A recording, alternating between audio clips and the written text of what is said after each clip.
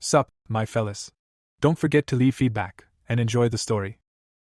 The man placed the table on a raised platform and turned to his son. Looking at the guy, he asked what was the main virtue of the Lord. The blue-haired man turned to him and assumed that it was generosity. The father put his hands on his hips and said that this was a good answer, and the son clarified which answer was correct. Richard Valencia, Lord Leshill, looking ahead, replied that it was a kind heart.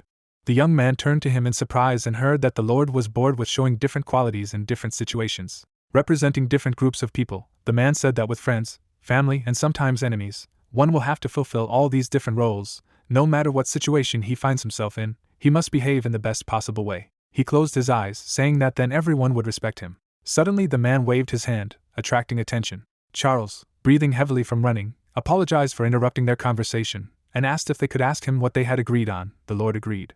Simon supported the tired man when he heard his father's request to step away for a while. In the man's palms, black curls of power swirled. Simon looked at it with a slight smile. A dark magic seal appeared next to the Lord. Dark flashes swirled in space. A skeleton's hand appeared from the ground. Many skeletons rose from the ground in front of Richard. They turned to the guy and the worker. Charles pointed to the logs with a smile. The skeletons stared at him in silence. And then the three of them carried a log instead of him. Joyful, Richard waved his hand, and hearing the gratitude, thanked him for his work in return. Simon looked at him with a slight smile and thought that his father had helped the workers by using necromancy. He was a great necromancer. The girl's figure was surrounded by skeletons, necromancers, and special magicians belonging to the dark arts. The ruler on the throne waved his hand. A long time ago, wanting to get rid of the influence of necromancers, the emperor gathered an army of 50,000 warriors. Warriors fought skeletons in flames. The rulers of Kizen sent a squad of only 10 necromancers to meet them, and soon the entire huge army was turned into undead, returned and destroyed the empire. A dark hand reached out to the undead emperor. The end of the army led to the surrender of the emperor. The victors played a joke on the empire by placing the dead emperor on the throne where he still sits, so the necromancers seized power over half of the continent. The bird opened its white wing. However, there was a power that threatened the power of the necromancers and ruled the other half of the continent. The girl folded her hands in a prayer gesture. These were the priests. Their strength was the opposite of the power of the necromancers. This was the light power of the goddess Dave. An unstable peace reigned between these two forces. Looking at the skeletons carrying logs, Simon thought that none of this was their concern. It was Leshill. Charles cheerfully controlled the skeletons with his hand raised. There was a small mark on the map. It was a small town that even the surrounding villages did not know about. Simon laughed sweetly, thinking that he was the heir of the landowner. In a small house with a red roof, the words were heard that the hero had come. Anna, his mother, was holding a large pot after hearing that the guy was helping his father at the sawmill. Anna put the pot on the table and said that he was probably hungry. Let him wait a little. The son asked what it was and she explained that it was water with lehark mushrooms. Red mushrooms were floating in the gloomy water. The guy said that they were poisonous, but his mother asked not to worry. Smiling, Anna's palms radiated magical power. She said that she had made them edible. The guy, opening his mouth, thought that this was a sacred force, because his mother was a former priestess. Introducing his parents, Simon thought that when he saw her abilities, he wanted to ask how they met Dad, being complete opposites. The guy looked away, hearing his mother's question that he was just looking at the mushrooms. It was time to sit down at the table, and agreed. On the shining table there were many appetizing dishes. The guy was chewing soup with his family, while his mother asked him that he was not eating well. How was he feeling? Later, looking at his parents who were making a cucumber mask, Simon thought that every day was like a honeymoon. The full moon was shining through the window. The guy opened the door and wished his family good night. An envelope floated in the air. Simon was frightened when a letter flew into his face. His nose turned red, and the guy asked what it was. He was surprised to notice a girl ahead. A smiling blonde sat on the windowsill and greeted herself nicely. The blue-haired man stared at her in surprise, and then he turned away a little. The girl behind jumped into the room and screamed, telling him not to pretend that he didn't see her. She grabbed the edge of the blanket, shouting loudly that she knew he saw her, and ordered him to get up at once. Simon rubbed his neck, asking who she was and how she got here. She got lost, to which the stranger said in displeasure, no. The heroine pointed her finger at the guy and said that she was there to meet him. She turned away, starting to answer the question of how she knew his name, because she noticed something. Parents with a frying pan and a rolling pin burst into the room, asking what was going on, and they were being robbed. The girl, named Neptus, turned around nicely to recognize them. Richard circled her in the air, shouting that they missed her. The white-haired woman beamed contentedly when her father said that she should be introduced properly, because this is the legendary Neptus. Simon repeated her name in surprise. His eyes widened with understanding, and he said that this could not be. He imagined a cunning girl holding a puppet emperor, and thought that this was the same Neptus who made a raised corpse out of the emperor. She was a witch who was more than 300 years old. The girl smiled slightly and confirmed the guess. Alarmed, Simon took the envelope, speculating what the letter might be, and heard her say that she would make him a formal offer. The guy was pulling a paper out of an envelope. There was a letter of enrollment in his name. With a smile, Neptus reached out and offered to go with her to Kizen.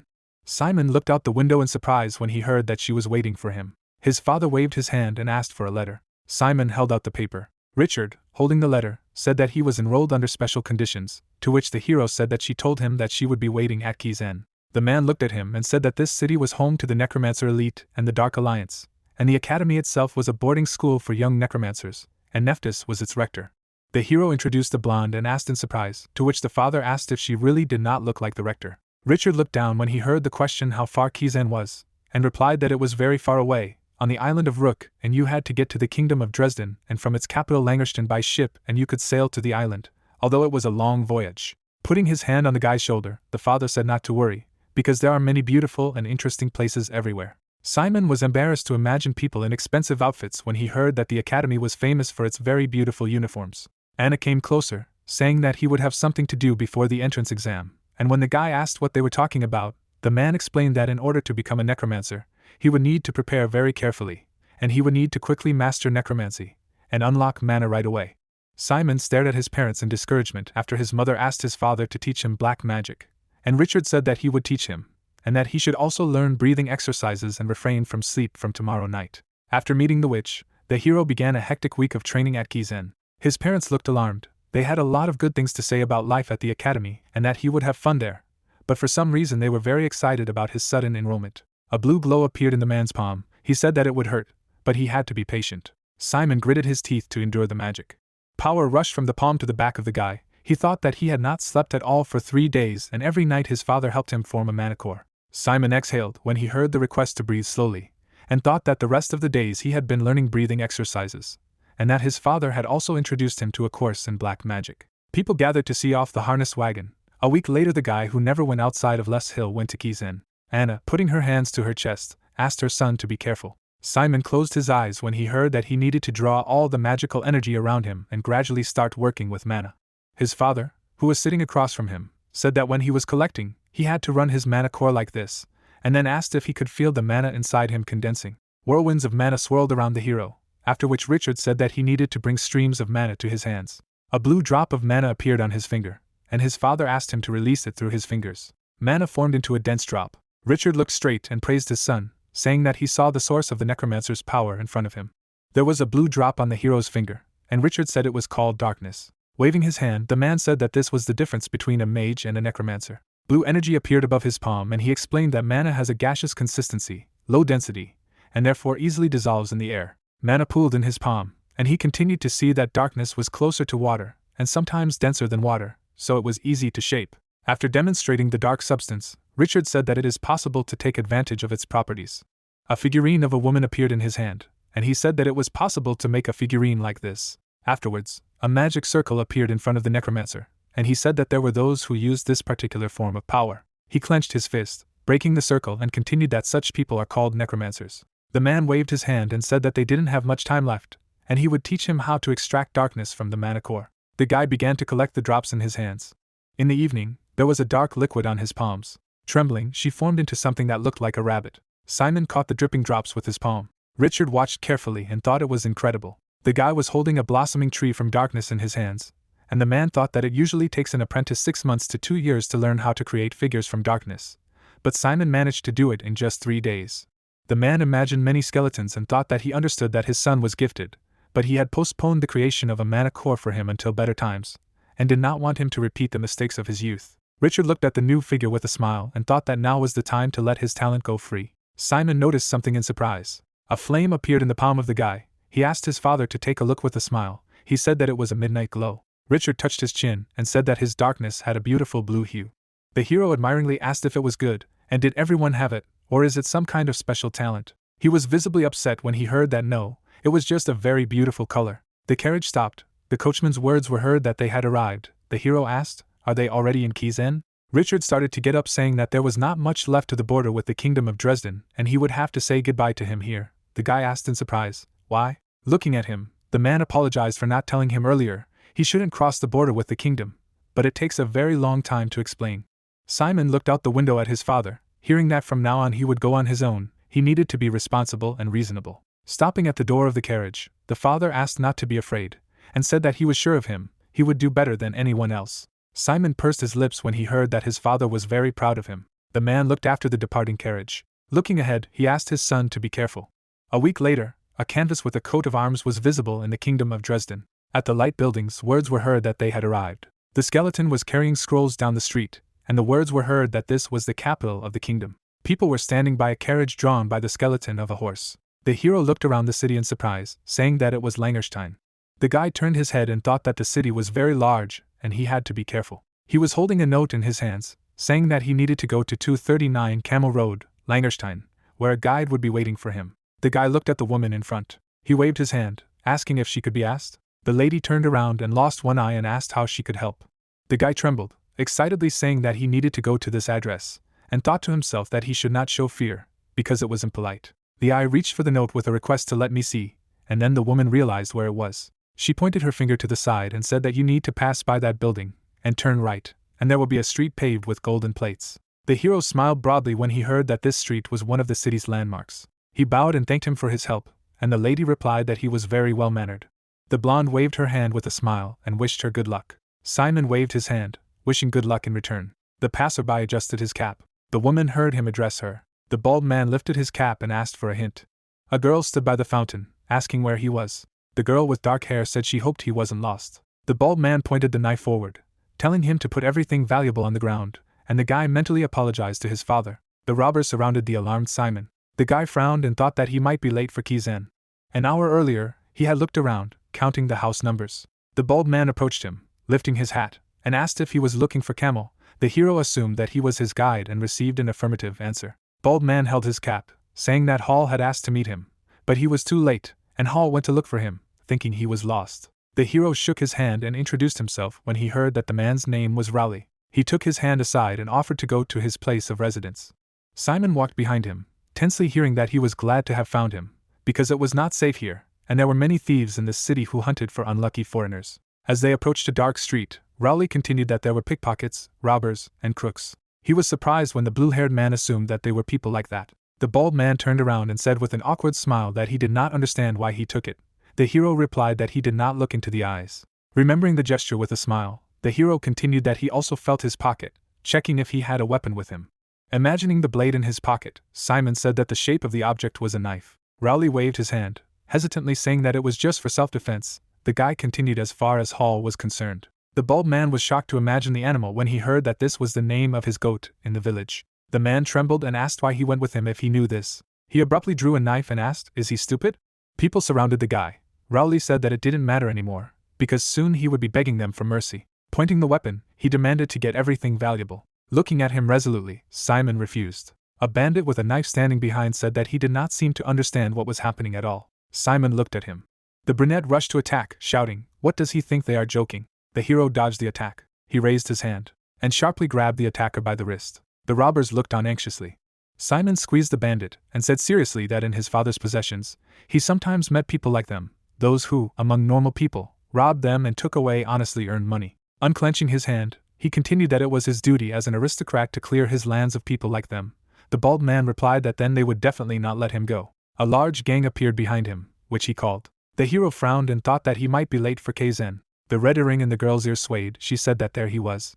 Walking towards them, the heroine said that she had been waiting for him, and decided to go look for him. The guys turned around, and the bald man asked who it was. The girl's body was surrounded by a red glow. She calmly looked at the hero and said that it seemed that he was surrounded by bugs. The bald man pointed to her and said not to be afraid, because there are many of them, they will deal with them and leave. The bags on the ground stirred, and he wondered if he was sure there were more of them. The bones joined. The girl asked if they understood that this building was a skeleton store. A crowd of undead rose behind the girl. A cry was heard that she was a necromancer. The skeletons moved forward, obeying the order to take them. A bone hand grabbed the bald head. The guy was watching the battle. One of the skeletons approached the frightened man. Rowley opened his mouth in fright and shouted that they didn't know she was a great necromancer and begged for mercy. The brunette looked at him sternly and asked which gang they belonged to. Looking down, she heard the answer and said that they were from a large clan and robbed poor travelers, and then ordered to tell Kizen personally. The skeleton was holding the frightened bald man who was begging for mercy. The girl continued that you need to press his face to the floor and keep his hands behind his back. Let him crawl like this to the guard's barracks and surrender. Opening her mouth, she asked again. Her eyes glowed grimly red. She asked, "Is he ordering her?" Standing in front of the captured gang, the brunette said that if he tried to cheat and his face wasn't scratched enough, she would wipe out their entire clan with the name Kizen. The hero stood behind. The heroine turned around and affably called him by name, to which he thanked him for his help and asked who she was. The girl put her hand to her chest and said that she was a real guide. She grabbed the guy by the wrist and called him to follow her. Turning around, the girl said with a sweet smile that her mother was waiting for them. Simon was surprised and asked again. The dark-haired woman put her hand to her forehead, peering, and asked, where had she gone? She had asked her to wait here. A joyful blonde appeared near the ice cream stall. She was taking the ice cream and anxiously heard her daughter call out to her. The brunette said with a sinister look that she had told her not to run away, to which she objected that she had been waiting. The daughter began to rub the face of the disgruntled Neptus with a handkerchief and said that she was always lost, let her not run away, if she turned away. The rector of the academy pointed her finger to the side and said that the vendor was handing out ice cream for free, to which the brunette asked what if they lost Simon because of this. Tears appeared in Neptus's round eyes. The girl asked, what if she lost both of them? Dumbfounded, Simon thought that what was going on, apparently, Neptus was her mother, not her younger sister. The white-haired woman raised her hand and said that he must be tired from the journey. She hoped that Richard had taught him something. A dark blue flame appeared above the guy's palm. Words were heard that she had not seen the darkness of a blue hue for a long time. The girls carefully examined the flames. The brunette said that his darkness was like mana. It emitted tongues like flames, so it was half gaseous. And the rector added that he would learn how to control his core and learn everything at the academy. Lorraine looked at her mother as she called out to her. A joyful Neptus gave a thumbs up and said that she was providing her with a new apprentice, to which the girl replied that the hardest part was going to her again. The happy blonde ran away with ice cream. The words were heard that she needed to introduce herself. The brunette touched her breasts and said with a smile that she was Lorraine. She was a student of Keyzen Academy like him. She took the guy by the wrist and called him to go. He asked where? The girl approached a little and replied that it was time to go shopping for the beginning of the school year. The city buildings asked if the hero knew what the most important event in the school year was. There was a bookstore sign on the wall. The girl explained that this is shopping, and to be ready, you need a uniform, textbooks, and much more. Lorraine winked sweetly and said that she should enjoy the moment, because it will be remembered for a long time. They went into the store, and the girl said that they needed to start with textbooks, because the list was long and it was better to follow her. The guy reached out to catch the right textbook, and immediately bent under his heavy weight. There was a skull on the cover. The hippo read the title, An Introduction to Summoning Magic. Several more heavy books fell into Simon's hands. They literally knocked him down from above. Simon touched his head in discouragement, and asked if he really needed to read all this in his first year of school. Lorraine winked and said that of course not, this is Kizen, and all this should be learned not in a year, but in a semester. She threw another book at the guy, telling him not to whine, but to catch Toxicology. The hero with a broken nose heard that the last speaker on the list is darkness. He must wait for it to bring. The students were standing at the bookshelves. Simon put down a stack of books. Afterward, he looked forward with a smile and thought that he realized that he had never seen so many peers before, and it seemed to him that life at the academy would be interesting. The pink-haired woman ran right in front of him, saying that she would bring it now. The guy looked at her. The girl opened her mouth in surprise. Raising her hands, she crashed into the bookcase. The textbooks tilted, and they flew down at the girl with a broken nose. The pink-haired woman opened one eye when she was asked, how was she feeling? She looked at Simon and said that she was guilty, but he said with a smile that there was nothing wrong with it, and that he was absent-minded. The guy took the book in his hands and asked if she would mind helping him put the books in their place, because they could be scolded, and heard a question about that he is a new student? Smiling, the pink-haired woman heard the agreement, and replied that her name was Cindy. Simon handed her a book, and kindly told her his name. Cindy picked up the book and said that she was from the north and had no friends at all. Her eyes lit up with joy when the hero said that they had a lot in common, because he also had no friends. Holding the book, she timidly asked if he minded. Covering her embarrassed face with a book, Cindy sweetly asked if she could say hello to him when they started going to the academy. Simon looked at her with a smile, and said that he wanted to ask the same. The green-eyed woman pointed her finger and said that she had already found all the books, so it was time for her to go, because her father was waiting for her outside. The guy nodded and said that they would see each other at school. The girl turned around when she was stopped. The hero stretched out his hand and asked with a smile if she would take his wallet with her. Cindy said in shock that she was sure she wouldn't get caught. After all, she had pulled him off with spirit magic, as he understood. The guy remembered the flying wallet and books and said that he just saw him flying through the air when she crashed into him. Cindy pointed her finger at him and asked him how he could have noticed that he was lying. He was probably going to specialize in spirit magic too, to which the guy replied that he hadn't thought about it yet. Touching the hero's chest with her finger, the girl said that she knew so. She smiled happily, saying that this academy was a place of miracles, and she couldn't believe that it was full of geniuses like him. She couldn't wait for the first lesson, but the hero thought that not only was she a thief, but she was also unscrupulous. The pink-haired woman jumped around happily, saying that if they both chose the Department of Spiritology, they would see each other every day for another 3 years, and offered to compete when the time came. Simon reached out his hands to the flying wallet when he heard that there it was. Cindy waved her hand and said that she couldn't wait for the school year to begin, and asked him not to lose her or pretend he didn't know her when they met. Lorraine came up and said that the Dynamics of Darkness was already sold out, and when it appeared, it and the other books would be delivered directly to the dormitory. She happily poked the guy with her elbow and asked who kind of girl it was. Had he already made friends? The girl put her hand to her mouth and told him not to be shy, and if he fell in love with that girl, then he could tell her everything, and the hero thought that he was almost robbed here. Simon adjusted the strap of his bag, and heard an offer to buy a new one. Lorraine pointed her finger to the side and said that the bag was not like that, but necromantic, and it was called a magical inventory, and also a spatial pocket. Simon's eyes lit up when he heard this. A woman with pink hair greeted Lorraine. Waving her hand, she said that the girl had bought from them recently. She believed that they had come for a bag for the young man, to which the heroine said that yes, he was using the bag for the first time, so he needed an easier-to-use model. The woman opened the counter when she heard that he didn't need a model with walls and floors, as necromancers often fight in open spaces, and replied that Lorraine was very perceptive. She handed the ring to the guy and said that it was an experimental model that was not yet in mass production. Simon put the ring on his finger when he heard that he needed to direct the flow of mana towards him, and then he would feel something like a lever. A black lever from the darkness appeared under his hand, which had to be pulled. The guy looked down, hearing the words of the saleswoman that this spatial pocket was the latest development of an advanced craftsman. Its volume was 4,000. The spatial pocket opened on the ground, regardless of the landscape. The floor at the bottom began to move apart. The woman said that it had functional spells, for example, temperature and storage mode. A square space appeared on the floor. The heroes heard that when this ring was on it, it was also protected from detection by enemies. The dark-haired woman asked about the possibility of ejecting the contents, and heard confirmation. Simon looked down enthusiastically. Lorraine leaned over to him and asked if he liked it, to which he replied that it would likely cost a lot of money. The heroine raised her hand, asking how much does this model cost. The hero was horrified to hear that the price was 5,000 gold, and he thought it was several years of his homeland's annual budget. He saw Lorraine tell the woman that it was suitable for them, and she would take it, and he asked in his mind, would she give it to him? Remembering the blonde link with ice cream, the girl said that he should not worry, because it was bought with Neptus money. Closing her eyes, the brunette said that she did not know all the details, but her mother apparently owed a huge debt to his parents, and it seemed to be a repayment of a debt, so she could not refuse, and the hero asked how he could repay for such an expensive gift. Simon nodded when he heard that it could only be paid for with excellent studies at the academy, and replied that he would definitely do it. The bell on the door rang, and words of farewell were heard. In the evening, the girl raised her hand and said that now he had everything and could have fun. This was part of their plan for today. At the shooting range, she pointed her finger and said that she needed to hit the toy with a crossbow. Lorraine pointed to the sky and said that it was the highest point in the city.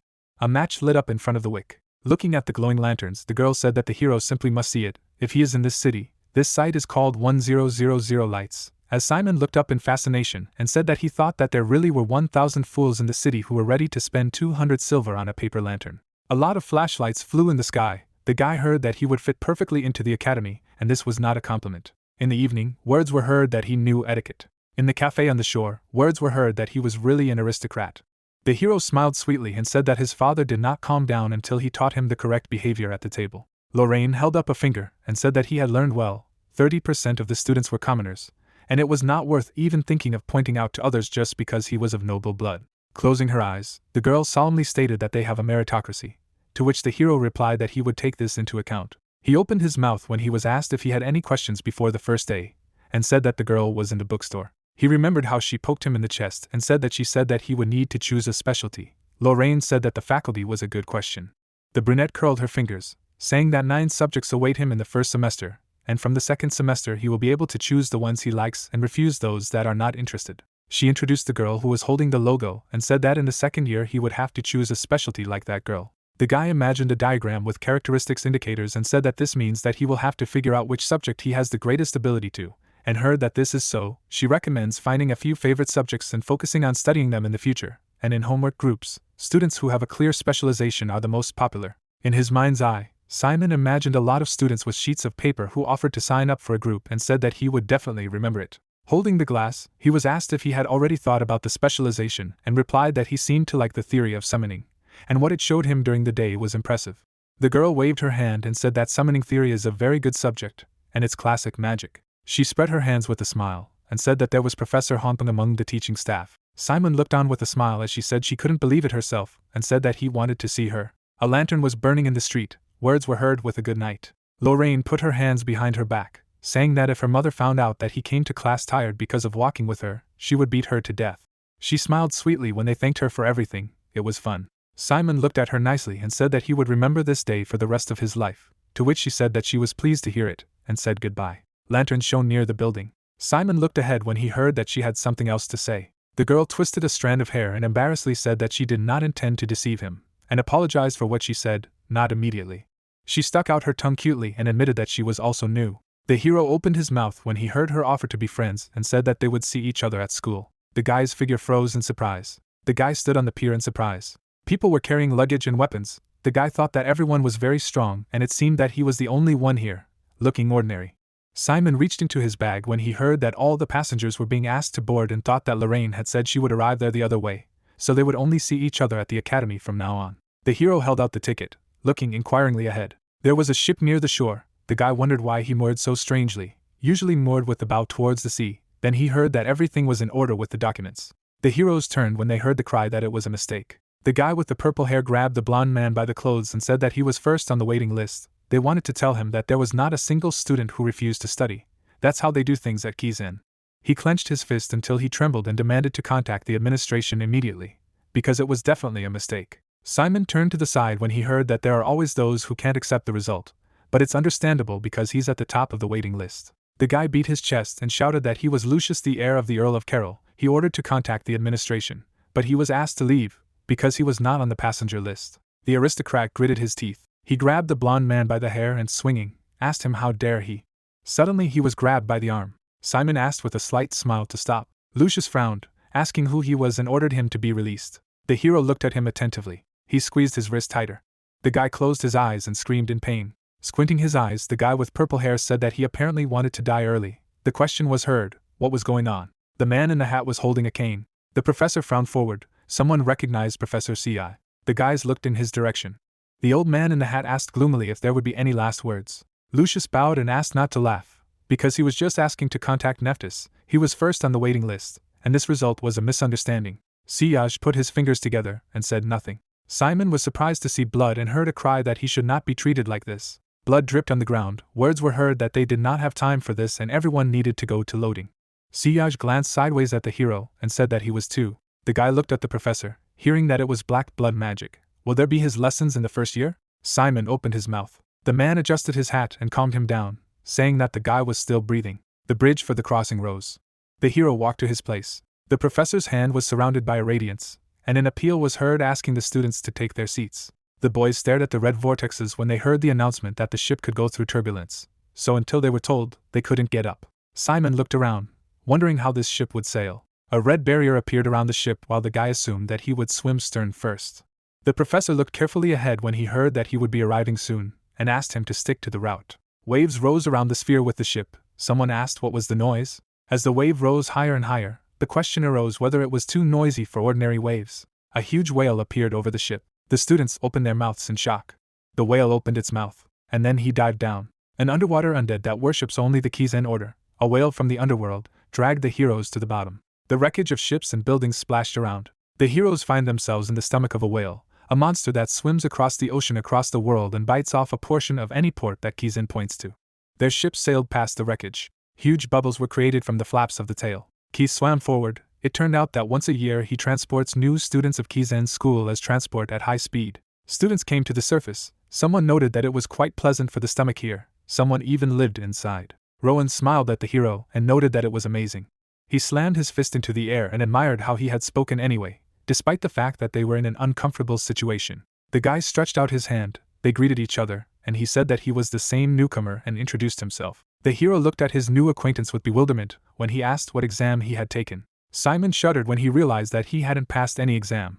Would he really have a problem if he told what he did while Rowan was telling how he changed the form of darkness? He looked at the brunette in surprise. When he said that he did the same, the guy noticed that this was a big coincidence. Simon raised his head as the loudspeaker asked everyone to return to the ship and take their seats. They would arrive soon. The blonde noted that the whale is very fast. The blue-haired man turned around when he heard a sound. He peered into the water and noticed that the water had become a little harder. Sia stood at the bow, peering into the distance. He raised his hand and a force field appeared above the ship.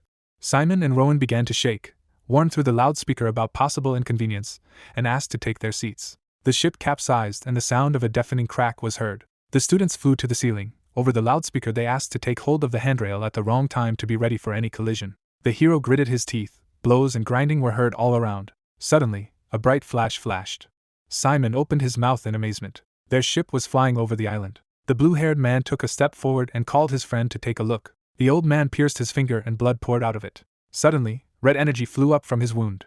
She surrounded the entire ship and created a protective field. Suddenly, the ship fell into the water with all its strength. The door creaked and Sia said that they had arrived at Kizen. The gate in front of the students began to open with a creak. A voice asked the newly arrived students to stand in a row of 4, after which they would begin to distribute uniforms. The girl looked at the uniform in disappointment when they were told that the locker room for the guys was on the right, and the women's room was on the left.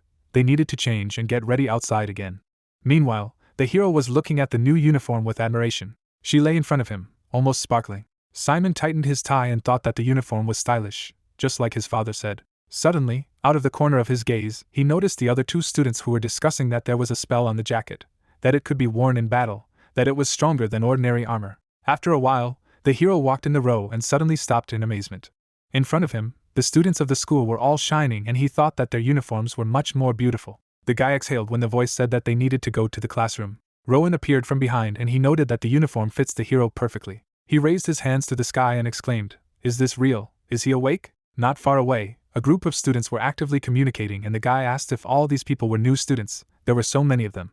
Rowan held up a finger and shared that there were 1,000 students in the first class. The blue-haired man looked at his new comrade in shock when he said that in the second grade, this number would decrease to 300, and by the third year, there would not even be 150 people. In a huge auditorium, every seat was taken, and Rowan said that only the top 30% of students could advance to their second year, so fierce was the competition. He moved closer and whispered that there were a few people to keep an eye on. Not far from them sat a blonde. The guy said that it was CERN. She was the official heir to the ivory tower.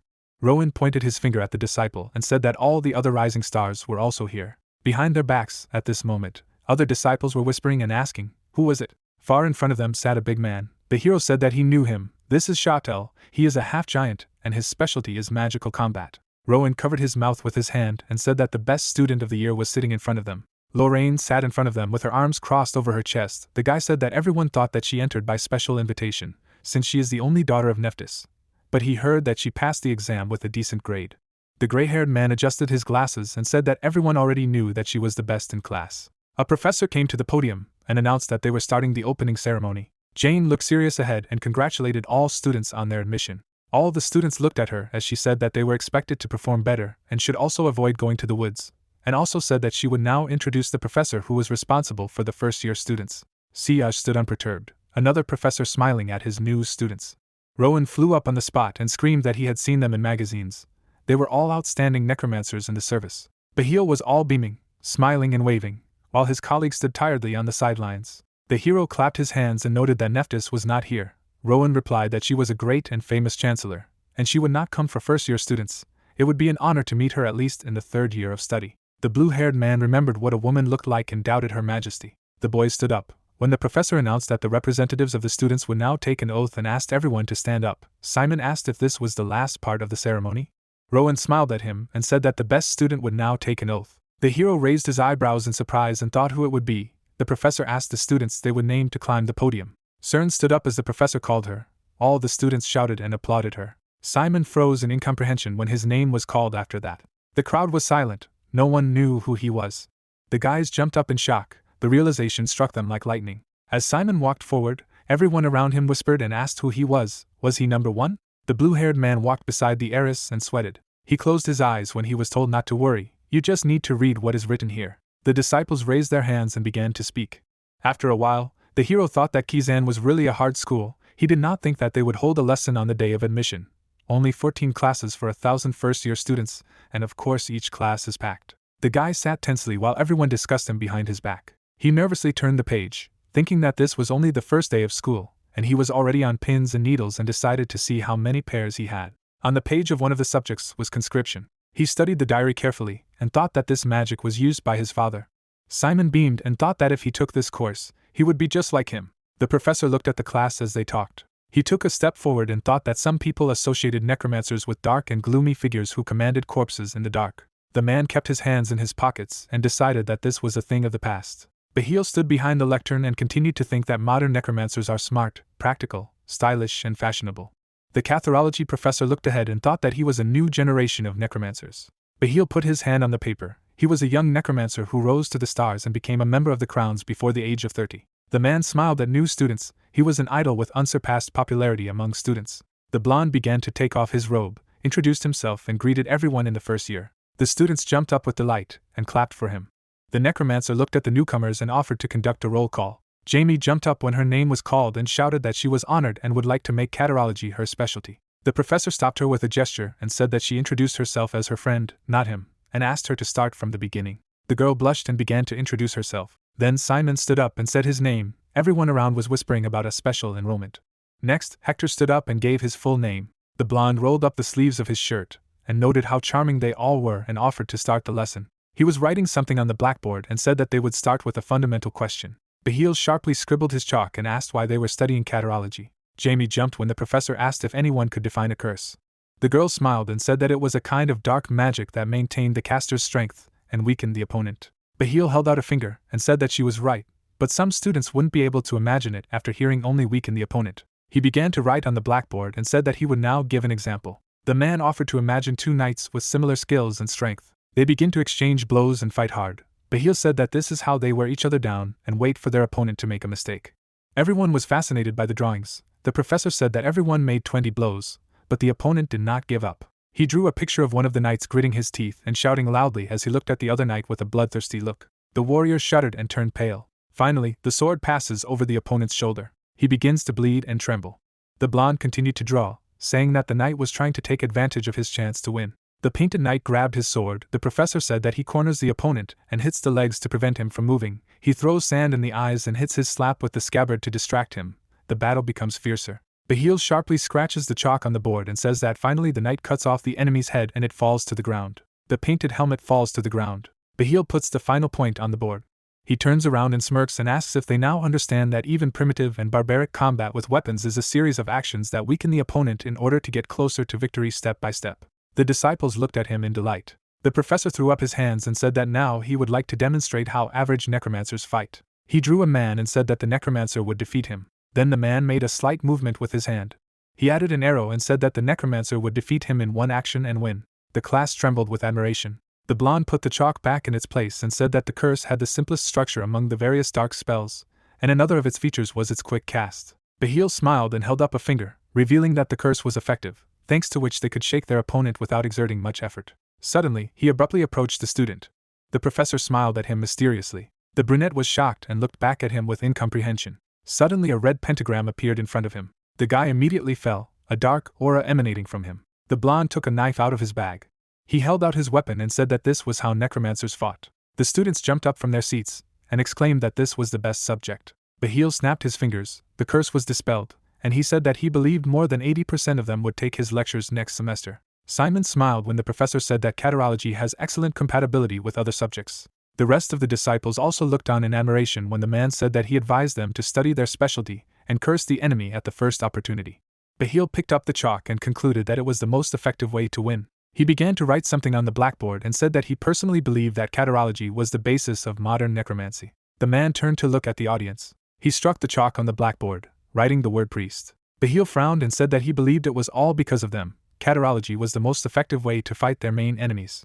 The students looked intensely when the professor asked them a question. He reminded them that if the necromancers have a curse as a weapon, then the priests have a blessing. Bahil looked at the students and told them that the difference was that one spell weakened the target and the other strengthened it, and then asked who could explain why a curse was better than a blessing. Jamie immediately stood up and said that she could. The blonde smiled intriguedly when the girl said that the curse was applied faster. He noted that this was an interesting opinion. The green-haired woman stood up as if rooted to the spot when he said she was wrong. He imagined a situation in which the necromancer and the priest tried to influence the knight, saying that if only speed is considered, then the academics agree that the curse is much slower because it encounters resistance. The blonde man leaned on the lectern and asked who would try again. Hector raised his hand and replied that there was virtually no one who could correct his weakness with training. Bahil held out his hand. He smiled and said that he would remember his name. The guy smiled contentedly. The professor threw up his hand and said that Hector was right. Everyone was training, believing that they were in a normal state. Simon looked at the teacher in amazement when he said that the assessment of their skills depends on the quality of their application. Taking into account all external factors, they are under their control. The blonde raised his finger and reminded him that people are more sensitive than they seem. They can break even from the slightest change. Blue Hair stared at him as Bahil said that they didn't have to cut off the arm of the archer who was aiming at them to win. The eyes of the imaginary opponent turned red, and the professor said that they could impair his vision with conjunctivitis, make him nervous, make him dizzy, disturb his sense of distance, or divert his attention to another target. The blonde winked and said that this way they could avoid the arrow that was supposed to hit them. Diagrams were drawn on his board. Bahil said that necromancers have many ways to worsen the condition of the target. He smiled and asked how many of them would train to be ready for a curse when they were tired or had a severe stomachache. The class laughed in response. The blonde man waved his hand and advised them to remember that they should think about how to weaken the opponent, not how to strengthen themselves. At that moment, the students entered the classroom. Simon looked at the young necromancer's kid in shock when the professor said that now they would learn how to cast a curse. The plant smiled at him. The hero was shocked that they were learning magic from the first lesson. The blue-haired man flinched when the blonde man said that it was a shame for a student of their school to use a correctional device. But this was their first lesson, so there was nothing to be done. The hero cried when the teacher said that it was okay if they used him to understand the basics. But it would be bad if they got used to relying on him, so they should be careful. The blonde clapped his hands and suggested that we start practicing by applying the curse of exhaustion. A dark liquid flowed through the device as the man told them to grab the handles of the correction device and squeeze their darkness into mold. The professor smiled and said that the key to a successful magic circle was how perfectly they could create the first word of the rune. The rune appeared above his palm and the man said that runes are a set of letters in which there is magical power. When they draw runes with the help of darkness, they put magical properties into them. Bluehair frowned as Bahil asked them to lift the magic circle they had made into the air. A circle began to rise above his device. He trembled a little, but the hero was proud that he succeeded. The guy looked around and was surprised that many people also succeeded. His mana flopped back down and the professor immediately commented on it. The guy closed his eyes in resentment as the man continued that this happens when they don't clean their darkness properly or when the bond weakens. Bahil went deep into the audience and told those who could keep the magic circle in the air to move on to real practice. The blue-haired man looked at the flower excitedly when the teacher said that each of them should harm him with a correctional device. The Hector circle was of very good quality. Bahil ordered them to aim at the flower on their table and apply a curse. The apprentice directed magic on the plant. He shrunk and felt bad. The flower drooped and Bahil said that if the changes were visible, then the spell worked correctly. The blonde smiled at his victory. And for the hero, this circle barely held. The professor noticed that he saw the difference in skills between them. The blonde smiled and said that if they succeeded, they could repeat the spell to create a magic circle faster. After the Wa was satisfied with the speed, they could try to create them without the device. After a while, the shadow fell on the device again. Simon clenched his fists and wondered why he couldn't do it. He looked around. The other students were doing well, and the hero wondered if he was doing something wrong. He widened his eyes. Neptus and Lorraine looked at his mana and discussed that it was still spinning like fire, which meant it was evaporating, but he would learn how to use the core more effectively in school. The guy picked up the device and thought that if he still didn't manage mana well, as they said, then he needed to start with the basics. The hero exhaled to concentrate. He gritted his teeth and thought that Professor Bahil had said that the darkness was either not pure enough or had little connection, so instead of sending mana into the core, he would first collect as much as he could and send it all at once to the core. Magic was attracted to the core. Simon thought that the mana was harder than before. Now he only had to try before the circle collapsed. The guy grabbed the device. He looked at the plant defiantly. The hero opened his mouth and cast an exhaustion spell. The plant, not understanding why this was happening to him, began to deflate. And finally it gave up its last. The blue-haired man proudly looked at his result. He clenched his fist and was glad that he had succeeded. Among all the students, Hector turned away. He frowned and clattered in displeasure. The professor clapped his hands and announced the end of the exercise. The main character breathed a sigh of relief when the man said that if someone failed, he recommends practicing as homework. The brunette shuddered when he heard that they would devote the rest of the lesson to casting the spell on living people. The teacher opened the journal and noted that they had student number 1 in their class, enrolled under special conditions. Simon cringed as he was asked to come to the blackboard, and all the students stared at him. The man swiped his finger over the list and looked out for someone with a high score on the entrance exam among the students in order to put him as an opponent of a genius student. Next came Hector. The rivals stood opposite each other. The assistants brought the stencils, and the teacher said that he only allowed one spell, exhaustion, and they had to create a circle for him to cast on the opponent, and the first one whose knees or fifth point touched the floor was considered a loser. Hector raised his hand and said that he would make the drawing without a stencil. Bahil smirked and replied that it was a great mood. The student knitted his eyebrows, and the man thought that he looked quite intelligent, despite his bearish appearance. The blonde chuckled, remembering that during the lecture he had hinted that it was shameful to use a stencil, and the guy immediately wanted to show that he was better than others. The main character sweated and said that he would make the drawing with the stencil. The professor looked at him and muttered that he understood. He held out his hand and ordered them to start at his signal, after which he wished both of them good luck. The opponents looked at each other tensely. Bahil waved his hand and announced the start. The brunette held the stencil in his hands, filling it with darkness, and tried not to get nervous, repeating what he had done a few minutes ago. Suddenly his eyes widened, feeling the pressure. In front of him was the blurred silhouette of his opponent with a ready-made magic circle. Hector chuckled when he was praised for his speed, even without the stencil. The young man frowned and noted that he was already feeling very tired from one of his spells. He straightened up and tried to raise his circle into the air. The seal was creeping apart, losing its shape. Simon gritted his teeth and realized that it wouldn't work even if it did, so he had to try again. Suddenly he was nailed to the ground, but the young man managed to put out his hand, fighting exhaustion. The opponent put out his hand and used the spell again, then again, and his circle radiated energy. All the students watched them carefully, discussing that the hero was finished, because this was already the 5th spell. The brunette bent over as the students whispered that he had been undeservedly given the first place, since he could not even cast a single spell. Simon turned pale and frowned, and his opponent advised him to surrender, otherwise he looked pathetic. Hector looked down at him and asked him if he wanted him to see it through. The main character sweated and strained, fighting another attack. The professor watched him silently from the sidelines. Hector was casting a magic seal, and the man mentally noted that this nugget would become an excellent student and would definitely make it to the 3rd year. The brunette gritted his teeth as he tried to hold on, and Bahil thought that this accepted man had no theoretical training in the dark arts or any experience in confronting magic. The blonde frowned, trying to understand why the rector had chosen him. He introduced several students and remembered that this year only 4 were accepted without a difficult entrance exam, and only the talents of the century are accepted under such conditions. The teacher visualized Neptus and noted that the one who was called number 1 among them was usually her personal choice, and such a student later grew into a great person.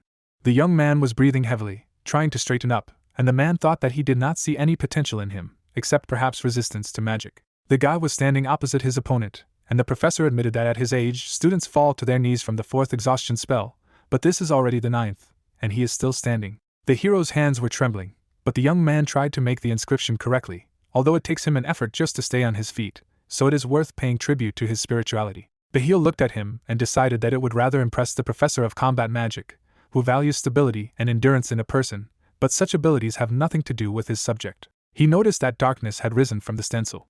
The main character has finally raised his circle. Simon knitted his eyebrows and shouted, "Exhaust!" Hector covered himself with his hand and flinched. The professor's eyes widened in surprise. The brunette smiled, glad that it worked.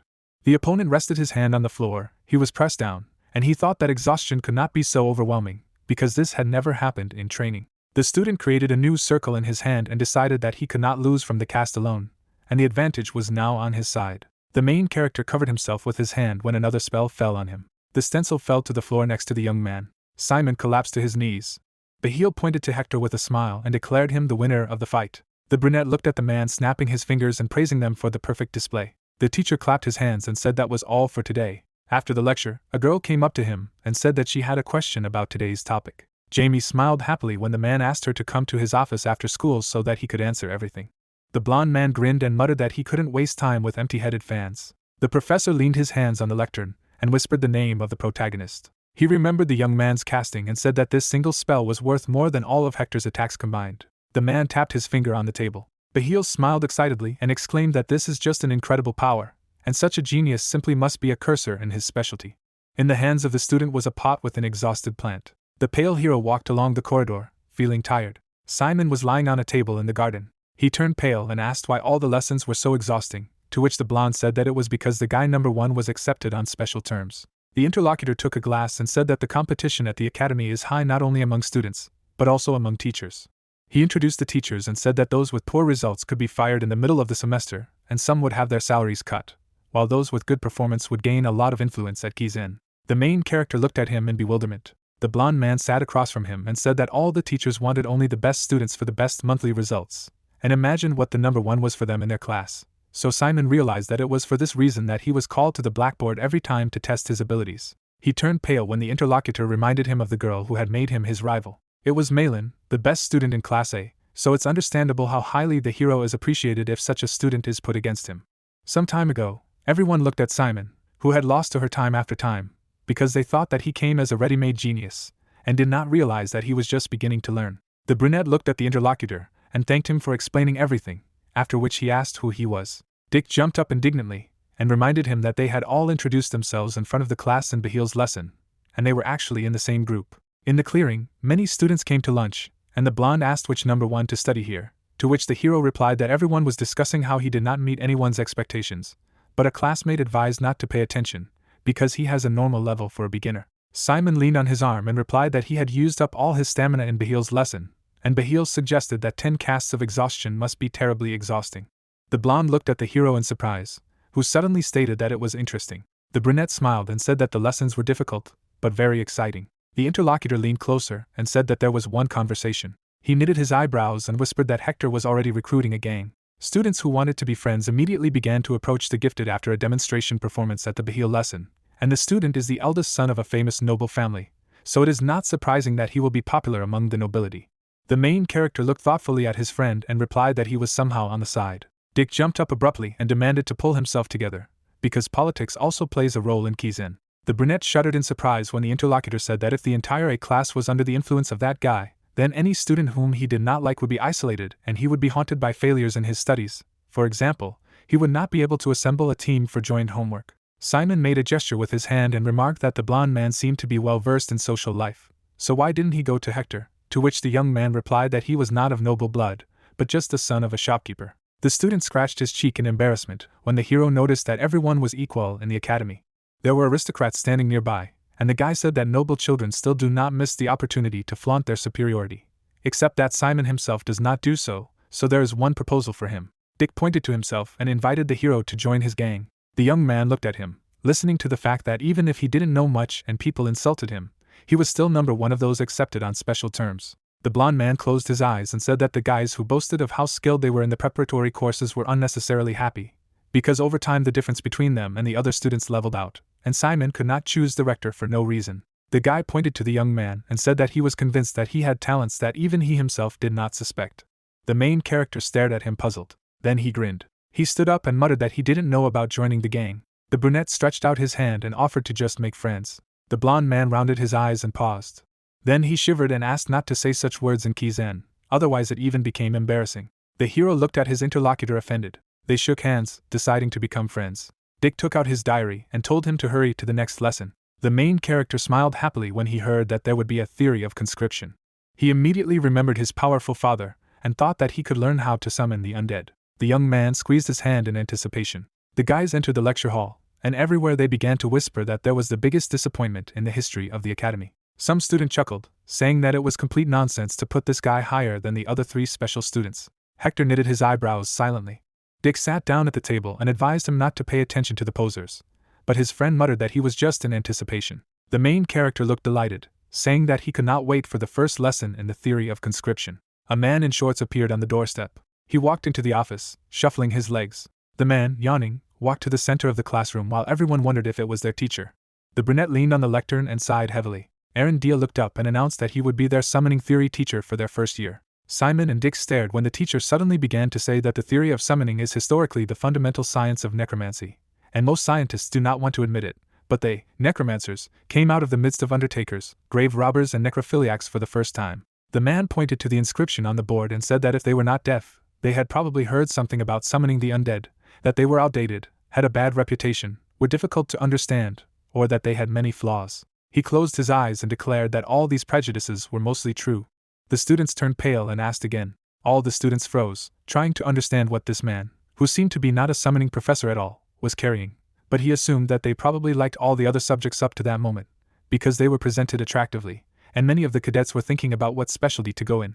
Aaron crossed his arms and said that he was against such techniques, but for each teacher to talk about the pros and cons of his subject right away, so as not to mislead them. All the students froze, and the man decided to start immediately with the first flaw. The master presented the scales and said that it was all about the price of the matter, because no matter how much they imagined the amounts they would have to spend, it would actually be much more expensive, and they would have to devote more time to practicing summoning magic than to all other subjects combined.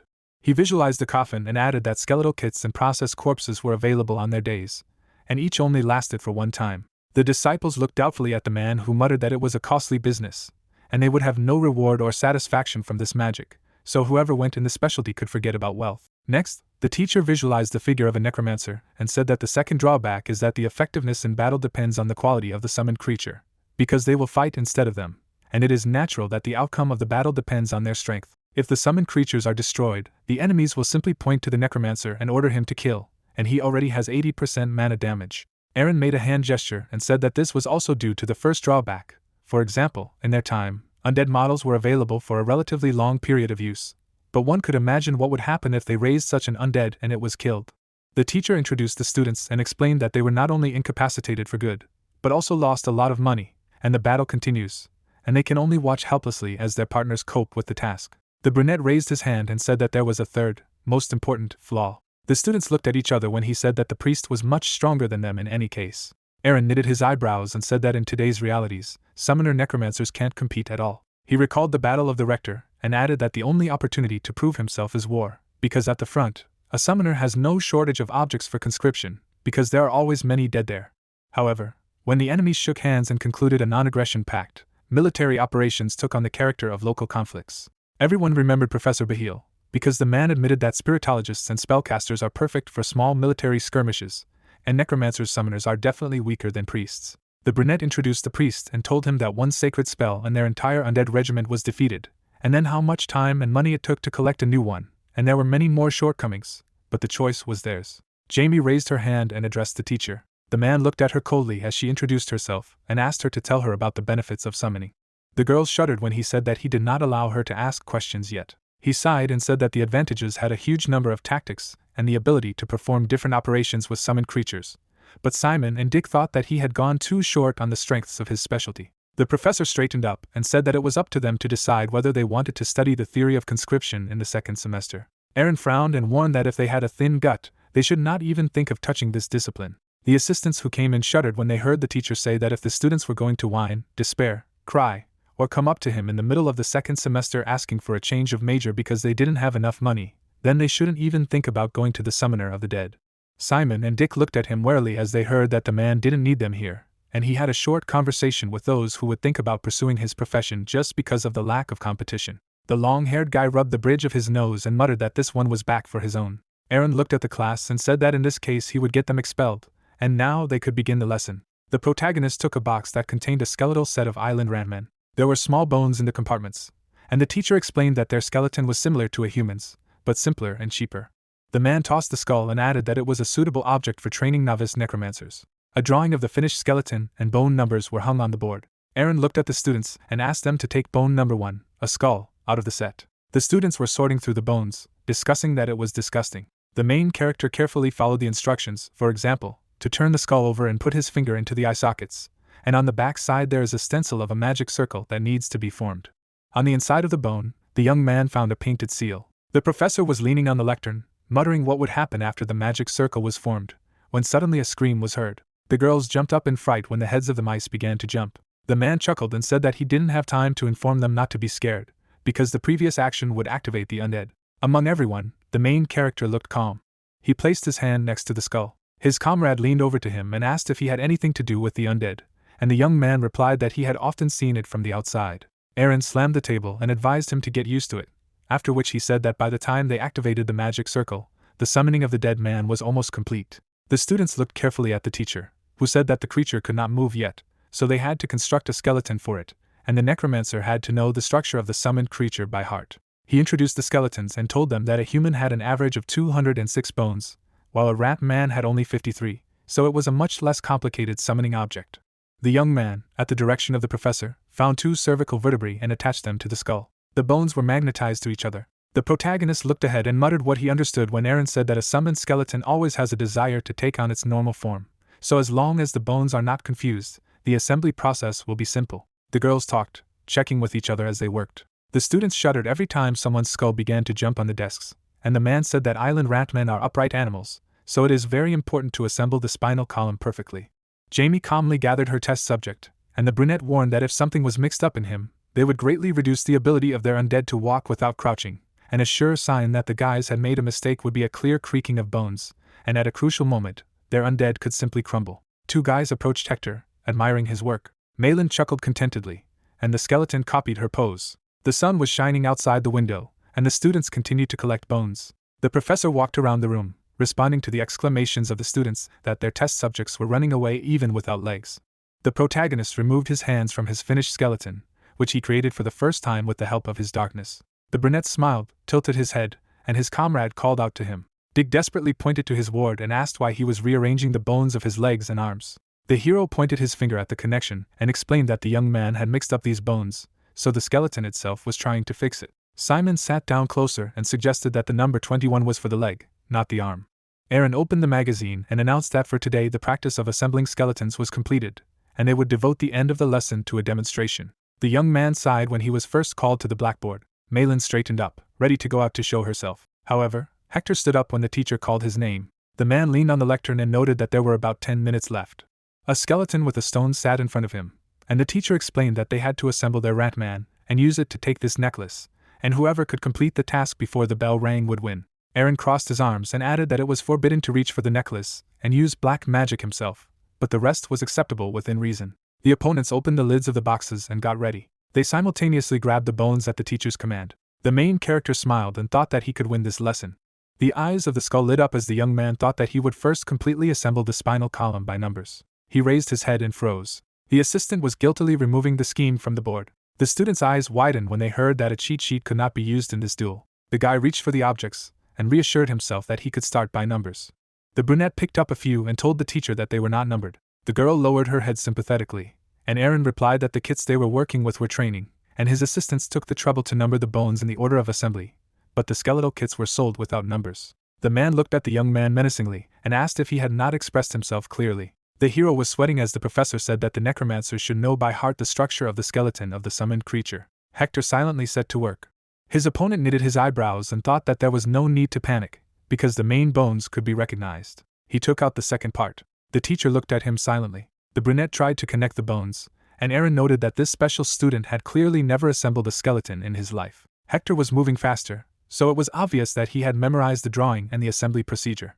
The student nodded, relying on knowledge and memory, and it was clear that he had attended preparatory courses, hence knowledge, but intuition helps him to avoid mistakes at a critical moment. The main character was nervous, and the teacher suggested that he did not even prepare before admission. The man stood behind the lectern and thought that of this class, only Hector showed any promise. The skeleton stepped on the floor. The blond man was gathering his hand, and his creation was already standing, so the students began to support him.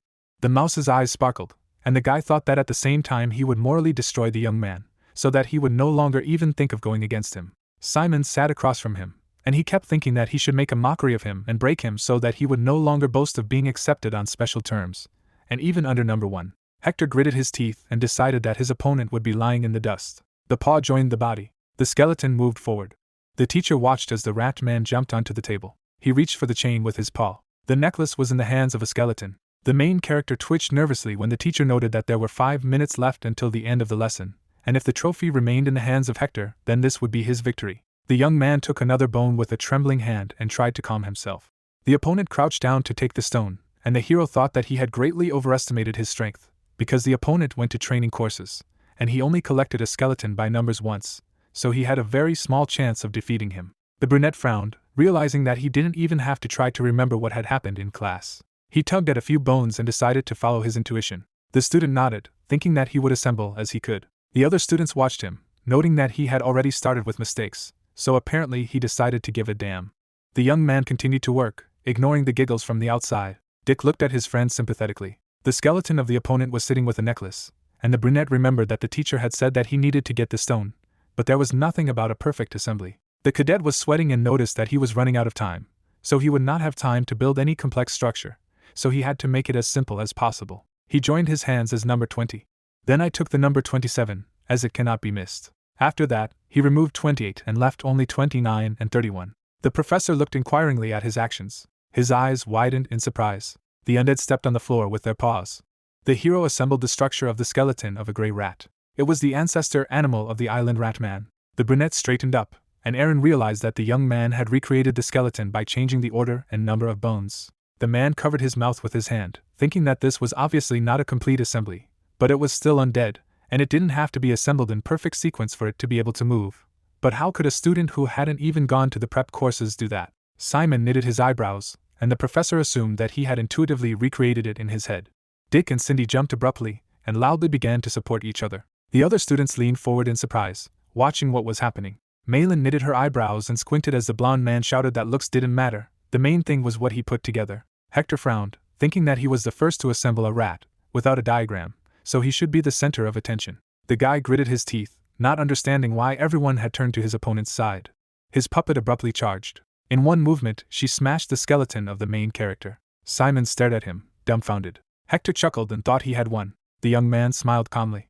Then he raised his hand. Darkness picked up the bone and lifted it into the air. The paw grabbed the chain. The rat man twitched and turned. The necklace flew off his neck. The rivals were sitting opposite each other when suddenly the phone rang. The trophy was in the hands of the main character. Hector jumped up and exclaimed that it was a scam. He frowned and said that the teacher had said that one had to get the necklace with the help of a skeleton, but a bone was not yet a skeleton. The guy shuddered when the hero asked him again. Simon smirked and stated that this was not the case. Darkness stretched from him. His opponent's eyes widened as the bones began to connect in the air. The skull rose with a creak. The rat was holding the necklace in its mouth. She threw a stone into the air. The main character caught it and said that he had won. Hector gritted his teeth in exasperation and frowned. The professor sighed and asked him to stop. The rivals looked at him, and he declared Simon the winner. The young man picked up his skeleton. Then he lifted him into the air and exclaimed that they had won. The brunette smiled happily, enjoying his victory. The light of the setting sun penetrated through the window, and the teachers gathered to discuss how the first classes went and what kind of gifted students there were. The professors sat across from each other, and one woman noted that Malin had pleasantly surprised her by making Shanafa poison in the first lesson. The man in glasses looked at everyone and asked how the heiress of the ivory tower had performed, and the brunette replied that she was convinced that the lords of the tower were not in vain proud of her. She crossed her legs and added that Chatel had also distinguished himself, completely dispelling the myth of the intellectual abilities of giants. Bahil was sitting with a cup of tea, and he was asked how the first lesson went. The blonde man grinned and clarified what he was talking about, to which the interlocutor recalled that he had number one of the special students, personally selected by Neptus. The man closed his eyes and said that the young man had blown another student 1 in 10 during the competition, so he wasn't sure how much talent he had at all, and someone wondered if the guy didn't have anything remarkable at all. Aaron yawned while the blonde man said that the student had only an unexpectedly high resistance to magic, since he had withstood 9 casts of exhaustion.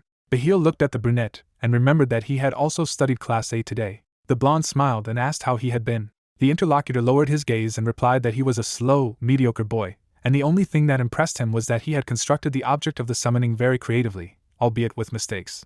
Bahil flinched slightly when he heard this. The teachers continued to look at each other, discussing that this year's special number 1 is not talented at all, although this cannot be, because it was chosen by the rector. The blonde man opened his eyes and thought that Aaron was throwing dust in his eyes. He put the empty cup on the table and noted that his colleague had a bad temper, so the fact that he spoke so ambiguously about the student could only mean that the student was very interesting to him. The summoner calmly drank his tea, while the blonde nervously thought about the fact that the man was almost singing the praises of the main character by his standards. He introduced the principal and a colleague, noting that they both liked one student. Bahil touched his chin and thought it was intriguing. The brunette stopped when he turned to him again. The man turned and asked again when the interlocutor recalled that he had said something last year. The spellcaster smirked and said that he no longer intended to personally deal with the students and mentor. Aaron frowned and paused.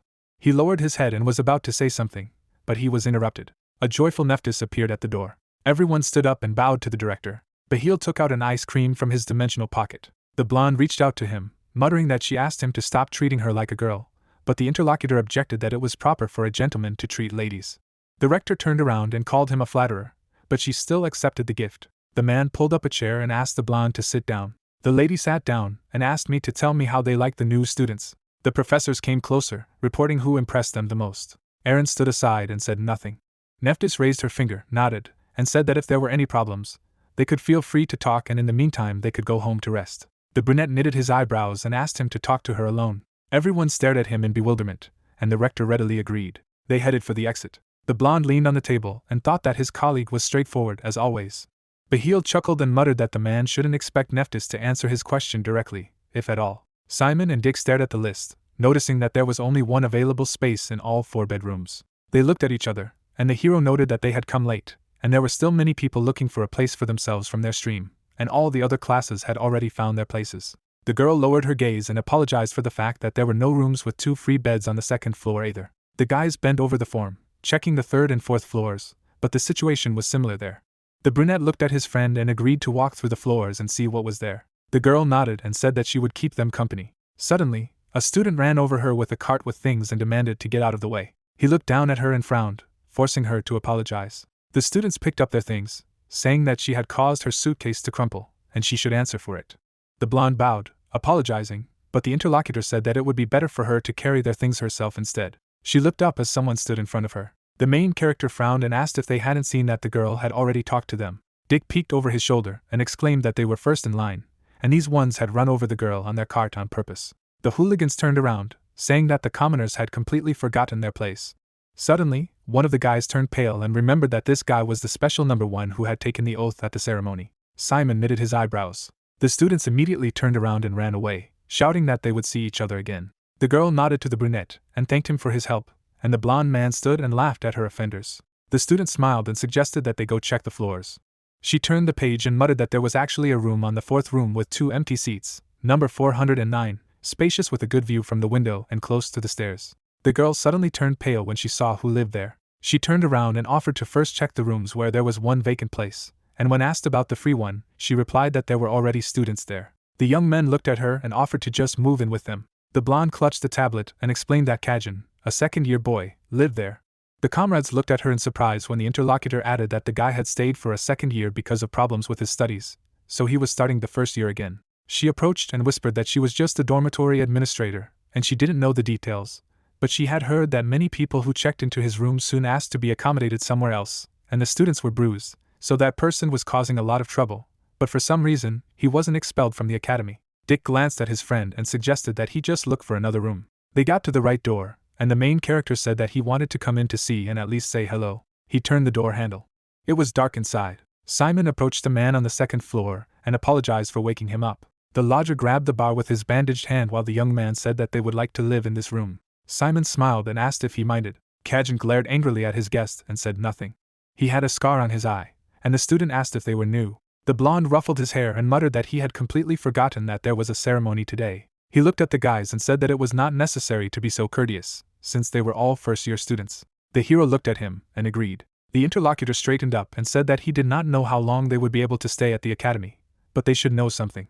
His comrades stared at him while he said that they could not meddle in his affairs and make noise until he went to bed, and then he could at least sing and dance. The blonde man lay back down, saying that he didn't care, because someone would settle here sooner or later. After that, the student turned away and sniffled. The hero turned to the administrator and said that they were moving in here, and he did not think that Kizen was such a bad person. The blonde entered their names in the table and asked them not to hesitate to contact if there were any problems, and in the meantime she would report to the manager of the dormitory and settle everything. The friends opened the door and said goodbye to her. The blonde man narrowed his eyes and asked if their neighbor would definitely not wake up, but the hero recalled that he said that you can make as much noise as you want. Dick arched an eyebrow thoughtfully. Simon flinched as the textbooks fell to the floor. They turned to the bed, but Kizen didn't react. The student was lying in bed and sniffing, and the main character muttered that he was not such a bad person if he did not violate the established rules. Dick grinned and remembered that he had seen a shower room on the second floor, and it was worth a visit. The interlocutor looked at him and asked again. Some time later, he was walking back with a towel on his head and said that it was just a pleasure. The friends were returning along the corridor, and the blonde noted that he had never seen a person so sincerely happy with a simple shower stall, as if he had grown up in the mountains, and the hero replied that it was almost true. Dick remembered how his comrade exclaimed enthusiastically every time he pressed the faucet, and advised him not to do so, otherwise people would not understand. He looked at the summoner and reminded him that the fact that he was special number one and everyone was talking about it was not enough to be called a hillbilly. They entered the room, and the hero said that it was good luck to be in Kizen anyway. The blonde man sat down on the bed and added that how long they stayed here would depend on their grades, and Simon had heard that there would be less than 300 students left in his second year. The brunette turned to his friend, who said that there were a lot of them here so far only because in the first year students could not be immediately eliminated. This was called the defense period, but just wait and half of the applicants would soon be absent here. Dick twirled his finger and explained that they were not allowed to give grades at the moment, and teachers could not openly express their approval, as well as talk privately with a student, or expel him from the academy. The main character turned pale, remembering today, and realized that everything he had experienced was still flowers. The interlocutor closed his eyes and said that at the end of the defense period, teachers would expel everyone left and right for poor academic performance, mediocre study, violation of the rules, negligent attitude to homework, and so on. Dick held up a finger and added that if you just lasted until the end of the first semester, you would be in demand everywhere and easily find a job, and if you could withstand the competition and graduate from Kizen, you would become the ruler of fate, and many countries would depend on you. The main character stared at his interlocutor in amazement. The blond man leaned back on the bed and said that he believed that a graduate of this academy could become anything but a member of the royal family. But if some small kingdom married you to a princess, then that was possible. And then Simon asked if he would like to have a title. The friend leaned on his arm and replied that it was profitable to be a nobleman, but it was not an end in itself for him. He encircled the brunette's face. The young man grinned and showed the symbol of money, after which he said that he was going to immerse himself in his studies. The student twirled something in his fingers and nodded. A suitcase jumped out of the spatial pocket. The hero caught it and explained to his comrade what it had just been. The brunette took out the box and said that he had bought a skeleton set of the Island Rantman, since he did not go to preparatory classes, and so he would practice in his free time. The interlocutor sat down next to him and was surprised that he was going to study again, and the young man explained that he simply did not want to forget what he had done today. Simon took out a skull and declared that he trusts his intuition when assembling. He began to connect the bones. His friend watched him fascinated. A few minutes later, the hero put on the floor the skeleton of the same rat that he had made in class. The undead turned around, and Simon noted that it didn't work out very well, as it took longer to assemble, and even his left paw was lame, to which the blonde objected that he couldn't do it anyway. The brunette stroked the skeleton's head and apologized. Then he took and pressed on it, breaking it into pieces. Dick turned around in surprise and asked why he did it, because it turned out well. He arched his eyebrows and called to his friend. The young man remembered how his teacher had joined two bones and said that skeletons awakened by necromancy tended to take on their natural form.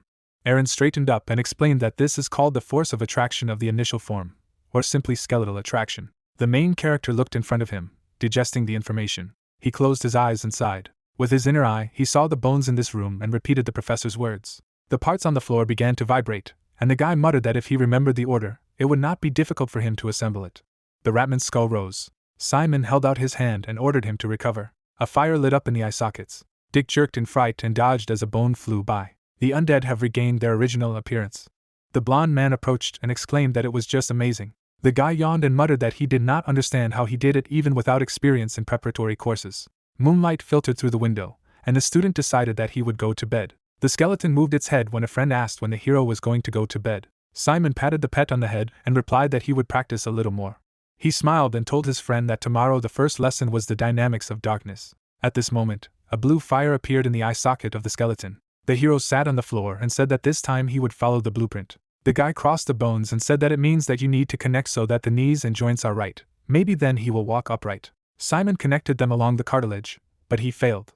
He made a note that, according to his instructions, simply turning the charter in the other direction did not help. The hero tapped with a pencil. These were entire drawings and notes, because the formulas for assembling skeletons are the result of many centuries of accumulation of experience of necromancers, and for sure this experience was obtained by trial and error. The guy lowered his eyes. In this way he was trying to find the right formula now. Simon has attached a leg to the skeleton, thinking that every task has reasons and meanings, and trying to reconstruct the formula for proper assembly through trial and error, and he begins to understand how much the necromancers of previous generations have had to endure. After that, he attached his hand, trying to swap the bones number 25 and 31. The hero saw that the skeleton shook his head and noticed that it was uncomfortable, and saw that this combination did not work, so he decided to put everything back in place. The guy hugged the monster and realized that no matter how much he thought he could do something better, he still had the only skeleton structure in which his movements were most natural, and he noticed how quickly he learned. Taking the book, he noted that he had to continue his research. The hero imagined a crowd of skeletons, thinking that his father had summoned them in the village to help the peasants, and Lorraine to pacify the street punks. The bone rat looked at his master, who was trying to understand very much what he lacked to be able to do this. He watched the animal attentively and looked forward to the next lesson. Rays of sunlight were filtering through the windows of the university building, someone remarking that darkness was the necromancer's main strength. Aura tucked his hands behind his back and explained that the dynamics of strength for them is the basis of the basics. The hero looked at the teacher, who asked them how exactly darkness allows them to do black magic. Because for this you need to understand the laws of the current of darkness, the meaning of runes and magic circles. Imagining the bowl of fire, the guy heard that the runic script dates back to the times of the Del Temple and the Eternal Flame Bowl. After the people around it, at first no one wondered why the fire did not go out. Several hands pointed at a person because it was considered a manifestation of the power of the gods, and it was blasphemy to ask questions about such manifestations. Two of them stretched out their palms to the eternal flame and noticed some letters in the ashes from it. People worshipped this eternal fire and were amazed that the inextinguishability of the flame was caused only by inscribed letters. Dick banged his head on the table while the professor spoke exactly how the runic script had been discovered. Eric took the chalk in his hands and told them that the necromancers and wizards of antiquity had supplemented and perfected this writing, and that was how it had survived to its days. He began to draw magic circles and showed runes supplemented with those discovered at the Eternal Flame, and 2 magic circles using the above-mentioned new runes. The hero kept writing down when he heard that one of these magic circles was not working, and to the right of it was a working circle. The only difference between them was how to use it. The rest also wrote down when the teacher noted that they themselves had already worked with stencils. Later, Eric put down the chalk and ended the lecture with that, because he has homework for them. The teacher sat on the table and told everyone to take a non-working magic circle, which was drawn on the blackboard, and work on their mistakes, namely, to show it the correct inscription that would make it possible to activate it. Looking at the students, the man told them that he would call 3 students to the blackboard of his choice to present their work, and they would definitely see each other at the next lesson. White clouds floated over the university under the tired slogans of students that the dynamics of darkness were so difficult. The hero was walking with his friend. He remembered arithmetic lessons with his father and did not understand why it was impossible to just give them the correct formula. Because you still have to deduce yourself, but Simon liked it. He looked up and added that he hadn't understood more than half of the lecture, but he liked the way Eric explained everything from the very beginning. The blonde added that he just liked everything here.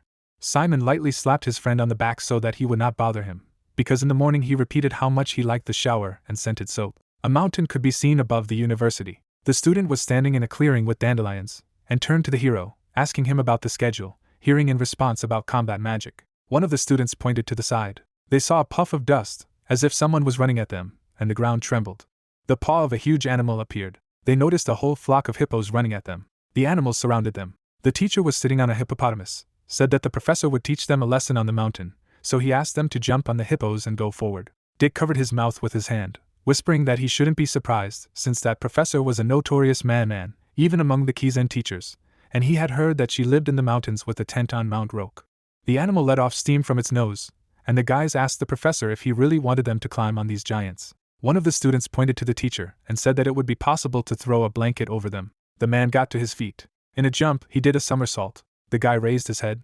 The young teacher landed directly on top of him. All the other students watched and heard the indignation at how he dared to command as a commoner. Tan knitted his brows and asked where such ignoramuses came from. The girl watched what was happening intently. The disciple threw his head back and apologized.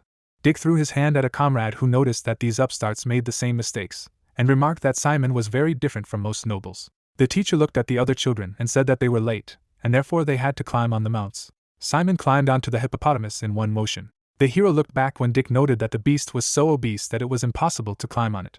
The girl raised her hand, asking her to wait. The hero stretched out his and offered help. Cammy touched his arm. He sat her down in front of him with a quick movement. Ta looked back at the disciples and told everyone to hold on tight. The animal opened its mouth.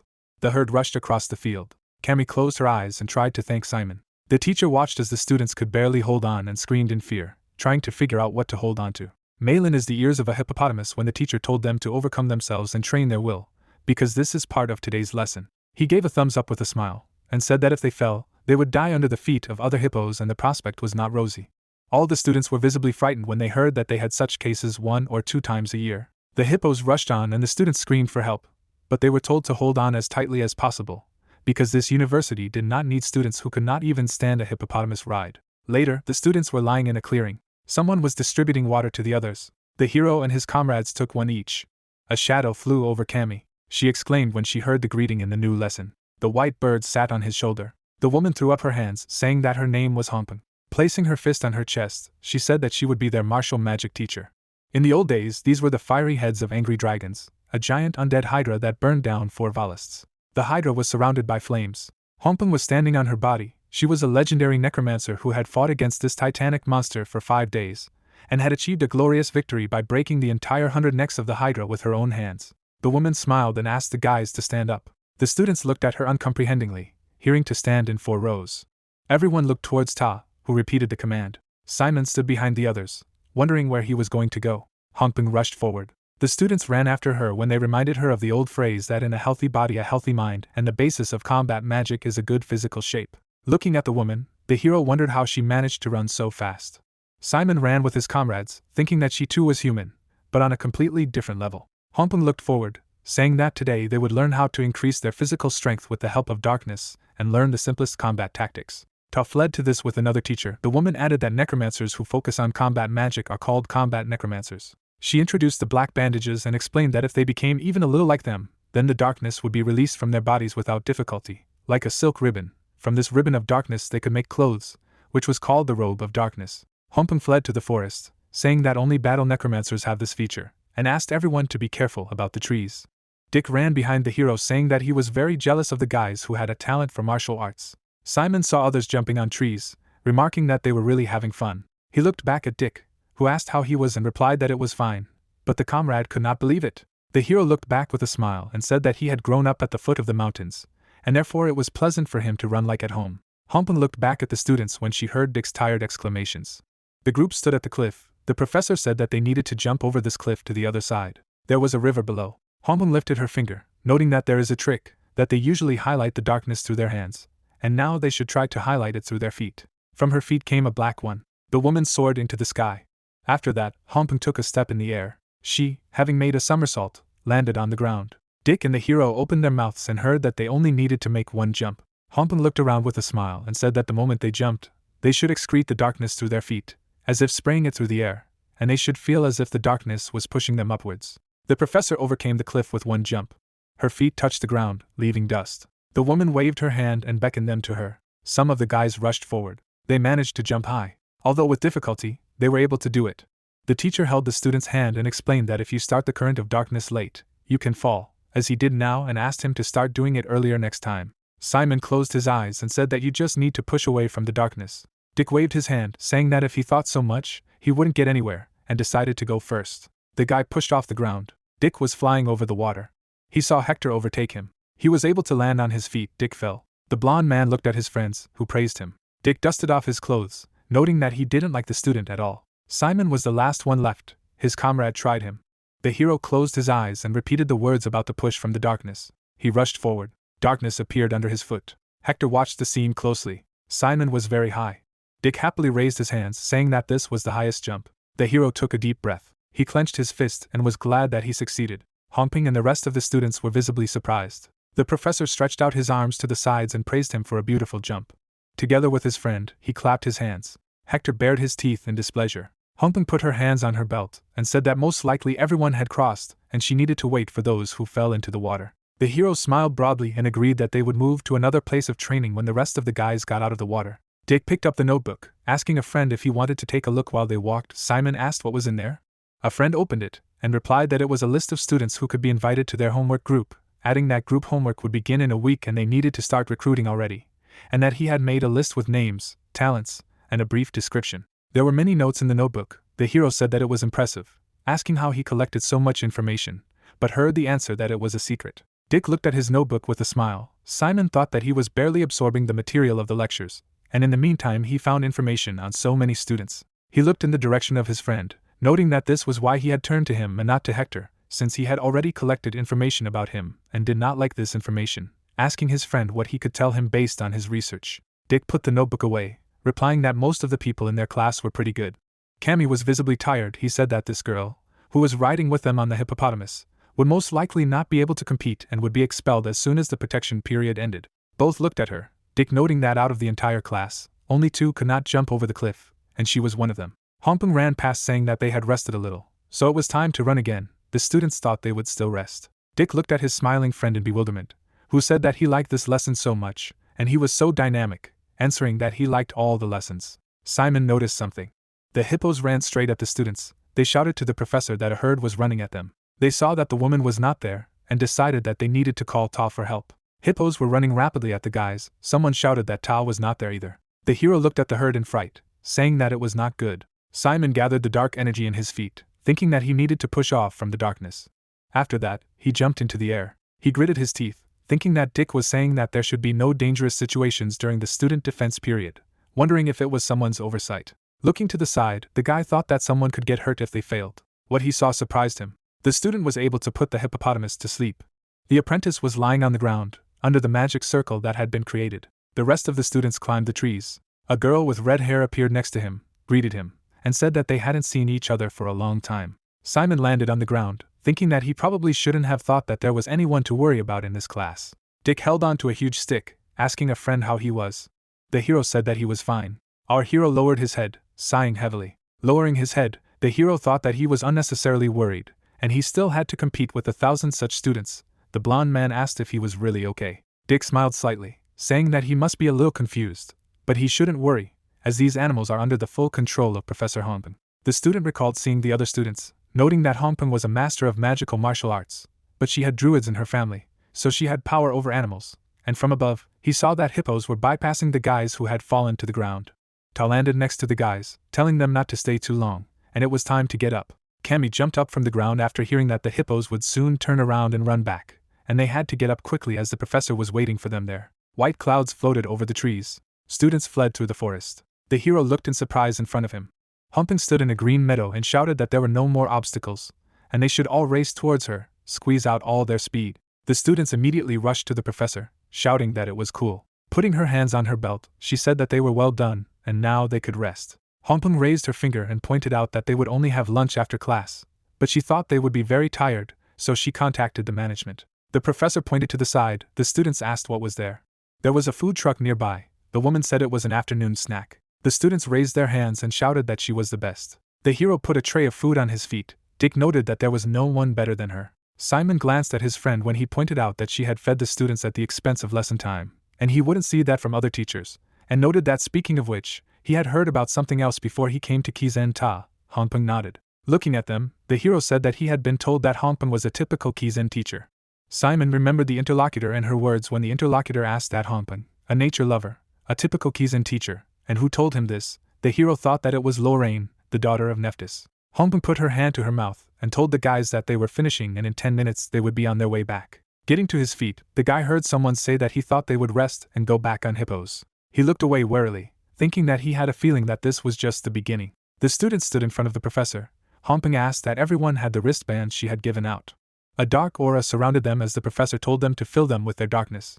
They felt a heaviness, not understanding what was wrong with them. The teacher pointed her finger behind her back and asked that everyone knew what the exhaustion spell was, noting that they should look at the flag. The hero and his friend looked ahead in bewilderment when they heard that they had to climb the hill under the influence of the exhaustion spell. The students looked at the formidable teacher with horror. She said that she would watch who fell behind.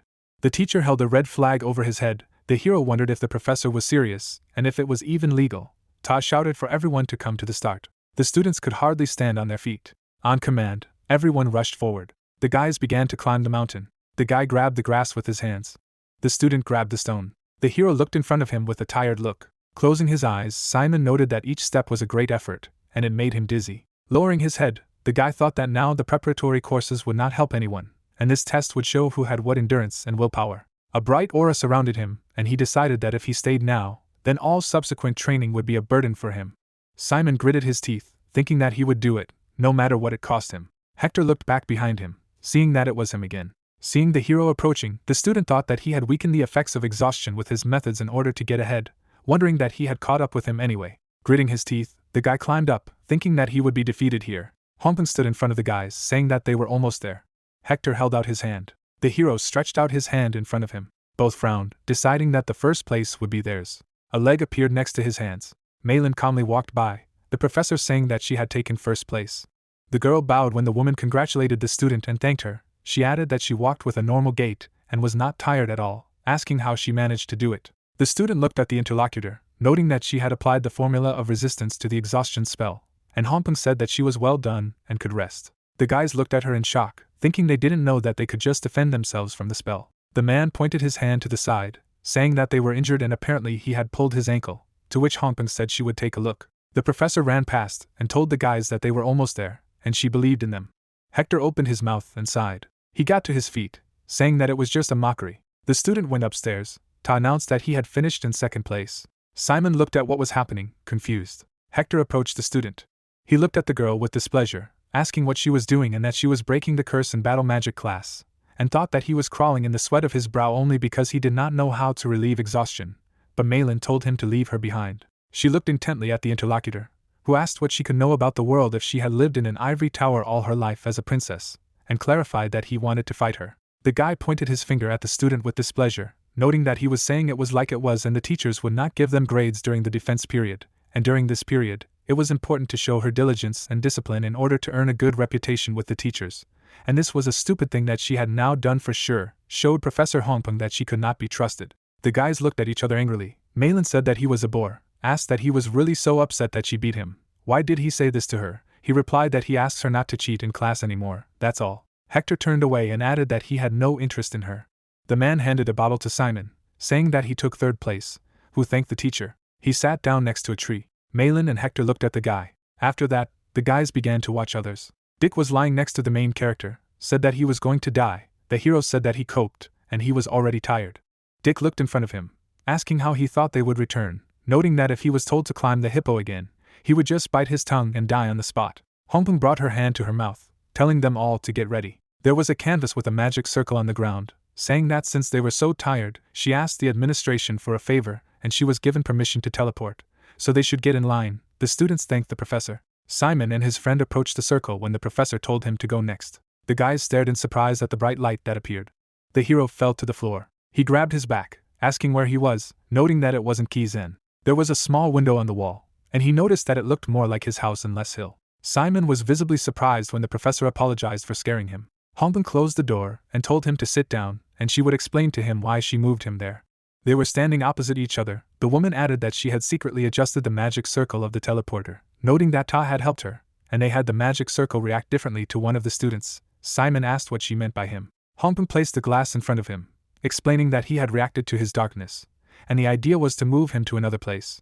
As she filled his glass, she wondered if he had any idea why she had done so. The hero was confused, saying that he had no idea. Hongbin closed her eyes and smiled, saying that she was responsible for the safety of the students, so she decided to move it to her house.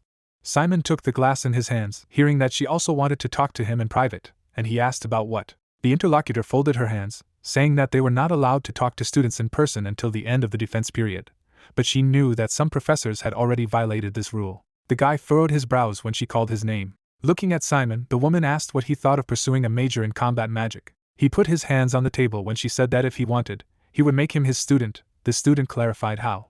The teacher showed 3 fingers and replied that she would teach him herself, and she would be able to teach a personal student with full responsibility and determination, noting that they are allowed to take no more than 3 students from each stream, and the better the professor, the better his student. Frowning slightly, Hongbin added that she wanted to give him such a rare opportunity. Simon looked at the outstretched hand as he was asked what he thought. The hero lowered his gaze, answering that he did not understand her, because he did not show himself in any way in the lesson. The professor looked intently at the student, hearing that he, unlike the others, could barely cope, moreover, took only 3rd place. The guy looked down sadly, saying that today is only the 2nd day of classes, so he sincerely does not understand why she offers him mentoring. The woman smiled, looking at the student, saying that it may be important for students to take a place, but the teacher looks primarily at talent. The professor recalled how darkness emanated from the main character's leg and his jump, noting that he used it so well when crossing the cliff, asking that it was one time for him. Simon replied that she was right. The interlocutor said that despite this, he jumped the highest in the class, and this cannot be a coincidence and is definitely a talent. Hongbin recalled how the hero surrounded himself with an aura, saying that when he climbed the hill under the effects of the curse, he had survived the race relying only on his strength and stamina, unlike the first 2 disciples. Simon looked at the professor in surprise, hearing that this didn't seem surprising to him, but to her it said a lot. Hongbin brought her hand to her face, asking if he needed more compliments. The guy clenched his fist when the interlocutor said that his stamina, willpower, and outstanding talent for controlling darkness in all of this would be best manifested in battle magic, and she thought that in a couple of years he would be even stronger than her. Hongbin furrowed her brows, saying that even more than that, she was determined to make him the strongest battle mage in the world. He only said nothing. The professor looked up when Simon called out to her and thanked her for such a generous offer. He got up from his chair, bowed to the professor and replied that, to be honest, he had to refuse. The woman asked why he had decided so. The guy looked down with a confused look, saying that at the moment he was more inclined to another subject. Holding out her hands, Hongbin thanked the guy for what he said right away. Simon looked at her in surprise when she said that didn't mean she would give up so easily. Getting up from the table, the professor said that he still had a whole year ahead of him, so she would have plenty of time to convince him, and he asked why she was willing to go so far for him.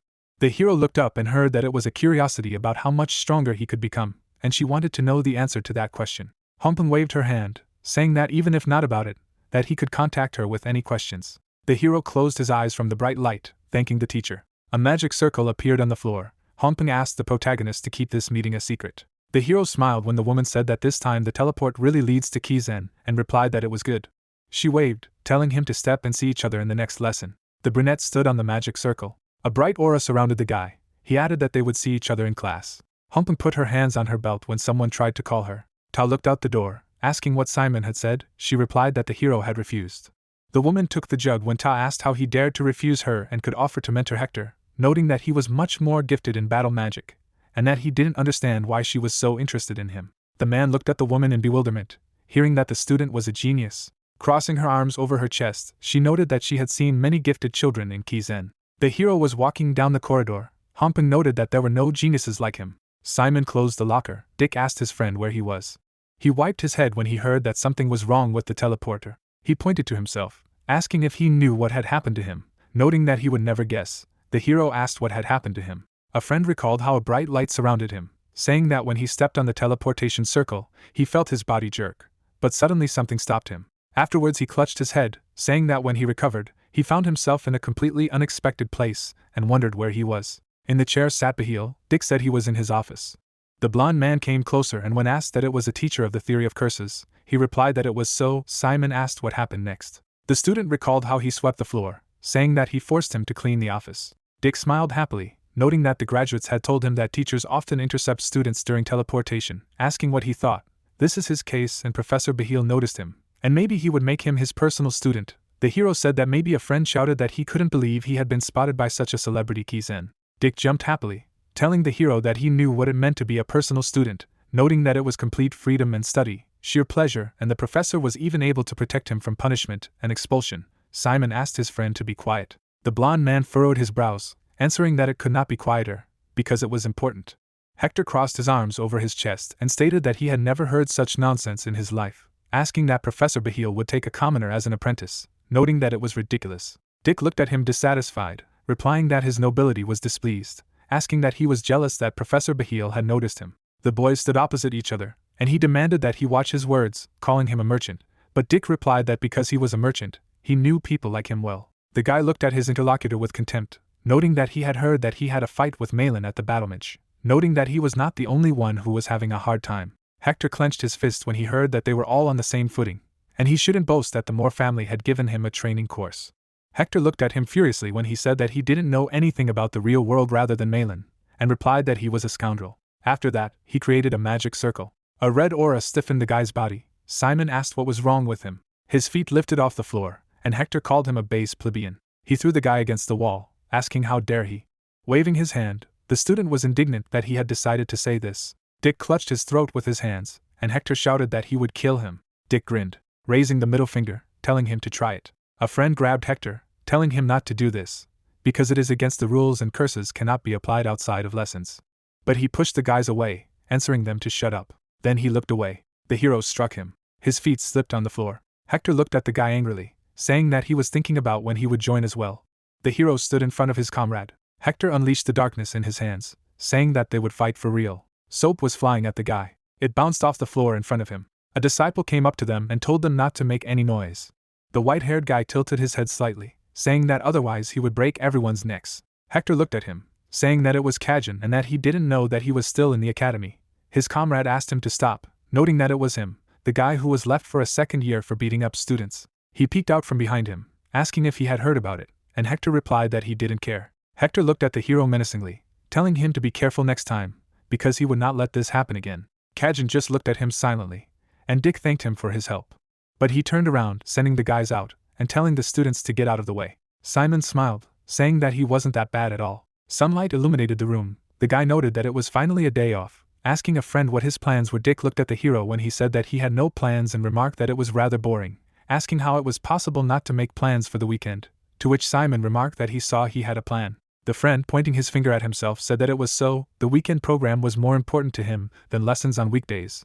The interlocutor asked why. Dick looked into his eyes, answering that he would go to Rochester. The hero clarified that this is a town down the hill and what he was going to do there.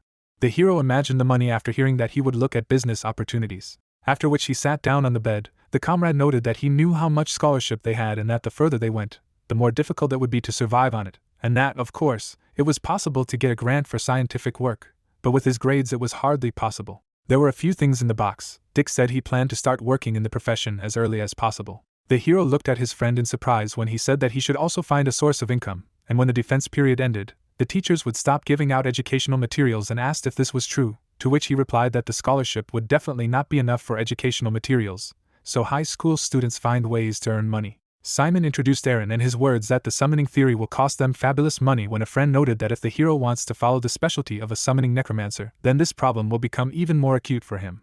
The hero looked away and noted that he did not know that they also had to provide themselves with materials, adding that survival in Kizen is a difficult thing. Dick noted that he was talking about it. The friend got to his feet and said that he could wait until he found an opportunity to earn money in Roches, because he would surely be able to find a job for him too. Simon refused, answering that he still had to earn money himself. The friend said that he had a strict upbringing about money. Dick waved his hand and said that he would be back tomorrow when he finished his business. The hero asked that he would go now, noting that it was too late, and what if he was caught by the manager. The student winked, answering that the rules in Kizen are strict, but you can't put a guard on every student, and he will make his way without being noticed. Simon looked away.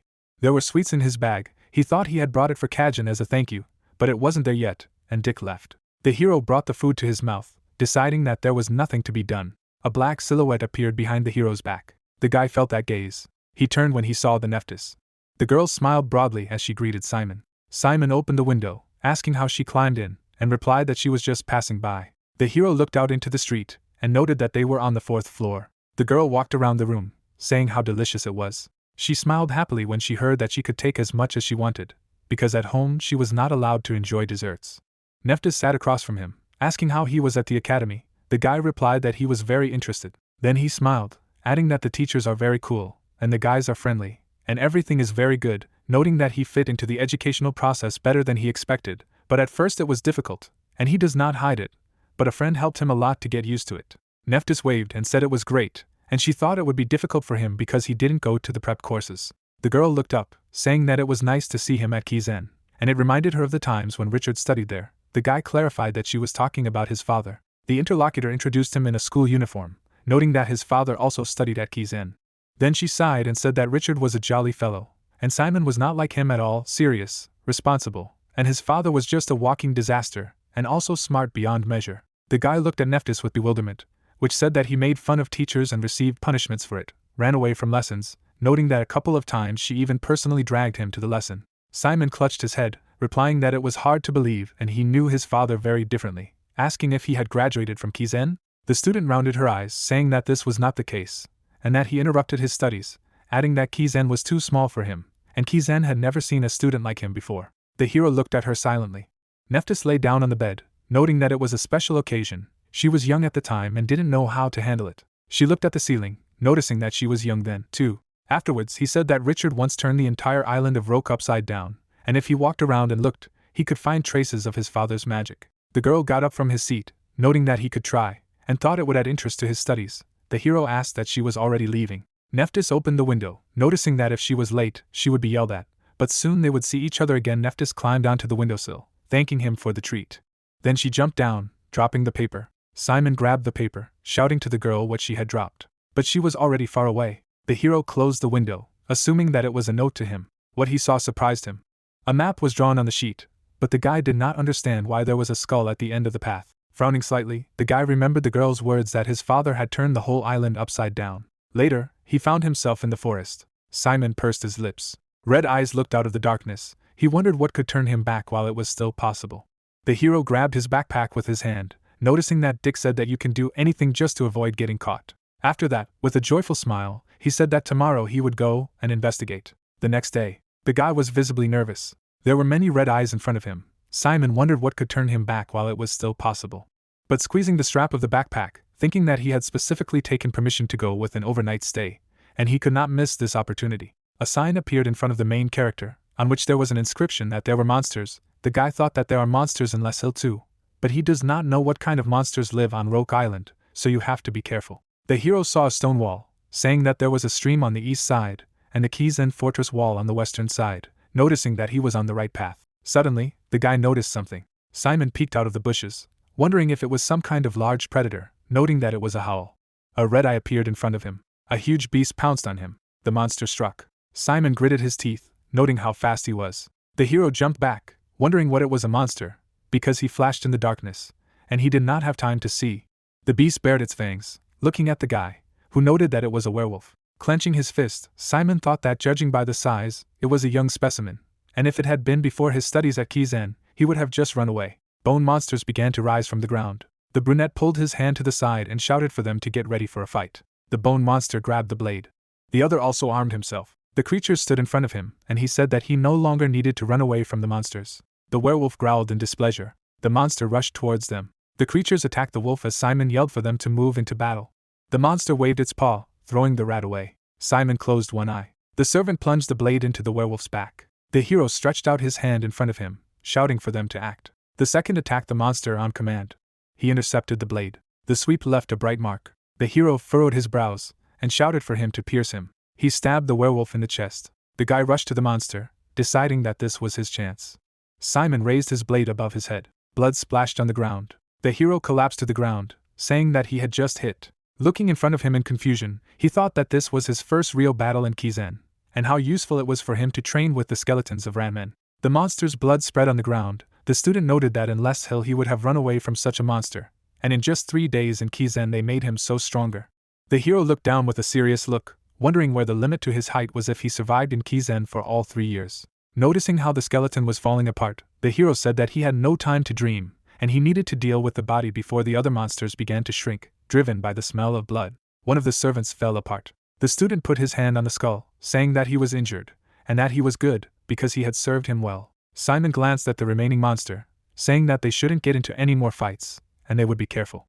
Then he looked out from under the branch, noting that they had come. They ended up in a field. The guy noticed that there was nothing there, and even grass did not grow. He raised his hand, saying that if the grass did not grow, it meant that there was something underground.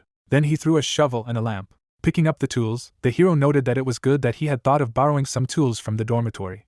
Simon plunged his shovel into the ground. The excavations raised clouds of dust. The hero said that it was something stone, and that it was a black stone, asking what it could be, and that some kind of device was buried. A small hole in the ground appeared in front of the hero. He looked at his hand. He then held it out to the opening, saying that if it was some kind of magical device, it would react to its darkness.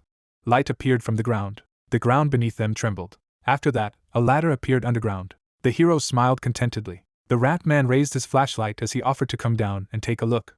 A small obelisk was visible in the room. A skull lay near the obelisk. Thick smoke surrounded him. As they walked down the stairs, Simon wondered what the place was and what the ancient ruins were. He raised his hand in front of him, noting that something seemed familiar to him.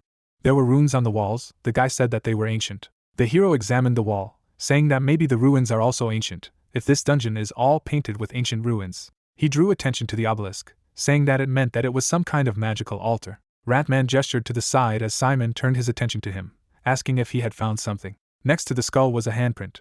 The hero stretched out his hand to him. Then he looked at him in surprise, thinking about his little understanding of necromancy. Simon picked up the skull, noting that he could see that it was a very ancient undead and very dangerous. Simon asked what the skull of such a monster was doing here. Suddenly, bones fell in front of the hero. He leaned over to them, saying that he was frightened after asking what had happened. The guy took the bone in his hand, saying that it was number 2. The hero inserted a bone into the skull. After that, he smiled contentedly, thinking that he didn't know how this undead would behave if he tried to raise them, and maybe they would even attack him, but he still wanted to collect them. The hero put the skull on the altar, saying that now is the time. Simon raised his hand. After that, she began to study dark energy. A dark aura began to emanate from the altar. A dark aura surrounded the skull. The skull's eyes began to glow. The hero smiled contentedly, saying that he had awakened the skeleton. Now all that remained was to assemble his body. There were several bones on the ground. Simon was collecting the bones into a skeleton and said that he thanked himself for working on collecting skeletons for several days, and if he hadn't practiced, he wouldn't have been able to do it all night. The guy held another bone, saying that he was not completely sure that everything was in its place, but it was still a human skeleton, and he thought he had more or less correctly put it together. The servant was standing next to the assembled skeleton. Simon did not understand why it was so huge. The skeleton's eyes began to emit light. The guy wondered why he had to stand up as soon as he got his legs, adding that if he had known in advance, he would have gathered his hands first. The hero stood in front of him and noted that he looked good when assembled, and was clearly more than 2 meters tall. A bright star appeared above the dead man's head. Simon asked what now. The skeleton began to rise. The monster began to move its head, laughing maliciously. The walls of the room began to move apart. The hero looked at his feet and did not understand what was happening. Runes appeared in the air. The runes surrounded the skeleton, which said that he had finally returned. A dark aura began to emanate from the monster. Darkness was coming from his eyes. The monster spread his arms and asked who dared to disturb his sleep. The monster lowered its head, telling it to identify itself. The protagonist looked dumbfounded at the skeleton, saying that he was Simon Valencia, who repeated his last name. Then he crossed his arms, noting that everything was clear, and therefore he was a descendant of Richard. The hero replied that he was cutting his ears, but in general he was correct.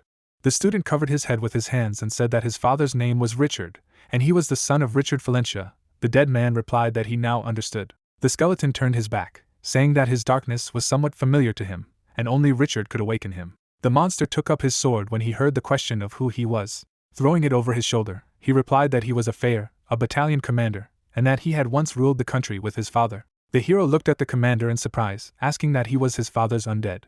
Simon held out a piece of paper when Fair asked Simon who had told him about the location, and replied that it was Neptus. The dead man narrowed his eyes, noticing what this witch could say. The commander plunged his sword into the ground.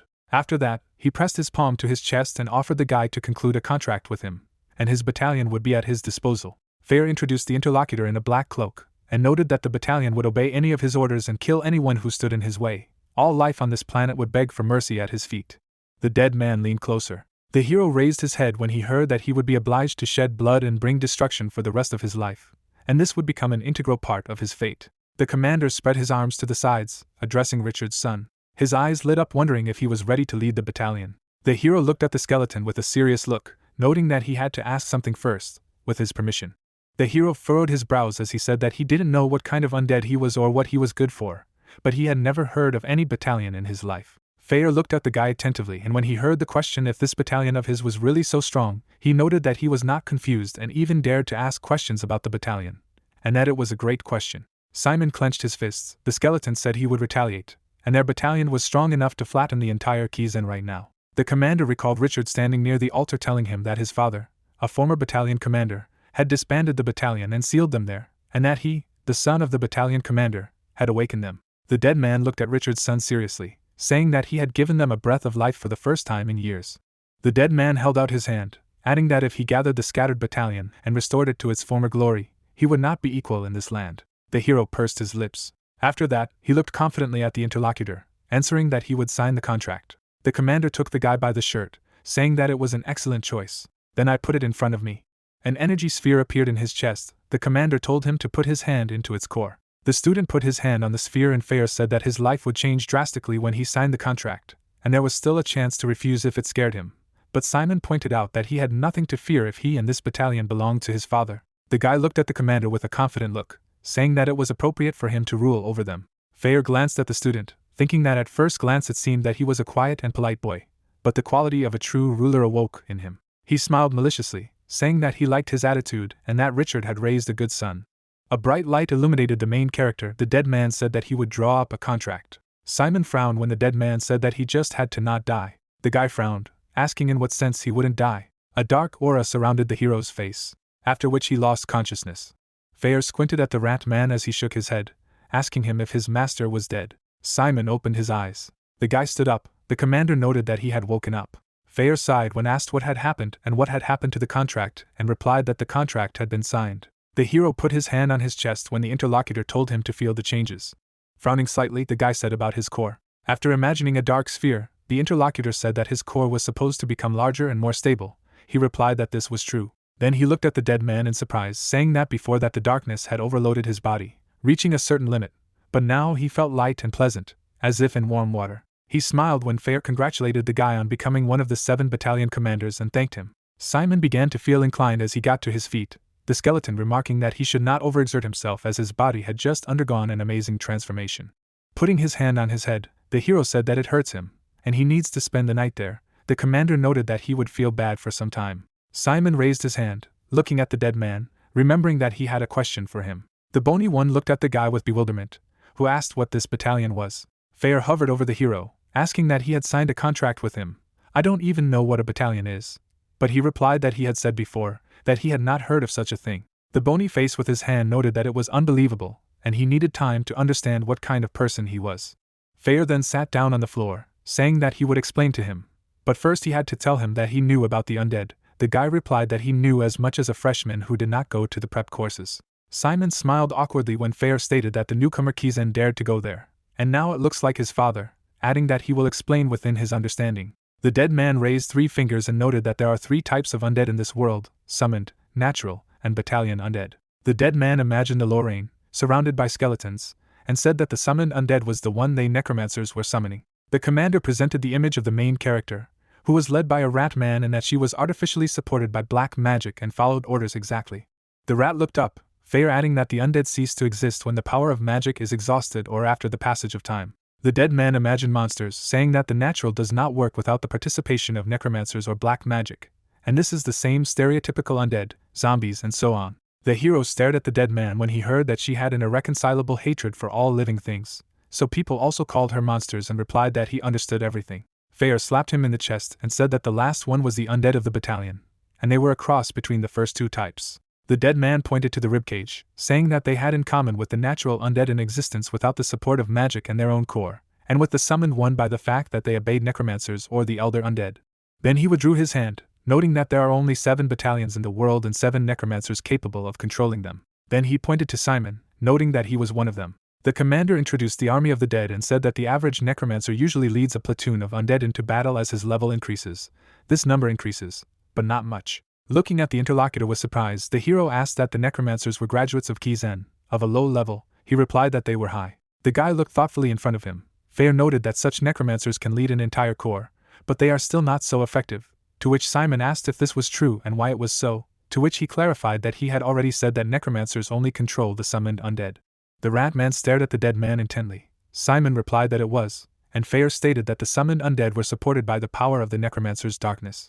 The hero patted his pet on the head when the interlocutor said that summoning and controlling the undead takes away the darkness and moral strength of the necromancer.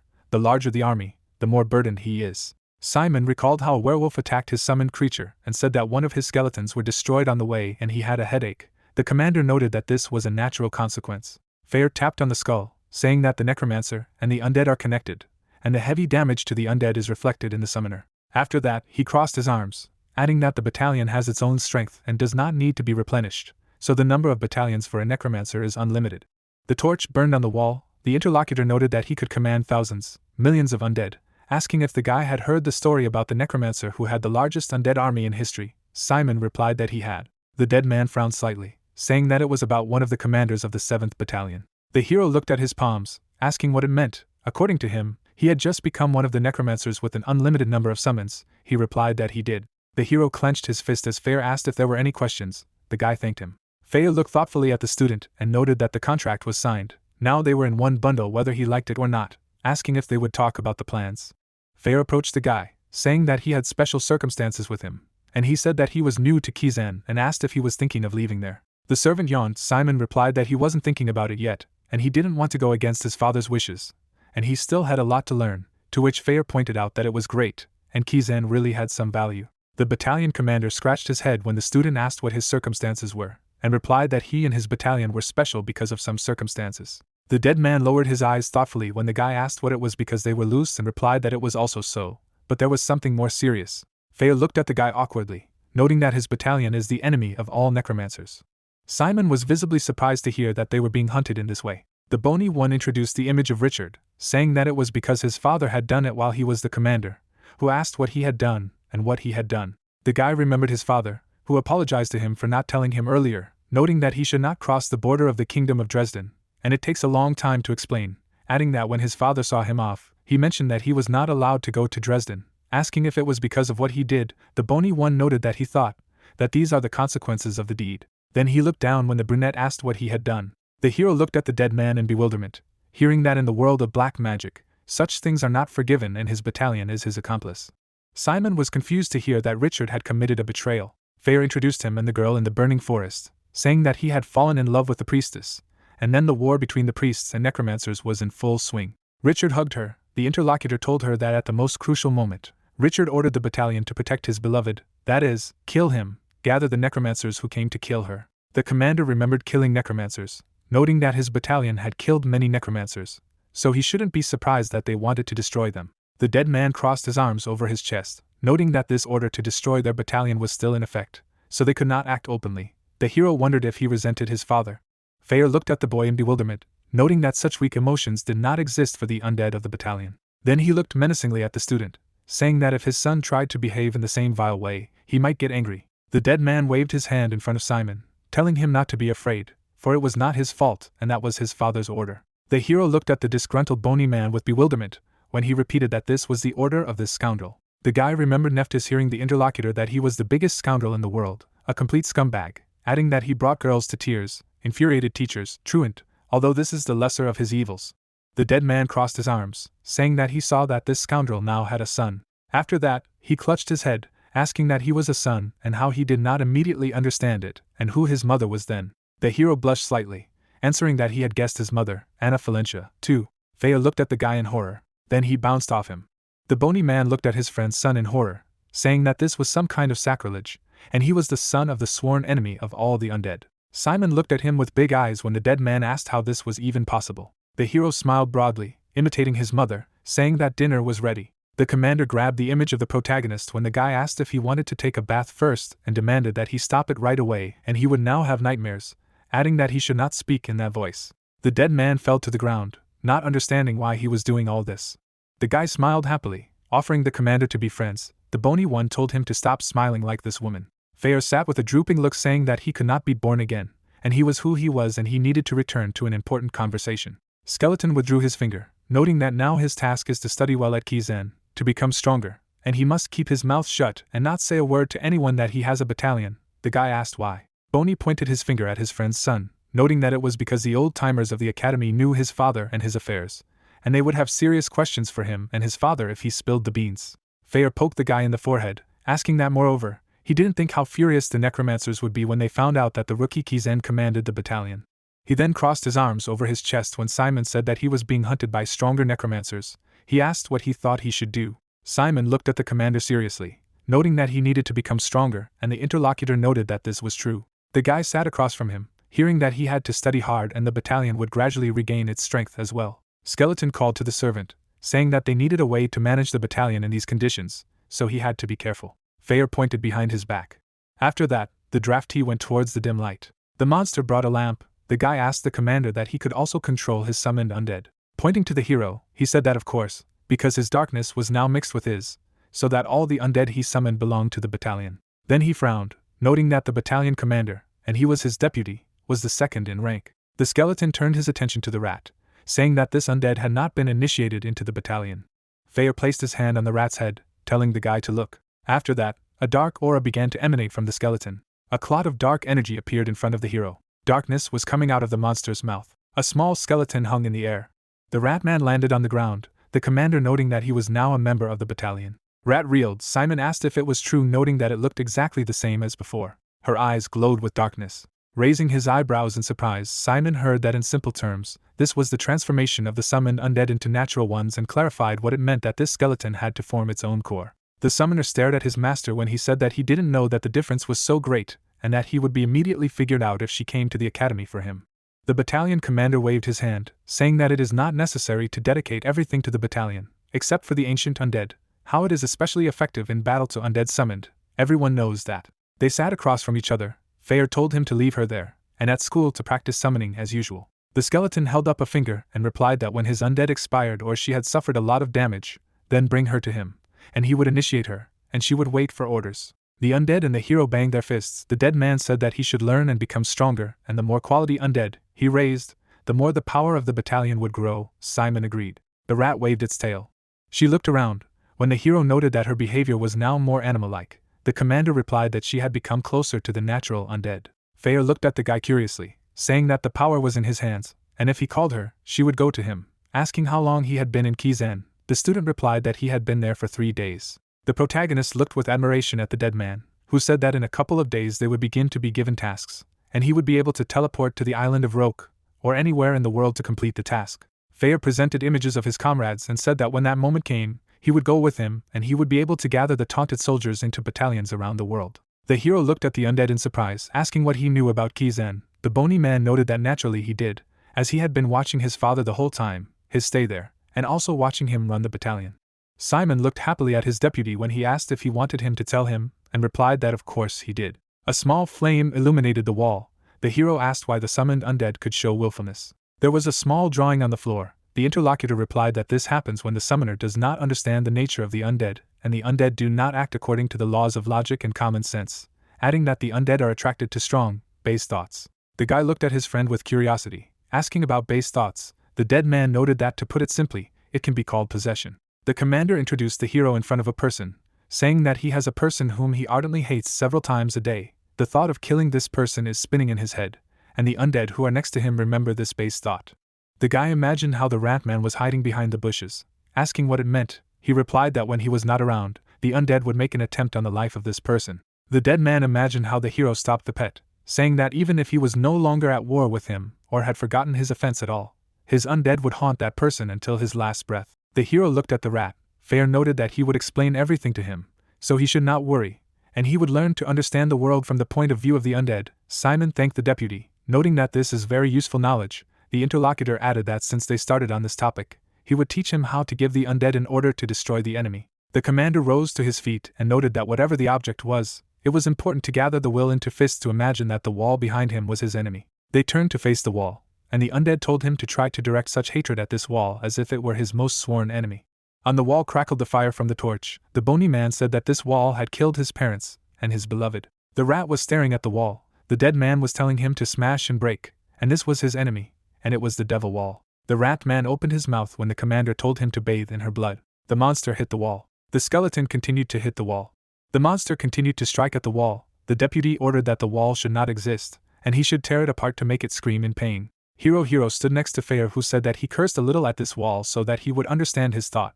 But the main thing is his hateful will. The rat struck many blows on the wall. The deputy noted that the qualities of the great necromancer to give any, even the most insignificant orders with authority and firmness, and to think at this moment about anger, hatred and thirst for blood. The rat man slammed his head into the wall, the skeleton adding that these negative feelings were more intense. Simon frowned slightly when the dead man told him to try to stop her, because he was in charge. The guy clenched his fists and told the monster to stop, that he could not do it again. Fair watched intently, hearing the hero tell him to do it now. The rat continued to bang his head against the wall. The skeleton continued to hit the wall. The hero did not understand why he did not hear. Then he furrowed his brows in displeasure.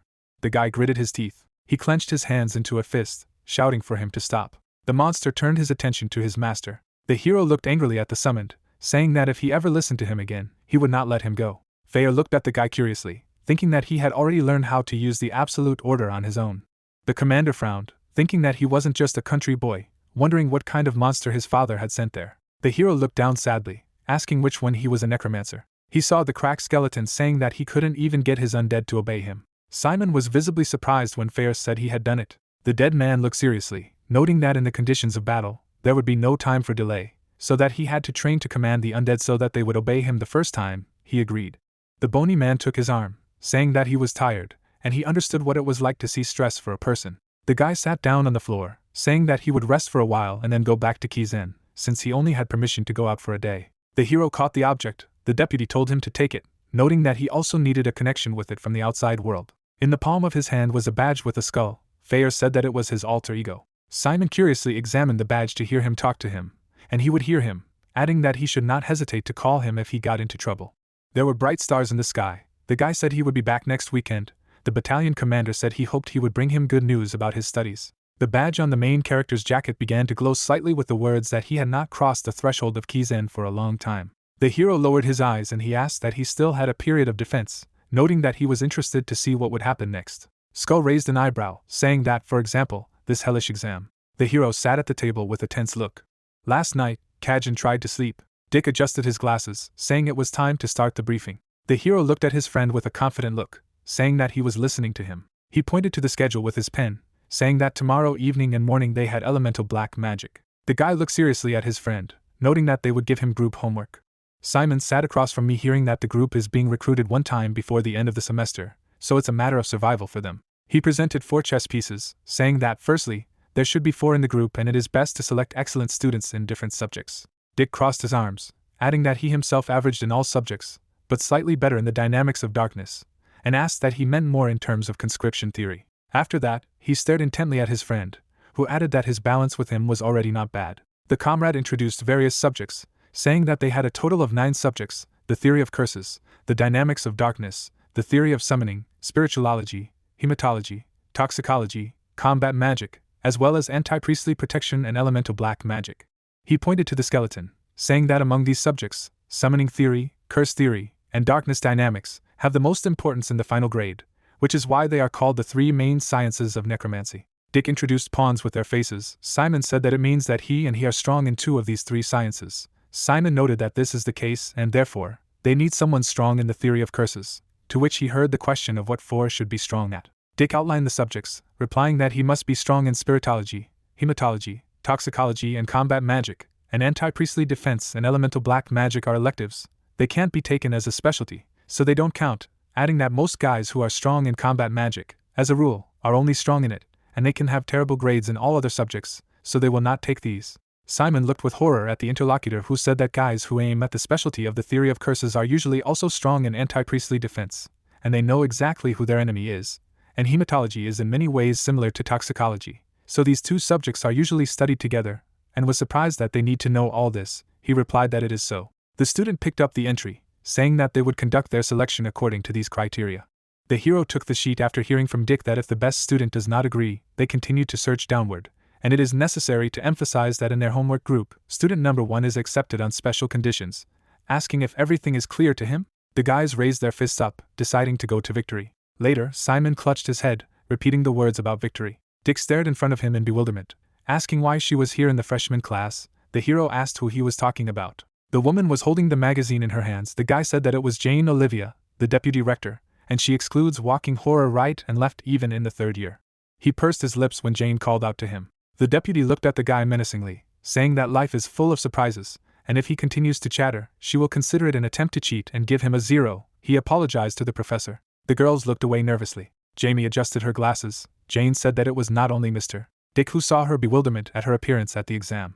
She put her hand on the table, saying that they knew that she had only been a teacher since the 3rd year, so they could assume that she was replacing the teacher today, and she would be the teacher of the first A class this semester. The professor examined the students, noting that she hopes for their academic performance, and she needs high indicators. Sunlight illuminated the windows. Jane said that she was now asking to focus on the exam. In front of the main character there was a form with tests. Simon realized that he did not know a single answer. The students thoughtfully looked at the test forms. The hero thought that this was reality, and something had been successful up to that moment, and even the control of his father's battalion, he had intercepted.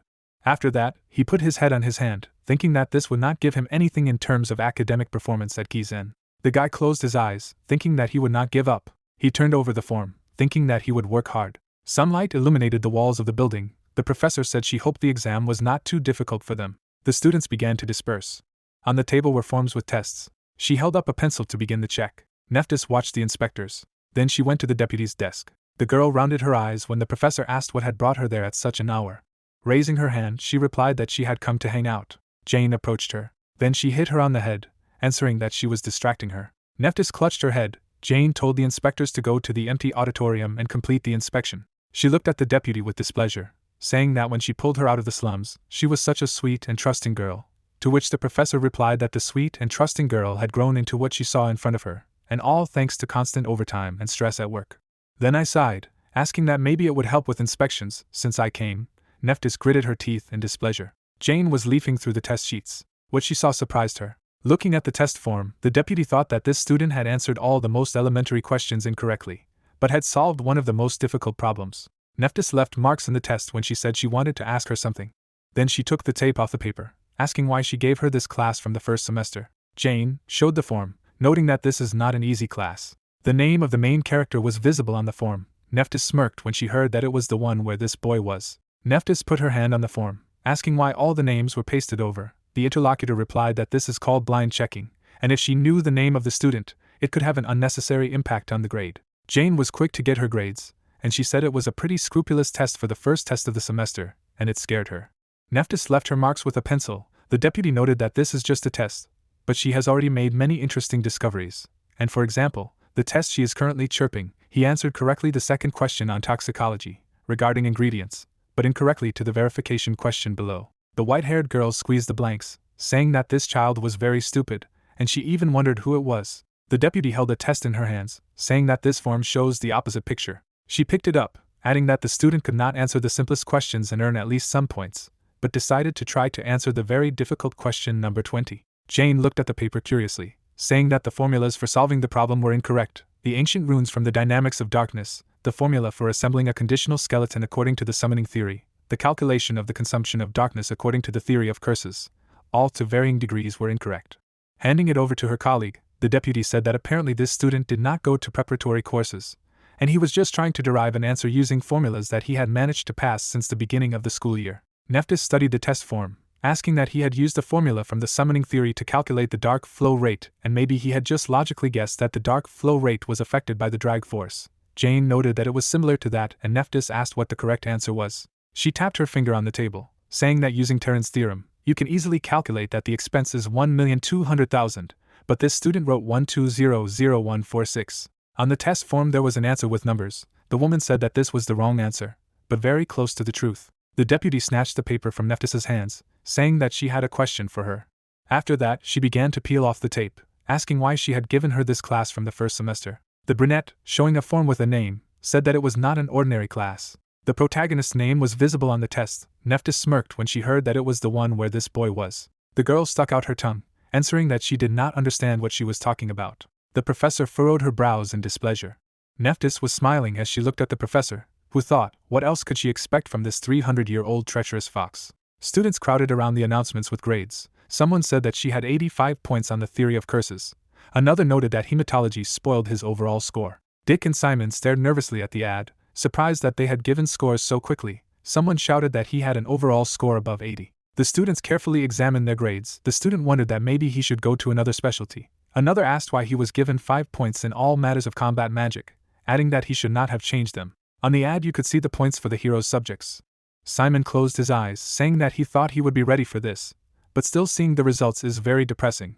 But Dick noted that he has a very high score on the summoning theory, and quite good for someone who did not go to prep. He slapped his friend on the back, saying that he had told him yesterday that it was better to be an excellent student in at least one subject than a C student in all subjects. The guy patted himself on the back, asking his friend what he was doing and how his grades were. He replied that he had 74 for the dynamics of darkness, and the rest of the subjects were 60 to 70, so the average score was about 70. The hero looked at his friend intently, saying that he was studying well. Dick replied that he was not studying really well, and he was studying just enough not to be expelled from the academy. Then he looked up, saying that they had a problem thanks to this exam, and now the grades of the class are in full view. The ad showed the grades of the student Lurika EZ. The guy added that this would now interfere with their plan to recruit a group, and because of the grades, the students know who is worth what. The professor approached the students when Dick said that they would be very lucky if at least one of the guys agreed to join their group and called out to the guys. Folding her hands, she said they had 30 minutes. Students looked around to look at their grades and quickly split into groups of 4, and the group does not change throughout the semester, unless, of course, there are completely hopeless situations. Jamie stared in disbelief in front of her, Jane adding that when they decided on the groups, group lectures on elemental black magic would begin, and in these lectures, they would be given group homework that could only be done together. Dick looked around. The deputy said that the grades for the group assignments were kept separately from the overall grades, and if they did not do well in the group homework, these points would be deducted from their academic performance, so it would not be possible to be an excellent student alone. Lowering her head, the woman noted that the group should be chosen wisely, asking if everything was clear. The students in a panic began to look for people in the group, shouting that he was looking for 3 participants with good grades in the 3 main necromancer sciences. Another shouted that he was an excellent student in spiritology, asking if anyone wanted to join the team with him. The hero was frantically looking at his letter while someone shouted to be taken into the group. Since he had about 60 in all subjects, he understood that he was an excellent student in combat magic and hardly anyone needed one, also realizing that his friend mentioned other students. The girls immediately surrounded Claudia. She had already been taken away. Catherine then stood next to Rosenthal, who was third on the list, and they decided to work together. The students began to gather in small groups, and Simon wanted to calm down, as no one had yet had time to recruit a group of 4 people. But such a panic was only because they were given only 30 minutes. The hero began to pass by the students, because he understood that they most of all needed an excellent student in the theory of curses, because most of the students who had already gathered in 3s were of average academic performance, and the best students were still watching from the sidelines. He frowned and knew he had to make a choice. He noticed Malin, who was sitting at her desk. The hero approached her and invited her to his group. The other students were shocked as he approached the only student with an average score of 90 points. The girl looked at him with a smirk and said that it was a good joke, because he probably thought that his status as special number 1 opened all the doors for him, and it only meant that he had connections. Dick clutched his head because Malin said that she was looking at the numbers and saw that he had an average score of 30 points, and was seriously suggesting that she join. A group of students communicated with each other. Simon replied that the girl slightly did not get on the theory of conscription, because she only had 80 points on it. She looked displeased and said that her grades were not unlike his. Simon replied that he knew that. Looking into her eyes, he promised her that in just 1 month, he would overtake her in summoning theory, and if not, he would leave Kizen. Malin was visibly surprised. The girl waved her hand, answering that the guy was crazy, so he should take back his words and not disgrace himself. but he said that he did not promise out of nowhere. The girl closed her lips. Both looked at each other in silence. Malin looked down and realized that she had to be the best in her grades this semester anyway. Noticing Hector's gaze, she realized that he was interfering with her, because in the written exams, she would beat him. But he was stronger than her in practice and battle magic. The girl knocked on the table and realized that she had to smash it on her head in group homework, and she needed someone to cover her failure in the theory of conscription. Then she remembered the hero with the monster rat, noting that he was accepted on special conditions number 1, as a guy without prior training, and at the same time he defeated Hector in the theory of summoning. Keeping her hands on her knees, she thought about what to do: look for someone with a score above 80 on the summoning theory or bet on the boy who managed to defeat Hector. Malin stood up from the table and spoke of his promise. They were facing each other when the girl asked if he was sure he could keep his promise. He gave his hand and replied that he would fulfill this condition at all costs. Malin looked at her. Then she shook hands, accepting his offer. Dick happily lashed out at his friend, saying that he was their savior and was able to persuade Malin. The girl immediately wondered who this guy was. The hero raised his finger and said that it was another member of their group, reminding her that he had invited her to join the group. Malin covered her face with her hand so that she wouldn't worry, because Dick has a good score on the dynamics of darkness, and the three of them are a strong team in the main sciences. She pointed them out and said that he had already made promises, but added that if he dragged her down, she wouldn't let it go, and that was especially true of Dick. The results of Keyzen appeared with his scores in various subjects. Malin clarified that since they have dynamics and summoning, then she will be in charge of the curse, and thus they will have all 3 sciences. The girl stared at Dick and told him to tell her his score on the dynamics of darkness first. The guy replied that he had 70 points in all subjects. Dick hugged the hero and they called her picky, asking which student they would take next. Simon looked at the girl, who noted that she was an excellent student. The guys wanted to know who it would be. Malin crossed her arms in displeasure when the blonde man smiled and explained that they needed to look for someone in hematology, because it had a big problem with calculations and in general this subject took a lot of time. Dick replied that he would find this person soon and they could relax. The students watched as Malin sat next to the hero, surprised that special number 1 and the A student were together, and assumed that they would be a killer team, even though the guy's grades are very low. Simon glanced away. The girl looked at him and asked his last name, because she had never heard of such a family, and asked where he was from. The Necromancer replied that he was the son of a landowner from the kingdom, and they owned a settlement called Baldwin, from the Les Hill family. Malin closed her eyes when he asked her a question in response. The guy looked at his interlocutor with a smile when she clarified whether he was serious.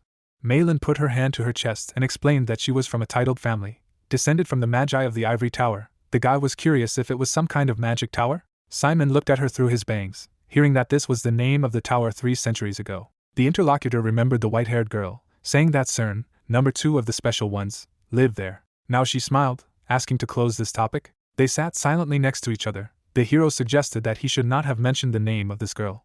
Then he sighed, deciding that the nobles were difficult to understand. Dick waved his hand, saying that he had found an expert in hematology. The girl flapped her wing after hearing that she was a rising star in hematology with an incredible 87 points. The guy pointed at her with his hand, pronouncing the name Camibarez Ursula. She thanked her for letting her into her group.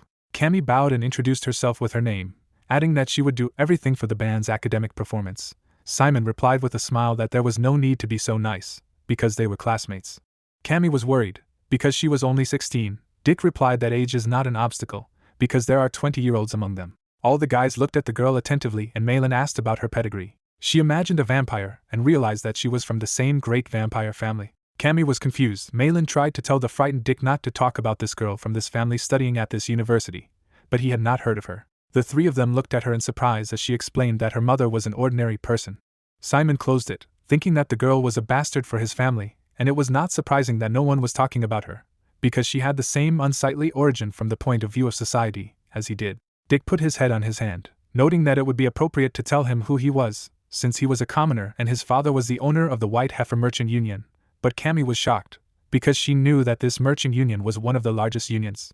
The girl timidly took pity when Dick continued that he was the 3rd son out of 9, and the only heir is the eldest, who will get everything, so he seems to have no rights in himself and they want to apply him at least somewhere. The guy scratched his cheek and was ashamed to admit, but his family sent him to the university because they thought he was a little gifted in black magic, and while he was at Kizen, he was obliged to do consumer market research for the family's trade union. The hero remembered his smile and saying that a visit to Rochest was more important than studying, to which he said that this did not mean that he only did what his father said. Dick raised his hand, because he would graduate from this university and form his own merchant union in Rochest, and become an influential man as well, so that his father would see that he was not useless. Malin looked away in displeasure and wished him luck, considering it all nonsense. An assistant approached them, noticing that they had already formed a friendly group. He handed them a piece of paper with the number of the group, where they must designate the leader, the name, and list the objects, and the list. The girls snatched this sheet from his hands when it was explained to them that they needed to come up with a name for the group first, but it was not as important as choosing a leader. Dick sat behind everyone. The hero offered her to become the leader. Since she is a key member of the group, she replied that it was obvious. She recorded herself as the leader, but remained after asking the name of the group. Later, their sheet with the name of the group, the designation of the leader and all the participants, and their special skills were hung on the wall. Dick lay down on his desk while other options for the band's name were discussed. The hero looked aside and heard that someone was discussing that with such a bad specialization, no one needed other guys. The guy pointed to the girl, and although there were also 2 of them, she explained that these guys were toxicologists, and did not need a couple of ballasts. The other group laughed as if the 3 of them were crazy because they wanted to make a band out of it. The student pointed to another. He was going to take this specialization, but his grades in all subjects were normal, and they were trying to find out who needed whom more. Dick leaned on the table and realized that passions were running high, but it was not surprising, because classes in elemental black magic required knowledge of all subjects, so there should be variety in the group. The blonde watched her friend's conversation with the guys, where they said, if you make strong friends with guys, excellent students in one subject, then problems will arise.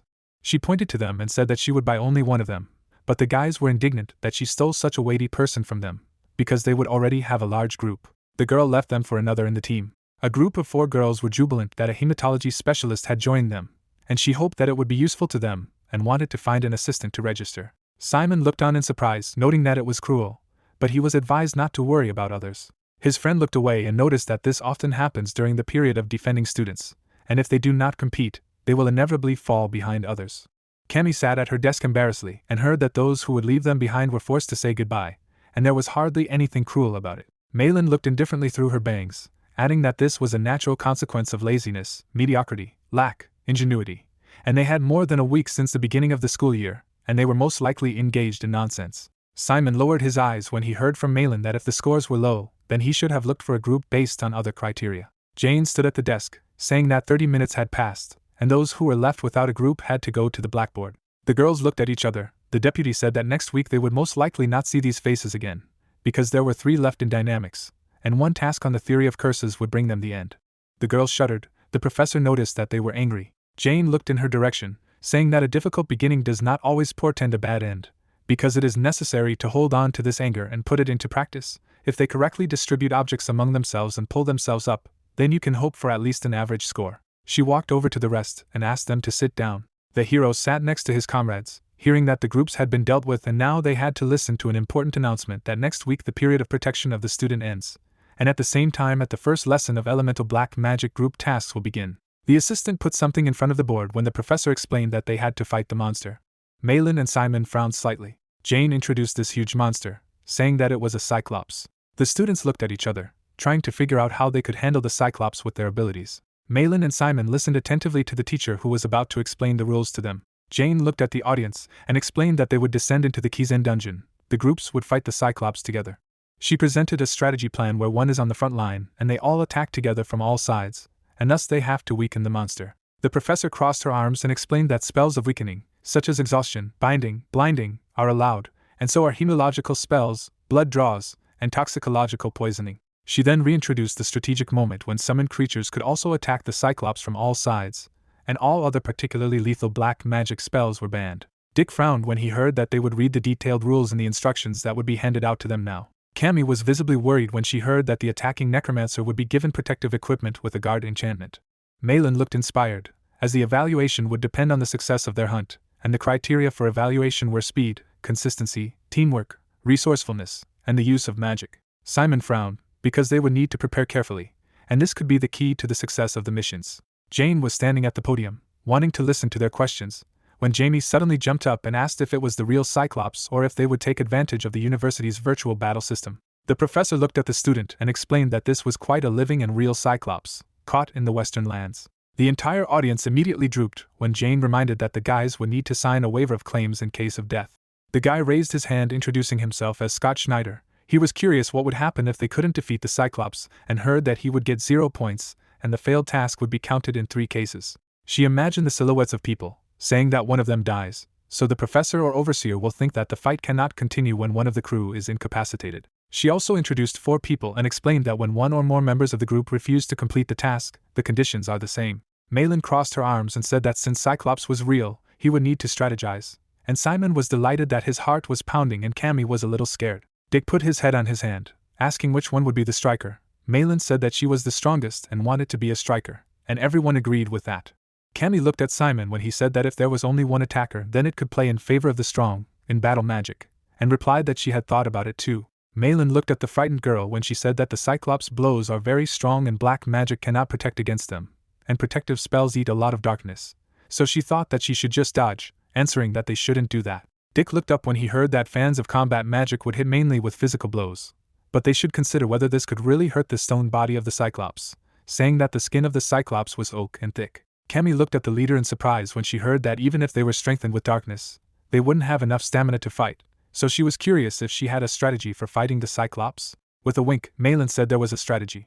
Jane stood in front of the audience and said that there would be 3 more lessons of elemental black magic during the week before the group task, and in the next lesson, each group would show a presentation of their combat strategy against the Cyclops, because in the lesson after that they would be able to test themselves in a virtual battle simulation. Looking at the students, she added that the 3rd lesson next week will be devoted to the task itself. The poster of the Cyclops continued to hang on the blackboard, and she explained that she left the remaining time of the lesson for them to discuss the strategy with their classmates, and they could approach her with questions later. The leader of the group took a look at the others when Dick asked about strategy. A magic circle appeared in her palm.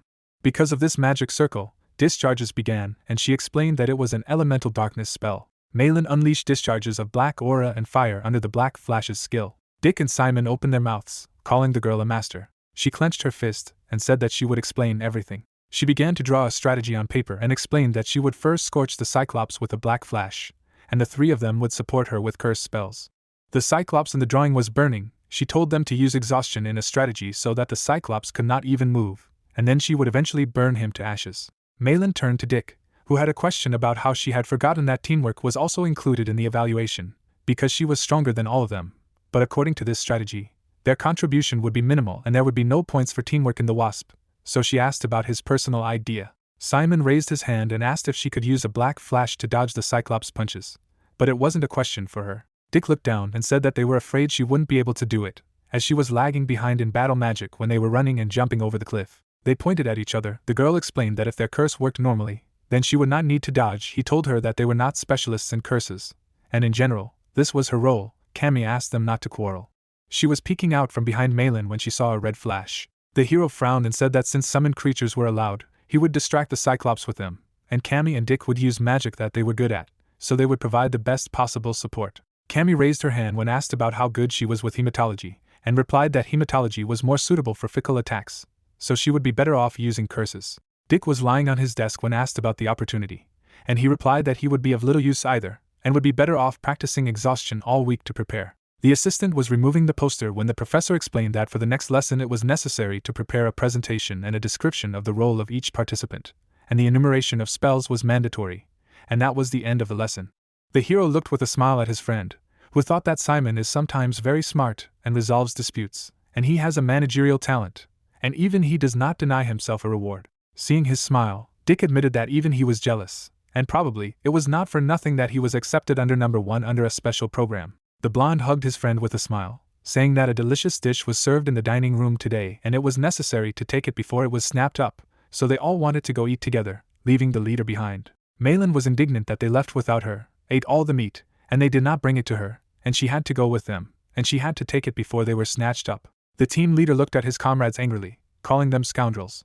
Jamie reached out and said that they were a class. The professor realized that they were seeing each other for the first time. Langstraus looked around the audience, saying that he was their toxicology teacher. Simon looked in awe at the teacher who wanted to start the lesson and asked them to open the first page. Later, the students fell asleep on their desks, hearing that toxicology is not just the science of poisons, when you can mix different ingredients. Lang stood at the podium saying to make the subtlest changes in the final solution, which is a characteristic feature of toxicology.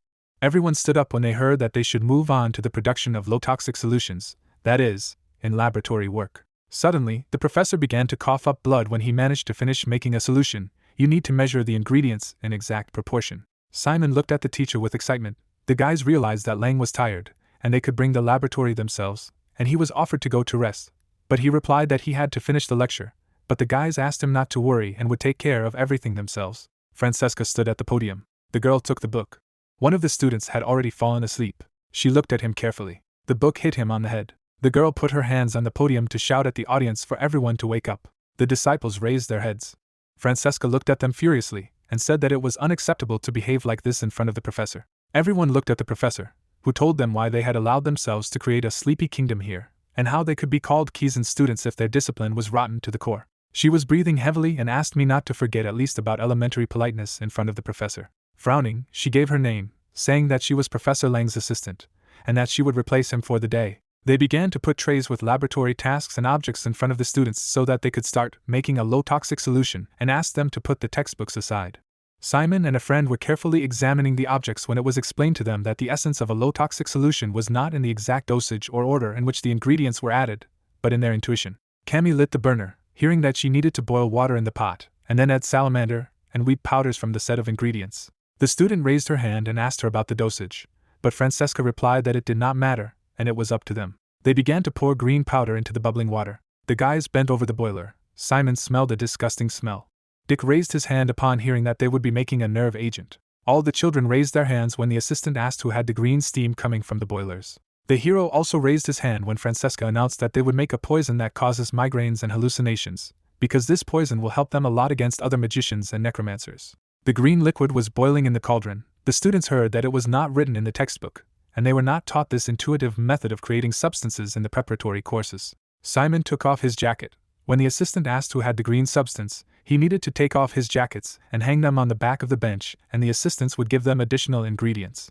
Francesca stood over the table of one student and decided to tell everyone that they would see a thin layer of fat in their substances, and they should remove it with a ladle, because fatty vegetable acids reduce the effectiveness of poisons, so they should always be removed. She then withdrew her hand, explaining to all the students that after removing the fat, they continued to stir until the substance became viscous, because it could burn or curdle, so they had to make sure that the fire in the burner was not too strong. The student raised her hand and asked her if it was normal for her substance to turn yellow. The teacher replied that everything was fine, because yellow meant the highest degree of purification of poison, and she would be able to sell this potion in Rochest. Her friends immediately began to praise the girl. Another student raised her hand, saying that her potion was blue and turned green. Francesca explained that most likely, the ingredients rose from the bottom and changed the effect of the substance, so she asked to give this student additional ingredients.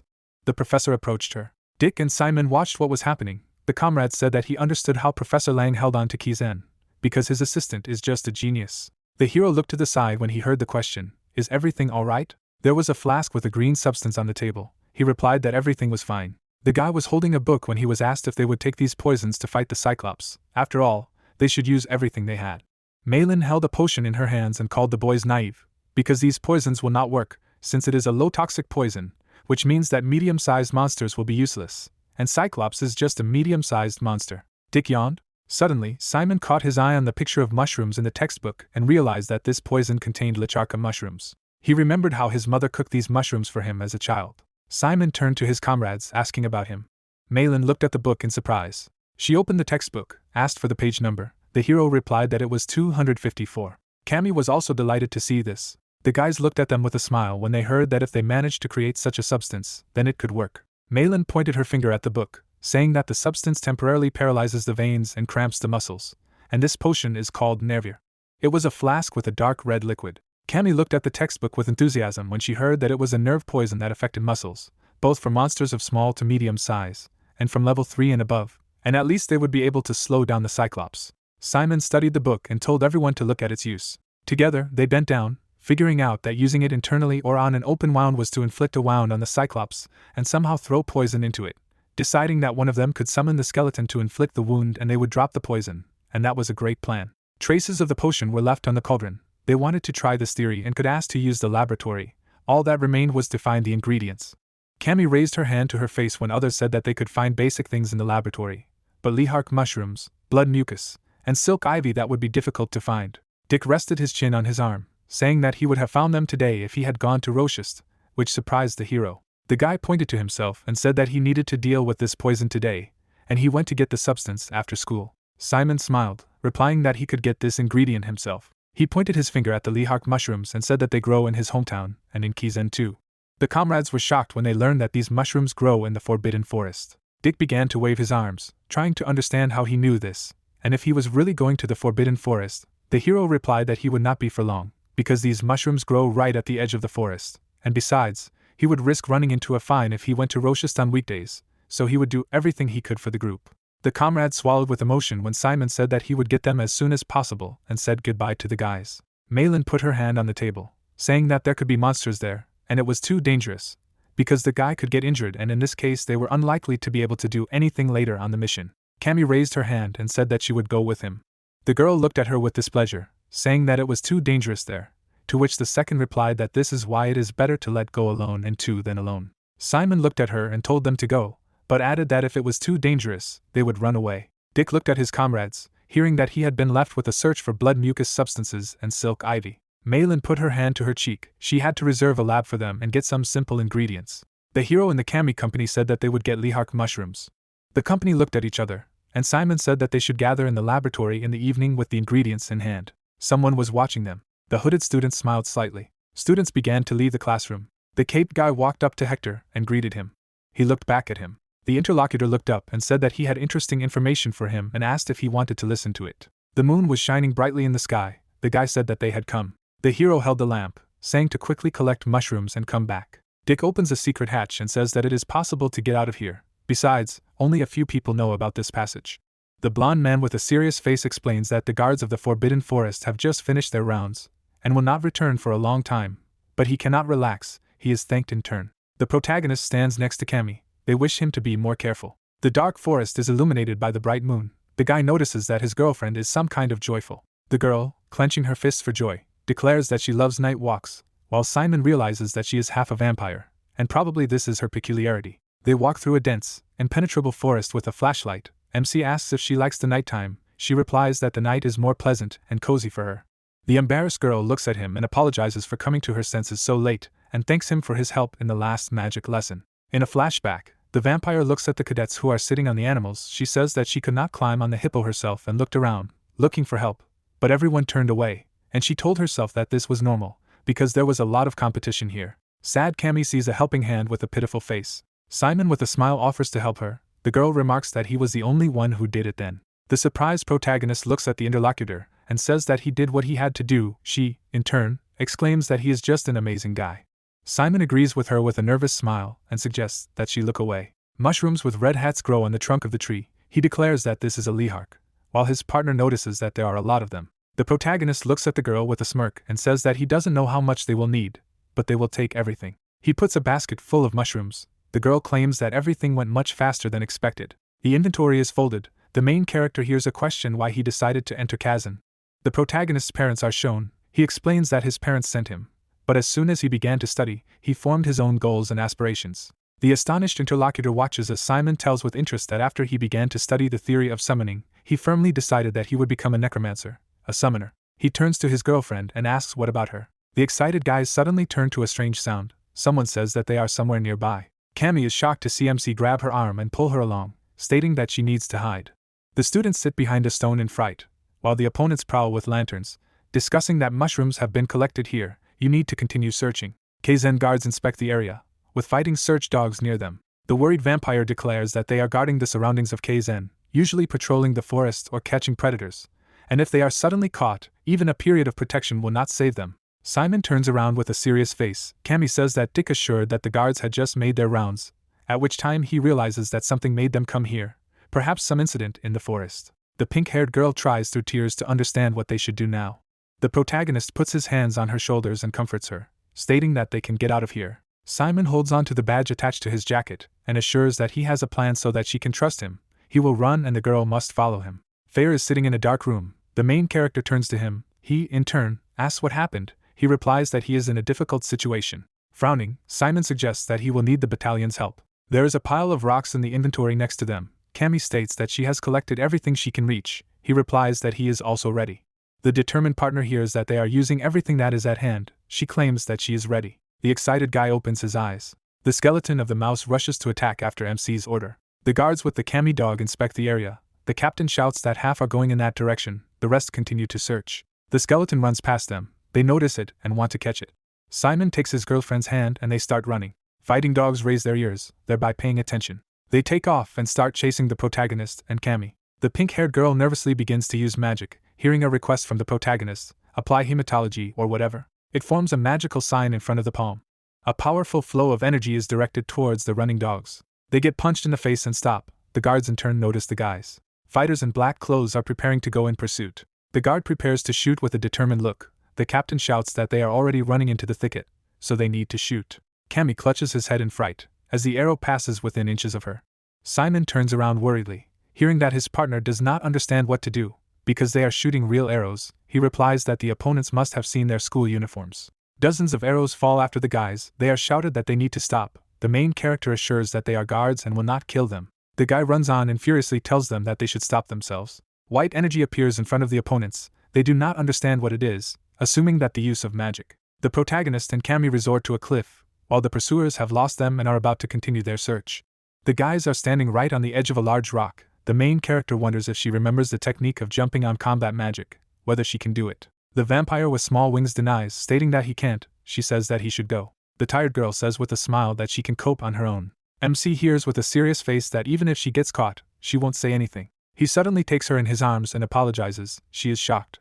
The main character holds her tightly and prepares to run. The partner screams in fright. It pushes off the ground with all its strength. With the help of a powerful jump, he flies over the cliff. It is rapidly approaching the rocks on that part of the river. The protagonist lands spectacularly. The girl closes her eyes in fright. Simon exclaims her name. He gently lowers it to the ground, wondering how it is. The amazed girl sits silently on the grass. The main character turns to her again. Her gaze becomes more and more shocked. The discouraged girl hears the question if she feels well. The vampire replies that she really thought that she would be caught. She wipes away her bitter tears and thanks him for saving her, while Simon reflects on the fact that the girl wanted to give up in such a state. Smiling, MC looks at her and assures her that they have broken away from the guards, so they can go back to the dormitory. They will have to make a big detour. Clarifying if she can walk, she says that she can. Smiling broadly, the partner sincerely thanks him. The guys are walking in the middle of the forest. The night sky is above them. The protagonist confidently moves forward. Cammy asks if they are lost. He replies that he is most likely on the right path.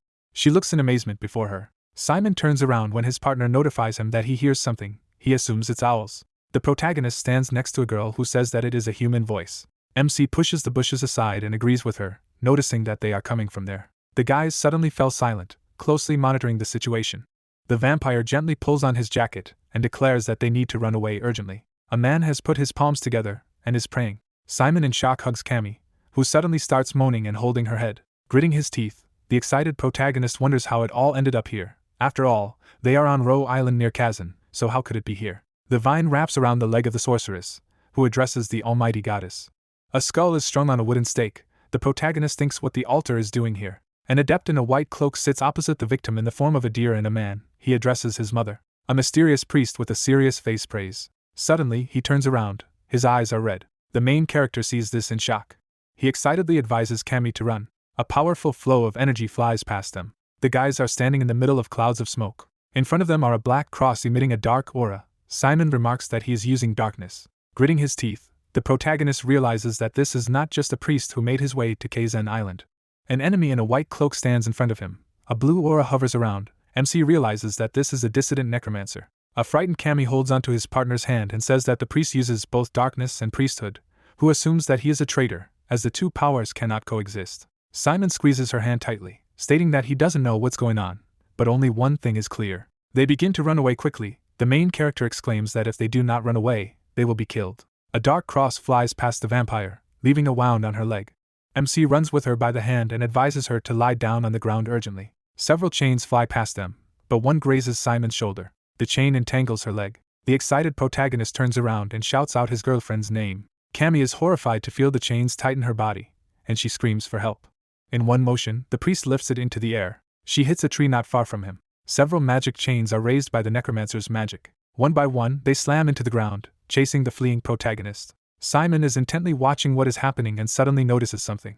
Explosions occur behind him. The main character puts out his hand and begins to eject the object. He firmly grasps the golden hilt of his sword. In one move, Simon hits the cross flying at him. More chains fly in his direction, but the protagonist's sword has crumbled to pieces before that. Magical steel chains approach his face. MC bends down and deftly dodges them. He holds a magical object that emits dark energy, thereby summoning darkness. Simon throws a ball of energy towards the enemy, ordering him to fly there. The priest calmly looks at the suspicious projectile, while the protagonist shouts that he needs to reveal his face. The necromancer with a mad look just dodges a passing projectile. The main character stands in front of his powerful rival. Dozens of black crosses rise around the priest. The protagonist is shocked to see that their number is already in the hundreds. Simon sees this with a slight smile, takes the badge on his jacket, saying that apparently he can't do it alone. Grinning, the protagonist watches what is happening. The priest opens his eyes in fright, feeling that Fair is standing behind him. The protagonist's assistant incinerates his opponent in a second. A dark silhouette with a skull mask laughing. Fair looks at Simon with glowing eyes and asks how the boy is feeling. The priest sits behind his shield. The assistant declares that the main character will definitely not be able to cope with this, so it is better to run away. Fair, with a mad look, begins to laugh loudly. He forms a giant sword in his hand, shouting that he hasn't been in battle for a long time. Worried, Simon leans towards Cammy, who is lying unconscious. She is silent with her eyes closed. The main character remarks that it is good that she does not have any serious injuries. He takes her in his arms and runs away. While asking how Fair feels, he replies that it will not be easy, because this man is incredibly strong, equal to the teachers of the academy. The magical assistant fights bravely, exclaiming that he regrets that his strength is sealed, because otherwise they would be equal. Gritting his teeth, the worried protagonist asks to listen to his plan. The blue-eyed skull falls silent and listens. The magical dark warrior raises his sword, declaring that he understands him, because he is still the son of Richard and must be very smart. A fierce fire flies out of the skull's eye sockets. The protagonist, holding his girlfriend, turns around and sees a large explosion in the middle of the forest. The protagonist enthusiastically declares that it worked. He advises Fair not to chase the priest, but rather to go to them. The assistant is behind him and notices that setting the guards on the necromancer is a great idea. The main character, in turn, is interested in how he is. Cammy is sitting unconscious on the protagonist's back. The assistant says that he is not afraid of injuries and in general it is better to urgently help the girl. Fair picks them up together. The surprised protagonist declares that he didn't even know he could do this. The assistant lifts them on himself, stating that he does not know how to do it, but will simply carry them where necessary. Simon's face rides at great speed. Fair carries them away at super speed and advises them to hold on tight. The main character stands on the ground. He is told that he should go on their own. Thinking about it, the assistant tells the guys that he feels the range of the detection spell. MC thanks him in shock. The dark creature goes into the forest and waves his hand, stating that they have only recently signed a contract, and he cannot lose it so soon. Cammy still hasn't come to his senses. The protagonist wonders what to do. The beaten protagonist thinks that he can get to the dormitory the same way, but it is not clear who to turn to for treatment. A nurse is standing next to him. He understands that if he goes to the first aid post, there will be questions about how exactly Cammy got such injuries, and if he answers, it will be bad. The image of a white priest appears. Simon realizes that the villains saw their faces, and if you take into account that he is also a traitor. A guy with a serious face comes to the conclusion that in any case, you need to turn to a person you can trust. There is a sign on the door that says that the night watchman is sitting here. The girl looks at her in amazement, and asks how she can help. She looks at Simon in discouragement, and shouts his name. The watchman jumps up from his chair and asks what happened, noting that the girls are not allowed to go to the boys' dormitory. He states that he understands this, but she needs help. An agitated worker asks if she is injured, claiming that she should have been taken to the first aid post. The main character replies that he cannot. The interlocutor looks at him in amazement, hearing that he has his own reasons and he cannot tell them. MC bows her head and asks for first aid. The girl sighs. She pulls back the curtain and asks to put it on the couch, because apparently first aid will be needed. The main character remains behind the curtain. He is asked what happened at all. The watchman treats the wounds with cotton wool, saying that the victim has a lot of bruises and scratches, and a deep wound above the knee from a sharp object. The worker says with a serious look that if they have a fight with other students, it is better to resolve everything peacefully before the period of defense is over. The protagonist clenches his fist when he hears that she has worked for so many years and realizes that students do everything to survive, even if it is mean, inhumane, and harms others. MC in turn retorts that they did not fight. The main character sits on the other side of the curtain and apologizes, stating that he cannot tell everything. The employee comes out to him and says that she will not interrogate him much, but he should also get medical help. She pulls out medical items and says that she doesn't know what happened, but being healthy is the most important thing. You have to be healthy to survive here. The girl bandages the main character's hand, clarifying whether he knows why so. He replies that he does. The caretaker helps him and states that Cammy is not badly injured, so she will ask a friend from the women's dormitory to pick her up. The protagonist thanks her. The protagonist bows to his savior and claims that he will not forget what she did for them, while the girl remarks that it is better for him to return to his room. Simon stands in the doorway, apologizing for bothering him at such a late hour. Frowning, the girl wonders how long he will last here, because you rarely meet such people. The door of the room opens. MC declares that he is finally back. His friend immediately starts screaming his name. Dick hugs him and exclaims that he is alive. While clarifying what is wrong with Cammy, the protagonist replies that they are both fine. A desperate friend sits on the floor. Hearing that they were chased by the guards and got lost, the blonde man notices that he was almost also caught, but he managed to return to the dormitory. At this hour they usually do not patrol, but this time they got out. The astonished protagonist looks at his friend, who says that he talked to Malin, told him about the guards, and she offered to postpone the production of poisons until tomorrow. MC, in turn, assumes that she is probably awake because of them. The puzzled girl was excitedly silent. Dick reveals that at first she was disappointed by this news, but after hearing about the guards, she found herself in his position. The protagonist hangs up his jacket. The blonde asks if Cammy has returned to the dormitory, and if so, he can go to bed. Dick walks across the room and tells a friend that he will turn off the lights. Simon lies on the pillow and realizes that his mother was a priestess, and therefore he is used to hearing prayers, but Cammy must have been scared. Closing his eyes, the main character decides that he needs to talk to her alone tomorrow. An enthusiastic vampire greets the protagonist. A discouraged MC asks if she is really okay. She agrees. Smiling, the friend says that yesterday everything was like in a dream. She happily explains that they walked, picked mushrooms, and then ran away. In general, a lot of terrible things happened. The dumbfounded protagonist listens to a friend who suggests that at first the dream was good, and then turned into a nightmare. Perhaps that's why last night seems like a dream, while Simon realizes that it seems to her that it was a dream, because everything was too unbelievable, so this is a way to survive stress. He puts his hand on Cammy's shoulder in amazement, and asks her to listen. The main character persistently explains to her that the priest ran away when the guards appeared. The magician saw his face, but not hers, so it is better not to tell anything and behave as if nothing happened. The protagonist carefully looks at his girlfriend and declares that he will find out who he is. The angry girl exclaims loudly that she also wants to help, because they went through it together.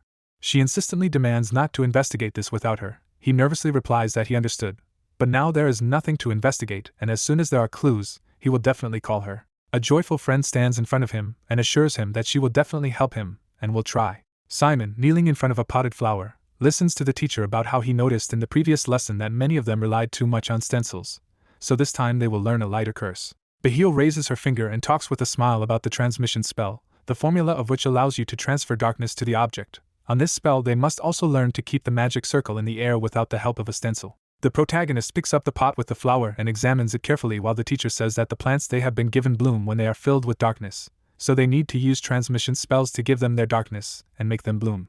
The main character writhes his face because the magic sign hit him on the head. A disgruntled guy forms it again. A bright magical bundle of energy is generated in his hands. A desperate MC lowers his head while his friend is in shock. The protagonist realizes that he has to fight a Cyclops next week, and he can't even do that. The teacher puts his hand on Simon's shoulder and asks how he is doing. The teacher with a smirk asks if the young man is doing well. The nervous guy looks up and says that he just tried. Bahil is standing in a perfectly white suit and advises him to use a cannonball. Touching his chin with a black glove, he says that the guy does not yet know how to use the core, so the darkness lacks strength, since the magic circle is blurred. The surprised protagonist listens attentively to the fact that no one will teach him how to use his core. They do not teach this, because it is too simple. Besides, there are no general ways to use the core, they are individual. Bahil is still holding on to it, and advises not to be scared now. Suddenly, a beam of energy passes through the body of the main character. He is in shock. The wave also passes through other students. The teacher declares that people do not know that curses are not only of a negative effect, so stereotypes do not allow them to know the full depth of this science. The students look down in amazement, not understanding what the professor has done. He replies that he only applied the curse of exacerbation of feelings on them. Blue orbs hover next to Simon. The teacher says that this curse helps lost students find their way home, and now they need to focus. The protagonist follows the advice, takes a breath and collects the mana scattered in the air. Bahil says with a smirk that now he needs to run mana through his core, but first he will show. A cloud of blue energy glows inside Simon. He realizes that this is just one thread of mana, but already moves differently. The teacher asks if they feel the difference. Dark blobs of mana float through space. He says that they have a different character of darkness than others. With a simple pull it loses its power, therefore. The bright energy ball begins to glow even brighter. The teacher declares that they should develop the power of circulation. Bahil, with a benevolent look, explains that you need to forget about the transformation and formation of darkness. Treat your core as a living being, calm it down so that it allows them to take the initiative, and then wait for the darkness to begin to flow through their hands. Discouraged, the protagonist sees a cloud of energy in front of him, which begins to take shape. The teacher, smiling, declares that now they need to act on their own, not try to hold everything by effort, only let her move where she wants. Closing his eyes, the main character tries to follow his instructions and form a bun. The teacher notices that he is succeeding. Dark mana takes on a more orderly appearance, and is praised.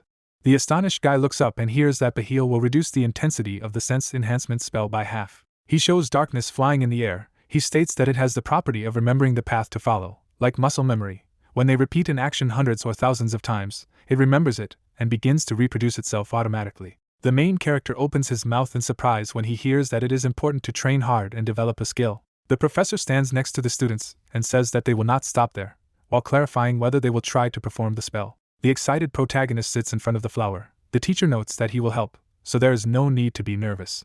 He leans towards the student and asks him to improvise, to form any magic circle. He understands the order. A dark image appears in the protagonist's palms. Bahil watches as Simon forms a magical seal with his palms. Before the seal, a ball of mana dangles in the air. The main character watches with a determined look. He is asked to activate.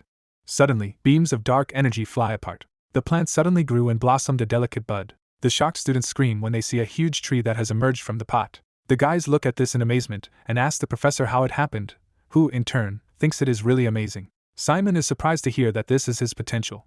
A beam of light mana passes through the guy's body again. The teacher declares that he only helped them stabilize and direct their powers effectively, demonstrated what they can achieve in the not-too-distant future. Bahil says with a genuine smile that he has a special kind of darkness. The main character looks at the grown plant in surprise, hearing that he needs to think carefully about how to use his talent in the best possible way. There are blue petals on the table. The teacher declares that he needs to decide which science to direct his diligence to reveal his talents. The smiling professor looks at the protagonist, who addresses him.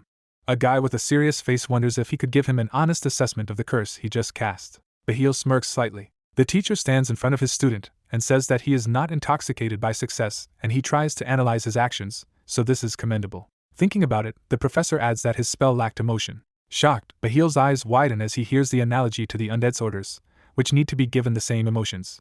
The teacher smirks slightly, stating that in principle this is true. He pats the protagonist on the head and says that emotions are the decisive factor in black magic. Simon at this moment wonders what it was, because for a moment he had such a terrible face. Dick jumps up from his chair abruptly and addresses the teacher. The blonde excitedly asks if he can help him, because the plant still does not bloom. Smiling, the teacher declares that you need to hope for luck and that they will be babysit. These are the aspirations of every sloth.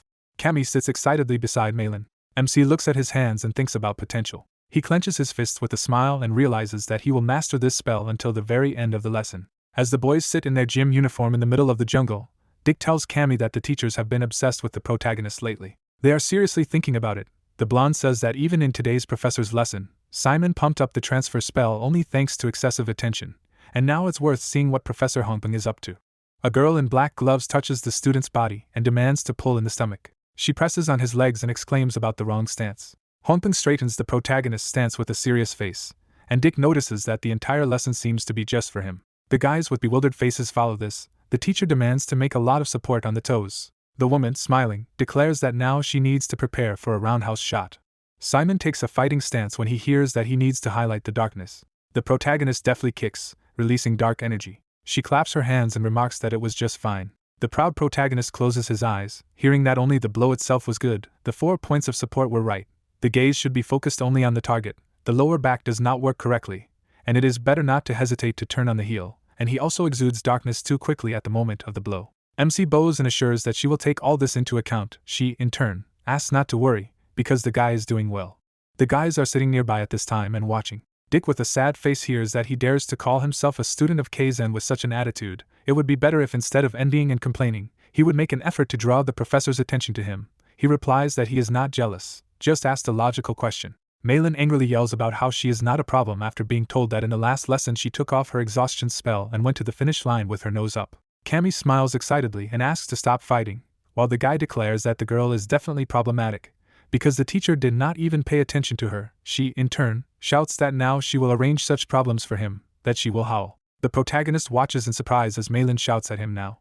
Amazed, Simon points his finger at himself, because he was asked to teach. The embarrassed girl declares that he is good at combat magic, and the professor will not explain it to her, so a classmate asks him. The disgruntled cadet looks to the side and says that she will be an attacker during the task with the cycle, and she needs his help to develop speed and agility, and it will also have a positive effect on the grades. Simon replies that he does not need to explain, he will help, she just needs to stand up. Malin clenches his fists and follows his directions. She moves her legs and arms, while her face is concentrated.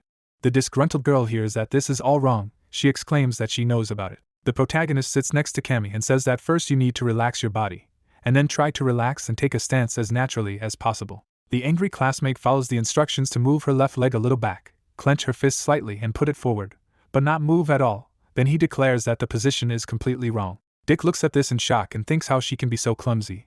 The main character at this moment explains that you need to gather the darkness around her waist and keep it like that. The girl swings her legs, following the instructions to shift the effort to the joints of her leg and spin. An angry classmate asks if she is doing the right thing. He replies that she is not, because you need to spin your whole body, and at the moment of twisting, strengthen the back of the thigh with darkness. Dick sits next to Cammy. They watch in bewilderment as the protagonist tries to teach her. Malin shouts in a rage that she is not standing here naked, so he can just touch her and explain it normally. The surprised guys around hear everything. The embarrassed girl instantly blushes. There is silence around. The protagonist leans in and touches, explaining that she concentrates the darkness here and moves it there in the turn, while Malin says that it is not the right time, as everyone around is chatting about it. The excited girl looks at him and hears that it is better to remain calm than to run to prove to everyone that she is not guilty. Simon stands up in front of her and slaps her leg, explaining that she needs to focus the darkness in the indicated place on her hip. She desperately swings her leg, near which a cloud of black mana forms. Suddenly, a classmate falls to the ground. The guy is shocked. Malin sits on the ground with a disgruntled face, hearing that she is already doing better. Even despite the fall, she still has a lot to learn, but still. Other classmates surround Simon. One of them remarks that he is so good at this punch. Another wonders if he can teach her. A lady with blue hair wonders what kind of person he is. You can see a sign with the inscription of the lecture room. The teacher says that the topic of today's lecture is a spell to restore form. The protagonist turns to the lying bones, hearing that every skeleton has a force of gravity that pulls its bones back to their original shape. Aaron snaps his fingers with a straight face. Suddenly, bright streams of energy scatter around the classroom. The students are shocked. A rodent skeleton appears in front of the teacher. The man says that the principle of restoring shape is quite simple. He connects the bone and says that even when the skeleton is shattered into pieces by a strong blow, there are still residual particles of darkness in its bones. Aaron shakes his hand and explains that they only need to activate these remnants of darkness and increase the force of attraction of the bones to each other. This will allow him to assemble in the right way. The shocked guys are frightened by the skeleton that has appeared. Dick struggles to connect the bones. The protagonist opens the book, while Malin addresses him. The indignant girl wonders why he doesn't do anything. The main character collects a small rodent with one movement of his hand. A classmate with blue eyes is surprised to realize that he already knows everything. She looks at him with displeasure and says that he does not advise him to rest on his laurels because he has mastered the restoration of form. Clarifying if he has forgotten what he promised, he replies that there is no need to worry, because he will overtake him in the summoning no matter what it takes. Malin angrily says that she would get all 90 points on the conscription theory if she could solve problem number 20. The astonished protagonist wonders what she means by their test with the professor, while stating that it seems to be easy. A classmate, without turning to him, does not believe that MC solved it without having preschool training, at the same time clarifying what the answer is. The discouraged girl hears the number 1200146. She does not understand how this is possible. A silhouette appears in front of the guys. The girl is trying to find out how he solved this problem. The professor with a displeased face asks what they are doing. The excited protagonist turns around and declares that he has already assembled the skeleton with a spell and therefore read about the next topic in the textbook. The professor looks at him with a serious look. Malin covers her mouth with her hands in fright and apologizes. Aaron orders her to stay after class. A bright office is shown. A man is sitting on a chair and reading a book. A student is not far from him. Aaron closes the thick book and says, "Let's go." An orange sunset over the green trees. The professor declares that there are things he cannot tolerate. The teacher stands in front of the main character and lists that the first thing is the students who do not do anything in the lesson, although they want to learn his subject. Simon excitedly hears the order to pull out his skeleton. He waves his fingers. The skeleton of a rodent appears in front of him. The professor demands to restore it. MC, holding out his hand, declares that he understands everything. The necessary skeleton appears in front of the teacher. Aaron frowned and made sure that he was regaining his form perfectly. The dumbfounded guy hears that in this case, he will be taught a spell of a higher level. He waves his arms and asks if he didn't call him to reprimand him for his inattention during the lecture. The teacher replies that this is nonsense. Aaron pulls out a cigarette with a stern look and declares that this is an additional activity for him. Enthusiastic, Simon folds his hands with joy and is told that the teacher is obliged to arrange additional classes for those whose academic performance is above average. The teacher scratches his head and says that you need to get ready, because you should not take up even more of his working time. A demon skeleton appears in front of them, which has armor, a sword and arrows. The main character calls it very cool. The teacher begins to assemble it with the help of magic, stating that he will show it only once. He directs his hand with a serious face. The bones begin to connect slowly. They are lightly smoking with blue mana. The professor stands in front of a huge tree and explains that the spell to restore form can be used as an offensive spell. Fast projectiles fly forward. They stick right into the tree at high speed. The professor calmly uses the skill of bone knives. The protagonist is stunned by this. A squirrel in tears runs away from his favorite tree. Eren waves his fingers with a stern face. The little animal suddenly stops. The teacher says that you can use it as a fettering spell. A bone cell is erected around the crying squirrel. Eren does not take his eyes off and explains further. He imposingly waves his hand, around which a light blue smoke can be seen. Several fast shells fly past the animal. Bone armor is seen attaching to him, and he uses a protective spell to restore form. The professor clenches his bony fist. Eren stands in bone armor. The enthusiastic protagonist rejoices at how cool it is. The teacher in a mask with a skull explains that for a high-level necromancer, a skeleton can become a weapon, a cage, and armor. The armor evaporates from the teacher, who says that all the black magic he has demonstrated is the same spell to restore form. Crossing his arms, the professor declares that this is from the second-year curriculum, and shows him this, since the main character has overtaken the entire class. A joyful Simon smiles when he hears that the teacher will slightly adjust these spells to his level and teach them, and it is better to start with bone knives. The astonished protagonist looks at his finger and listens attentively that one habit must be learned first. A chess piece in the form of a skull is shown. It is said that the essence of the spell to restore shape is to move the bones of the skeleton in the direction it needs. A diagram with bones is depicted. It is said that he applies shape restoration, focusing only on the skull. The Simon figure is on the board. The bones jump to another. It is explained that instead of first collecting the skeleton and then sending its bones, you need to make a willful effort to make the whole skeleton fly in the right direction. While the protagonist understands that Fair was talking about the same thing, so it is worth doing the same thing as with the mouse skeleton. A resolute Simon looks at the hand glowing with dark energy. He stands as if on a chessboard and orders the dice to gather in front of him. The skull lies on the ground.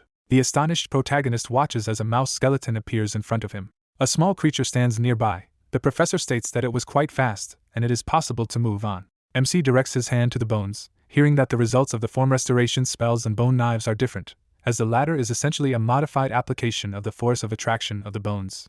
Fast projectiles fly into the tree. It is said that it is necessary to collect the bones immediately at such an angle, in order to then launch them with the tip into the flesh of the enemy. Gritting his teeth, the protagonist watches as Eren cuts his finger, and says that he needs to focus and draw the darkness inside the bones in the direction of the enemy, so he will form a point. The tied-up student lies on the ground. The professor explains that small bones, from which it is impossible to make weapons, also have a use. You can use them to tie up the enemy. They are good at hindering movement. Bones are intertwined around the object. The protagonist, clenching his fist, resolutely orders to recover. The bones are pressed against the tree. They tear him apart with all their might. A joyful Simon exclaims that everything worked for him, while the teacher praises him. The professor stands in front of him and says that MC used a chokehold with the help of bones, but it is worth remembering that a broken and incapacitated skeleton can still serve him in this form. It is better to continue training to be able to use this trump card in battle. A joyful Simon listens attentively to the fact that Professor Jane appointed the hunt for the Cyclops as a group task. He clarifies whether the main character will be the attacker. He denies that it will be Malin. The teacher with an important look notices that this is quite smart, but you need to focus on your support role. There is a lot to learn, so it is worth trying very hard. The professor walks next to the student and advises to remember that this was only an additional lesson. The teacher goes on alone. The main character thanks him and says goodbye. A joyful Simon opens the classroom door and apologizes for being late, while everyone shouts what happened and whether he was beaten. His classmates nervously surround him and shout that their period of protecting the student is not over yet, so Eren had no right to punish physically, while Dick claims that the smallest punishment in the academy is the rod. Malin, in turn, loudly apologizes for blurting out about the 20th question. Surprised children fall silent when they hear that he was not punished, but simply conducted an additional lesson. Classmates are standing near a pot with a potion. The guy assumes that MC is just in shock and everything in his head is so mixed up that he accepted the punishment for an additional lesson. The blue-haired lady asks to see their potion.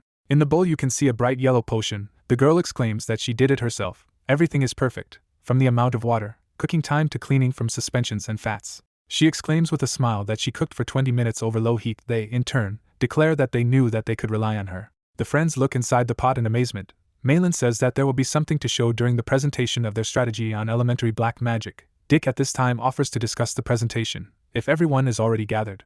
A bright moon shines in the dark sky. The question is whether they have discussed all possible questions. He is told that all 300 and what all of them have to do with answering. Tired children barely raise their hands, realizing that the presentation is in their pocket. The teacher closes the journal and talks about one attacker, a necromancer and 2 magician spellcasters. They have strengths and subjects, but they decided to go the most primitive way, and the spells used are mediocre. Jane, with an angry look, states that the icing on the cake is the decision to put the strongest necromancer in the support position. She clarifies what the number 7 group thinks. The excited guys stand in front of them, realizing that they have discussed 300 questions, but none of them have been asked. Jane frowned and said that she wanted to hear why they distributed the roles this way. Malin looked at the professor seriously and replied that she thought that the best solution would be to clearly divide the responsibilities, since the most important goal was to quickly defeat the Cyclops. The hero clenched his fist when the professor asked if this was the best distribution of roles in their team, and the girl confirmed her words. She looked at the guy when the teacher asked what he thought about it. Simon looked at the woman and thought that the professor must be waiting for a different answer. In any case, it's all about protecting the students. The purpose of today's presentation is to evaluate their strategy, so he should not shake, but show how good their teamwork is. He frowned and said that he knew that their team lacked resourcefulness in terms of combining dark magic. The hero lowered his gaze and said that safety was more important to them. The hunt for the Cyclops in their squad would be more stable than in all other groups, so they would get a high score for strength, which commented on the lack of points for resourcefulness. The brunette nodded in agreement, and said that since they were saying that, they would move on to the next point. Cammy flinched in surprise when she was summoned. Jane gave her a cold look and said that the girl was studying hematology, and therefore she would be responsible for the attack, but she had given the role of the attacker to a student who was studying catharology, while she herself would provide support with curses.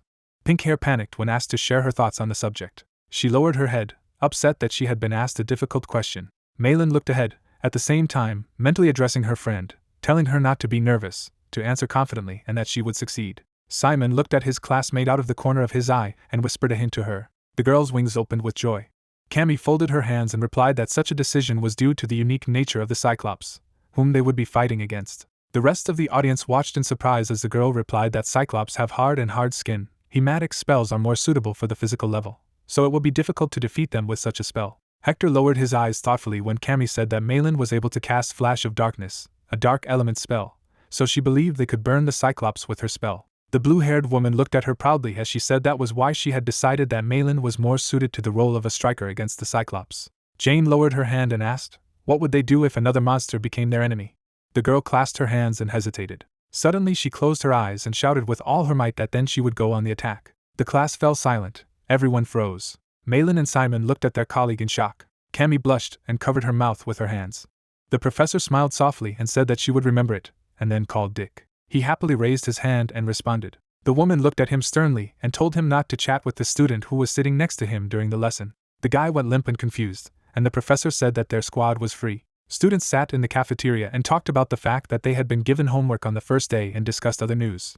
The heroes stared boredly out of the window and wondered when she would come. The guy and the girl were whispering as they looked at someone in the distance. The student was walking down the corridor, and everyone around was gossiping about her. The brunette's dark hair was developing, and everyone around her continued to discuss her. She straightened her hair, as if she did not notice anything. Suddenly, the girl turned around and asked what they wanted to say to her. A bunch of onlookers also evaporated. Lorraine coldly crossed his arms over his chest, and the hero thought how strange it is. Why does he have such a feeling as if she is a different person? She is even a little frightening. He remembered their date at the amusement park and thought that before she came to the academy, she was very friendly. They went shopping and ate together. The guy smiled awkwardly and said that they had not seen each other for a long time. Lorraine didn't answer, just exhaled heavily and put her face on her hand. She then blossomed, broke into a smile, and greeted his friend, noting that it was the first time they had seen each other since. The hero was confused by the surprise. The brunette took out a letter and asked what he said to the girl who delivered this letter. She made such a fuss. He replied that he just asked her to give the letter to him. The girl raised her eyebrows in surprise when the guy said that she looked great in this form, better than he thought. It moved closer to him and aggressively asked what he meant by that. Simon got scared and started mumbling something about the school uniform of the previous academy, which calmed him down and said that everything was fine and she was just joking. The guy froze and looked at her. Lorraine frowned and asked why he wanted to see him. The hero became serious and said that there was a traitor in the academy. Sunlight poured through the window. Simon said that he had gone to the Forbidden Forest to prepare a potion for the professor's lesson on fighting Cyclops. The brunette thought about something and said nothing. The hero threw off his head and said that he understood if it was difficult for her to believe him. She interrupted him and said that she believed. The girl nodded and asked him to explain in as much detail as possible what the cross he saw looked like. He replied that the largest cross was in the center. Simon frowned thoughtfully and said that there was a woman on him. She was tied with a vine. His girlfriend looked at him seriously and said that the woman was the goddess Deva, the only goddess the saints believe in.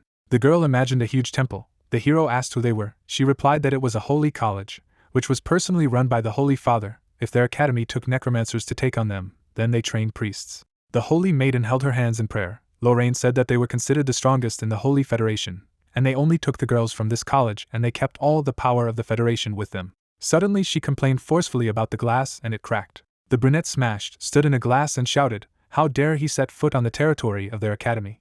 The girl looked at the hero with all seriousness and asked who else knew about it. He replied that only he and another student who went with him to the Forbidden Forest knew. She thanked him for telling him and said that she would immediately report to her mother. Simon looked at his friend worriedly and thanked her. She stood up and said that it was a good decision to talk about it. If everything was as he said, then this one must be the same priest. He must be as strong as the professors, which makes all professors suspect. Lorraine smiled and said that if he had talked to them about it, then they could have already destroyed all evidence or interfered with the investigation. Her mother should know about it so that the priest could not intervene and so that they could conduct a thorough investigation. The hero laughed and said that he was glad to help. The brunette threw her hand up and said that they should go. He asked where. The girl looked at him, smiled, and replied that they were going to the Forbidden Forest. The guy nodded. When his girlfriend said that where he saw the priestess, there must have been evidence, he replied that it was a good idea. After a while, the hero looked ahead anxiously and said that this could not be. There was an empty clearing in front of them. The man asked why there was nothing here. The brunette took a step forward. Lorraine reached out to the ground and noted that without evidence, things were becoming even more suspicious. As Simon had said, the priest was quite strong. She ran her hand along the ground and said that although she did not see the fight, she understood how carefully they covered their tracks. The girl stood up and continued to analyze that they had placed the core inside to come to their academy, even though they serve the god, while the priests believe that the core is a force that denies the god. She turned around when Simon said he had a question. He raised one eyebrow and asked if the priest could use holiness if he opened the core. She confirmed. The hero tilted his head and asked how it worked. The two worship the woman in the icon. Lorraine said that holiness is the power that comes from faith in God. On the opposite side, two men worship the devil, and the girl said that darkness is the power of the cursed devil, as the priests say. The brunette stared thoughtfully at the floor and said that whatever their theory was, there was no denying that the two systems were fighting each other. She put her hand on her friend's shoulder and thanked him for cooperating with their academy. But the problem was that the priest couldn't be underestimated, which meant his life was in danger. They didn't know when they would come for him, so why didn't he take a day off and rest? The brunette took her hand and replied that he was fine, he would just continue to live his normal life. He wasn't sure if the priest had seen his face, but if they came for him, they would definitely leave evidence. Lorraine was outraged. She frowned and shouted that even if they had proof, it didn't matter if he died. Simon put his hands on her shoulders, asked her to calm down and listen to him. If he stopped going to classes or started doing something strange, the priest would immediately suspect him. The girl raised her hands and was indignant that at least he needed security. He objected that this also applies to them. The guy imagined walking down the corridor with the guards and said that then he would stand out, and it would become obvious that he had told everything to the top of the academy, and therefore he was being protected. Besides, it would show that he felt threatened. Lorraine frowned when the hero said that they were dealing with a priest who had infiltrated the academy. As she said, they decided to come here and even open the core, which is considered sinful. She lowered her head and the guy said that she should understand that these fanatics can be unpredictable. Then the girl raised her index finger and asked him to promise that if she noticed something suspicious, she would provide him with protection. He agreed. Simon laughed nervously when she said that he didn't have to sacrifice himself for everyone else and suggested that he come back. After a while, Lorraine waved goodbye to him, and the hero thought that he could not take an academic leave for this and mentally asked her for forgiveness. The hero smiled calmly and thought that he would lag behind the others if he did not go to classes. Then he shook off the anxious thoughts that he would be expelled for poor academic performance or poor skills. He could not allow this. If the risks were on his side, then it was better to save his academic life. The guy looked up at the building and thought that, like Fair, there was a lot to learn here. Dick and the rest of the students moved through the portal, the blonde remarking that the professor was living up to his reputation. He looked to the side and said that he had heard that it usually happened in the second semester, but they did it even before the student protection period was over. The girl told him that she was so nervous that she didn't sleep at all. Suddenly, a flash blinded all the areas. A voice announced that a virtual combat simulation system had been launched. A virtual room appeared in the anterooms. The students looked around in delight. A voice said that Avalon is a system that only exists in their academy on the entire continent. It can recreate any monster in the form of a magical creature for virtual combat. Jane stood in front of them and said that it was all the result of the transfer of Hallucina, an ancient fortress of illusions and hallucinations, to their academy, and its subsequent modification. The brunette looked at them sternly and stated that she had explained everything, and therefore proceeded to the briefing of evaluation. Everyone listened carefully to the woman when she said that the rules here are the same as in practice. They will face a maximum of 3 virtual battles before the real match. The virtual Cyclops will only consider the fighting group as enemies.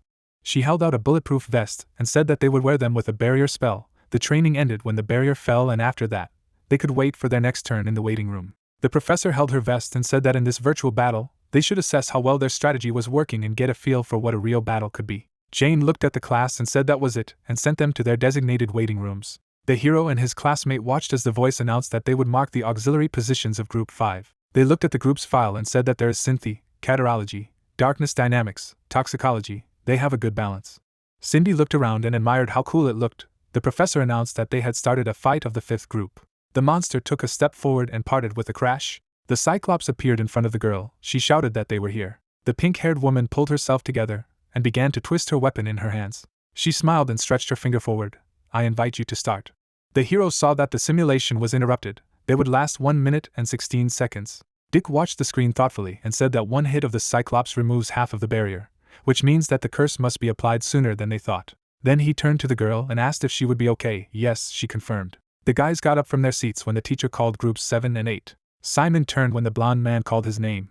He looked at his opponent when he asked if he was an attacking exit. The guy replied that it was Malin. Hector clenched his fists and asked if he had changed his mind about defending the pride of this girl from the tower. He replied in the negative and added that she was just a better fighter. The blonde man tightened his teeth and said nothing. The 7th group was standing in the middle of the simulation when the professor said that they would mark their supporting positions. 3 circles appeared in front of them, and she asked the support members to take their seats. The hero looked to the side when he was told that the Cyclops would not see him, so he could relax. The white-haired man smiled affably and asked the girl if she was ready. She confirmed. She exhaled heavily when she was asked again if she would be okay, and everyone also advised her not to be nervous. After all, this was just a virtual fight. The simulation began to overgrow with plants. A troll appeared in front of the group, the professor's voice marking the beginning of their simulation. Monster roared, and the girl ordered everyone to get ready. She frowned and asked if they remembered their strategy. The hero has a fist and thought that she is normal. He should not worry about her. He needs to do everything as they planned. The guys looked forward when the brunette thought that he needed to concentrate 100% on his role. Suddenly, there was a flash in front of them. The group looked away in incomprehension. Their friend was lying cold and unconscious. They were screaming. Everything was fine with her. The entire team was transported back, and the professor announced the end of their first virtual battle, praising them for partially executing their strategy. She remembered the moment of the fight and especially noted the good work of the summoner, who distracted the Cyclops' attention with the help of skeletons. The main character raised his head and thanked her. Dick shuddered when the professor said that the rest of the team was not up to the task. The woman remembered a scene from their practice and explained that holding the enemy with the exhaustion spell and attacking with black flash theoretically sounds good, but as they can see, the reality is completely different, and their biggest drawback is the low effectiveness of spells, so let them try to concentrate on the target. The students looked at their mentor nervously and thanked her for the explanation. The group returned to the hall, noticing that everyone was crowding. On the screen, it was clear that Hector defeated the Cyclops on the first try. Their team received an A grade, and the student's best score was as much as 98%, which means that the enemy was not able to hit him even once. The hero and his friends looked at the monitor, and everyone was discussing how it was possible to do everything so perfectly to get such an assessment. Hector walked past the brunette. He sneered arrogantly as he looked at the young man. The hero looked at Malin, who suddenly turned to them. She frowned and suggested that they do everything to win a real battle. The second simulation of the fight, the Cyclops swung his club, and Simon noted that even with 2 casting exhaustion, the monster does not slow down at all, so the attacker must dodge. The girl jumped away like when they were learning to push off the darkness in a jump on combat magic. Cammy and Dick created magic circles, trying to simplify them as much as possible so that there would be more spells and they would get the cumulative effect faster. The Cyclops swung and roared, and Malin lost her balance and fell. The enemy raised a club over it. The girl raised her head in fright when she was called out. The girls looked upset at their grade of E, realizing that the next attempt was the last. The main character thoughtfully touched his chin and asked his friends to listen to him carefully. The guy smiled and said that he had a win-win idea, after which he said that, first of all, they don't change the strategy much, and Malin also remains a striker, but the 2 casting curses don't help, so they should try to cast spells from 2 circles each to get 4 casts. The guys looked at the hero in confusion and replied that they had never tried this, and whether they would have such an opportunity during the battle. Simon sent the skeletons to attack, assuring him that he would buy as much time as possible with their help. The ratmen began to climb on the Cyclops. They clung to the legs and held the enemy. Before the battle, Dick nodded when the brunette said that they would be using the surrounding nature as well as his specialty of enchantment. Cammy raised the seal in the air and announced that she had created the first circle for attrition. My partner did the same and said that he was moving on to create the second style. The Cyclops threw one of the skeletons away, shattering it, and the student reported that the black flash was 80% complete. The protagonist directed the darkness towards the undead and sent the 7th skeleton into battle. The ratmen jumped on the monster, distracting attention. Cammy knitted her eyebrows and exclaimed that her circles were ready, and the blonde said that she could attack as well. Another skeleton crumbled in the clutches of the Cyclops. The enemy turned his head in search of students. Malin held the seal in front of her and activated the black flash. The Cyclops roared at the students, getting close enough for the cadets to be hit by exhaustion.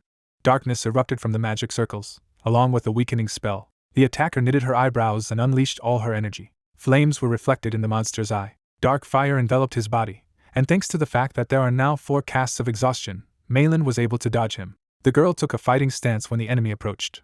She pushed off the ground, concentrating the darkness in her legs. The student clumsily jumped away from the place where the Cyclops' blow immediately fell. The opponent turned to her, and the main character shouted at the girl to run. Cammy pierced her finger and extended her hand to block the monster's view with a bloody spell. A scarlet ribbon stretched from the student.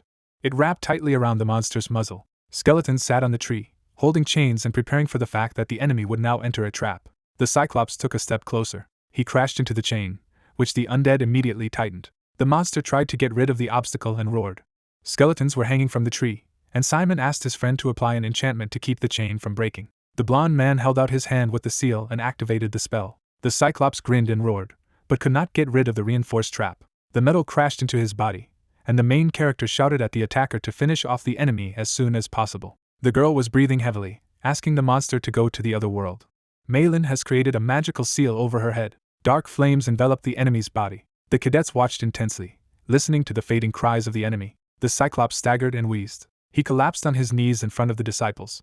Then he fell backwards, and at that moment the projection began to dissipate. The results of the team were displayed on the screen. The friends hugged happily, exclaiming that they had finally won. They turned towards the professor, who congratulated their 7th group on defeating the Cyclops. The boys looked at each other contentedly as the woman said she approved of taking a plan that only looked good on paper and tweaking it through trial and error so that it became a valid strategy. Jane picked up the tablet and added that the combat time was too long and needed to be worked on, and they relied too much on the summoner's abilities. Cammy smiled when the brunette praised them for their resourcefulness with dual casts, but there are still many mistakes, after which she advised them to resort to black magic. Simon and Malin looked up resolutely and thanked the professor. Other students began to approach the guys, exclaiming that they did a great job and showed a cool show. Cindy gave a high five to the main character and said that their group just defeated the Cyclops. Another cadet watched them from the sidelines, while their comrades discussed that the double cast was difficult to do. Hector looked at his rivals with hatred, gritting his teeth until he gritted. The audience of the Dynamics of Darkness, the voice of the teacher announced the end of the lesson and wished a pleasant weekend. The friends went out into a hallway, discussing that they also needed to train these days, because it became clear that they were missing a lot, but Dick remembered that Cammy seemed to have been asked out on a date. Malin looked at her friend in surprise, but she replied embarrassedly that she had refused.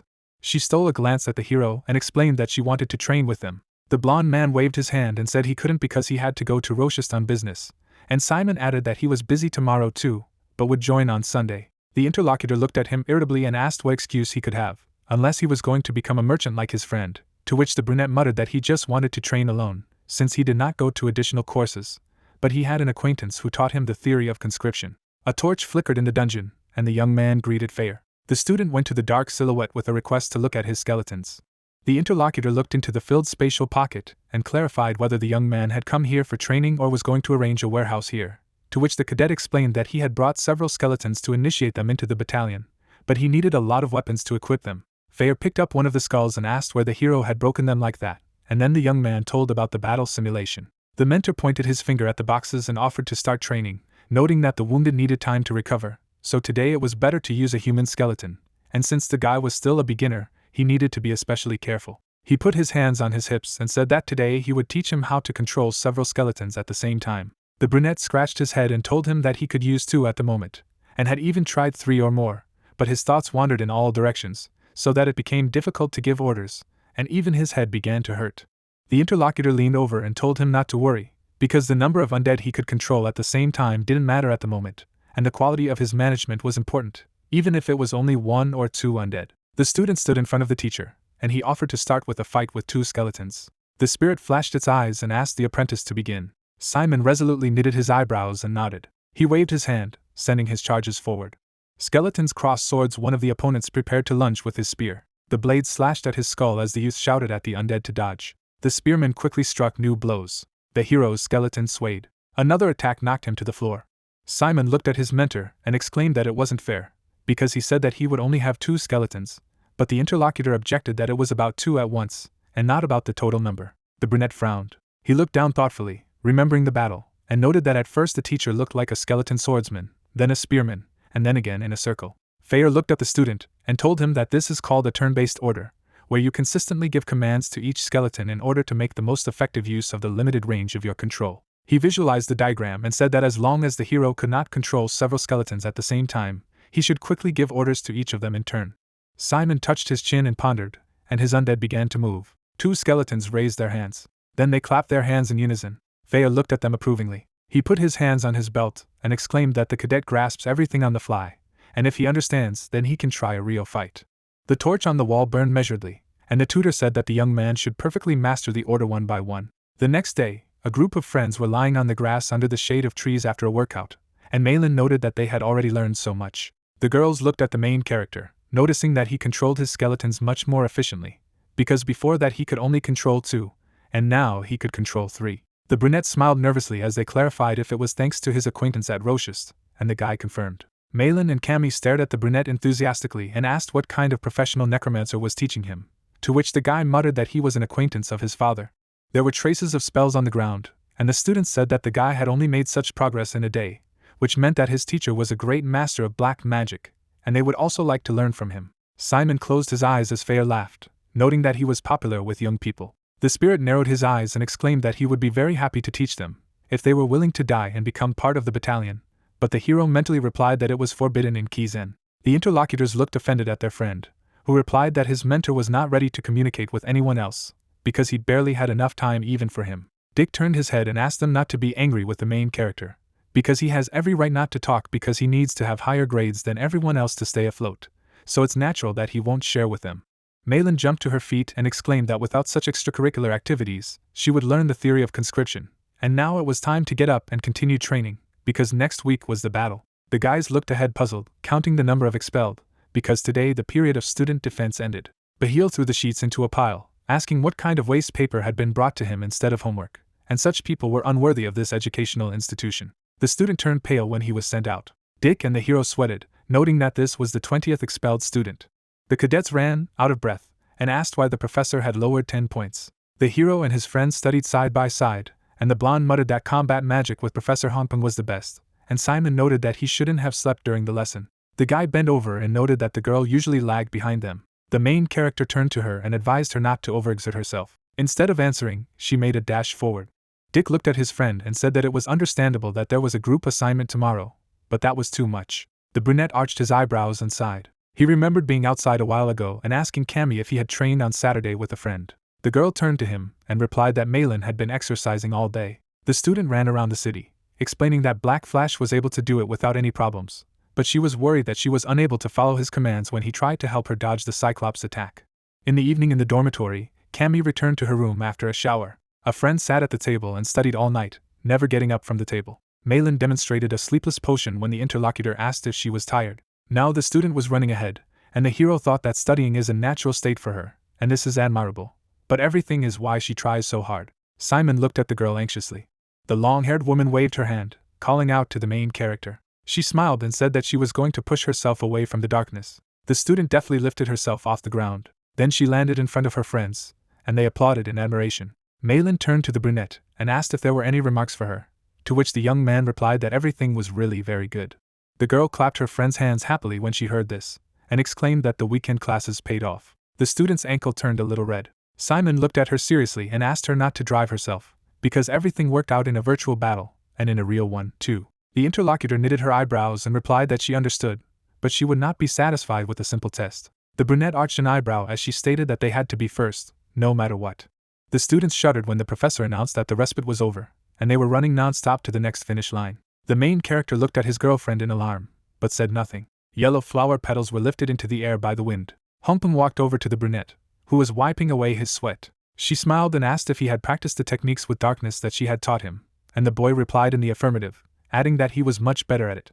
The professor took a closer look at him and noted that his current of darkness had indeed become faster, and in general had become stronger. Simon scratched his head in embarrassment and laughed when the interlocutor said that he was simply born for battle magic, and then she was called out. Ta looked at the woman anxiously and reported that one student had a torn ligament on her ankle. Honpung turned around and replied that she would take a look, finally advising the young man not to forget about hard training. The hero returned to his friends and asked where Malin was.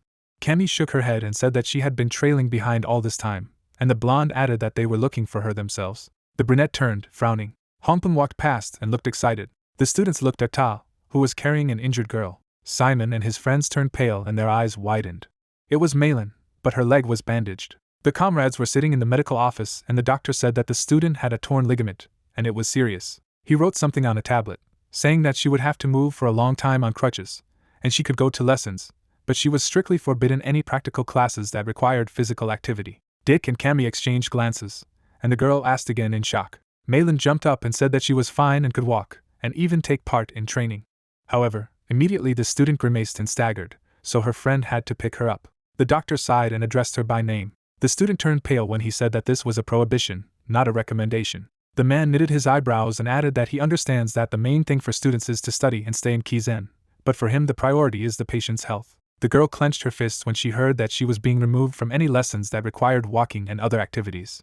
Cammy looked at her classmate worriedly. Malin lowered her head and asked her friends to leave her alone now. Her bare feet touched the floor. Simon turned around and addressed his friend. He knitted his eyebrows and said that she would not help if she was discouraged and felt sorry for herself here. The interlocutor lowered her head and asked what she should do if tomorrow a fight with the Cyclops, to which he replied that they would come up with something. Cammy and Dick flinched when the girl shouted that they had been working on a single strategy all week, working on their roles only in this form, and no more, and tomorrow they would fight a real monster. The brunette stood silently while she exclaimed that she was guilty, and he could mock as much as he wanted. Malin frowned and said that it was her fault that he got the lowest grade on the group assignment, that he would not stay in the academy because of this, and that he would be expelled because she had lost her head from her success. The hero closed his eyes and asked her to stop.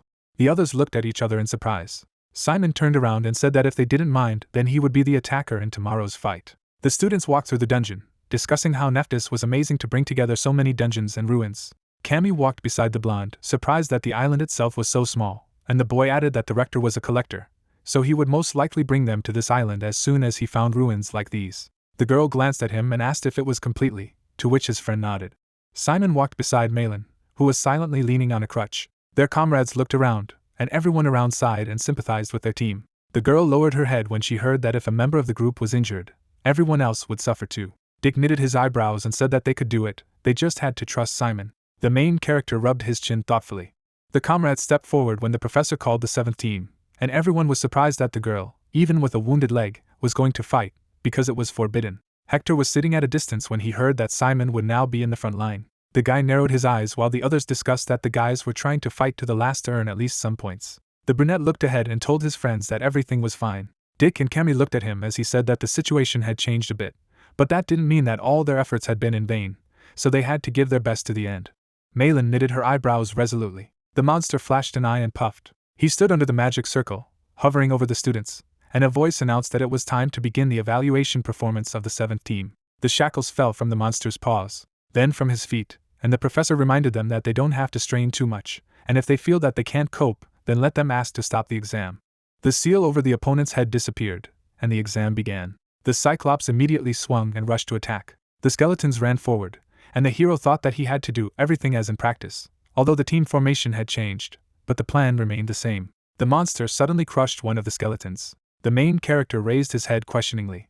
The opponent struck with a club, and the guy barely managed to dodge. Dick and Malin cast magic circles, and the guy exclaimed that the enemy attacked skeletons first because of the simulation, but in reality, the Cyclops attacked what he saw. The brunette frowned and jumped away. The red-eyed monster was rushing right behind him, as if it had set its sights on him from the start, as the blonde man had noticed. The student jumped from the place where the blow immediately fell.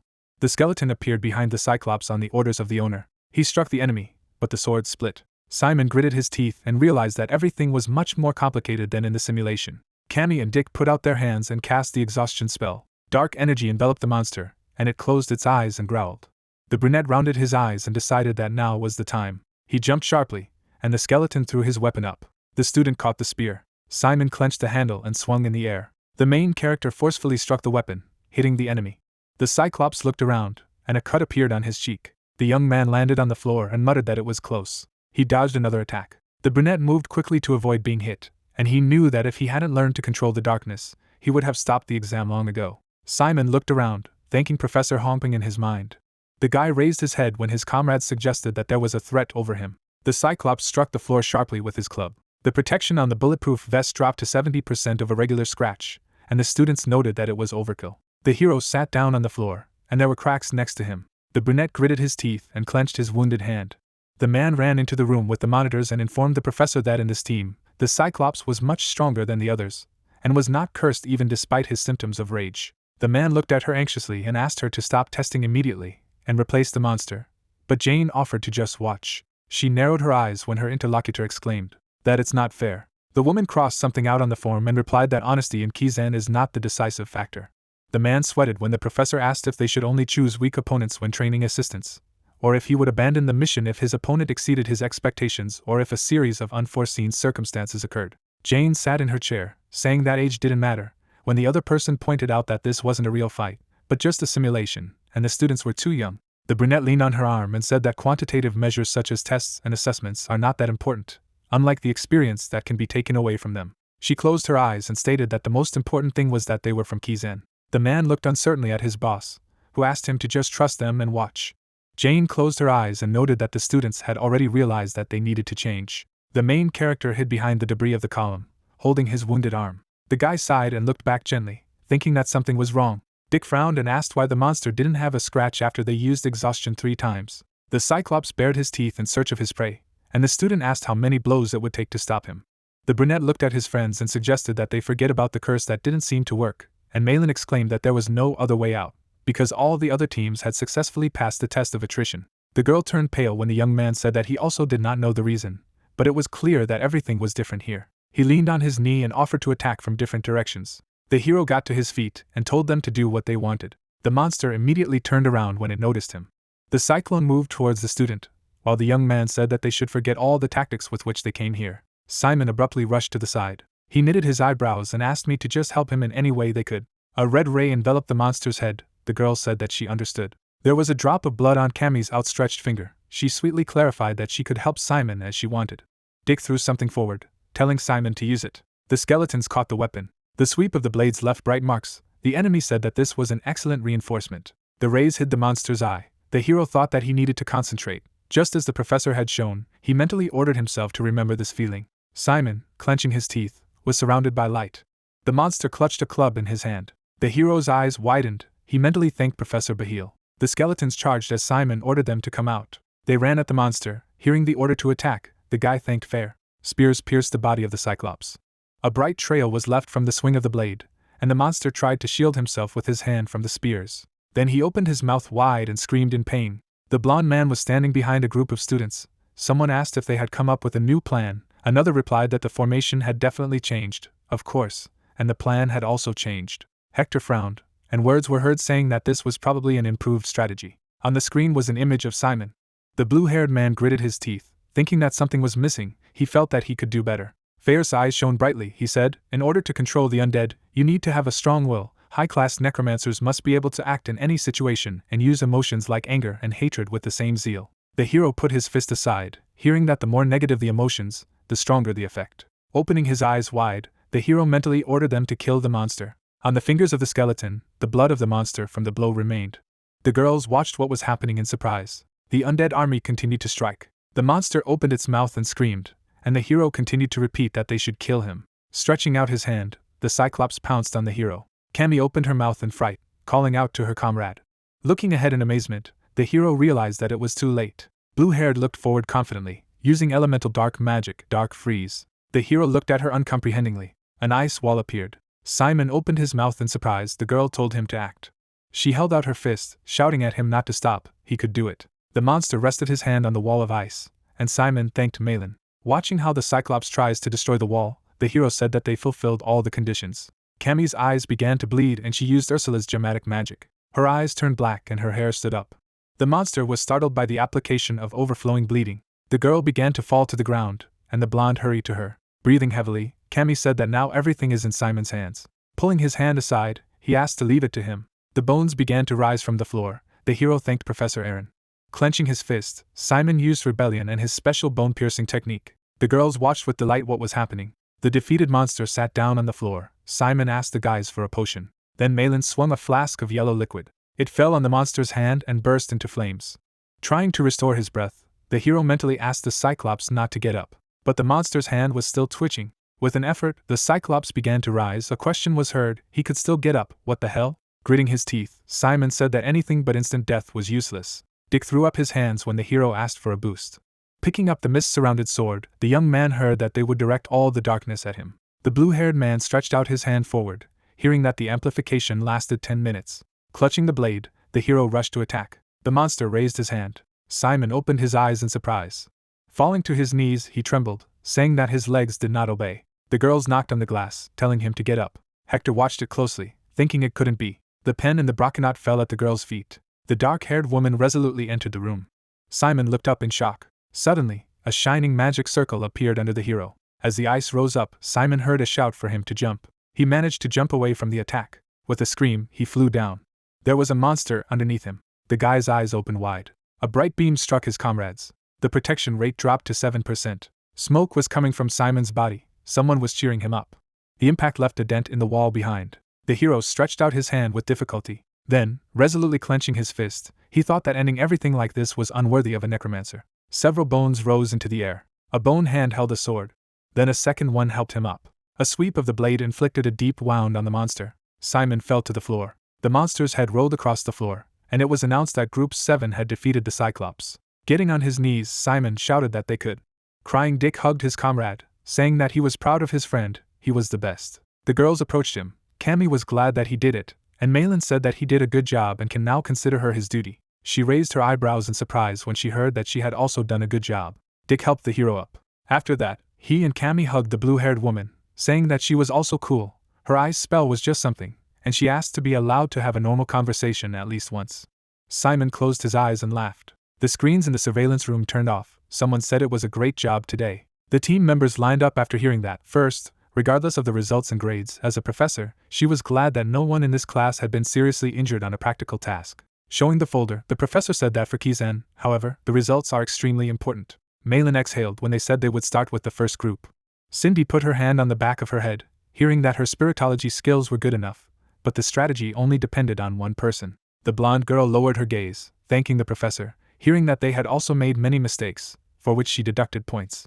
Carol and Yona stared ahead uncomprehendingly as the woman asked them to shake hands. Closing her eyes, Jane said that if there were grievances between them, it was better to resolve them as soon as possible. Today they did not work as teammates, so victory next time is not guaranteed. Simon opened his mouth in shock, saying that she even knew about small quarrels between students, but the blonde replied that it wasn't the only thing that was shocking. Then Malin frowned, saying that too many groups were able to defeat the Cyclops. About 8 killed him in the simulation, and now as many as 13. The question was heard, is it important? Dick replied that this means that the fact of defeating the Cyclops is no longer so important, so their estimates may be at risk. Sitting across from the students, the professor said that the final grade of the third group was A+, excellent work, a clear distribution of roles among each team member with well-developed teamwork, and a battle time of less than 4 minutes, the shortest in the class. The students looked at each other when she also said that the stability of the barrier support did not fall below 90%. She looked forward to the growth of each of them. The blonde man with red eyes nodded and thanked the professor. Touching a line on the list, Jane spoke about the 7th group. Malin closed her eyes as she listened to the fact that they had a complete mess. The fight took 13 minutes and 56 seconds, and the barrier was almost broken, reaching a figure of 7%. The guys looked down, hearing that they had irresponsible behavior that did not correspond to the previously presented strategy. After bowing, they heard a grade of D and thanked the professor. Simon's eyes opened wide as the woman added that she would have been like this without taking into account one important point. She showed the students a leaf, saying that it was the result of the autopsy of the Cyclops with which the 7th group fought. Jane took a look at the document, and revealed that the results showed that the curses and potions used to capture the Cyclops in the first place caused the creature to have unusual side effects. The Cyclops that the 7th group was fighting was particularly aggressive and uncontrollable after the curse was lifted. Recalling the fight, she also noted that his physical strength had been greatly increased. In other words, due to the side effects, he was acting abnormally. The students looked at each other in confusion and discussed that the Cyclops was really strange after hearing that the Kizen administration considered it correct to evaluate the 7th group separately from the rest of the performances. Malin opened her mouth when she heard that, based on the results of the autopsy and the conclusion of the administration, the Cyclops defeated by the 7th group was higher in rank than the ordinary Cyclops. The shocked heroes asked again when they heard that they were fighting a monster of the level of the Red Cyclops. The professor looked at the students. Hector looked dressed up. Having heard that therefore the assessment of this group should be honest, the professor asked to allow the correct grades to be announced. Malin stepped forward upon hearing her name. Remembering the ice barrier, the woman said that she used elemental darkness magic far above the average level of Kizen's first years and played the most important role in defending the attacker. She was injured due to overwork and poor self-control through her own fault. Recalling the monster's attack, Jane noted that despite the wound, her spirit was amazingly strong, so her personal score was 80 points. The embarrassed girl smiled broadly when she heard this. Afterwards, she remembered Dick in battle, saying that he used the high-level darkness amplification at the right time and place, making the Cyclops hunting process much easier. The blonde looked forward happily when he heard that his personal score was also 80 points. Jane then remembered the Cyclops scream and turned to Cammy, saying that she had perfectly played the role of support using hematology. Such a use of bleeding is rare even among specialists. Her personal score is 85 points. Tears of joy appeared in the girl's eyes. The pink-haired woman crossed her arms as the professor turned to Simon. She remembered how he stood in front of the monster and said that he played the role of a striker, as well as showed the ability to cope with unexpected circumstances and took on the role of leader in the team during the fight. Next, she remembered how he held the spear, saying that he had demonstrated physical and dark control abilities, dodging attacks and buying time. Introducing the skeleton of the attacking Cyclops, Jane noted that it controlled the summoned units to properly perform the bleeding. She remembered how the skeleton attacked the monster. Also the moment when the hero stabbed the monster with his bones, continuing that he demonstrated multiple uses of the recovery skill. Recalling the last attack on the monster, she said that it did not give up until it killed the Cyclops. Simon opened his mouth in surprise when he heard that this was a perfect performance, and she gave him 100 personal score points. Looking at him, Jane noted that it was a pity that there was no higher than A+. The students watched as Dick hugged his friend, shouting that he was cool. The disgruntled guy looked at Hector. The blonde man frowned, ordering his comrade to be silent until he ripped out his tongue. Simon's team hugged happily. The 7th team banged mugs around the fire, shouting a toast to A+ to the bottom. Cammy looked into the mug in surprise and said that it seemed to be real alcohol. Simon asked if it was true. Humping held the mug and confirmed with a smile. But don't worry, she keeps an eye on them. She got special permission from Kizen to congratulate them on their flawless performance. A cry of admiration was heard. The heroes looked at the professor in surprise, hearing the words that they must have a hard time after the end of the period of defending students. Let them know that professors do not hate them. The girls smiled, happily agreeing when they heard the request to keep trying. Dick slyly leaned over to the woman and said that they were enjoying a rare opportunity to drink with her, then if she could ask something, she happily allowed. Malin opened her mouth in surprise when the blonde man said that he was just wondering if they made Simon stand out from the rest of the students, and exclaimed why he was asking such a thing. The woman sitting on the stump replied that everything was correct. After all, professors were also people. They had students who they liked more than others. The discouraged blonde raised his mug, saying that it was an incorrect question. It was better for them to just forget about it with a toast. Honpeng laughed, saying that everything was fine, she was just joking. Conciliatorily stroking the guys, she said that she loved and appreciated all the students. Let them forgive them for such jokes. It would be better for her to tell them good news. Simon looked in the direction of the professor and asked again. Everyone except him was happy to hear that they were finally going on a mission the following week. At the light building, words were heard that the mission is one of the main Keyzen systems. Dick walked next to a friend, explaining that at the end of the student protection period, the mission period begins, which usually takes about 5 days, and during these 5 days they can take on various errands outside of Kizen. He introduced a waitress and a necromancer with a seal and explained that they were so different that they could be represented by both part-time jobs and tasks for exterminating monsters, personal defense, murders and trial fights, to name it. Simon looked at his friend and asked again, trial battles? In response he heard that yes, students can get an assignment for an experienced necromancer, and asked that for sure many commissions are dangerous. Is there any compensation? He presented a diagram with shapes and arrows, having heard that depending on the complexity and percentage of the completion of the order, Kizen will evaluate it, and the client will pay for the execution. Pointing his finger, the blonde explained that errands are the best way to cover the costs of Kizen. Since he is going to choose a specialized call, this will be a great chance to earn good money. And there are also a few things that should never be forgotten during this period. The guy made a move saying that first, they had to complete at least one errand. The hero asked, what would happen if they failed all the errands they took in 5 days? The man on the diagram sobbed. Dick replied that then they would fail the mission. And if they fail the mission, they will not receive any money, no grade. They will also have to write an explanatory note. In general, there will be a lot of problems. It was possible to continue to carry out tasks after the period of missions, but he would not advise doing so. Opening his mouth, Dick revealed that it would not be possible to attend classes during the extended mission period.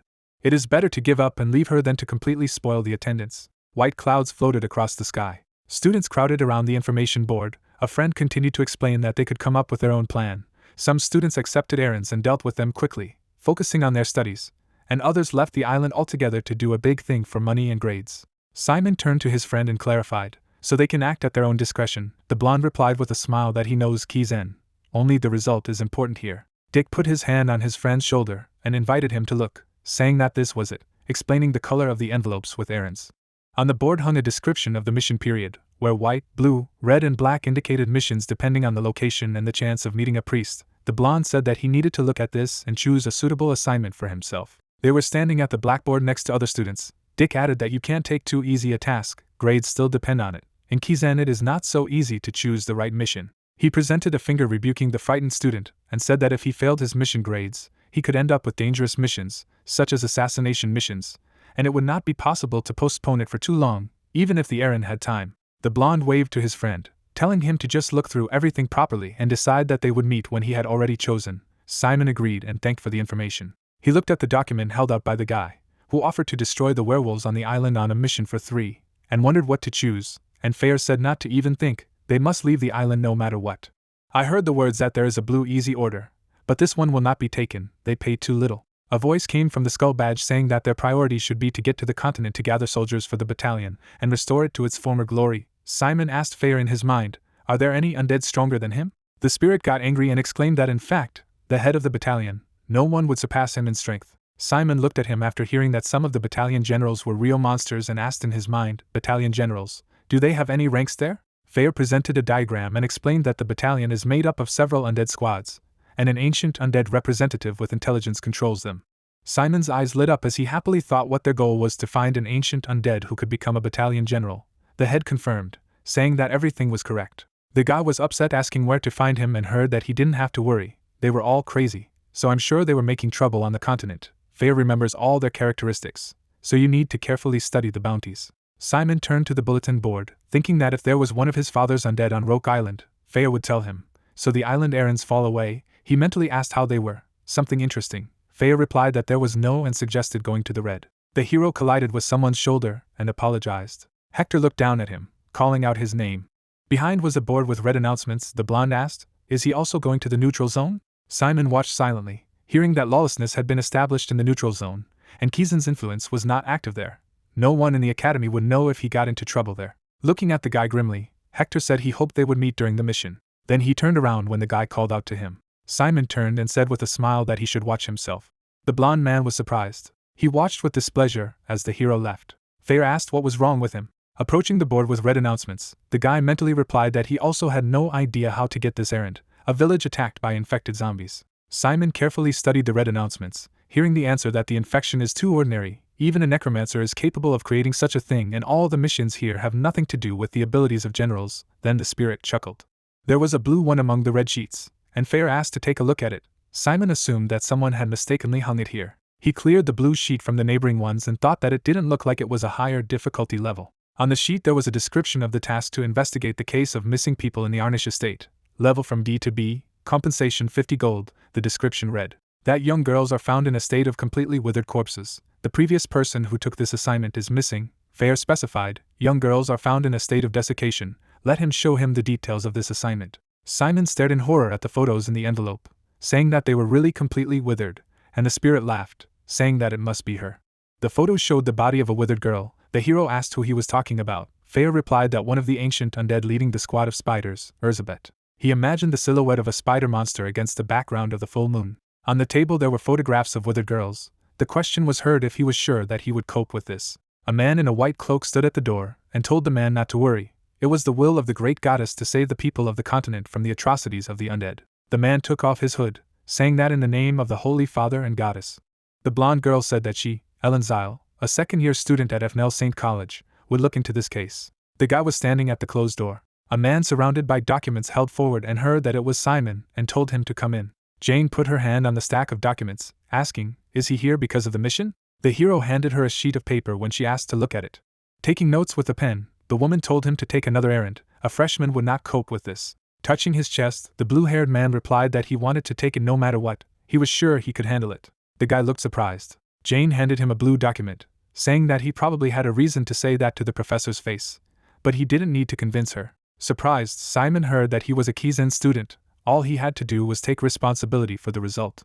Looking at him, the woman said that she hoped he would live up to his words. Simon smiled and thanked her for believing in him, and there was a request to return to safety. The guy happily ran up to his friend, who asked what she let go. The students were standing on the platform by the gazebos, The question was heard if he was serious about taking this case. She had already told him that it would be difficult to conduct an investigation in 5 days. Simon thanked Malin for her advice. The girl waved her hand embarrassedly, answering that she did not advise him, and everything was wrong. The guy agreed and asked where she would go.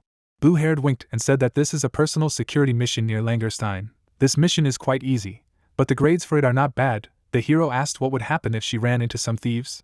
Malin resolutely showed off the patch on her chest and said that then she would show it to them. If they had enough brains, they would not touch the student Kizen. Simon noted that it sounds a bit cowardly. He stared ahead, hearing that not at all, which is why everyone sends errands to Kizen. The girl waved goodbye and said that they would see each other next week. The hero in response wished good luck. Approaching the gazebo, he saw a blonde girl. The blonde sat crossed legs and greeted each other, saying that they had not seen each other since the opening ceremony. Touching her chest with her hand, the girl asked to be allowed to introduce herself officially. Her name is Sir Ninark. She is the official heir to the Ivory Tower and a person with a second special clearance. Sitting on the bench opposite, the guy timidly replied that he was Simon from Les Hill. He stared intensely ahead as he heard Cern say that she heard him looking after their Malin. Closing her eyes in a smile, Cern explained that Malin can be harsh at times, but deep down she is very kind. She asks him not to give up on her. The girl looked at the guy in surprise when she heard the question why she was saying this. Looking at her sternly, Simon said that Malin was also a Kizen student, just like her. Throwing one leg over the other, the blonde listened attentively that someone like Malin should not be underestimated or protected. Malin is doing a great job on her own. Simon frowned. At this moment, a notification was heard that the teleportation device would be activated soon. They should not go beyond the boundaries of the device during the teleportation. Cern touched her chin nicely, and said I was okay, and then said goodbye. The plaque with the name of the settlement is overgrown with moss. The tired guy thought that he was so tired, there was a terrible pressure from her, as if he was talking to a queen or a noblewoman. He imagined the blonde clenching the blue-haired woman in her fist with a smile, and said that Malin was also from the Ivory Tower, so he understood her concern. But the way she treated her, he would never have thought he would get tired of some chatter. The skeleton in knightly armor stood in a ridiculous pose and asked in Fair's voice why he had found him such a small armor. It was terribly crowded here. Simon imagined the black skeleton behind him giggling and replied that there was nothing he could do. That was all that was left. He couldn't just show it to everyone. Would everyone be scared?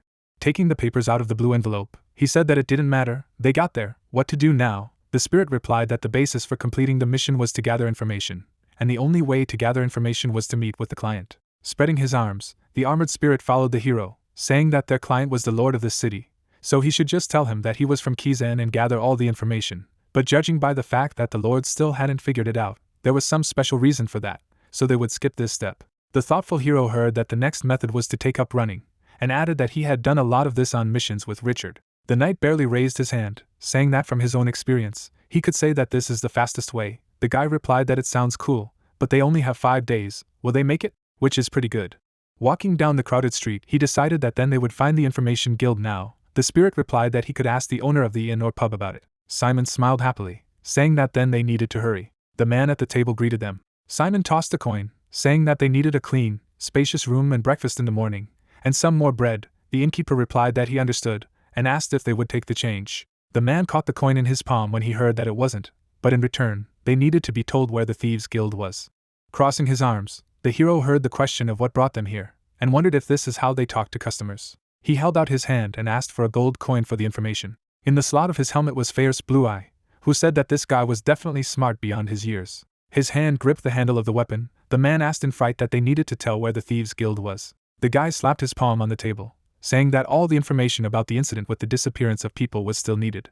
The knight pointed his sword at the man, and Simon confidently demanded to tell them everything. The sky above the trees was orange. The hero said that he was glad that they were able to find out everything. Fair walked with difficulty beside him, saying that it was a great move. Now everything will be faster. Simon looked at the footage and said that most of the missing were men, but it was the girls who were found mummified. They also showed no signs of sexual harassment.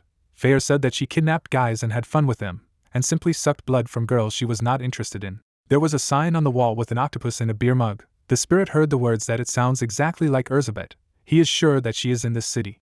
The heroes entered the bar. Words of greeting were heard. Simon reached into his pocket when asked what they wanted, and replied that he had heard about the special menu. He put a silver coin on the table and asked to be served. The man pointed with his hand and offered to lead them. The hero was walking up the stairs.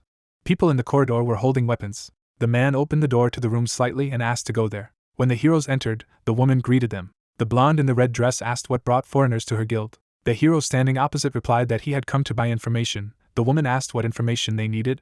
Touching her face, the blonde was surprised to hear what he wanted to know about missing people, mummified corpses, and everything the guild knew about this case. Simon was surprised to hear that it would cost a lot. I wonder if he can afford it, first-year Kizen. The blonde smiled sweetly, telling him not to strain. It's just deduction. The lord of these lands really wants to resolve the situation. Blue Hair looked ahead and listened to the lord send many errands to different places, so she was sure that Kizen had them as well. The woman waved her hand, saying that no matter how much they noticed on the way here that the land was small, their lord did not have enough money to hire a necromancer from the main headquarters, so all that remained was to look for students. She took a step forward by continuing that the students from Kizen who arrive at such a time. She looked the guy straight in the eyes, and finished that they were first years. Simon put his hand on her arm and said that this was an interesting assumption. But can't they try their luck in this case? Squeezing the woman's wrist, he stated that dangerous events were taking place in their area. As she had said, the lord had surely asked for help from many, and many of these people had accepted the assignment and come to their guild. The blonde smiled a little, grinned, and the guy continued that no one coped. He remembered how he found the blue sheet with the task, and said that in the end, the task got to him. Remembering how the man shook his head negatively, he said that even the inhabitants of the landed estate were not well informed. Residents have talked to each other. Simon said that the same thing has been happening for the past few years, but no one even has any thoughts, let alone a solution. Looking with yellow eyes, the hero asked if she thought that such a small amount of information available was strange. The blonde with purple eyes heard that he would even say that everyone was confused because of someone's clever lying words. Continuing to hold her hand, Simon said that otherwise it makes you think that the Thieves Guild's information is incompetent, but he doesn't think that's the case. He remembered holding out the silver coin. As he saw the armed men, he said that she did not seem to be an incompetent person. The woman squinted at the hero's palm when she heard his question, is he right? Approaching the woman, Simon demanded to tell the truth before he turned the place upside down. He looked ahead as he heard her politely apologize. With a sweet smile, the woman pointed to her hand and asked to let it go first. Rubbing her wrist, she assumed that she had no choice if they needed the truth so badly, but the risk from this information would fall only on their shoulders. They still wanted to know. The affirmative answer was heard. Pushing back the red curtain, the blonde asked them to wait a minute. The blushing guy tiredly touched his chest, and said that it was a long time, but it seemed to work out if they found out where Elizabeth was, and Fair laughed. Looking at the laughing knight, the guy asked what was wrong. The battalion captain replied that at first he was not sure, but now everything is obvious. Let the guy look wider. The figure of a man appeared behind him, while the hero asked what he was talking about. Red eyes appeared in the wounds on the man's body. The captain of the battalion replied that this woman was Elizabeth. A lot of spiders approached the heroes from behind. Seeing the large insects with red eyes, the guy exclaimed in surprise, and Fair explained that they were Elizabeth's children, corpse spiders. The blonde approached them and said that the strong will of the boy from Kizen amazed her. A few more eyes appeared on one side of the face. The undead said what a pity they would never see each other again. Simon looked away, calling out to the spirit. Fair reached for his sword behind him, telling him not to worry. He swung his sword, throwing the spiders aside, and called out to Elizabeth. A woman with spider legs behind her back recognized him. The armored spirit pointed his finger, and asked what her plan was in this petty town. The blonde smiled when she heard that the battalion had returned. Enough of this nonsense, let him come back. Looking with spider eyes, she resolutely said that she would not return. Dust kicked up, and she could be heard saying that Fair was pretty stupid. Richard used them and threw them around like trash. The warrior shielded the boy from falling spiders and debris and shouted at him to dodge. Surrounded by spiders, the blonde exclaimed that after all that shame, he was still clinging to the battalion. Piercing the insect with a bright spark, Fair exclaimed that she was the only fool here, and surely her thoughts had polluted people's affairs. Gripping the hilt of his sword, he exclaimed that the battalion was strength and will. How could a general like her succumb to such pathetic emotions? Simon, who was standing behind him, tensely overheard her ask again and said that Richard had pushed his partners, with whom he had been with for decades, into a death trap for the sake of some girl. Elizabeth, with spider legs behind her back, said gloomily that she despised him to death. The spirit in the knight's helmet grinned. The bright blade collided with spider paws near her face. Holding out his hand, Fair ordered her to stop. He would no longer put up with her selfishness. Stretching out his hand with his sword to the side, he said that she dared to challenge the head of the battalion. Turning his sword back, surrounded by radiance, he asked if she had forgotten those days.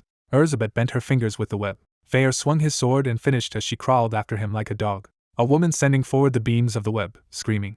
Bright red rays cut through the space. The powerful energy was breaking the beams, and she said that Fair was good at talking, but much weaker than her. She stood on the floor of the upper floor, looking at the heroes, and said that his seal must have been broken only recently. She turned away, about to leave. The spirit asked if he was running away, and she said that she would see him later. Blonde smiled, and said that with the boy from Kizen too. Simon stood next to the head of the battalion, saying that the entire Thieves Guild was the Elizabeth gang, who replied that it was, so it was easy for her to control the information. He swung his sword, slicing through the spider, and cursed, saying how many of them there were. Simon looked up questioningly at the words of pity. A girl in a light cloak stood by the rift, saying that she wanted to watch the death fight between the two monsters, but apparently she was unlucky. She held up her staff, saying that she would go after her when she finished them off. The crystal on the top of the staff shone brightly. Simon opened his mouth in amazement, realizing what it was. Ellen waved her hand with a sweet smile and said goodbye to them. A blinding flash appeared ahead. Ellen peered into the dusty room, saying that she had missed the boy and the soldier, but it didn't matter. Holding her staff, she decided that she would then go after the monster. Cobwebs were hanging from the walls. Fair's voice was heard that the priest had been dragged in. There was a mess. Simon asked how it all came to this. Looking away, he asked how they should look for Elizabeth now. The captain of the battalion introduced the female monster and asked not to worry, she is somewhere nearby. After using her skills, her darkness is quite palpable. At the moment he is tracking her. If they go after the darkness, then sooner or later they will meet. The guy replied that this cannot but rejoice. Standing next to the knight, the blue-haired man asked if this priestess was quite strong. Right, Fair replied that he was definitely stronger than him. He remembered the girl's clothes and said that judging by the white uniform, she was from FNL and had probably accepted a mission equivalent to a black Kizen errand. The guy replied that meant she was definitely not a freshman, because black missions were the hardest. Simon touched his hair in displeasure and thought that he would have to be indignant afterwards that the Lord had sent an errand twice. This case was clearly becoming more difficult than a simple blue errand, and how could he do it in 5 days? Fair had told him not to worry, but he needed to know something. The hero looked at his comrade in surprise when he heard that Elizabeth loved Richard. He imagined the silhouette of a girl sitting on her knees in front of the guy, and said that the undead from the battalion fell in love with the human commander when she first joined them. She was too emotional. The guy's eyes widened in shock when he heard that the spirit never thought she could have feelings, and replied that was why she reacted this way. The knight was standing next to the guy, saying that now that he understood the situation, he needed to look for Elizabeth as soon as possible. A shout was heard that someone was there. There was a guy and a girl in a cocoon of spider webs. The brown-haired man asked to untie them. As the spider monster is trying to eat them, they need help. Simon ran to them, asking them to wait a minute. The blade cut through the web. Simon, who was supporting the guy, heard that he was too soft for a necromancer, and clarified whether this was true and what the necromancer was supposed to do. The blue-haired man opened his mouth and asked again when he heard what sounded like his advice. Fair turned his head and replied that it was okay, if he, the head of the battalion, decided so, then he would gladly support this decision. Elizabeth was sitting in the ruined gazebo, and hearing the voice of the spirit that it seemed that she had decided not to run away, she confirmed it. Getting up from her chair, she said that since he could sense her darkness, he would still follow her, so she decided to deal with them here. There were spider eyes on one side of her face. The girl heard the guy address her as a former general of the battalion. Looking at her confidently, Simon said that he would like to make a formal offer for her to join his battalion. The woman gave up equals her step, answering that she would never return to the battalion that had betrayed her once, even if she had no choice. Opening his mouth, the hero heard that, in addition, he was asking her to follow his orders, the orders of a newcomer without favorable conditions, chosen only for stupid sentimental reasons, and asked if he had said anything about his reasons. Turning to her, he said that his name was Simon Valencia. He was the son of Richard and Anna. The blonde opened her mouth in surprise as she looked at him. Clenching her fingers with sharp claws, she heard that she was subordinate to his father and told him to stop. She frowned, because the guy continued, which is therefore quite logical that he, his son and the current battalion commander, but the woman interrupted and shouted to stop. With a resolute look, the blue-haired man shouted that he wanted to take her in. Elizabeth furiously ordered him to be silent. She bent over, clutching her head and shouting Anna's name and insulting her, and everyone else who had betrayed her. Black spider paws burst out of his body. The body of the pink-haired woman became spider-like, and she wished them death. Opening 6 red eyes, she repeated it furiously. Then she quickly approached the guy. Simon looked at her confidently. Fair gripped the hilt of his sword, telling him that it wasn't bad. The woman was surprised to see the severed limb. Fair slashed with his sword again. Elizabeth screamed as she lost several legs. Simon looked at it, knowing it was a chance. The spear flew out of the portal. Grabbing it, the hero used amplifying darkness. The point pierced the spider's body. Simon knocked her to the ground. Stepping on his head, he said that this was the last chance. Resolutely holding his spear, the young man asked if she would join the battalion or if she would prefer to die. Elizabeth gritted her teeth under his foot. Suddenly something flashed next to Simon. The blade of the sword blocked a bright spark. Fair was surprised and cursed. He grabbed the guy by the clothes and called him to follow him. They disappeared around the corner from the dazzling light. Turning around, Simon asked in surprise if it was holiness. It was very close, perfect time. The girl held a staff, saying that the old evil spirits, a disgusting swarm of spiders. Throwing the blue stone in her palms, Ellen happily said that they would all be banished here and now. The stone flew along with the spark from the staff as she said goodbye sweetly. The radiance blew away the spiders. the question of what they should do, and the response of the spirit was to attack the priestess first. Erzsébet was standing behind a large piece of rubble and heard the words of the hero who asked if they could win. He remembered that she was strong. The spirit replied that holiness would be a problem, but she herself was not that strong. He would be able to defeat her. The guy shifted his gaze to him, hearing that the spirit would take over the attack, and let him distract her. Ellen put her hand to her eyes. One of the paws of the pink-haired woman was cut off, and the saint said that she seemed to be in trouble. Quickly twisting the staff in her hand, she told her not to worry, she would send her to hell painlessly. A blue magic seal appeared above the girl. A bright glow flew forward. Erzsébet gritted her teeth in fright upon hearing that her mission would be completed there. The spider's pink eyes opened in amazement. A shining spear pierced Simon's body. A blue drop fell on the face of the surprised woman. She asked how it was. Why did he do it? Simon fell to his knees, clutching the wound. He leaned his hand on the ground. His eyes began to close. Then the guy fell to the ground. The cry of the spirit was heard. The flame of the fire was burning. The hero opened his eyes and saw a spider. The latter looked at him sweetly with red eyes. The hero abruptly stood up. Fair exclaimed that he had finally woken up. Looking ahead, Simon asked, "What happened to Erzsébet and the priestess?" The skeleton pointed his finger to the side and said that they were there. The pink-haired woman sat next to Ellen's entangled web and called him the young master. Squinting her eyes, the blonde begged to be allowed to live. The spirit sitting next to him explained that while he was unconscious, he and Erzsébet worked together a little and caught the girl. She was easy to deal with, considering she was only from Avnel's high school. Simon awkwardly pointed at the screaming girl and asked her to put her down for now. Since the lord of these lands had contacted both Kizen and Avnel, he needed to listen to her too. Sitting on her knees, Ellen opened her mouth thanking her for her release. The hero replied that she should not rush to thank her, she should answer a few questions. She is an Avnel student. There was a shout that no, not at all. Resting his hands on his hips, Fair said that she had already started lying. The blue-haired man said that she was in their uniform. A girl in a white suit said it was a fake uniform. Arching her eyebrows in fright, the blonde explained that she had actually been expelled from Avnel 2 years ago, or to be more precise, she hadn't even been able to finish her first year. The characters looked at her questioningly. Simon asked why she pretended to be a student, and Ellen replied that she did not want to accept that she had really been expelled and needed to earn money somehow. Erzsébet saw in displeasure how she leaned, saying that this is why she pretended to be an Avnel student, and apologized, and asked if she thought she would believe it. She was just looking for an excuse in the current situation. A sudden movement tore the fabric on her sleeve and the girl screamed. The pink-haired woman held the torn piece and said that it was indeed a regular fabric. She had heard that the Avnel shape was as strong as the Kizen. The girl exclaimed that she had said that she was not real, she sewed it herself. Simon handed her his cloak and asked her to cover herself with it for the time being. Buttoning the button, the guy asked what her name was, and Ellen introduced herself. Then he asked how she accepted the assignment without being an Avnel student. Clutching the cloth of the cloak, the girl replied that she bought it from the border guards. They said that the undead were involved in this case, and it was also located within the Dark Alliance and paid quite well. Like Kizen, Avnel also offered more money for missions within the Dark Alliance. The blue-haired man nodded, saying that he understood, and asked if she had met with the local lord. The girl confirmed, saying that she had taken this mission from him personally. Erzsébet folded her hands in front of her, hearing him ask if she had at least some confirmation to be on the safe side. Maybe a document describing the details. Anything would do. It would show, she agreed. The evil spirit's eyebrows arched piteously. She asked in her mind why. The heroes sat in front of her as if among flowers. Then, instead, she saw Richard and Anna smiling. A shadow hid the face of a woman who thought she had long forgotten everything. She put her hand on the floor, hearing the question if he could take it. If he handed it over, he would deal with the rest. Holding a stack of documents, Simon heard Fair ask why he needed all this, and replied that he would meet with the Lord, so he wanted to get everything he could from him. The guy got up, hearing his comrade laughing. Suddenly the spider called him by name. The heroes turned when they heard her say about his offer to join the battalion. Looking at him, the pink-haired woman said that she would accept him. The guy was surprised to hear that she had one condition. She pointed her finger at the frightened Ellen. Frowning gloomily, the woman said to kill this priestess with her own hands. The girl's eyes were rounded with fright. Simon was standing next to them and asked, "Does she want him to kill her?" The undead confirmed with a predatory smile, saying that this was their only condition.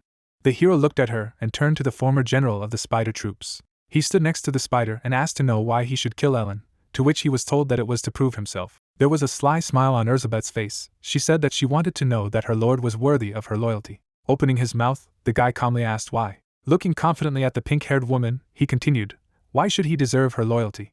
The undead asked in surprise and heard what he thought. She was deeply mistaken. She really once belonged to his father's battalion. But Richard is Richard, and he is him. Fair crossed his arms and chuckled when he heard the hero declare that he would build his battalion by personal standards and reasoning based on what he had seen so far. The woman was shocked to hear that she did not meet these standards. The spider came closer. Words were heard that, As a representative of the undead, it was consumed by negative thoughts, too easily succumbed to emotions, and did not pay attention to important things. The spirit stood beside the girl, hearing him ask what he would prove by killing Ellen. Elizabeth lowered her head when she heard the demand to admit that she was doing what she wanted and only seeking to control him based on her own impulsive and vulgar desires. Simon looked at her sternly and stated that he couldn't trust such a creature. He took a step closer, saying that his new battalion did not need such. The heroes headed away when the guy called out to them. The Necromancer looked back. The rose-haired one sat among the ruins of the gazebo when she heard that they had only wasted their time here. An owl was sitting on a branch. The spirit turned to the guy. Walking beside him, he asked if he would let Erzeb go just like that. He replied that no, it was necessary in order to be the main thing in their relationship. Closing his eyes, he explained that she was obsessive and prone to doing things her own way. He had to do so that he could control her in the future. The young man looked at the spirit when he heard that a holy spear had been thrust into him. Was this also part of the plan? Smiling, he replied that he would leave it without comment. Ellen timidly looked at him and said that she was very sorry for the attack. The guy replied that everything was fine. She did not deliberately aim at him. Feyre rested his hand on his side. The girl asked. He was sure the holy spear went right through his rib cage. Wasn't the necromancer core next to his chest if he injured it? Simon replied that it was fine. He didn't think it went through the core. The skeleton's eye was glowing. He thought that no, the spear had definitely gone straight through the core. Why didn't anything happen to it? Feyre looked at his hand, thinking that not only was he fine, but it hadn't even affected their contract in any way. Impossible. Maybe he was lucky and the spear passed by. How mysterious. Simon turned around and asked him what was the matter. They had to go. In the distance, the silhouette of a castle could be seen. Feyre replied that he was walking right behind them. Behind the hero stood the guards. The words were heard. What an honor that such a prominent guest came to him. The man smiled, saying that he was the Earl of Raymond, the lord of the city. The guy introduced himself and said that he was a first-year student of Kizen Academy. The count waved his hand, saying that he must be tired from the journey. He had come such a long way at his request. He did not even know how he could repay his kindness. Let him feel at home, rest and relieve fatigue. He will try to make himself as comfortable as possible. Simon replied with a smile that he was not tired. He had gone through the teleportation circle. The man turned to him and replied in an uncertain voice that he understood. Kizen lives up to his reputation. Then let him feed him and sit down. The hero replied that dinner is great, but he would like to talk about his request first. Simon turned to look at the Lord, who said that it was certainly an important matter, but it was already quite late. He had heard that life in Kizen could be quite exhausting, so why not rest when given the opportunity? Raising his hand, sitting at the table, he ordered to bring them food and drinks, but the hero confidently refused. With a confident look, the necromancer said that the matter was important, and he would like to discuss it with him in private. Raymond tiredly closed his eyes, saying that he was very uncomfortable talking about it, but the case was already closed. But to thank him for his time and attention, he would pay for his services, so let him just rest for a while before leaving. Simon put his head on his hand and said that it was strange. Judging by the information from the guild, a similar incident happened this morning. Raymond clenched his fists angrily upon hearing that he couldn't accept payment without completing the order. They would both be in trouble if Kizen investigated later, right? So why didn't he tell me how things really were? Angrily slamming his fist on the table, the count asked why he just couldn't sit still when he said sit, even though he was a Kizen student, but he was only in his first year. The guards entered the room while the man shouted that he dared to go against the will of the count and lord of these lands. Why was he capricious? He would pay anyway. The guards surrounded Simon with spears, who said that at first he tried to persuade him with sweet words, and now he is threatening. He is quite serious. The guy clenched his fist, saying that he had even resorted to using force. Skeletons appeared around the glow necromancer, and he said that he couldn't just sit and watch in such a case. Feyre's laughter was heard. The guards stared ahead in fear. The battalion general clutched his sword, ominously saying that they would welcome the new members of their family today. That's fine. A shadow loomed over a frightened Raymond, who asked how a first-year student could summon so many undead. He backed away and fell to the floor. Simon looked at him carefully and asked if he wanted to continue. Indignantly pointing his finger, the man shouted, "How dare he? He has nothing but the status of a Kizen student." Angry, he shouted that he could not interfere in matters regarding the autonomy of a feudal estate from the Dark Alliance. He had no evidence to use force. Behind Feyre's hand appeared the figure of a girl. The guy repeated, "No evidence." The lord stared at the priestess, frightened. Next to the spirit was a bound Ellen, and the guy said that during the investigation, they caught a priestess from FNL. Now she is unconscious due to a curse. The man stared ahead in shock, hearing that they could get a lot of information from her if they took her to Kizen for interrogation. The girl looked ahead fascinated, and Simon continued that for the fact that a priestess was involved in the case, he would be destroyed for treason. The blue-haired man smiled slightly and asked, "Wasn't he right?" His knee hit the floor. Raymond buried his forehead in the floor, saying that he apologizes. He had to solve this case at all costs. The guards bowed, and the man said that his men were trembling with fear. so he wanted to resolve this matter as soon as possible, and no matter how he took full responsibility and asked for mercy for his people, the question was heard, why did he try to hide it if his fief was so important to him? Simon touched his chin as he heard Raymond say that the fact was that their business had finally begun to take off, and the prince would be coming here soon. But if such horrible cases continued to happen during the prince's visit, the guy had ended up instead that the prince would not come, and their case would be on the verge of failure again. Arching his eyebrows piteously, the city lord said that it was so. For this reason, he was in cahoots with the informant guild and blocked all news from these lands. He tried his best, contacted Kizen and all kinds of mercenary guilds, but the solution couldn't be found for 3 months, so he got nervous and contacted Ellen through an intermediary. But he didn't even think that a real priestess would come to him. Simon smiled sweetly and said he understood. Raymond again buried his face in the floor and asked to punish only him. The hero will answer that now he understands his side of the story.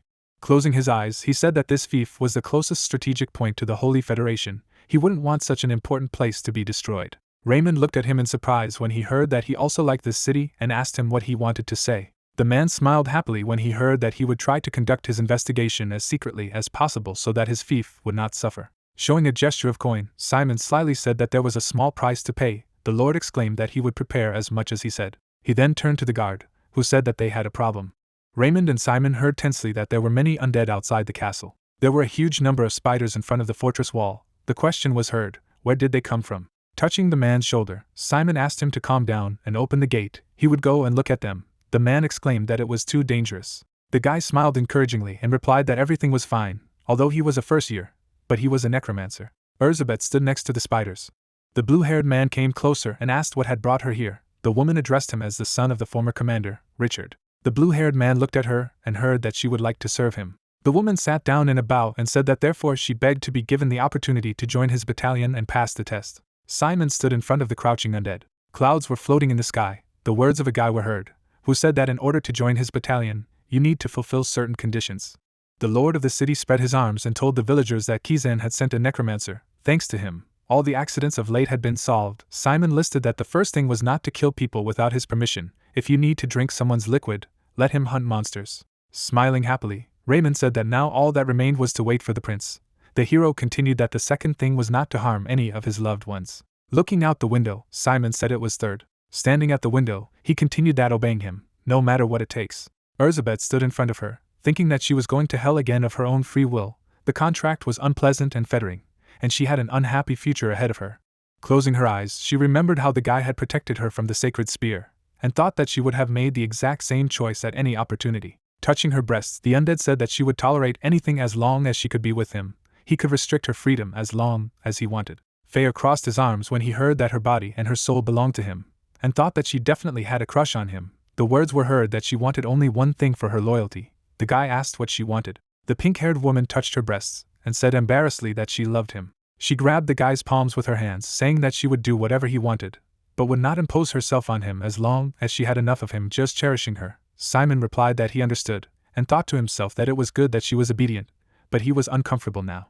The girl put his hand to her chest, and asked then why don't they proceed to sign a contract. The hero embarrassedly said that she was too close. He squeezed his eyes shut in embarrassment, and said that everything was ready. Whirlwinds of darkness flew around them. As she continued to hold his hand close to her, Elizabeth wondered how he could be so adorable. Feyre looked at her, welcoming her to the battalion. Spider said that she had not been bound by a contract for a long time.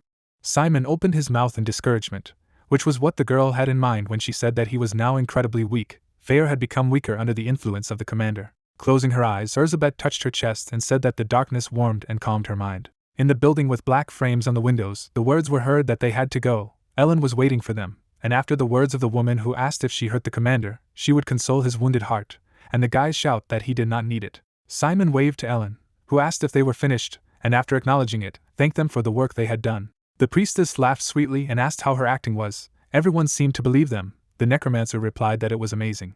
He opened a box with bags full of money. The girl exclaimed that they had received a lot of money, and the skeleton objected that it was much less than he wanted. The blue-haired man replied that no, 500 gold is 10 times the original reward. Ellen pointed to herself in surprise when she heard that it was hers. Holding the bag, Simon said with a smile that she needed to help the family. Let her take good care of them. The priest's eyebrows arched. She thanked the guy and said that she would never forget his kindness. The hero asked if she would now return to the Holy Federation, and heard consent. Embarrassed, Ellen, holding the bag, said that she would return to a place called Loiren. If they were ever in the Holy Federation, then let them find her, she would show them everything there. Simon smiled, saying that he hoped that the next time they would meet would not be on the battlefield. The priestess noted that he was very cold. She waved goodbye, and Fair asked that the hero not only release the priestess alive, but also gave her money. Why did he do this? Standing beside him, Simon replied that when he was in his later year, he would be taking on menial assignments, so he thought it would be better to have connections by then. Fair crossed his arms when he said that if he gave her some money, she would be the perfect accomplice, and replied that he had bought her trust. Elizabeth folded her hands in love and said that the commander was the best, and the guy said that he knew that the spirit would understand everything. Fair replied that when he looked at his actions, he did not understand whether he was a good guy or a bad guy.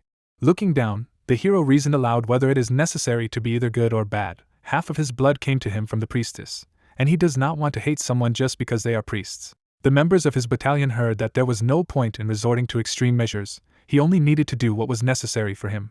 The spirit replied that he would need time to understand what kind of person he was. Simon looked at him with a slight smile. In the forest, a question of the spirit was heard since the mission was completed, then he would immediately go back, and the guy's answer was that no, he had plenty of time, he would practice a little before returning. Upon returning to Kizen, it would be difficult to use the strength of the battalion. He looked at the spirit who said that it was a good idea, then maybe this time he would learn from Elizabeth. She opened her eyes in surprise and clarified, is he talking about her children? The spiders approached the hostess, who said that it was a good idea, since he was her new master, he should know how to handle her children. Resting her hand on her side, Elizabeth continued that she would therefore teach him the basics of undead spiders, the corpse of a spider. Simon turned to her and exclaimed happily, a new skill is great. He imagined the spider and heard that the web is the main ability of the corpse spider. The spider shot a web at the second, she said it was a restraining skill. A couple of spiders descended from the branches, the woman added that it also helps to move. Pointing to the pets, she asked to try to shoot a web into the tree. Simon closed his eyes and said the name of the skill. The spiders spewed out a white liquid. The cobwebs fell on the tree. The words were heard, excellent. Turning to the guy, Elizabeth said that limiting the opponent's ability to move, and then trying to bite them with poisonous teeth due to the difference in speed, these are the most basic skills in controlling spiders. The heroes stood in the thicket of the forest. There were several gray monsters standing by the trees. The girl said that there were good targets over there. Would he like to try these skills out on those orcs? Spiders crawled along the branches. Then they shot a spider's web, having heard the order. It flew swiftly beside the snarling orc. Simon smiled and confidently ordered to jump. The spider immediately jumped up from the branch. The orc saw them swooping down on them. The spider released its web upon hearing the order. The monsters were trying to extricate themselves from this white net. The undead pounced on them. The spider's sharp fangs sank into the orc's body, and a cry was heard about what had happened. Elizabeth clapped her hands happily, saying that it was incredible, he manages them perfectly. Despite the fact that this is his first time, Simon said that these are just the basics. Looking away, the pink-haired woman said that judging by the sounds, there was an orc settlement nearby. She winked charmingly, saying that she thought it was a great place to show off the spider battalion's strength. Didn't he want to show his strength? The guy touched his chin thoughtfully. With a confident look, he said that since they had the opportunity, why not do the work for 500 gold? Simon waved his hand and shouted at Fair to deal with the boss, and Elizabeth must block the escape routes with spiders. The skeletons, together with the black spirit, rushed to attack. The hero thought that he would lead the battalion, read the course of the battle. A lot of spiders entangled the orcs in webs, anticipating the actions of opponents, and catching them by surprise. The heroes stood next to the entangled bodies. The guy thought to win. Clenching his fist, Simon thought that this was what it would be like to be a commander. He smiled, thinking, this is what it means to be a necromancer. Elizabeth happily folded her palms, saying that they had won thanks to his excellent leadership. The guy smiled and retorted that he didn't do anything special. It was and Fair who did all the work. The pink-haired woman took his hand fervently and asked what he had just called her, and he repeated that it was The girl touched her forehead admiringly, saying that he gave her a nickname. She was happy. The guy thought that he had just shortened her long name, but she was glad, so you don't have to tell the truth. Fair, who was standing nearby, said it was his turn. He pointed to the bodies of the orcs, and asked them to turn them all into skeletons. Folding his palms, the spirit laughed slyly and said that thanks to the orcs, their battalion would become much stronger. Simon said that he had forgotten one important detail. The spirit froze inquiringly, hearing that he had not yet learned how to resurrect corpses. This is taught in later courses. Fair clutched his head, saying that it was true, he was in his first year of study. Asked not to be upset. Now, you can sell the corpses for money. Simon looked at the girl, hearing that therefore she had a proposal. With a wink, the pink-haired woman said that it would be a pity to throw them away, so why don't they send a letter to the Lord and sell them? Simon stood with the letter in his hands and said that these orcs must have caused a lot of damage to the fief. The Lord would make an official request to give him an additional reward, and he would also send the money from the sale soon. Fair hovered over Urs and said it was great news, then asked how far away the ruins were. Drops of sweat ran down his skull and he added that it was very crowded. Cammy waved at the sight of Simon and said she was glad he was unharmed. Holding the book, the girl said that she was worried, because she heard that he took on a difficult mission. The hero replied that this time he was lucky. She was going somewhere? The hidden Urs frowned in displeasure when she heard that in the library. She is studying with Malin today. If he would like to join, the hero promised that he would come to them next time. Now he needs to be elsewhere. My friend said goodbye until tomorrow. Urs appeared behind the guy saying goodbye to his girlfriend. Approaching, she frightened the commander with a gloomy question. Who is this girl? Spider stared ahead like crazy, and when she thought it was a classmate, she said that she had a look that was too annoying for an ordinary classmate when she looked at him. Of course, she remembers the oath, so she won't touch it. She will wait quietly for him near the ruins with Fair. But she can't help herself, she her off. Simon turned around and said that it was good that she remembered the oath. The undead replied that she was only his servant, and he could order anything. The guy waved his hand in annoyance and asked her to go back to the subspace again. He knew it was a remote place, but there were still people passing here. Urs asked, if that's the case, then why doesn't she do this? A school uniform appeared on her body. Spinning in front of the guy, she quickly asked how she looked, if she was a copy of the Kizen student. The hero asked in bewilderment. All this time she was wearing spider webs, not clothes. They are of the highest quality. A red tie hung around the girl's neck. She said that if he had assignments inside and outside the academy, then let him call her. Urs shook her finger when she heard the question of how it was possible. The hero had heard that there were surveillance spells all over Kizen, and replied that the commander should not worry. She touched her chest radiantly, and said that not only could she change her appearance, but she also had stealth skills that would help her avoid surveillance spells. The spiders surrounded the disgruntled Fair, and the girl said that, of course, her spiders also specialize in ambush and surprise attack, so in an emergency, he can use them. Simon touched his chin, thinking that he was glad he had recruited Urs. She would come in handy for a lot. She said that if he didn't like the way her body looked, then how about that? The girl was surrounded by a spider's web, and she turned into a friend with wings. The hero opened his mouth in shock and said that now she looks just like Cammy. Can she hide her identity? The heroine happily spread her arms and exclaimed in the voice of a friend that she was glad that Simon was unharmed. In the guise of Cammy, she hugged his hand, saying that she was worried because she had heard that he had taken on a difficult mission. The embarrassed guy shouted that not only had she changed her appearance, she even had the same voice. Let her stop. He had already seen how good her skills were.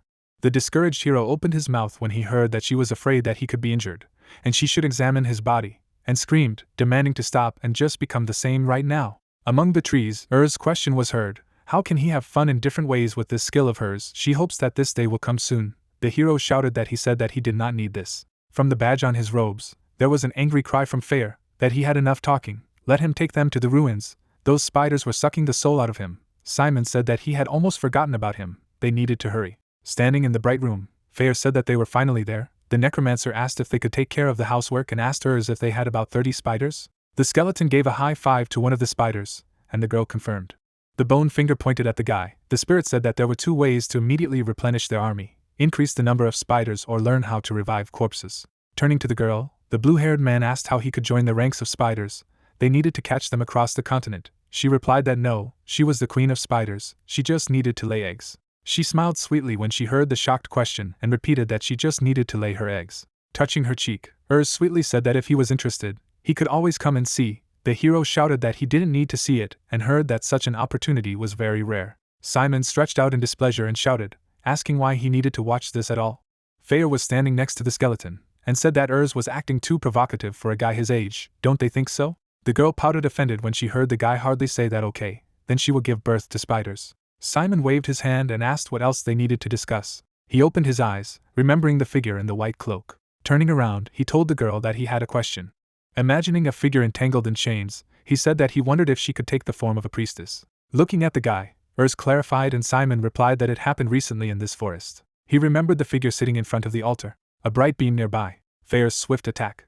I remembered the explosion behind the trees. The pink-haired woman said thoughtfully that I see, so that's why he wants her to pretend to be a priestess. The guy asked if she could. Looking down thoughtfully, she replied that she could, but she thought it would be better to send the spiders first. No matter how good her disguise was, if their opponent was a real priest, then it would be useless. The hero asked why. What was the problem? Waving her hand, Urs replied that magi who use holiness have a special skill that can quickly detect the undead. Even if she somehow managed to hide something that she can't use holy magic, she would still be discovered. Simon said that she didn't have to worry about it. The girl looked at him in surprise when she heard that the priest had a cannonball in his body. Looking at Fair, she said that she wasn't sure what their goal was, but she could tell that they were determined. He added that there was more to it, and that they could control the darkness just as well as the professor. Touching the chin, the girl said that with the core in the body, they would not be able to use holiness. Both said that they would also lose the ability to detect the undead. If so, then she thinks he can try. She will send spiders to observe the forest and study the appearance and demeanor of a high-class priest at the same time. One of the spiders was standing nearby. The words were heard that if the spiders found him, they would immediately tell him about it. Simon smiled when the girl asked for it, and replied that he was counting on her. Looking at the students in the classroom, the guy thought that everyone looked more joyful than before. Maybe it was the mission. They hadn't seen each other for a week. He saw Malin standing next to the girls. They wished her luck. Simon bowed his head questioningly, telling his friend that they hadn't seen each other for a long time.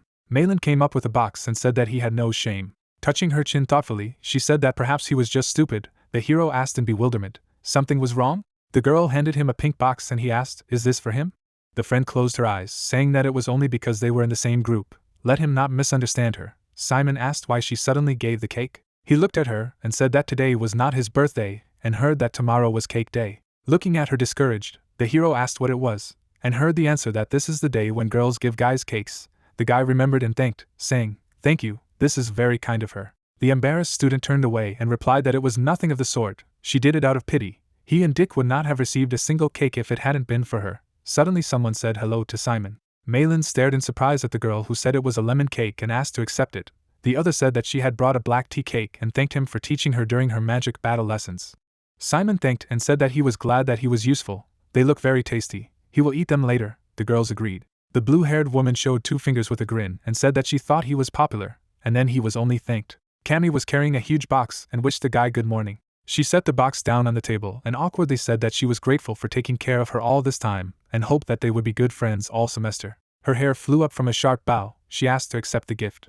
Malin looked at the cake and asked, "She baked it herself." "It's amazing," Cammy objected, saying that she wouldn't dare herself. She bought the cake. Looking ahead embarrassedly, the girl said that she just decorated it on top. Simon thought that the day of the cake was tomorrow, but she went through so many hardships for him. He reached into his inner pocket and called the girl. He wiped her face with a handkerchief, saying that she had something on her cheek. Cammy blushed a lot and began to stutter. Pushing the boy into the box, she shouted "thank you," and then she quickly ran out of the office. Looking ahead uncomprehendingly, Simon asked what had suddenly happened to her. Waving his hand, the necromancer asked if she would return before the start of the lesson, and the blonde man clarified that the seat next to Malin was free. She confirmed. Blue-haired with a smile heard Simon say that this is why everyone was happy. It was not because they hadn't seen each other all week, but because of Cake Day, and told him that thanks to this day they had an interesting monument. Had he seen it? Hearts were drawn on the festive hat. The hat was on a sullen Hector, which was surrounded by cakes. Simon looked at this in surprise and said that it must be hard for him, but his friends simultaneously replied that this is how he should be. Simon was amazed to hear the request to tell the truth. He really didn't know that it was Cake Day and asked, "Is it so noticeable?" Malin leaned her head on her hand and said that he shouldn't forget that he was at the academy. She understood that he wasn't particularly aware of such things since he was from the village, but he should learn more about the events here. There were boxes of treats nearby. Malin continued that their team members would understand, but the other students would not. There was a lot of competition, so they would pounce on him and drag him to the bottom. The hero thanked him for the advice.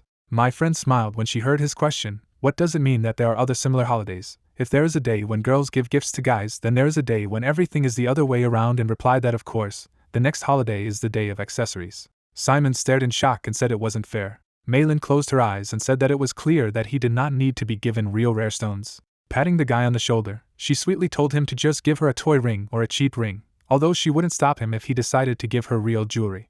With a cute wink, the girl said that she would look forward to it. The hero thought again how unfair it was. Jane stood behind the lectern saying that she had been informed that all the students in their class had returned to Kizen safe and sound. As their mentor, she was pleased. Picking up the chalk, she said that they would move on to the first announcement starting this week with a fight evaluation. Dick, who was sitting next to the hero, grimaced in displeasure when he heard that this assessment would be carried out during the first semester. Holding the chalk, the professor said that the rules are simple. They will fight one-on-one against another first-year student. All 14 classes of Kizen are their rivals. She drew a triangular diagram with percentages, and explained that the winner goes to the top squad, and the losers go to the loser squad. Malin and Simon listened carefully to the fact that the composition of the squads is updated every week, and the promotion or relegation depends on wins and defeats. Each squad has different points that can be earned or lost at the end of the battle. On the board there were inscriptions with the number of points for winning and losing in each squad. Jane said that, for example, if they lose in the upper squad, they lose more points than people from the lower squad get for winning. Dick and Cammy listened intently. That, in other words, their task was to break into the upper squad at any cost. The brunette crossed her arms and finished that the students who remained in the lowest class by the end of the first semester would be expelled. The students looked at each other, whispering about it. She explained that 10% of the students would be expelled in the first semester, and the same in the second, so they would have to think about how to survive with the cards they had in their hands. Simon looked ahead after hearing that the professor thought she had done a good job as vice principal of Kizen and A-class mentor. Only their class had been through a lot of training and a real fight with the Cyclops. Leaning her hands on the lectern, Jane stated that she believes there is no better class than them. The girls smiled happily when they heard that she had become their mentor. Despite her position as vice principal, she believed that they would not let her down. Dick jumped up, raising his hand, and proudly asked not to worry. They would try to make her proud of them. A friend asked, "Is he crazy?" Raising his hands, the blonde exclaimed that Class A was ahead. The others shouted that they would do it, and Malin said that it was embarrassing. The professor sighed and called to Dick. The blonde froze with his hands up when he heard that she was worried about him the most. Jane stood in front of the students and asked, "Can anyone tell how the monster battle they had before is different from the fight between students?" Jamie raised her hand and replied that they had a strategy before attacking the monster, but in a fight with another student, their opponent could also prepare a plan of action against them. The dark-haired woman nodded, saying that it was true, and asked, "Are there any more assumptions?" Raising his hand, Hector said that there would be restrictions on what dark magic could be used in sparring with a human, and there was a request for more details. His comrades looked at him after hearing that spells that take a long time are easy to track, or those that fly slowly, and traps set on the floor are unlikely to work, so there are limitations to these skills. The blonde man looked at the hero gloomily and said that summoning magic was also not very effective in combat against humans. Simon was tensely silent when he heard this. Dick listened in displeasure as the student continued that the way to defeat the summoner was obvious. Unlike monsters with low intelligence, humans could ignore summoned creatures and attack their master, and it was said that the answer was not bad. Resting her hands on her hips, the professor said that the most important classes had already been mentioned earlier. As Hector had said, some specialties would have a hard time achieving good results. However, there are skills that are not very well suited for a duel with a human, but they can still serve well if you know how to use them. The enchantment that Dick possesses is an example of this. Dick pointed his finger at himself upon hearing this. He presented the battle diagram after hearing that it would be easier for the enchantment mage to fight against a student of magical battle, because they would have to engage in close combat, which would make it easier to touch them with the enchanted weapon. He imagined himself hiding behind a rock. Jane continued that if they met with a hematology specialist who focused on long-range weapons, then they would immediately lose. The girls looked at each other when they heard that they should have a good result if they identify their strengths and weaknesses, and learn ways to compensate for their weaknesses. There were black vests in the box. Jane said that they would train individually to test their specialty, and before the fight, they would have to wear protective vests. While training, let them try to think about what dark magic would be effective in a fight with a person. The dark-haired girl smiled when the professor said that they could also ask questions of her assistants, and that was where they began. Malin stood next to her comrades and said that she would try to shoot the arrow of darkness first. A group of students were looking at the printing scheme, and there was a suggestion to change it here. Simon sat at a distance from the others. Looking down in frustration, he thought that Hector was right. A summoner is not that strong in fighting humans, then how to get a good score? He imagined the evil spirits from his battalion and thought that he could easily win if he used their help.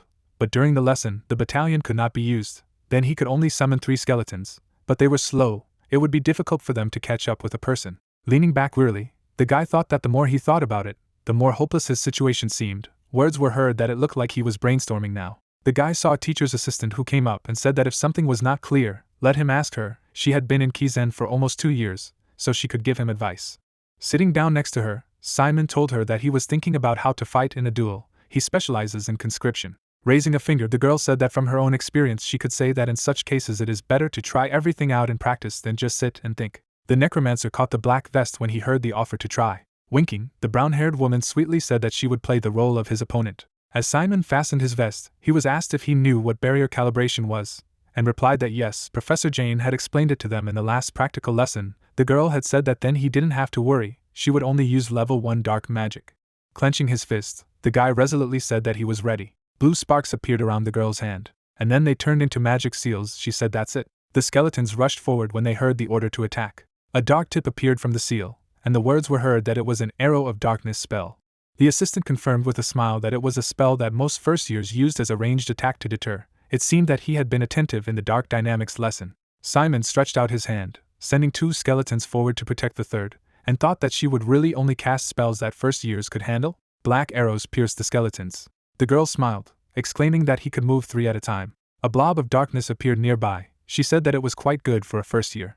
With a powerful blow, she shattered the skeleton. Bones flew next to her embarrassed face. Parts of the skull and bones scattered. Simon watched in surprise as they fell. Holding the magic seal, the opponent asked, "Does he have time to wonder?" Black rays surrounded the hero. Gritting his teeth, he realized that it was exhaustion, and he calmed himself down, thinking that she was an assistant teacher. She only used basic techniques, but it was clear from her that she was experienced. The girl approached the bowed guy, saying that she had got rid of the skeletons and imposed exhaustion on the spellcaster. Clenching her fist surrounded by darkness, she happily said that this was a great opportunity to deal with the summoner himself. The guy's eyes widened. A bright flash appeared at his leg. Simon swung his leg at the girl. She froze in surprise when she realized that he was not defending himself in such a position, but resisting. Behind the frightened disciples, a bright explosion appeared. Simon stood in the dust, surprised to think he was sure he had hit, but he didn't feel anything. The girl landed nearby and apologized. Awkwardly touching the back of her head, she said that she had promised that she would only use basic dark magic, but she herself did not notice how she used spiritualization. Why not end there? Simon agreed and thanked him. The teacher's assistant closed her eyes, imagining herself lying on the ground and thinking that she would have died if she hadn't taken the form of a spirit. How scary it was. But she said aloud that she would explain why they had a training fight. Simon looked at her and listened to the fact that people like him, who don't know their strengths, usually find answers when they're pushed to the limit. They know what they're counting on at the most dangerous and important moments. Crossing her arms, the brunette explained that in his case, he started with summoning, but then without a shadow of a doubt, he moved on to a magical battle when he was cornered. And not only that, he was preparing his body for close combat while he was sending out skeletons, right? Simon stared ahead in amazement when he realized it was true, when he heard that he had prepared for it instinctively, not even knowing if he would keep his distance or close the distance. The assistant patted him on the shoulder with a smile, saying that he didn't have to jump to conclusions right away, but he shouldn't give up. When he had both talent and the right skills, he still had time to think. If she were in his place, she would not hesitate to choose a magical battle. The hero stood with his back when he heard her wish him good luck and thanked him. He remembered how the blonde man had said that summoning magic was not very effective in combat against humans. And he remembered how his assistant had said that in his case, he had started with summoning, but then without a shadow of a doubt moved on to a magical battle. Looking down, Simon wondered if it would be hard to fight, counting on the summoning. A protective vest fell nearby and he was called. Hector frowned at him, telling him to put it on and offered to fight. In the grey room, a question was heard how it happened that he could never hit her, to which the guy replied that he gave in. Dick turned away when Malin retorted that she had only used basic spells, and he still couldn't make a move. She turned when she heard a sound. In front was Simon next to the girl, the heroine, surprised that she did not notice that he went to spar against the teacher's assistant. Dick noticed that they were finished. As she thinks he won? Seeing the girl leave, the friend replied that she was not sure. It was difficult to see the barrier. After that, the hero lowered his head, and she noticed that he was sighing. It seemed that he had lost. It was hard to defeat the teacher's assistant. Hector then approached the hero. Malin turned sharply, which surprised her friend. The protective vest fell to the floor. With a determined look, the blonde man told the guy to put it on and they fought. Simon looked down silently. He threw the vest back, asking why didn't he look for someone else to fight? Turning around, the hero said that he was not in the mood now. Hector gritted his teeth angrily and insulted him. Suddenly, Malin stood between them, telling the blonde man to stop, but he replied that it was none of her business. The comrades looked at the girl in surprise when she asked Hector why he was behaving like a child. If he continued to mock, she would tell the professor. The guy just smiled. Malin opened her eyes wide when she heard that it was just a puppet. Dick gritted his teeth, asking how dare he? The comrade behind reached out to Hector, telling him to take back his words even if he was angry. Malin stared at him. After that, a magic seal appeared in the hand of the enraged girl. Simon reached out and tried to stop her. A blonde teacher's assistant approached them, asking what was going on. Bowing, Hector replied that there was nothing and apologized for bothering him. Watching as the assistant told the blonde man to follow him, Dick cursed, noting that he always played the right thing in front of professors and their assistants. The guy looked at Malin, telling them both to believe that he gave them a warning. She realizes that she just almost did what the professor hates the most.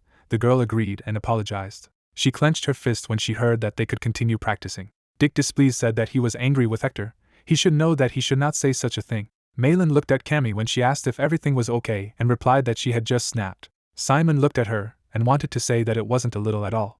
She looked at Simon sternly, asking when he would let go of her hand. Then, putting her hand to her head, she heard the hero apologize, saying that he had to hurry, and replied that even if so, he was crazy. Looking at the burned palm, she asked why he grabbed the dark flash of the magic circle with his bare hands. Turning to her comrades, the blue-haired woman said that she would take Simon to the infirmary. They replied that they would see each other again. Later, they sat in the infirmary room. Bandaging her palm, Malin asked why he covered her arm, and Simon replied that it was obvious. He watched her help, saying that she would be in trouble if the teacher found out that she was going to use magic. And even though Hector had a safety vest, he didn't put it on correctly. He remembered how outraged she had been at Hector's words. Then he looked at Malin and asked if this offended her. Tying the knot, she wanted to answer, but Simon interrupted her with words of gratitude. The girl looked surprised, and the guy recalled that she stood between them and stopped Hector when he tried to fight. Looking at her with a warm smile, he said that she almost beat him herself, but he stopped her. They would consider them even. Malin lowered her hands, saying that this was his biggest problem, and the hero asked again. She jumped up from her chair indignantly, shouting that he was too kind. He was so gentle that it was almost infuriating. Grabbing him by the shoulders, she said that it wouldn't work this time. The girl resolutely approached, warning that she would only say it once, so let her listen carefully. Malin's cheeks flushed as she thanked him decisively. Then she left the room. Simon was stunned by this behavior. He touched the badge with his fingers when Fair said that as soon as he listened to them, he couldn't find a place for himself. They were so similar, the hero told him to be silent. Numbers were inscribed above the entrances. Simon sat next to Cammy, asking what she thought was spiritualism. But the girl herself didn't know exactly. She asked if he was okay. What happened to the reserve group in the spirituality class? The lecture was quick? He replied with an awkward smile that it wasn't, but it was too painful. It was even imaginable. The blonde behind asked again, what does it mean to be difficult to imagine? A question was heard. The professor of spiritology teaches only when they can feel spirits, and they have to be in the reserve group until they learn to do this. He imagined a man with the head of a wolf, who said that in spirituality lessons you need to be able to feel the spirit.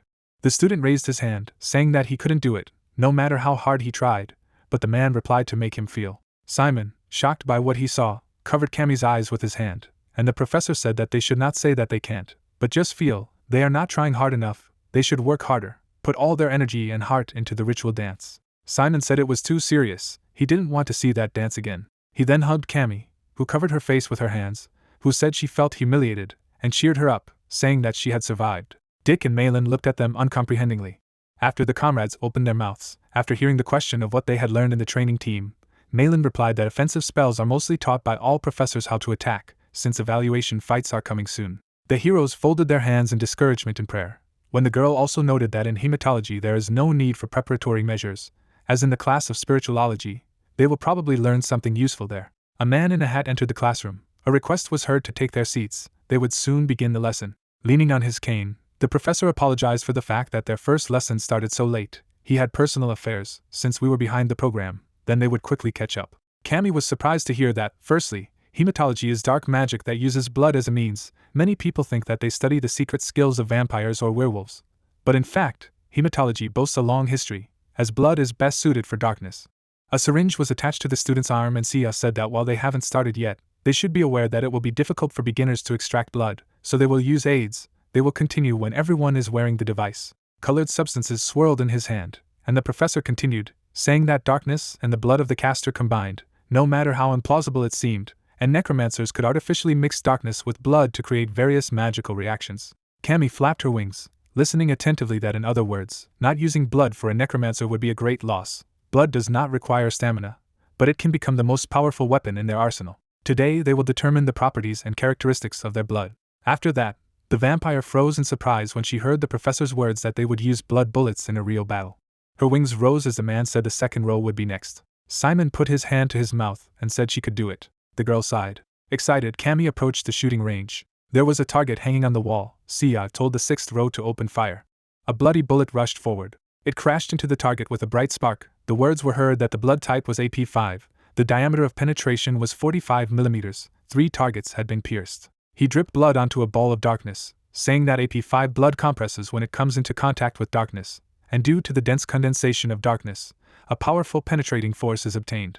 In fact, it specializes more in building than throwing. The ball of darkness contracted, and the professor said that it was therefore useful for supporting darkness, for example, for forming a magic circle.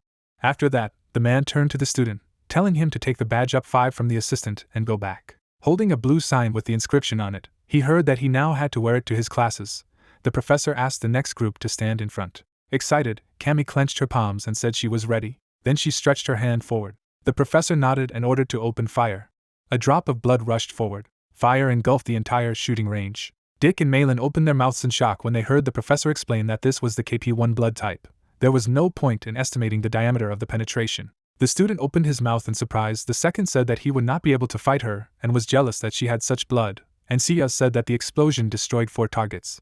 the KP1 blood type explodes when mixed with darkness. A blushing Cammy was shocked to hear that it was the strongest blood in terms of offensive power, and it was only found in vampires. Looking at the student, Sia told her that they would see each other often from now on. The pink-haired woman smiled happily and thanked the professor. She joyfully returned to her comrades, and they also praised her. Simon smiled as he heard the professor tell rows 3 and 4 to get ready and then fire. He raised his hand when the man announced that it was the turn of the 6th row and said that he was ready. The hero took aim, pointing his finger forward, and heard the command to shoot. A magic circle appeared at the end of the finger. The ball of darkness rushed forward. There was silence in the shooting range, as if nothing had happened. Simon pointed his finger in discouragement as the students discussed what it was. Someone asked if black magic was causing the bullets to disappear, but another person told everyone to look at the target. A bullet from the darkness hit the center of the target, and the words were heard that it had reappeared. And then the target was torn to pieces. The girl with the tablet said that the blood type is unknown, it is a new species. In the shooting range there were several damaged targets. Words were heard that 2 left and right targets had been pierced. The diameter of penetration was immeasurable. Blood bullets that stretch into a strange shape. He hadn't seen such blood before, so he couldn't explain it properly. Simon looked upset to hear that the professor would talk about your blood type in the next class, and now the 7th row was to be prepared. The assistant said with an awkward smile that there was no sign for him now. She would prepare her for the next lesson. The confused hero approached Malin and Cammy. The girlfriend asked what it was, but the guy replied that he did not know himself, he had never heard of it. Raising a finger, Dick said that it was great, it seemed so special, but it turned out that there were no recommendations for him. Malin put her head on her hand when she heard that although all spells fall under hematology, they need to be trained differently, and noted that this is true, there is nothing similar among the 4 of them. The blonde also introduced Sia and the other students, saying that in hematology, the professor points out the path of development, and his assistants usually provide detailed advice for your blood type. If there are 60 students in the class, then you need 60 assistants. Then the hero understood why there are so many of them. Standing in front of his comrades, Simon asked what would happen to him now. On the screen there was a recording of a video from the shooting range. Words were heard that he was sure for sure. Sia stroked his beard, deciding that Simon's feature was multiplication. He imagined darkness and blood, thinking about how when his blood came into contact with darkness, the darkness absorbed the blood, causing the power and volume of darkness to increase. He recalled the moment of the shot, noting that when it seemed that the bullet had disappeared, at that moment the darkness consumed the blood, so it became invisible. Analyzing the darkness hitting the target, the old man noted that after hitting, significant damage was taken. Looking ahead, the man thought it was interesting. He then introduced Cammy and Simon, reasoning that a strong vampire blood type like hers absorbs darkness to increase its volume. But Simon has the opposite. Tapping his finger on the table, at first he decided that it should be studied, and then he said again that he now understood. Remembering the man who had entered the room, the professor thought that he understood why he had put so much effort into him. Sia took a cup of tea, asked what brought the man here, and heard that he had a deal. Bahil smiled when the professor asked again and answered yes. With a sweet smile, the blonde man said that there was a half-vampire in his class, but she was thinking of taking Traitorgy as her specialty. Standing behind Sia, who was sitting at the table, he continued that she had a talent for this discipline, but her grades in hematology were higher on both the last test and the entrance exams. Plus she had the advantage of a vampire family. Taking a sip, Sia asked what he meant by this, and Bahil replied that he would persuade her to specialize in hematology. He was sure that she would be his valuable ally in the future. The man in the hat put the cup down on the table. Turning his gaze to Bahil, he noted that he had been behaving arrogantly since his student days. The blonde man raised his hands conciliatorily when he heard that he knew that part of the raven was now, but let him stop disrespecting him, and apologized for appearing rude. He just wants to help him, since he is his longtime student. There was tea on the table. The words were heard that he spoke as if he had not given up hematology at the beginning of the second semester. The blonde said that he needed only one thing. Putting his hand on his chest, Bahil asked to abandon the idea of recruiting Simon from Class A. Closing his eyes, the professor mused that Bahil was acting strictly for his own benefit. He should have thought about it better. When he asked him to give up a student who wanted to specialize in conscription, he was trying to take a genius like Simon without even telling him about it. An assistant came into the room and said that she had brought coffee. Taking the cup from the tray, Sia thanked and asked her to go to his office and prepare a registration of his research papers. The girl clarified what the topic would be. She was surprised to hear that it would be a new type of blood and asked if he wanted to study Simon's blood. Putting his hand on the table, the man replied that he needed to hurry before he was taken away and suggested that he name the new blood type SM1, and let him tell the rest of the assistants. Turning decisively, Siaj continued that they would fight for the right to take Simon. There was a sign on the wall with the name of the lecture hall, and it was said that they looked like they were in agony, probably with a headache from an evaluation battle. Bahil crossed his arms and said with a smile that he understood them well. After all, he was also finishing Kizen. The thought of them having to fight other students was overwhelmed with anxiety and excitement, but he would give them some advice. Malin and Simon were surprised to hear that in this lesson he would teach them how to quickly suppress an opponent. Holding up 2 fingers, the professor said that he would divide the class into 2 groups. The girl looked forward attentively, hearing that those who had already decided which dark magic they would use would need an additional curse. It would teach them a lame leg spell that could be cast quickly. Simon looked away when he heard that he would teach the curse of paralysis to those who would mostly cast curses and students who had not yet decided on their choice of magic. The students looked down in surprise as Bahil revealed that he had created and changed these spells himself, so they would not learn them anywhere else. Human figures were drawn on the board. The professor said that a lame leg creates a narrowly focused exhaustion that affects the legs, which will make it difficult to move. It is easier and faster to apply this curse than ordinary exhaustion. The reworked paralysis is less effective than the original one, but it has improved it for use in combat, and it takes less time to activate. Now they have to choose the skill they would like to learn. The hero was standing next to the rest of the students, and Bahil was thinking that a genius like Simon should wear the right clothes. The man's eyes lit up red as he thought that his specialty was the best way to make the most of his darkness. Malin said something with a smile, and the professor reasoned that the hero should forget about the ridiculous idea of using summoning as the main skill in battle and choose Catharology. Simon looked away as the professor cheered him up in his mind. The blonde stared ahead, dumbfounded, realizing that the guy had chosen the lame leg spell. Shifting his gaze to the side, he thought that the hero had decided to make Catharology an auxiliary magic again. The assistant leaned over to the man and whispered that he had that face again. Bahil turned his wild gaze to the girl. Then he lowered his gaze and replied that he probably lost his temper. Covering his face with his hand, he thanked Hector, and she replied that this is what she is for, and he needs to teach a lesson. The girl with glasses looked away at the request to send all the assistants to the redone paralysis. He would teach the lame leg himself, and replied that last week he had said that he would teach the paralysis. With a resolute look, she exclaimed that all the assistants had not slept at night and were preparing materials for a lame leg, when she heard that he had changed his mind. The professor didn't even turn around. Hector clenched her fist, thinking that he wouldn't change his mind no matter what she told him. Turning to the assistant teachers, she told them to put down the materials on the lame leg and get ready to teach paralysis. The heroes standing opposite them objected that they had been preparing for the lame leg spell all last week, but the girl replied that it was not the first time that circumstances had changed. They should prepare as soon as possible. Closing her eyes, Hector said that the professor would not listen to them. Even if they tried to convince him, she would conduct the lesson herself, and they would help. Frowning to the side, the girl thought that the professor had changed his mind. Looking at Simon, she continued to think that it was because of him. Sighing tiredly, the girl said that it would be harder for both of them. Standing in front of the students, Bahil asked if everyone was assembled. Spreading his hands, he said that since they had decided to make Catharology an auxiliary skill, it would be better for them to study it thoroughly. There was no dark magic better than a curse to buy time while they cast the main spell. One of the students raised her hand and asked what types of magic take a long time. The professor replied that she was trying to find out both about herself and about the enemy. It was great. The blonde smiled sweetly and said that he would call summoning spells dark magic that took a long time to activate.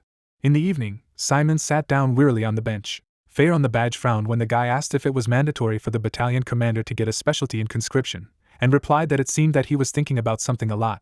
Now it is clear why. There is no such rule. Urs was standing next to him, the skeleton saying that he could lead the battalion. Even if he chose another magic as the basis, it was up to him to decide how to manage the battalion, and they would respect his choice. The guy touched his head, hearing the question. Did he really hope that he would stop him? And honestly replied that a little yes. Clasping his palms together, Simon said that everyone says that conscription is weak and that it is a thing of the past, even the professor of conscription himself. Fair stood nearby, asking if the hero would give up conscription. The hero silently looked down. Clenching his fingers tighter, he replied that he did not. The black spirit said that now he feels what his heart wants, but he is worried about something else. Simon's eyes widened when he heard Fair say that it's not about quitting or insisting on conscription. He wants to win the evaluation fight using only conscription. Isn't that what worries him? The sky was painted with the colors of the sunset. The hero replied that nothing could be hidden from him. He was a fool if he wanted to win in this way. There was magic that was better suited to victory.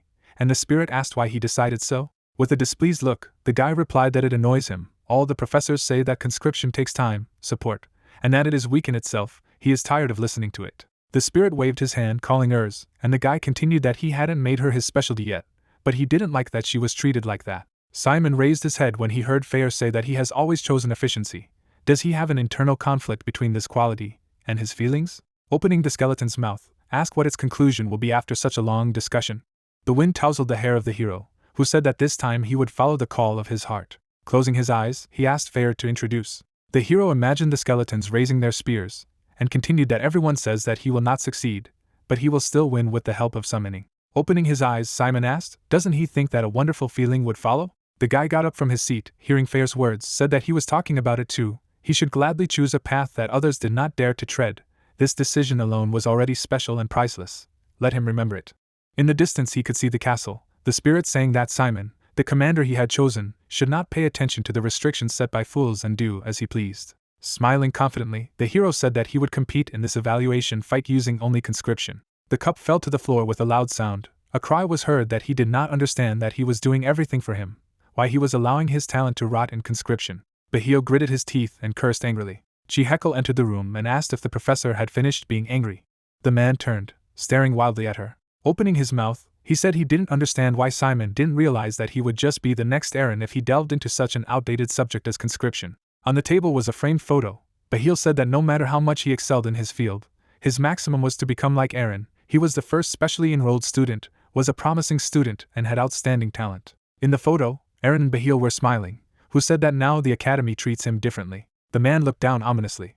Slamming the photo on the table, he said they were all too pathetic. He couldn't stand it. Shining talents who were leading themselves into a bottomless pit. Hector closed her eyes, hearing the cry that he wouldn't look at it happening again.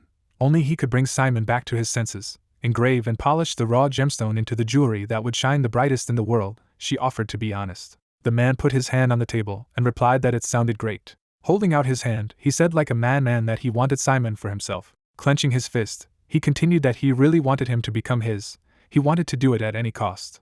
Looking to the side, the assistant sighed. Hearing that he was willing to sacrifice his soul for him, he made sure that his talent blossomed and reached its peak, and no matter what it required, she thought that he was repeating it again. Imagining a figure surrounded by magic circles, the man finished that it was in order to create the next Neptus. He imagined Simon standing next to him and saying that his dedication, care, and even soul with life, he would put everything on the line to help him rise to the world of the gods. In return, he wanted him to consider him his only mentor. He imagined the students writing down the hero's words and went on to say that when someone asked him how he got to the top, he would answer like this. The man introduced Simon with a smile and replied that it was all thanks to his mentor, Professor Bahil.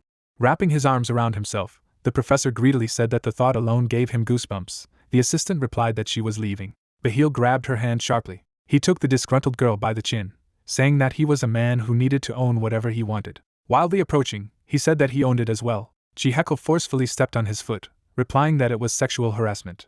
Taking his hands away, Bahil replied that she had not had the most attractive character since her student days. He could not allow his successor to be so harsh. The girl replied that she thought he had decided that Simon would carry his legacy. Looking at her with narrowed eyes, the blonde replied with a categorical refusal. Simon goes beyond this. He will surpass him, a talent that can rival Neptus itself. Spreading his hands to the sides, he continued that he was expressing a legitimate desire as a teacher. It would be abnormal not to be happy for such a talent. Hector adjusted her glasses with her finger. Hearing the question, she would still consider his addiction vulgar, and replied that she believed that his desire to monopolize the right to teach was a vulgar obsession. Turning around, Bahil held up his finger and said that she had an objection to every word he said and he had a great idea. Touching his chin with his finger, he said thoughtfully that Simon was now more or less satisfied with his skills in conscription, which was not surprising, given his success with conscription in all practical tasks. Turning back, he said that this problem had been there from the beginning. Now he needed to experience the most bitter defeat. Only then would he think, discover the problem and improve. Adjusting her glasses, the assistant said that this was the most sensible thing he had said today. He wanted to deliberately make him feel the taste of defeat. Blushing, the professor confirmed with a smile, saying that it would be very easy for him. The guys were walking down the street. Dick said that he had heard that Professor Aaron was away on business now. Many of the Kizen professors are practicing necromancers, so sometimes the schedule of classes can be flexible. Simon bowed sadly, saying that he hoped that he could learn at least something that would help him in an evaluation fight, and his comrade remembered that he used conscription, and he needed Professor Aaron's classes most of all. The girl pinned an announcement on the board. A shout was heard that they had hung up a table with evaluation fights. A group of students were looking at the list. Dick asked not to get on the monsters, and Simon was looking for Class A. On the white sheet there was information that the hero was against Heron, Dick against Ligang. The question was heard if he knew them? Throwing his hands behind his head, the blonde replied that he did not know everyone. Since they were both from Class G, he would find out about the specialty of Heron or what he planned to choose. The hero noted that his comrade was doing all the work. He replied that everything was fine, that's what friends were for. Simon looked at him with a smile and thanked him, saying that he wanted to know what dark magic Heron would use as soon as possible. He hoped that the classes would end soon.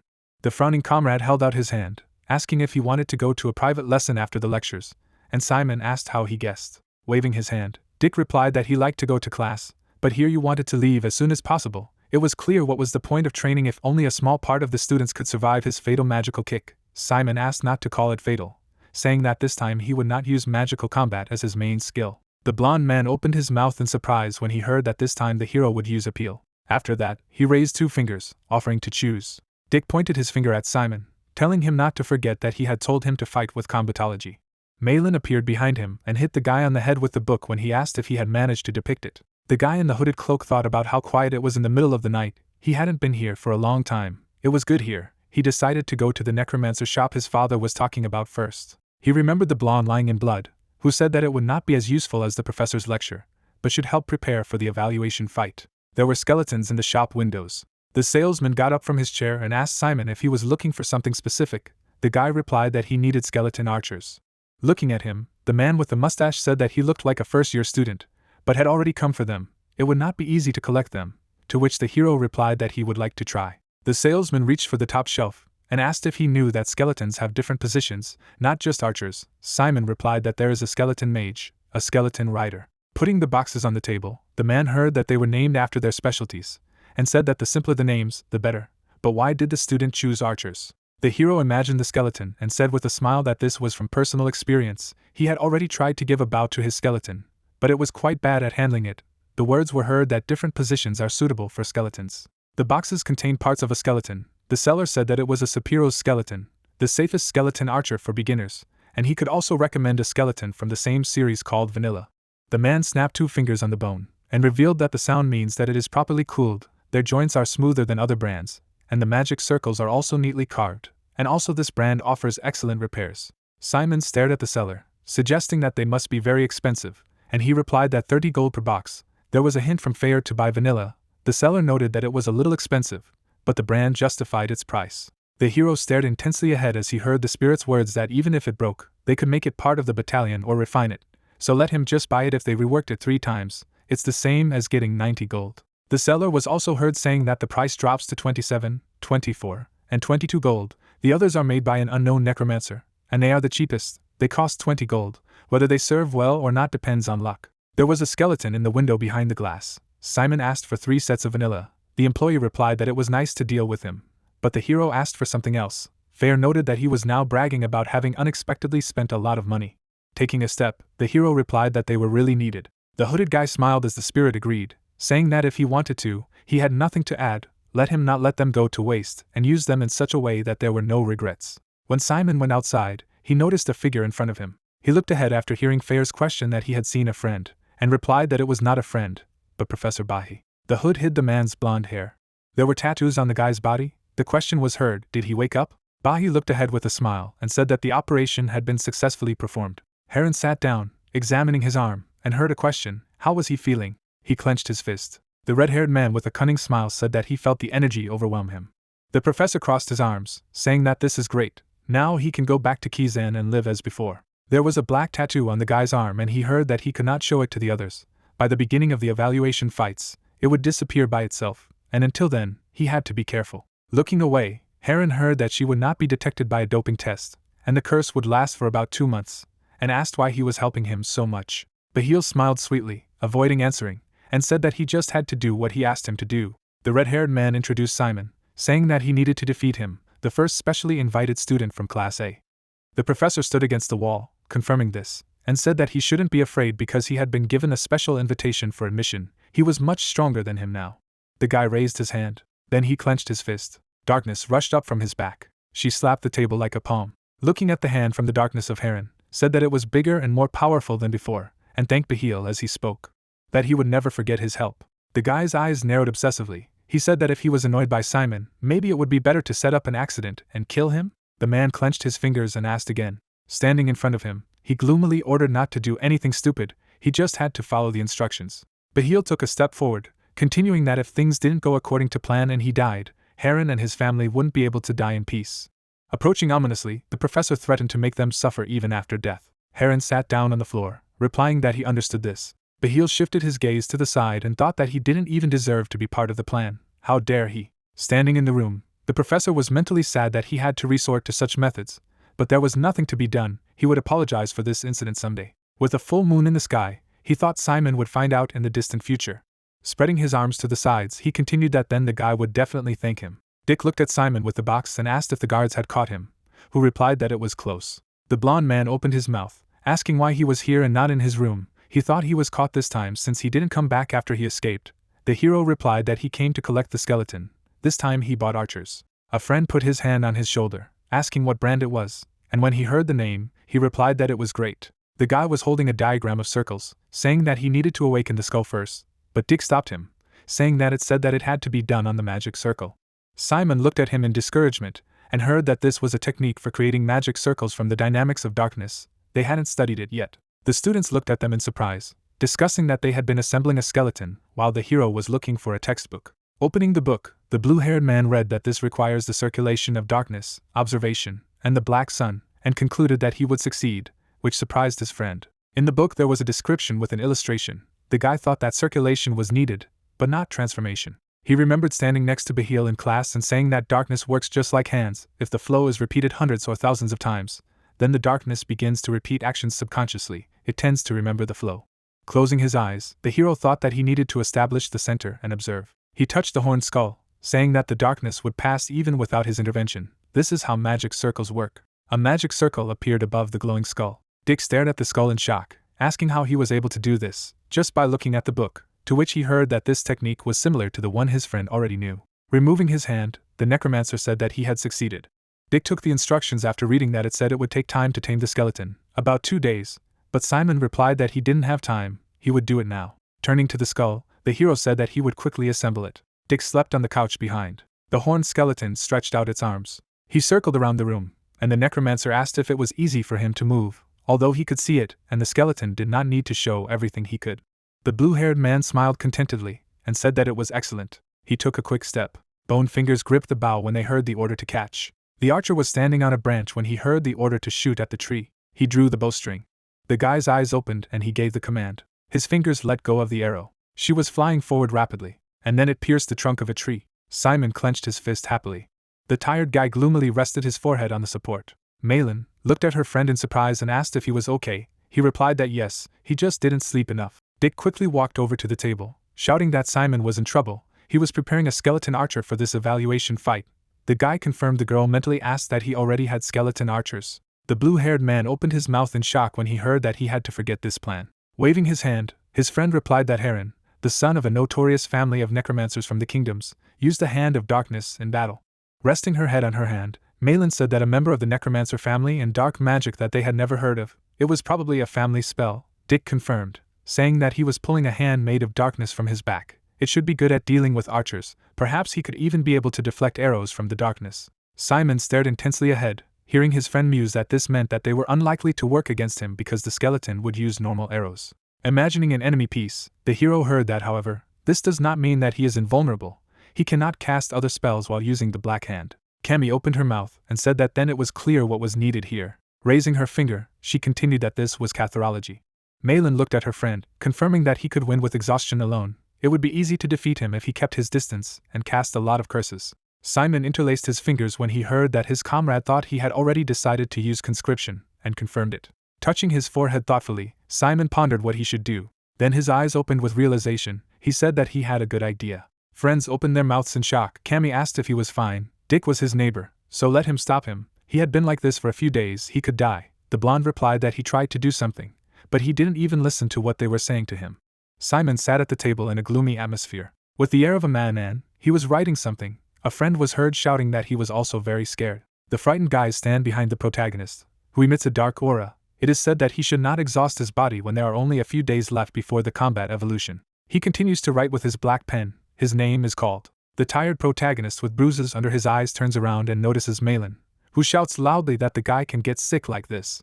The worried lady insists that combat evolution is important, but he needs to take care of himself. Simon in turn thanks her, but offers to talk about it a little later. She takes the surprised face of the main character with her fingers and demands to say the letter A. Malin angrily hands over the yellow pill, claiming that she brought an energy pill. It just needs to be swallowed. The girl, putting her hands on her sides, wonders that he needs to live at least until the beginning of combat evolution. This medicine is all-powerful, so you can't hope for its absolute help. He has bags under his eyes, but looks cheerful. Simon asks if she can give him 2 more pieces, who in turn warns him not to overestimate the medicine. Dick stands with Cammy and laughs. The guy suggests just talking to Professor Aaron. A tired MC with frayed hair hears that he is looking for a new magic.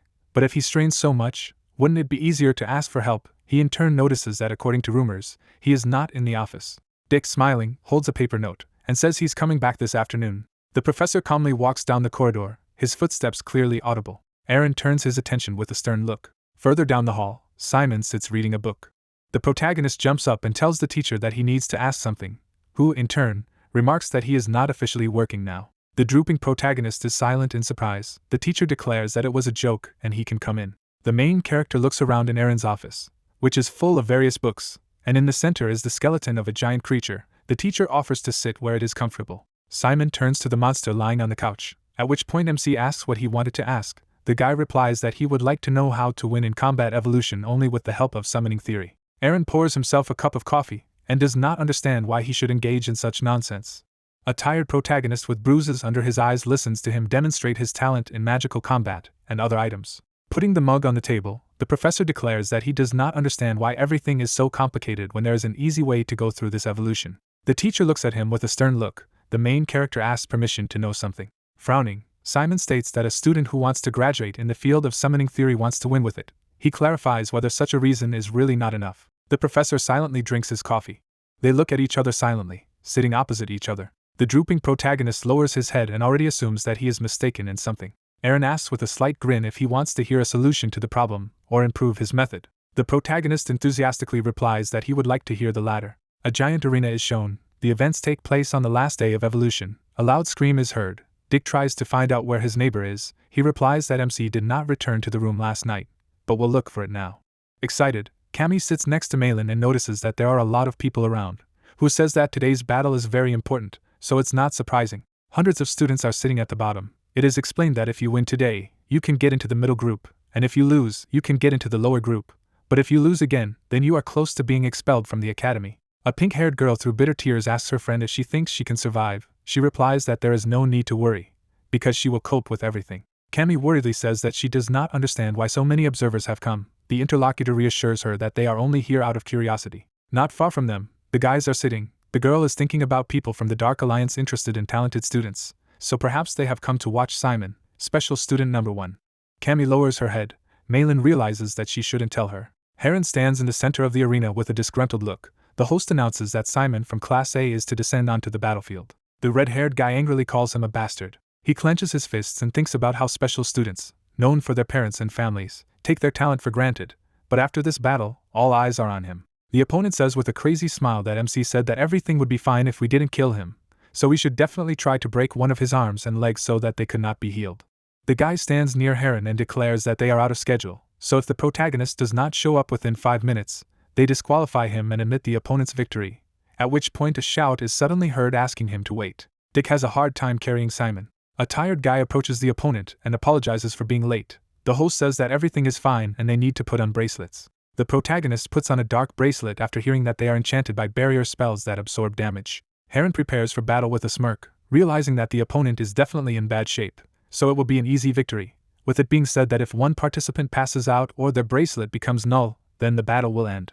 A red tentacle bursts out of the red-haired fighter's back. The main character instantly creates the undead near him. A magic seal appears near the palm of the opponent's palm. Heron is sure that he wants to completely destroy him, even though he wants to become a graduate of summoning theory, which makes him the most important in this fight. The fighter stands in place excitedly, assuming that he just needs not to approach him. Simon stands next to the 3 skeletons. Heron does not understand what is happening, and why he is just stepping back.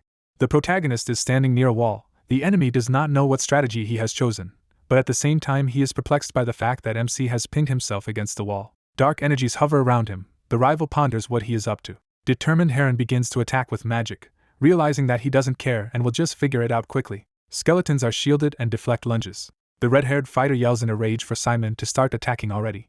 A dark cloud has appeared near the face of the main character. He is hardly breathing. Simon covers his mouth with his hand in shock, realizing that this is the curse of weakness. The opponent smashes the skeleton to smithereens with one blow of the magical tentacle. Malin angrily yells at Dick, stating that he lied to her because it was said that his opponent cannot use other black magic while using his hand. He replies that he also does not understand what is happening. Worried, Dick holds his head and assumes that his opponent has been hiding his abilities, but at the same time, one thing is clear. Heron frantically continues to unleash harsh attacks, the blonde exclaiming that he was much stronger than everyone believed. The professor sits in the stands and says that he has never come to watch first years fight. Aaron puts his hands in his pockets, watching the battle closely. Bahil states with a smirk that he believed that he hated watching the students suffer because he knows the pain that awaits them when they choose the summoning theory. Frowning, Aaron hears that he didn't accept any students out of guilt, and now it looks like a student has appeared. Simon holds onto a piece of land with his hand. The professor offers to see it for himself. A giant hand appears in front of the main character. Bahil meant the terrible pain that their beloved student will have to overcome. Heron concentrates on generating magic in his hand, stating that when the second ability is fully charged, this battle will end. Aaron is silent with an indifferent face, hearing the question, "Isn't that true?" The professor silently turns around. Surprised, Bahil looks at him and asks where he is going. The main character at this moment lowered his knee to the ground. The teacher claims that the battle must be watched to the end. Aaron calmly turns around and declares that he has come to see for himself, and has already seen everything. Bahil is silent in shock when he hears this information. Heron holds a magical seal with an evil look. It begins to burn brighter. He claims that he will overcome him with this. The main character covers himself with his hands, feeling the powerful influence of the dark aura. The red-haired fighter sees that the protagonist has fallen to the ground. He asks if Mr. Special Student Number 1 is having a hard time. Simon rides his face in pain when he hears that he probably thought that the nameless guy from Class G was no match for him. So what it felt like to be broken by this very student. Dark clots envelop the body of the protagonist, who declares that there is nothing in this world. The aura disappears in an instant. He says that you can't take it for granted. Simon gets back on his feet. Heron declares that he has given up, clarifying whether he admits defeat. The protagonist takes his head and denies. He smirks that everything is now set and he can attack. The red-haired fighter turns around in fright, not understanding what is happening. There is an arena around him. He does not notice that anything has changed. Shocked, Heron looks at the opponent, who wonders if he knows. Bahil excitedly hears Simon call out the detailed rules of combat evolution. Heading number 3, paragraph 4. The protagonist's shocked friends watch, hearing the words that students participating in combat evolution should be disqualified if they leave the arena during evolution. The main character holds his fists in front of him with a smirk, and says that no matter how hard he reads, he did not find the rule about bringing something to the arena. The giant monster behind Simon strikes with his fist, thereby repeating the movements of the owner. Heron is horrified to see the dark silhouette, and wonders what's going on or if it's really the combat evolution of the freshman. A huge creature rises above the main character. The opponent shouts that the main character really brought a golem here. The mutant looks at him with one eye. The enemy exclaims that he was the one who summoned the mud golem, and would never have thought that he would see it with his own eyes. Malin happily sits next to Cammy and says that this spell, which includes summoning magic to control the golem core, is symbolic for summoners. Fire, water and rocks hover around the golem's eye. It is explained that the summoned creature was born from the core of the golem, made of lumps of sand, dirt and earth. Depending on the materials, the varieties can vary. The main character calmly looks ahead. It is said that the spell is complex, so none of the first-year students summoned a golem in combat evolution, and Simon did something incredible. Dick asks with a smile that he went to look for him. At this moment Malin asks where he disappeared in the first place. In a flashback, a blonde man runs up to a friend who is digging in the ground. He reveals that the protagonist buried a golem core, planning to summon him outside the arena. Amazed, Cammy realizes that this is why when the protagonist defended himself, he did it all on purpose. The blonde happily states that MC has moved to the side where the golem core is buried outside the arena. Since the core is outside, then there is no danger in attacking. A girl with blue hair speaks enthusiastically about the protagonist. Heron looks at his opponent with horror in his eyes, and his friend says that Simon is very good at summoning theory. The opponent stands motionless, thinking about talent, prosperity, social status, nationality. Because everyone was born in different conditions, that's why life is such a dishonest joke. He already knows it. Heron clenches his fist resolutely, realizing that this is why he wanted to destroy everything. Heron shrugs his shoulders, realizing that he wanted to strike at those who never feel despair, for whom everything always goes so easy. A giant monster stands in front of him. The guy understands that even so, a golem is too much. The enemy gritted his teeth in anger. The golem begins to attack in a rage. The monster swings a huge arm. It is said that if you strike a direct blow, the main character moves his fist with a grin, declaring that you need to put all your strength into this. The golem deals a devastating blow to Heron, which flies into the wall. The beaten guy is imprinted in the wall. The host announces the winner. The protagonist breathes a sigh of relief when he hears that he has become the winner. The audience is surprised to talk about the fact that the freshman summoned a golem, and at the same time did not even use black magic, except for the summoning theory. Someone shouts that he had a great strategy. The amazed spectators turn to the friends of the protagonist, who jump up and exclaim joyfully. At this moment, the opponent is carried away on a stretcher. People around understand why MC is a special student. Surprised, Heron lies on a stretcher. the protagonist turns to him. The beaten protagonist declares that he does not know what grudge he holds against him. The discouraged guy opens his eyes, hearing that he cannot defeat with a force that does not belong to him. He is carried away while the protagonist is standing still. The smiling protagonist raises his head. He strokes his golem and asks him to leave. The butterfly sits on the monster. At this moment the guys declare that it was cool, but the protagonist does not even say anything. He, in turn, apologizes for making him worry.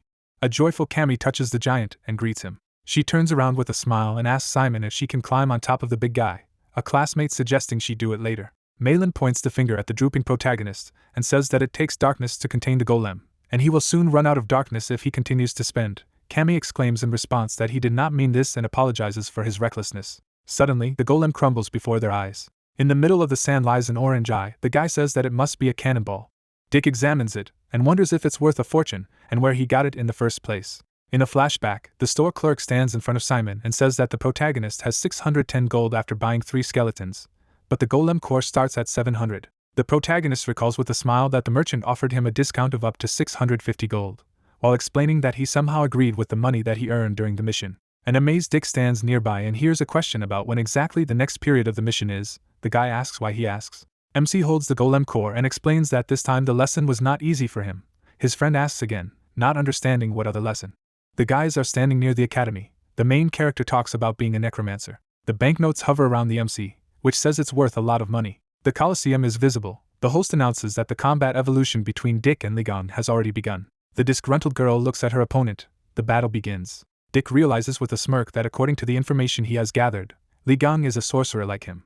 Dozens of swords appear in front of the enemy. The guy realizes that she controls the weapons of her own free will, using the darkness of the connecting thread. Dick with a serious face thinks what if he's fighting against a sorcerer who's hard to get to. The blonde man resolutely exclaims that she is a girl whose homeland is Deepak in the kingdom of Shahid, also mentions her mother's last name, while stating that a sage from her village awakened her core. The guy with a sly grin reveals that it took her a year from discovery to the first use of darkness. She is good at hunting and her hobby is cooking, was called to G class when she entered the academy, and the subject proficiency test was above 70 points. The first friend is Narsha, wants to graduate in the dynamics of darkness, but is also interested in combat magic. The enraged girl holds out her sword and yells for it to shut up, while he lists that she had a minor knee injury, weighs 54 kilograms, the circumference of her bust and waist.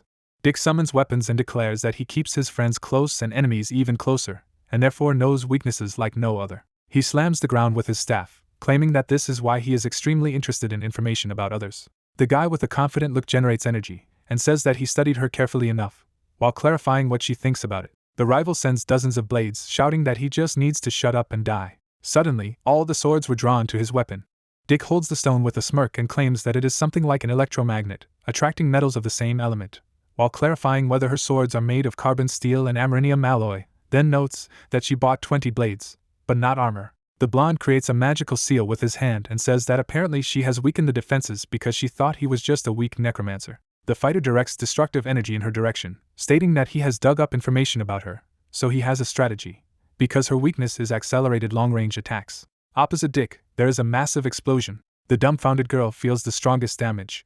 The object hits her head with high speed. Ligon falls to the ground. The host asks to stop the battle, because she lost consciousness. The blonde effectively straightens his hair to the exclamation that he has won. Cammy is genuinely happy as Malin rides her face in displeasure. Dick waves her hand haughtily, while her friend remarks that she should be happy about her friend's victory, but for some reason she is ashamed. A confident Malin smiles, stating that she is fast, while the host declares her to be the opponent of Eben from Class C. She goes down the stairs. Unexpectedly she meets Dick, who waves his hand and calls out to her. The girl silently walks past him. He is surprised. The blonde man approaches the sitting friends and asks what is wrong with her. Cammy replies that she does not need to pay attention. The short-haired girl warms up. The vampire clarifies that Malin's opponent wants to graduate in a magical battle and looks like an apprentice, so the key point of this battle is whether she can get close to her friend or she will be able to keep her distance. The haughty heroine with blue hair hears from her opponent that she did not think that she would stumble upon such a person at the very first battle. The girl replies that she should remember this battle as an honor for her family.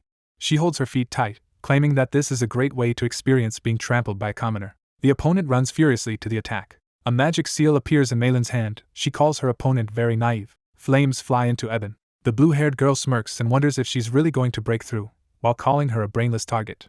Stunned by the protagonist, surprised that she conjured up dark flames so quickly, Dick remarks that it is a dark elemental fire that is simpler than normal. Fire bursts out of the magic circle. It is explained that this spell has been interpreted by some wizards in a modern way, and a light shadow is a characteristic of fire, so it takes much less time to cast spells, so you can do it faster than pure sorcerers. Amazed, Simon and Cammy watch. The guy says that the variants are stronger and easier to control, so it's really an incredible boost. Eben tries to dodge the fire, realizing that simply avoiding the attack is dangerous, and the ivory tower is on a completely different level. The short-haired heroine smiles, realizing that she still has a surprise.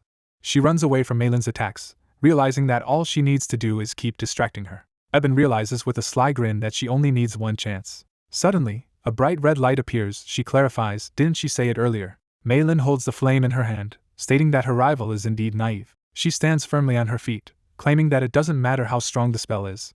Eben resolutely runs forward, stating that there is no point in doing so if it is not possible to hit the target. Frowning, the heroine watches her actions, hearing that she is using the ivory tower. Malin, gritting her teeth, follows her with her eyes. She asks if she really expects to keep up with her. She suddenly appears behind the heroine, while exclaiming that she lost. Suddenly, Eben's eyes widened in surprise. Her fist goes through her opponent's hair. Malin smirks if she really thinks she's so bad at a magical battle that she can't dodge such a blow. A bright red flash occurs after a counterattack. The spectacular Malin smiles when the host announces that the battle is over and she has won. Dick, crossing his arms, says that although she annoys him, she performed very well, while the main character claims that the Academy appreciates only talent.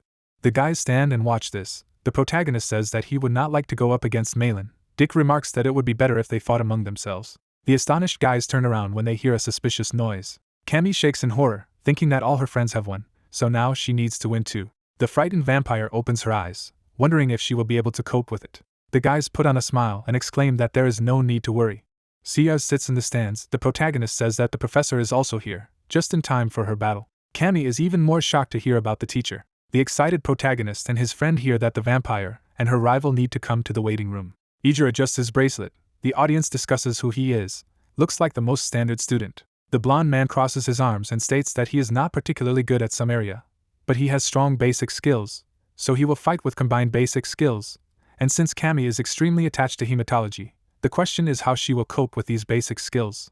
Malin sits next to them with a haughty face, stating that their vampire has a much stronger origin, so there is nothing to worry about. A pink-haired girl stands in front of a rival who says that he is glad to meet. She reciprocates. A frightened Cammy looks pitifully at his rival, who wonders if it's really an Ursula, as he believed they were all violent, while the host announces that they are starting a combat evolution between them. In front of Eager, skeletons with shields appear. The frightened girl raises her hand. Malin worriedly remarks that if she's the type of extreme attacker, wouldn't it be easier for her to break through? And no matter how strong the basic skills are, it's unlikely he'll be able to withstand a bloody bullet. Cammy releases a red sphere with a sudden movement, saying that you just need to compare the level of their skills. A powerful explosion occurs in front of the vampire. Eager stands still, next to his henchman, explaining that a small problem is that his family is multimillionaires. Surprised guys watch, hearing that it has absolutely everything expensive and high-end, can easily protect against bloody bullets. The equipment can stop almost any bloody bullets. The pink-haired vampire twitches from the effects of magic. It is said that he told her about it, so it is not clear how the girl will defeat him. The opponent calmly conjures, realizing that Cammy dodges better than he seems, so it is unlikely that he can be hit with dark arrows. Eager forms a magical seal in his hand. A loud exclamation is heard. Dick angrily shouts that his opponent is going to cast a curse, so something needs to be done urgently. Cammy can hardly reach the red blob flying through the air. The skeleton shields itself from the projectile with its shield. The pink-haired vampire sees this in displeasure. She has 3 large shells in her hands. She throws them using her blood silk skill. Eager holds out his arm in a rage and unleashes dark energy, screaming about the ability to paralyze. They have difficulty blocking each other's attacks. The guy, feeling pain, holds onto his stomach and realizes that this is a paralyzing poison. The astonished skeletons raise their heads. Eager concludes that the curse of paralysis lasts longer, and he has minions he can control. The vampire's hands are shaking. She understands that she can still withstand one curse, because she will be able to move. She resolutely runs forward, declaring that she can do it. Her opponent frowns and asks if she's really going to engage in close combat after that. The heroine is frightened to cover herself with her hands from the flying shells. Eager, visibly nervous, notices that she is indeed taking all the attacks. The vampire suddenly pounces on him. She has long fangs. Cammy opens her mouth, her opponent in complete shock. She bites the enemy on the neck. He asks him to stop in horror. In the system window, you can see the characteristics of the fighters. It is shown that his barrier drops greatly from one bite. His characteristics are lower and lower. The guy is frightened to leave him alone. Cammy continues to damage him with his fangs. The screen shows that his health is at 0, The host announces that the battle is over and the vampire becomes the winner. Eager, unconscious, lies on the ground. The frightened girl sits next to him and sincerely apologizes. He replies that it is his own fault that he weakened his defenses, so she made the right decision. The guy embarrassedly holds onto his neck, while the opponent says that she just really wanted to win. While clarifying if he is fine, he replies that everything is fine, because thanks to the barrier he will not have scars. Besides, he cannot complain, even if it was painful, because after all, this is a combat evolution. Suddenly his face changed to frightened. It suddenly occurred to him that the guy had just been bitten by a vampire, so he could very well become one. Cammy, barely holding back tears, once again sincerely apologizes to him. Embarrassed, Eager with flushed cheeks realizes that being bitten isn't so bad. The girl's friends happily chant her name, wondering if she is okay. Cammy waves her arms enthusiastically and shouts that she won. Suddenly, she turns to her opponent and apologizes. Because she thought that he had already left, he replies that it is normal to celebrate. With a stingy tear, he realizes that although it did not last long, he loved her. An orange sunset can be seen. Congratulations on the completion of the first important battle in the combat evolution are heard in the arena. Cammy pays special attention. Malin claims that she is very proud of her. A classmate hugs the vampire tightly and declares that there will be midterm exams next week, so she believes that everyone will study. Discouraged, Simon is silent. He is warned not to say that he forgot. Cammy in turn states that this cannot be, because she is sure that he simply could not pay enough attention to them. Dick wonders if exams are something too important not to pay attention to. The dumbfounded protagonist hears that he actually said that he would leave if his scores on the summoning theory were lower than Malin's, but MC realizes that he completely forgot about it. The protagonist holds large books in his hands and nervously opens the door, realizing that he has forgotten about the exams due to combat evolution, but he will be able to increase his points if he starts preparing right now.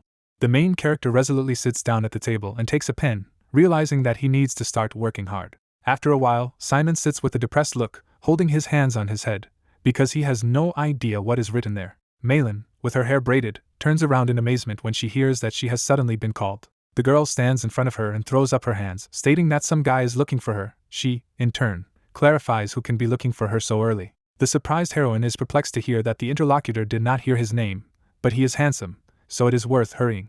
The protagonist looks with a smile at his girlfriend, who asks that he is cute, while immediately clarifying what brought him to the women's dormitory. The smiling protagonist points to her hair and claims that she has a cool hairstyle, then asks if she has cut her hair. Simon abruptly bows to her and exclaims that he sincerely asks her to join their study group. Before that, the interlocutor asks not to delay and tell everything as it is. The protagonist, closing his eyes, loudly declares that there are also Cammy and Dick in this group, who will join them later, after returning from another city. Simon falls to his knees and bows when he hears that the girl will come after she cleans the room, and they had better go without her for now. The interior of the room is visible. Cammy asks if MC is there. He replies that she can come in. The joyful vampire smiles broadly, stating that she is so excited that they will study together even on weekends. Simon sits at a desk with a notebook and a pen, asking if she really enjoys studying, which in turn asks if hematology is studying hematology. The enthusiastic girl claps her hands, hearing that since she is here, the guy will start with her again. The main character asks if he can clarify with her if there are questions. She replies that this is just fine, because in fact she is just studying the theory of summoning. The smiling protagonist holds a pen with his fingers and sees an outstretched notebook. The friend says that she is sorry to ask from the doorway, but if he can take a look at the questions about zombies, he agrees with pleasure. Surprised, Cammy looks closely at her friend, who says that she needs to use the decomposition formula for this question, and he also only found out about it yesterday. The main character looks at the notebook with a serious look and explains that questions about zombies usually try to confuse the student with the weather or climatic conditions. He smiles slightly, stating that if you read the question carefully, you can find a mention of a hot and humid summer, which means that decomposition will happen faster than usual, so it is worth considering the factor of the accelerated process. Surprised, Cammy blushes slightly. She listens attentively to her friend. The friendly guy looks at her and says that now she needs to add this to her answer. She thanks him loudly and claims that she understands everything. The embarrassed vampire covers her face with a notebook, while the main character declares that he explains something for the first time and is very glad that everything is clear to her, while the interlocutor thinks that it is increasingly difficult to concentrate. Malin approaches them with a solemn look and says that they need to be considered a favor because she only helps them because they are her teammates, and it is incredibly difficult to assemble a group. The vampire thanks her for that. A surprised girl with blue hair looks at Cammy's notebook and says that they can ask any questions. She says in amazement that the decomposition formula is indeed used in this matter. The friend exclaims that Simon explained it to her. The indignant vampire makes a face when she hears the question if she got more than 80 points on the last exam, and she couldn't even answer this question. Cammy waves her arms in fury, shouting that she didn't know much about the decomposition formula, so she wrote the wrong answer, answered incorrectly on the exam, and missed the weather factor all the time. Dick approaches his friends and sees Malin trying to calm the vampire, stating that he does not blame her for anything. The blonde asks what is going on here. He stands with a huge backpack on his back. They ask him what these things are. He replies that this is for the next battle in evolution. Suddenly, he takes out a box with delicious cakes. All his friends are shocked. The guys are sitting at the table. The main character clarifies that he is going to do business anyway. And why then go to school? The friend declares that he does not understand anything. The blonde man twists his finger with an important look and explains that he will be preparing to start a business that can only be run by a student of the academy.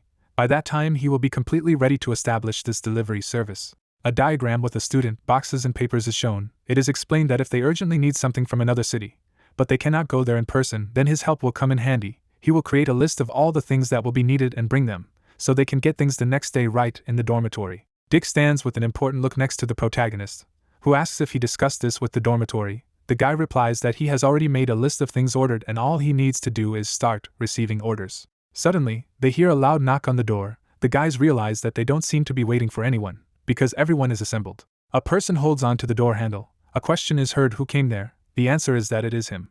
The excited protagonist opens the door, assuming who has come to them. Neptus jumps happily and waves his hand, exclaiming that they haven't seen each other for so long. She runs past him straight to the suites. The protagonist asks her to wait. The enthusiastic girls take her in their arms. Malin calls her cute.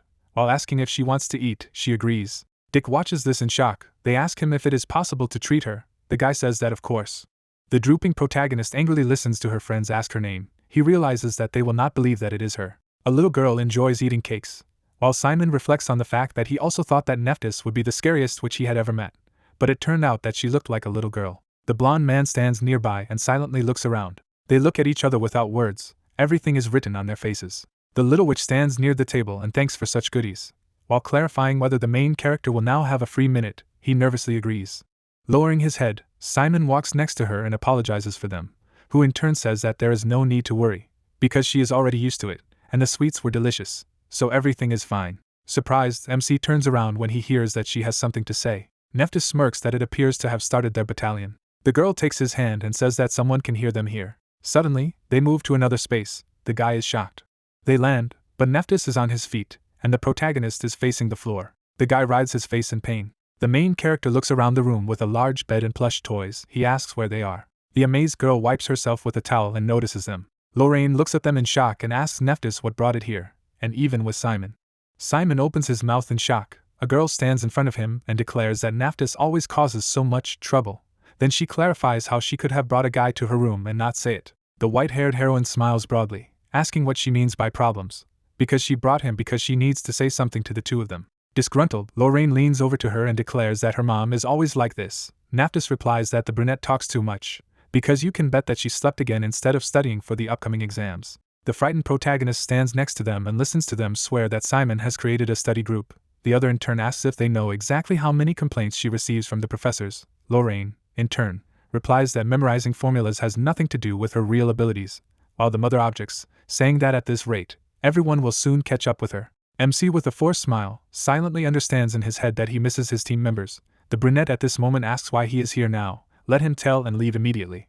Neptus sits down on the floor and exclaims with a disgruntled face that she sometimes wonders who she went to. Then the white-haired woman claims that they both need to sit down. The astonished protagonist thinks of a priest in white robes, but is told that the priest is actually a spy who has infiltrated the academy, and Simon asks if they have found out about anything. Neptus sits across from the two guys and explains to them that she has assigned several of her loyal subordinates to investigate this case, and they have found some clues, but today she has come to tell about something else. A white-haired lady with a stern face claims that she came to warn him. The frightened protagonist listens attentively to the fact that, apparently, the spy knows who he is. Suddenly, a memory arises in which the battle with the Cyclops took place. The interlocutor wonders if he remembers the battle with the monster and that the Cyclops of their group was too strong. The protagonist agrees with her, making it clear that he remembers. Lorraine listens with her arms crossed to Jane say that it was all about the effect that the deterrent curses had on the Cyclops, but in fact someone had set it up on purpose. Surprised, Simon opens his eyes wide and sits across from him, and is asked if he understands what they were trying to achieve, and he replies that they were clearly trying to kill him with a fake accident. Neptus angrily points his finger and states that if they manipulated the Cyclops on their own, they are most likely in the school and not at the academy's headquarters. The astonished guys look at the joyful white-haired lady, who asks if he is sure that he does not need the protection of the academy, because Lorraine was so worried about him. The blue-eyed mom thinks about Keyzen and explains that if he's worried about it, then he has to remember that guy, the roommate, because they can keep him for a year like him to buy some time. The protagonist clenches his fists as he hears that he can stay in his hometown until the case is resolved and begins his studies next year. The protagonist thanks them for their concern, but believes that his opinion has not changed. With a serious face, he responsibly declares that even if he is in danger now, it is still important for him to survive here, so he asks permission to stay at school. Lorraine looks down with a sad look as MC tells her that he himself is looking for clues that may be useful to them. Neptus, closing his eyes, thinks. The joyful protagonist smiles. The white-haired lady at this moment exclaims that she knew that he would say so, because after all, she is the son of Richard himself. She gets up from the floor and says that if he's going to keep going to school, they need to figure out a sure way to protect him. The girl hooks a chain around his neck. MC asks what kind of jewelry it is. She replies that it is more of an artifact. Astonished, Simon stares at him, hearing that many unexpected cases have happened lately, not only in the academy, but throughout the continent. She can't pay attention to him alone, so she wants him to wear this thing all the time. The pendant has a blue sign on it. Neptus states that when it is in danger, the power of the pendant will protect it. The girl waves her finger at his face with a menacing look and says that when this artifact warns him of danger, he should drop everything and run. He in turn assures that he understands. The white-haired lady turns to Lorraine and asks her to take care of Simon, who replies that she already knows that. The brunette lies down on the floor, after which her mother begins to shout that she should not even think about going to bed. Let her get out of the room and go to study with Simon. Astonished, Neptus opens her eyes when she hears that if she joins them, everyone will be embarrassed. Touched, the white-haired mom hears that MC's friends will decide it's unfair or it will make them angry.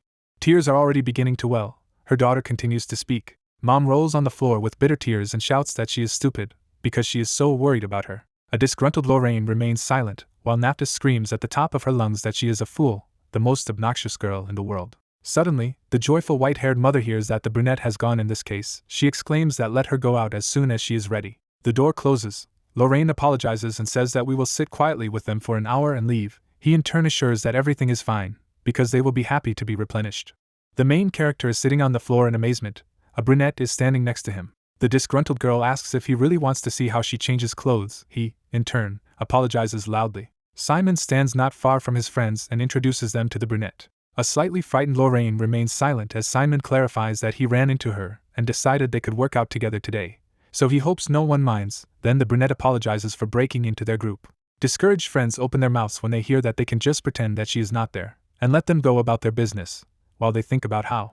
MC sits at the table and writes something in a notebook, then turns around. Lorraine excitedly holds a pen. She is asked if she understands anything. The brunette replies that this question is about the theory of curses, but a bit difficult. Malin in shock begins to object after the main character stated that the girl with blue hair is well versed in this subject. The embarrassed brunette looks at her and asks if she can explain this question to her. The friend agrees. They sit together. Malin writes in a notebook and explains that it can be solved using this formula.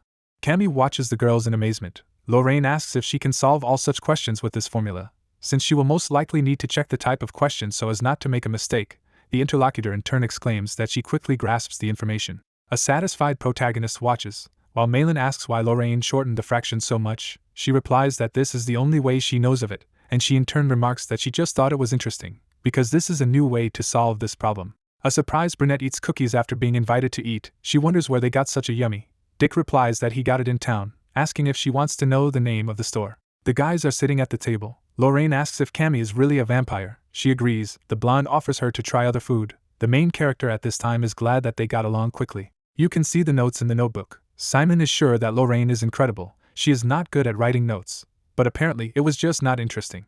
The dark-haired girl smiles genuinely. MC assumes that she is just a type of lazy genius.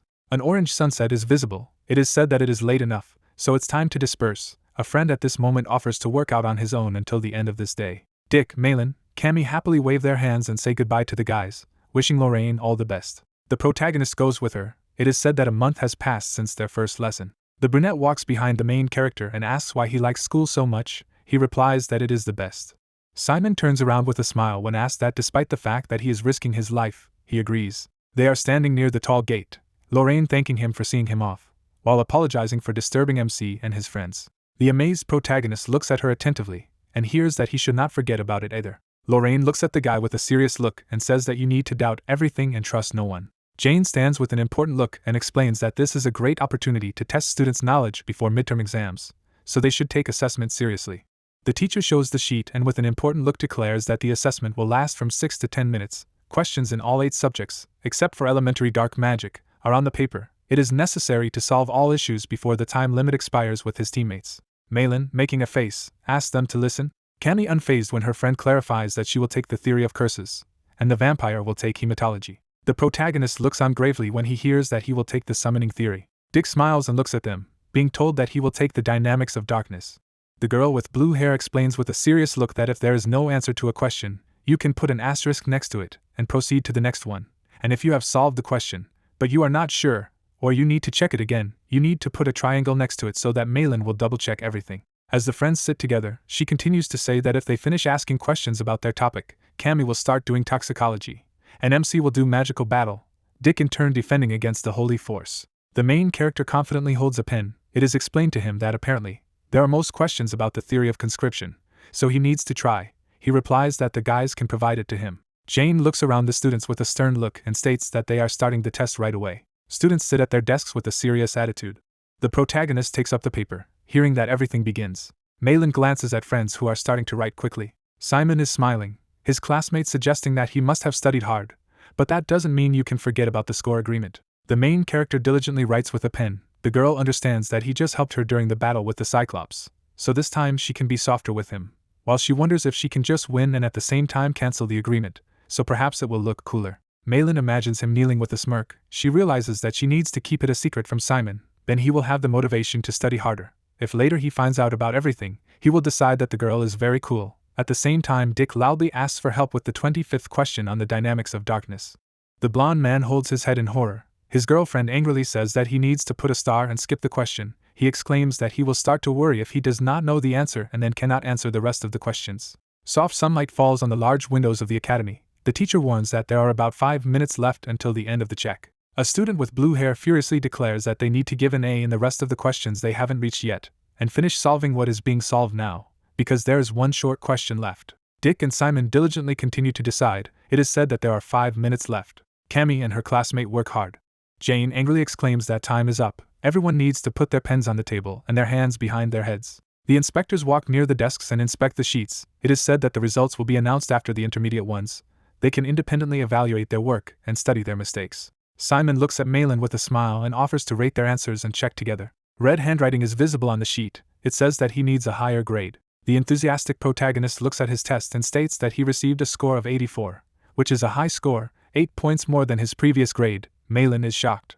A disgruntled cadet with blue hair looks at her test. At this moment you can hear talk that the protagonist will be able to stay at school at this rate, and it's just amazing. Cammy closes her mouth in amazement, exclaiming that her hematology score is higher, now 89. Dick is silent with a smirk as the question is raised about what happened to the protection from the holy forces. The main character and the vampire smile nervously. A cry is heard about how he could answer these questions incorrectly, 3 in a row, and what he is going to do about it now. The girl, smiling, holds Dick by the collar, and says that in any case, although some moments disappointed, they can hope for a promotion if they try.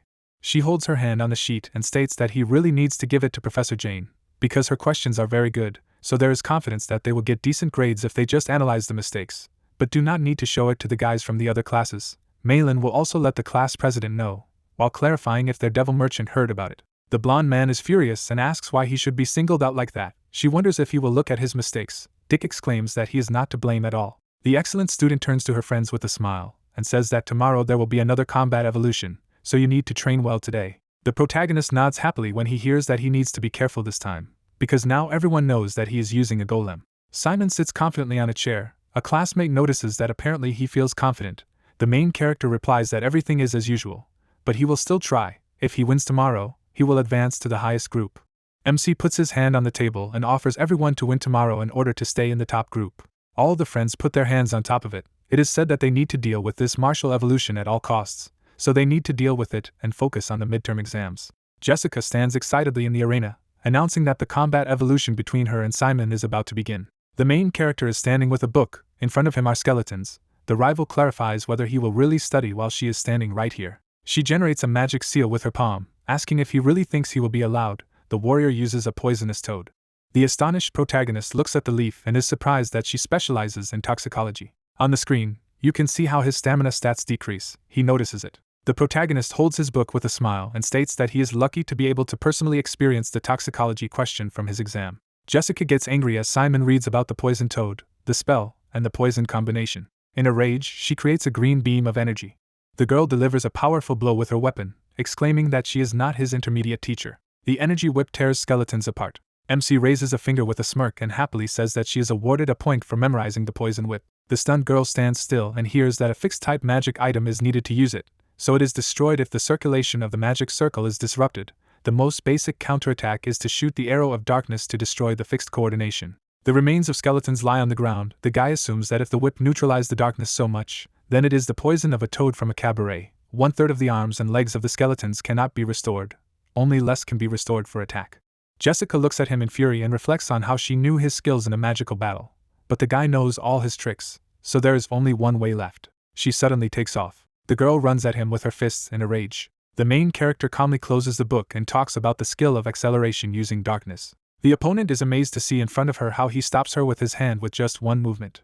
He deadpans that this makes it difficult to change her curse. Jessica flies back at high speed. The bones on the ground stirred from such a blow. It is said that this is the best spell from the summoning theory in order to reach the enemy in flight. Simon spreads his hands using a bone claw. The main character smiles happily, bones heaving in front of his face. People are walking around the arena. A strong explosion is heard from there. The happy protagonist holds his book. It is announced that Simon is the winner. He in turn says that it is better to avoid a counterattack next time. Tired guys are lying on the bench. At this moment exclamations are heard about question number 2 and that she answered everything correctly. Then it is clarified. If the answer to this question will not be number 4, they answer that she inserted the importance of resistance into the direct formula. The main character, with a drooping look, tells his blonde friend that the midterm exams are finally over. Simon gets up from the bench and asks if he has anything to say since it's over. Students sit with sheets of paper and look at them. It is said that developing and learning independently was the only goal, while they nod at the granite of science during the intermediate ones. The enthusiastic protagonist sits with a disgruntled dick and declares that he loved these times so much. Malin waves her hand and asks the gloomy guys how the exam went. She crosses her arms with a smirk and asks how he coped with the summoning theory, while hoping that she will continue to meet him at the academy. MC holds his head with his hands on a drooping look and says that if he could go back a month, he would hit himself in the face, because he understands how excited he was to say this. With a blank look, he tells his friend that he seriously thought that he could easily raise the result by 10 points. But everything turned out to be not so easy when it came to practice. The amazed girl looks back at him and asks if he wants to say that he failed the theory of conscription. He, in turn, denies it. The enthusiastic protagonist claims that he meant that he won anyway. Although it was not easy, she in turn shouts that he scared her. Malin is standing next to her friends and asks them what they are going to do now. Because tomorrow is a day off, Dick declares that he will snack on the monster's meat. They look at him in surprise. A classmate asks why to do this. He replies that they all need to go and see in person. An important announcement will happen soon. The blonde man raises his finger and explains that all the first-year students will be going to the island next week. With a smirk, he explains to the amazed guys that this is for survival on the island. Cammy is shocked to present the map. It is said that the project is that all first-year students will be sent to an island filled with monsters, and they will have to survive there for 4 days.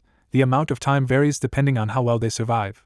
The vampire asks if 4 days really. The blonde curls his fingers and explains that once they get there, they will need food, shelter, and more on their own. They will need to hunt monsters or fight other students to earn points, so the lower-ranking guys will be expelled. Worried, Cammy says she is unlikely to handle it.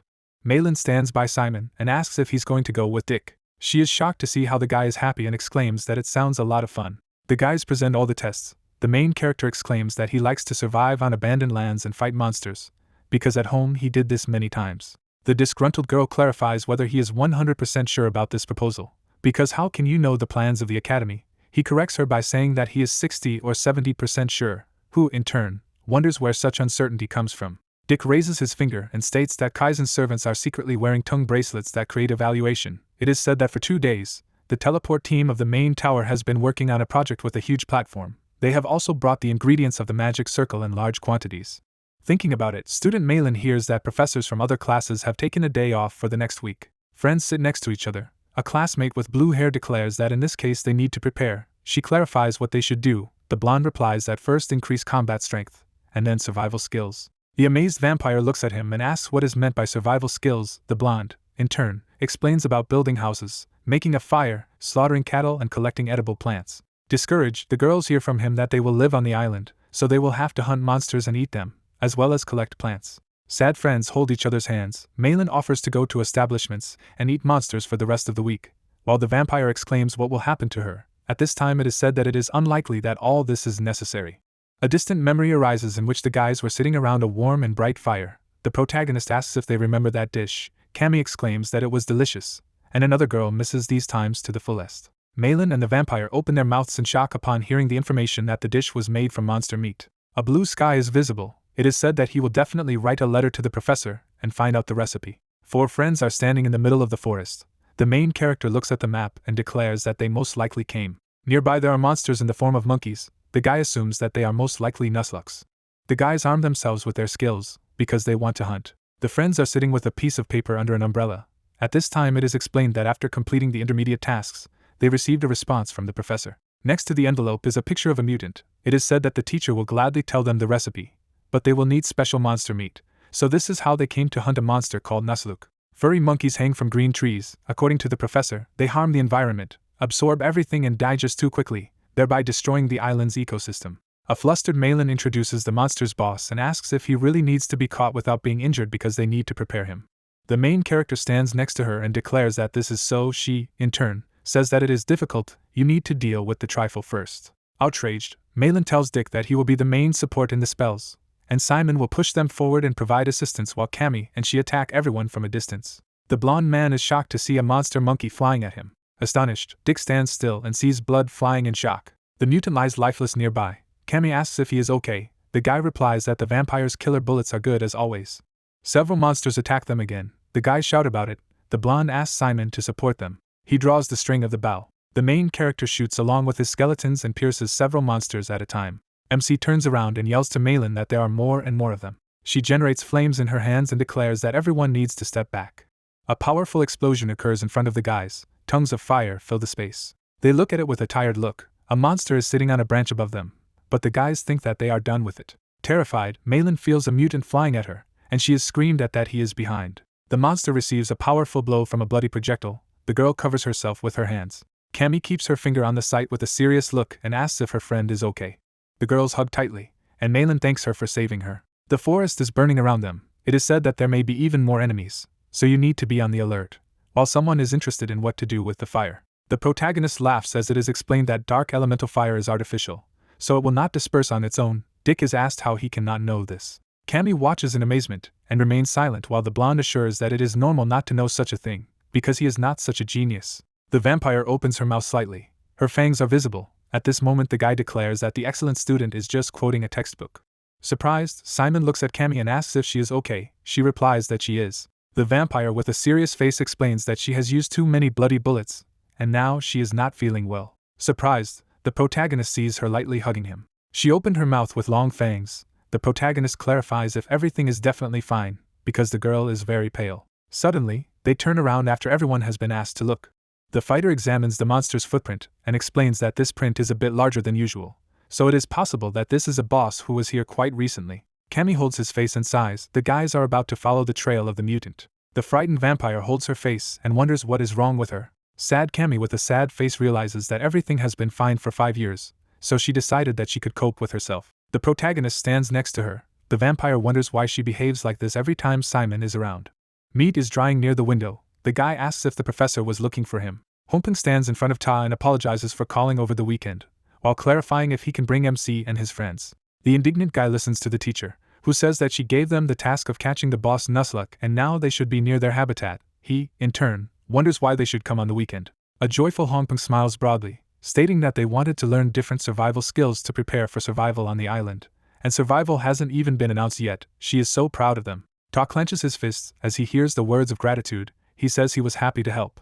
Dick examines the monster's footprints and states that he sees more footprints and is likely to be close. Smiling, Simon looks at the golem's core and declares that he will prepare it if he does. He places the orange artifact on the ground and digs with his fingers. Suddenly, a giant roaring monster appears from the bushes. Malin and her friends see the enemy. She tells Simon to focus on the golem, and they will cover him. Cammy fires several bloody projectiles, stating that they can provide it to her. The monster jumps away after powerful explosions near it. Dick watches in surprise and says that his reflexes are better than expected. Malin yells that now is not the time to praise them. A ferocious monster stands in the middle of the fire and roars. He quickly jumps onto a tree. A cadet with blue hair looks at the blonde man and hears that no fire is needed, because this is their dinner. She, in turn, asks not to be a bore. The pink-haired girl smiles while the guys discuss that they will need to fry it anyway. The blonde notes that in principle it is. The mutant instantly moves. There is an assumption that there will be nothing wrong with frying them in advance. Dick screams in fright as a huge monster flies at him, saying it was just a joke. An inventory formed from space appears next to it. He swings the rope calmly. The guy throws the net at the giant monster, shouting that he is focused. The grid begins to glow purple, and he casts a spell. Dick happily holds the trap, claiming to have caught a mutant. The bound, ferocious monster growls angrily. He clutches the rope with his powerful paws.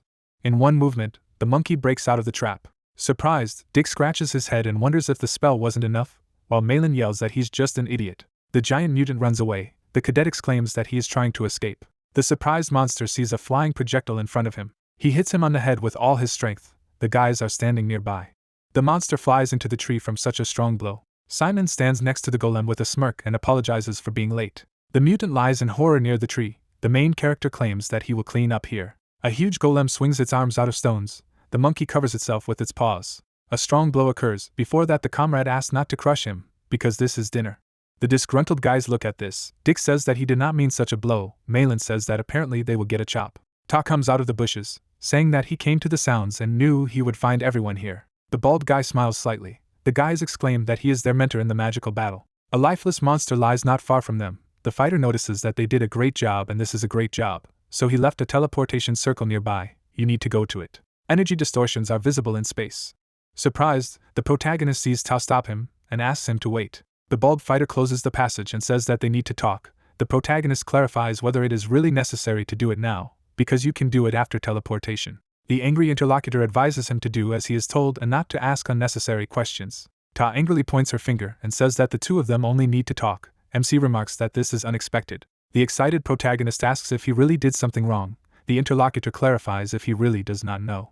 An indignant bald guy loudly asks who he is to order the professor. The frightened protagonist looks at him, hearing that he is completely out of his mind, because Homping is not his personal teacher, who in turn apologizes for forcing her to work on weekends because of them. A gloved fighter strikes a tree and shouts that he should shut up. A piece of wood falls to the ground. Ta claims that he did not come here to argue with him. A disgruntled guy convinces that the main character is manipulating the professor. The frightened protagonist points his finger at himself questioningly, listening to the fact that being number one, Simon believes that everything in the world is so simple, but has no idea what an honor it is, that the teacher offered him to become a direct student, and the main character just takes advantage of her kindness. Outraged, Ta clenches his fist, claiming that an ordinary kid like him has no idea how kind Hongbing is, manipulating as if he has already become her student. MC apologizes, saying that he misunderstood. The stunned guy hears that all this time the protagonist refuses her offer to become an apprentice. The main character awkwardly scratches his head, explaining that he did not create misunderstandings, but answered directly, because the professor respects his choice, and told him to contact her if you need any help, even if she is not a direct student. An outraged Ta, standing in front of him, gets angry when he hears that it was her suggestion to invite their group on another day. Even today the protagonist asks to write a recipe. He shouts that it's all a lie, because he has been working for the professor for 5 years. The disgruntled protagonist squints, hearing that he knows her like no one else, and MC is talking nonsense, as if he knows everything, although he has only been here for a month, while Simon realizes that he is not listening to him at all. The surprised protagonist catches something in his hands. He sees a dark bracelet in his hands. The protagonist wonders if this is for combat evolution. He, in turn, offers to end the chatter right here and now. Ta warms up her fists in rage, claiming that if he can hit him even once before the curse ends, he will believe his story. Simon holds a bracelet in his hand, hearing that the guy in this case will apologize, compensate for everything and quit. The protagonist wonders what will happen if he can't hit at all.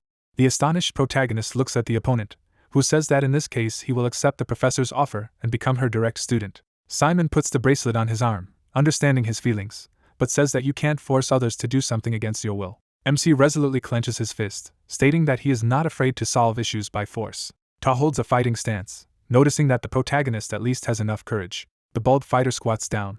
A second later, he is on his way to Simon, declaring that he can start. Frowning, the protagonist thinks about a straight left punch. The surprised protagonist sees a swift fist. MC gets a powerful blow to his cheek and writhes in pain. The bald fighter delivers a series of powerful punches, asking why he just stands there and doesn't move. Twisting his face from the damage, the protagonist tries to block. He is asked where his confidence has gone. He slides on the ground from such a strong onslaught. Surprised, Ta looks at his opponent and does not understand what is happening. Simon holds a fighting stance with a bruise on his cheek. The opponent wonders if this bastard really wants to beat him. The bald fighter jumps back, believing him to be some kind of freshman rookie.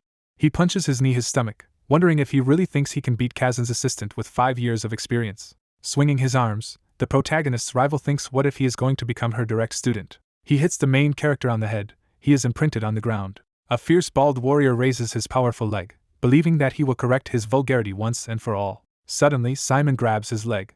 He is shocked to see how the protagonist blocks his blow. In one move, Ta does a somersault and jumps away from it, stating that the protagonist is quite dexterous. The beaten protagonist looks at him and hears the question if he was a fighter before entering the academy.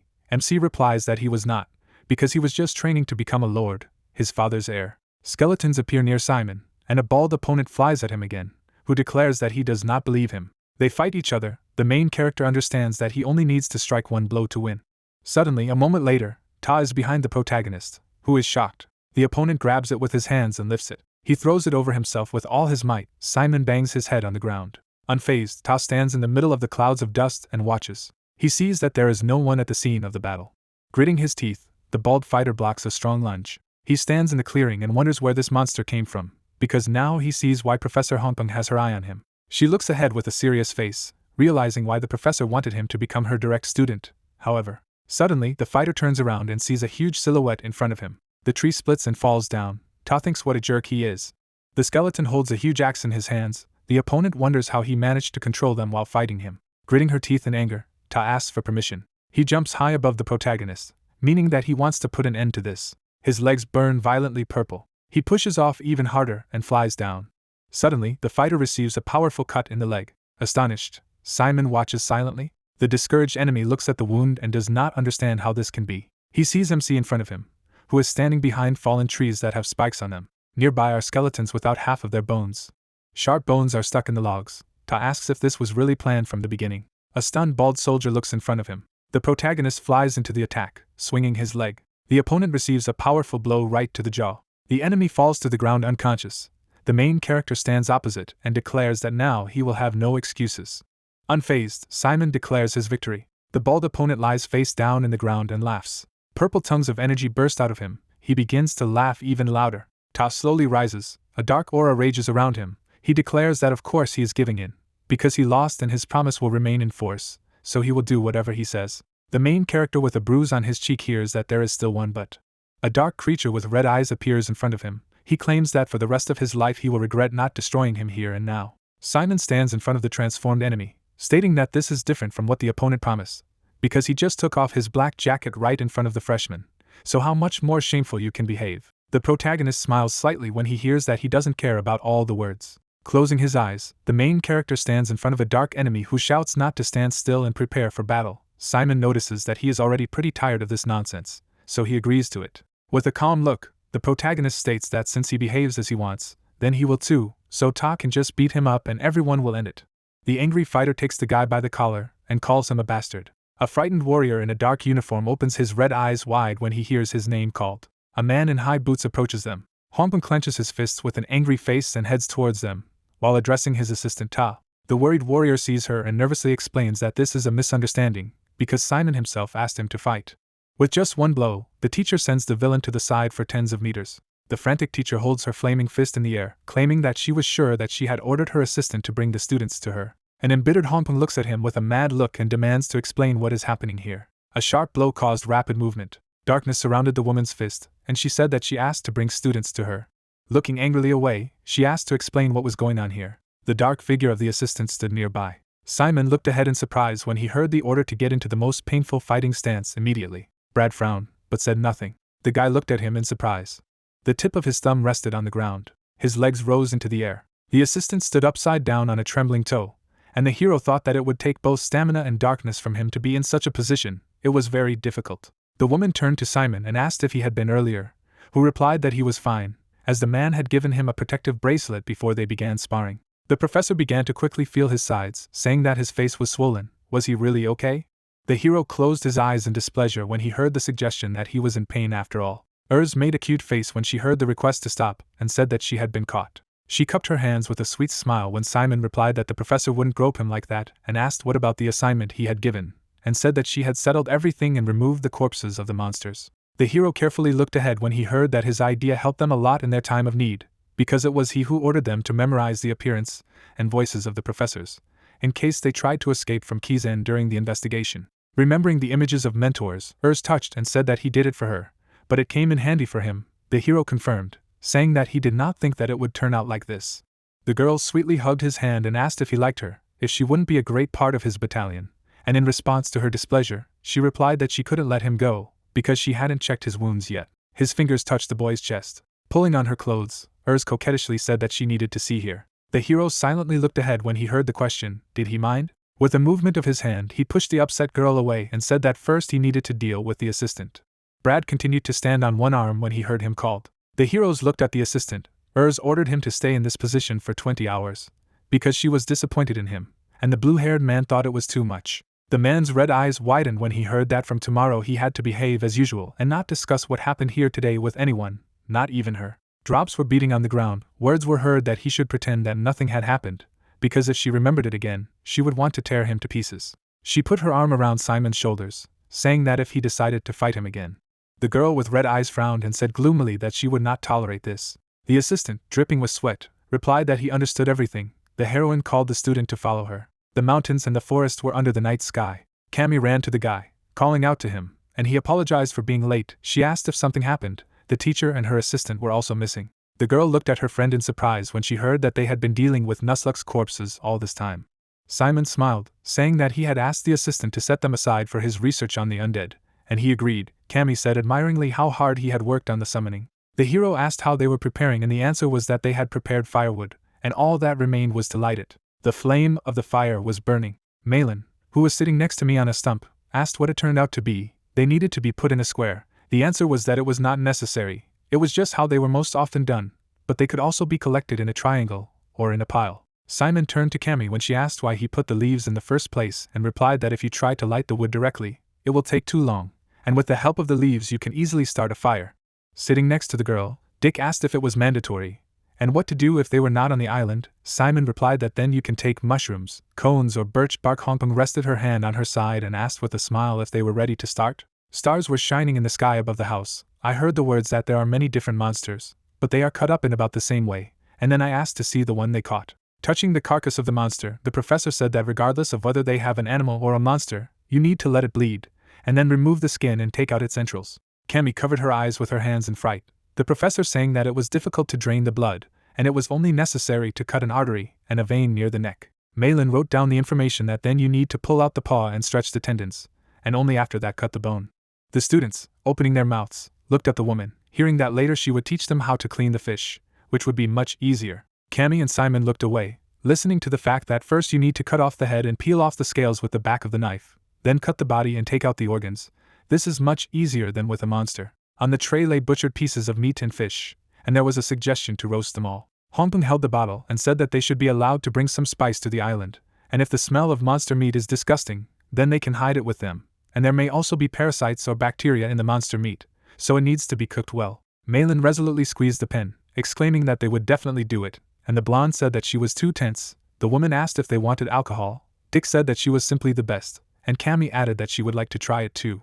The guy was holding a plate of grilled meat when Hongpeng asked where his assistant had gone, as she was telling him to come to them. Simon, who was sitting next to his comrades, said that he was not feeling well and asked him to tell him that he would come later. The blushing Cammy sleepily sank onto his shoulder. Looking at the sleeping girl, the hero noted that she had fallen asleep and said that he would take her into the house. The guy headed for the house, and the professor said that he and Malin would continue to drink. The question was heard if she was drinking too much. Simon covered the sleeping girl with a blanket. Looking at her with a slight smile, he wished her good night. When he began to get up, a hand reached out to him. His fingers clenched his clothes. A noise was heard inside the house. Simon lay on the bed, surprised. His hand rested on the bed next to him. Cammy looked at the guy with vertical pupils. The light from the window illuminated the figures of the heroes. The vampire's pupil was vertical. Simon stared at her in surprise. Cammy touched his shoulder, and the guy tried to stop her. The vampire's fangs were approaching his neck. Suddenly, a loud sound was heard. The blue-haired man looked at the girl, hearing her say that she couldn't do it. The vampire put her hands over her mouth, saying that she couldn't bite him. The guy looked at his girlfriend in surprise. The girl fell asleep on his shoulder again, and the hero asked if she had just restrained herself for him. He smiled a little and wished her good night. The brown-haired woman stood at the lectern and said that she had important news. The heroes looked at her happily when they heard that in 2 days they would begin to survive on the island. The assistants began to hand out the documents, while the woman said that she would receive a set of rules, and at this time she would tell them what the essence of this test was. Jane wrote on the board explaining that 961 students from their first year of school, from grade A to grade N, would participate in this assessment. Presenting the scheme of the island, the professor revealed that once the exam began, everyone would be teleported to different locations on the outskirts of the island. It would last 4 days, and their task was to survive by moving towards the center of the island. The heroine held the chalk, saying that it would not be enough to evaluate them, so this time there would also be a point system.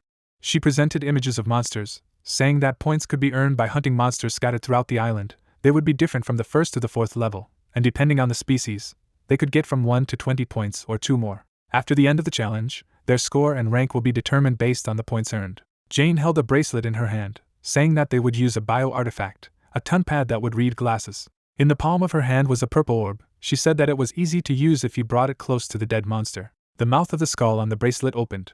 The artifact wrapped its tongue around the orb. The professor explained that it would automatically process the monster's power and show the received number of points in the mana language, and also the corpses of the processed monsters would be saved in the form of magic balls. The students looked at each other in surprise, discussing the professor's words that they would have to hunt, if not for glasses, then for food. Dick thoughtfully touched his chin after hearing that fighting other students also gives points. Introducing the students' pieces after the fight, Jane noted that if their barrier drops to 0, the evaluation ends and they will be transported to a safe zone, in which case their tunpad will release its earned mana. She introduced a lucky student and said that in other words, by defeating another student, you can take away all his points. Introducing a light building with a fountain, the girl revealed that there is an estate built by Kizen in the center of the island, and this building is the only safe place where all attacks are cancelled, and anyone who enters the mansion at least once will receive 200 points upon completion of the test. The students were talking in surprise when they heard this. Closing her eyes, the girl said that the important rules are easy to understand, but there are a few nuances, so it is worth reading the rules carefully. The rest of the lesson will be conducted by a guest lecturer who will tell them about the ecology and environment of the island. The gray-haired man scratched his head and awkwardly introduced himself as Edward Buckbeck. Blushing with admiration, Dick jumped up and exclaimed loudly that this is true, Edward. Professor Jane has connections with such cool people. The hero specified, is he famous? The blonde man shouted indignantly, asking how he could not know him. After all, this is literally a living legend. He has discovered more than 9 ancient ruins, and he is also the best treasure hunter. Malin rested her head on her arm and asked if he was serious. Edward smiled awkwardly, saying that he never thought he would lecture at Kizen. In fact, he achieved everything thanks to his father, because he was born in a poor family. After that, with a smile, he realized that it was worth allowing and continued that he was proud to have been to every corner of the Dark Alliance. Simon listened with a fake smile that he had visited the entire continent, and even the Holy Federation, after Jane turned to a specialist. Putting his hand on the map, Edward went on to say that he is a survival expert, and doesn't possess powerful dark magic like the students, but he was able to survive all this time just by preparing for it. After hanging the map on the board, he said that the island on which they would be evaluated was called Kara, and it was surrounded by several other islands of different sizes. Of course, he had been to all of them, so he could appreciate vegetation and monsters. Opening the textbook, the researcher said that the book he will give them contains detailed information about the island, so you can treat it as a textbook. But even more important than the book will be advice from a person with experience. Edward clenched his fist and exclaimed that he was going to tell them everything. The hero was making notes in the book while the man said that they now knew about the dangers of the island's environment, and asked if they had any questions. The girl behind raised her hand and began to ask her question. Looking at the image of the monster mummy, Simon said that he did not have a name, at which time Fair stopped him. A spirit voice was heard from the brooch, which asked to show the photo closer. The guy was carefully examining the image when Fair asked what he was doing here and mentally clarified. Is it an ordinary monster? Simon's eyes widened as he heard a strong denial and the spirit's words that it was an ancient undead who was a general in his battalion. Touching his forehead, Fair asked if the hero remembered his father's sins. Simon replied that yes, he fought against other necromancers to protect his mother, because she was a priestess. Urs listened intently as the battalion general confirmed this, and said that the story goes back to a time when the Dark Alliance desperately wanted to catch their battalion. Remembering standing next to the hero's parents, Fair revealed that when they needed to retreat from their ferocious attack, an undead took the blows of the enemy and allowed them to escape. The creature in bandages covered them and the spirit said that it was this guy in the picture who let them go.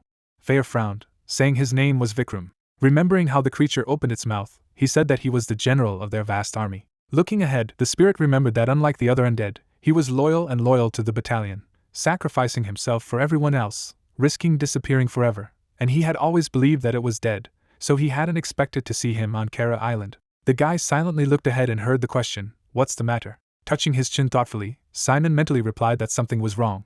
Fair arched an eyebrow on the badge when the hero said that his father's undead was in the evaluation site. It was too good to be true, he agreed, saying that there was a plausible reason for it. The guy sat in a pensive pose, hearing the spirit's words that if you go through the connected islands, starting from Kara, you can reach the port city, and the Vikram was lost at this port, so there is a possibility that it is really him. Simon put his palm on the book, asking if it was okay for him to want to take the undead that his father had now. Fair chuckled and confirmed. A slight smile appeared on the hero's lips when he heard that he was an important member of their battalion, and if he could be recruited, it would help a lot, and replied that there was nothing to lose, so he would try to talk to him.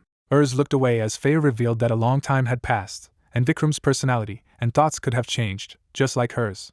Simon closed his eyes when he heard the spirit's request to take him with him to convince, but replied that he did not think it was possible, and the spirit indignantly asked why. Holding an open book, the hero asked him to read what it says, that before teleportation, all things and subspaces will be checked and everything that is not necessary for survival and food is prohibited. He threw his hands behind his head when his girlfriend asked if he would take the subspace with him and replied that he was thinking about it, and he thought to himself that he needed to do something about it. He needed to go into the ruins and talk to Urs. Fair pushed the spider in love away from him and asked him to come as soon as possible, because she had already begun to rowdy. The students were sitting at the tables when they heard the professor say that was it.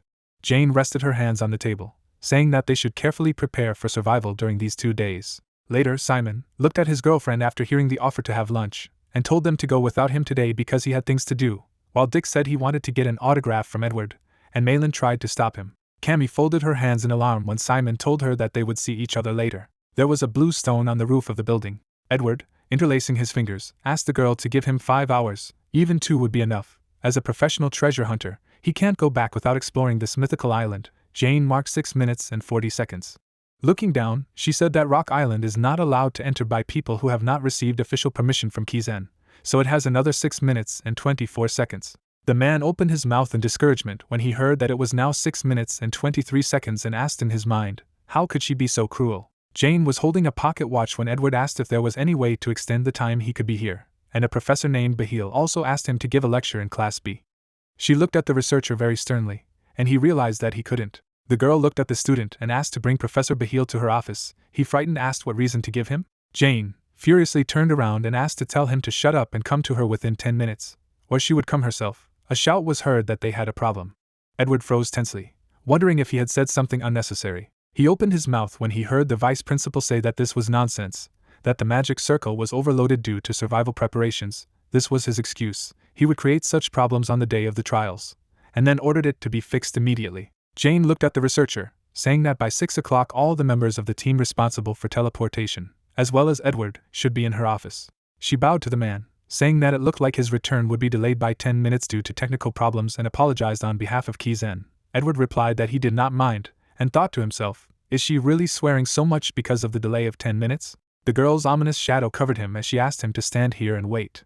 Edward sat down and exhaled wearily, saying that the people from the academy were stubborn. Words of greeting were heard. Simon held the book nicely, said that he was a student from Class A. He gave a great lecture. The proud researcher held a pen and asked what his name was, but the hero replied that he did not come for an autograph, but because he had a question about his report, but he would still take his autograph if he did not mind. The guy opened the book and told the upset man that of all the monsters inside, only one did not have a name.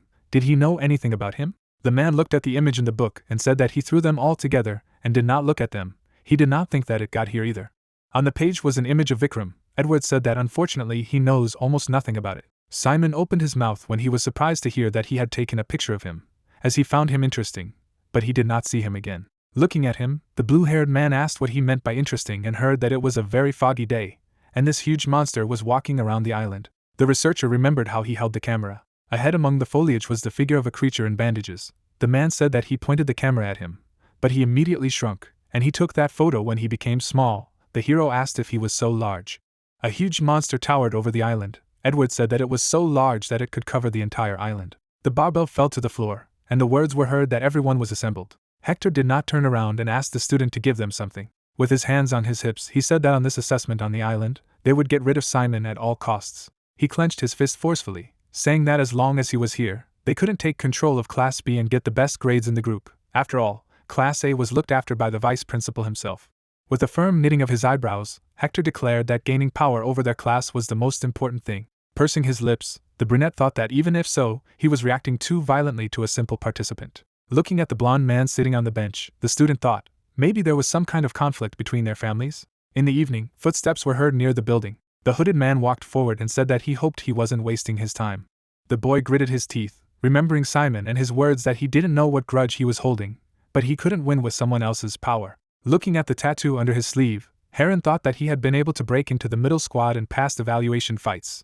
But this strength had almost reached its limit, and was slowly losing it. The hooded guy frowned, saying that he needed to somehow win Professor Bahil's favor for the test. Suddenly, a silhouette appeared above his head in the glow. The blonde with angel wings asked for permission to make an offer that he could not refuse. The heroes gathered at the gazebo. Cammy said that she was a little nervous. Squeezing her eyes shut, she asked what would happen if she wasn't the only one in the group. Simon said with a smile that she could do it. The girls reacted emotionally when Dick asked if they would really butcher the corpses of monsters to get meat. Closing her eyes, the pink-haired woman replied that she had only practiced fishing, and Malin added that she would go look for supplies. But if she got hungry, she would have to hunt. The hero clarified, wouldn't it be hard? Looking at his friend, Simon said that the supplies are not given out in any particular place and in the right amount, and during the pouring there are really artifacts, so many students will go after them. The girl agreed, asking what is left for her. Malin rested her hands on her hips in displeasure, saying that they would give her an advantage. The comrades laughed awkwardly when Dick said to keep her, because she would incinerate anyone who approached her resources. Malin indignantly asked what he wanted her to burn him, and an announcement was heard announcing the start of teleportation. Simon looked away at the blonde's request. Hector squinted at them angrily, his comrades saying that it looked like he would have to fight him again. Dick wished the guy good luck, and he asked what he had done to him. A magical seal of the teleporter appeared under her feet. The girl wished everyone good luck, and in response there was a wish to survive and return to the academy. The figures of the heroes were surrounded by a glow. Malin asked her friend not to take risks and enter the center only to avoid death, and not dare to get a low score. Simon smiled, saying that they would see each other soon. The hero was standing among the trees in the jungle. His eyes were rounded in shock. Then a satisfied smile appeared. There were birds flying in the sky. Simon said it would be a lot of fun. He smiled happily when he heard Fair's words that he was too happy to see if he had forgotten their purpose. The guy replied that he hadn't. After smashing something with his foot, he said that he needed to find Vikram and earn survival points. The main character took the killed snake, saying that this is his snack for today. Happily clenching his fists, he asked if Fair thought it would be a lot of fun. A beam of light shone like a spotlight, and Simon exclaimed that this was his scene. The spirit replied that he was strange. Insects crawled on the ground. The man thought that he knew what he was getting into. The girls looked at the insects in fright. The guys climbed a tree in fright. Malin arched her eyebrows tensely, and thought she couldn't move when they were right in front of her. She looked away questioningly. The guys were standing opposite each other with magic seals. The blue-haired woman recognized Hector and Malkal, who was the 10th specially enlisted. Had they already started fighting for supplies? The girl grimaced in displeasure. Resolutely clenching her fists, she ordered herself to pull herself together. The students looked ahead in discouragement. Simon walked with ropes and sticks. The students mentally asked, is he really a local? The people behind looked with red eyes, thinking that perhaps he was a former treasure hunter. The guys unexpectedly surrounded the hero, each wanting to lure him to their side. A question was heard if he wanted to join his team, noting that they took over the battles. Another student pointed his finger, saying that his team was better than them. An argument ensued. Simon smiled sweetly, and replied that he planned to survive alone on the first day. He quickly walked away from the crowd of disappointed students. The guy was walking through the forest. Fair turned to him. Simon pushed a large sheet away, and the spirit asked if it was too far from the center. It needed to think about its academic performance. Fair on the badge arched an eyebrow at the guy's answer that everything was fine, and he would catch up with the others tomorrow, and asked how he would do it, noting that he had reached the beach on the opposite side of the center of the island. There were students in front with boxes. The guy said he had a plan. He walked, looking away. Brad looked at him and asked what he was doing here, since students were not allowed here. He waved his hand, asking if he wanted to accidentally repeat their fight. Simon turned around and said with a smile that he would have to give up because he had just taken the wrong turn. Taking a step, he said that a second ago he had been led here, and it must be somewhere here. There was a spider web on the ground. The same was on the tree. The hero said that he seemed to have found it. In the center of the web was a subspace bracelet. Fair said he realized what he was looking for and asked to get it out of here. Looking up, Simon asked him to wait a second. He needed to make sure no one would see them. A magical surveillance device was flying above them. The hero said that it was looking in the other direction. He snapped the bracelet on his wrist, saying that it was time for them to meet. Fair showed up with the skeletons, saying that he had finally returned. The brunette pointed to a dark portal on the ground and asked to climb into it.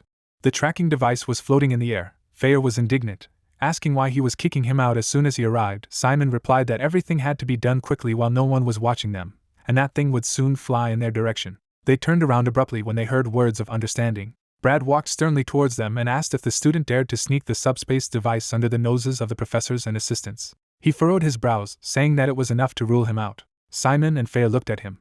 In Brad's body coquettishly showed a heart out of her fingers and said that this applies to everyone except the commander. She asked how they like her transformation. Isn't she perfect? The guy closed his eyes in discouragement, not wanting to see it, and Faye told him that he had never seen anything worse in life, and it was all because of him, to which the guy apologized, saying that there were no other options. The day before surviving on the island, Brad sat on a stump. Simon approached him and reminded him that last week he had said that he would grant his every wish if he won. Looking at him resolutely, the guy said that he wanted him to become his pawn.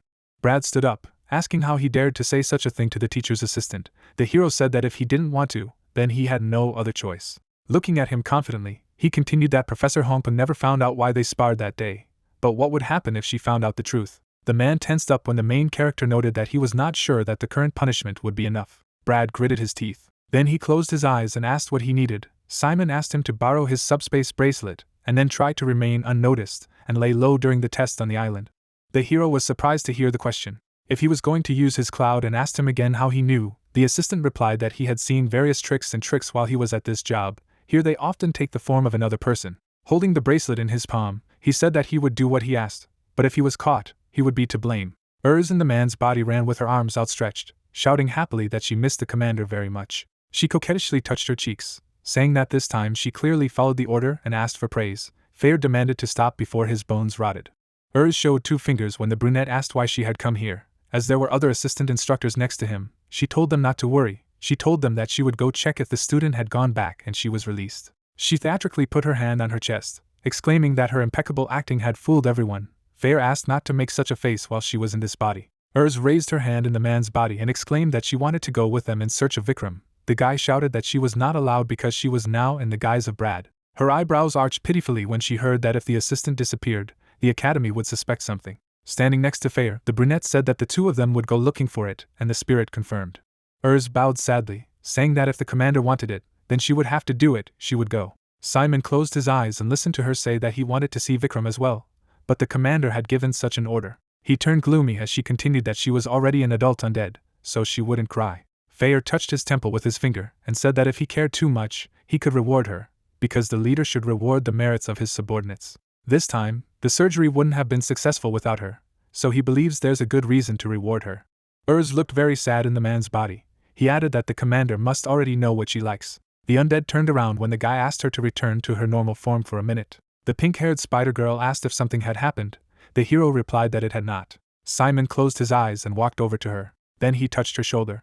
And then he hugged the surprised undead. The girl's eyes widened as he said that she had done a great job last time and thanked her. Simon then abruptly pushed her away from him, telling her to return to her duties and regain her appearance, because they didn't need to be suspicious. Turning away, the hero promised that he would tell her about everything later, when he returned.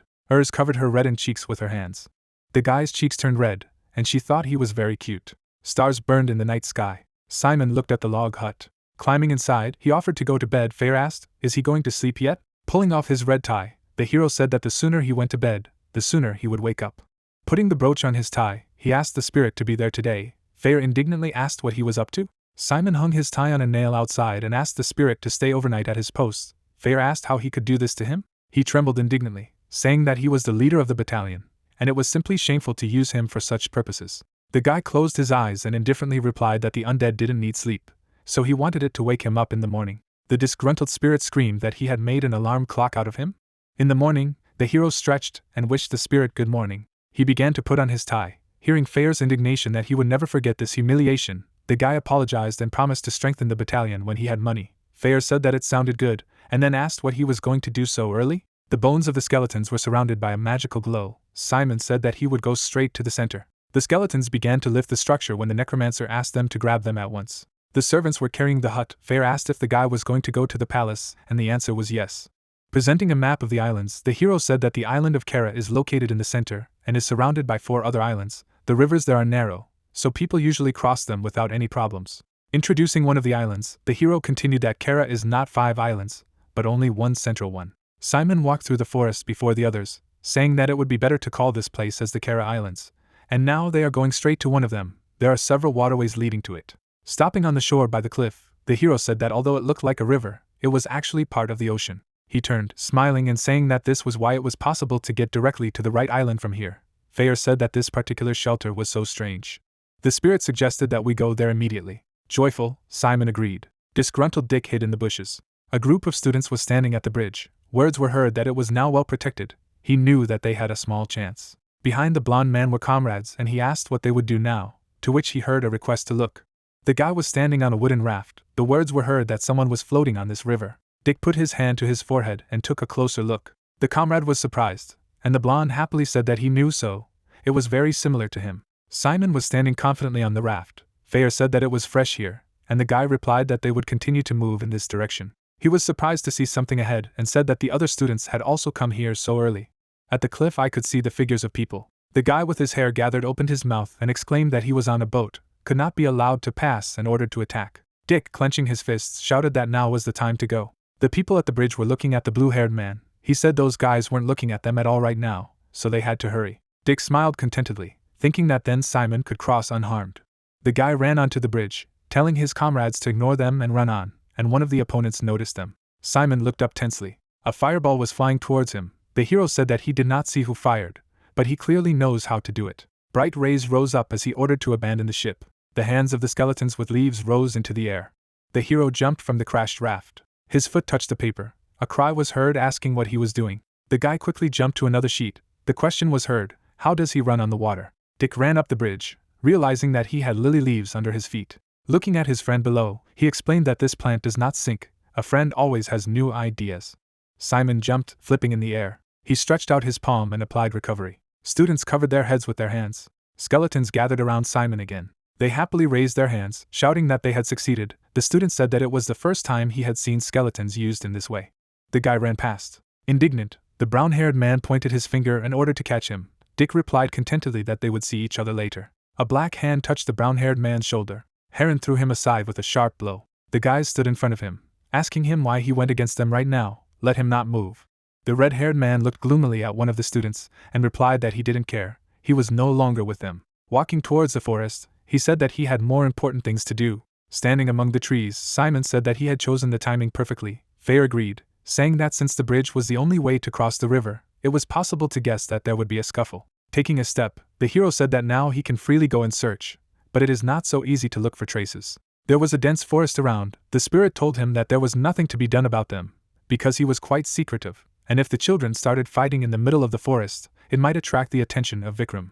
It increases in size when it is angry or threatened, so it will not be difficult to find it in such conditions. Simon raised his head when he heard Fair's words that waiting out in these disputed lands would be the best solution, and replied that he was right. Since the students were rowdy, he could perceive a lot of things as danger. There was a high obstacle ahead. The guy said that they need to climb here if they want to go further, but it is quite high. He looked to the side, saying that there must be something here. Fair asked him what he was looking for. The skeleton pointed his finger to the side. The hero replied that he was looking for the reason why the island was called Kara.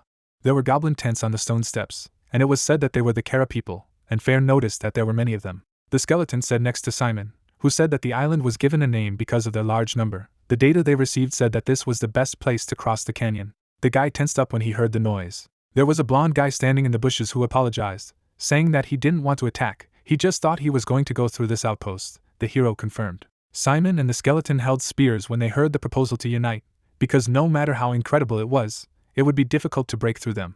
The guy pointed to the side and explained that he had come alone in case he was afraid of an ambush. The others were behind him. The blue-haired man turned away and replied that he would go alone. The blonde exclaimed that the professors probably wanted to test how they worked together, and it was crazy to go there alone, but he heard that he had a better idea. Simon went further. Fair remarked that going together was a good decision and they could be left behind after he took advantage of them. Simon replied that at first he thought so, and since he knew how to go alone, it was better not to take the risk. The fair-haired man returned to his comrades, and the brown-haired man asked if he really intended to go alone. The heroes looked away when they heard that they should forget about it. Since it was a waste of time, it was better to stick to their own plan. After all, speed was important in this exam. Taking a step, the man said that it was unlikely that they would lose Kara, but it would be better to keep their distance from each other. They would stick to that position. The students ran at the goblins. The creatures clutched their spears. Magic seals appeared at the girls' hands, and the order to get ready was heard. The necromancers turned around when they heard the crash and asked, "What is this sound?" Everyone froze in shock. Simon sat on the head of a huge monster. He smiled happily, saying that he adored this wind. Students and goblins ran away in terror, asking where the golem came from. The blow of the paw threw the guy away. The monster leader stared in surprise at his fleeing kinsman. He raised his staff, speaking in his own language. He waved his staff. The golem knocked him down with his foot while running. Everyone watched as he ran on. The blue-haired man sitting on his head turned around. Looking back, Simon asked, what was wrong with him? The guy took the brown ball, reasoning that in 2 days he had received 127 points for monsters. He stood in the tall grass, thinking that this was pretty good considering that he was only hunting, but it wasn't enough to reach rank A. There were vines hanging on the branch. Simon thought that he needed to prepare himself for the possibility that at any moment he could engage in battle with the other students. He lowered his gaze, thinking that he needed to fight at least 2 or 3. Suddenly, a fiery flash appeared behind him. Looking at the fireballs, the guy thought that they looked exactly like Malin's flames of darkness. The blue-haired man jumped away, avoiding the attack. His gaze turned surprised. The trees were engulfed in fire. He thought that it was quite dangerous here. A friend appeared in the fire, confidently asking that it was him all this time. Simon, who was standing in front of him, recognized Malin and said that he was very worried about her. If she was doing well, she solved the food issue. The blue-haired woman said that since the beginning of her studies at Kizen, they have always been together. Simon looked at her in surprise when he heard that they were classmates and team members, working together and relying on each other. Malin furrowed her brows, asking if he was interested in knowing. A magic seal lit up in space, she continued. Who is stronger than the 2 of them? Holding the seal in her palm, the girl heard the question if she was going to fight him, and confirmed. Clenching the flames in her fist, she said that they had a great opportunity to give their best against each other. The hero hid from the fire surrounding him, hearing that such a chance does not happen often. The space was filled with fire. Simon thought that something strange was happening. He believed that one day they might quarrel, but he did not expect it to happen so quickly. The blue-haired girl looked ahead. The hero thought that no matter how much she wanted to defeat the others and come out victorious, it was still hard for him to believe that she was going to attack him now. There were fireballs around Malin. She asked if he was going to just stand. Simon jumped away from the fire, thinking that she possessed destructive power and terrifying ability, truly being an outstanding student. The blue-haired woman stretched her hand forward. The hero thought that although her training was flawless, it didn't mean that he couldn't handle it. Holding out his palm, he mused that she was the strongest in the academy in attack, and her powerful fire technique could be a powerful defense. After all, a clumsy blow would not pass through her flame barrier. His fingers grabbed the weapon. The Necromancer thought that he needed to punch through the right place. The arrow was surrounded by purple power. Pulling the bowstring, Simon asked his friend not to forget that he knew her as well as she knew him. Malin threw a fireball, asking if he really thought he could break through.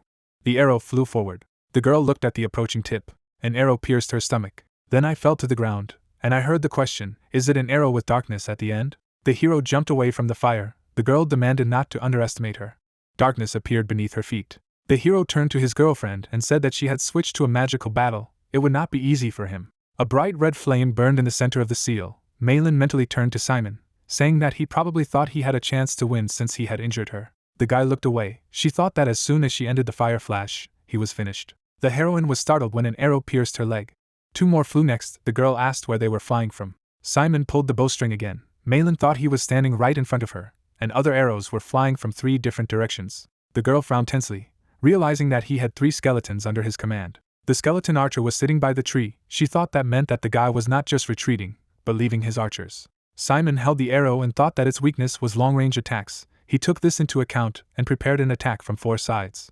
Malin gritted her teeth in exasperation, mentally telling him not to look down on her, because she knew better about his weaknesses, and he wasn't the only one who could come up with a strategy. Surrounded by darkness, the arrow flew forward. A magical seal flashed under the girl's foot. Suddenly, a huge ice floe appeared in front of Simon. Looking at its wreckage, the hero said that everything looks like it.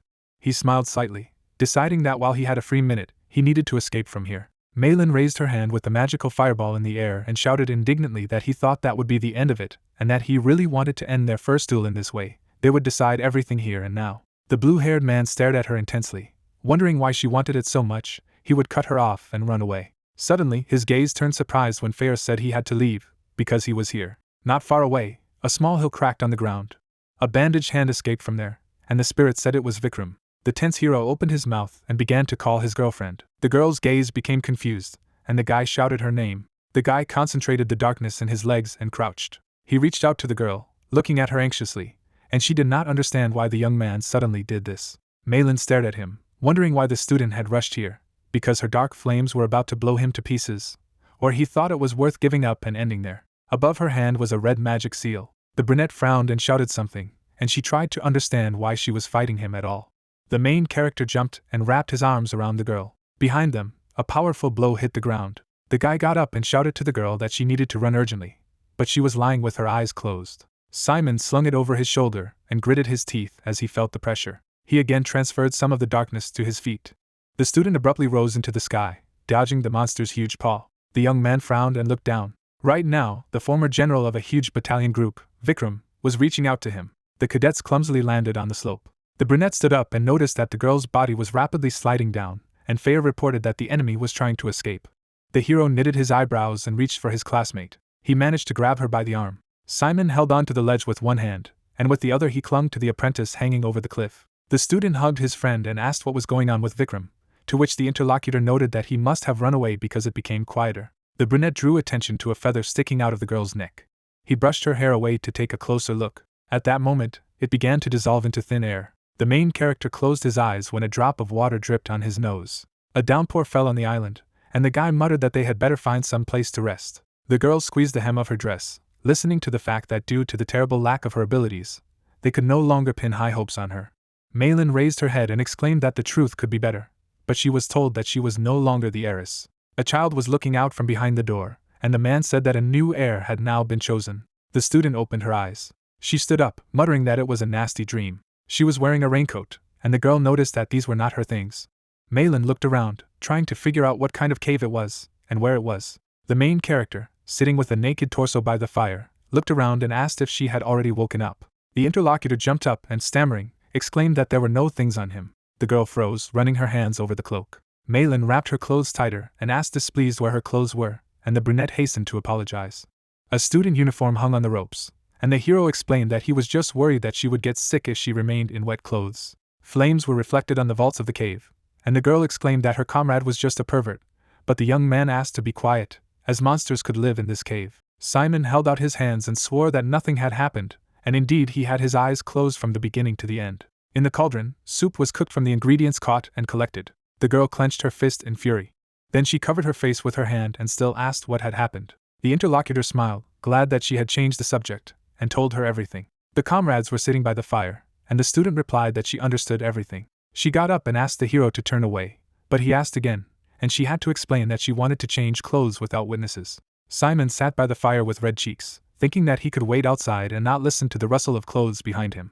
Malin, already in uniform, plopped down next to him, and the brunette flinched. The interlocutor arched her eyebrows and asked why he was worried more than her, if it was not he who was undressed here in a blackout. The necromancer took the plate and offered his friend a small snack, to which she readily agreed. The girl took a soup with frog legs. She turned to the hero and thanked him for saving him.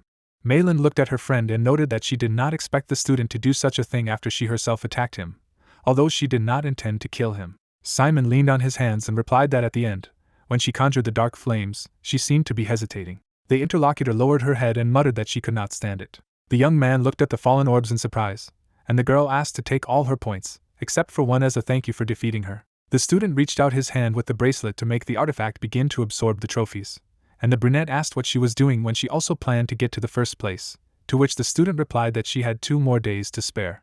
Malin smirked and stated that this was more than enough time. The main character looked at the bracelet and saw that there were 260 points. The girl looked at him as he turned to her. The cadet grinned mischievously and said that the guy could ask about anything, except for some perversions. Simon lowered his eyes thoughtfully. The friends were sitting by the fire facing the rain, and the young man asked why she wanted to be in the first place so much. It was getting dark in the forest, but the guy continued to search, demanding that the others also carefully check everything. The students turned pale, not understanding why they were going with one of the special students, who suddenly obeyed the orders of some freak. Malcolm Randolph, the cadet in 10th place, fumbled through the bushes, and Heron kept an eye on him with a disgruntled face. The red-haired man squinted at the girl, who noted that it was their 3rd day, and it was time to move to the estate, but he asked him to stop whining and dismissing from the team if something did not suit him. The interlocutor knitted her eyebrows and asked why it suddenly became his band when they joined Malcolm specifically. The blonde man turned around when the student clarified what he would say. Heron chuckled when the special disciple replied that the only leader here was this guy. The girl narrowed her eyes and asked what he had done to Malcolm. The red-haired man shrugged his shoulders and replied that he himself wanted to help, and there was no such black magic that enslaved people. The student looked away as Heron said that even if there was an opportunity, how would a simple freshman be able to use such a powerful curse? She frowned and agreed to come closer when the guy offered to tell her the secret. The girl approached the blonde man and called her, At that moment, Heron grabbed her and yanked her towards him. He leaned over and whispered something to the student. Then he pulled away and asked loudly if everything was all right now, and how she felt now who was the leader in their group. The student smiled with a blank look and stated that their commander was Heron. Her friend turned pale and asked again as the red-haired man muttered that it would have been much faster if she had admitted it from the beginning, and now he was furious, so she should get on her knees and apologize. The student bowed to him and exclaimed that she was a complete fool if she could not recognize his leadership qualities. The other guy clenched his fists and asked what had happened to Emily. Heron sighed in exasperation and muttered that it wasn't worth wasting feathers, but those assholes didn't listen to him. The blonde man straightened up behind him, and the student ordered him to deal with them. The girl was lying on the ground. Her friends were unconscious and their bodies began to disappear, and the guy strained that these pieces of shit had wasted his time. Malin put her arm around her shoulders when the protagonist asked why she was so obsessed with first place. The wood crackled, engulfed in fire, and the girl quietly replied that she wanted to defeat someone. She flinched when the young man guessed that it was Sir Eingark. The brunette looked at his friend and said that they had been making such an assumption for a long time. He smirked and remembered that he had mentioned the blonde by accident when they had just formed a band. The hero turned pale, remembering that then the girl had a frightening smile. Malin leaned back and revealed that she had never told anyone that she had previously been the official heir to the Ivory Tower. Simon looked at her attentively as she said that the decision was made when she was very young, so everyone in the towers pampered her, and she was a very proud little child. The student looked up and noted that she was still young and did not understand how heavy the burden of the heir was, so she just enjoyed the way the elders bowed to her. She remembered the first time she had seen a child in rags, who had been adopted by the master of the tower. Malin looked into the room with interest, realizing that the teacher had deliberately taken Cern as her direct competitor, so this decision was met with great negativity.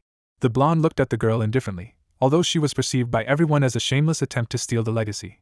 But due to the fact that she was not part of the bloodline, it seemed that Malin's position was completely safe. She narrowed her eyes thoughtfully and paused. In her memories, the image of a rival who turned out to be a genius surfaced. The blonde easily created magic seals. Then she wrote the whole board with formulas, and it took her only a week to transform the darkness when it took Malin a year, and no matter how insidious and false the problems were, she solved them immediately, guessing at the level of deduction what she hadn't even studied.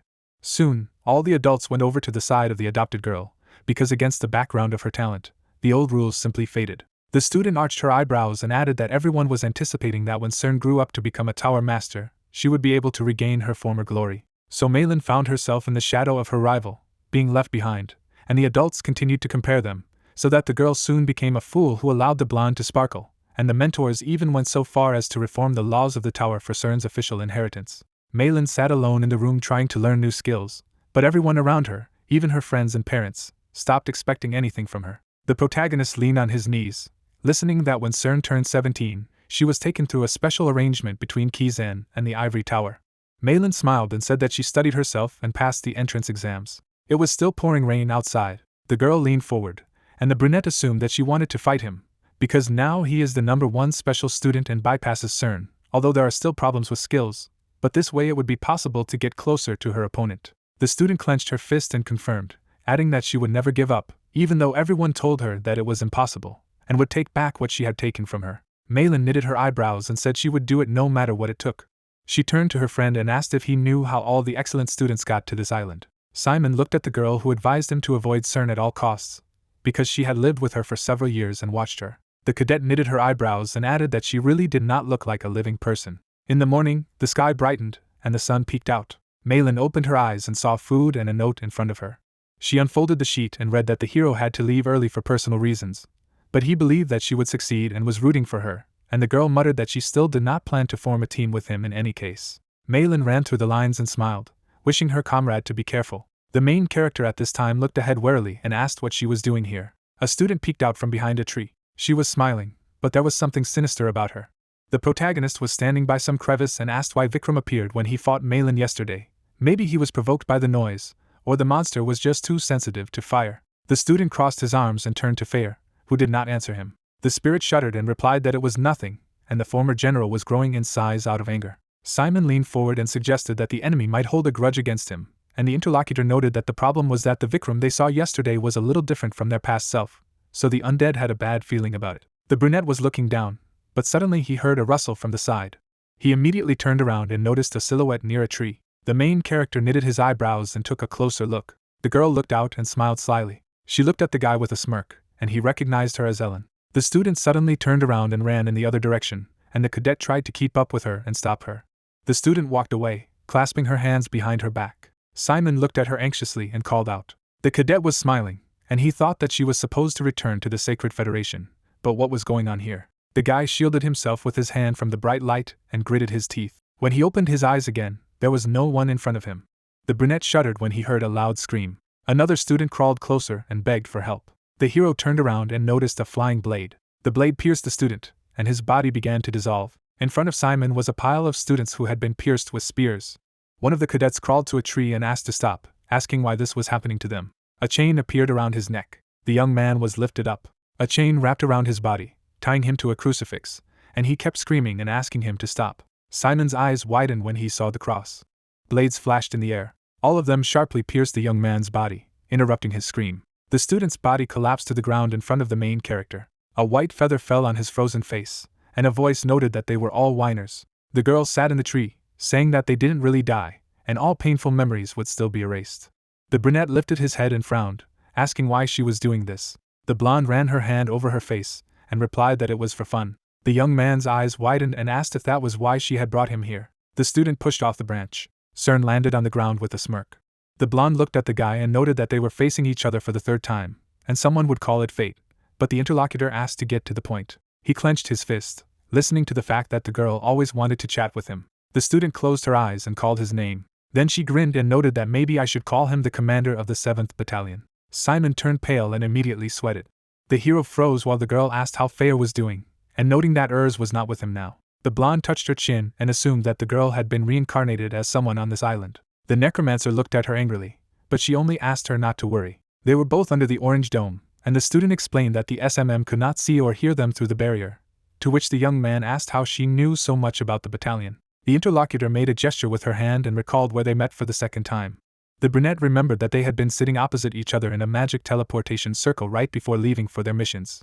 The young man frowned and assumed that then she began to follow him, but the girl admitted that it happened much earlier. The student recalled finding the inscription on the floor, and the blonde revealed that the ivory tower had been carefully checking the ruins that Neptus had sealed, so they had set up alarm spells in case they were opened. The girl imagined running to the place and watching from behind a tree when she heard the signal. It was at this point that Simon discovered the undead and became the commander of the battalion. The cadet closed her eyes when the guy asked how she knew about Urs. CERN remembered going to the settlement where the girl lived to follow him. After he left, she summoned the people living there and read their memoirs. The student clapped her hands, remembering something else. An image of Ellen, whom the young man let go, surfaced in her mind. The brunette clenched his fist when the interlocutor noted that his crime was great, since he had left the priestess alive, to which the young man replied that she did not belong to any branch. The protagonist frowned and said that since they were now on a military hiatus, he prioritized a peaceful resolution of the conflict instead of causing trouble by killing someone from the Sacred Federation. The blonde made a gesture with her hand and muttered that these were very sweet words, and for him, this was only a small part of all the problems. CERN smirked and stated that when the guy came into contact with Freya, he became a criminal who committed the ultimate crime, treason. The interlocutor threw up his hands and replied that this was nonsense. Why then would Kizen not report it to the court? Why was it necessary to bring him here and talk all this nonsense?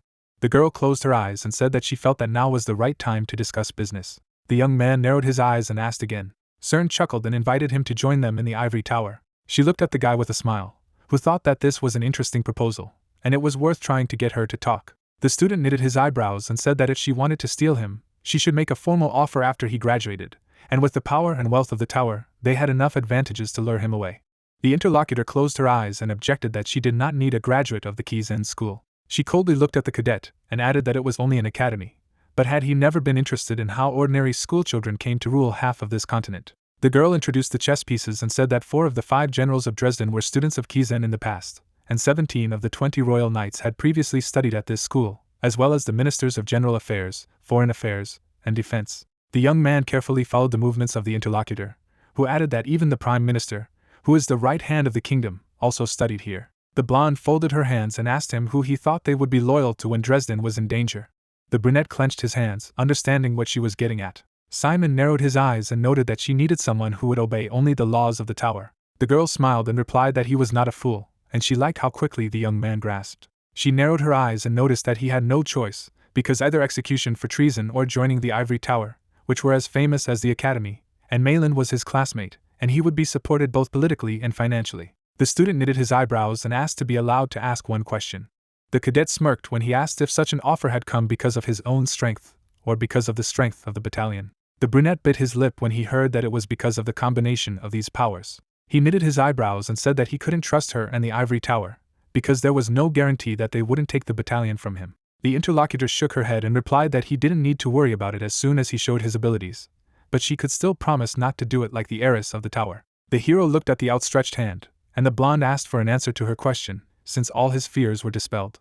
Simon sighed, thinking that he had allowed her to talk too much, but now he had to calm down and do everything slowly at his own pace. The girl smiled as he addressed her. The brunette arched an eyebrow and noted that she was very bad at political issues. The student frowned and asked again, and the guy said that threatening your opponents by showing all your cards is not a good habit. He introduced the arrogant interlocutor and said that since she was so domineering, she must have already realized that she shouldn't strain too much, because everyone else said yes or no to her orders, but no one could resist except those two. The guy smirked and added that hiding all the tricks was the action of weaklings. The girl froze when he said that she could keep silent about the fact that he was the battalion commander for the rest of her life. The young man introduced the two people and said that the ivory tower is divided into those who are for Kizen and those who are against, like her and the current master. The brunette was sweating when she admitted that he had a good knowledge of the general state of affairs, and he mentally thanked his friend who had told him all this. The protagonist smiled and said that, in any case, the reason she wanted to take the battalion commander and why she was building up her power now was because she wanted to separate from the academy. But who would get the battalion if he was executed by Kizen? The guy introduced Neptus and said that it was to them that these forces would be transferred. The interlocutor looked at him with a smile as the student said that she couldn't kidnap him and take the battalion by force, because getting into a fight with number 1, personally chosen by the Rector, was just as stupid as declaring war on Kizen. The girl mentally pushed the chess piece and replied that there were other ways. They sat opposite each other, and she said that she could kidnap him and the battalion without anyone noticing. Fair cut the dome behind the protagonist's back, and the young man said that this would not happen. The girl rounded her eyes in surprise and thought that Kizen should have checked all the vaults, so what was he doing here? The guy took out his sword and reminded him that she had said that under the dome of her barrier they could not be seen by observers. He knitted his eyebrows and said that this was another mistake. Faya looked at the feathers that appeared in the air. The blonde waved her hand and replied that she would play along with him. The hero introduced the girl and remembered that on this continent, only a few selected people had received powers that were not related to darkness, light, or pure magic. The student launched her quill into the attack, and the young man thought that he needed to dodge as much as possible, until he found out exactly what kind of harm they were doing. The brunette held out his sword to block the blow. Its blade shattered into pieces. Simon gritted his teeth, getting a cut on his cheek. Suddenly, his eyes rounded, and his heart skipped a beat. He saw lava under his hands. The guy grabbed his neck and asked what it was. Faye leaned over him, and the girl asked if he thought they were ordinary feathers. There was a feather sticking out of the wood, and she said that they contained emotions.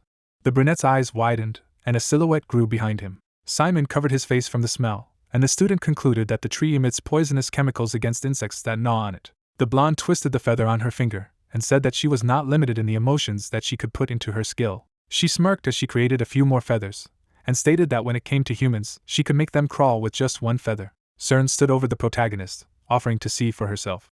Fayer stood next to the boy, asking what he was going to do now. The young man waved his hand, summoning the skeletons, and replied that they would fight. The undead attacked the girl with his sword, but she put a shield in front of her. The blonde smiled and muttered that she never thought she would fight an ancient dead man here. A skeleton was approaching her from behind.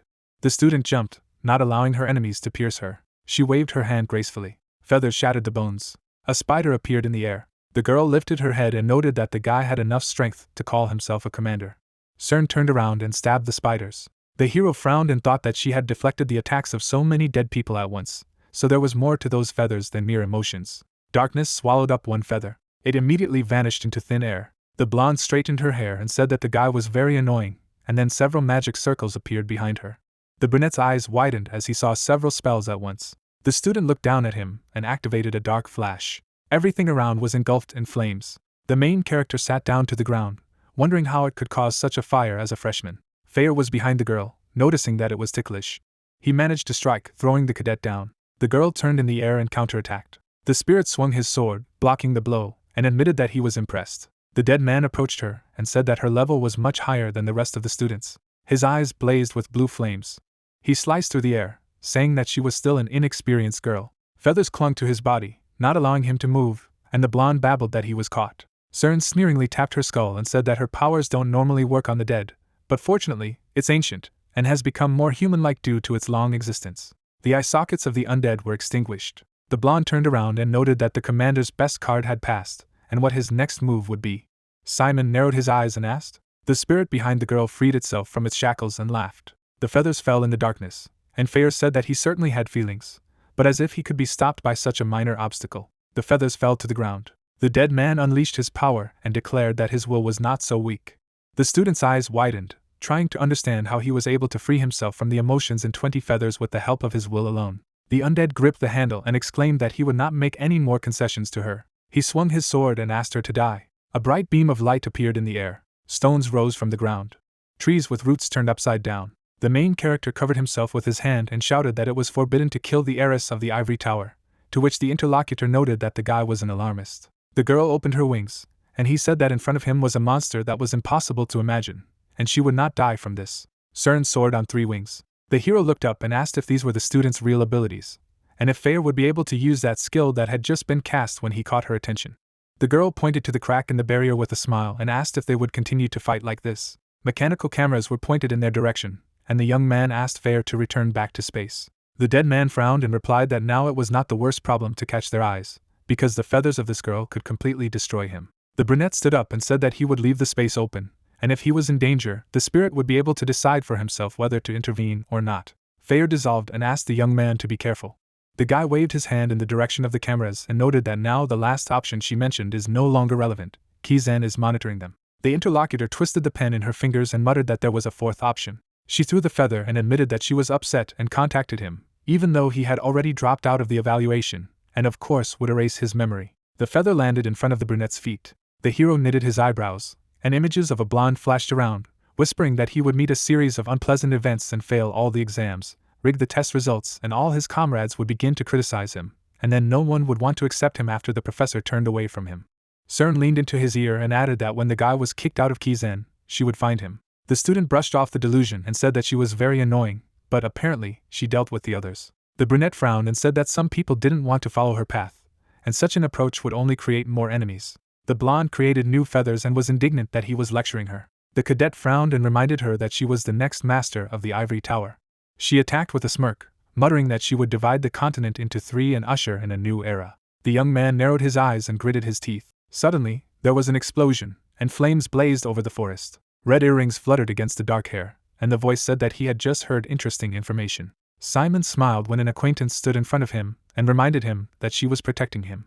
Lorraine knitted her eyebrows and called the blonde the mongrel of the ivory tower. The girls looked at each other, and the interlocutor clarified whether it was really appropriate to protect someone in such an attestation, but the brunette mimicked her, remembering the barrier from surveillance. CERN crossed her arms and stated that she had always wondered who she was so good at, and who had given her the right to interrogate her in the first place, being one of the students. Lorraine frowned and replied that she might not have understood her because she hadn't studied much, but it was time to stop beating around the bush and say directly what she was doing here. The blonde smirked and asked what if she didn't.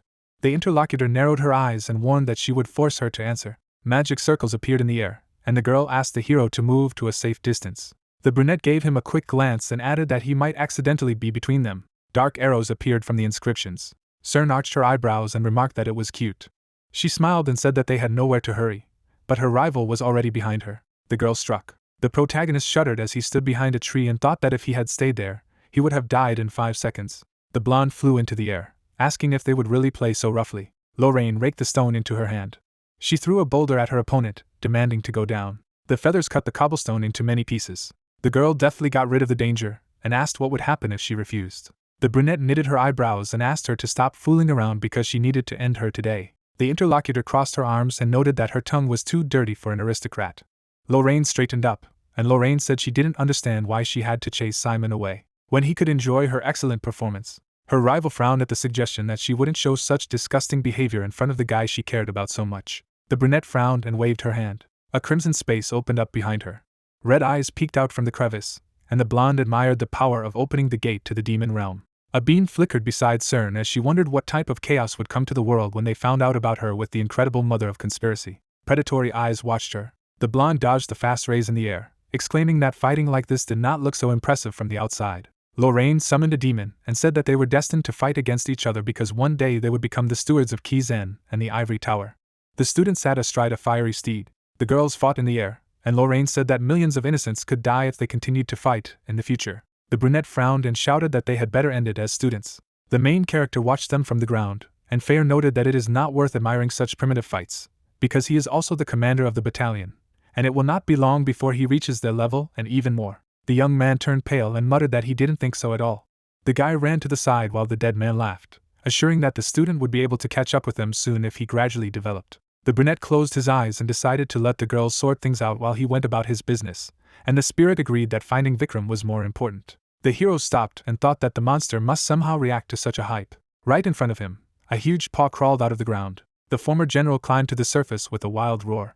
Simon touched the button on his jacket and asked Fair to get out. He slammed the brooch into the air, and the dead man shouted the name Vikram. The monster raised its head when it heard the voice of the battalion master. The main character looked up at the security camera and said that he would open the space, but they only have about 2 minutes. The dead man stood in front of the shrinking former general and asked what he was doing here when the battalion was reborn. The button lay at the feet of the monster, and the interlocutor offered to join them. The opponent gritted his teeth and asked again. Spirits began to crawl out from under the bandages, engulfed in darkness. They climbed out, muttering, "Battalion, battalion." The monster began to grow in size again, and the hero asked what was wrong with him. Fair frowned and stated that it was not Vikram, but a carefully arranged fake. The enemy stretched out his hand, from which many souls shouted that the battalion was painful. The monster's eyes flashed and screamed. It looms over the forest and the student, gripped by dark ghosts. Simon looked at the monster and told Fair to come back in for the time being, or the observers would see him.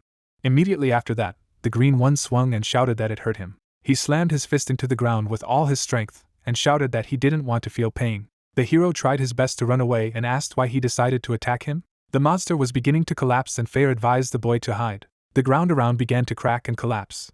The hero frowned and said that this could not be. He reached into the inside pocket of his jacket and said that they had to stop Vikram. Lorraine turned when the boy called her. He waved his hands to get attention and said they had a problem. The girl landed and asked what the problem was. He replied that a huge monster was heading towards the students. They had to stop it.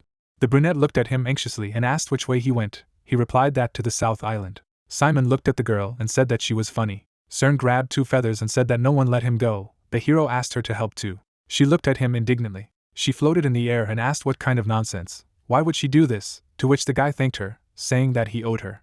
The blonde summoned magic circles and tried to object. She stretched out her hand over the forest and remembered how the hero said that she did not understand politics well, only making new enemies for herself. Cern stared after her classmates and couldn't believe she was even thinking about the stupid things he had said. The blonde frowned and pursed her lip. Lorraine and Simon flew forward.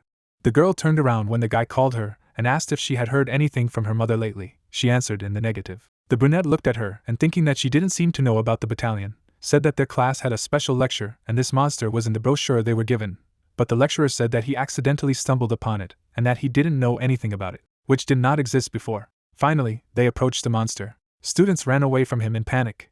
One of the girls did not have time to dodge and fell. Green raised his leg and wanted to step on it. The pink-haired woman was in a panic and with tears in her eyes waiting for her fate. Suddenly, a fist flew out from somewhere. The guy stood up for her and hit the monster in the foot.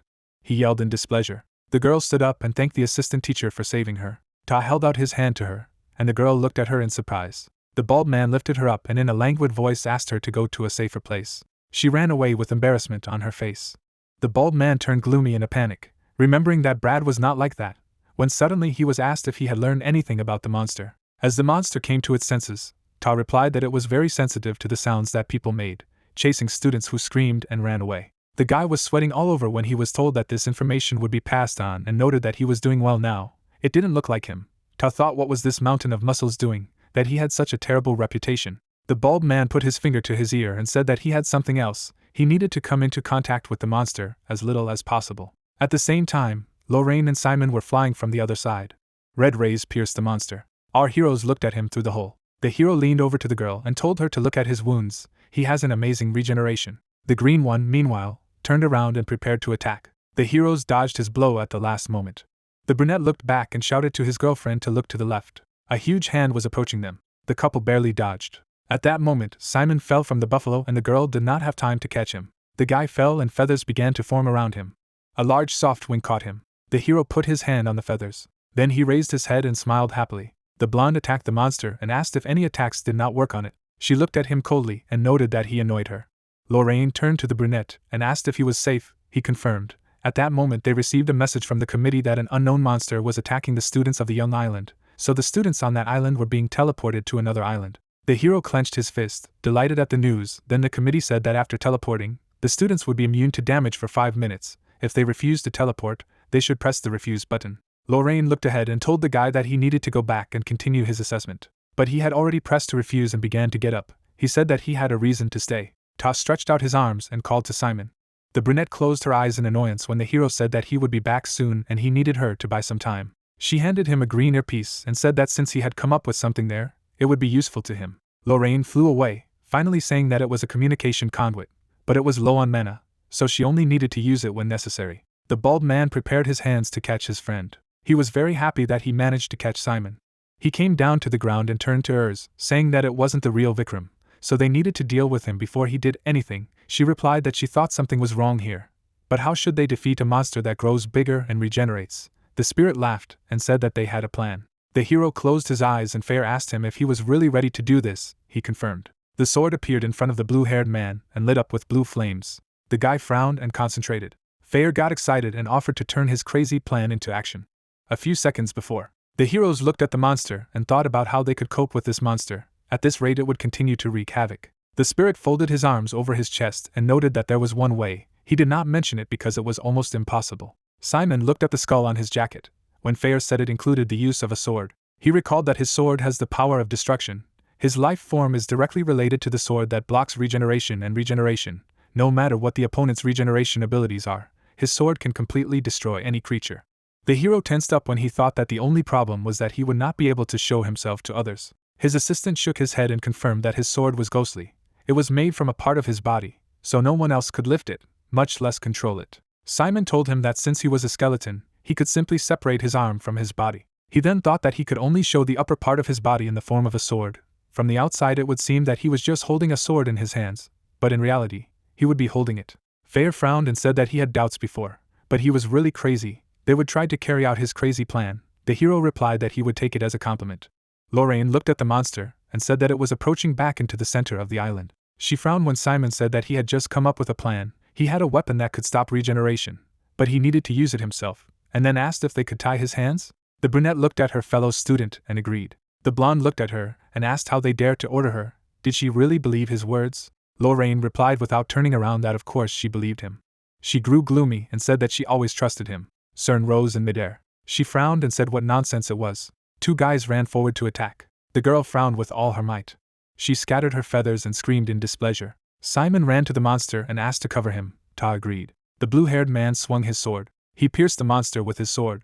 A flash appeared under the guy's foot. The hero rode on a monster. Bandages were slipping off him. They flew at high speed in Simon. He strained his gaze and cast a spell. At the last moment, the brunette dodged the attack. He ran along with the bald man, who said that he needed to continue attacking him to weaken him. Suddenly, something began to move on the monster's belly. A moment later, a third hand came out. Ta rushed forward and said that he would take care of it. He caught his hand and began to resist it. Simon was running forward with his sword at this moment. Suddenly, a fountain of blood splashed in front of him. Lorraine swung her sword and ordered him to run on. The hero ran and continued to deal damage to the monster. Blue ribbons appeared around his arm. Cern bored them from magic circles. The guy clenched his sword and thought that everyone was helping him. He gritted his teeth and decided that he would do it no matter what. The blonde raised her eyebrows in misunderstanding and wondered how he was doing all this. She watched as the hero ran forward with a broken leg. She thought that he was struggling with the fear of screwing up and with great willpower headed straight into the monster's mouth. Cern clenched her fist and mentally said that he had a mind that could not be broken. Maybe the necromancers of the ivory tower were the same? The blonde felt a drop of excitement and wondered, how could they even compare? At that moment, the hero slipped. The blue-haired man knelt down and, breathing heavily, thought about his legs getting tangled. Suddenly, a feather appeared in front of him, and Cern said that he couldn't give up right now. The guy turned around and asked what she was doing. The girl's projection was pushing him in the back and saying that she was giving him her shoulder, so he had to run. Feathers were flying everywhere. The monster was already cut in half, but continued to laugh. From each blow of the hero, a shockwave spread. He pushed off and the monster lost his balance. Simon swung his sword and summoned Fair. His sword began to shine as the spirit replied that he was ready. The guy frowned and flew down. The monster was all glowing red and screaming. Suddenly, a powerful light pierced him. The mummy gritted her teeth. Simon collapsed when Fair said that his crazy plan had succeeded. He laughed and rejoiced. Lorraine saw that he was falling. She approached and held out her hand. Her eyes widened in panic, but her arm was beaten off by a bandage. The girl looked at the monster and saw that his body had fallen apart, but she was afraid that she had not saved Simon. The blonde was behind her and told her not to worry. She closed her eyes and said that she had given the feathers a slowing effect. They did not hurt anyone. The brunette raised her eyebrows in surprise and thanked her. Cern frowned and said that she was actually helping Simon. Why was she thanking her? Lorraine stared in incomprehension as she continued to say that she was her off and had to deal with the leftovers. The brunette was lying unconscious on the grass. Heron clenched his fist and exclaimed how lucky he was. He thought that Malcolm with his hypnosis screwed up and everything went down the drain. He grabbed his pen and decided that he would distinguish himself here if everything worked out. Redhead gripped his quill and remembered how Cern had invited him to join her. Suddenly something caught his attention. In front of him stood Hector. Heron smiled and invited him to join his squad. Between them lay a defenseless Simon. When his colleague asked to let him finish off the hero, and after that he would give the blonde everything he wanted, money, points, everything, Heron backed away and promised to spread the rumor that he had defeated Special Number 1, and that he would tell everyone. Suddenly, Hector's hand began to turn black. The guy tried to convince him that they were not enemies with him, but he had already swung for a shot. The redhead was hit right in the nose. The guy watched him fall and said why he would make a deal with him. The blonde man turned away and told the girl to take the hero. Lorraine ran past him. Hector glared at her in displeasure. The girl held Simon in her arms and asked how he was feeling. Hector muttered something under his breath and went into the woods. Heron ran as fast as he could and thought what a fortunate situation it was. He gritted his teeth and was determined to see the matter through to the end and get Professor Bahil's attention. Suddenly the guy tripped over something. He turned around and shouted, what else was going on? Then the redhead saw the dead wolf and screamed. Heron began to get up and wondered who could have killed a high-ranking monster. A guy sat silently in front of him. He smiled and thought that this was a chance. He would be useful if he could kill such monsters. Heron took out his quill and threw it at the stranger. The feather was aimed directly at his neck, and then it pierced the white-haired man. The villain clenched his fist and ordered him to get ready. Suddenly he became much gloomy.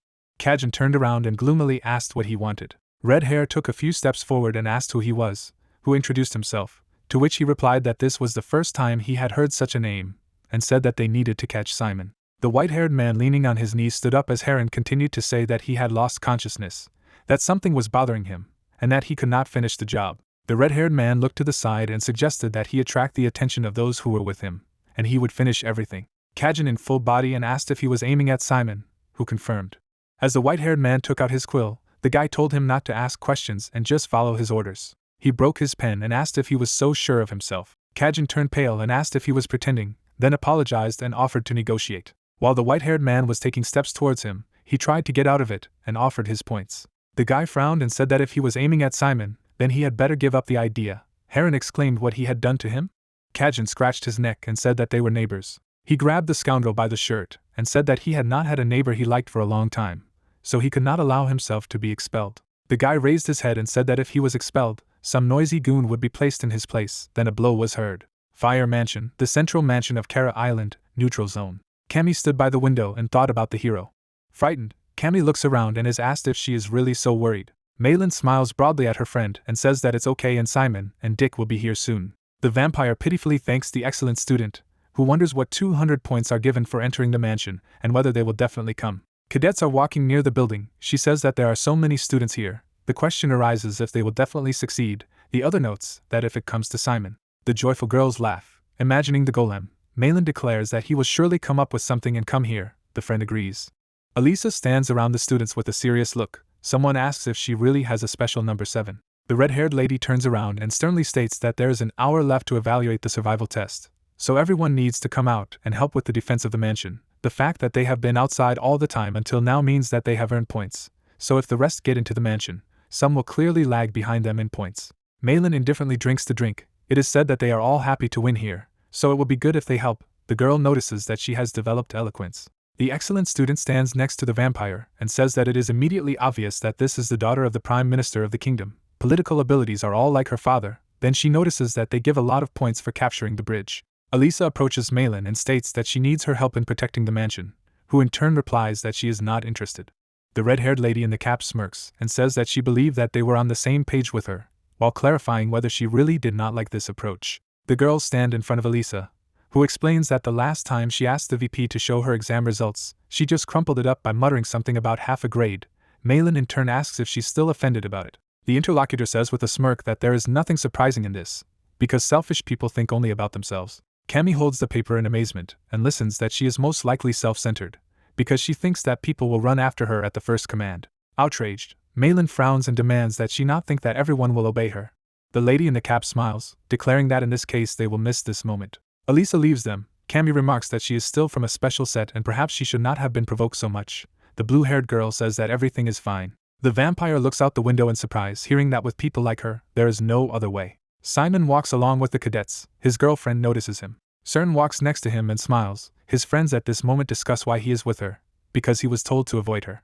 Malin angrily claims that she appears to be manipulating MC. The protagonist is smiling as he watches the two cadets, Cammy suggesting that they are acting like friends. Discouraged, Malin asks again, not understanding what other friends they are. Elisa stands on the roof of the building and tells Special Number 1 that they have a proposal for him. They don't even think of attacking them. Simon stands next to the brunette in amazement, telling him that they will let the three of them pass, and in return they will help stop those three. Behind them, students can be seen in the forest. The excited guys hide behind the trees. At this moment it is said that entering the mansion gives 200 points, and they are afraid of other competitors. CERN waves her hand, stating that it's just ridiculous. The stone flies centimeters away from the surprised Elisa. The blonde with a grin asks who she dared to order.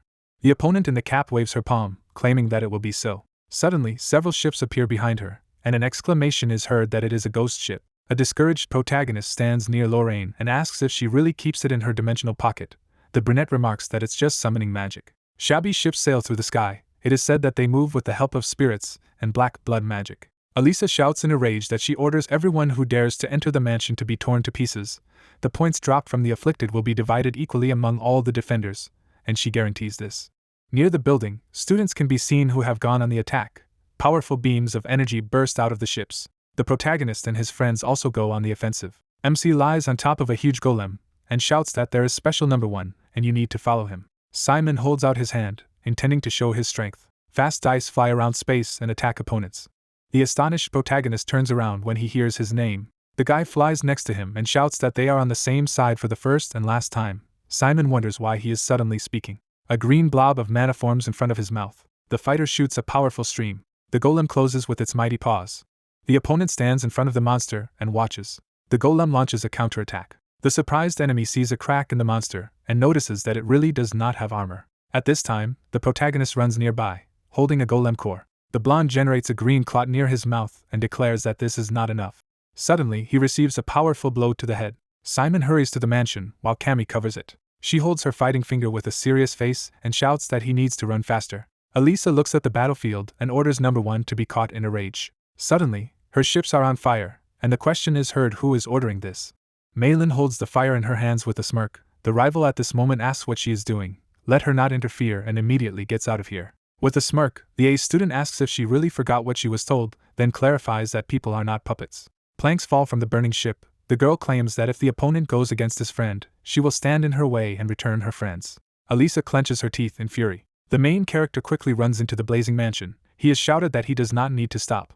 He opens the door and walks in. The system says that Simon from Group A has entered the mansion, and this is confirmed. The tired protagonist stops and sighs. He falls to the floor. Lorraine stands next to him and says that he was somehow delayed. He replies that there was a little difficulty. Another lady approaches them and declares that apparently she is the last one here. CERN smiles at the guys who are leaving and says that thanks to them, at least she got there safely.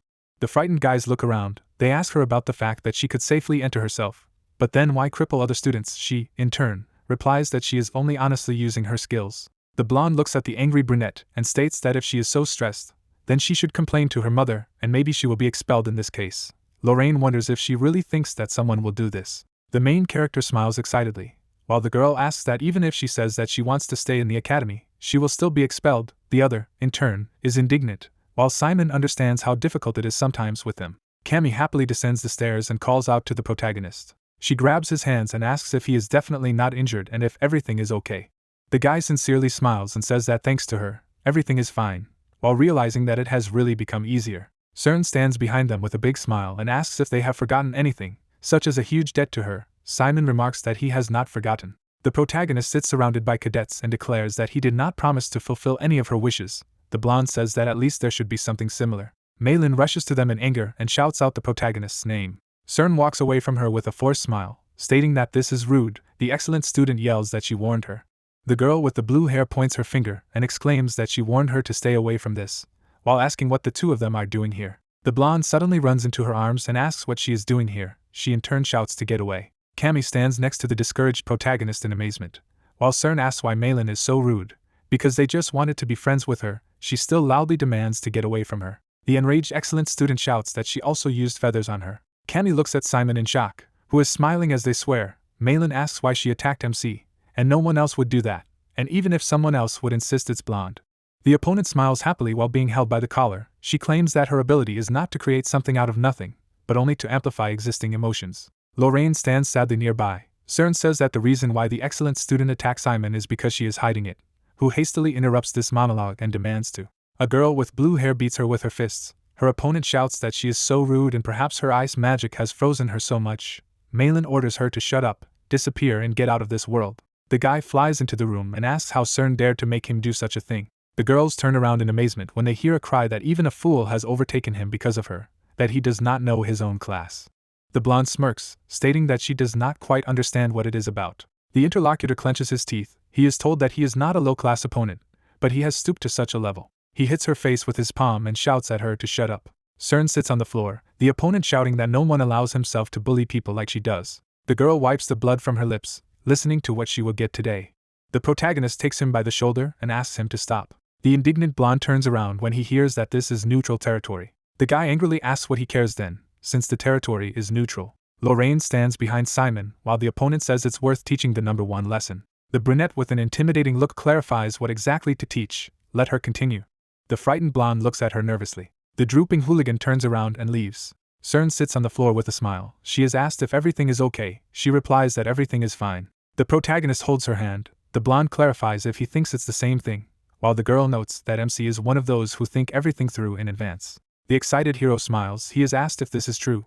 Cern waves his hand and says that if he wants something in return, he should give it to the special number 10. The blonde waves to Malin and shouts at her that they will see each other. Lorraine happily tells the children that she will also go, and they will see each other at school, and she is thanked for her help. Simon stands in the middle of the girls and asks if everyone is there and where Dick is. Cammy states that he has not yet arrived. Suddenly, Elisa enters the room, saying that everyone has been waiting for her, but there are no more than 10 people left.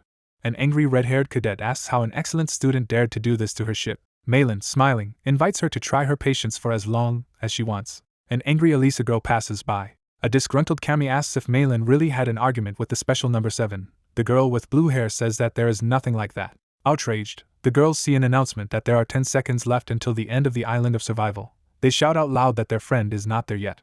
The guy holds on to the green bushes with his hands. There are 4 seconds left. The frightened friends are holding on to each other. The countdown is already 2 seconds. The guy goes inside the mansion. Dick throws up his hands and rejoices. The system says that he has arrived at the mansion. A disgruntled Malin asks him where he disappeared. The system states that the island of survival is complete, and all students must stop the fight and return to safety. The mandatory teleportation will be done primarily for students outside the mansion, so you can't go beyond the teleporter circle to the end. Dick responds that there is no need to rush when projectiles are flying from all directions. The joyful blonde snaps his fingers and claims that he was hiding in the bushes and waiting for the right moment. The protagonist smiles and raises his hands, stating that it is finally possible to go home. The friend corrects him by saying that they are going to the dorm instead of home. Another fighter comes up to the guys and calls Simon. Frowning, Hector wonders if MC really killed that monster from the island. The main character says with a satisfied look that he can think what he wants. The opponent rides his face with anger. The big man walks past them. Cern stands in front of the window. She is asked about Simon's persuasion. She replies that there is no result, because it has not led to threats or intimidation. The blonde is reflected in the window, behind which it is late at night. The girl is told that the main character is a special number 1 for a reason, so from next week she needs to start preparing a plan B. She, in turn, says that judging by the hurry, the uncle is still impatient to take the post. A voice inside the magic circle objects, assuring that this is all for the future of the tower. The lady notes that she is only joking. She advises with a smile as an expert in the field and as the one behind the elephant tower. Chic chandeliers in the form of flowers are visible. Cern declares that she will take full responsibility, so there is no need to proceed with Plan B. The voice says that the future of their tower is at stake, so let him think twice. She touches the glass orb with her finger, hearing that if they don't become their allies then only enemies, they must bring them closer to us before they become too strong. She sits down on the couch, declaring that there is certainly nothing difficult about it. Cern closes her eyes and tells Simon that they'll see what happens next. A large castle can be seen under the orange evening sky. The events take place a few days after the assessment of the survival island. MC and his friends return to their usual life as if those days on the island were just a dream. The guys are sitting at the table with textbooks. It is said that the assessment of the battle with the Cyclops, duels, islands, the more difficult the exams became, the more furious the other students were. Bones fall to the floor with a crack. Simon is sure that he also wants to become stronger, however. Aaron stands in front of his student and talks about failure. Everything is not going at all as the protagonist expected. The amazed protagonist raises his head, hearing that there is no need to worry so much, because he is great. The teacher with an important look declares that you need to try again. The bones on the ground begin to glow brightly again. With a determined look, the protagonist tries to collect the bone armor on his arm. He looks at this armor in amazement, hearing that bone armor is a body defense technique that is created from the bones of the skeleton, most often used in defense. However, depending on the situation, the possibilities of its use are countless. Aaron holds a glass in his hands and explains that this technique will be useful to him in battle. A skeleton with a shield stands next to them. Simon assumes that the force of the blow will be different. The teacher agrees and offers him to try. The smiling protagonist holds his bony hand and looks at the skeleton. The guy delivers a powerful blow to his shield. The henchman trembles in shock, while MC is surprised and says that although it is not quite black blood magic, he has become much stronger. Aaron introduces the armor with a serious face and says that it is because the natural strength of the skeleton and black magic are replaced by physical strength, a kind of exoskeleton. Then he asks to know what the peculiarity of such armor is.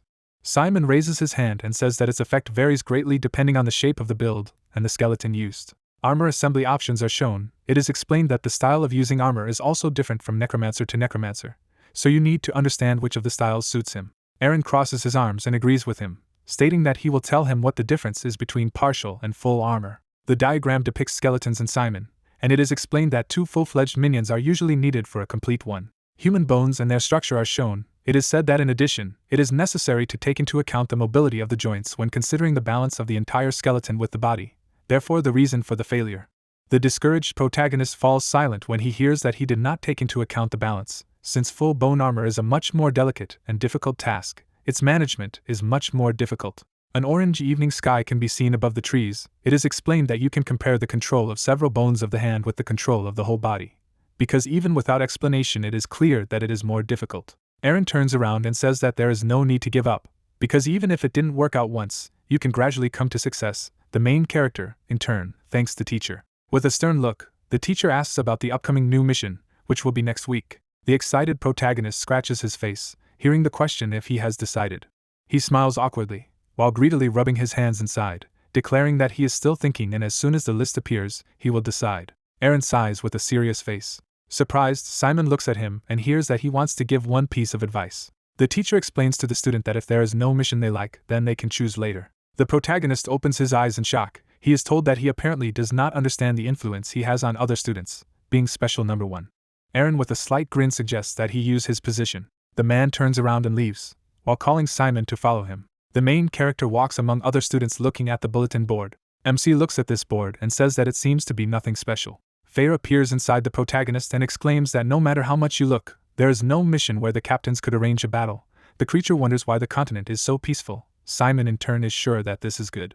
There is a leaf hanging on the board. Fair says that the only thing that raises questions is that black sheet. The main character at this moment reads that a torn body was found on the side of the Holy Federation. The assistant exclaims that it is too risky. The students look at dozens of papers. MC understands that the professor will not allow everything else, so this time he will focus on the task where he can earn money. He lies face down on the bench, realizing that there is not a single job for good money. Fair at this time wonders if he is too selective, because for 500 gold they would rather call a professional than find some student. The tired protagonist closed his eyes, realizing that he would have to wait. As Professor Aaron advised, the assistant fully agrees with him. Frightened, Simon and Malin are sitting at their desks. The teacher apologizes and asks for help, and he is advised to rest, while announcing a break. The girl takes Lang by the arms. The guys discuss his condition, which seems to have become worse. An excellent student with a sad face states that this is strange, but she prefers the way the professor's assistant teaches. Assistants are visible at the entrance. The girl says that in the academy, everything is determined by skills and abilities, so if you think about it, the professor does not have the strength to compete. Malin, with a serious face, wonders if it's right that the professor relaxes there while the students are forced to compete harder and harder. Dick sits next to Cammy and replies that if there is no single teacher, then all his assistants will be out of work, so it's simple. The protagonist sits between arguing friends. The blonde man claims that he needs to change the regimen, not the teacher, who in turn demands silence, while clarifying whether he knows where he taught Lang. Dick puts his hand on himself and claims that his assistant is good at toxicology, and he really likes her lessons. A girl with blue hair, twisting her face, covers her ears. It is said that if the teacher leaves, then the assistant will follow him. The vampire wonders what will happen if she becomes a professor, because he will be able to take care of his health, and they will have cool lessons in toxicology. She is told that this is unlikely in reality, because in the academy assistants are more like assistants to professors than real teachers, while Malin demands to be more polite. The blonde angrily exclaims that the essence is the same, because you can reach the position of professor, however. The guys are furiously discussing how Neptus can help in this matter, the assistant behind them wondering how long they will continue to discuss. The frightened guys fall silent at the same moment. A lady with glasses stares at them. The cadets sit silently next to each other. The assistant says that they had a break, so they must have talked enough. The lady adjusts her glasses, stating that they can also be heard from the corridor, so you need to be careful. She returns to the blackboard. All the students are silent. Suddenly, the girl turned on them. Simon looks at her in amazement. Closing her eyes, she takes the book and offers to continue the lesson. Francesca writes in chalk on the blackboard, saying that there is a well-known saying about poisons, which says that everything around is poison, because there is no such thing as a poisonous one, only the dose of toxins determines how poisonous a substance is. The assistant turns to the class and declares that any substance can be poisonous if it causes even a little harm to a person, so this raises a reasonable question. You can see plants in a jar. The question is raised, if everything is poison, then spices are poisonous, but people do not die from them, so what is the reason? The student reaches out and addresses the teacher, exclaiming that the reason is that the dose of poison is not fatal. Francesca agrees with her answer with a serious look, explaining that any poison must have a certain dose of toxins to be fatal, so if their number is non-lethal, the substance can be used as a medicine. The green-haired student looks at the assistant in amazement, who asks why the medicine does not become poison then. She replies that most likely the percentage of toxins is too low. The teacher draws with chalk on the blackboard, explaining that a lethal dose may be enough to die. For example, if you eat 4 tons of tomatoes, you can die from the toxins in these fruits. The lady in glasses laughs, saying that eating 4 tons of anything can die one way or another, so the basis of the fight against poisons is to determine the lethal dose and the purpose for which this poison is used. Since the size of monsters is different, the calculation of the dose is important. Malin listens with a smile to the teacher, who says that today they will learn the 3 laws of calculating toxicity. The excellent student notices that she likes Francesca very much. The classes are more useful. She grasps everything on the fly. Thoughtful, the main character turns around. After his girlfriend asks if he is listening or not, he, in turn, clarifies what she said. MC holds the book seriously. Malin remarks that he is very quiet throughout the lesson. If it is really because they were reprimanded, he replies that it is nothing. The guys are standing in the corridor. There are beautiful white walls around them. Startled, Simon turns around after being called. The brunette waves her hand and smiles. The protagonist exclaims about the mistress assistant. MC sees her, greets her and asks if everything is okay. She clarifies if he has chosen a mission for the weekend. The joyful lady smiles broadly after the main character said that he did not choose. She declares that this is just great, because Professor Jane calls him to her. The girl holds a yellow paper on the table and declares that he has been assigned a mission. Simon stands in front of the teacher in surprise and clarifies about this. She replies that the client wants him to do it personally. Frowning, the main character wants to get acquainted with her personally. The teacher allows it. He pulls a few papers out of the envelope. One of them contains a D-level elemental protection task with a reward of 1,000 gold, located in the vicinity of the Blue Harbor, where you need to carefully guard the client during the Undead exhibition. Discouraged, the guy looks at the envelope glowing with gold and thinks about this payment. Jane, sitting across from him, states that it's only because it's a proposed mission, he shouldn't do it, because if he finds another one, the protagonist abruptly interrupts her and shouts that he didn't find it. A joyful MC holds the envelope and assures that of course he agrees, while realizing that he is now fabulously rich. The professor sits on a chair and says that this is good, because she was already thinking of sending her guards there, and Simon nevertheless agreed. A student in a red tie is surprised to hear that it is very important for a modern necromancer to research and analyze current trends. With a serious face, Jane places her hand on the stack of papers and wishes him an easy mission, while asking him to fill out all these documents when he returns. The frightened protagonist nervously clarifies that it will be necessary to work with all these reports. She agrees. The assistant outside the door laughs. While Simon clarifies that these documents are professional, Jane replies that the students of the academy are not self-taught. The guy looks up in amazement. He is told that he is the only one from the academy who will go to this exhibition, so he needs to be careful, because he will be a representative. The professor looks at him attentively and claims that the main thing is not to do anything against his will.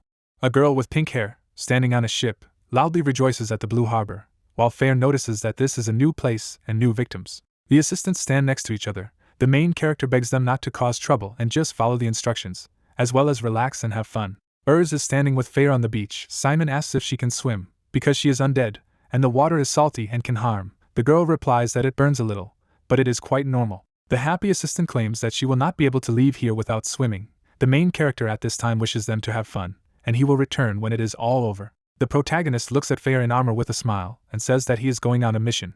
The guy walks along a busy street, realizing that the farther he looks around, the more beautiful it becomes. He approaches the metal collar, noticing that he has already arrived at his destination. The surprised guy suddenly turns around after the main character asks if there is anyone here. Simon is shocked to hold a paper in his hands. At this time it is said that they came from the academy. A little boy with blonde hair opens the gate and enthusiastically greets the protagonist, stating that he has a beautiful uniform. The smiling protagonist leans over to him and greets him back. Clarifying if he lives here, he replies that yes and his name is Shun. The happy little boy hears that MC has come to the Count, who interrupts and exclaims that he is actually the Count. Simon falls silent with a forced smile, not understanding anything. A luxurious building is visible. The main character apologizes for his disrespect. He happily declares that there is nothing in it, and in private they can address you. Shun in a white jacket sings a song. The protagonist wonders how such a young child can be the Count of Blue Harbor and be willing to pay 1,000 gold for a D-rank mission. A happy boy leads Simon and exclaims that there is a showroom there. MC assumes that his parents died early. The blonde suddenly begins to run forward quickly. The main character asks him to wait. Suddenly, Shun trips over a step. Simon grabs the frightened boy at the same second. The joyful Count declares that he is so fast, so let him continue like this, while MC realizes that it will not be easy at all. A happy child runs around the yard and declares that the exhibition was originally planned for the day after tomorrow, but for the sake of his own safety, he shows it earlier. He opens a huge gate, claiming that there is no chance of a mistake. The main character agrees and thanks him. Simon opens his mouth in shock. In a huge hall, various exhibits are visible. The protagonist realizes that this is the exhibition of the undead of the next generation of the Blue Harbor. He turns around and looks around, stating that he doesn't even know what to look at first. In front of him is a giant dinosaur skeleton. Simon clarifies if this is the most important exhibit. White bones sparkle from bright lighting. Shun says that the balance problem was never solved. The upper part of the body was secured only with ropes. The protagonist imagines a dinosaur and understands that there is such a thing to revive. Then everyone will go crazy. Shun jumps on it and happily exclaims that they are on their way. Suddenly, the dinosaur's head began to move, and the eyes suddenly lit up. Gritting his teeth, the protagonist realizes that the skeleton is under summoning magic. The astonished little Count examines the revived creature. Suddenly, the huge mouth of the dinosaur opens. The main character's legs began to blaze with purple flames. He jumps towards Shun, who is riding a skeleton. Suddenly, green tentacles grab the little Count and carry him aside. The protagonist lands to the side. Simon is lying on a skeleton. The question arises, how could such a sloppy person be called to the position of guard? Finch uses a modified hand to restrain his nephew, who exclaims joyfully about his uncle. He puts the child on the floor, saying that he needs to be careful, because there are a lot of dangerous undead moving here. Shun exclaims that everything is fine. The protagonist grins awkwardly. The Count says that this is the strongest guard of the academy, a freshman taken on special terms. Simon greets his uncle.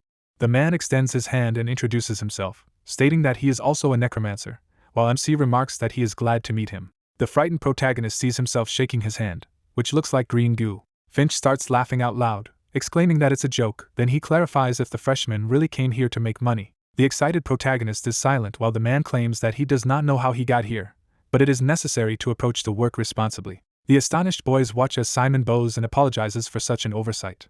Finch watches with a serious face as the Count exclaims that it is his own fault. Shun covers the protagonist with himself and demands that his uncle not scold his guards, who replies that he did not do this, because it was just advice. A man with long hair stands in front of them and asks if he is really the special number one of the academy. Who agrees. Finch remarks that in this case, expectations are high. The smiling necromancer gives him another piece of advice. As from a former student of this academy, he assures him that not everything that is taught there is true, because lately there are only shortcomings. The Count's uncle with a serious face declares that earlier this was all a tradition, but the education system is too outdated. The main character at this moment wants to ask a question. Simon clarifies with a big smile if he is indeed a Kizen graduate. The agitated interlocutor coughs and explains that he is from the State School of Necromancers. The surprised Count opens his mouth, hearing a conversation about the fact that time will pass, and the main character will see other schools.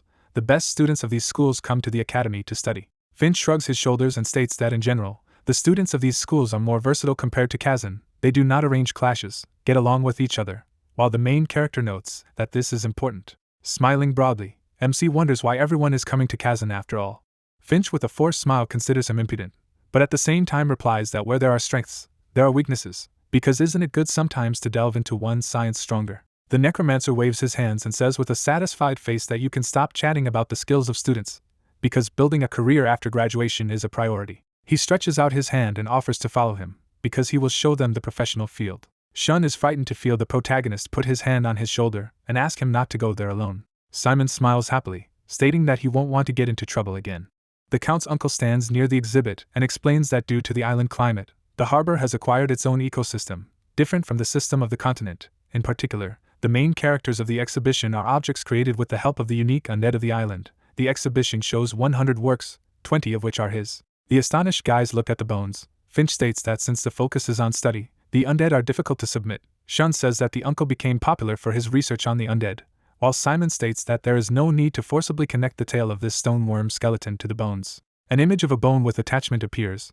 The main character with a smart look assures that this can only increase the load on the joint, because it will be better to cover it with protein or chitin. Finch points his finger at him in a rage and exclaims that the freshman was caught, because everything has its own reason. The sign says about the skeleton of a stoneworm of the second version. The question is that it needs to guard the room.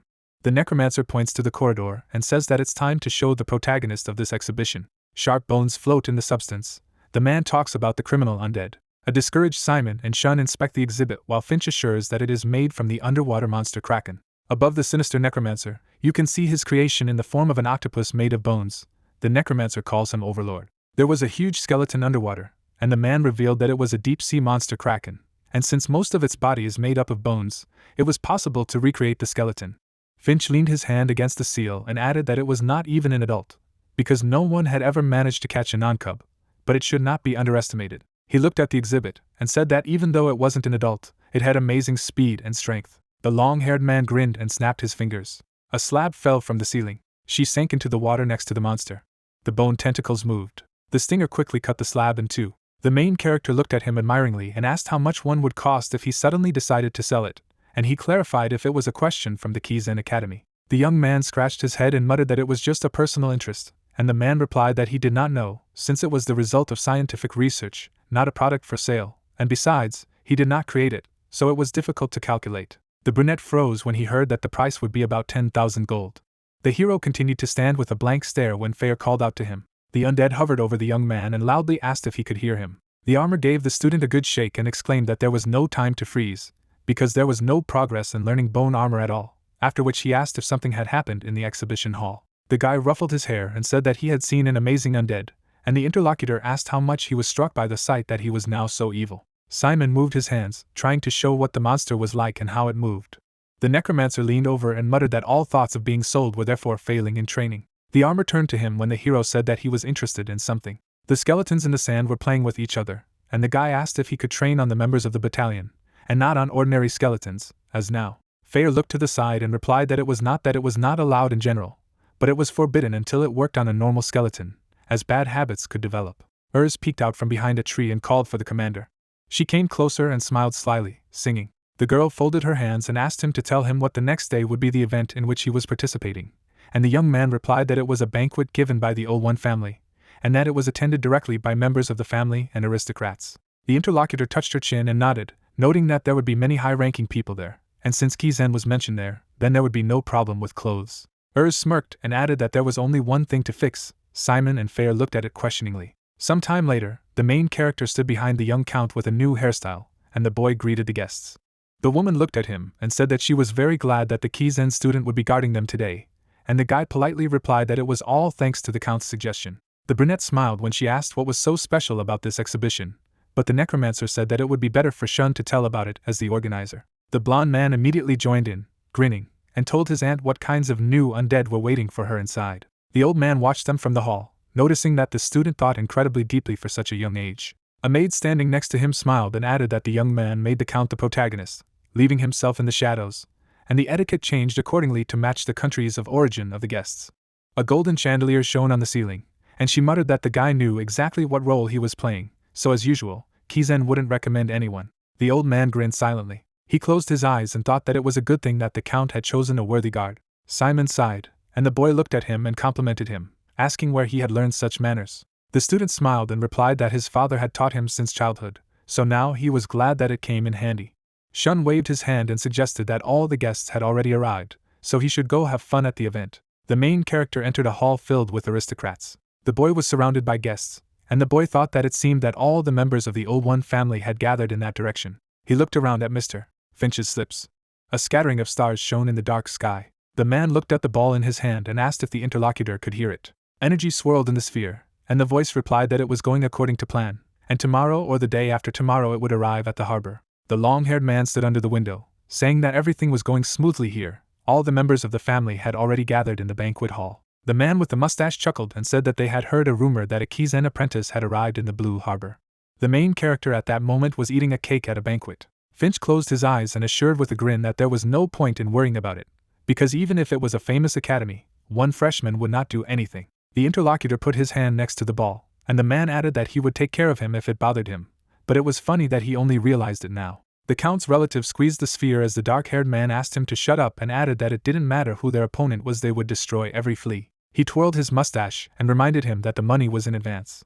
Finch grinned ominously and calmed him down, stating that everything on this island belongs to them. The sky was dark, and the young man thought that although the professor had said that there was no reason to worry, he was worried that they hadn't really moved anywhere in all this time. The boy tugged at the student's jacket and called. Shun knitted his eyebrows and asked if he cared about anything. The Count crossed his arms and noted that he was gloomy all the time, and the brunette replied that he just had a backlog in his studies.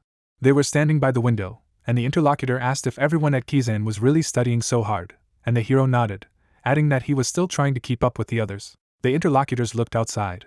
Rain poured down from the sky. Drops fell on the pink-haired top of her head, and the girl muttered that it was just cold. Urs stood on the shore, surprised that at first there was fog, and now it was raining. The sailor on the tower turned to her and shouted to her to go back inside, because it was dangerous now, and swimming in such weather was generally prohibited. The girl walked back, noticing that the men were looking at something in the distance. Dark moving silhouettes could be seen through the rain. Urs narrowed her eyes to get a better look. They were pirate ships, and the sailors raised the alarm here.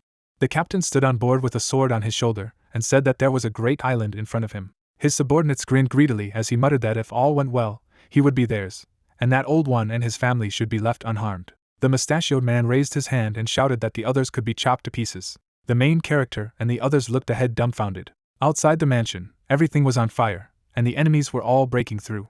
The boy grabbed Simon's jacket in fright. The commander took the communication ball and tried to contact the guards, but no one answered him. The sphere on the other end was covered in the owner's blood. The man looked at the artifact in confusion, trying to understand what was going on there, if the signal was not going through, but the young man said that it seemed that the reason for the lack of response was different. The brunette frowned, and the Count asked what he was talking about. The sailors on the other end were killed and soaked in the rain, and the hero declared that it was all over. The butler approached the commander and informed him that they could not contact Mr. Finch, so either he was already fighting the pirates, or there was some kind of problem. The protagonist knitted his eyebrows, and the commander realized from his words that something had happened to the base, so they had to build a line of defense from the remaining soldiers, then find a ship so that the Count and guests could escape. Simon clenched his fists, and noted that it was only more dangerous to leave the island by ship, because the enemies were pirates, who were much stronger at sea, and they had already blocked the channel. The commander closed his eyes and agreed. The boy looked frightened at the adults, who discussed that communication with all guard posts and barracks had been lost, and the Marines were also unavailable. The young man touched his chin thoughtfully. One sailor ran up to the commander and exclaimed that all the military power of the Blue Harbor had fallen. Guests crowded the street, asking if pirates could move so quickly and accurately. The student crossed his arms and noted that the guard posts, the naval power, the strongest necromancer on the island, everything was paralyzed at once. He turned around and concluded that it was a carefully crafted plan. The boy turned pale and flinched when he heard that perhaps one of the guests, or the infantryman, turned out to be a traitor. Shun snuggled up to the hero as people discussed that, unfortunately, in their time, the likelihood of betrayals is very high, and the disposition of the naval forces is constantly changing, and the fact that the strike was so accurate suggests that someone clearly gave the attackers information. The guests began to clutch their heads in despair and shout that this was the end, and the commander tried to call them to calm. The man waved his hand and shouted to his subordinates that they were ready for 3 minutes. The young Count turned silently to face the student. The main character turned around when he was addressed. The commander knitted his eyebrows and asked for help, adding that in their situation, every person counts. The young man put his hand on the boy's shoulder and replied that he would very much like to help, but that he had come here to protect the Count. The young man looked at the captain, but then the child called to him. The blond man lowered his head and muttered that everything was fine. The brunette sat down on his knee as he asked for him on behalf of the head of the Blue Harbor and as a client. Shun shed tears, but ordered the student to forget about his safety and take care of the people of his island. Simon squeezed his shoulders and said that he had a bad feeling about this, and there might be people inside who had come for him, To which the boy replied that he knew, but that the safety of the townspeople was much more important now. The hero looked uncertainly at the child, who said that he could even pay extra. The blond man bowed and asked to save the people of Blue Harbor. The necromancer knitted his eyebrows, thinking. He looked at the boy resolutely and promised that his order would be carried out. The commander stood opposite the hero, saying that they would be divided into 3 parts, and the naval forces would gather the surviving soldiers and save the townspeople, and the butler would then take the count under his protection and take him and his guests to the mansion. The old man put his hand on his chest and assured that everything would be fine, as the manor had its own means of protection, and there were also several former knights among the guards, so they should be safe. The commander nodded and agreed. They both looked at the protagonist, who said that he would go to the harbor, because the most important thing now was to catch their captain, and after that it would be easier to deal with the rest of the pirates. The guy ran around the city, contacting Fair. He has a hanging badge on his jacket, but the dead man did not answer. The brunette frowned and wondered if he had been caught earlier. He turned when he heard the sounds of blows and taunts. One of the marines was kicked on the ground, and the pirates shouted that these idiots did not know the difference between war and a simple attack, and no matter how many prisoners there were, they still had to fight back. The pirates turned to the woman with the child and noted that the belief in good things had completely softened their brains, and now the weaklings were clinging too much to their world. The protagonist frowned and asked how bad things were when Fair finally contacted him.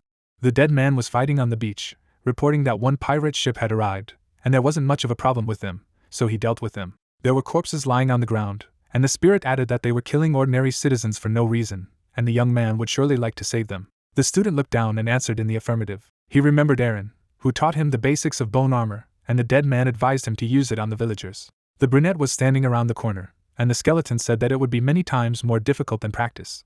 But if the guy was confident in himself, then everything would work out.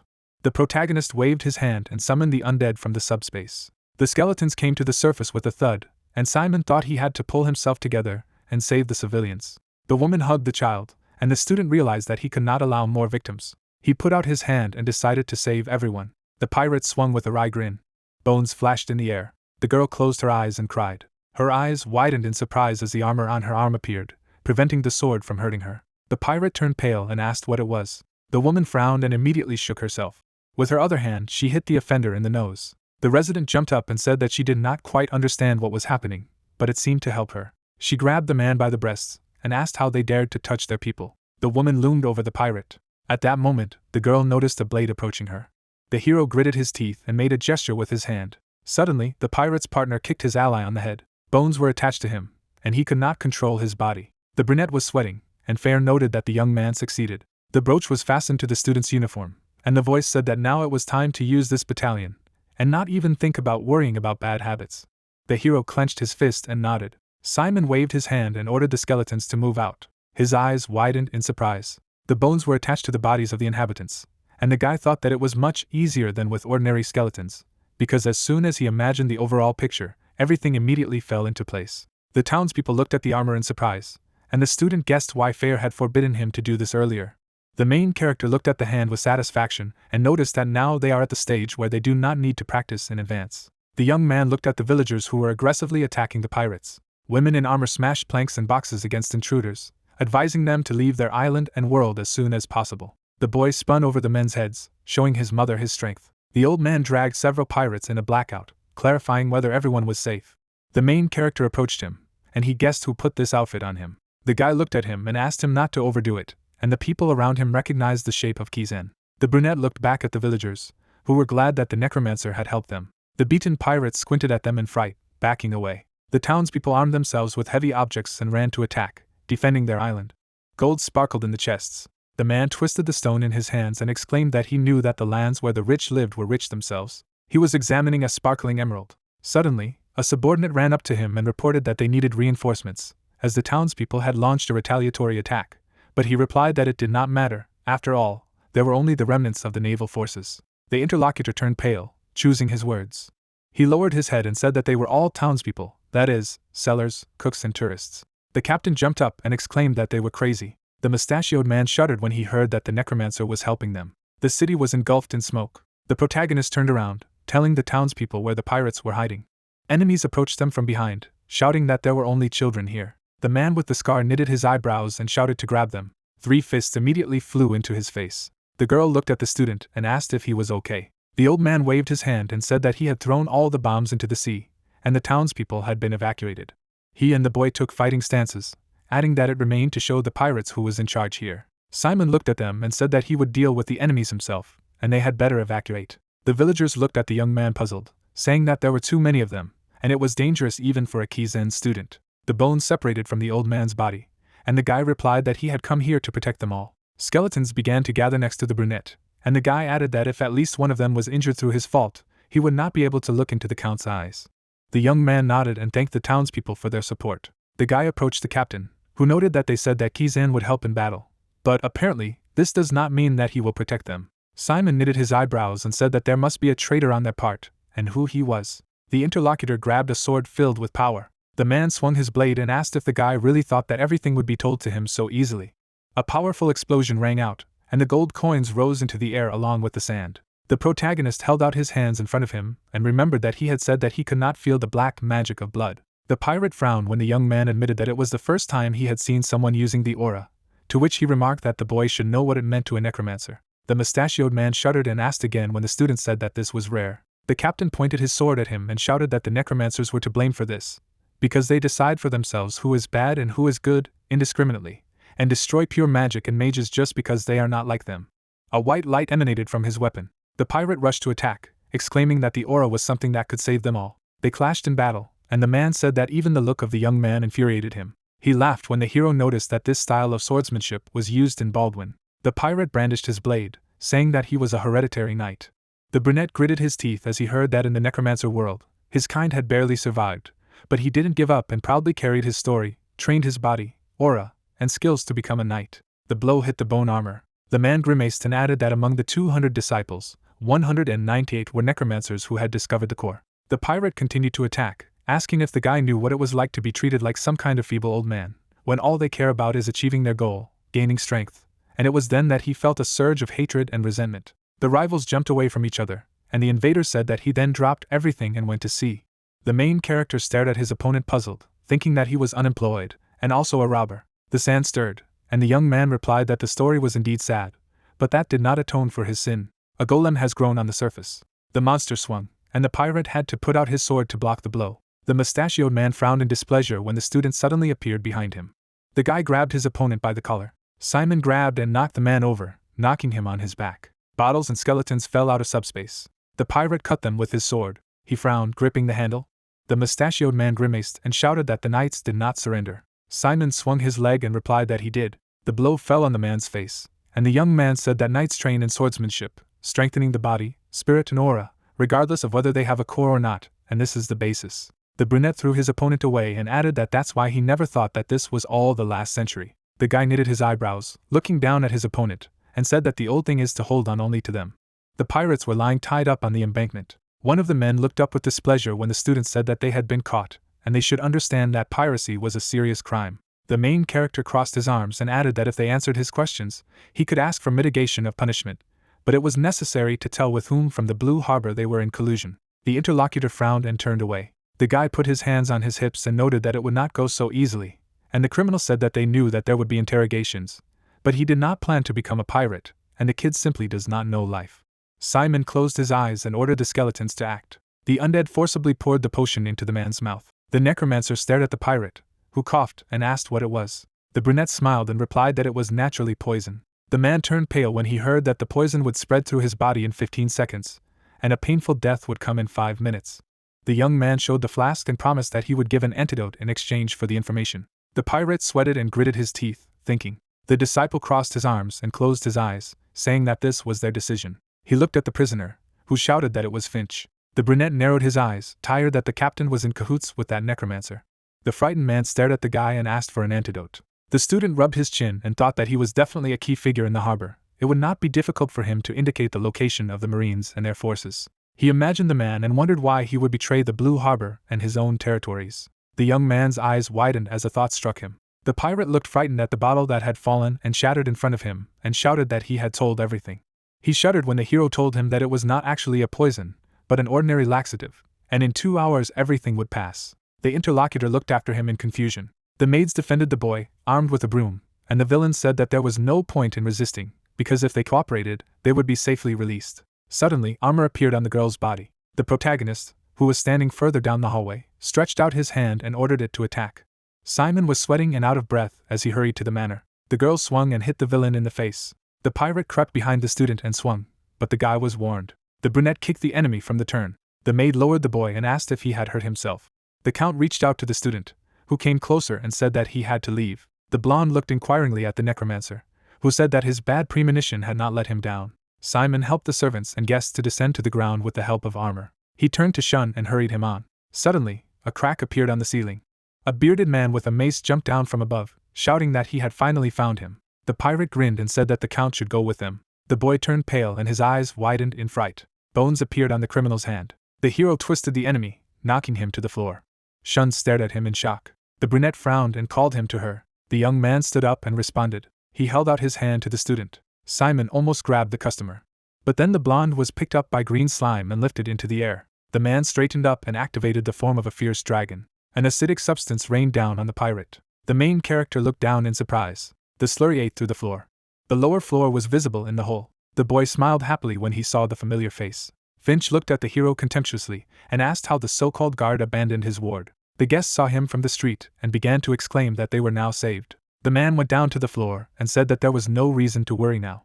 The blonde looked at the student in surprise when he asked to let the count go. The long-haired man knitted his eyebrows and replied that he did not trust Simon, because how could the guard leave his ward and disappear somewhere? The necromancer clenched his fist as the other man said that this would not guarantee his safety. The brunette frowned and asked him bluntly why he had betrayed the count. Shun looked at him questioningly and asked again.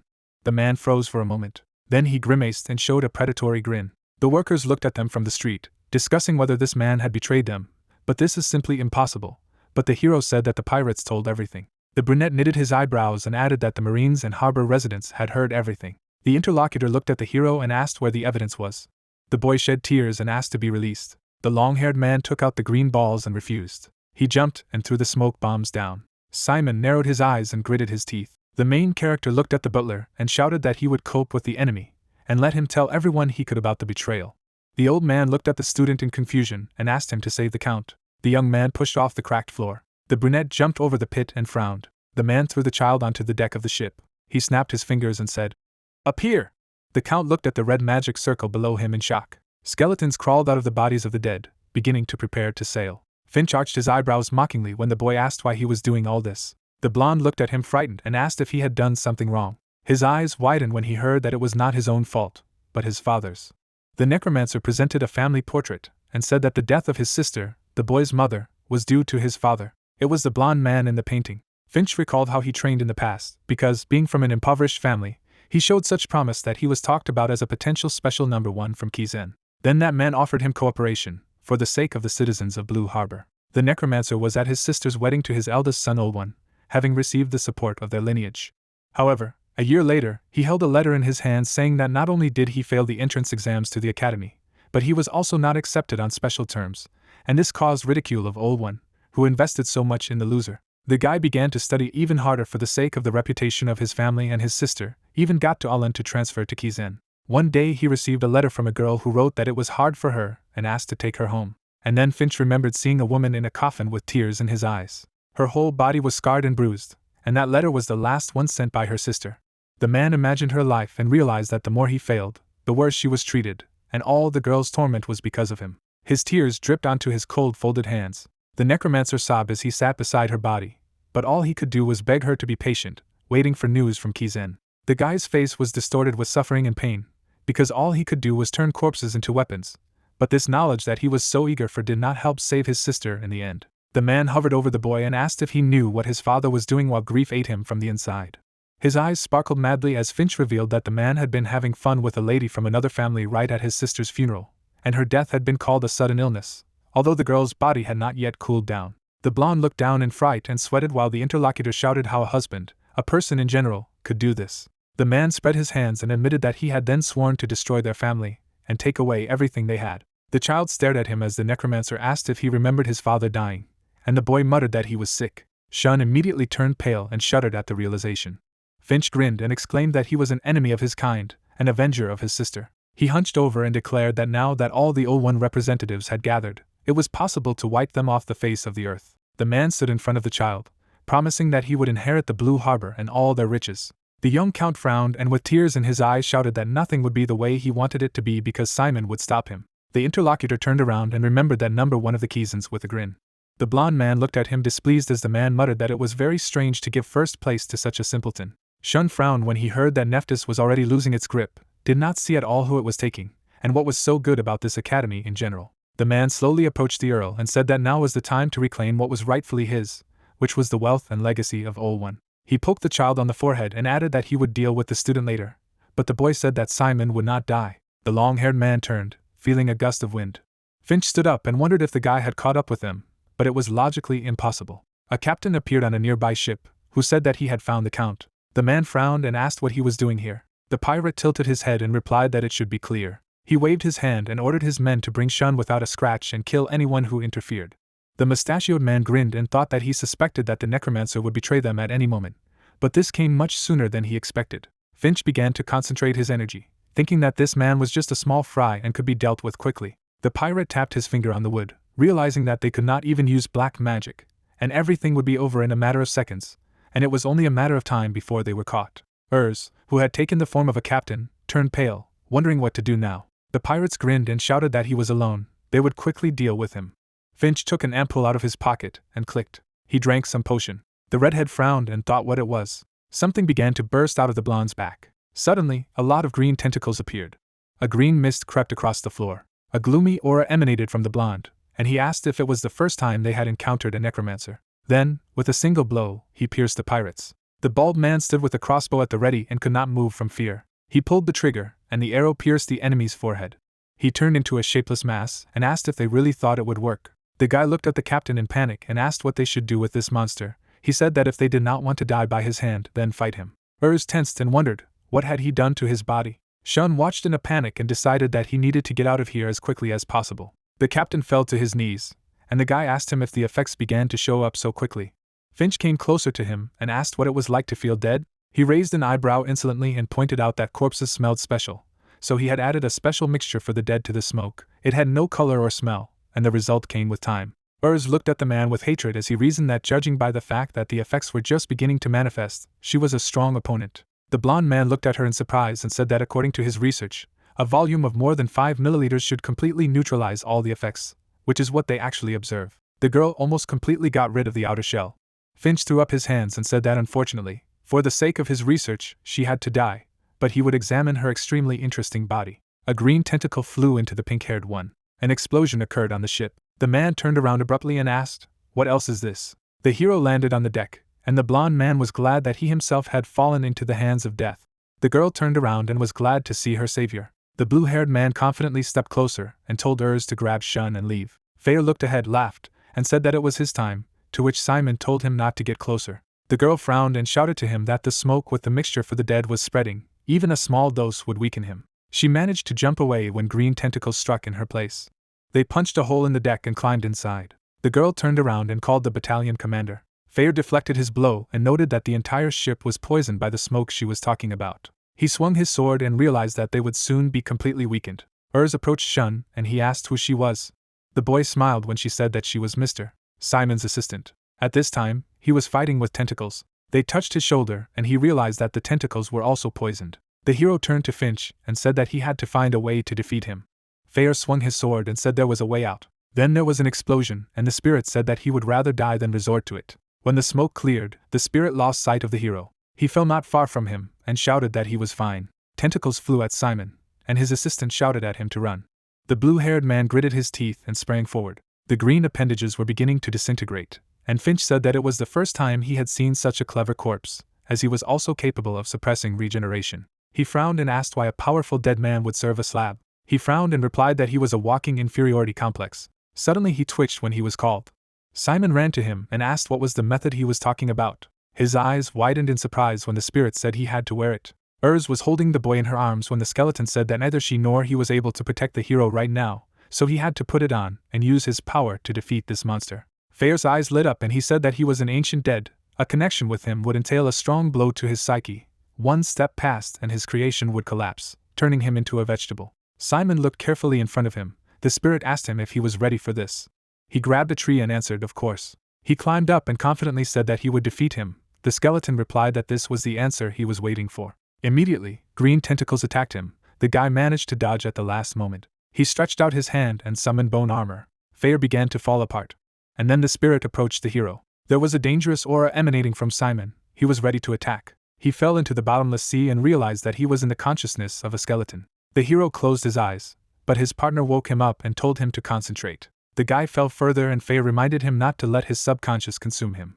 Simon opened one eye, his spirit instructing him how to keep his will in the consciousness of another entity. A person touched the inner waves of the spirit's consciousness, which told him to accept the challenge of the subconscious to become one. Suddenly, the bubbles in front of the boy burst and dissolved. The hero opened his eyes in reality. He jumped down. Faye said that he expected everything to be fine with Richard's son. Bone armor formed around his arm. Simon merged with the spirit, and it said that he was incomparable in every detail. The hero called the sword with his hand. Finch barely dodged the weapon flying by. The guy caught it and prepared for battle. He swung his sword, and at that moment, the man asked if he really thought that the skeleton would help him in any way. No matter how strong he was useless in this fog. Suddenly the blond man frowned in incomprehension. Its tentacles were cut off one by one. Simon appeared behind him. A powerful blow fell directly on the Necromancer. The guy looked at him as he screamed. Finch was shaking all over and shouting something about his hand. He looked at the wound in shock and screamed. How could he be capable of such a thing? The blond man grabbed the wound. The hero told him to surrender, because if he resisted further, his head would be the next to fly. The boy frowned as his opponent began to grasp what people had called him a genius since he was 17, and then admitted that he had never seen a power like him.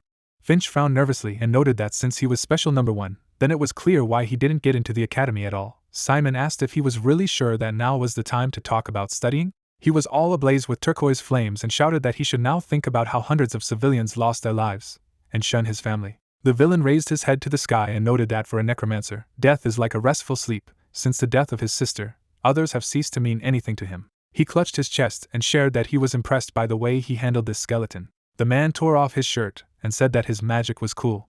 He smiled and offered to see who was stronger, his skeleton or his monster. Finch put his hand on the seal on his body. The hero frowned and asked what he was up to. The spirit at that time shouted at him to retreat. The blond man was all glowing and laughing. Suddenly there was an explosion and blood poured out like a fountain.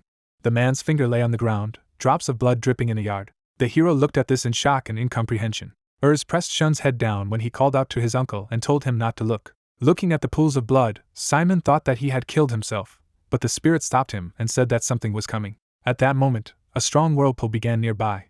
Huge green tentacles rose to the surface. The hero looked at them in shock and wondered how this was possible, since there is no information about whether an adult kraken has ever been caught. The monster smiled and shouted that he had bypassed Simon, bypassed the academy, and became part of the kraken. He was clearly uncomfortable, but he continued to shout that he was the strongest monster in the sea. The hero barely kept the blow from the tentacle.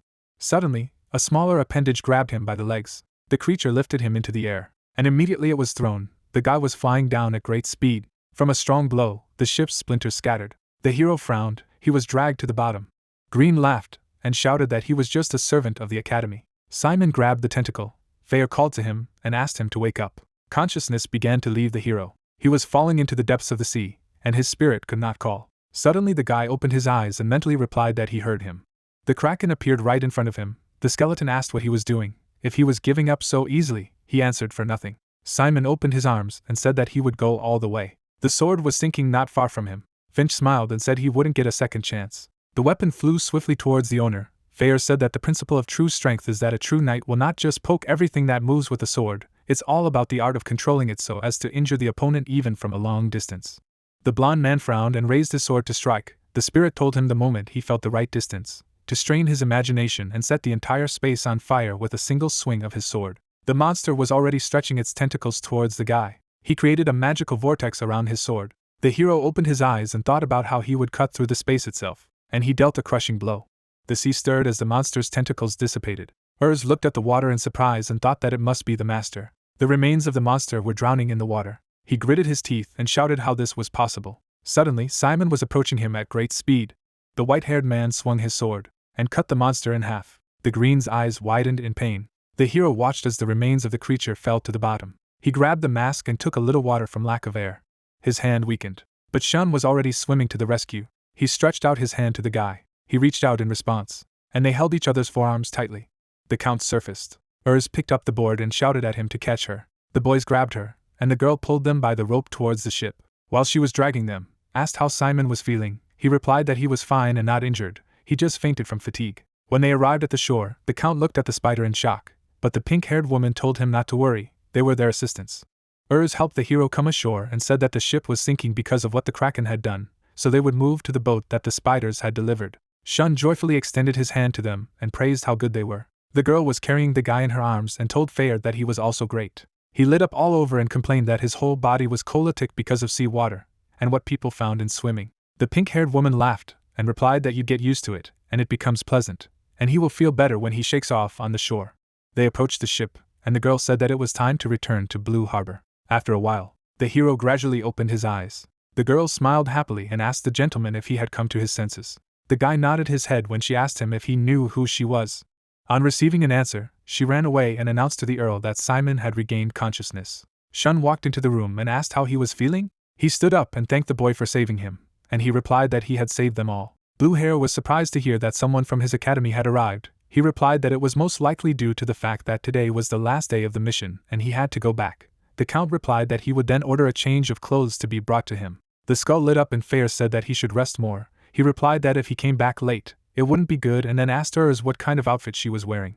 She whirled, lifting the hem, and replied that she could not call him commander, so he would be a master, and then there were suitable clothes. The girl smiled and asked if it suits her. Isn't it? He confirmed. She was completely embarrassed and began to shake her skull, asking if he heard what the guy said, at which point Shun said that the carriage was ready and they should hurry. As the heroes got into the carriage, the Count said that someone from the academy had shared that he was preparing a teleport to the rendezvous point, and then asked Simon if he remembered telling him that he had saved them all. The blue-haired man looked out the window in bewilderment.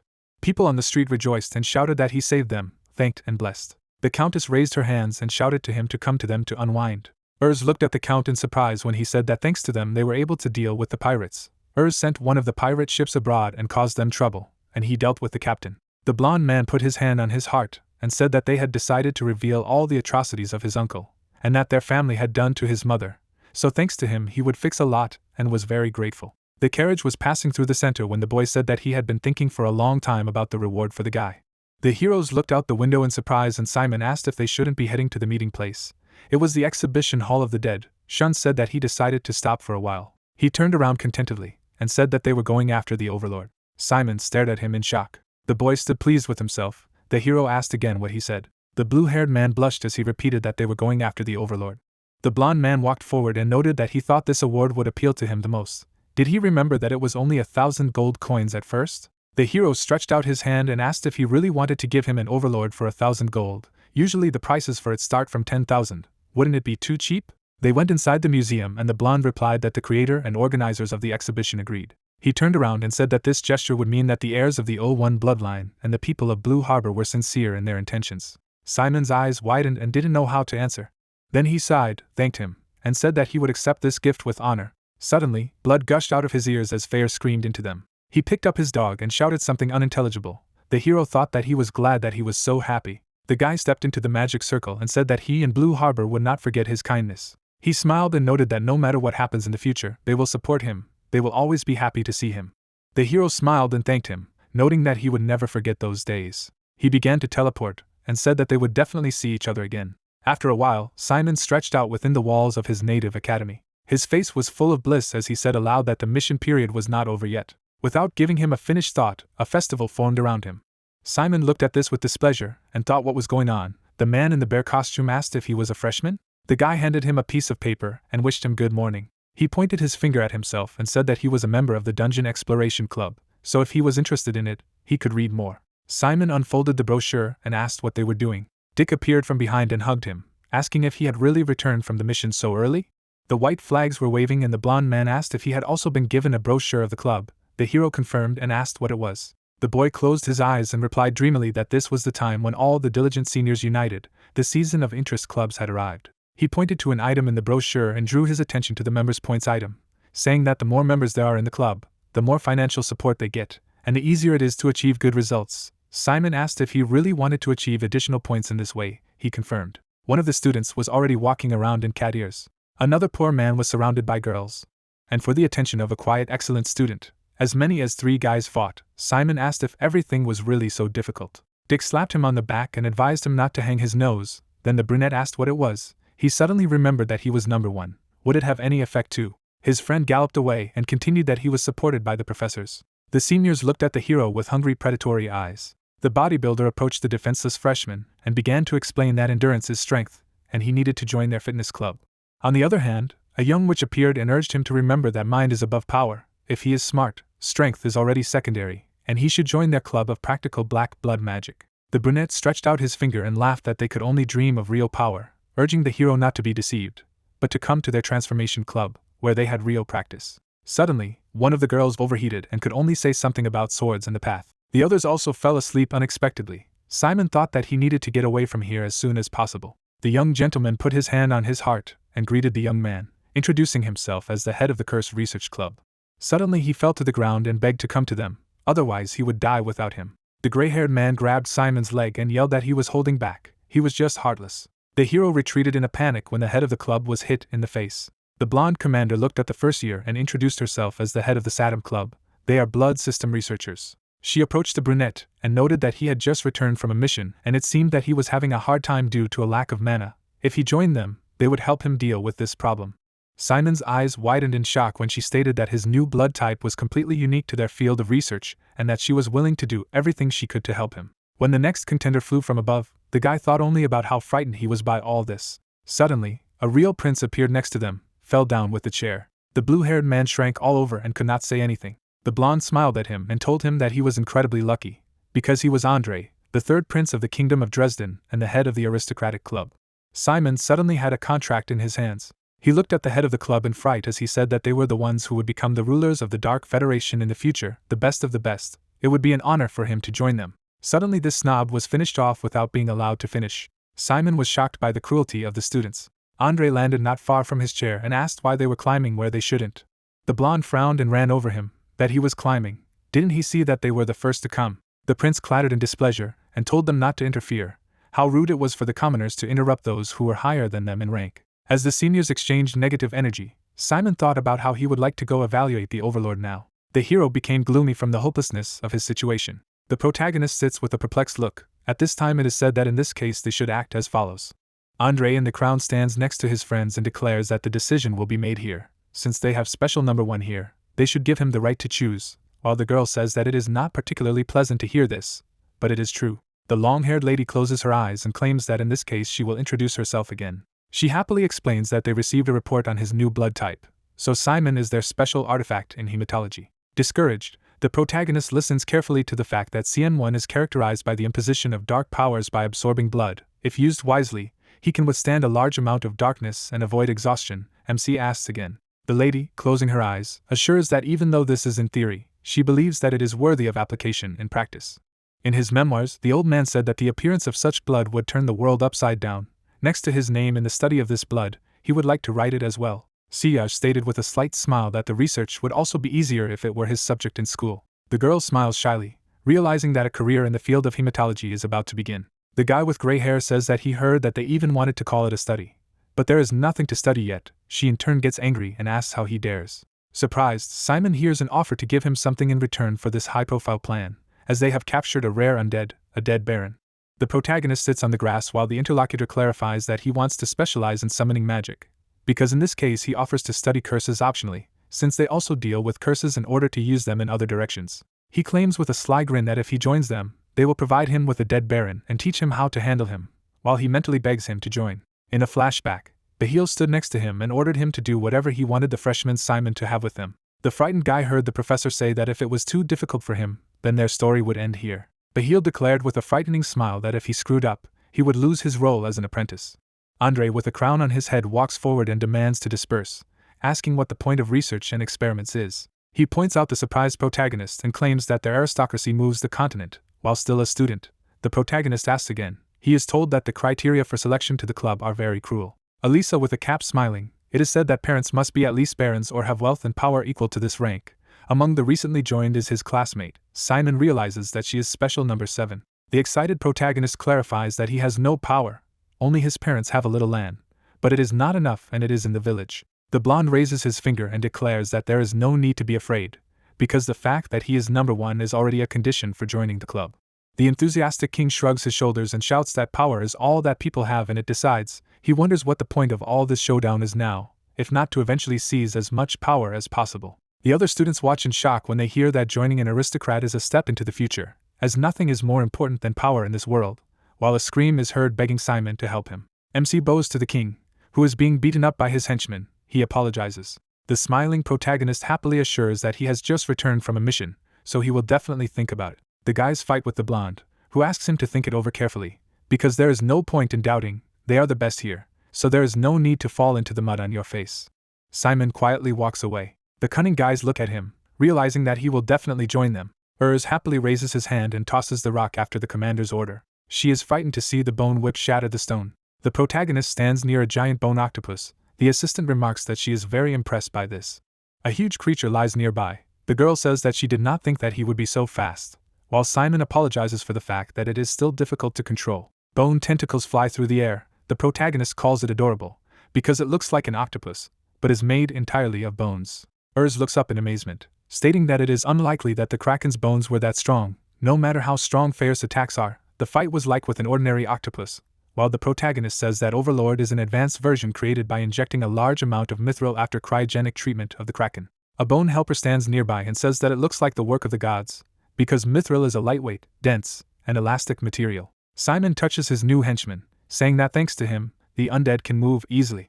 Skull with glowing eyes declares that thanks to him, their legion has gained tremendous power, while notices that Fair looks somehow sad. The astonished protagonist stands next to the octopus. The henchman says that this hides a fatal mistake. Fair twists his finger at his head and explains that the level of defense of the main body is almost zero, even if you try to restore it by other methods, all in vain. If the attack is in the head, it cannot be restored, since originally the Kraken is a creature that cannot be turned into a skeleton, but due to the forced transformation, the regenerative properties disappeared. An assistant from another world explains to everyone that using the Kraken to its full potential in battle can lead to many mistakes and rough edges. So if you want to take control of the unique undead, you need to be prepared for the consequences.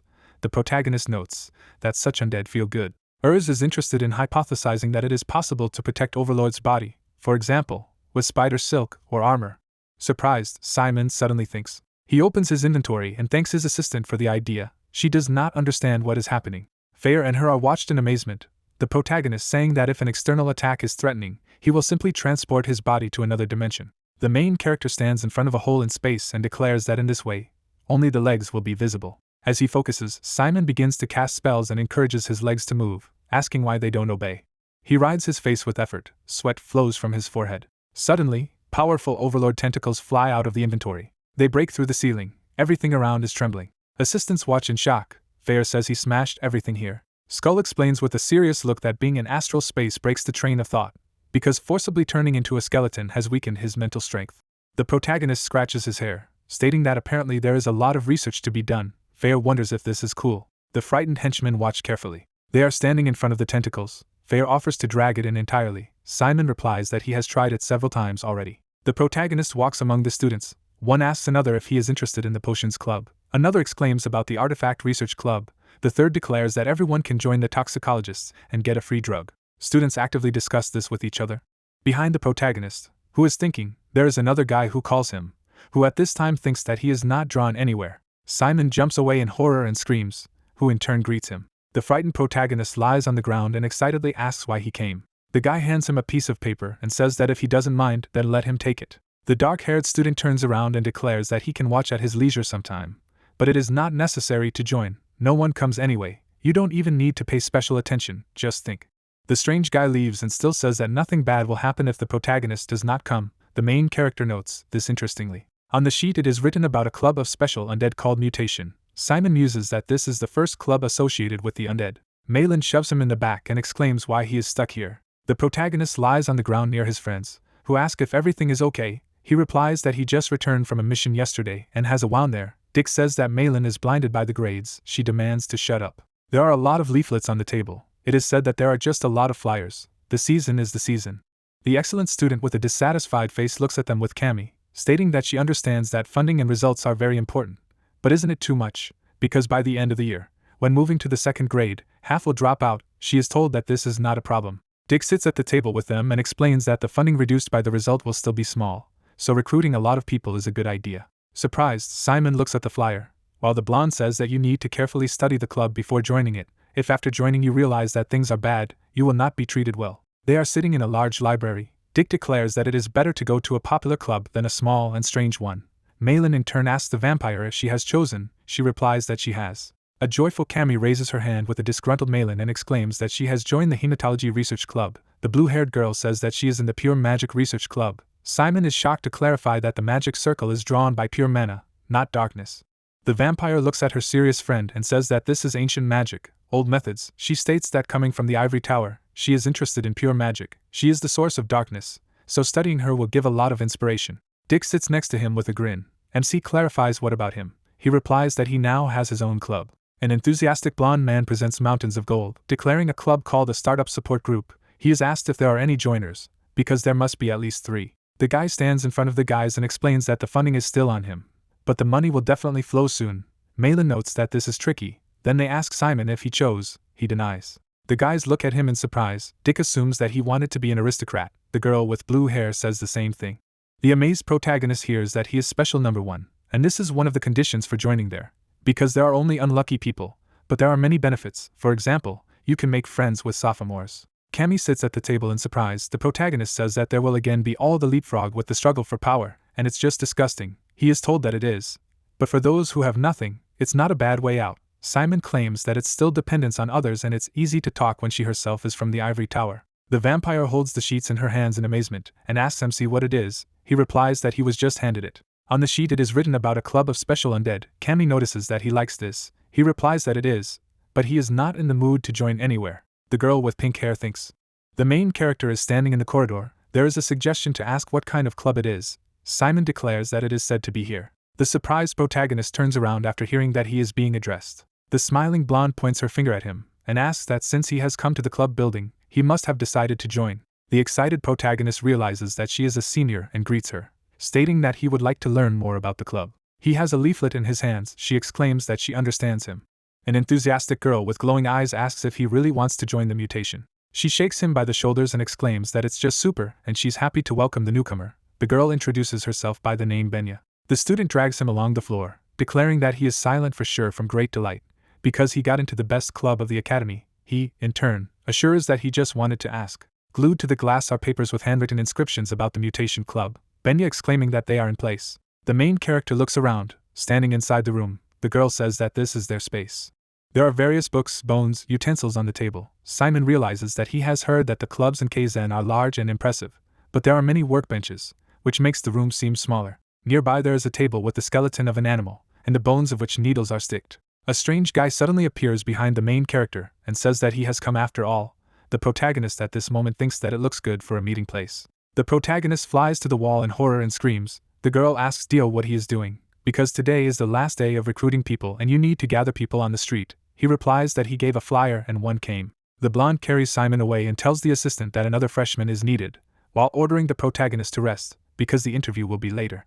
A drooping MC stands still and agrees. Shocked, the protagonist goes inside and notices that they have an automatic strapping machine and a cold working agent. A guy in glasses enters the room. A little guy stands next to him and greets Simon. His name is Toto. A surprised interlocutor in a hood clarifies whether they know each other. He replies that they study in the same group. But this is the first time they talk like this, since there have never been many people there before. The boy puts his hand on his chest and introduces himself by name, stating that he is familiar with the summoning a little, so he intends to specialize in it a little in the future. Fitzgerald adjusts his glasses and says his name. Toto is surprised at his origin from a famous family. The main character thinks about what he hears for the first time. Then it is said that the elders said to wait, because the interview will be later, and in the meantime you can rest. Toto sits next to the guys and says that he did not know that Simon joined here. He replies that he has not yet decided. The interlocutor, in turn, says that he thought he knew the rumors from Dick. The candidate turns to him. After MC asks what rumors he is talking about, he explains about the chairman. A surprised protagonist and boy look at Fitzgerald, who continues by talking about a sophomore with a special number 5 who is currently a member of the student council, Benya. Stunned, Simon suddenly repeats her last name, realizing who she is. The blonde spectacularly holds a bag with a logo. There are skeletons next to it. The main character says that there is such a brand of undead, and the granddaughter of the founder is the chairman of the club. The amazed guys do not take their eyes off the protagonist, who says what if this is suddenly true. Disgruntled, Simon introduces the founder and realizes that all his money will flow into his pocket. The boys look at Fitzgerald, who claims to have heard of his golem, but he suggests that he will most likely not be effective in further duels, as the tactics are revealed, and MC notes that he thinks so too. Discouraged, Toto thinks about how cool the protagonist is, while the guy with glasses says that he has noticed that others usually get offended. Simon replies that if there is room for improvement, it is better to just accept it, because he was already thinking about what tactics to choose for the next fight. Adjusting his glasses, Fitzgerald suggests that he make the golem the other way around, as if it were not real, because if he wins the mental war, he will win the battle itself. An enthusiastic Toto exclaims that his feature is a killer blow. The protagonist asks not to call him that. The joyful boy says that if they become stronger, they will regain the rank of the squad. Fitzgerald at this moment offers to talk about him. The drooping boy hears that he had better drop the summoning right now and ask Professor Bahil to teach him curses. With tears in his eyes, Toto holds on to the protagonist, who claims that this is too rude. Fitzgerald, in turn, assures that he did not mean that you need to give up everything. First you just need to survive in the academy. The guy plaintively exclaims that he cannot choose any specialty except for the draft. A determined Toto declares that he will stay on it, and realize this thanks to Simon's grades. Because continuing to study at the academy, going through all these obstacles, is cool. Fitzgerald adjusts his glasses with a smirk, claiming that coolness is important. Benya suddenly opens the doors, holding another candidate on her. She greets everyone and apologizes for being late. The blonde stands in front of them and says that before interviewing each of them. An enthusiastic girl points her finger at herself and exclaims that she is a sophomore in the conscription specialization, and dreams of taking over the whole world, while the main character wonders that he is not even moving to the next year. A strange guy shows a sheet with the inscription run. The head of the club at this moment shouts that he is glad to meet him. Suddenly, the blonde turns around and kicks him. The guy is lying on the floor. The head explains that this helpless man's name is Dio and he is a footman. There is also another one, but he is not here. Fitzgerald raises his hand and announces that he has a question. Adjusting his glasses, the guy asks how she wants to conquer the world, because no hero could do it with the help of magic. Even Neptus cannot defeat the Holy Federation, which, in turn, claims that she does not want an armed uprising, only to take over the world with the help of the undead. Benya exclaims with a confident look that the undead are a cheap and efficient workforce. There is nothing like them in the world. Although there is disgust and fear of the undead, there is also a problem of appearance, and because of their aggressiveness, they have become subordinate only to necromancers. The three guys listen in surprise to their conversation, in which the head of the club asks what would happen if it were used in the private sector of the economy. Fitzgerald notes that in this way it is possible to achieve world domination, because no one in the world will refuse cheap and highly efficient labor. The participants listen in shock to Benya, who exclaims that the new recruit is a bespectacled man, because she will make the inhabitants of the Federation fall in love with the undead. The blonde with a smirk claims that conquest by force is not conquest at all. Fitzgerald reaches for the paper and says that it's super, and he will sign up. The head happily exclaims welcome. Simon understands that if he runs, it's now. Toto sits next to the protagonist and wants to say something about the chairman. The protagonist gets ahead of him and agrees that she is unusual. Suddenly, a boy with flushed cheeks declares that Benya is so beautiful. MC at that moment realizes that it's definitely time to run. The main character stands behind the guys who happily sign up for the club. In front of him, Benya shakes Toto in delight. Simon understands that they are all strange, but here he will be able to create the undead on his own and be on the same wavelength with like-minded people. The blonde enthusiastically raises her hand and exclaims that now the blue-haired recruit needs to sign up, because they will start interviews soon, and the condition for joining them is the ability to control a special undead, after which Fitzgerald wants to start first. A scary creature with several arms appears in front of them. The head of the club is surprised by the chimera. While clarifying whether this is the basis, he answers about the siren. The girl looks at the undead and says that the guy is in his first year, and is already managing the magical undead. For sure it is extremely difficult to access. The guy in glasses agrees, stating that his limit is 5 minutes. The candidate adjusts his glasses, hearing the head say that there are some problems in controlling such undead. For example, people can go crazy. He replies that it is not such a big problem. Benya happily remarks that no other is expected from a necromancer. He directs his hand with a serious face and offers to demonstrate. Magical seals are formed near several paws of the monster. Multicolored energy beams scatter around the room. The blonde exclaims that it's amazing, 6 spells in 1 moment. Fitzgerald hastily extinguishes a small fire, while the head of the club declares that he has certainly passed the selection. An excited Toto hears that the baby will be next. A cute dog is breathing heavily, his tongue slightly sticking out. There are 2 dogs in front of them. The main character thinks that this is not the magic of summoning the undead, but taming with the help of black blood magic. The girl strokes the pets, specifying that these dogs are apparently already dead. The guy agrees. The dog has cloudy eyes. Toto explains that it is an undead parasite. According to its name, it lives in the body of an animal, eating the heart and creating a nucleus instead, while the object undergoes hypnosis, paralysis, hallucinations and becomes undead without even knowing it. Benya states with a smile that this is the most important thing when turning an object into the undead, noting that for the first year it is very good and the dogs will probably obey orders. The boy smiles awkwardly and scratches his head. He is told that he has been accepted. He thanks her.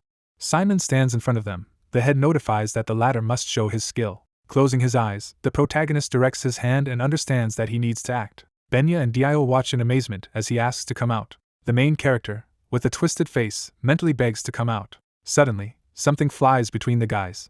The blonde looks at the bone in shock and declares that she was frightened. She clarifies what it is. The girl touches the skeleton, claiming that she has not seen such an undead, and most likely it is a mollusk. The protagonist smiles nervously, hearing a shout that the head has never seen such a thing in her life, and this is an undoubted credit. Dio looks at the tentacles in surprise and asks if there is a body, or just legs. Benya says that the crossbreed has a perfect cross-section. MC replies that the body is in a dimensional pocket. The stern appearance of the kraken of the undead is shown. The argument is that the main body is defenseless, and if you put it in a pocket, then the control problem will not be solved. The blonde wonders that this is why the summoning took so long. Amazed, Simon looks at the girl who is thinking. He responds in surprise after she addresses the recruit. The head of the club asks with a smirk if the protagonist wants to meet the master of the spatial pocket. A teammate looks at the creature and asks if Simon created it. Simon denies that he got it from the Blue Harbor show. The guy states that in this case it will not be possible to improve it. The main character smiles slightly, listening to the head of the club, who says that she also wanted to go to the exhibition, and also adds that the fate of the summoner is to watch the destruction of his creation, but destroying such undead is a waste of money. Benya smirks that this is why the spatial pocket can solve the issue, and is told that they cannot leave the island's surroundings for a semester. Surprised, Simon looks at her and listens to the fact that there is no need to worry about this, because very soon the master of the spatial pocket will arrive on the island. She asks if he has heard of Galen. MC recalls the conversation with Lorraine in amazement. He exclaims that he remembers the creator of the pocket. Frightened teammates stand near the undead. The main character clarifies how they can meet him. She replies that there is no need to worry, because Galen is a partner of her company. An enthusiastic Simon thanks her when he hears that she needs to be free tomorrow, because she will make an appointment. The protagonist is sitting in class next to Dick. At this time they are told that it is probably now clear what they are trying to convey. The blonde asks about the ad. They laugh when they hear from the teacher that there is an announcement for them. Jane holds a folder in her hands with a solemn look and states that the results of their inter-semester exam are known. Worried, Cammy and Dick sit at their desks, while the teacher says that she plans to announce the results of the exam and the rating today. The rating was calculated solely on the basis of the grades for the exam. Progress was not counted. The report cards will be with the assistant professors, and the grades and rating can be found out individually. Malin looks around with a stern look, while Jane explains that they will also reveal the grade table for the next duel. The program is also in the report card, so they will find it one by one. Thinking about it, the protagonist listens attentively to the fact that when half of the first semester has passed, they probably understand exactly how they will use black magic in the future. Having developed their own style, they will work out a clear strategy for their further development and growth. The professor says with an evil grin that this is the only way they can hold out until the next exam. Simon feels afraid. Bright daylight seeps in through the windows. The teacher declares that in the remaining time they can find out grades and go about their business. Closing his eyes and frowning, the protagonist mentally prays for something. He pulls out his sheet of scores and is surprised that the first time the average was about 37, and now it's 65. His average score is written there. The guy exclaims that he has risen almost 30 points. Malin looks at her partner and asks how many conscripts he has. The main character keeps the envelope with him and declares that let her speak first. She, in turn, objects, because she asked first. The indignant excellent student urges him to speak as soon as possible, while teasing him that he may have problems due to a low score. The stunned girl hears that he has 87, and now it's her turn to speak. Malin looks angry, and Simon clarifies again. The discouraged guys open their mouths, because she said that she has only 85 and she lost. Cammy sincerely congratulates the protagonist. He thanks him in return, while Dick asks his blue-haired friend to show her points. Surprised friends look at the sheet, saying that everything is over 90, except for the summoning. The vampire exclaims that the average score of 92 is cool. The blonde asks if there is a mistake in the rating. He looks at the score sheet, stating that with such an average score, she ranks second. Apparently, the academy is so huge. The excellent student with an important look explains that the exam grade is not some kind of garbage. In Kizen, practice is much more important than theory. If you add up the scores of everyone who is strong in real combat, they will immediately fall out of the top 10, so if they are going to raise their score even a little, you need to act unconditionally. The blonde man turns to Simon, saying that he can't even argue with that. He asks his friend who is against him. The main character holds a piece of paper in his hand, stating that this time it will be difficult. Over the dark building you can see the night starry sky. Benya waves happily as she stands next to MC and greets Galen. The man takes off his hat and exclaims with a smile that they have not seen each other for a long time. Discouraged, the guys stand still. Galen notices the student. The protagonist looks at him in surprise, hearing that he knows his name. They happily shake hands. He exclaims that it is a pleasure to meet him, because he was surprised when he learned that the bearer of his best invention has become a special number one. For him it is an honor. The protagonist replies that it is an honor for him, because he enjoys using his pocket. Galen puts on her hat, and claims to remember the question from Miss about ordering a separate space pocket. He smirks to hear from MC that Overlord is undead. However, his body's defenses are weak, so he is only going to use his tentacles outside his pocket. Right now the connection between space and his mind is not so strong, so they would like to solve the problem. The man says that it is a very impressive method to use, while clarifying what the deadline is. There is a cup of tea and lemonade on the table. It is said that he has an important exam soon, so there are 4 days left. He replies that he can stay here for the same number of days. The astonished members of the club look at him, and hear that he needs a second. Suddenly, precious stones, rings and other attributes fall on the table, and he is asked what they are. The man in the hat stands with his back to them, and declares that these are unfinished works. Discouraged, Simon opens his mouth when he hears that he will never make such a spatial pocket. Such works did not have a clear plan, although they were based on a certain idea, but there were problems with the implementation for various reasons. Gloved Galen takes the ring, stating that he needs to create a completely insulated pocket first, but he and they don't have that much time. The man claims with a confident look that this is why he will modify one of these works in their order. The mixture contains a purple liquid. A tied-up guy is sitting nearby. They talk about a poison that erases memories, which had to be prepared, because no one is taught this in toxicology. Heron is tied up with ropes. The guy sits on the cold floor. He has a battered face. They poke him with a club and ask him if he really planned it all out of fear of revenge, was afraid that he would be abandoned by CERN and there would be no one left of his class, while they say that they saw him befriend those traitor bastards. The blonde man with the baton grins, asking if he believes them, and if he thought that he himself could be betrayed. Heron tearfully hears the question if he is really going to pretend that nothing happened, and he, like an obedient dog, must forget everything. The scoundrel assures that he does not even think of forgetting such a thing. Powerful blows are heard. The villain yells for the bastard to shut up if he wants to save himself. The guys nearby turn away in fright while their leader yells at the hostage. Blood can be seen near the beaten Heron. The blonde man with a sinister smile asks for a favor, namely to help him become an ordinary student. On the table in front of Galen is a gold ring. He says that they must agree on some conditions before starting work, namely that the special space pocket should not be used for any other purpose than the main one. The man in the hat explains that also, unlike a regular pocket, the performance of such a pocket is higher, which can cause overloads. Simon hears with a smile that this risk cannot be calculated 100%. The main character states that he understands and accepts this if the risk is caused by overload, and not by the initial defect. Benya angrily slams her hands on the table and yells at Galen. The blonde with a sweet smile asks at what price they will agree. The man thinks until the main character understands that you can't do business like this. The joyful worker in the hat exclaims that they don't have to worry about the price, because the very fact that he creates a pocket for Kizen's special number 1 will be the best reward for him. The head of the club waves his hands in delight and thanks him. He declares that in this case he offers to agree on 500 gold first. Simon ponders as he explains that depending on what materials and magic are used, the amount could rise to 1,000. He thinks and calculates with a serious look, realizing that at the moment his pocket is worth 5,000 gold, so this price is very low for a special one. Besides, there will most likely not be a big price increase. They happily shake hands. Simon says that in this case they agreed. Night has fallen in the city. A bright moon is shining. Fair asks if he can trust Galen, who in turn says that he did not tell him who Master Benya is. The protagonist says with a smile that she is the granddaughter of the founder of the Vanilla Company. Since she personally advised him this man, then he can be trusted. Besides, the employee is known as a pocket maker, so he is unlikely to dare to deceive Kizen's apprentice. The protagonist walks down a dark street, stating that the only reason for concern is time. Fair clarifies if this is because of a rival. The protagonist introduces Malcolm, saying that the last time they crossed paths on the island, he is special number 10. Mysterious people stand in the shadows. Dick said that there are 3 main dark alliances, and one of them is his gang, and Malcolm is the son of the boss of this group.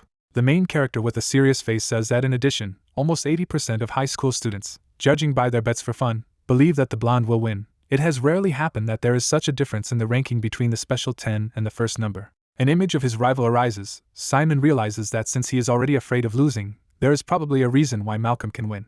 The spider crawls not far from the protagonist, who says that it's time to go back, because you still need to practice with Overlord. Suddenly, the guy turns to the spider news and clarifies what happened. The little creature begins to draw with its paws. Frightened, Simon realizes that he is talking about the priest in white. Frowning, speaks of a surprise attack. She turns to the black-capped rival and asks that he is still trying to hide his identity. An enemy in dark clothes is conjuring. The girl realizes that even though she sent a spider to the commander, turns around with a twisted face. She quickly dodges his attacks, realizing that she may not last long. The warrior fights off the lightning strikes of the enemy. A mysterious rival continues to pursue her. An astonished fights him, asking what he is. She angrily pulls on her ropes, wondering what he is doing there. A pink-haired lady attracts a trap to herself. The opponent is standing on it. The girl says that she caught him. Suddenly, he begins to disappear. She is shocked. A second later, the villain is right in front of her face. He strikes her cheek with his fist. Urs flies back tens of meters. She lies near a tree and looks at her opponent with hatred. The scoundrel swings his fist again. She is shocked and declares that she is a girl and you can't do that. A bandaged fist flies in her direction, Urs begging against her face. A powerful blow falls directly on her head. Blood scatters to the sides. Her hands are shaking. She clenches her fist resolutely. The lady launches a counterattack, stating that she asked for him. The villain hangs by the neck. The girl means that it was not necessary to touch her face. Half of her face is disfigured. Urs calls him a bastard. The warrior sticks out her long claws, claiming that she is about to kill him. The opponent clenches his powerful bandaged fist. The girl closes herself from the flow of wind, after which the villain disappeared. Suddenly he found himself not far from her. The frightened girl opens her eyes when she hears her name called. A mysterious fighter in a black cloak flies past her. The protagonist stands alone in the forest, realizing that if this is a priest. Simon turns around in surprise, feeling himself approached. The main character deftly blocks the blow with his knee, while the assistant asks him to be careful. A frightened MC looks at his caped rival. The bandaged scoundrel swings his mighty leg again. Gritting his teeth, Simon sees his attack approaching. Fair stands not far from them, and watches everything that happens. Skull with fierce, burning eyes calls out to the guy. The protagonist in a skull mask silently restrains the opponent's blow. The stranger in the cloak jumps far back. A bandaged guy with gray hair is holding a fighting stance. He is asked what he is doing here. The main character in a different guise stands in front of the stranger. He pulls off his mask. Simon does not understand why he is there. MC looks at him carefully. Fair says that it was close, because a little more and his head would fly off. The assistant asks if he knows him. He replies that he is a neighbor from the dormitory. Urs is sitting in the bushes. The opponent asks if the main character knows this girl. He, in turn, does not understand why he is asked.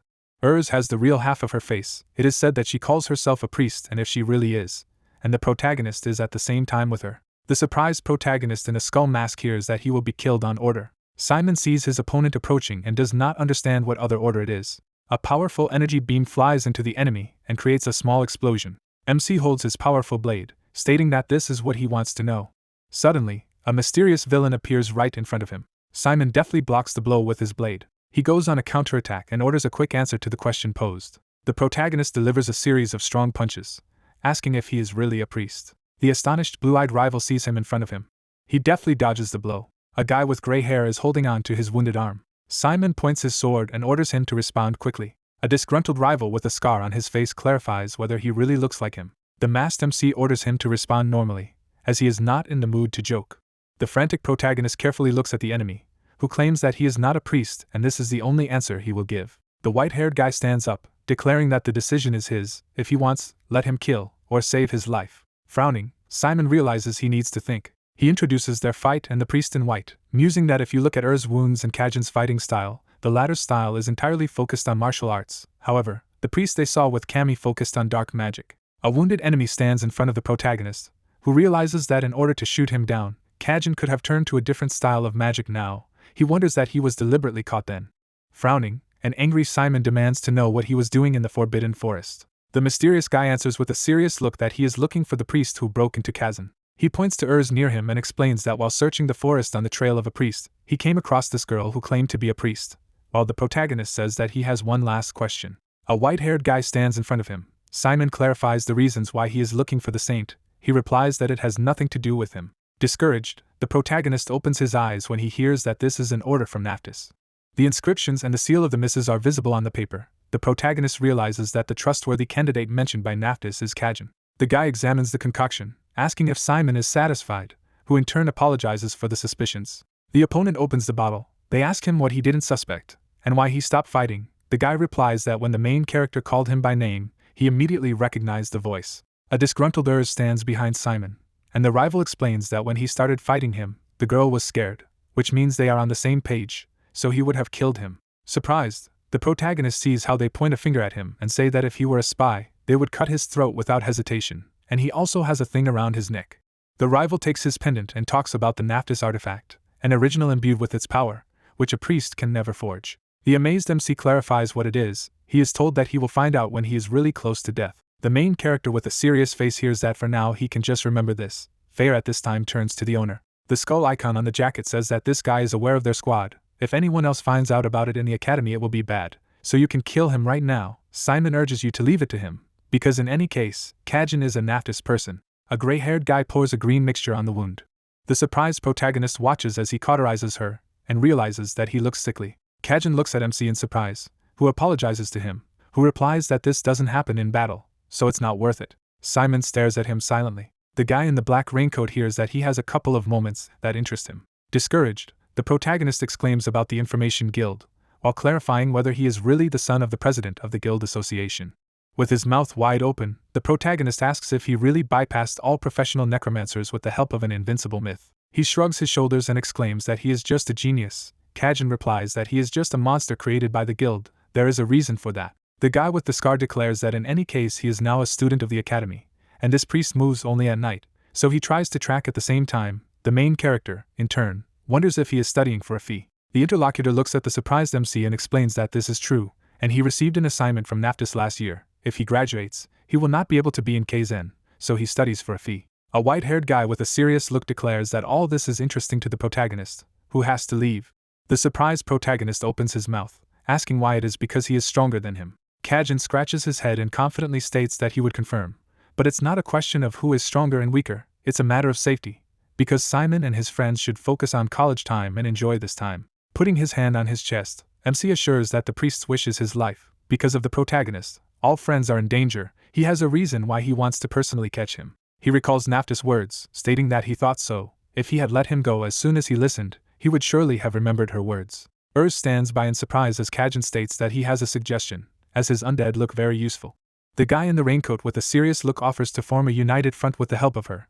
Let his undead cover the forbidden forest, and let them know when that noisy boy is not around. The dumbfounded protagonist asks again, clarifying whether he means Dick. The interlocutor agrees. There is a night sky above the dark forest. It is said that since they are now allies, he will tell about himself. Kizen states that it is not worth it. The fighter with the scar on his eye claims that for a member of the Information Guild, knowledge is the biggest risk. Dick in his pajamas enthusiastically says that his friend has come. Simon enters the room with Kizen. MC is asked why the two of them. He replies that they met on the way. The blonde opens his mouth in shock, while the main character asks if his partner is already leaving, also says that he will leave things in the laundry. He replies that it would be great. There is a dark night sky above the dormitory. The blonde exclaims that they behave just like friends, while assuring that he also wants to make friends with Kizen. The other at the same time says that he asked to be quiet until he falls asleep. Aaron looked at the guy in bewilderment. The hero sat in the corridor and greeted him. The professor asked what he was doing here. Simon got to his feet and replied that he had come to ask him for help. The man felt déjà vu, asking if the guy meant a bone plate. The young man stood in front of the teacher and said that he had coped with it on the last mission. The interlocutor asked what he needed now. The hero replied that he wanted to understand how to use the new acquisition, the Overlord. Aaron crossed his arms and said that since we are talking about him, the hero must be talking about being exhibited in the Blue Harbor. The student confirmed and added that he knew that the professor had heard of him. But the latter is compensated by the fact that mithril is applied to the limbs, which strengthens the bones and makes real spears out of them, and his main method of attack is to cut or pierce the enemy, just like with a sword, and since he is mostly a mollusk, it is still quite difficult to control him, so the hero hoped that the professor would help with this. The man asked him to calm down first. After all, everything will be for him. Clouds were floating in the sky. Aaron said that he had no couples now, and called the guy with him, who thanked him.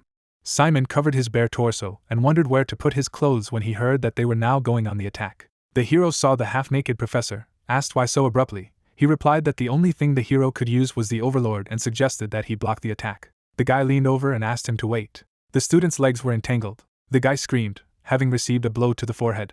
He looked at the projectiles flying at him and thought that everything was much more serious. The bones flew in his direction, and Simon decided to first determine the speed and pattern of the attack, the direction and force of the blow. He controlled the bony tails. There were bright footprints next to him. The professor praised him for a good block and warned that he would double the attack power in such a case. One of the bones bounced off him when he clarified that the speed and pattern were symmetrical, and asked if the student understood what he was doing. He replied in the affirmative.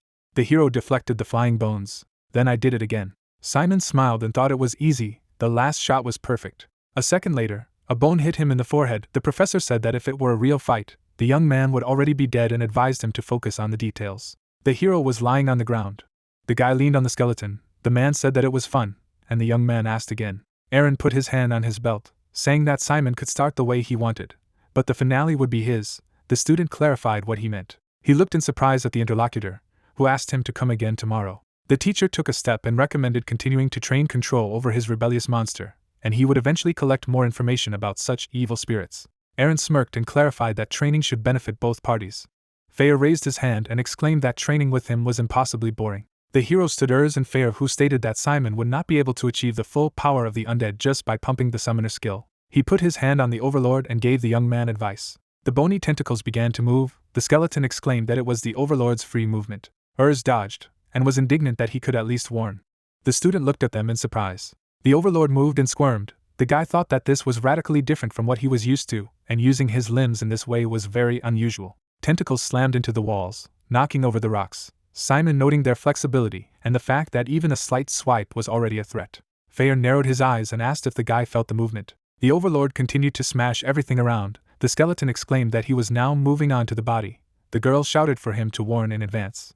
The hero was bruised. The mechanic looked at the guy with displeasure, and exclaimed that he had been doing to him all day. He muttered that there was a training. She looked at the tentacle and was indignant that this was not just training, but some kind of concentration camp, and the connecting part of the tentacle was already worn out. The skeleton scratched the top of his head as he listened to the girl say that he should be in a humid environment, not be so dirty. Benya poked the student with her finger, and said that this baby could not just be used like an ordinary undead, because his body was created artificially. Maintaining it in its original form was just a must, to which the guy asked what he should do.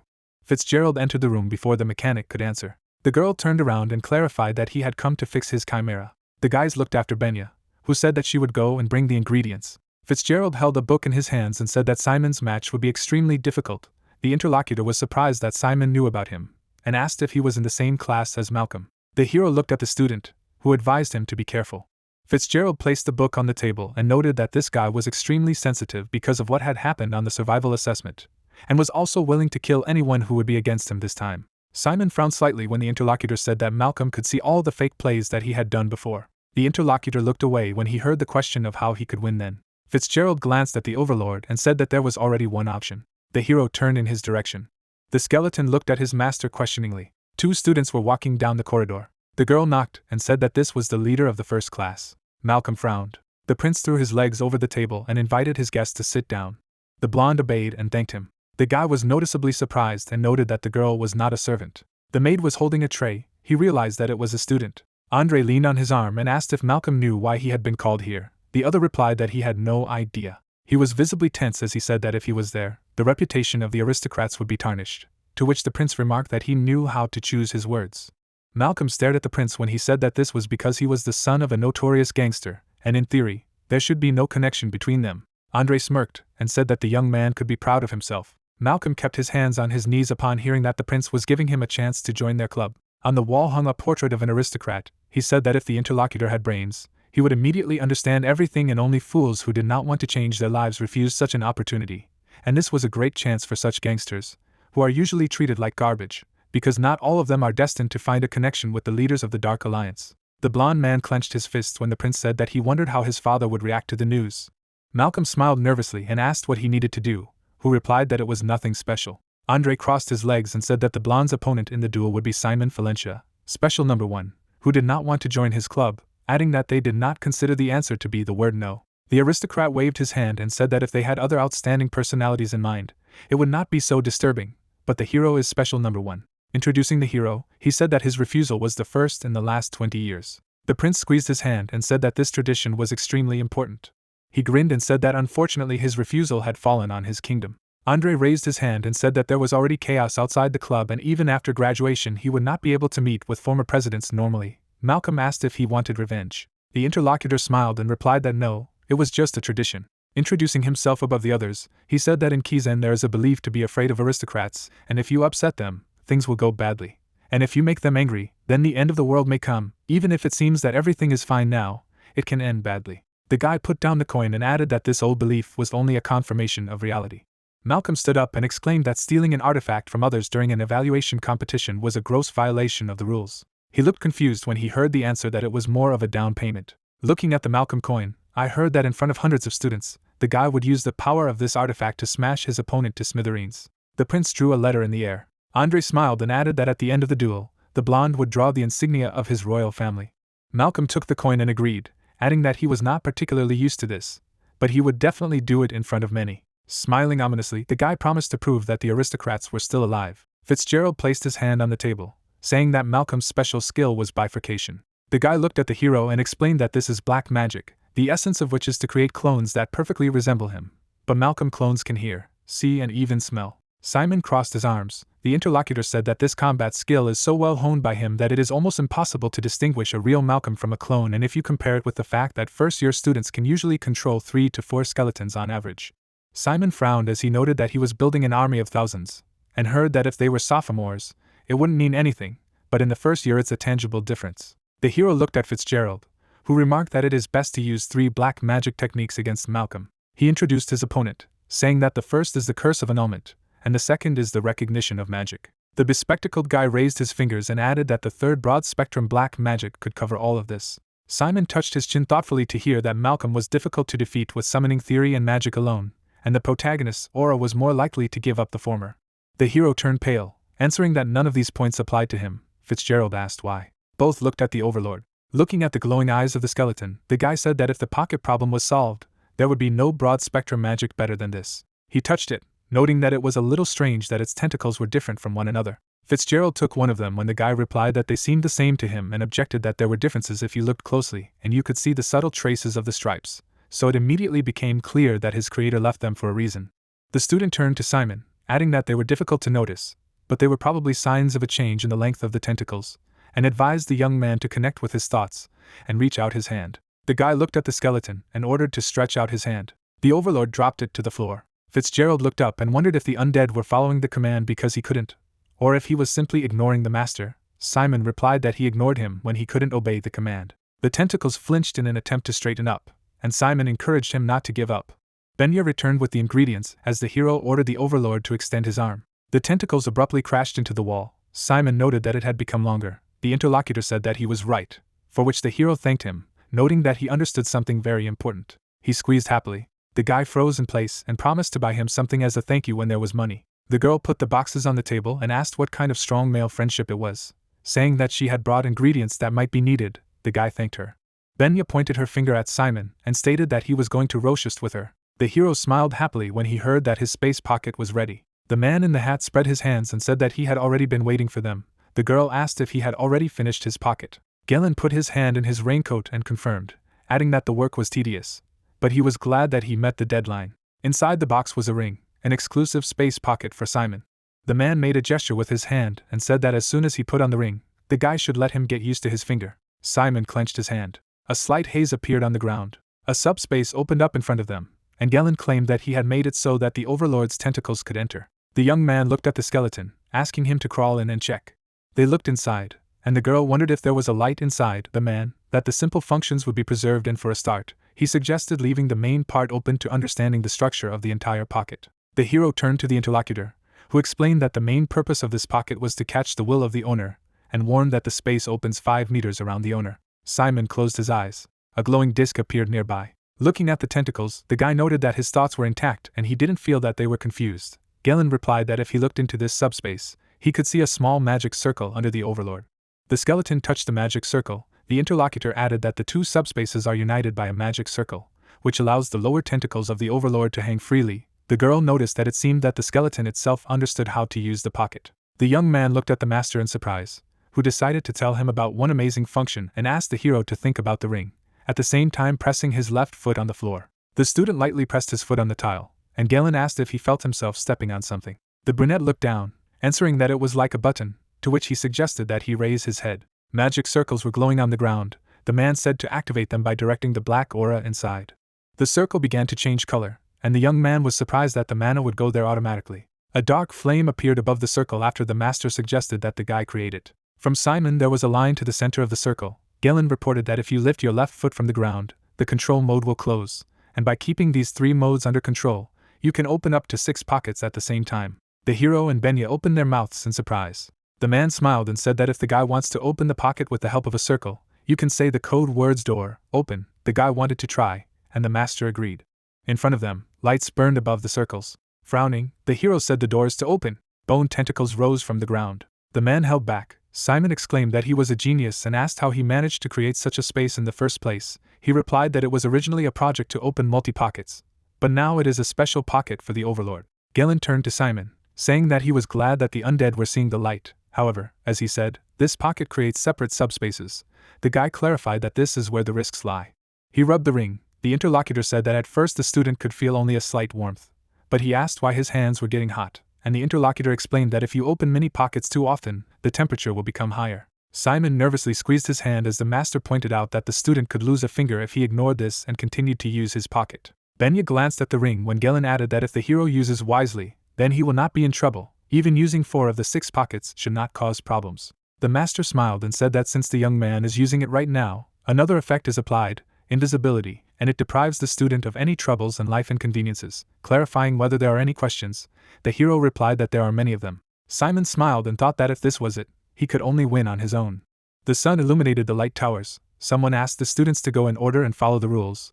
The parents asked to let them see their son at least for a second. The girl looked at the disgruntled couple of aristocrats, answering that outsiders were forbidden to enter the school. The man asked not to be so strict, because he only wanted to see the child. 2 silhouettes flew overhead. The crowd demanded to be stopped. Raising their heads, they saw necromancers. Chains wrapped the violators. They collapsed to the ground. The woman promised that she would take care of their children. The girl smiled with relief. She said that all the students were completely safe, and as for the necromancers, they were from Kizen. Potions flew near the man. The woman caught them and said that even if he told his son about it now, nothing would change. Jane frowned and added that according to the rules for evaluating duels, disqualification is allowed. A couple of aristocrats walked away when the professor hoped they would enjoy the show. The girl bowed to her. Princess Molly smiled and said she was looking forward to events at Kizen year after year. She clapped her hands and exclaimed that she had heard that a special number 1 would perform today. The interlocutor noted that the princess should think about her brother at least out of courtesy. Molly frowned, replying that she had nothing to do with him, and added that the guy was still the same fool as he was in the palace, and also created some kind of cult called aristocrat.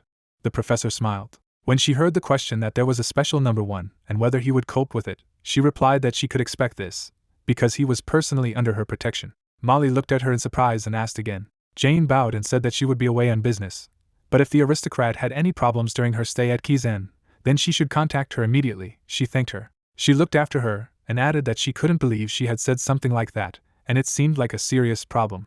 She grinned and decided that she would wait impatiently. Simon crossed his arms, noting that many people had come. The students looked at the screens. Dick replied that it was less than they expected. He smiled and said that they all came to watch the fight of the main character, because only he is worthy of attention today. He asked why his friend makes him nervous. Simon looked at him with displeasure, as his friend said that the hero was one of those who were only spurred on by nerves, adding that only by snatching victory with his teeth would a young man be able to change the general opinion, and declared that a special case was not a dummy. Looking at his friend, Simon asked if he had bet money, specifying on whom and how much. Dick tensed up and replied that, naturally, on the main character, and did not even hesitate, and added that betting on a black horse, or rather on a beloved friend, is natural. Cammy felt uncomfortable. The friends looked at Simon, who said that he would not let him. His friend lost money and turned to the girl, thanking her for coming. She blushed and exclaimed that they were friends. The hero looked in surprise at his girlfriend, who was trying to say something. She squeezed her eyes shut and shouted that Simon had tried better than anyone else. The guys smiled. Someone else appeared nearby. When the hero thanked the girl for her support and promised to win, Dick asked if Malin wanted to say a few words. The brunette looked at the empty corridor and wondered if the girl was also there.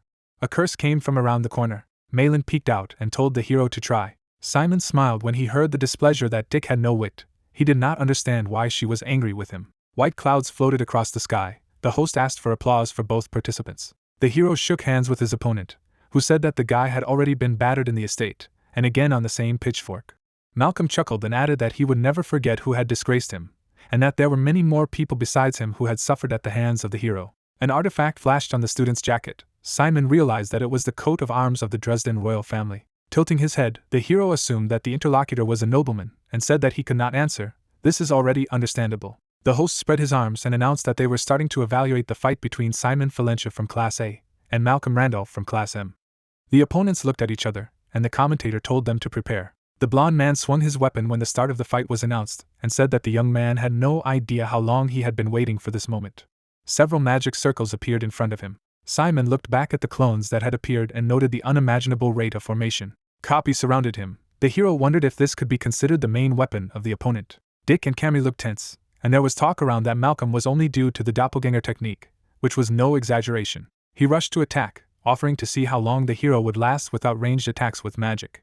Simon pressed his left foot to the ground. Tentacles surrounded him. The opponent gritted his teeth. The tentacles destroyed the clones. One of them hit the weapon. It fell behind. Simon smiled and asked what the opponent said about long-range attacks. Malcolm pulled his hand aside. Surrounding himself with tentacles, Simon realized that the pipe was not a carrier of magic. The tentacles moved to attack. The hero decided to strike at the main body. He attacked the magic circle. The opponent began to run, thinking that the hero was aiming at his magic circle. Dick smiled and shouted for him to keep pushing, but someone said it wasn't black magic. The friends also turned around when they heard that this was a curious style of fighting, taking something out of subspace and putting it back, and that there would certainly be a summoning beast inside. Dick was sweating, and when he saw a man, Molly smiled and stated that the hero was definitely worthy of her remembering his name. Heckle folded her hands behind her back and asked the professor to watch her face. Bahil bit his finger and said that both talent and potential have a limit, but this goes far beyond that. He smiled, saying that it was amazing, to which she said that he was depressed for the whole month because Simon didn't fight with curses. The man looked at the arena and replied that of course he was angry and annoyed, but one way or another, this genius would be under his command. The interlocutor sighed and thought that the first person who set eyes on the main character was Professor Aaron, so there was no need to even hope. Malcolm clung to the ground, calling the hero lucky. He took out the vials and thought that he would have a cap if it was opened, that he had stolen them, but it didn't matter now. A lot of clones appeared in front of him, and he said that they would finish him off with one blow. Simon attacked them with his tentacles. The hero stretched out his hand and thought that now the opponent was trying to hide the main body, distract attention and attack on the sly. Malcolm grinned slyly. The vial flew towards Simon. The guy noticed him and cursed. An explosion rang out in the arena. Dick, Cammy, and Molly rounded their eyes in shock. Malcolm covered himself from the dust. Clouds of dust rose everywhere. The audience discussed that even a special one would not be able to survive after this. But someone objected. The guy shuddered when the fans shouted that they saw the student. Bone tentacles became visible. The opponent thought that it was impossible for the hero to escape the firepower of the explosion. The Overlord was moving around Simon, the audience shouting that there was not a scratch on the young man. The opponents looked at each other. Malcolm's hands were shaking, and he thought he was feeling afraid. Tentacles burst out of the magic circle. The guy thought that he himself must be the one who inspires terror. The bones pierced the copy. The blonde looked nervously at the tentacle, and exclaimed that he had already calculated the range of his attack. The bones cracked as the student shouted that he was out of reach. Suddenly, they wrapped around Malcolm's body. The guy was lifted into the air over the arena. He was thrown into the wall. Simon looked at the ring and noted that it was about to reach the limit. He approached his opponent and heard laughter. The hero looked ahead when his opponent asked if he really thought that he had won with this. The guy was sitting against the wall, saying that the real fight would begin only now. The emblem on his chest vibrated.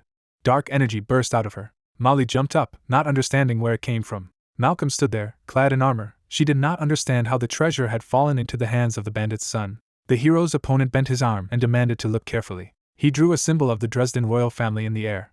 Molly frowned and cursed her brother in her mind. Malcolm put his hand to his chest and told him that he had received a gift from a man who held a grudge against Simon. The hero looked at him wearily and was surprised that the prince hated him only because he rejected his offer. The opponent looked at him, saying that this could be called retribution, and let the hero believe that his actions returned to him like a boomerang. The Necromancer summoned the skeletons and offered to make a bet.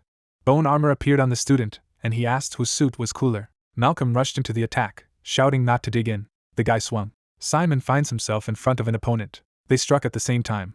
A wave ran away from them through the arena. Malcolm clenched his fist. The hero thought that he should focus all his strength on the attacks, without being distracted by defense, because at this rate it would escalate into a battle of attrition to the first death. Simon ducked down and remembered that in the Blue Harbor, he had used bone armor to increase his physical strength, prioritizing defense, and this time he would take a different path. The guy grabbed his opponent. The opponent rested his feet on him, demanded to let him go.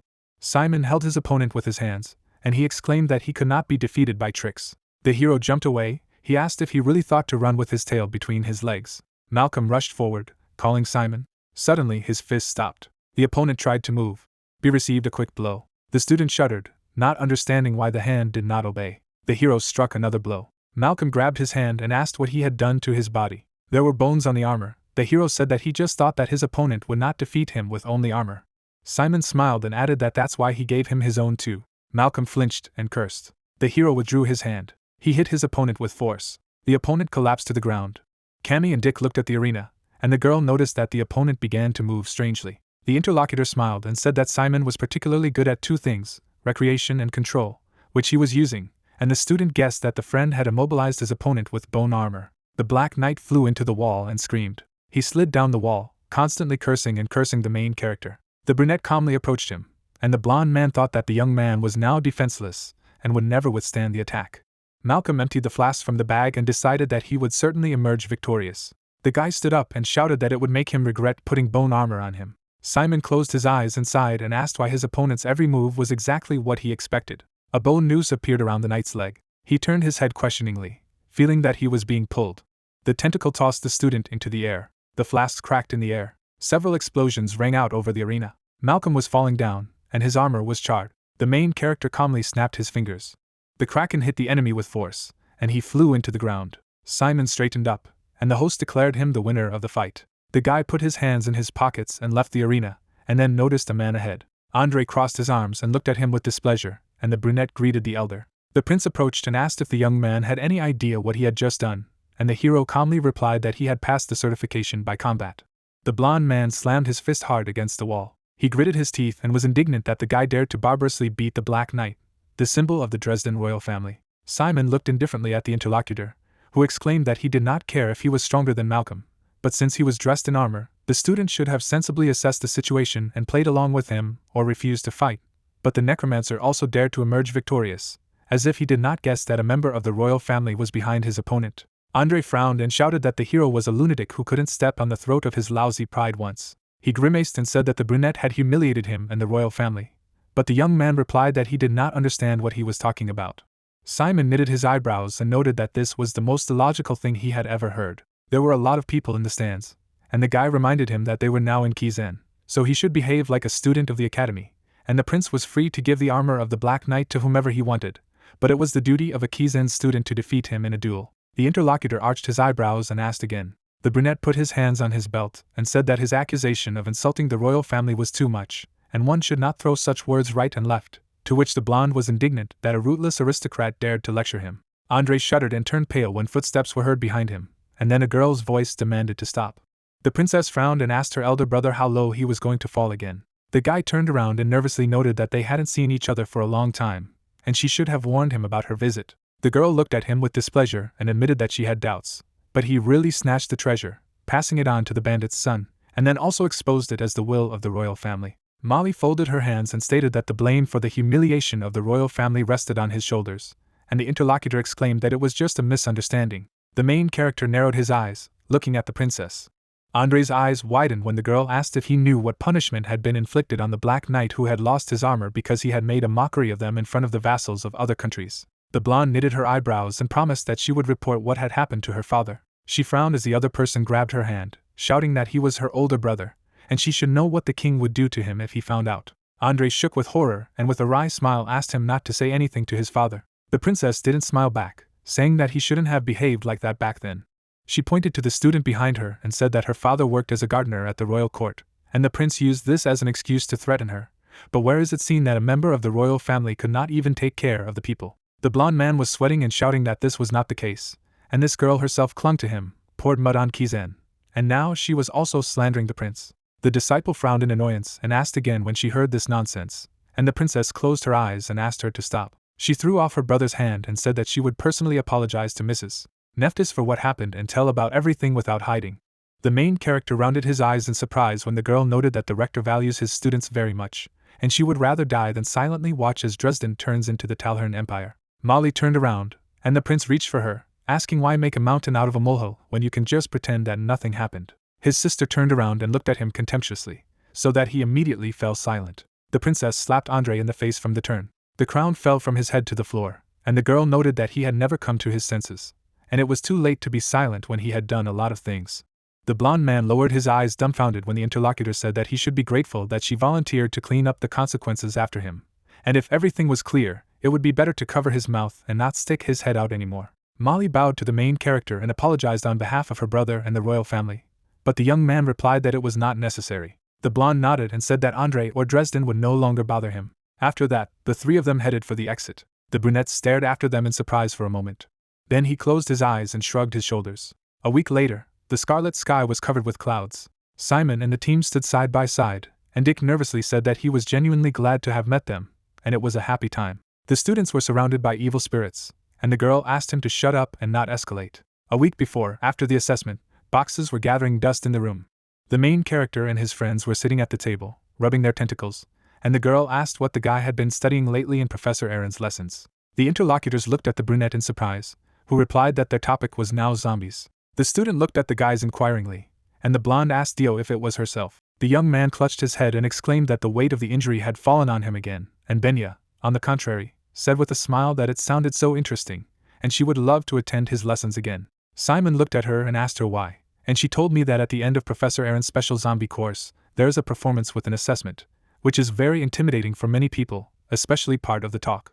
Dio held up a sign behind her that read "Run." The girl threw a rag in his face and added that after the end of the first year, she realized that this was not such a bad memory. Now there were withered trees and red fog around the hero. The student smiled nervously and thought that if this was a good memory, then what kind of person Benya was. Fair noted that the guy was lucky because he had planned to visit this place on his vacation, but thanks to this tortoiseshell professor, they were here much earlier. The dead man arched his eyebrows and added that this time he needed to find the commander of the Prince Zombie Legion, and he clearly liked such a place, and the hero wondered if he had any distinguishing features.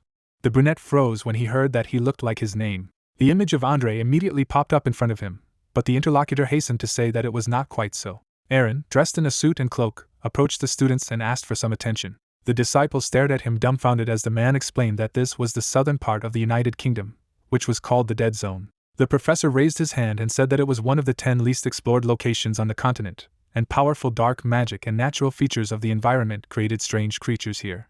He broke a branch and said that the main distinguishing feature here was that in this region there was no concept of decay as such. In the distance, he could see a castle surrounded by silhouettes, and Aaron said that when a living creature begins to die, the law of nature says that the body must decompose, but here dead creatures do not rot and retain their former appearance, which is why this land is called a zombie paradise. The man crossed his arms and reminded them that the task would be evaluated as a group project, and they needed to summon the highest form of zombies and present it to him using the zombie knowledge they had. The main character's eyes lit up when he realized that this was a mission to create. The guy touched his chin, thinking that there was no point in summoning the real undead, and they would have to find the corpse and use the magic summoning circle, and Malin muttered with a grin that her partner had already begun to make a plan. The other students looked at each other and nodded, and the professor continued to say that the evaluation criteria are completeness, originality, combat ability, and magic circle composition, and there are no points for teamwork, and everyone will receive the same score based on the zombies of the whole team. The students looked at the teacher, who expressed the hope that there were no whiners among them, who would howl at the sight of zombies, and asked to meet them as befits real necromancers. Burgundy clouds floated overhead, and Aaron announced that the evaluation was beginning. The comrades bent over the scroll, and Cammy said that zombies are most often second-level monsters, but in the environment of the Dead Zone, there can be a fourth. Besides, you have to avoid battles with all your might, and the hero agreed that this will only attract more monsters. The brunette sighed tiredly and muttered that the only good news was that fights between students were forbidden, or Hector had burned a hole in him again. Malin looked at the blonde man and noted that there were grave robbers and other necromancers, but the boy assumed that they were unlikely to meet since the area was large. The girls looked inquiringly at the hero, who asked if they agreed to go forward. The necromancer pointed to the frightened students and added that they could stay and wait at the base if they were scared, since even birds did not want to visit the Dead Zone. Cammy arched her eyebrows and replied that she was a little creepy, but it was calmer together, so everything was fine, and Malin was indignant that the young man was underestimating her. The friends entered the city, surprised that the Dead Zone is not just empty land. The girl looked around tensely, noting that there was no one in the building, which was strange, to which the interlocutor reminded that this place was only for the undead. The students looked at Dick, asking if he knew where to go, to which the blonde replied that he was not completely stupid. He scratched his cheek thoughtfully when his friend asked him to tell them what he knew. The protagonist glanced at his friend, who said that many people in Kizen were against completing this task, and the brunette assumed that it was because of the danger. The interlocutor knitted his eyebrows and replied that a dirty little secret of the academy was buried here. Towers towered in front of them, and Dick claimed that it used to be a city of the Talhern Empire. He introduced Neptus in the battle and said that the history books say that after the Rose Rebellion, the emperor was caught in the capital, but this is not true, and he fled, in the chaos trying to find a new strength of support, and wanted to confront Kizen. The monarch then pointed to a point on the map. It was a dead zone, and it was controlled by the empire's powerful sword master, and had a large army. This was how the emperor planned to use this power to counterattack. Simon looked at a comrade who said that Kizen was worried that the empire was gaining strength again, and decided to create an all-encompassing fear that he would finally destroy his enemies. And that's where the black magic that Aaron was talking about comes in. Everyone remembered the professor, who said that the powerful darkness and natural features of the environment create strange creatures here, and the blonde added that they brought this power down on these lands, making it what it is now. The girls stared at their friend dumbfounded, and Malin asked if all the inhabitants of the empire shouldn't have been dragged into a war because of his pride if the emperor got here, but everything ended too quickly, so Kizen's decision could be justified. Cammy pressed her hand to her chest and said that it was very sad to think that the people of the city had died without even knowing the cause. The main character silently looked away, and the blonde said that this decision has strategic weight, but not human weight. Dick scratched his head, looking at his friends, and muttered that it was not worth bringing up this topic, otherwise everyone was kind of sad now, but enough about the past, and it was better to focus on the task. The tops of the houses were shrouded in fog, and the guys remembered that to get good scores, you need to create a zombie, so it's time to start with that and find a corpse that hasn't turned into a zombie yet. Students went to the nearest houses in search of suitable material. The brunette leaned out from the second floor and said something to Cammy, and the other two checked the next house. Finally, the friends sat down wearily at the table, realizing that there was no one anywhere, so they would have to look elsewhere. Malin headed for the door to open it. A dark silhouette appeared in the opening. The girl's eyes widened as she saw the dead man's outstretched hand. The zombie grabbed the student, and she gritted her teeth. The main character quickly ran up and hit the dead man with his elbow. The girl was able to free herself and breathe. Dick helped his friend crush the door. The blonde man frowned and activated the power to close it. The guys locked themselves inside, discussing that the matter was serious, and if it continued like this, they would be stuck here. Zombies knocked on the windows. Simon took a chair and asked a friend to cast a spell at his signal. The glass cracked under the pressure of the monsters. The girls held hands, intensely watching what was happening. The zombies broke in, shattering the windows. The guys swung, ready to fight back. The chair demolished several monsters, delaying them. The students rushed out the door and ran through the crowd of undead. The heroes raced through the city, throwing spells and fighting back with swords, so that explosions could be heard everywhere. The blonde frowned and was indignant that there were so many enemies that they didn't have time to group. The guys looked at the crowd of zombies in front. The guy exclaimed that this was just crazy. Cammy jerked and screamed as monsters reached out to her from a nearby house. Dick turned to them and pointed out that they had just checked out the house. Malin hugged her friend and activated a fire spell, replying that the crowd of zombies inside had somehow hidden from their view.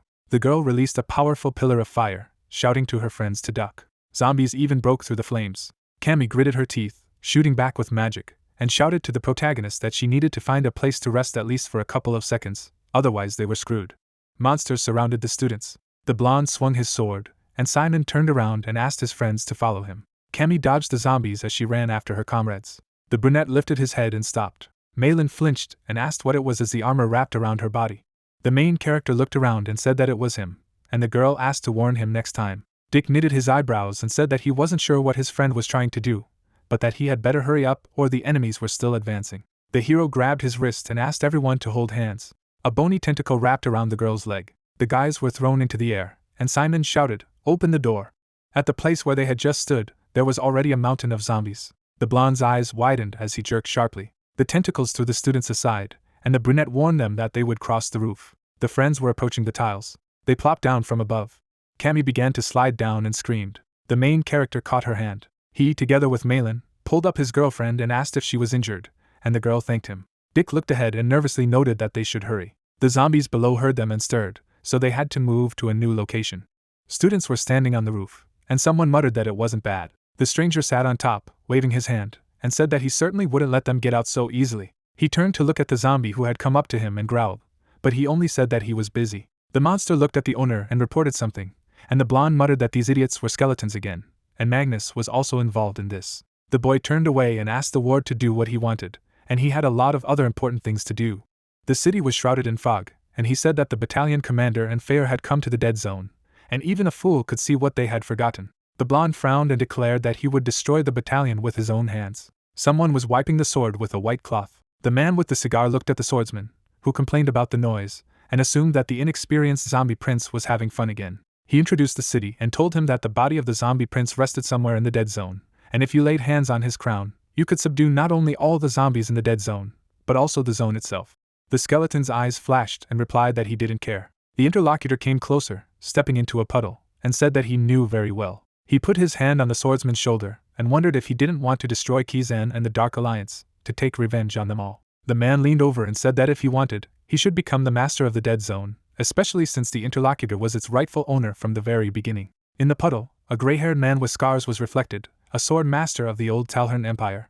The brunette looked at the blade at his neck in surprise. He turned to the skeleton with a smirk and noted that there was no peaceful way, and it had such a powerful power that it could change the entire world, and now it was already at the level of the ancient undead. The skeleton's eyes flashed when the interlocutor asked what he was waiting for. The swordsman stood in front of the man and asked where the crown was, so he promised to find out. The man looked at the undead and added that he would still find out what happened after the disappearance of the zombie prince. After all, 10 years had passed, but only to imagine that Kizen had turned 50,000 elite soldiers of the Empire into dead and intimidated the entire continent. But now everything was different. The skeleton stood with its back to him, casting a shadow. Red eyes shone around him, and the man stated that he and his henchmen must take revenge on Kizen. The sword master threw back his head and asked why he was helping him. The interlocutor spread his arms and replied that he was also annoyed by this academy, and people with common enemies become excellent friends. They looked at each other. At this time, students were jumping on rooftops, running away from zombies. The blonde man glanced at the crowd below and muttered that he had been dreaming about it for more than a week, and Malin complained that it was very difficult. Friends made a short stop, and the hero said that the senior said that this test was peculiar, but not as much. The monsters were climbing on top of each other, trying to reach the guys, and the brunette thought that everything here was really strange. Why were so many zombies chasing them? Simon gritted his teeth, wondering if there was any chance they were sentient, or if they seemed to be gaining control of themselves. Cammy looked ahead anxiously and pointed to her friends. A manhole of the city sewer was visible on the street, and the guy praised his girlfriend for her observation. Malin and Dick looked at the hero in surprise, who told everyone to go down there, explaining that zombies were surrounding them and were already climbing onto the roof, so they had to hide underground. The blonde man opened the space pocket, remembering that there was something that could help them. The student smiled as he pulled out the robot, and explained that it was just a prototype that he would refine and sell later, but for now it was just perfect. The girls looked at each other, and Malin asked her to help block the enemy's view. Dick put his design in the hands of a skeleton to help too. The student looked down, standing first, and said that she was starting, and the guys supported her. The girl gritted her teeth and swung. The whole street was on fire. Zombies looked around in the fire and smoked for opponents. The robot with red eyes in the skeleton's hands was making a loud noise. The evil spirits ran forward, distracting the attention of the zombies. The monsters followed him, stumbling in the smoke. The guys slammed the hatch cover. The main character went downstairs and asked if everyone was safe. The guys looked at the ceiling, which vibrated from the stomping of zombies on the surface, and the blonde muttered that it was scary here. The friends looked at each other, discussing what to do next, and decided to wait here. Malin arched her eyebrows and said that if they got to the top, they would be chased by zombies again, so it was better to look around instead of walking around the dead zone there. Cammy folded her hands and agreed, remembering that it was the second largest city after the capital, and if they went further, they would surely find something, such as the mansion of the nobles or the barracks of soldiers.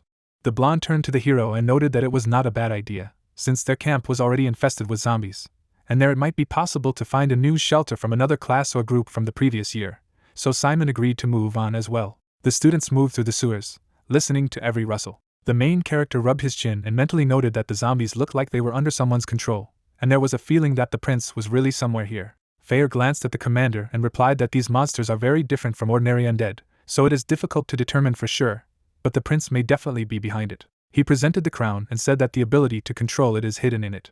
The dead man remembered the red-eyed boy and said that when the crown was on him, he would join the nearest zombies. The boy was standing in the square in front of a crowd of undead, and Fayer claimed that he was still controlling them. The surprised protagonist wonders if this means that his strength is similar to that of the commander of the region, while Fayer says that if you consider it only as control over zombies, then their strength is much less than that of the commander. A dark cave is shown. The assistant explains that if he uses the crown, he can control all the zombies, even those who have not become part of the Legion, so with this ability he can become the king of the dead zone, in which 90% are zombies. The protagonist understands why Fayer was so eager to get here. The boys look around, Simon wondering if the prince treats the battalion well.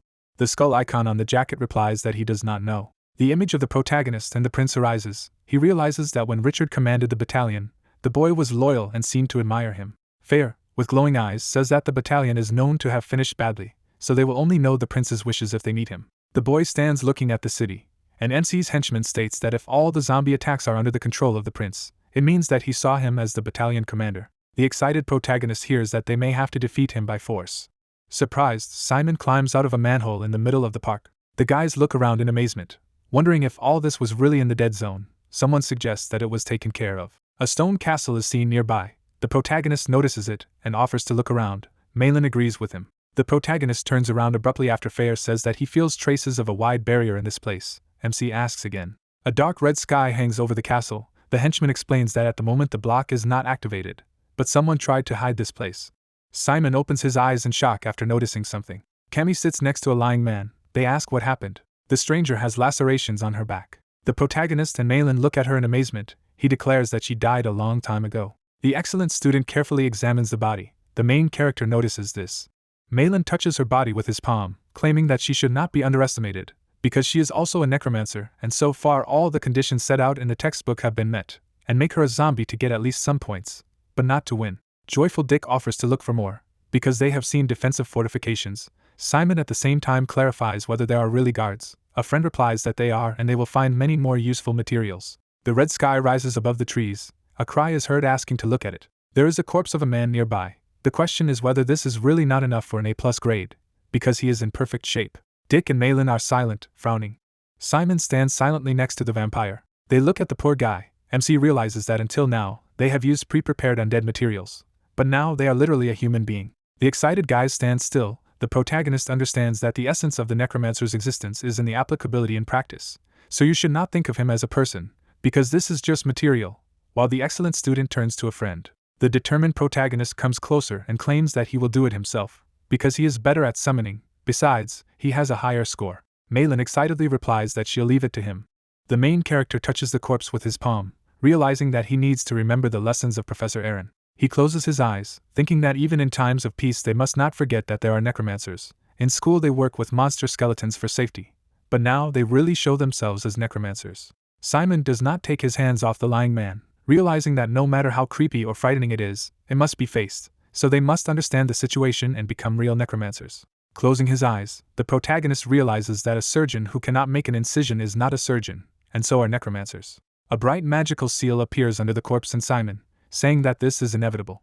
The surprised friends stand behind and watch as MC realizes that the black magic that awakens zombies falls into two categories: awakening zombies and summoning them. A disgruntled Malin approaches her friend and suggests using a different formula, as the corpse shows signs of resistance. A nervous Cammy sits nearby, stating that apparently the actomyosin in his body is showing an abnormal reaction, at which point Simon thinks about how waking up zombies is a technique that is used to create a monster as quickly as possible, and as a result, they are only able to fight for a few hours. The blonde sits next to his friend and says that there is no rot in the dead zone, so we can continue, while the protagonist reflects on the fact that summoning creates semi-permanent zombies, which makes it possible to use them longer. Simon touches the magic seal with his hands, realizing that this time they will reach the end. He offers to replace all formulas that have at least some connection to decay. The sky is red over the green trees. The final summoning of zombies takes place. Dick exclaims in shock that you need to retreat, because immediately after activating summoning magic, the monsters will be as aggressive as possible. Suddenly, the corpse comes to life and stands in front of them. The friends are excitedly silent and do not move. The living dead roars. His eyes are white. The guys see him and think if it worked. The main character declares that he will try to give him a command. He points to a tree and demands to attack it. A ferocious dead man goes to him. The corpse begins to bite the tree trunk furiously. Malin stands next to his friends, stating that the poison in his hands and nails is intact. He is aggressive as it should be. Dick says that he is sorry that he is lame, but it will still get them a high rating. The joyful guys hear from the excellent student that they can go back and walk through the sewers again. Simon is asked if he can put the zombie in his pocket. He agrees. Dick with an important look quotes that this is not enough and you need to find the perfect zombie. He says that everyone was waiting for these words from them. Malin turns to the guys and says that she doesn't really want to go any further, because just thinking about the Empire makes her sick. Suddenly, the blonde jumps away, because there was an explosion behind him. Dozens of ferocious dead climb out of the windows. The frightened guys exclaim, not understanding whether the dead have really been there all this time. An ominous sky is visible. The main character mentally calls Fair for help. The evil dead go on the attack. Simon says that he will open the space pocket, and the henchman needs to summon the battalion. Fair replies that he is always for any fuss, but if he shows up now, his friends will see him. The four friends are surrounded by zombies. The protagonist realizes that this dead zone is a paradise for the undead. He wonders what will happen in the battle of zombies and skeletons. The assistant laughs and asks him to wait. Dick excitedly tells his friends that he was glad to meet them. They are surrounded by hundreds of dead people. He continues to assure that he was so happy to be friends with them. He is asked to shut up. An earthquake suddenly began. The guys were just shocked by the problems that had piled up. The vampire and the guy open their eyes in horror, hearing a powerful flash behind them. Fair appears nearby with skeletons. They do not understand where he came from. Cammy exclaims in shock that it's like fighting for territory, while Simon calls the guys, stating that this is their chance. Assistant MC bravely fights zombies. Friends say it's crazy and the skeleton is just amazing. If they use it once, there will be no turning back. The blonde man stands next to the protagonist and asks if it's not strange that the creature is helping them. And it's just in time. An excited MC assures that it's just a coincidence. A powerful red beam hits the ground. The guys fly away. Malin sits on the ground and asks her to be careful. The slightly injured protagonist lies and turns to Fair, who in turn claims that they are alive thanks to him, but the next attack will be more careful. The friends are walking through a dark tunnel. The blonde illuminates the way with a lantern. With a confident look, he thinks where they can find such a skeleton, because the creature really helped them, while the excellent student demands to shut up, clarifying that if the skull attacked them, he would also be happy or not. Kami introduces his huge sword, exclaiming that he is really cool and his blade is gigantic. The vampire looks around in fright, asking if her friends think the smell has gotten worse. Malin assumes it's because they came down. Frowning, the protagonist looks forward. The guys fall silent after his request to do so. They go further down the tunnel. Simon claims that there is someone there. Dick assumes that they are classmates. An excellent student with blue hair denies it, assuring that this way they would hear footsteps, and no one would go alone. The silhouette of a child can be seen nearby. A little boy in a red suit is dragging a horse costume behind him. He waves his hand, his gaze stern. The friends are frightened when they see how the boy threw it at them, and said that his name is Prince. He has red eyes and confidently claims to be the head of the dead zone. The excellent student is nervous, realizing that she recognizes him. She suddenly falls to her knees and says that this is funny. The protagonist is shocked. The guys shut their mouths. Dick declares that it stinks around. Simon looks on in horror at his opponent, who says that they are still holding on well. The boy with a grin asks if the protagonist is really so used to the smell of corpses. A lifeless horse lies on the ground. The main character turns around and loudly declares to the assistant that this is the guy they were looking for. The skull icon on MC's jacket lights up and exclaims that it's him. Opposite the wounded cadet stands a boy in a red suit. The blonde with the crown with an important look hears from Fair that he dares to attack. Knowing him, he replies that the henchman has not changed a bit. Prince waves his hand while Fair says that there is no need to talk nonsense. It is better to join the battalion, because he is Richard's son, who notices that they really do look alike. Closing his eyes, the joyful boy suggests that in this case it is possible to check him. The henchman fights zombies, while Prince claims that there are a lot of zombies here, so it will take 20 minutes to get to them. Frightened, Fair hears that during this time they will find out how long the boy will last. The distraught opponent rushes to attack, stating that they will start right away. Simon, twisting his face, tries to dodge. The boy flies into the wall with his fist, causing a huge crack. The protagonist raises his head, realizing that he is finished if such an attack reaches him. Simon tries to counterattack in a rage. Prince grins slightly. He holds MC's hand with a sinister grin. With all his strength, he throws the protagonist into the wall. The little blonde looks at him questioningly. An arrow falls near him. He notices it. A bunch of skeletons with weapons are standing nearby. Prince clarifies that he is the battalion commander. Bone minions with swords go on the attack. The skeletons point their blades at the boy. He closes his eyes, feels a sharp edge on his neck and declares that he was very stupid and expecting more. In one move, he cuts through the henchman, asking if this is really all the protagonist is capable of. Simon is lying unconscious near the collapsed wall. The protagonist sits next to her with his head down. Prince asks if this is really all. He puts his foot on it, addressing the battalion commander with a mad face. Several magical seals appear around them. Bone tentacles burst out of them, which quickly fly to attack. They catch up with the boy with the crown. Prince calmly looks back at the tentacles, stating that this is more interesting after all. The frightened protagonist sees how the opponent calmly holds the bone in his hand. The blonde man looks at MC with a serious face as the tentacles return back to the portals. The boy looks forward with a stern look and thinks. The main character opens his eyes in amazement, realizing that he wants to get it. A tired Simon stands in front of him and asks what is the reason for this battle and why he is so hostile to him.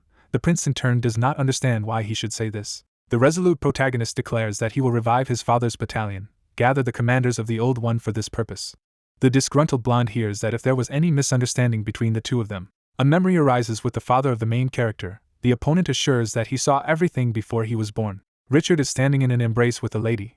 Prince claims that the priest has gone mad and dispersed the whole battalion like lousy dogs. So what a misunderstanding there is. The little opponent sternly declares that he is tired of messing with necromancers. He exclaims with a mad look that he will become the king of these lands. The protagonist, clenching his teeth, releases his bony tentacles again. It blocks Prince's powerful attack. Unable to withstand the onslaught, Simon flies a few meters back. He slides his hand on the ground, realizing that defense is useless, so he must dodge. The main character concentrates and understands that he needs to strike and run away. Prince rushes to attack, dodging the tentacles, while stating that the protagonist will not last long at this rate. MC generates a magic seal and orders it to weaken. Purple mana envelopes the blonde. He calmly continues to attack, asking if the protagonist really thinks the student's spells will work on him. The villain strikes a crushing blow. Everything around him scatters to the sides. Simon is lying in the crater and coughing loudly, dust floating around. The villain takes him by the hair, claiming that this is his limit. The distraught boy now proposes to just let him kill him. The protagonist only smiles slyly at this. The opponent does not understand what is going on. Prince looks at him in bewilderment, and wonders if he really thinks it's appropriate to smile now, or if he's completely crazy for hitting his head like that. The protagonist looks at him carefully and declares that it doesn't matter that he is going to die. Cammy stands behind Prince, exclaiming that it is not him, but her. An enraged vampire with blood from her eyes goes on the attack. Drops of blood fly at the astonished enemy. Red drops fall on him. The blonde thinks about blood magic. Gritting his teeth, he takes damage and screams. Dick holds an exhausted Cammy in his arms and calls out to the protagonist. A friend with a serious face asks him to run away quickly. A stream of powerful flames rages through space. Malin stands in front of a huge pillar of fire. Through the flames, the prince can be seen, who asks how she even dares. He is heading towards her at the same second. The boy hits her stomach hard. Dick screams out her friend's name in horror. The blonde is also hit hard and flies aside. At this time, the main character is running nearby. Cammy lies unconscious on the cold ground. Malin also lies not far from it. Dick sits near the collapsed wall with his head bowed, showing no sign of consciousness. Prince stands in front of the protagonist and asks if he really thought that he would defeat him, while advising him not to move. Lights begin to appear on the ceiling. Smoke is visible. The frightened boy hears that it is MC who should be telling him. Prince looks up in shock and sees that the ceiling is collapsing. Fear bursts out of the ceiling and apologizes for the delay. The protagonist takes on a different form and exclaims that the villain must leave the commander behind. MC holds a giant sword in his hand. A guy in a bone mask delivers a powerful blow. The blow falls exactly on the neck of Prince. The surprised head falls off the boy's shoulders. The headless villain falls to his knees. Fear at this time declares that this is not all and there is no need to lose vigilance. The silhouette of the head can be seen on the ground. Suddenly, she transforms into a zombie's head. A powerful red stream of energy evaporates through the tunnel. The army of the dead moves towards the guys. The boy rises from the dead, stating that it is impressive. Prince adjusts his clothes and says that he didn't think the guy would be willing to risk his life like that. The main character in a different guise asks that it is better not to have such stupid thoughts. The blonde looks at Malin lying down. They shout at him that he should not touch her. He takes her by the collar, stating that it depends on MC's actions. He throws her over his shoulder, clarifying that his name is Simon. So if he wants to save her, then let him come to the mansion they were talking about. The protagonist with a mask on his face hears that he needs to come without fear, and even if he doesn't even think of hiding it. The boy evaporates in a second. He finds himself on another floor, while waving his hand and declaring that they will see each other again. Enraged, Simon yells at the villain. The assistant asks him to calm down. The fighter clenches his fist, hearing that there is no point in chasing him now, because he would rather just embarrass himself trying to save his girlfriend, who was taken hostage. So now the most important thing is to collect information. The white-haired protagonist holds his head, wondering how he can do this in the dead zone. The henchman notices that during the battle with monsters near the mansion, he found people. They look suspicious, but most likely you can communicate with them. The surprised protagonist asks about the people in the dead zone. The prince holds Malin on his shoulder and stands in the hall. A cry is heard if they really lost too. Another assures that everything happened so quickly. The blonde man with a stern look clarifies what the noise is. Javier, cigar in mouth, turns around in surprise after being called by his master. He holds a cane in his hands and declares that his subordinates are just causing a little inconvenience. The boy, in turn, is interested in what he is doing in his mansion. The man replies that it is on business. Prince examines the crate and hears that there are 40 obsidian crystals, as agreed. The boy takes the Darkstone, expressing the hope that there are indeed 40 there. He says that he will deal with the bodies himself. Javier notes that this time it will take more time to find. The cigar merchant reminds him that he needs obsidian to maintain his strength. He clarifies what is wrong with his strength. He replies that there is nothing special. Javier sees the boy putting the girl down and says it's nice if that's the case, because it's hard to be without a sales partner. The man is surprised to wonder who this girl is. Malin lies on the floor unconscious. The boy assures that he found her. The merchant looks at her in shock and exclaims that she is a student from the academy. He does not understand how such an important person could end up in the dead zone. Prince replies that a few years ago they began to conduct training here once a year. There is 0 sense and harm to them too. The blonde man with a serious face hears the reasons why she is there. He replies that the lady is bait, because it is necessary to catch someone and kill them. Javier sits down and looks at her in surprise. He looks at the surprised boy and asks to sell it to him. The excellent student lies with her eyes closed. The gentleman says that the collector of corpses suddenly became interested not only in corpses. He asks that he also decided to engage in slavery. He replies that the living also have value. A greedy businessman with a cigar in his mouth claims to give him 20 crystals. Surprised, Prince asks again, while realizing that in the last deal he received more, and Javier now offers half. It is not clear what the point is. The man with the cigar smirks, hearing that he can take it. A wasteland looms beneath the red sky, and the scoundrel claims that all he needs to do is lure someone here. The girl looks at her legs in fright, not understanding what is happening. Javier looks into her face with a smirk, and tells her that she has woken up after all. A bound Malin sits on a chair, trying to figure out what's going on, because she was on a mission. There is horror in her eyes. The girl remembers the prince, and the fact that she lost consciousness during the battle. Black crows fly near the dried trees. The excellent student wonders if she is still in the dead zone, but there is a man in front of her. Javier strokes her feet and exclaims that she is full of energy, as befits a young lady. Malin, frowning, tries to say something, but her mouth is taped shut. The villain does not understand what she is saying. The man tears off her gag. The indignant girl with a stern look demands that he do not dare to touch her, otherwise she will incinerate him. A magical seal appears behind her. The heroine does not understand why darkness does not appear. An excellent student with blue hair shouts in fury that she is a freshman at the academy, a member of the Ivory Tower. She asks if the villain understands what he is doing. The villain with a crazy grin claims that the girl is more of a corpse that used to belong to Kizen and the Ivory Tower. Frightened, Malin silently hears that, unfortunately, he is not interested in using students for any selfish purposes. Moreover, it would be extremely wasteful. He strokes the frightened girl's face, assuring her that she will become a charming undead. A merchant with a cigar in his mouth claims that if it belongs to the Ivory Tower, then it will make excellent material, can become a magical skeleton or banshee. Suddenly, a soldier flies into the room. The wall collapses into pieces. Javier sees this in shock and asks who it is. The frantic protagonist holds a sword in his hands and burns with blue fire. The opponent is trying to understand who sent him here. Simon looks at him with hatred. He has a skull mask. The protagonist stands with his back to a frightened girlfriend who is tied up with ropes. At this time he is called a damn bastard. Malin sits behind him in horror. Javier, with a stern look, demands to know where he came from. MC continues to stare at him silently. The merchant sees the approach of the fist, asking why he is silent. The main character hits the villain with all his strength, who flies a few meters back from this. A frightened girl watches this. Javier lands with his back against the wall. The protagonist looks at his enemy in a different guise. The villain with wounds lies on the ground and shouts, "How dare he do this?" Suddenly, ferocious skeletons with red eyes appear. Only a few blows with the blade and they crumble into the bones. The bones fall to the ground. Javier is terrified. The protagonist approaches him, while the enemy bangs his fist, and orders him to repair immediately. Simon wields a giant sword that has glowing hieroglyphs on it. The frightened rival looks at him, and wonders what kind of sword it is. It seems that he didn't need to send a meat golem. The villain rises from the ground, realizing that of all possible students, he was lucky to meet exactly this. MC, ablaze with dark energy, stands in front of his enemy, who sighs in pain. The Javier's neck changes, foaming from his mouth. Suddenly, a red hand comes out of it. Malin, her face twisted, does not understand what is happening. In front of the main character, a giant red monster with several heads appears. Simon turns to his friend and yells for her to run. The excellent student excitedly shouts that this thing cannot move. The dark silhouette of the protagonist is visible. She exclaims that he does not even have to fight her. MC bounces and deals multiple cuts per second. The main character with a mask on his face continues to fight bravely. His sword has bright hieroglyphs. Simon lands, slicing the giant mutant in half in the process. The frightened monster opens its mouth, not understanding what is happening. The main character stands in front of falling pieces of the mutant. The excellent student sits nearby and sighs in shock. She screams after being picked up. Simon holds her in his arms. Malin is scared. The worried girl apologizes to him. In a few jumps, the protagonist soars into the sky, while his girlfriend thanks him. Her hands are tied. There is a magic seal near her palms. The protagonist helps her tear the rope apart. The amazed girl thanks her savior. The main character points his finger to the side. A hatch can be seen on the ground. She understands that he means the sewers.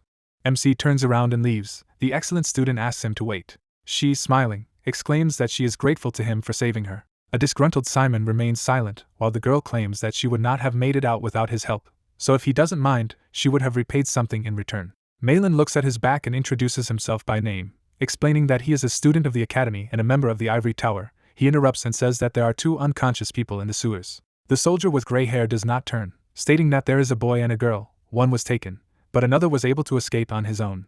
Malin sighs with relief, realizing that it must be Simon. The main character in another guise begins to leave. She sighs. The girl clenches her fist, realizing that she can't just let him go, because she needs to come up with something, at least learn something about him. The protagonist goes on. She exclaims a name.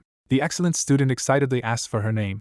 The fighter in the skull mask is silent. He turns to his girlfriend, stating that his name is Peon. At the same moment, he soars high into the sky. The girl is shocked. She is holding on with her hands. The embarrassed excellent student wonders if they will be able to meet again. Withered trees stand in the middle of a dead zone. Fair taunts his new name. The protagonist takes off his mask, hearing the henchman ask what this name is, who replies that he was going to tell Fair. A disgruntled Simon states that if he had mentioned him later without reference to the situation, a lot of questions would have arisen, while the assistant clarifies that this is why he combined his name with his own. The henchman laughs out loud, stating that he hasn't been so funny since his death. Simon turns around, standing in the middle of the forest, and asks what happens now, because they saved everyone. With the bound hostages on their knees, MC speculates that Javier is a former necromancer and has now become a kind of corpse businessman. The protagonist looks at them and asks if they saw the girl in the school uniform of the academy. They deny it. The guy with the rope on his body asks if he is looking for her, notes that he did not see her. But if the lady got directly to her, then she must have been taken to the camp. The mansion is not so far away, and soon everything will turn into a battlefield. The amazed protagonist asks again, not understanding what he is talking about. He replies that he cannot tell. The beaten hostage explains that there are two ancient dead men in the dead zone, Prince and Manus, and Javier does business with both of them at the same time. Fair stands next to the owner. The prisoner says that he plans to use Manus to destroy the prince, and then wants to betray the first one, because he wants to get the crown. The main character puts on his mask again. The henchman advises him to hurry. Everything around is on fire. Fair declares that apparently a war has begun. A zombie attacks a skeleton with a spear. Dozens of skeletons kill monsters. Other red mutants crush rivals. Prince watches nervously. Hundreds of zombies climb on red creatures. The boy understands that these undead are strengthened only by additional armor. They are created specifically to defeat them. A zombie stands next to him and growls. The blonde, in turn, exclaims that he knows. Prince turns around in amazement. He imagines himself on the throne as a monster, realizing that he does not want this for anything. On his bright head is a golden crown. He decides that he will never pass it on to another. The zombie's assistant stands nearby and growls while the master advises him to stay quiet, because when the enemy appears, he needs to be chained in an underground prison. A boy with a serious face declares that the girl is being held hostage, so he will not take any chances. Prince moves on as the henchman hobbles back. He has a crown on his head. The scoundrel looks at this with a stern look. A moment later, he soars into the sky, while a fierce battle is going on at the bottom of the castle. The fighter in red armor realizes that thanks to the meat golem, the situation is under control. The aggressiveness of the zombies is still a threat. In his hands is a glowing golden sword. He deals a severe blow to the dead. The brunette stands behind Manus and exclaims that this is what was expected of him. The red-armored skull looks around and asks that the war has begun, but Javier is not there, while the other person says that he seems to have a small problem. The frightened guys feel that they have been grabbed by the necks. One of them did not have time to finish that he will soon return. Javier uses life wither with a mad look. Manus watches him with red eyes, clarifying what is going on. The man stands next to the dried bodies, declaring that they will most likely survive, while the interlocutor wonders if it was really necessary to suck all the life force out of them. After all, they are subordinates. The merchant stands in front of the warrior, explaining that that's why they were next to him, so let him excuse the delay, but it's all the fault of one strange guy. Javier asks how things are. Manus sternly claims that everything is going according to plan. Prince has removed the barrier and on his orders Christ has moved out. Not far from them is a giant monster with patches on its body. The creature states that as expected, it will not just sit and wait. Suddenly, a powerful energy beam hits the big guy directly. Several strong beams attack him. He screams. Prince flies through the sky, attacking a giant monster in the process. He hits him with his skills. The monster writhes in pain. Zombies stand on the battlefield. A large mutant falls to the ground. The boy stands on top of it and shouts that the time has come and it is necessary to go on the attack. The blonde, frowning, turns around and realizes that there are 15 squads left. Skeletons fight zombies. Prince mentally asks to kill him. Unexpectedly, a strong earthquake begins. The boy stands without a head. Opposite him is Manus with a sword. A stream of blood pours out of his neck. The blonde's head flies to the side. He calls him a bastard. A red-armored skeleton stares at the prince, who shouts out the name Manus. A strong energy beam lands in a crowd of monsters. Manus watches the battle, realizing that there is nothing wrong with this. He was caught off guard and did not even have time to use black blood magic. Prince flies forward with an angry look, realizing that he cannot hurt him. A skeleton in red armor watches closely. The boy opens his eyes in shock, feeling a counterattack. He sits leaning on his knee. He is asked if he is surprised by this. Manus holds a bright sword with a smirk, stating that in a battle that took place decades ago, he was unable to wound him. The warrior makes the blade blaze, while saying that after that defeat, he radically changed his views on many things. The frightened blonde holds onto his shoulder while his opponent explains that he has stopped obsessing over some sword fighting techniques and trying to develop an aura with the help of black blood magic. The skeleton holds his weapon in his hands, claiming to have accepted it, and has accepted that the aura is much stronger than black blood magic. Feeling the pain, Prince listens to his opponent, who claims to have focused on enhancing his strength in battle with his aura, and the result is a wound on his body. The skeleton ominously holds the blade in his hands, claiming that now it can wound him. The little blonde rushes into the attack in a rage, shouting that there is no need to be conceited just because he left a small scratch. Manus looks at him carefully and receives several cuts. Prince, gritting his teeth, continues to attack. He jumps and swings his fist, flying straight at the enemy. Suddenly, the boy opens his eyes wide, not expecting such a development of events.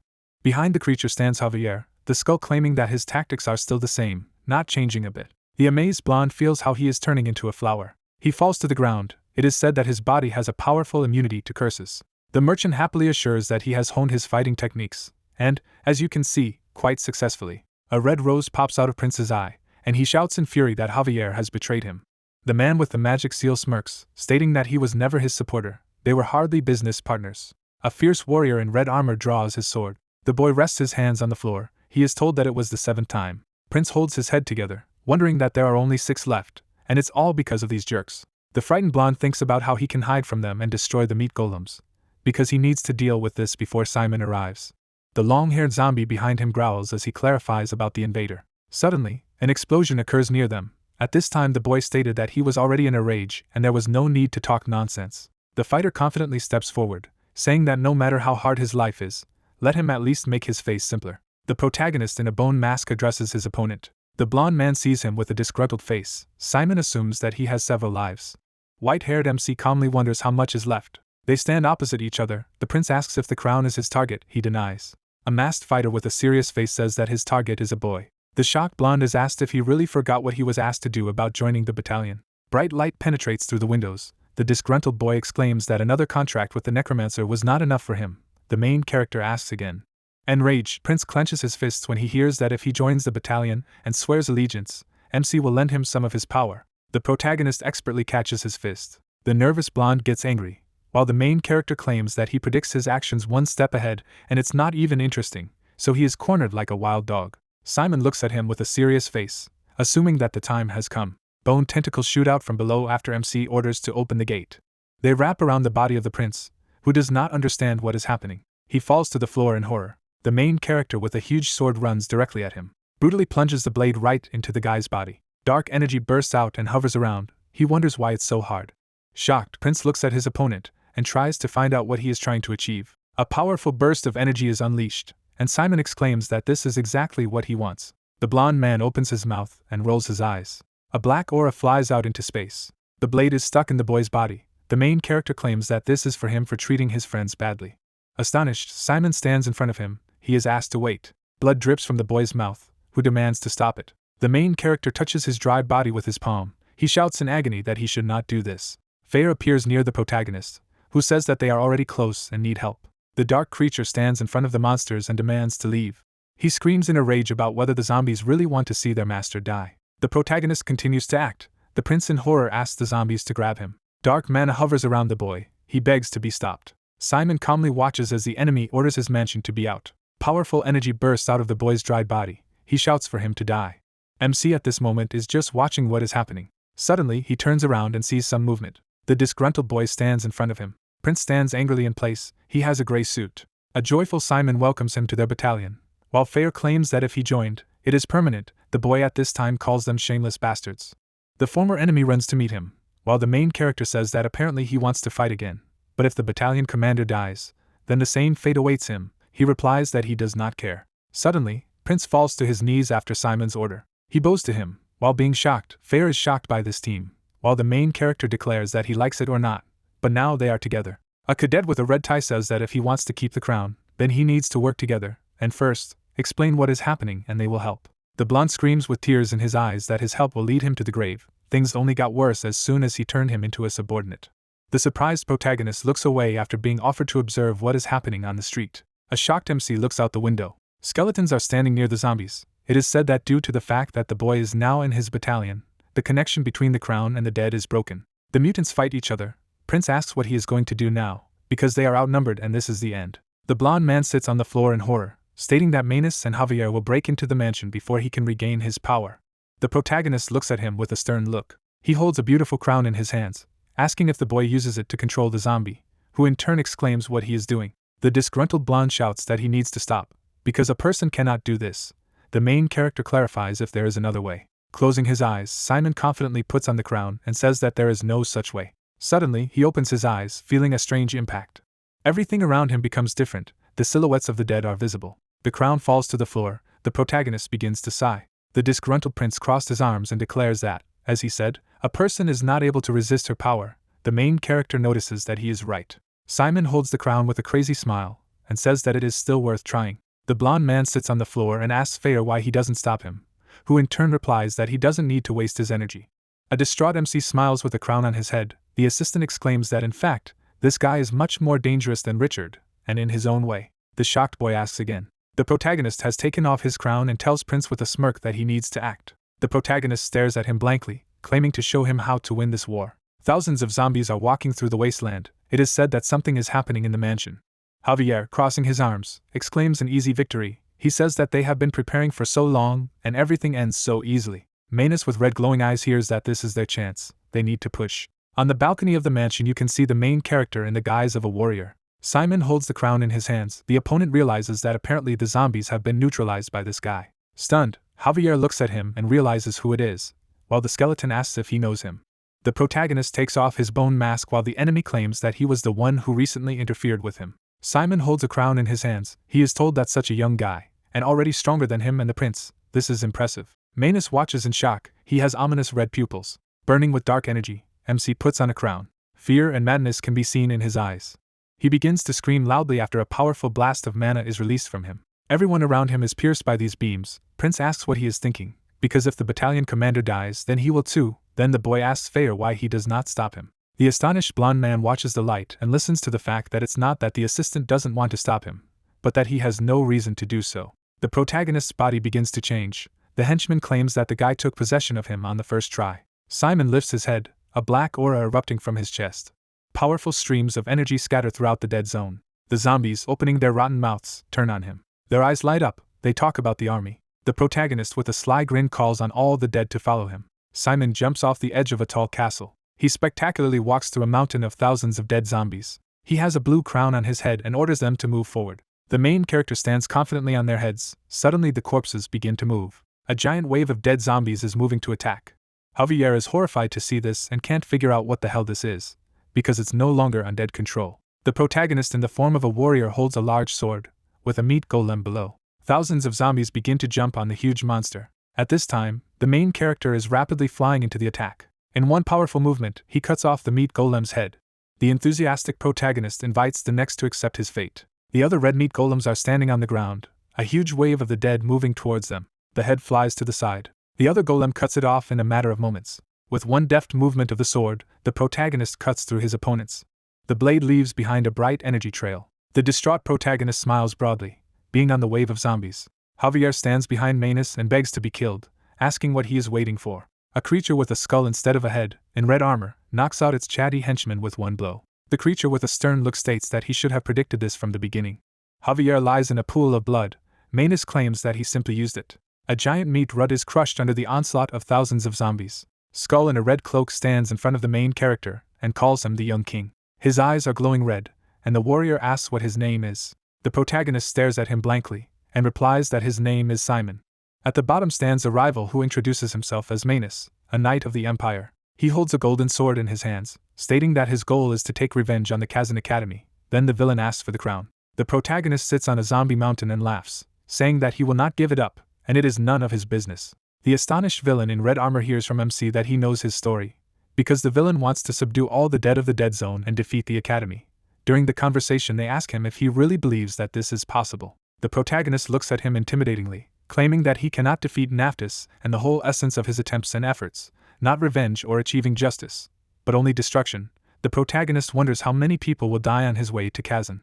Manus stands with a sword and does not look away from the enemy, who assures that his empire no longer exists. Simon sits on the mountain of the dead, explaining that if his plan had the slightest chance of success, he would support it, because it could even turn into a revolution. The enemy clutches his golden sword in a rage. He is asked if he can cope with the power of Kizen, because he knows that he cannot. Smiling broadly, the main character says that now only the rival is throwing threats and trying to lead the empire, whose name few people remember. He claims with a serious face that his actions actually seem important and just.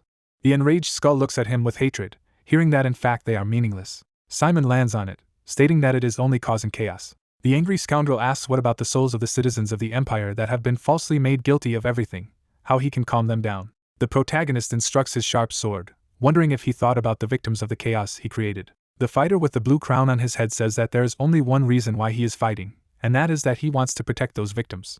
Manus holds a red blade with a ferocious look, claiming that any subsequent conversation will be meaningless. He stands in front of thousands of glowing eyes. In his hands is a powerful weapon that begins to radiate energy. Simon looks at him sternly, wondering if he felt the same way. A horde of the dead rushes to attack after being ordered.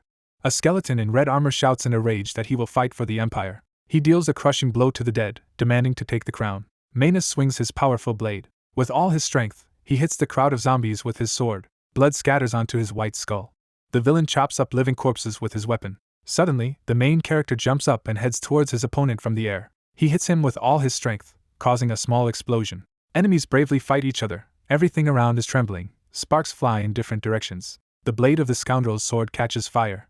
Manus states with a stern look that necromancers are good at many things, and it seems as if they have no weaknesses, but this is a weakness. Gritting his teeth, Simon sees the blade fly into his body. The guy jumps back. Opposite him is a skull that claims that he devoted himself and his soul to the sword, so all his life he fought and fought only with the help of a blade. The protagonist is silent with a serious look. He suddenly smiles and asks permission to ask a question. Suddenly, a giant monster appears behind Manus. The main character wonders why he would be so proud of himself. Disgruntled, Manus shouts how dare he say that, who in turn declares that he is wrong. The protagonist points his finger with a crazy smile, claiming that he is capable of anything. A giant zombie mountain rises behind him. He says that it simply means to be strong. An astonished Simon opens his eyes after hearing from his henchman that he needs to stop, as it is not safe to take control of more zombies, as the limit has already been reached. The main character with a dissatisfied face shouts that in this case he will be happy to show. Manus looks up in shock. MC says how he will overcome him. A horde of zombies falls on the red-armored creature, while Simon orders them to fetch its head. The sinister dead pounds furiously on him. After a moment, Manus can no longer get out of there. He does not understand how this could happen. He is overwhelmed by a mountain of the dead. Prince stands on the balcony in shock and watches, trying to understand how this is even possible. The ferocious dead roars. The boy realizes that the zombies have formed a battalion, and even their physical abilities have increased. On the ground lie the bones and corpses of monsters. It is said that they slew golems that they could not defeat themselves, just like skeletons. The protagonist has a crown shining on his head. The blonde understands that this is the real way to use it. Simon looks carefully ahead as Fair says it's a good thing he neutralized him. Dust hovers in front of him. The henchman declares that this will not kill him. The amazed protagonist hears the question of what he will do now. Fair is in symbiosis with the protagonist, while exclaiming that he seems to be slowing down, because there are too many thoughts, and if it continues like this, he will simply lose his mind. The henchman takes his crown and addresses the guy. He opens his eyes in amazement. The main character stands in place with the crown on his head. The assistant realizes that MC rejects her. Fair examines his master, realizing that his sanity is fine. However, a giant magic seal is formed under the zombie mountain. The red sign begins to sparkle brighter. The assistant thinks that this is black magic. The protagonist points his hand forward, while Fair wonders how he even knows it. Because he could not study it, it is unlikely that he even encountered it at all. The protagonist with a stern look conjures while the assistant talks about the symbol of the Necromancers in the 100 Years' War. The dead lie on top of each other. MC looks at his hand, realizing that it is the greatest power, the pinnacle of magic over the undead. Suddenly, Simon resolutely clenches his fist and calls for an explosion. A powerful column of fire rises into the sky. A powerful explosion is heard. Zombies are blown to pieces. The shockwave breaks the windows of the castle. It is said that this is madness. Prince stands in complete shock and asks if he is even human. A guy with a crown on his head silently stands next to the assistant. The dust dissipates and an object is visible in the crater from the explosion. There's a lone Manus skull lying there. Fair asks if he was really trying to protect his head with that blackness. Fair stands next to the commander and says that his thoughts have disappeared. The protagonist with a serious look wishes the enemy to rest in peace. The henchman hugs the protagonist and calls him cute. The crown falls to the ground in fright. Fair wonders how Simon knew about the explosion of corpses. He replies that he does not know. A giant creature with a skull looks at the guy, who asks if he coped. He replies that he coped and very well. Prince is standing not far from them, Fair addressing him. The protagonist with a tired look clarifies what he has already said. The astonished blonde hears that he will show how to win. The boy looks away with a serious look. The hero stands on the floor and looks at his feet. Suddenly, a man appears opposite and asks what he is doing here. The cadet holds an umbrella and wonders if this is really so. Little Prince sits on the ground in the rain. The student stretches out his hand and invites him to follow him, while noting that he does not promise anything. The guy with a smirk says that it will definitely be fun. The protagonist's astonished assistants are carefully examining someone. The boy hides behind the protagonist with a pitiful look. Fair lifts him by the suit. He is displeased. The blonde is again standing behind the protagonist's leg. The guy strokes his blonde hair with his hand. He looks at the boy with a satisfied face. The frame is replaced by the grown-up Richard. He stands with his bride. The sad prince recalls all this, stating that it him off. The protagonist abruptly gets out of bed. Fair exclaims that he woke up earlier than expected. A sleepy MC asks what happened. He replies that he actually smashed Manus to smithereens, and an hour ago he just passed out. The main character asks in amazement, The henchman adds that he also caused the explosion of corpses for this. Outraged, Fair hears that the protagonist doesn't even remember.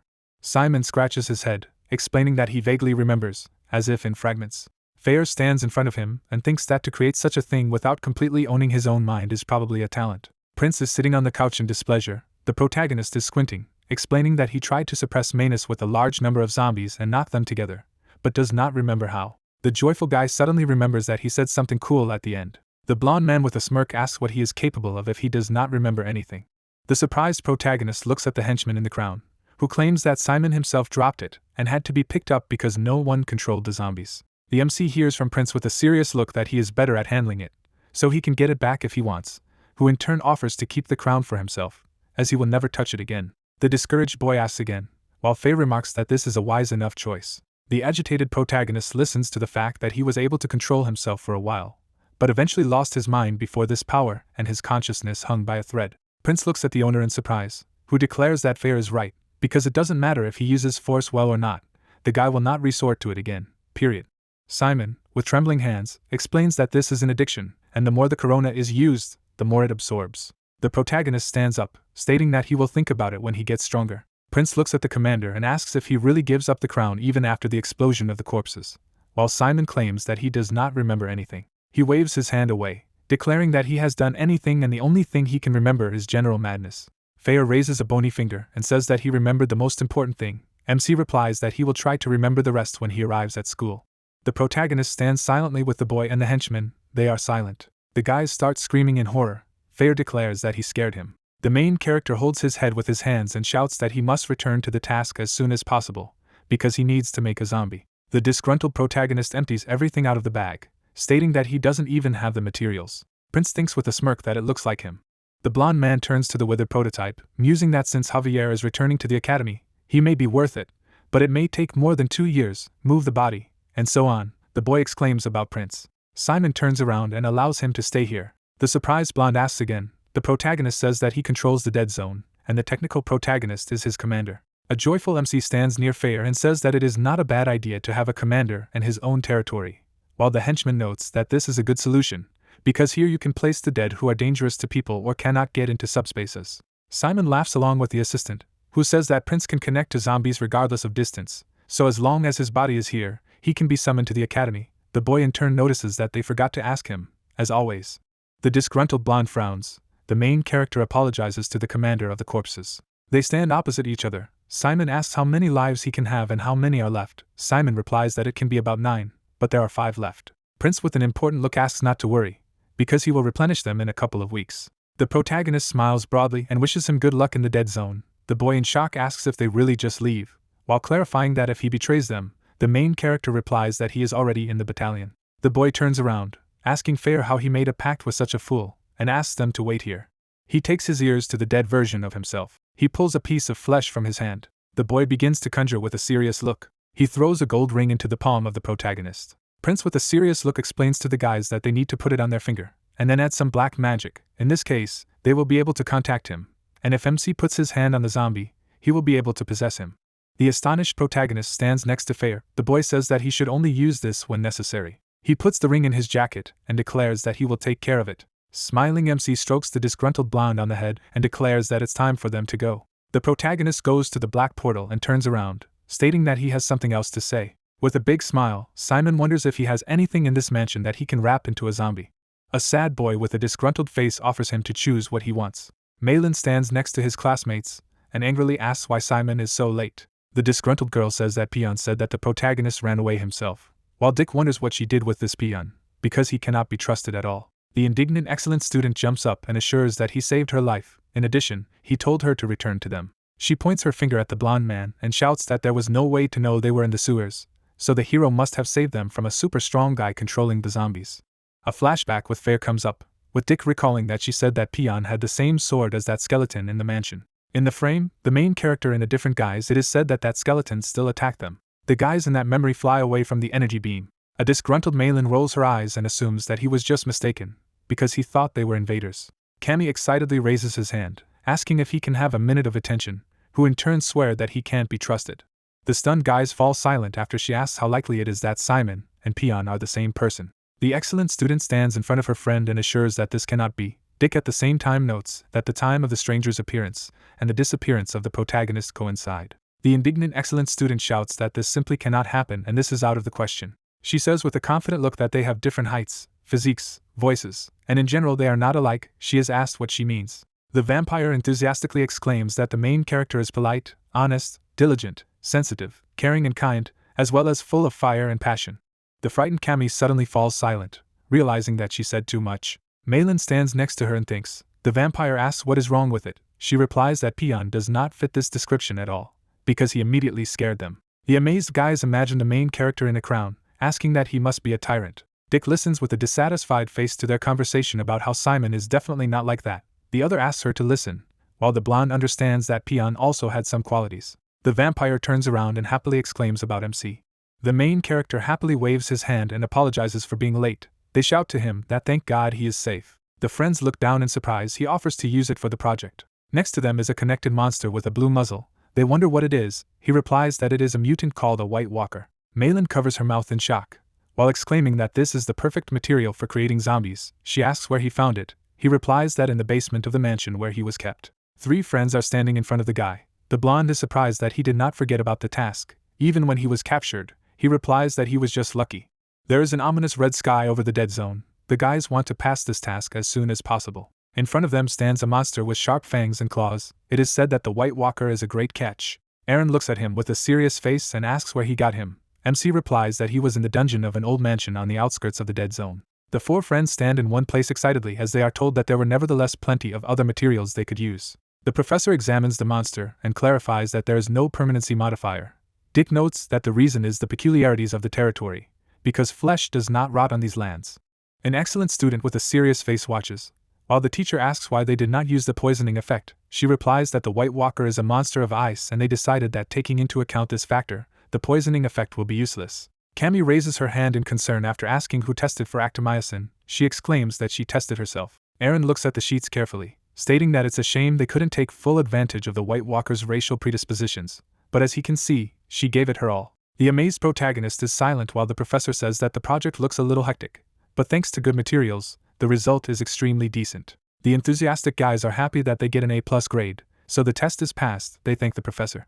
Stars can be seen in the red sky. It is said that they did a great job. The professor crosses his arms and declares that he believes they have learned a lot from this project, even though many of them already probably hate him for such disgusting tasks. Surprised, Simon stands next to the students. Aaron states that some may think that the teaching method is outdated, but after all, they live in a time when zombies or skeletons are much easier to buy.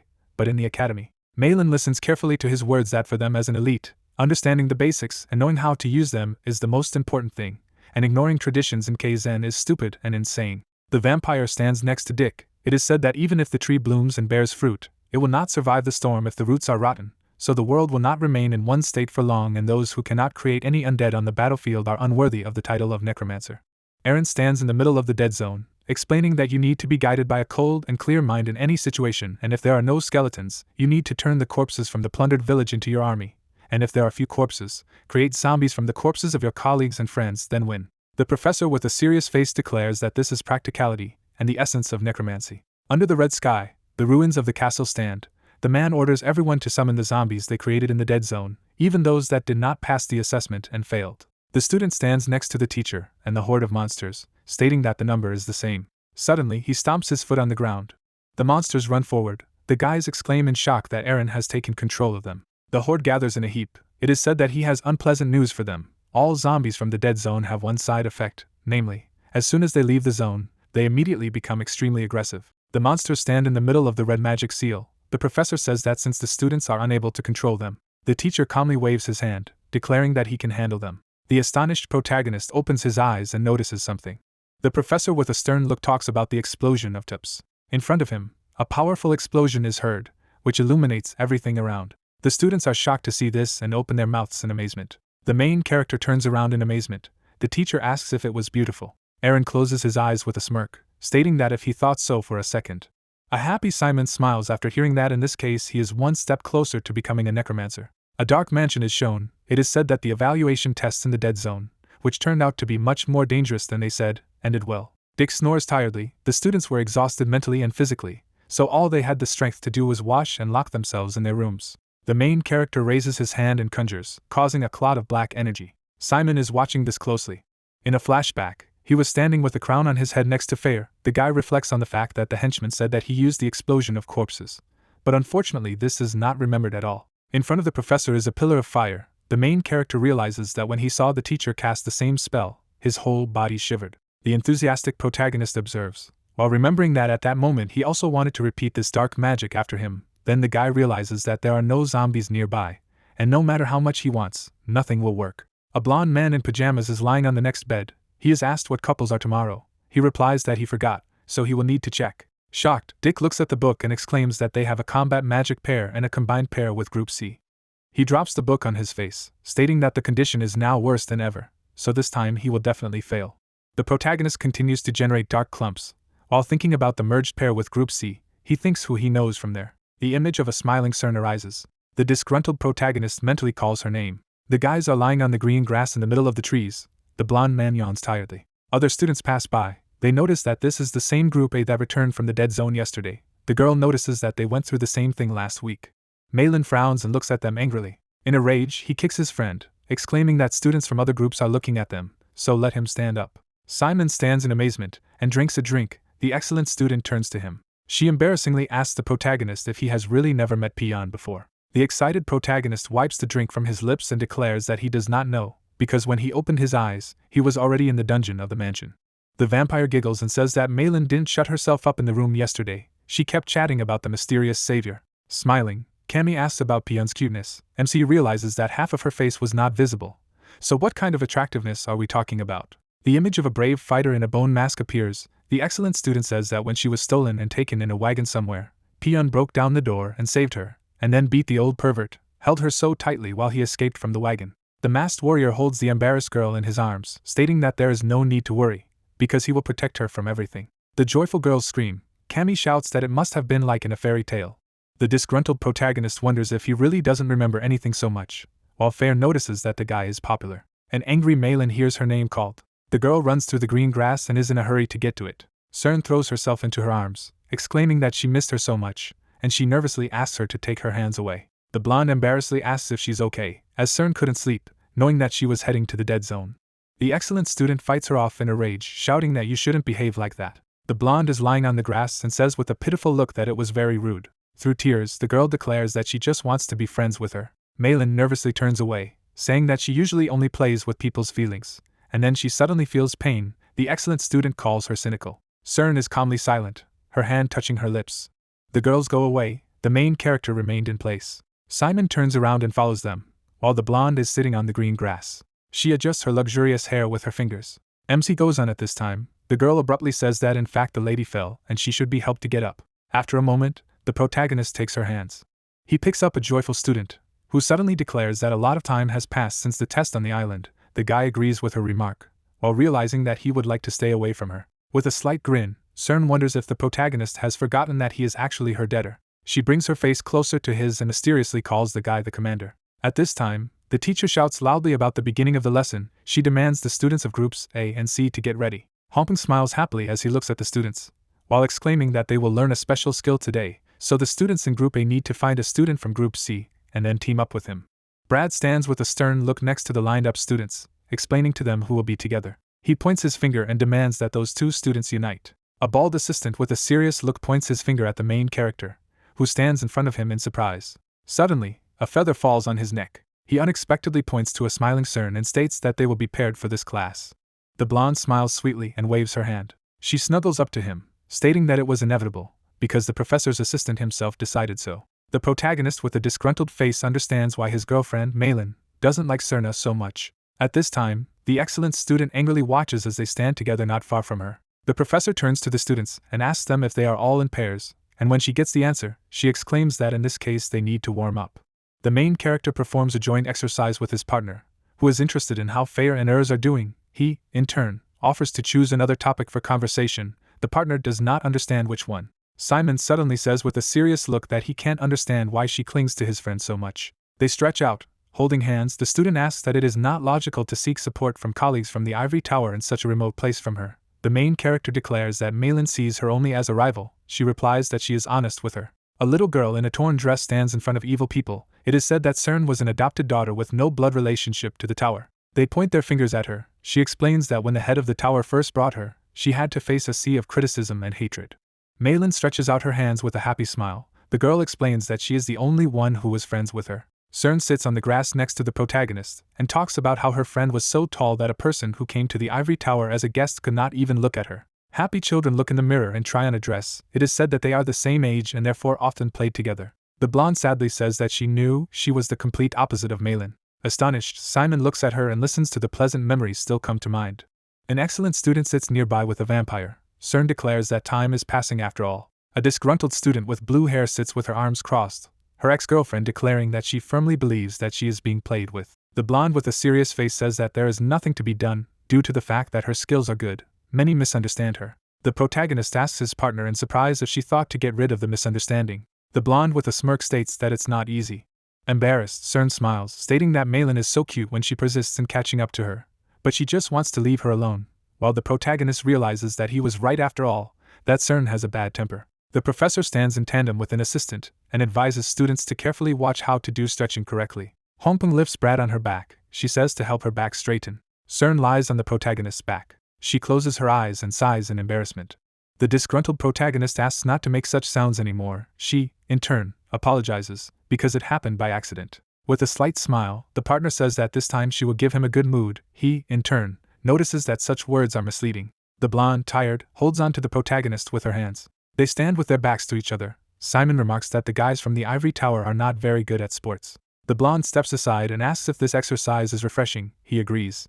They do it again. CERN offers to choose a topic for conversation herself. The main character allows her to act as she wishes. She lies on his back and at the same time asks if the protagonist has thought about where he will get a job after graduation. The amazed guy asks again, then replies that he did not really think about it. The girl stands back on the green grass and offers some idea. The guys stand with their backs to each other, CERN referring to the position of the owner of the ivory tower.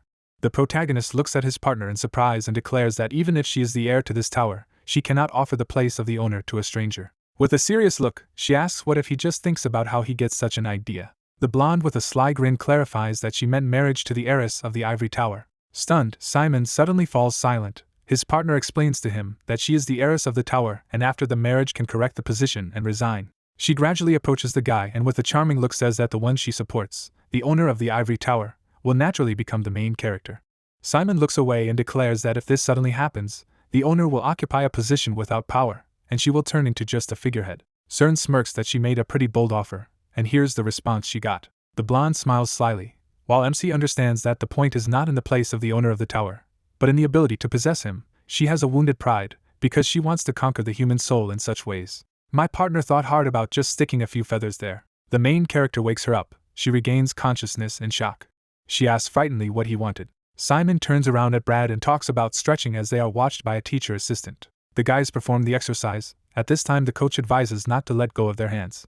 Hongpeng sits on the grass with his assistant and shows the next exercise. She lies down on the grass, doing the splits, and advises you to stretch evenly. CERN sits across from the protagonist with a smile. The main character takes off his outer clothes. The protagonist covers the bottom of her body with his sweater. Simon looks at her and asks if it's okay. The blonde smiles and thanks him, while offering to try again.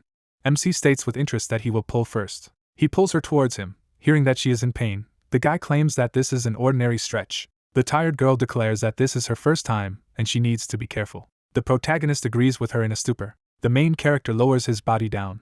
He looks tired. He looks up, hearing the question that Er's abilities were useful. But if they did anything strange, the guy asks again. CERN with a slight smile is referring to turning into classmates. He looks away guiltily.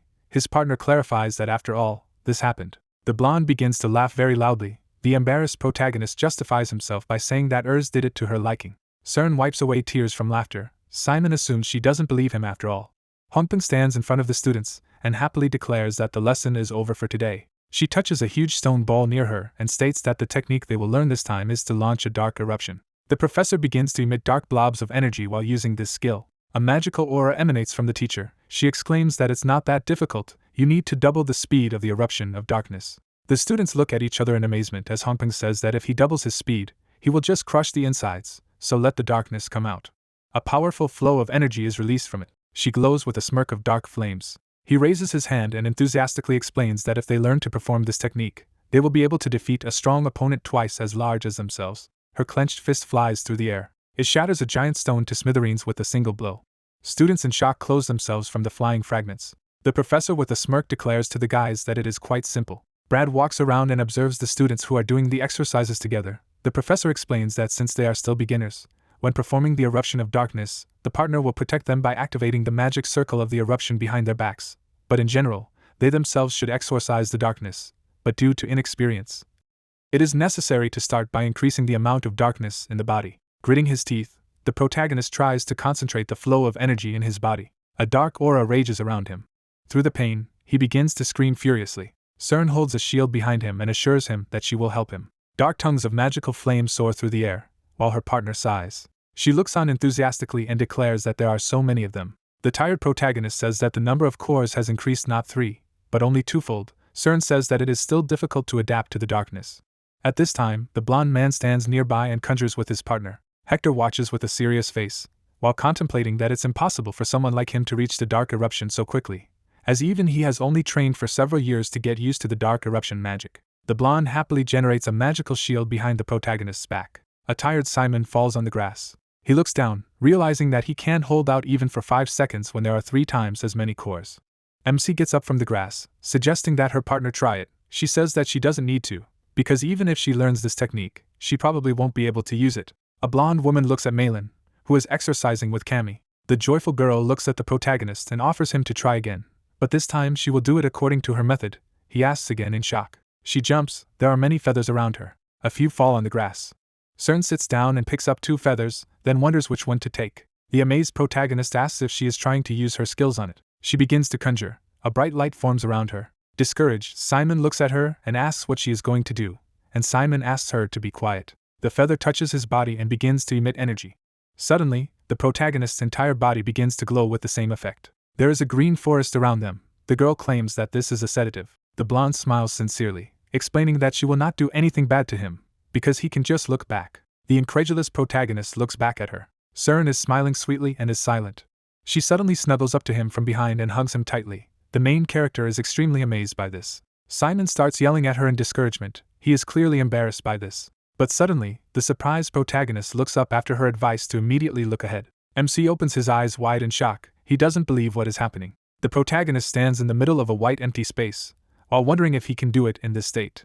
Simon opens his mouth in surprise and is silent. A powerful flow of energy begins to rage in the center of his chest. He thinks of perfect silence. Tongues of dark energy float through space. He understands that he feels like goosebumps hit his nose to such an extent that he feels the flow of darkness. The blonde slightly hugs him from behind. Simon feels the superficial and close presence of his partner behind him, while Cern suggests that we start as soon as possible. Gritting his teeth, the determined protagonist begins to use the triple activation of the core.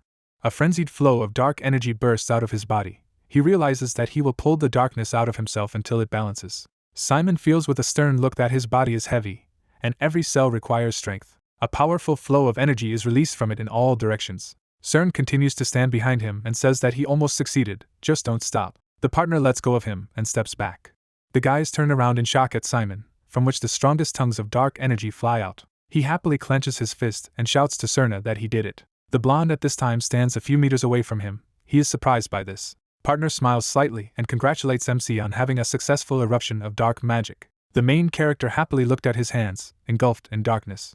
The professor looked at the student in surprise. She grinned and muttered that she thought so. The other students stared at the guy, discussing what he had already done so quickly. You could immediately see the special number 1. The blonde smiled slyly and said that he owed another debt. The brunette looked back at her and agreed, thanking her for her help. Cern leaned over and pointed out that if this continued, he would accumulate 10 debts, and she could exchange them for one big wish, and the young man replied that it wasn't her school coffee coupon. Hector and Malin looked in their direction. The guy gritted his teeth and indignantly thought that his opponent had mastered this technique in one lesson, and he had been training with death for several years. The girl crossed her arms and noted with displeasure that she told her friend to stay away from the blonde, because she manipulates people and uses them. The students frowned, wondering how much longer the protagonist planned to mock and cheat them. Simon was smiling nonchalantly, not noticing the 2 glowing glances at his back. Malin and Hector finally exchanged glances, noticing each other. They grimaced in irritation, asking what they were staring at. Then we turned around and went in different directions. The professor clapped her hands and asked the students to calm down and sit down over there. The woman put her hands on her belt and said that there was no need to worry if they didn't manage to master a new technique, since it is normal not to cope the first time, and in performing a dark eruption, the most important thing is to train hard. The protagonist looked at Honping in surprise, who asked how he felt about this technique, since it was the first time he had tried it. The brunette scratched his neck in embarrassment, and replied that it was not bad to gain such strength in a short time, but it put a lot of strain on the body and body. The woman raised her finger and nodded, explaining that the eruption of darkness was their last attempt. If they couldn't suppress their opponent, then defeat was guaranteed. She introduced the monster and said that due to the ineffectiveness of erupting darkness, she was not used by advanced-level necromancers. Honping clapped her hands and said that she had prepared something interesting for them. Dick and Cammy arched their eyebrows, and the guy asked what to do if she ordered her to ride a hippopotamus on one leg, and the interlocutor added that they could still force her to climb a mountain with a bag full of sand. The assistant handed the ball to the professor. The woman clutched it in her hands and offered to arrange a dodgeball competition between classes A and C. The students smiled happily, deciding that they could relax, and it should also be interesting. Honping climbed the sports equipment and confirmed that it would be exciting.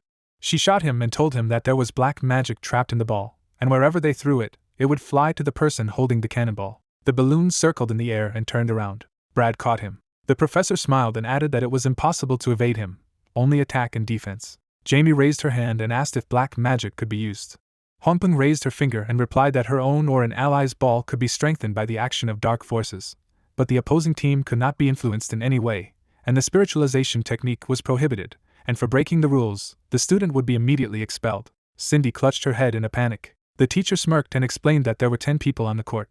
2 out of 3 rounds were needed to win, and the winners would receive a delicious lunch, but the losing team would only be able to watch. Students immediately began to divide into 2 teams by class. The main character narrowed his eyes when he heard his rivals exclaim that this was not a matter of lunch, but of pride, and their chance to step on the guys from the A class, who said that their class teacher was the vice-rector. Someone grabbed the guy by the wrist. He looked at Malin in surprise. She looked at him seriously, and said that he had been the headman for a long time, and Class A had said that they had a plan. Brad put out his hand and asked the first teams from the rivals to take the lead. From the main class, among others, came Dick and Malin. The rivals stood opposite, and CERN stood in the center. The blonde man grinned and was glad that the girl was on the first team, and his friend asked what he was so happy about. The student frowned indignantly when the interlocutor said that they needed 2 wins out of 3, and they, the weakest team in their class, were dealing with CERN, the strongest opponent, so the rest would somehow be sorted out by the other guys. The guy slyly glanced at his friend, who asked why they were weak, and asked if she knew black magic spells. Otherwise, unless she was going to burn all the A-class guys with black flames, then it was hard to play such a game. The disciple crossed her arms and declared that they would win, and there was nothing to laugh at. CERN waved and called out to the girl. The main character's jacket was still tied around her belt. Her rival squeezed her hand in anger. Malin looked at the blonde menacingly, and said that today she would really embarrass herself. A coin flashed in the air. The assistant caught her and pressed her with his hand. He looked at the girls and asked them to choose a side. Malin knitted her eyebrows and answered, an eagle. Her rival smirked in response and took the remaining option. The protagonist's girlfriend clenched her fist happily when the assistant announced that Class A starts first. The interlocutor straightened her hair and smiled that it was important for the student to win something like this. Malin grinned and replied that this was a chance to kick their ass with impunity, and that was not to be missed. Brad waved his hand and whistled. The girl handed the ball to Dick and asked him to hurry. The blonde activated the darkness and reminded him that the use of battle magic entails an instant disqualification. The guy threw the ball into the air, marking the beginning. His teammate knitted her eyebrows and activated the energy, realizing that the ball was full of dark destruction magic. She crouched down on the ground. Then she quickly jumped up and reached for the ball. The girl created a red magic circle around it. Malin knitted her eyebrows and activated the fire strike spell. Then she threw the ball to the opponent's side. The blonde looked at the approaching attack. The balloon spun rapidly in the air, gaining momentum. CERN smirked, and suddenly another member of the team appeared in front of her, unexpectedly even for herself.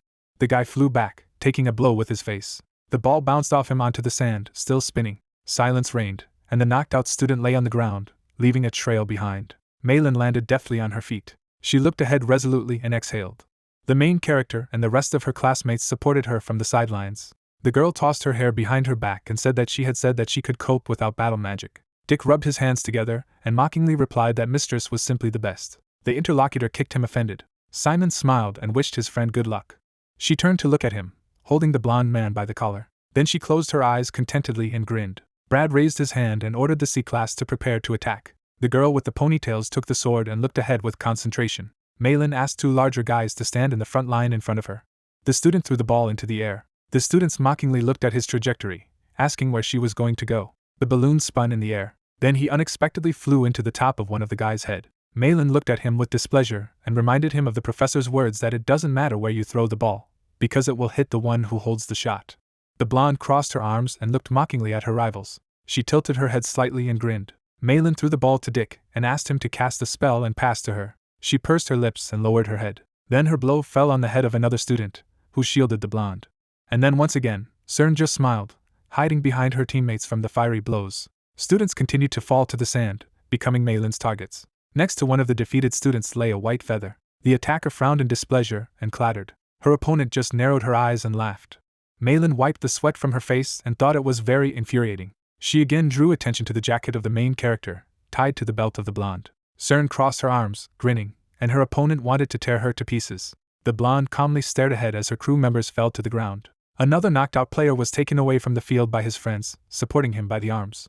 The remaining student looked at Cern and said that he asked not to use Hideo as a human shield because he was their best defender, but she only advised them to attack and that's it. The young man picked up the ball from the ground. He knitted his eyebrows, activating the darkness, and thought that it was hard to be a leader and deal with an unpredictable princess at the same time. The guy swung and threw the ball. His punch hit Dick's stomach.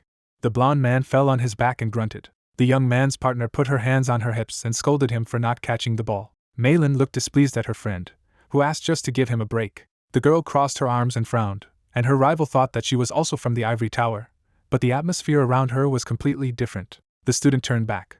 Cern grinned, and the young man decided that being a little bossy and giving instructions to others was much better than manipulating other people's emotions. Malin took the ball and noted with a smirk that she still had to avenge her teammate. She pointed her finger at the blonde and asked if she planned to cover herself with shields of meat for a long time. Let her come forward. The interlocutor put her finger to her lips and replied that she was very afraid of getting hurt. Malin looked at her in disgust and cursed.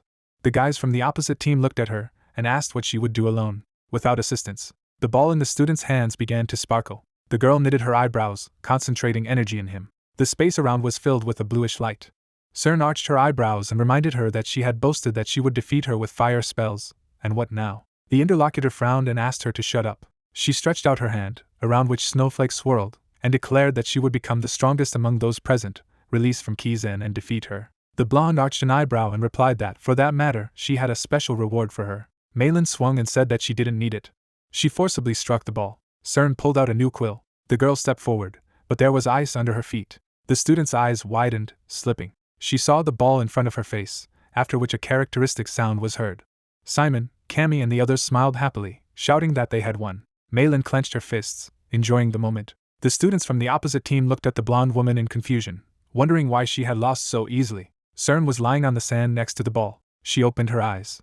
Then she sat down abruptly. The girl winked and asked if they had bought it. The students looked at her irritably, mentally hoping that someone would knock her out. Brad raised his hand and announced that Malin from Class A was disqualified. The student immediately ran up to him and asked what the reason was, to which the assistant explained that her opponent slipped on the ice, and if she was injured, the girl flew out. The main character and Cammy dragged away a girlfriend who screamed that she was not guilty. The students smiled happily and cheered when the assistant announced that Class A was winning. Hector closed his eyes and grinned, muttering that he didn't think the weakest would win. Brad raised his hands and asked the second teams from each class to come forward. This time, Jamie, Cindy and Cammy acted on the side of the main character.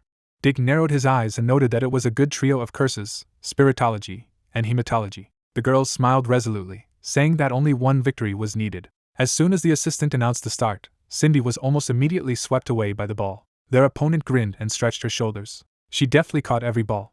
Then she launched him into the attack, knocking out the opponents. The students flew away under the onslaught of her blows, one by one, receiving the ball in the face. Another student flew back, and Brad said again that Class A was dropping out. The brunette jumped after catching the ball. She landed on the ground, surrounded by darkness. Then she knitted her eyebrows and looked around. Among the fans was Malin, chatting with friends, and the student hoped that she was looking at her. She remembered how she once tried to hit a girl. However, her rival evaded with a grin. And then she activated her fire power, winning. The brunette bit her lip painfully, and thought that the defeat Malin had punished her with had made her who she was now. The student frowned and put the ball in front of her, concentrating her energy. The student swung and attacked. She turned pale and sweated as she continued to release the darkness. Dick and Simon looked at her dumbfounded, noting that she was just something, having already knocked out and saved so many people, demonstrating the power of dark destruction magic. The girl gritted her teeth, realizing that she could no longer hold on. The ball bounced off her, and the assistant said that Class C was out. The classmates looked at the student enthusiastically, shouting that she was simply the best, and she just had to rely on them. Eben was moved to look at them. She left the playground, waving to her supportive classmates. The brunette walked past Malin and asked if she had seen it. The girl pointed her finger at her and said that she had reached the top of the class since the last duels and could not wait to meet her again. The interlocutor arched her eyebrows and asked who she was, receiving the answer that she was her rival in the first duels. Eben froze when her opponent apologized that she did not remember anything even close to this. The student wandered away in frustration when she heard this. Jamie looked at her teammates and asked them to pull themselves together and not give up until the end. The blonde swung and threw the ball. Cammy stared at the approaching threat, frightened. The guy shielded her with himself, taking a blow with his face. He sank to the ground, clutching his nose. Cammy looked at him with tears in her eyes and asked if he was okay and why he suffered because of her. The interlocutor smiled courageously and replied that everything was in a bunch. The rivals looked at the vampire, deciding that she was the weak link, so they were aiming at her. The blonde frowned and swung. Another guy jumped out in front of Cammy and blocked the attack. The pink-haired one bowed and thanked him, and the boy smugly straightened his hair and replied that there was nothing wrong with that. The opponent looked at them in annoyance and thought that this infuriated her very much, and didn't it feel like using CERN's dark magic? Her teammate blushed and muttered with a smile that it was cute. Cammy took the ball and, closing her eyes, shouted that she would take revenge on them all. She knitted her eyebrows, and her classmates supported the girl from the sidelines. The student threw the ball into the air. Then she squinted, creating a magic circle, and activated a blood strike. The girl launched her attack at her opponents. The ball flew straight at the blonde. The student opened her mouth in confusion. Cammy smiled happily when her punch knocked out her opponent. Malin and Dick looked at their friend in admiration, shouting that she was great. The main character was also smiling, saying that the girl was just super. The pink-haired woman jumped, exclaiming that she had knocked one out. The blonde knelt down and muttered that feeling defeated was something new to her. Her partner frowned in irritation and said that she hadn't felt such anger in a long time. She threw the ball violently. He knocked out both Jamie and Cammy at once, after which Brad announced that Class C was winning the second match. Even the student from the opposite team looked at her with a slight blush, muttering that she was very cute. The girls in his class didn't look happy, thinking that sometimes victory didn't feel like that at all. The assistant professor blew the whistle and said that there would be one fight in the final match, so that the winner of that match would be the winner of the competition. The main character and Hector entered the set. Their opponents looked at them in confusion, asking how to win at all. Simon exchanged glances with his teammate. He looked at the young man angrily. The brunette smiled and asked him to relax, reminding him that they were now together. However, the interlocutor only grimaced even more and gritted his teeth. He came close to the hero and blushed with anger. Their classmates stood between them and asked them not to start a conflict, because today they are in the same team. Dick and the girls looked at their comrade anxiously, not sure if the two would work together at all. The assistant raised his hand and announced that the turn of Class C. Blonde swung, creating a magic circle, and threw the ball. His big rival steadfastly withstood the blow, taking him into his seal. The student knitted his eyebrows and grinned. Cindy and Jamie looked at Miller, praising his belly defense with the inscription. Then the student threw the ball into the air. The girl lifted herself off the ground. She created a tennis racket in her hands. Then she hit the ball to the opponent's side. The blow hit the blonde's stomach, knocking him out. Dick smiled and noted that the comrades were good, and the pink-haired woman exclaimed that the guys were just amazing. Malin knitted her eyebrows and asked what they were doing. Dark energy swirled around one student. His teammates stretched out their hands, giving him power. Malin arched her eyebrows and suggested that they were trying to use black magic with blood magic. Rivals gave energy to the young man. His eyes flashed red, and the guy in the front line was sweating profusely and turning pale. The blonde man knitted his eyebrows and asked what would happen to him if it worked, and the interlocutor replied that everything was probably not so simple. The student hit the ball with a racket. He flew into the student next to him. Then another one on the other side of the guy shrouded in darkness. Dick sweated and noted that they were using the darkness of others as shields, each time reducing the frequency of their A-class attacks. Cammy arched her eyebrows and muttered that there was only one left now, but who was it? The guy put out his hand and created a magic circle. A blue dome appeared around it. The striker jumped up and said that this was the end. The ball flew into the backboard. Then he jumped back and hit one of the opponents in the face. The protagonist's comrades carefully watched, and the girl said that this was definitely not the simplest dark magic. Rexio smoothed his hair with a smirk as he listened to his team's support. The white-haired woman lifted her head warily as the shadow covered her. Hector stretched out his hand and demanded that the ball be given to him. He squeezed it and activated the darkness. The guy fired a shell with force. He crashed into the shield at high speed. However, he immediately jumped back and flew straight at the girl. The fat man stood in front of her and asked her to rely on him to create a magic circle. However, the attack broke through his defenses, hitting him directly in the stomach. The guy tilted his head and wheezed. Miller fell on his back, rolling his eyes. Malin crossed her arms and guessed now why they were charging only one guy with dark magic, and the blond man narrowed his eyes at the trick of his rivals. Hector gritted his teeth as his comrade asked in surprise if even he couldn't break the barrier. The student frowned and growled with rage. He threw the ball again with force. Then he bounced off the shield again. After that, he knocked out a girl with a racket. Rector only clapped his hands with a smirk and complimented him on his serve. The enemy attacked again, demanding that he shut up. But his own blow knocked out another comrade. Jamie and the others looked at him anxiously, shouting that he had to stop, otherwise he would knock out all his teammates. As a result, only the main character and Hector remained on the set. The brunette looked at his partner with a calm smile. He grinned and exhaled. He put out his hand and concentrated his energy in the ball. The shell flew into the shield again. Then, bouncing off the dome, he changed his trajectory, heading for the hero. The ball spun in the air, accelerating. Simon knitted his eyebrows. Cammy covered her mouth with her hands, worried about her friend. The brunette unleashed some of his power to block the attack. The ball stopped in his hand. Hector gritted his teeth and cursed as if he had forgotten they were on the same team. The young man held the projectile, feeding it with energy. The main character smiled and noted that now it was his turn to serve. He swung and threw the ball. However, the attack was once again repelled under Rector's mocking gaze. Hector frowned and opened his mouth. The guy slid back. However, he still kept the ball in his hands. His face was contorted with anger. The main character unleashed the darkness with a smile. His partner looked at him, noting with surprise that the young man was already applying what they had learned only today in class. Hector remembered his training and remembered that he was older and more experienced than the hero, but why he always stayed in his shadow. He was sweating and displeased to assume that it was all about talent. The guy swung and gnashed his teeth, mentally asking what the brunette was doing to him. A powerful shell flew into the blue dome. Rector opened his mouth in surprise as the shield buckled under the onslaught. But still the ball bounced again, intending to clear Simon. The brunette knitted his eyebrows and caught him with both hands. His friends watched his comrade attentively and cheered him up, praising him for his dexterity. Only Malin shouted in displeasure that these idiots had forgotten who they were fighting at all, having arranged a confrontation here. The Rexio dome continued to be shelled over and over again. The guy rounded his eyes, finally noticing that the opponents were not fighting with him at all. But what kind of team was it then? Hector raised his fist, concentrating mana. His body began to be covered with golden scales. The guy gritted his teeth and frowned. He swung, angrily shouting the name of the main character. A powerful attack fell on the opponent. Cracks crept along the dome. However, Simon had to catch the ball again by sliding back on the ground. The hero knitted his eyebrows and activated the bone armor on the arm area. The young man swung, preparing to attack. Then he forcefully sent the ball into the air. His blow ricocheted off, heading towards his teammate. Rexio cried out in confusion and widened his eyes as he watched his armor crack. Hector tensed up and caught the projectile. His foot almost crossed the back line of the court. The guy stretched out his hands and said that the hero would die by his hand. His legs also began to be covered with dark scales. A pronounced musculature appeared on the torso. Hector has taken the form of a draconid, spreading its wings. Malin opened her mouth in shock, and the blonde muttered that of course he knew that his ancestors were from the dragon bloodline, but he didn't expect it to be so much. Cern narrowed her eyes and sighed. The student flew into the air. He frowned and demanded that the main character look carefully. The brunette looked up indifferently.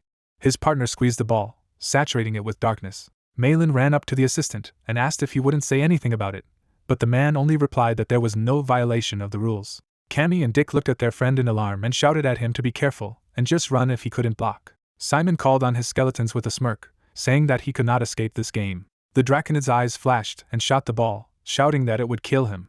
An incredible blow fell on the already damaged dome. Malin arched her eyebrows and yelled that a hero was an idiot if he thought fucking skeletons would stop such an attack. Cern looked at the brunette with regret. The ball bounced off the backboard. Rexio was sweating and screaming in fear. A powerful beam shattered one skeleton to smithereens, heading towards its owner. The bones began to attach to the ball in the air. The student closed his eyes, trying to stop the shell. Bone tentacles protruded from the magic circles, supporting the young man. They wrapped around my torso. And then the student's legs, helping to break. The brunette clutched the ball with his hands. A powerful dark energy enveloped his body. Simon's foot stopped on the sand in front of the boundary line. The bones fell to the ground. The tentacles returned to subspace again. The draconid was floating in the air. Hector shook with anger as he looked at the hero. The guy smiled and suggested that he calm down. Rexio fell to his heels, panicking as the dome cracked at the seams.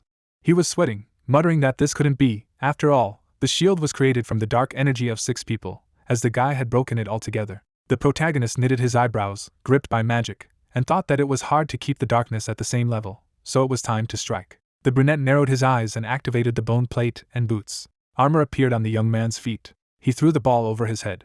Then he jumped himself. The guy did a somersault in the air. After that, with all his strength, he kicked the projectile with his foot. The ball flew towards the blue sphere. A powerful ball of energy was approaching the enemy. Rexio's eyes widened, realizing that he couldn't put a block. The ball hit the dome and crashed into the opponent. The student flew backwards, doing several somersaults. Brad raised his hand and announced the end of the last round, which was the winner of Class A. The students jumped happily, starting to surround the protagonist. The brunette gave a high five to his friend, and everyone praised him, celebrating the victory. Hector glared angrily at his classmate and gritted his teeth until he gritted. Cern narrowed her eyes slyly and chuckled at this. The heroes rejoiced when they heard Brad's voice, who said that the last round was over, Class A had won. Simon slapped the palm of the blonde, who was glad that they had won, and praised him. Hector, with spots on his face, gritted his teeth furiously.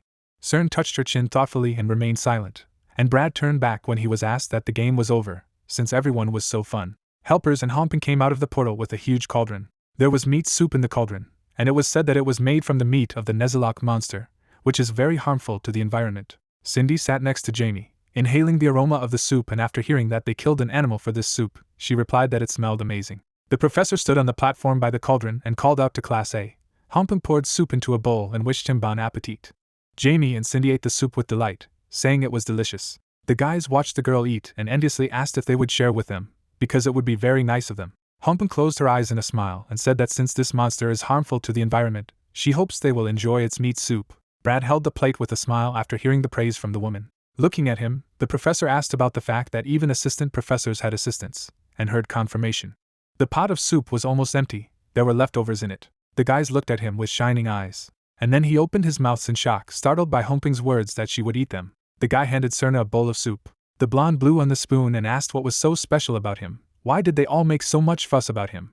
Then she looked to the side. Simon and his friends were happily eating and laughing. Malin looked in her direction in surprise, and then she smiled lightly. Cern looked away and said that this was what the defeat tasted like. A full moon shone in the night sky. At that time, Kizen was standing on the platform on the roof. The moon lit up his face. The guy turned around when someone called out to him. Simon approached him and asked if he had been here for a long time, to which he was told that it had been a couple of hours. The hero looked at the blonde with a smile and said that it was time to return. Kizen replied that he liked to look at the moon, because as soon as he fell asleep, he would not want to wake up at all. The blue-haired man looked at his friend with a slight smile, who thanked him for lending hers. Kizen's arm was bandaged. He said that it helped with the investigation and it was not without result. The hero opened his mouth in surprise hearing that the priest had returned. When they arrived at the scene, he had already completed the ritual and disappeared. The guy remembered the figures that stood at the altar with bones. He recalled how a man caught on a glowing rope and said that when they approached the altar, they heard a ticking sound, followed by an explosion. A bright flash of explosion appeared. Picking up his jersey, Kizen pointed to a stain on his body and said that it would have ended much worse if Urs hadn't prepared the potions in time. The main character looked at his friend in surprise, who said that something tells him that the priest should perform rituals periodically, and recently the frequency has increased. The blonde man looked ahead carefully, saying that something would definitely happen in Keyzen. The guys were standing at the white roof railing. Kizen closed his eyes when Simon addressed him. The hero turned his gaze to his comrade and asked why he was dismissed. The guy replied without turning around that it was because of the mission. He recalled the priest sitting on the ground at the altar and said that it happened last year when they were exploring the island of Roke at night, as usual, when he came across a priest in the Forbidden Forest. The hero caught up with the priest, who pointed black crosses at him, and said that in a long chase, he still lost him. He remembered the hooded man looking at him, and saying that he had managed to see his face. Simon opened his mouth, wondering if he knew who it was, but his friend replied that he wasn't done yet. The guy remembered how he examined the students with bandages on his body and said that the next day he missed classes and went around the entire school, looking for a priest. The guys laughed and talked. Kizen continued that during the break he managed to find him in one of the classes. He was a freshman and still young. He remembered hitting him violently with his fist, saying that he had caught him while trying to escape. Kizen froze in amazement, realizing that it was not a priest. Leaning on the handrail, Kizen revealed that it was a trap. The real priest used a mask, which made him look like a student. He pretended to be a different person. The guy closed his eyes and continued that the guy had been hit hard, and it had been proven that he had been following him for a while. Simon's eyes widened in surprise when he heard the guy say that he had been sitting under the windows of his 4-story dormitory, and had been staring out the window for a long time. Kizen, standing next to the hero, continued that in the end he was severely reprimanded, but thanks to Mrs. Neptus, he managed to avoid expulsion. Simon wondered who this priest was then. The guy with the scar looked ahead with displeasure and replied that this priest was an insanely cunning and slippery person, the one who would think of a plan 1,000 steps ahead, at least he thought so. Kizen stared into the distance carefully, and said that even after using black magic to investigate and find all the leads, they didn't find anything. He imagined this priest surrounded by a glow, and said that it was only clear to him that he lived somewhere on the island of Rook. Bahil bowed his head and turned to Simon. Looking at the guy with a slight smile, the professor asked why he didn't use the vibration equation. The hero looked at the notes in confusion and said that he did not know it, so he tried to replace it with an imbalance equation. Hector crossed his arms and grinned. The students whispered that Special Number 1 did not even know the vibration equation. He was good at summoning, but there was no base. Bahil clapped his hands, saying that it was original. Simon, who was still recording, glanced sideways at the professor, who said that he hadn't even studied anything, and his mind was a blank slate, untouched by equations and calculations, so he was able to find such an original solution. Hector frowned when he heard that the curse of seasickness must certainly include an equation of vibration, and such a thought made it clear that his brain was geared to a certain way of thinking. Bahil opened his eyes as if possessed and said that seasickness can be caused not only by vibrations, because people sometimes experience it because of the difference between what they see and what they feel. The professor folded his palms and said with a slight smile that this was how the equation of curses should be derived. It deserved applause. Hector looked at him with displeasure. Standing next to the student, Bahil said that his ideas were really good, but since the speed of casting a curse was extremely important, it was time for him to turn to the equation of vibration. The students sat with dissatisfied faces, because in the end they returned to vibrations anyway. The professor leaned his elbow on the blackboard, commenting on Simon's decision. There was a gentle smile on the blonde's lips. An assistant in glasses watched him and thought that his eyes would turn into hearts. The man watched with a smile as Simon wrote the equation, and the girl thought that watching Bahil spin around the student in impatience was a special sight. Then the professor turned away and asked his assistant to lead the lesson for the rest of the time. Chihigol held the folder, and replied that she understood, and mentally asked what was going on. Bahil used to personally teach Class A. There was a knock on the closed door, and the girl warned that she was entering. Chihigol opened the door and walked inside. Bahil stood by a blackboard inscribed with magic circles and diagrams. The professor was intently drawing circles with chalk. Without turning, the man asked the girl how the lesson went. Mel was drawing symbols. Chihigol wondered what the equation was. The man remembered how flying monsters chased the inhabitants, and said that this equation came to his mind because of the news that the kingdom of Dresden was suffering from an attack by wild harpies. With a smile on his face, Bahil explained that flying monsters are less likely to be affected by curses based on vibration equations, and that's because such curses are made for humans, and they don't take into account the harpy's sense of balance, so he created a new balance curse. Chihigol's eyes widened in surprise, and she repeated. Bahil put his hands in his pockets and said that the difference between what he sees and what he feels, using equations like this, harpies will think they're going down, even though they're flying up and vice versa. He imagined a monster with wings falling down, and explained that the longer the duration of the harpy's flight, the stronger this feeling would be, which would eventually lead to a fall due to nausea. Clutching the folder to her chest, Chihigol asked what it meant. Praise for Simon is not just words. The blonde said that they have been working together for so long, and she still does not know him. He sat down in a chair with his legs crossed over his legs and continued that he was sincerely praising the guy.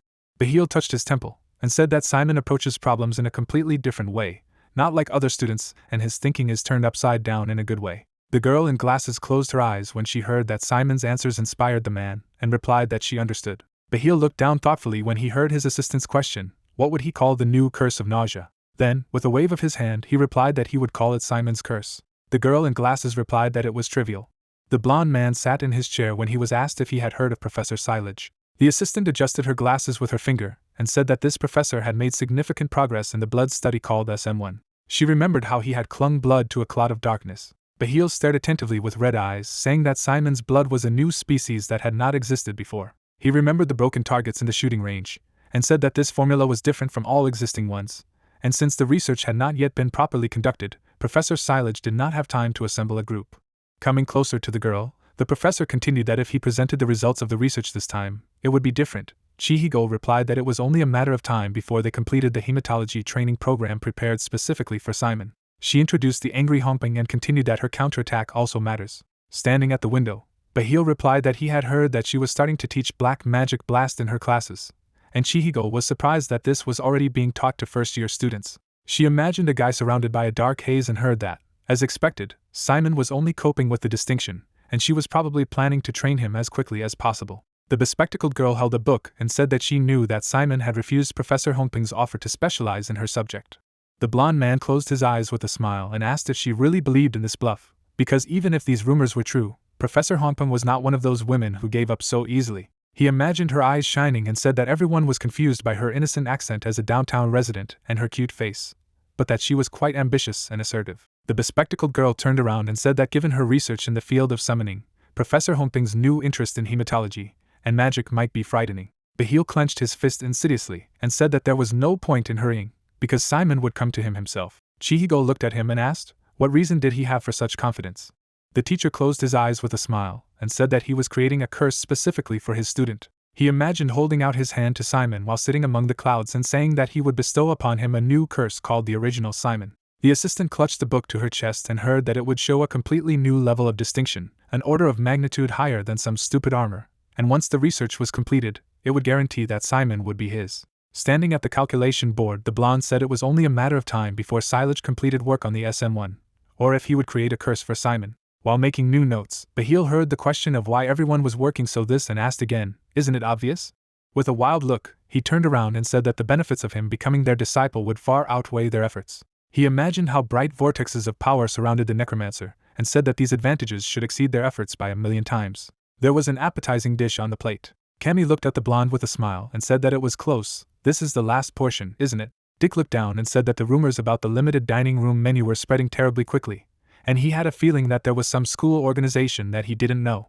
Malin looked at her comrade with displeasure when she heard that she would need to figure everything out, and said that you need to be able to make such a fuss out of nothing. She put her fork in her mouth. Then she beamed with admiration, saying that it was very tasty. Cammy replied with a smile that as usual, Malin enjoys the dish the most. Simon was holding a fork of meat, telling his girlfriend that the atmosphere was oppressive. The students looked at each other, discussing whether the rumors were true. The students present in the dining hall also felt the tension. The assistant professors looked intensely at their plates. Words were heard that even they did not understand what was happening. Cammy looked at Malin having lunch, who suggested that it could be some kind of problem on the part of Ethnol, or the contract or something like that. Dick ran into the room and, waving his hands, called to the guys. The blonde clutched his head and said that he had news. Professor of Toxicology Lang had passed away. In the frame there was a photo of a man. He died due to a long illness, at the age of 87. The hero remembered how he coughed up blood, and thought that everyone knew that he was gradually getting worse, because he often coughed up blood during lectures. He remembered how the old man held his chest and thought that his assistant Francesca often replaced him, and lately everything had become so bad with his health that he practically did not appear at lectures. Neptus held an unrolled scroll in her hands. It seemed that the professor felt that his end was near, as a note with his last will was soon found.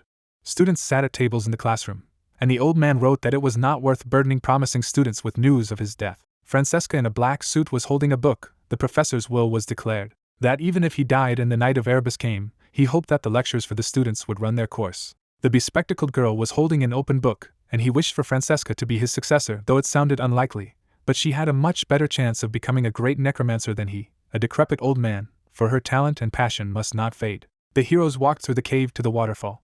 The white-haired girl clutched the urn to her chest. In his last will the old man said that even if the funeral was held in the mausoleum, they should leave them modest, and he hoped that they would choose a tedious custom. The daughter put her hands on Neptus's shoulders, remembering how he turned to a great and close friend, and asked her for forgiveness as he left her. The rector stretched out her hand to the waterfall. There were tears in Neptus' eyes, the note saying that even though the curse of time is great, let her not grieve too much. Francesca stood behind the lectern in the auditorium and told the students that the professors and their assistants were now at the funeral of Professor Lang.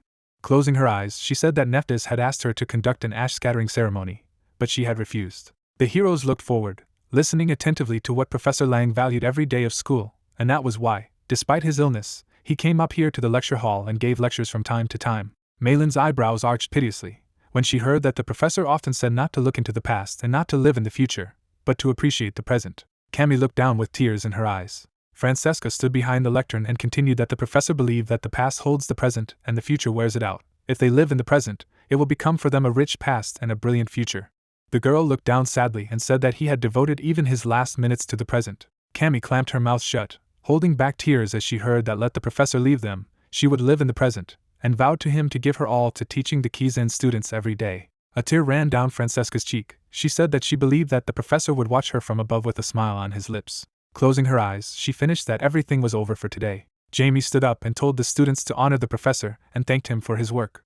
Francesca smiled a little and thanked everyone for their work, saying that they would meet next week. Approaching the exit, the heroes turned around. A group of girls stood next to the assistant. Malin walked down the corridor next to her comrades and said that Professor Francesca's words were very touching. Then she squinted at the blonde man, who said that he saw her burst into tears and replied that there was no such thing.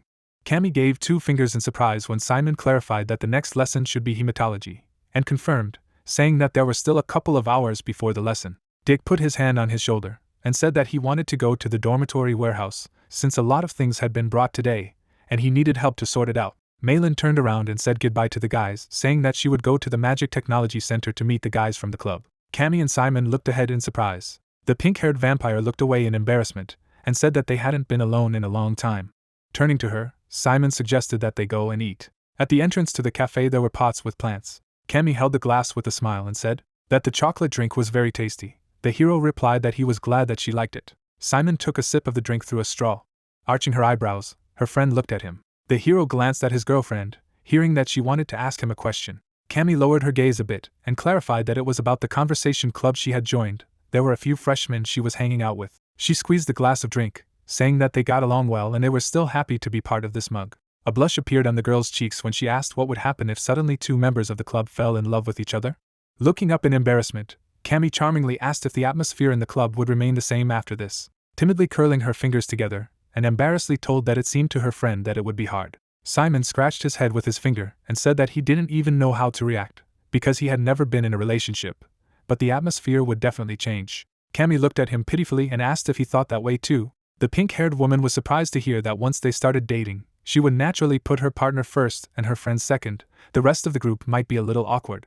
Stretching. The hero continued that despite this, emotions are not under anyone's control. Cammy looked at him happily after hearing that it was quite natural, and agreed with it. The heroes were sitting at a table in a cafe, and the guy reminded that the lesson was about to begin, and they had to go. Suddenly, the pink-haired woman noticed something behind her.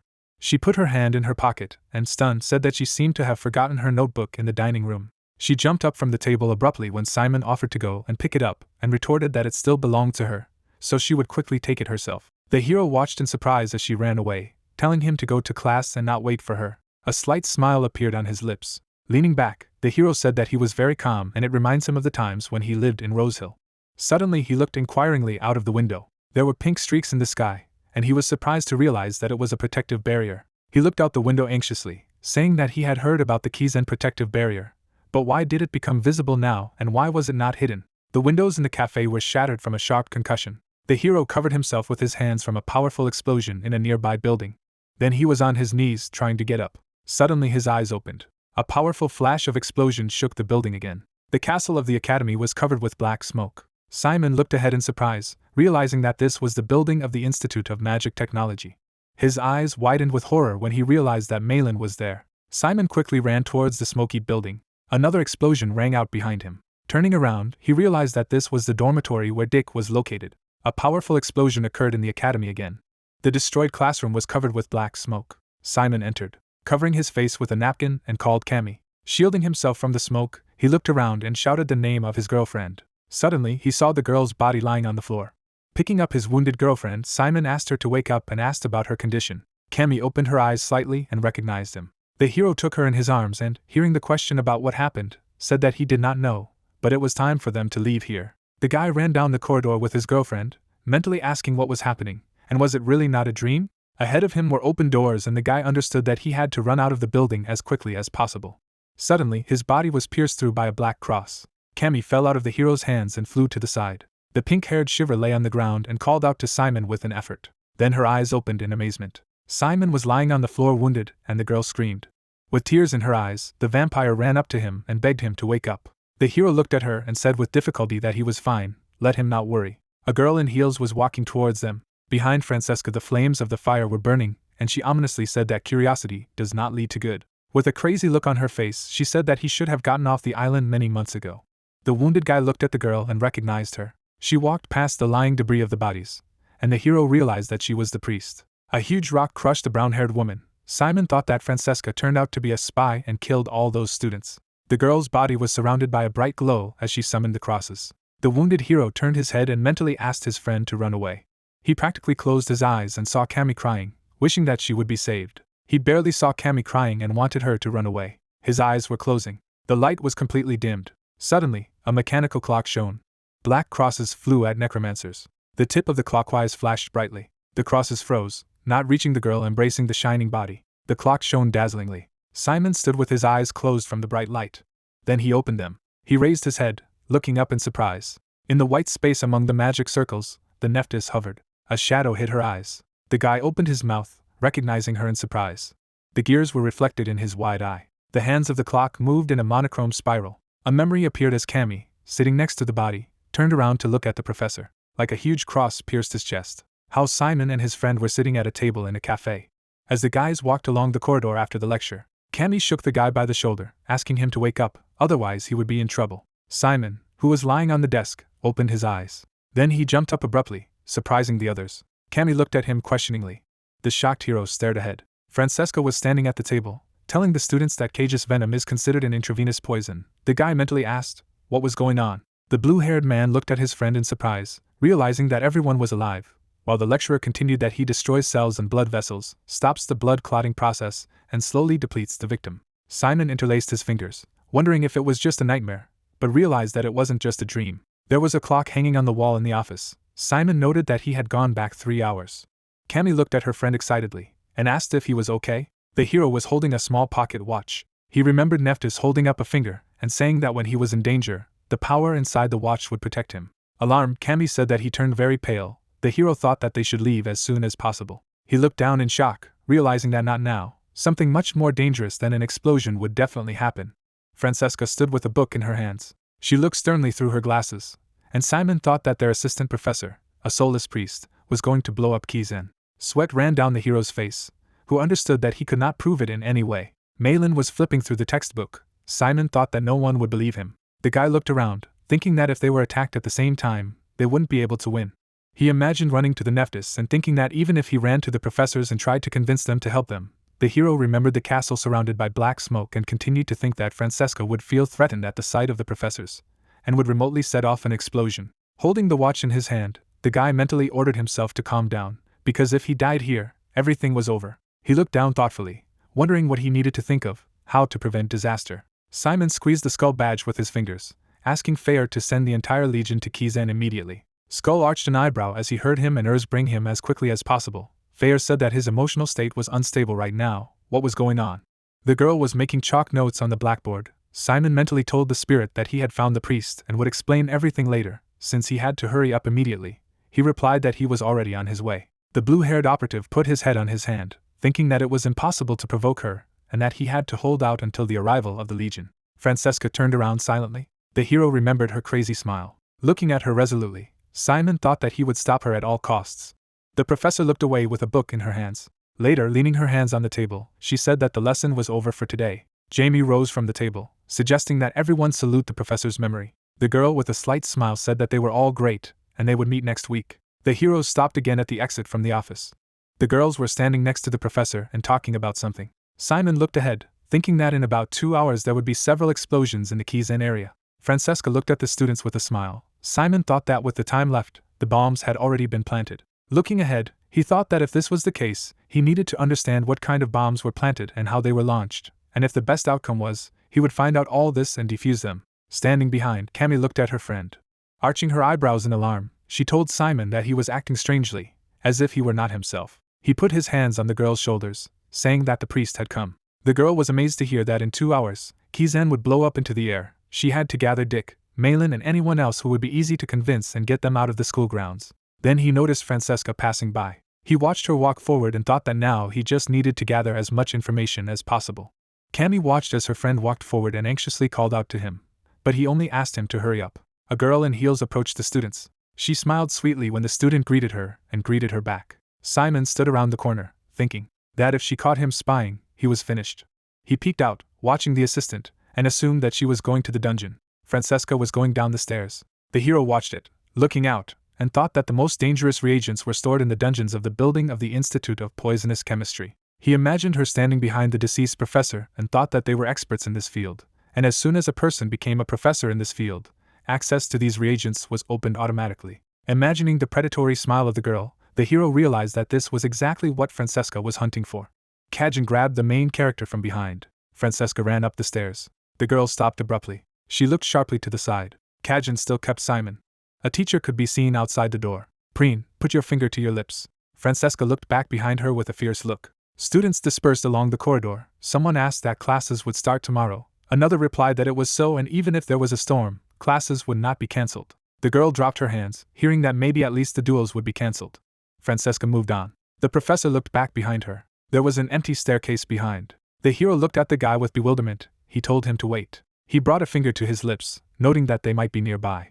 Then he looked out from behind the wall. The student closed his eyes and sighed. The main character looked at the guy excitedly and said that it might be hard, but he had to believe him. Kizen put his finger to his mouth again, saying that he already knew. Showing the cracked watch, he clarified that the hero came there after seeing the future.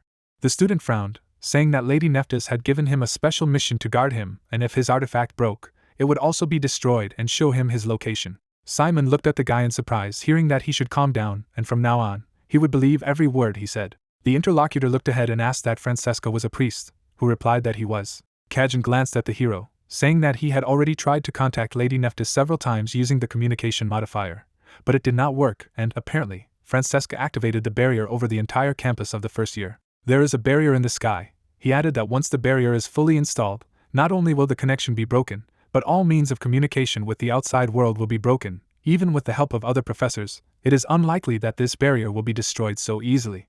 Simon looked at his friend anxiously, asked what they should do, and heard the answer that they would figure it out themselves. The guys showed up nearby, and Cammy said she had found him. Simon approached them, asking why they were still there. The girl reminded him that she had told him that they would help him, a pig of permission to be with them. Malin looked at the guy in displeasure when he said that it was too dangerous and suggested that he was trying to hurt them and why he didn't tell them something so important. Dick said that everything was correct and he was undermining their pride.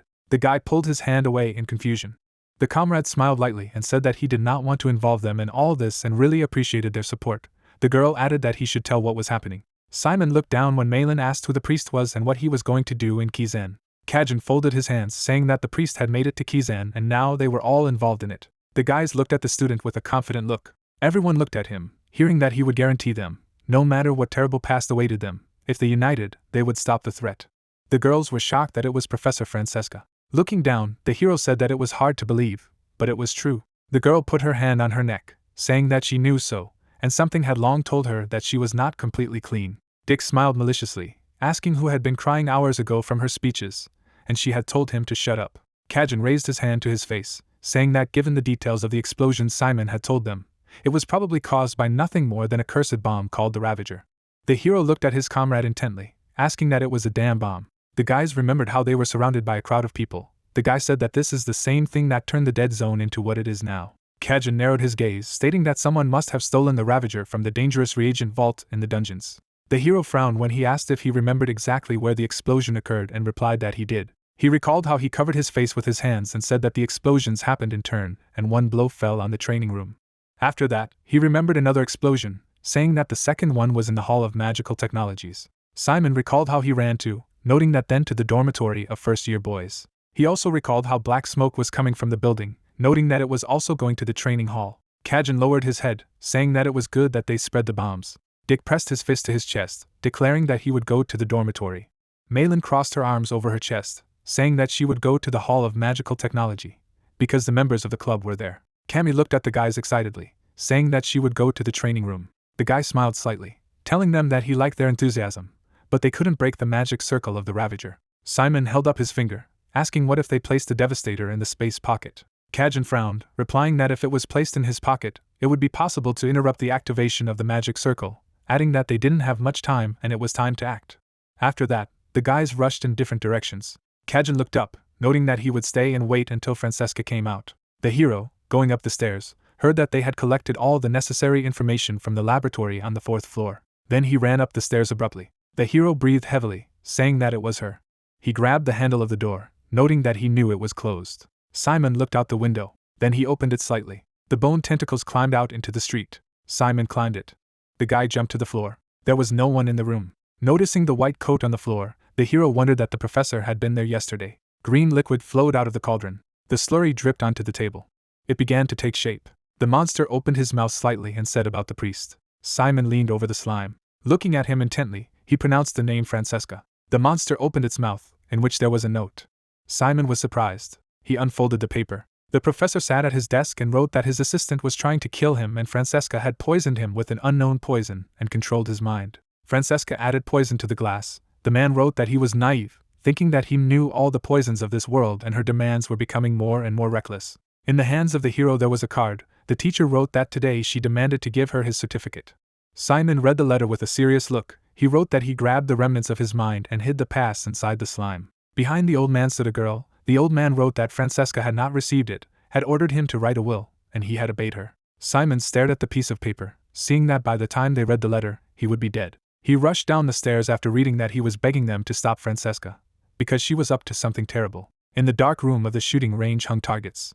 Cammy looked around. A suitcase was visible under the table. The girl came a little closer, asking that it was a bomb. She began to emit a purple aura, asking that she should hide it in a space pocket. After that, magic circles appeared.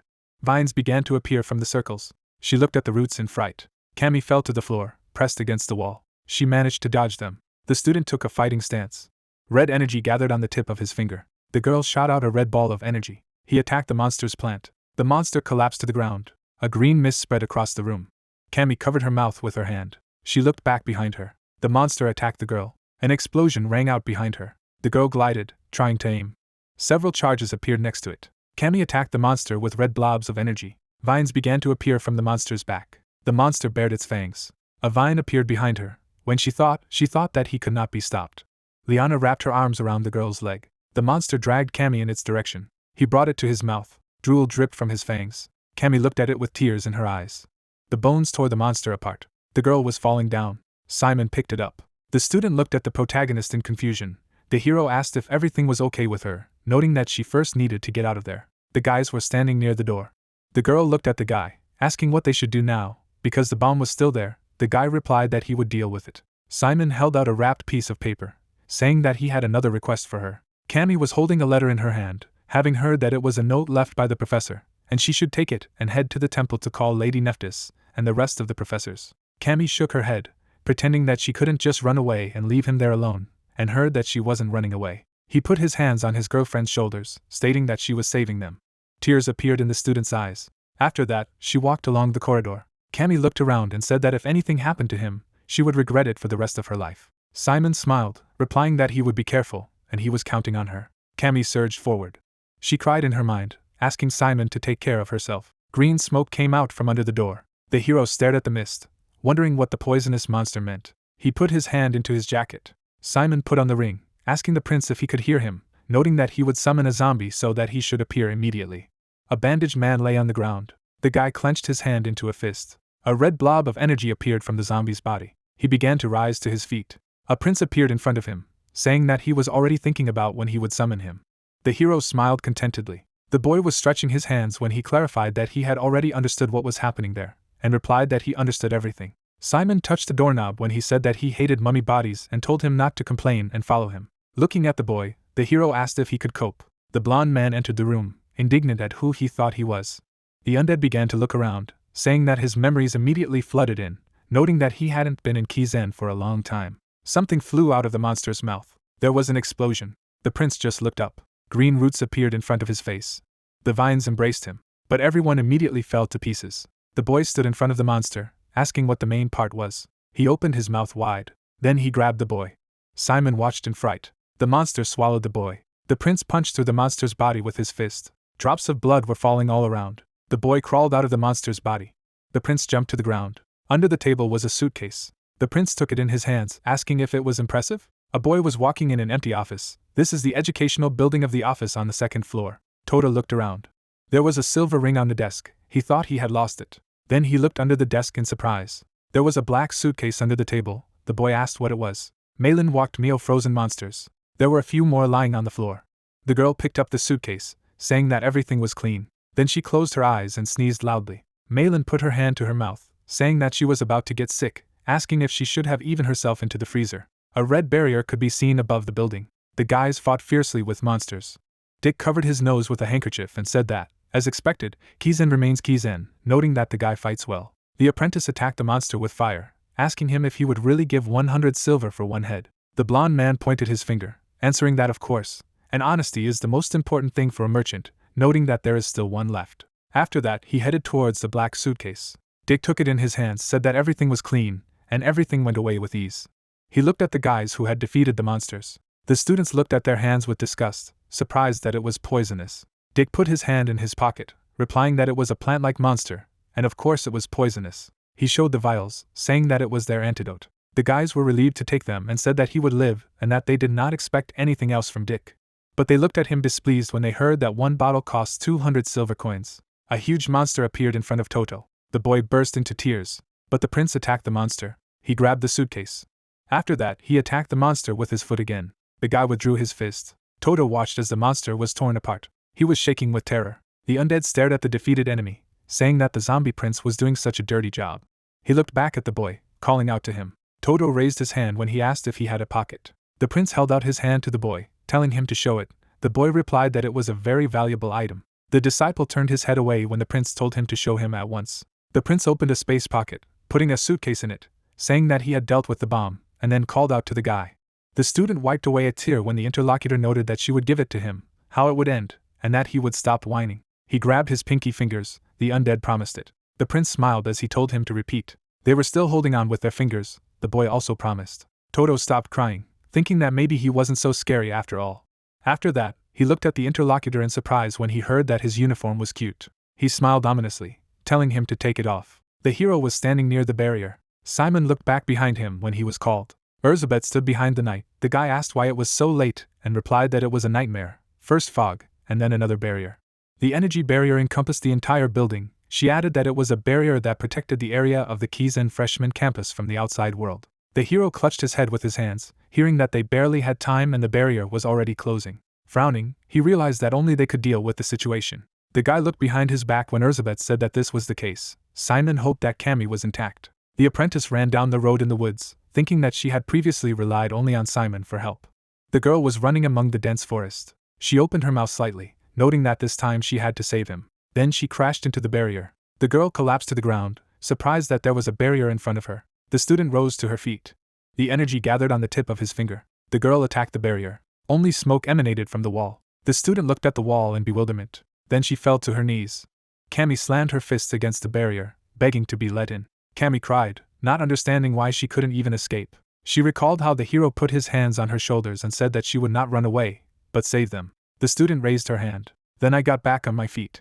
She looked straight ahead with a confident look. In a flashback, Cammy was lying in a small bed, her mother saying that although she had the best blood in her veins, she inherited a weak body. Red energy was floating in the air. The woman asked how such great blood could flow in such a weak being, adding that the heavens were cruel and with such a fragile body, she would not be able to bear the full force of her blood and would gradually fade away if it were all, otherwise they would have at least some hope. She placed her hand on the child, telling her daughter that the power she had inherited would bring her to the grave, and she would seal her blood with this magic circle. Cammy furrowed her brows now. She created a magic circle, remembering the words that this was the only way she would survive. A red aura began to emanate from the magic circle. It cracked into pieces. A huge whirlwind appeared on the ground. The girl gritted her teeth.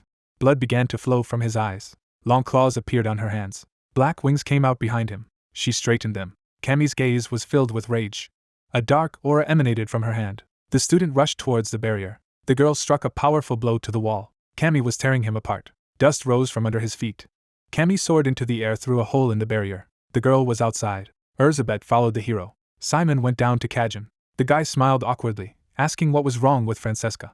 He looked at the guys, answering that she had not yet come out. The hero said that it was good. He showed his professor's ID, saying that he had found proof of Francesca's deception and a teaching certificate in the professor's office.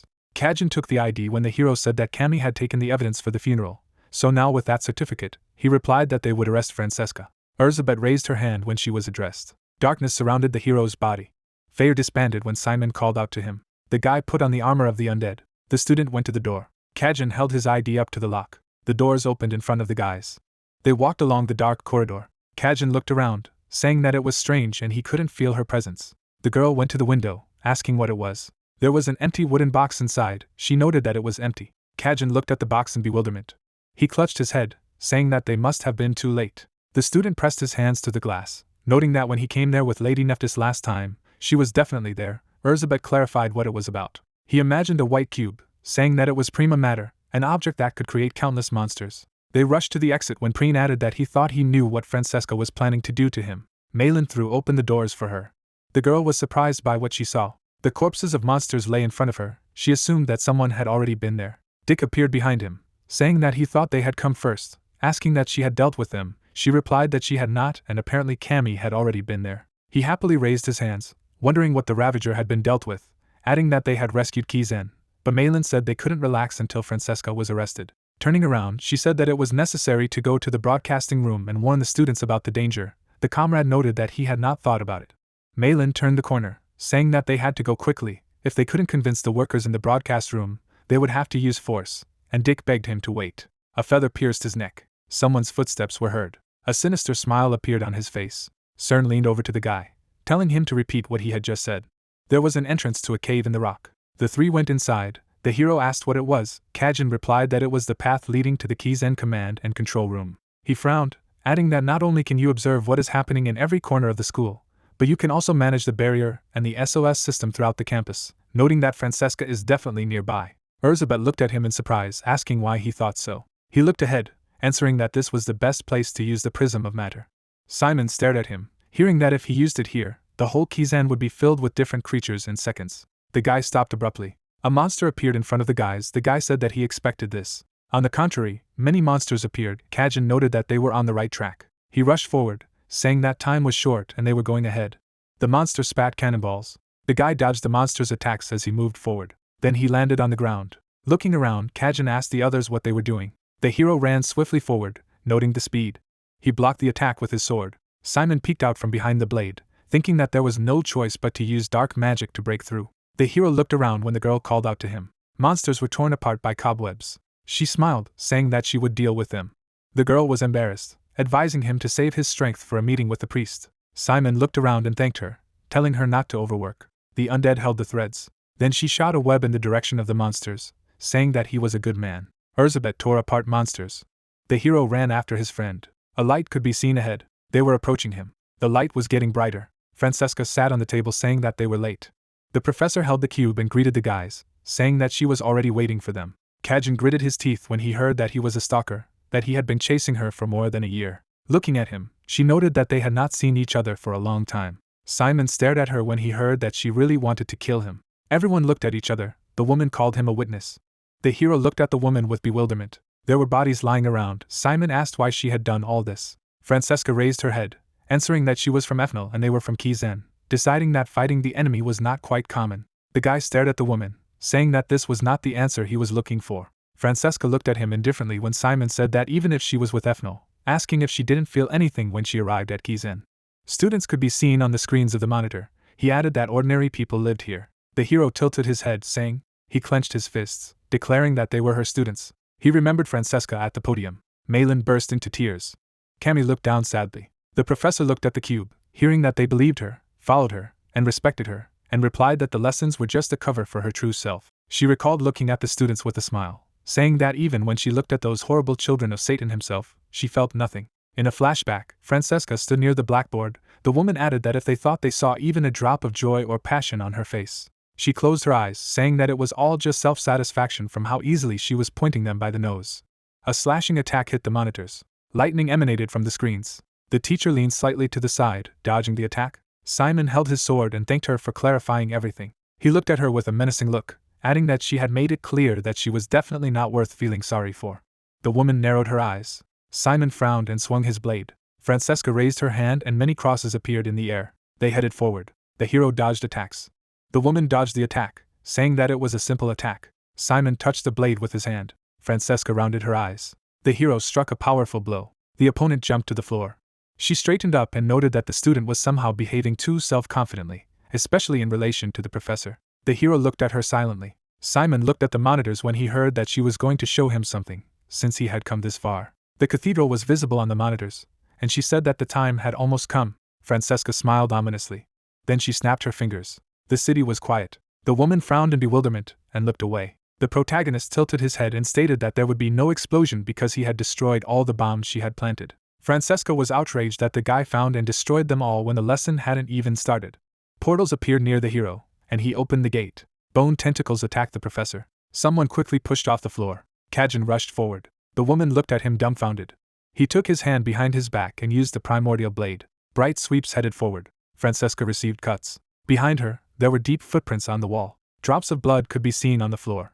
The woman smirked, saying that monsters were hiding in the guise of students, and deciding that Francesca would not have enough strength to win. The students frowned and asked again. The girl folded her hands. The room was filled with bright light. The guys covered themselves from the fire. The hero exclaimed in surprise, could it be a deity in front of them?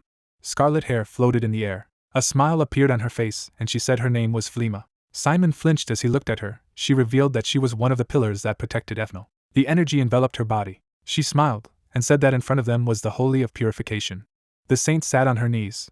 Flema held the cube. She supports Ethnal and the Divine Federation, a creature that is on par with the commander of the Legion of the Dark Alliance. The girl was surrounded by a bright light. Each of the saints has its own power and received the power of the white flame, the triad of healing, attacking and defending. She smiled ominously, for she could possess the physical body as a spiritual thing, allowing her to possess the power of the body even if Flema's own body died. As a professor, she helped her students, an ability that allowed her to virtually destroy Kizen, so Francesca, who eventually grew tired of years of practice and study, became the perfect target for Flema.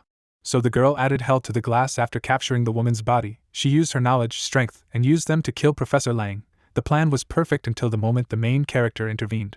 The saint hovered above the ground. Simon and Kizen stared at her. The woman spread her arms. She decided that nothing could be changed, and she needed to destroy the two of them, activate the prima matter, and it was over. Flema lit an immortal flame. The fire was approaching the partners. They were able to evade. A pillar of fire struck the floor. The hero was lying on the ground. He closed his eye and looked away. Kizen was engulfed in flames. Simon sat over him. The flames touched the Necromancer's hand. He looked down at his fingers as he heard Fair scream. The suit was burned. He explained that the divine flame is so dangerous that just touching it kills. The hero looked at his partner and thought that he was faced with something that instills fear in the dead and necromancers. Flema sneered smugly. This is the power of the holy purification. The woman brought her hand to her face, saying that now she knew who the main character was. Remembering the hero's fight, she added that the appearance of the ancient dead in the Forbidden Forest took her by surprise. Simon visibly tensed when the interlocutor said that she could not believe that the commander was really in front of her. Flema narrowed her eyes and noted that he was just a powerless child, although in 10 years, maybe something would change. The student gripped the hilt of his sword. He surrounded himself with darkness, declaring that he wouldn't know until he tried. The opponent laughed loudly. Then she touched the ground and said that she recognized his efforts in trying to stop the bombing. The woman pressed the button. A stone pillar moved out of the floor, and the saint said that the period of her complacency had been slightly prolonged. The top cube opened, revealing a red crystal. Flema took it and declared that nothing would stop the great cleansing. A shadow hung over the academy. Kizen rose from the floor, calling Simon, saying that it was a barrier system and that she could not be allowed to use prima materia. The hero attacked the saint with bone tentacles. Her opponent held out her hand. She protected herself with a red flame. The hero frowned. He couldn't believe that she had repelled the Overlord's attack so easily. The woman held a cube in her hand and said that the effect was that infinitely created strange creatures based on the magic of its creator. Flema looked at the object with a smile. Kizen got to his feet when the opponent said that they had used it for too long to torment the Divine Federation, and added that it was now their turn. The hero rushed at her. The saint looked at him with mad eyes. The parts of the cube stirred. Simon shielded himself from the bright flash. A magic circle appeared on the street. A monster's head appeared from it. Winged creatures flew over the academy. The disciple raised his head, not understanding what it was. A guy and a girl were frightened when they saw the monster's face in the window. Monsters destroyed buildings. What was happening was visible on the monitors. Kizen looked on in shock as he said that it had begun. Flema is surrounded by fire and offered to watch Kizen descend into chaos. The hero looked at her in confusion, while the interlocutor called him a child commander. A voice was heard saying that this was a check from the broadcast room. Simon picked up the ear and recognized Malin's voice. Flema looked to the side as she listened to the student report that Priest Ethnal had launched a terrorist attack on Kizen. The girl leaned over to the microphone, declaring that this was not a training alarm. Dick held the door while a friend asked all students to leave the school buildings immediately. Malin turned around in displeasure and cursed, indignant that they still didn't believe her. The bald men frowned, asking who the priest was. The girl looked at them resolutely and replied that it was Francesca Belmont. The hero was standing in front of the woman. The girl added that they were all being deceived, and in fact the professor was the priest Ethnal. The hero flinched when he heard them say that they had already crossed the line, and the question of how long it had been since Professor Lang's death. The saint chuckled when someone couldn't believe that the guys were spreading such rumors about Francesca. A man approached the two bald men. He leaned against the door, knocking down the dick. Malin and he looked at the man in confusion, who said that he would report this to the professor, and warned that they would not do with a simple reprimand. Dick hid behind a classmate. Ice appeared in front of her when using the dark breaker. The ice wall shielded them from the others. Malin looked at them angrily, hearing that they had gone mad. The guy knocked on the barrier, shouting that they could not get away with it. But he glanced at the entrance, hearing the cries of the monster from there. He looked out and saw the students running away. Fear appeared in his eyes. A huge monster was looking at them through the window. The people in the cafeteria looked at the loudspeaker after hearing the announcement that Priest Ethnal had carried out a monstrous attack on the campus of Kizen Academy. A student was running away from an infiltrated monster, Malin reported that this was not a training alarm and asked everyone to evacuate immediately. Dick backed away, asking if it was time for them to run, and the girl asked him to watch that no one approached the door. She moved the microphone and said that the risk of collapse of the academy buildings was extremely high, and asked to leave the premises immediately. The students were running through the grounds when Malin asked all the students in the vicinity of the underground bunkers to proceed and shouted that there was an underground shelter in the training center. The monster landed in front of them. The boy and the girl looked at him in fright. The monster turned to them. A fiery beam hit him. Ships came out of the portals. Elisa was standing on the roof. She frowned and ordered to open fire. Cannons appeared at the stern. Energy accumulated near the cannons. A shot rang out at the command of mass shelling. A volley blew off the monster's head. The ships continued to attack. Explosions sounded near the monsters. Elisa took the megaphone and announced that from now on, she would lead a crusade against these monsters. The students looked at the girl in confusion as she said that it was better to face danger head-on than just run away. Holding a megaphone, Elisa announced that those who wished to fight should gather in the open space in front of the technology center. Flema looked at the monitors. She smiled lightly, saying that they were only fighting in vain. Simon lashed out at her when she said that in the end, they would all fall to the power of bloodthirsty monsters. The hero swung his sword. The saint repelled the attack. Flema gathered the energy in her hand. The flames reflected in Simon's eyes. The opponent struck a blow and fire flew out of his body. The guy was thrown back. The bones burned in the fire. Simon turned around and shouted out the name of the undead. The saint lit a flame in her hand, declaring that she was already beginning to get tired of him. She turned the fire on him and said goodbye. The hero saw him approaching. He held out his blade in front of him. The feathers fell after the girl. Her swing left a bright mark. Cern smiled and noted that Simon looked tired. In surprise, the guy opened his mouth, not understanding what she was doing here. The student sank to the floor and said about the third stamp on the coupon. The girl approached the Necromancer and explained that she had come for her. Flema was visibly surprised and recognized these wings. She turned to her. The saint flared and resented that a creature like her had forgotten in Kizen, exclaiming that it was blasphemy. Divine flames spread around. The blonde spread her wings and used the madness of feathers. A whirlwind of fire and feathers surrounded Flema. Simon surged forward as the girl called out to him. The woman frowned indignantly at how they dared to look at her with mockery. After that, I concentrated energy in front of me. The saint put out her hands and attacked, wishing the hero to die. Simon saw a bright light. A fiery beam fell on the guy. Cern rushed in his direction. Flema held out her hand in front of her. The girl was standing in the middle of the whirlwind. Simon fell to his knees hearing that it was not bad for the last try. Flema rose above the ground and said that this is what she calls compatibility. This is the proof of the deity. Surrounded by flames, she added that those who deny her existence cannot stand up to her power. The fire burned on the body of the main character.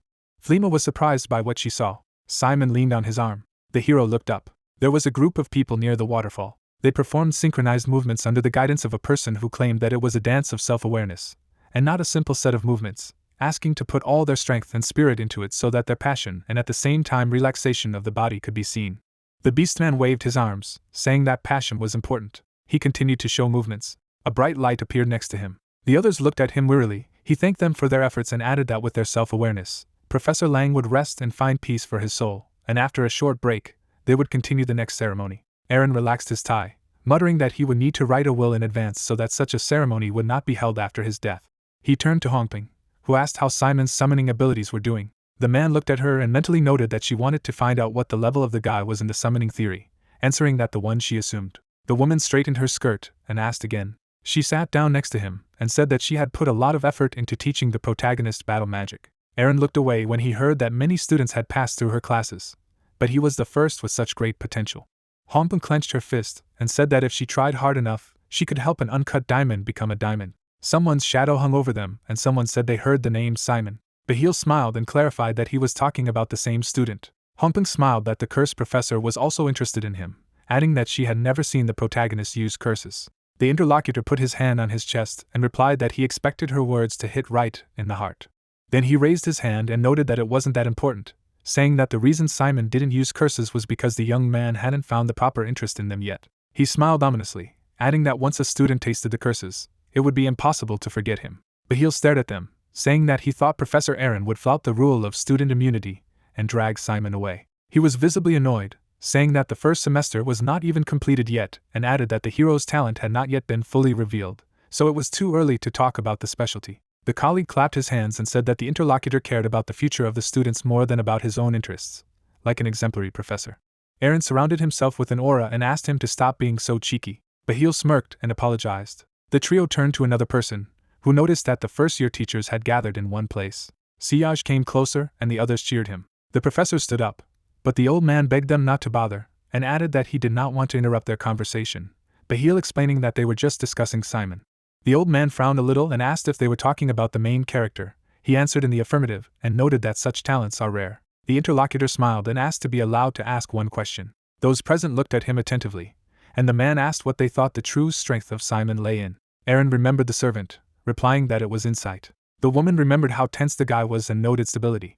Siage presented a drop of blood and replied that it was unique. Bahil narrowed his eyes slyly. He smiled broadly and exclaimed that all this was not true. The man covered his face with his hand and laughed. The other professors just stared at him silently when he asked how they could take this child under their wing when they didn't even understand his true strength.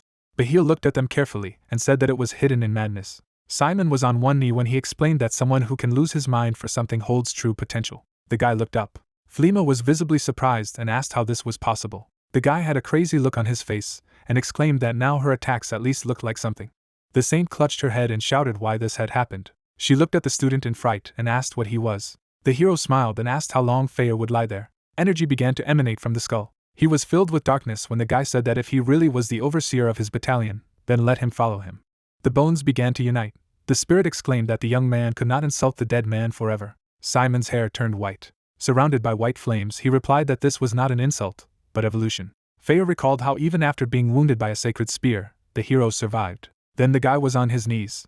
After that, the hero was engulfed in flames. He seemed to have passed through the white flames of Flema and healed his wounds. The eye sockets of the skull lit up. The undead wanted to know what Richard had created. The skeleton laughed and threatened that it was not appropriate for a young man to insult a dead man. When Simon merged with him, he stated that it was evolution. Darkness was coming from the right eye. The light came from the left. The spirit exclaimed that it was ready to do a lot for the sake of its victory. The guy stretched out his hand. The sword reached for him. The hero gripped the hilt. Simon put it in front of him. The blade began to emit light. The wave left a bright mark. Cern looked at the student in surprise and called out to him. Her eyes rounded when she noticed this shape. The guy was dressed in a white suit, and the girl thought that there must be an undead with divine power in front of her, a necromancer who could withstand white flames. Opening her mouth in surprise, she noted that Simon was indeed an amazing person. He raised his weapon again, saying that the woman would not scare him with her flames again. The opponent gritted her teeth, muttering that it was impossible. The flames around her grew brighter. It broke through the ceiling. Kizen frowned and yelled at his friend that she was trying to escape. Simon rushed forward, deciding that they couldn't let her go just like that. The woman gritted her teeth in fright. She directed a stream of fire at him. The hero swung.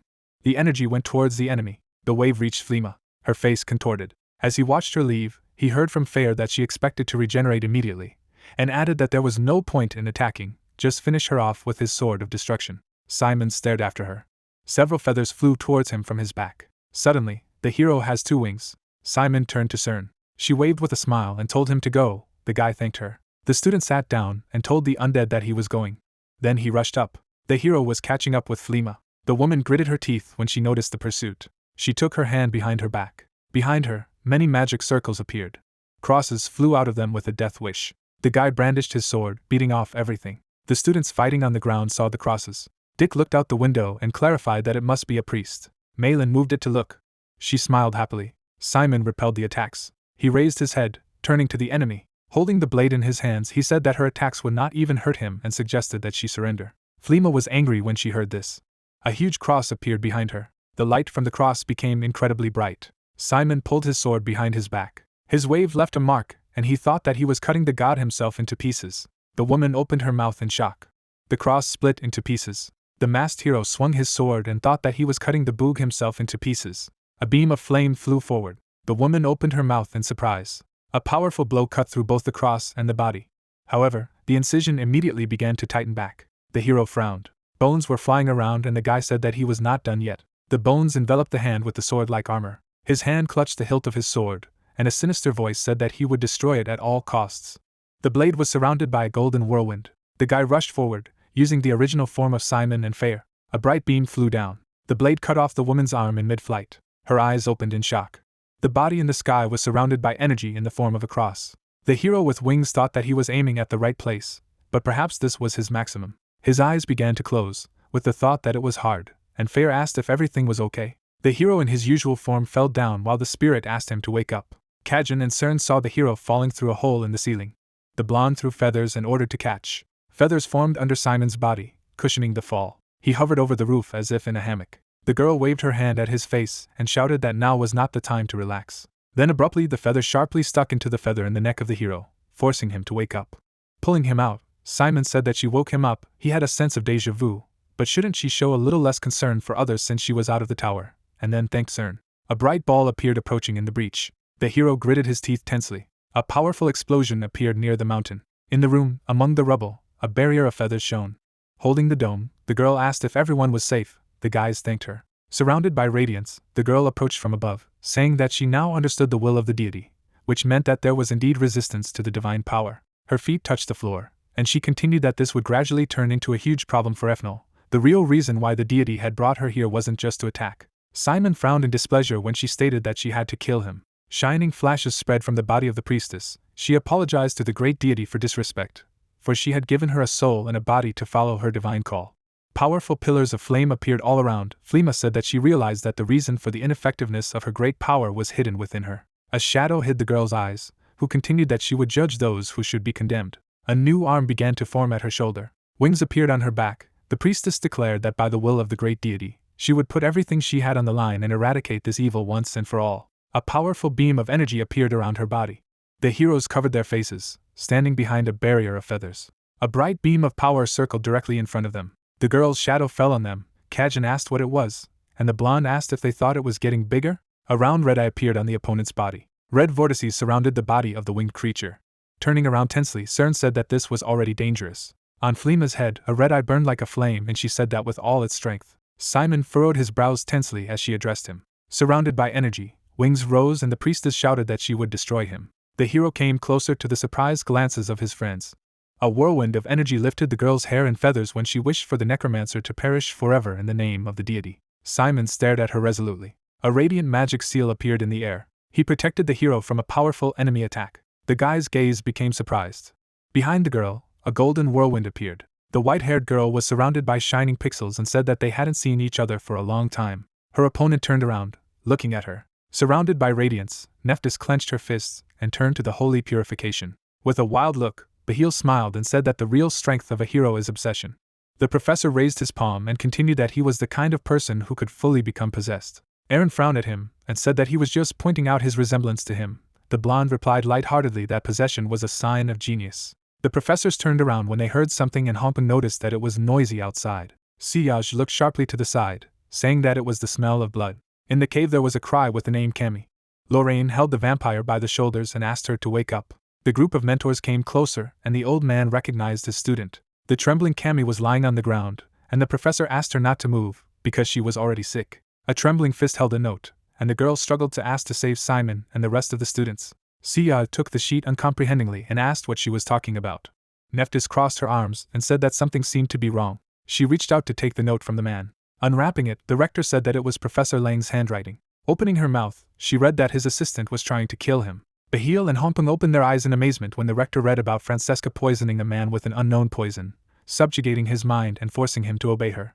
Closing her eyes, Neptus handed the paper to Jane and said that there was no point in reading further. She stroked the girl's head and said that everything was fine. The rector's face blurred in her eyes. She promised to take care of everything. Then she got to her feet and cursed. Turning sharply, the white-haired woman said resolutely that she was ready to tear them apart. White lightning bolts appeared nearby. Sia touched his hat and, hearing the order to take care of the girl, agreed. The professors raised their hands as she asked them who would go with her. The rector snapped her fingers and asked Jane to move them. The brunette stretched out her hand, and dark energy swirled around the heroes. A black cube hovered in the sky above the girls, and the rector caught it in her hand as it shrunk. Then, a golden dial appeared above her outstretched arm. A black hole appeared in its center. Neptus looked at him and said hesitantly that it was time. Siab and Lorraine watched as she entered the portal. The brunette looked at her mother anxiously. Surrounded by red whirlwinds, the saint screamed for the necromancer to perish forever. The guy looked at her confidently. A magic circle appeared in the sky. A powerful attack slammed into him. The guy's gaze became surprised. Flema turned sharply. The Neptus stood in a golden glow, and said that they had not seen each other for a long time. With a smile, she named the opponent of the holy purification. Simon recognized the rector with a smile on his face. The white-haired man approached the hero. They heard an apology for being so late, and they got it. Kizen threw his hand over Simon's shoulder, and was glad that she was here. CERN stared at Neptus in surprise, realizing it was her. The saint looked at the girl surrounded by radiance, and asked how she had so easily overcome the barrier that she had strengthened with a resistance equal to 10 years of life. Neptus smiled broadly and replied that it was not easy to break through, they had to leave 10 years of life behind. Flema curled her fingers and exclaimed that she was crazy. Is she really sure that 10 years of her life are worth these worthless students? The white-haired woman stretched out her fist and confidently replied that she was sure. The creature turned sharply to the side. A powerful explosion rang out in front of the girl. Looking up, the saint growled. Then she rushed to the attack. A golden magic dial appeared in front of the rector's palm. The saint struck him in the center with her fist. Then she looked to the side and said nothing. Neptus looked at her with a smile, saying that nothing in this world can escape the passage of time. Instead of a winged creature, the body of a red-haired woman appeared again. She looked ahead in shock. Neptus chuckled with a smile. Flema's body was again missing one arm. She looked at it frightened. A black hole appeared in front of the necromancers. The saint looked up in horror. A shadow fell on her startled face. Neptus clenched her fingers into a fist with a smile. Blood spurted in the darkness. The disciples looked at this in surprise. The red substance fell to the floor. The rector looked at him, crossed her arms and demanded that he stop whining and get up. Smoke rose from the substance. The body of a red-haired woman appeared in this place. The rector clarified that it was painful. The saint opened her mouth furiously and shouted that she would destroy her. A sudden attack cut off her head. Pointing her finger at her, Neptus promised that she would kill her as brutally as she had killed Lang. The wound on her neck was growing back, and the saint said that while she was chilling here, her students were dying. The rector lowered her gaze and grinned, asking if the saint really thought that she had come here alone.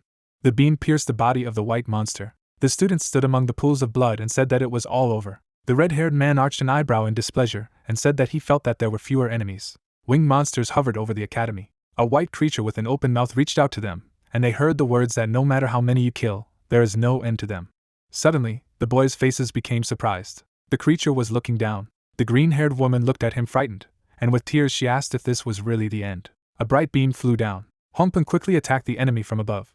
The students ran away, and the monsters were cut in half. The creature's body was divided into two parts. The professor landed deftly on the ground. She smiled and, praising the students, said that they should not be afraid anymore. The necromancers looked at her happily and exclaimed that they were saved. Aaron rolled his eyes in displeasure and cursed. He looked at the explosions and asked why the blonde man had followed him. Bahil winked and replied that for a cursed lover like him, distance or location is not important. He can curse his victim no matter where he is. The brunette turned to him in displeasure and asked, "So what was he doing here?" The professor asked him not to be so rude. Aaron looked ahead in annoyance, heard that this wasn't the revival of the expected duo. His heart was filled with warm memories, and replied that it was only a dark past. He raised his hands at Bahil's words to decide who would attack and who would stay on the defensive side, and chose the former. The blonde tossed the coin with a smile, saying that he would also prefer the former. Catching the coin in his palm, he asked what he would choose, and his friend replied that tails. Bahil gave a thumbs up with a smile and said that an eagle had fallen, adding how nice of him to take care of the younger one, who displeased asked him to shut up. The figure was standing on the roof of the building. Jane looked down carefully. A bright magic circle appeared under her feet. A lot of butterflies appeared around the girl. They surrounded the winged monsters. Jane stretched her hand back.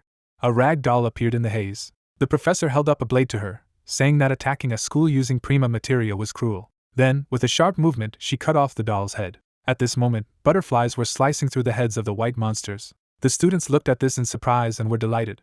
The necromancers looked up, recognizing the ghost ship. Red bones fell on them from the flying ship. Red bone armor has formed on the bodies of the necromancers.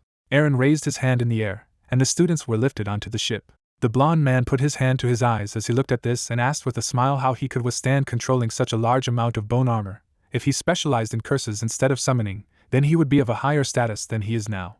They stood with their hands up and the brunette asked him to be quiet. Bahil smiled and asked for permission to show what curses can do. The students looked up in surprise, asking what was there. And over the winged monster, a full moon appeared. Then it opened like an eyelid, and someone shouted that it was not the moon, but a magic circle.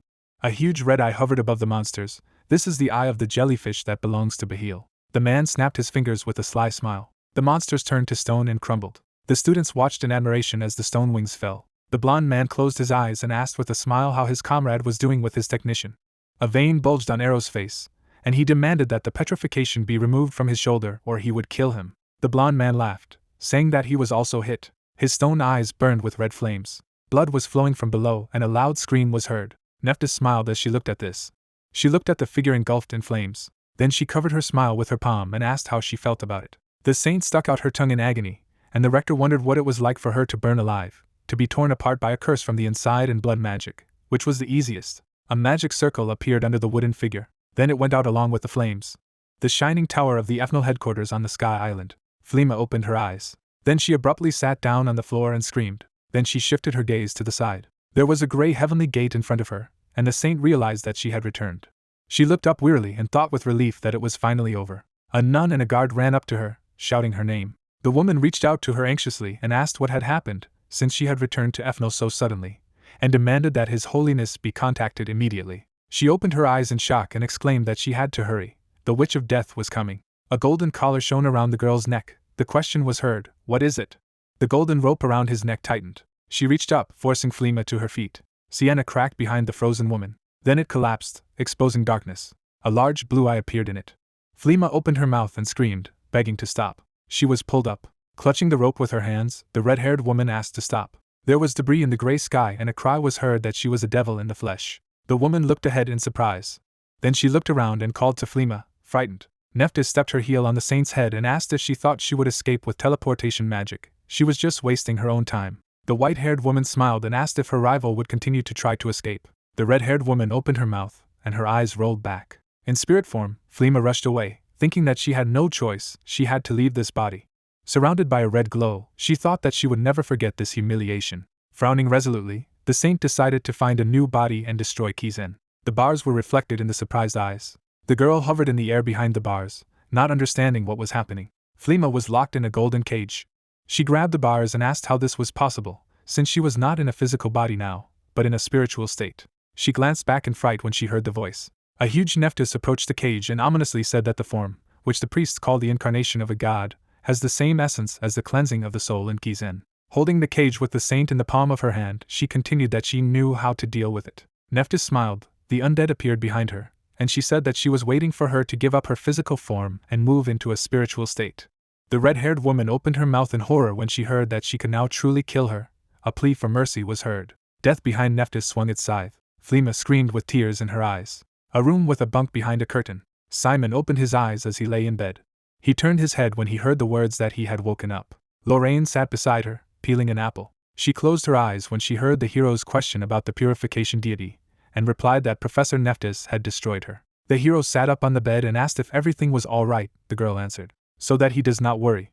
Simon covered with relief and smiled when he heard that all the students had quickly taken cover. There were wounded, but there were no fatalities. Lorraine looked at the guy with a smile and said that while the professor was neutralizing the Ravager, she had heard that he was fighting the purification deity. She put the sliced apple on a plate, and Simon replied that he was not alone. A friend said that she knew that Cern and Kajan had helped him. Closing her eyes, the brunette said that she was supposed to be there, but her mother made her go to the cemetery. After picking a piece of apple with a fork, she continued that she could not help him. Lorraine handed him an apple with a smile, and said that the guy was a great fellow. Closing her eyes, the girl said that he was the one who protected Kizen. Lorraine looked at the guy with a smile. Simon smiled back at her too. Neptus threw open the door and greeted Simon with a sweet smile, asking Simon if he was awake yet. Lorraine turned around in surprise, recognizing her mother. The white-haired girl was smiling broadly. Suddenly, she abruptly grabbed an apple from her fork, wishing herself a bon appetit, and asked me to give it a taste. The brunette looked at her mother with displeasure, and said that it was for Simon. There were apple crumbs on Neptus's smiling face when the guy addressed her. Looking at it, the hero clarified, was this attack the beginning of the war? The principal sat on her daughter's lap and said that Ethnal said that Fleema acted of her own free will. The hero asked what did it mean that there would be no war. Sticking her fork into a piece of apple, the girl replied that it was not clear yet. Looking at the fruit, the rector continued that the enemy would definitely pay them. Ethnal made a lot of noise by informing them that they had lost a saint, but it wasn't enough to appease her anger. Simon turned his head when he heard that the new Holy of Purification would soon reappear to the world. Presenting the image of the white-haired woman, Neptus explained that when the saint dies, a matter called the essence of the saint is released from her body and drifts around the world. It will penetrate the one who is worthy, and soon a new saint will be born. Putting a fork with an apple in her mouth, the girl continued that no matter how many times he killed them, the saints were bred like cockroaches. Lorraine looked at her mother with displeasure, asking how so many apples fit into her, who replied that it didn't matter now. Simon looked at the girl in surprise, heard that the summer holidays would start earlier, and asked again, was it because of that incident? Skeletons carried logs while the worker wiped away the sweat. Words were heard that the building was destroyed, the students were injured, so they had better go home earlier. The guy smiled when he heard them not to be too happy, the second semester would be much harder. Neptus raised her hands to say she would go, and the girl asked where she was going. Without turning, the rector waved her hand and replied that it was the territory of the saints. But when she returned, she winked and repeated that Ethnal would pay them. The heroes looked at her anxiously. The frightened woman looked up, asking what was this. Lightning struck in the sky, and she asked, "Is the deity angry?" A priestess standing next to her said no, it was a bad omen. Turning to the student, she asked to stop classes, evacuate students. Professor Efnel looked away anxiously and asked to inform the headmaster. Her gaze turned surprised when someone called her name. Agil turned around in shock when she recognized the voice. Then she shielded herself with her hand from the dazzling glow. The girl's mouth opened in surprise, and she recognized the pontiff. In front of her towered the radiant woman Heracillia, the 15th pontiff of Efnel. Looking down, Heracillia said that Flema had done wrong, how reckless she had been. Surrounded by golden vortexes, the woman said that she might risk her life to end it. The cloud among the lightning took on the shape of a woman. One of the priestesses looked at this frightened, exclaiming that it was the devil. The second asked the Lord to protect her. Heracillia folded her hands in prayer. Golden whirlwinds flew towards the cloud. Turning around, the pontiff told Agil that she was left to save the students. The girl closed her eyes and agreed, saying that the supreme power should be with her. The man in the cloud bent down, staring with blue eyes, and the woman called her Neptus. The figure clenched his fist and directed the blow forward. Looking at her anxiously, Heracillia asked, would she really do this to let off steam? Outside the Bright Academy building, Malin could be heard saying that Professor Neptus had attacked Efnel. Was that true? Dick, who was sitting at the next table, said that everything in heaven had turned upside down. Efnel got scared and retreated. The vampire asked, did she do it alone? Discouraged, Simon replied that she did, and in doing so, she survived. Friends looked at each other. Malin said that she was amazing, but it was hard to believe that Efnel had really retreated. Thanks to her actions, the war would not start soon. Turning to the side, Cammy confirmed. Simon looked at her and asked if she was already better. Yes, she replied that she was fine. Closing her eyes, she remembered the professor's action and said that since she was a vampire hybrid, she had more powers, and thought to herself that if Professor Sia hadn't saved her, she would have been finished. The hero said with a smile that it was very good. The pink-haired woman was very embarrassed and blushed.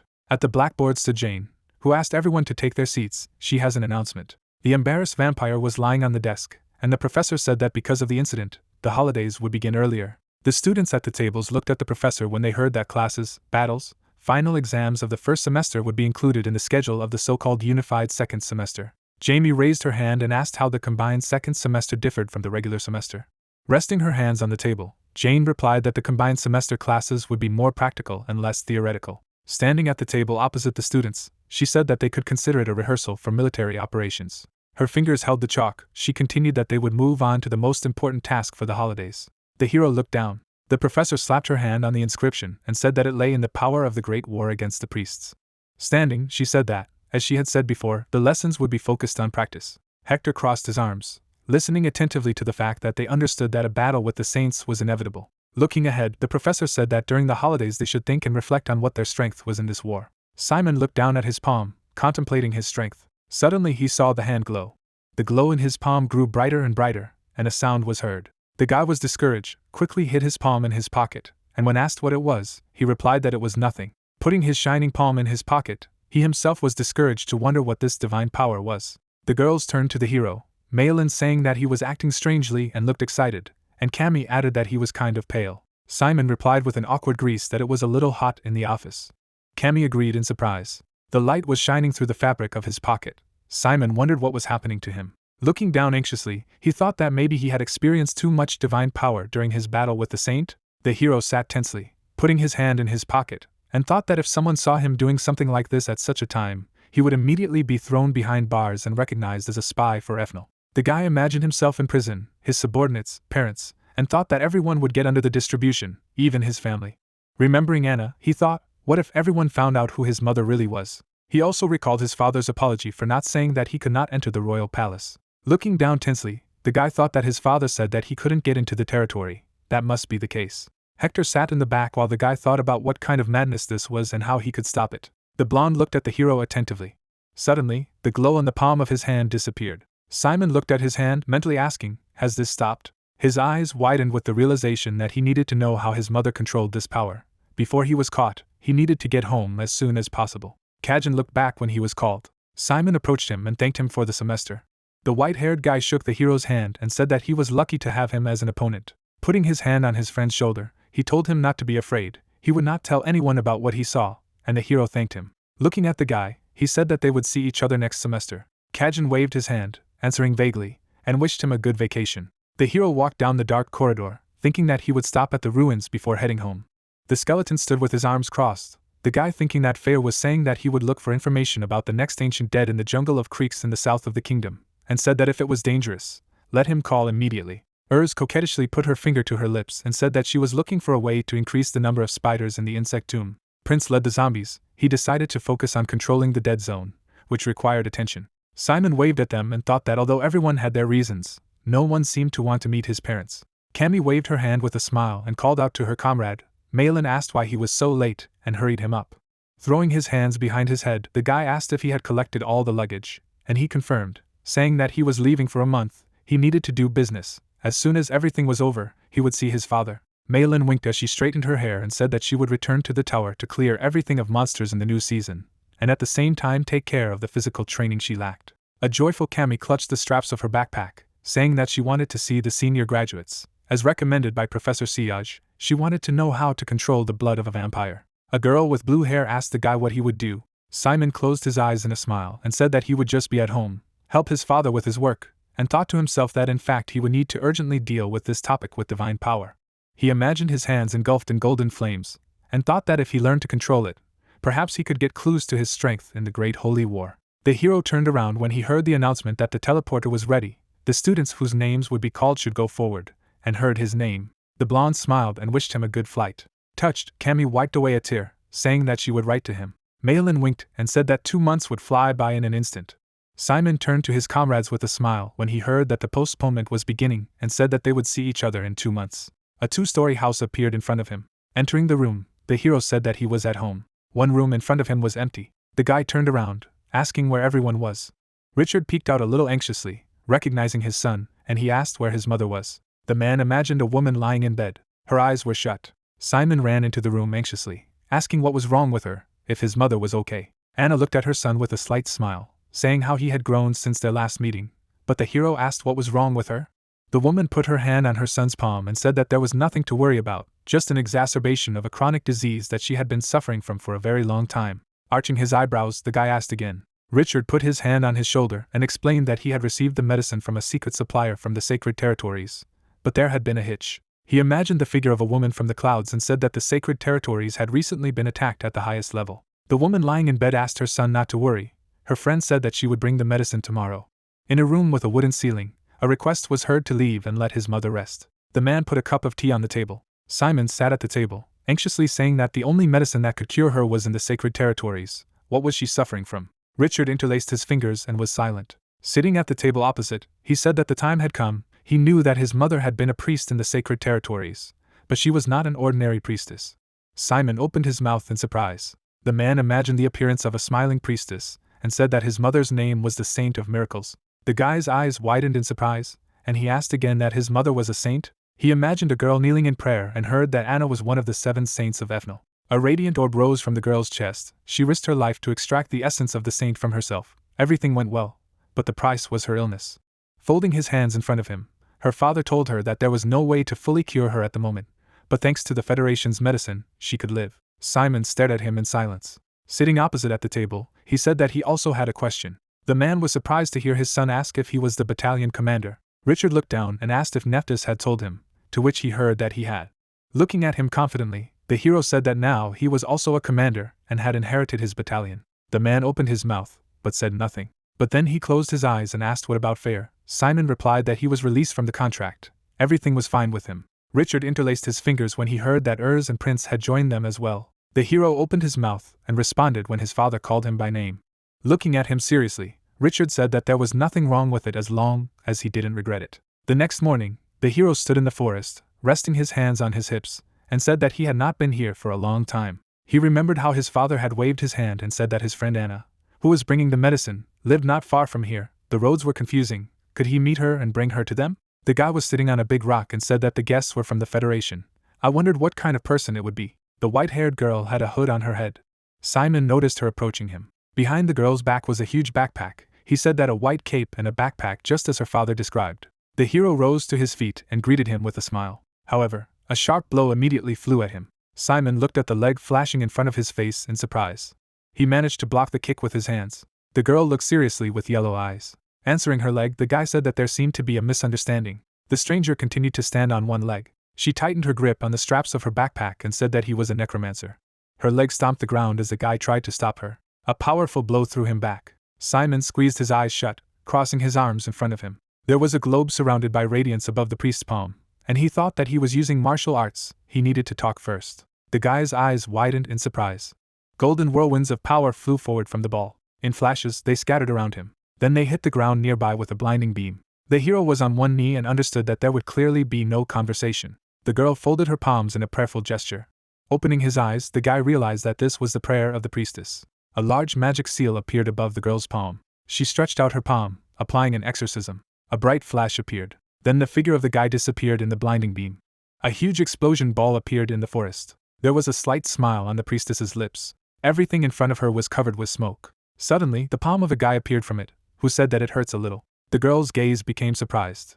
Darkness swirled from Simon's palm, and he said that now he could talk. The blonde's chest had a glow, and she said discontentedly that she was unreasonable. She thought that one blow of white magic would be enough to overcome the curse. What was it? The girl's eyes widened when she heard the words about Anna. Simon asked if she had come here to see his mother. The priestess touched her clothes. The white-haired girl threw off her hood and asked, was he her teacher's son? The heroes approached the house, and the guy said that Mrs. Anna was here. He turned to the disgruntled girl and called her to come in. The blonde woman standing behind her grimaced in displeasure and asked to stay at least 3 meters away from her. She hates dirty necromancers. Standing at the door, she shouted for him to leave, and the guy wondered if it was worth letting her into his house at all. Turning, the white-haired woman begged for forgiveness. Richard appeared and reached out and thanked her for coming so long. He was Richard, Anna's husband. The girl looked at the outstretched palm with contempt. She frowned grimly and said that it was the first time she had seen him, and then introduced herself to Leet. The girl quickly ran past while the man said that Anna was waiting for her. She quickly ran to the woman's bed, and the woman recognized her. Anna smiled slightly when she heard it was her, and then apologized for having to walk so far. With tears in her eyes, the priestess grabbed her hand. The guy and his father stood behind and watched this. Simon came closer and called to Leet, but she chased him away. Turning around in displeasure, the girl said that they were interfering with the treatment, so she asked them to leave the room. The guy closed the door behind him. Looking at his father anxiously, he asked if he was sure. Richard closed his eyes and told him not to worry. She could speak very rudely, but her abilities should not be underestimated.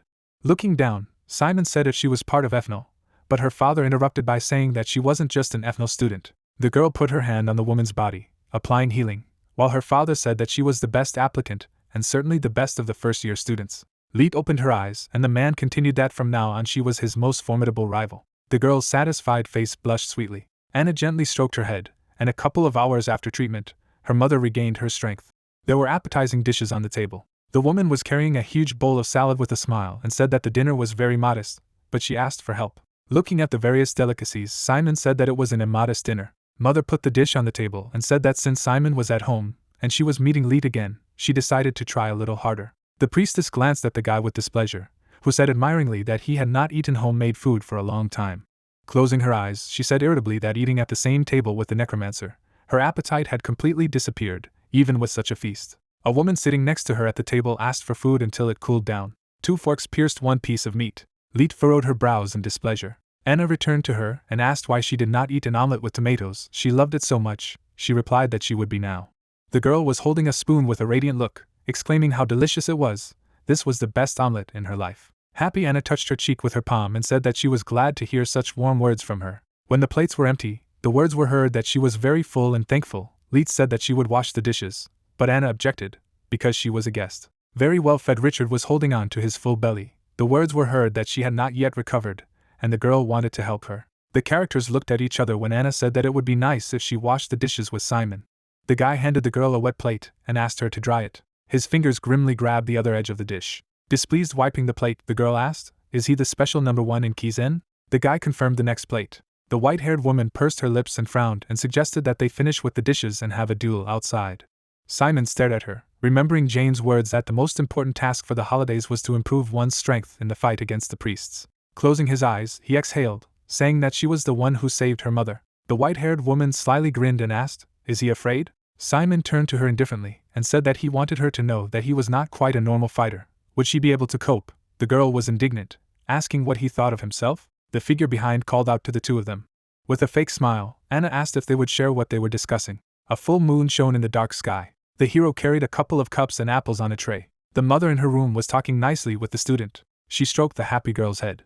Leet then stared ahead, noticing the hero who thought he felt like his mother was being taken away from him. Like an angry cat, the girl turned around and asked if he had been taught to knock before entering the women's room. Kizen should definitely educate his students. Simon replied that he had brought fruit, and Anna asked him not to be so rude to him. The priestess hugged the teacher and obediently agreed. As he left, Simon said goodnight to his mother. A girl in black shoes walked forward. Sparks flew around the walking Francesca. Looking predatorily ahead, she said that curiosity had ruined many people. There was a wild smile on the girl's lips. Everything disappeared in flames and smoke. Simon abruptly sat up on the bed, waking up from a nightmare.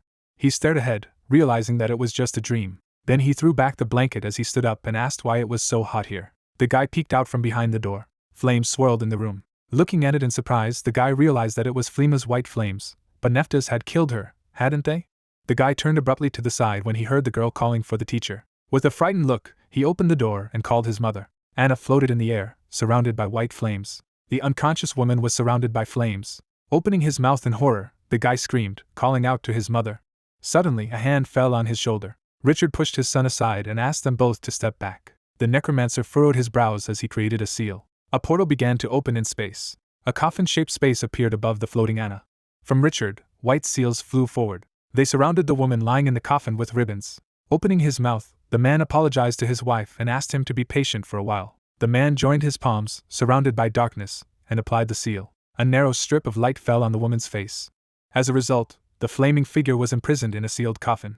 Later, he was standing on the bed. The hero turned to his father. He waved his hand and asked what had happened to his mother. The man closed his eyes. He imagined a white figure with glowing eyes and said that the holy purification essence had chosen Anna. The girl clenched her fingers into a fist, saying that it seemed that she had been consumed by the strongest torment. If this was really a saint, then it couldn't be that she couldn't stand it. Looking at her confidently, Richard said that Anna was a saint of miracles, the remnants of the old essence colliding with the new one, causing such a reaction. Lead asked how this was even possible. Looking down, the white-haired woman said that she had become the youngest ethno saint at 11 years old. Looking at the sealed coffin, she said that it was not surprising that she had been chosen by the essence again. Looking at his father in alarm, Simon asked what would happen to her now, who replied that her body might not be able to withstand it. The heroes opened their mouths in amazement when they heard that at best she would last 3 months. Raising his finger, the man presented the extraction of the core and said that there was one way to save her, and that was to perform an operation to extract the essence that Anna had already undergone. Leet bit her finger in alarm when she heard that if they extracted the essence, the reaction would stop. After swiping his hand, the guy asked if they needed someone to help, but the father replied that no, he could handle it himself. Closing his eyes, the man continued that the material they needed could not be found in their area. The heroes looked at him anxiously. The guy asked again, "Is he in the Holy Federation?" The man imagined a white shining tree and said that the sacred relic of the Federation was the Tree of Life. The crown of the tree was covered with white leaves, and they needed them. Leet looked down thoughtfully. Then she resolutely walked past the necromancers and declared that she would get them. He turned around when he heard the objection that it was their family's business. They couldn't stress her out anymore, and retorted that he was too late to worry about it, so he shouldn't say that. The priestess touched her chest, saying emphatically that she didn't care what they thought, she would do it for her master. Simon also touched his chest and said that he would go too. Leet crossed her arms in displeasure and asked that he was crazy, a necromancer on the territory of the Federation. The guy replied that his mother's life was at risk, he would not be able to sit idly by. He introduced the gloomy priests after hearing that because of the Witch of Death, the Inquisitors of the Holy Federation would now execute not only him but also her, if caught. The guy closed his eyes when he was asked how he thought to hide as a necromancer, and said what he should have said first. The hero clenched his fingers into a fist. Then he opened his palm, showing a radiance. Richard's eyes widened in surprise. Surprised, Leet furrowed her brows. The glow rose from the hand of a guy who said that he had light powers. The next day, the heroes with backpacks stood in front of a man who said that he was indebted to the girl. She turned away with displeasure and said that there was no need to return it to her. Richard put his hand on his son's shoulder. Then he hugged him, calling him his miracle. Looking at his son with a slight smile, he asked to return in one piece. The priestess turned around in displeasure and asked why he was taking so long. In the coffin surrounded by white ribbons lay Anna.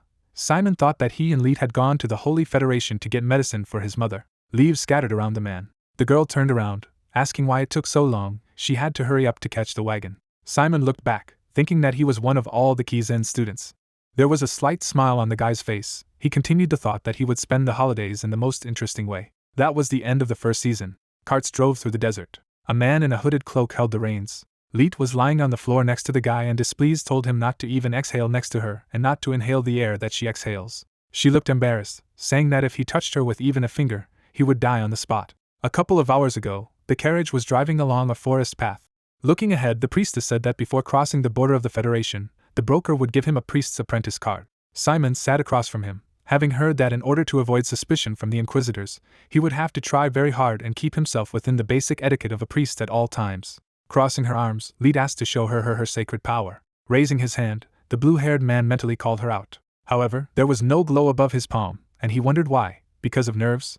The white-haired woman closed her eyes in a smile and falsely said that it was very unexpected. The source of his strength was faith in a deity. The young man lowered his gaze and thought that the control of dark magic came from willpower. Looking at his palm, he reflected that faith and willpower should not be so different from each other. Simon imagined an unconscious woman and thought he believed he would save his mother. He closed his eyes, concentrating, and thought that he would summon a sacred force.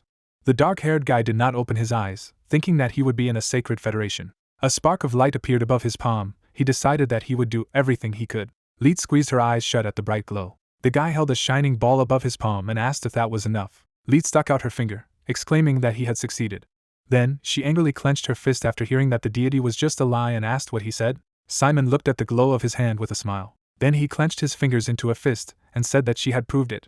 Looking at the smiling guy, the girl thought that he was a necromancer with holy power. She resolutely knitted her eyebrows, thinking that she should do all this for the sake of the teacher, but she certainly could not trust him.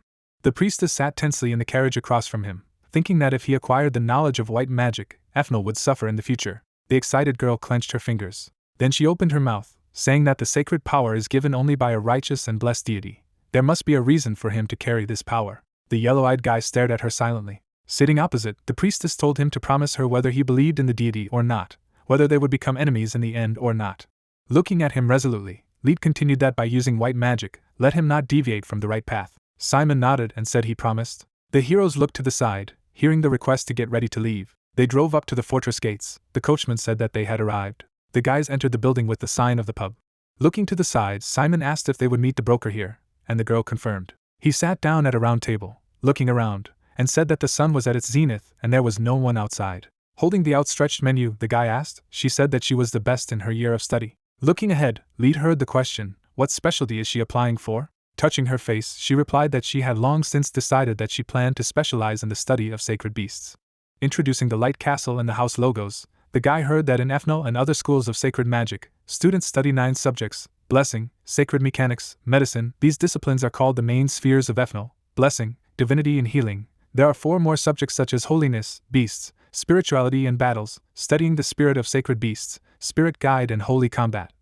There are classes on defense against the dark arts and general disciplines. He thought they weren't that different from Kizen. The girl sitting opposite asked why he was smiling. It infuriated. The hero replied that he thinks that people are the same everywhere he goes. Looking down, Simon wondered what exactly she wanted to accomplish in the study of sacred beasts. The girl introduced the various beings and said that sacred beasts are divine beings who can use sacred power in a pure and immaculate environment. They are rarely born. The discouraged hero noticed that it sounds very expensive. He smiled and asked, "It's not the most popular item in Ethel," the girl confirmed. She raised her finger in concentration, saying that, firstly, they are difficult to get, and maintenance and food cost a lot of money. She does not even mean that they need constant supervision. Simon pointed his finger, hearing that the worst thing was that if they died of old age or an enemy attack, there was nothing the mage could do. He replied that he understood and thought that it sounded like summoning magic. The girl crossed her arms and chuckled proudly when she heard the question that she had her sacred beast. She opened her mouth, frozen when she heard the request to show her.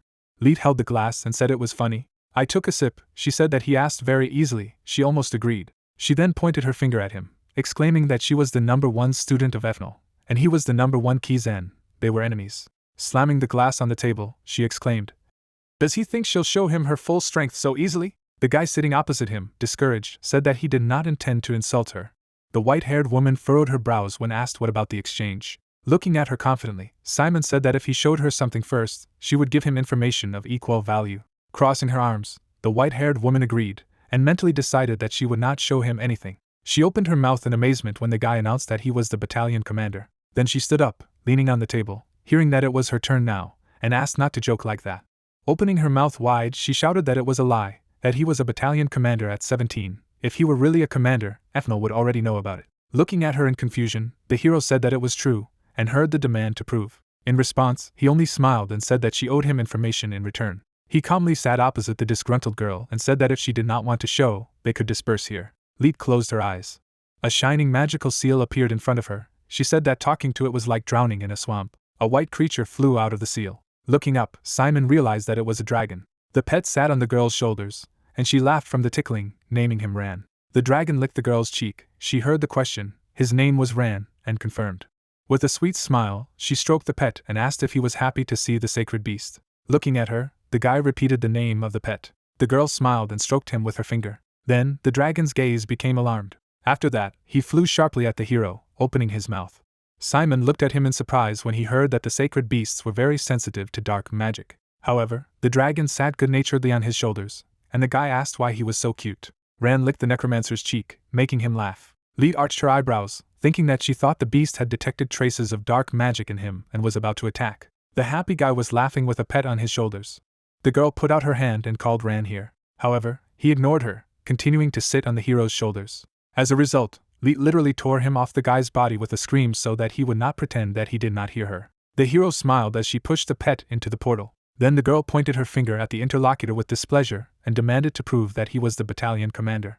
Suddenly, a hooded man entered the room. The guy asked, "Is this the same broker?" The white-haired woman clenched her fist and said that he was trying to slip off the topic. Simon replied that he wasn't wearing a summoning mascot right now, he wouldn't come to life, so no matter how much he wanted to show her, he wouldn't be able to. The man stopped behind and said that the preparation was finished, they should follow him. Crossing her arms in displeasure, Leet followed the hero and said that he was a deceiver. She knew that all necromancers were alike. The walls and windows of the light building were broken.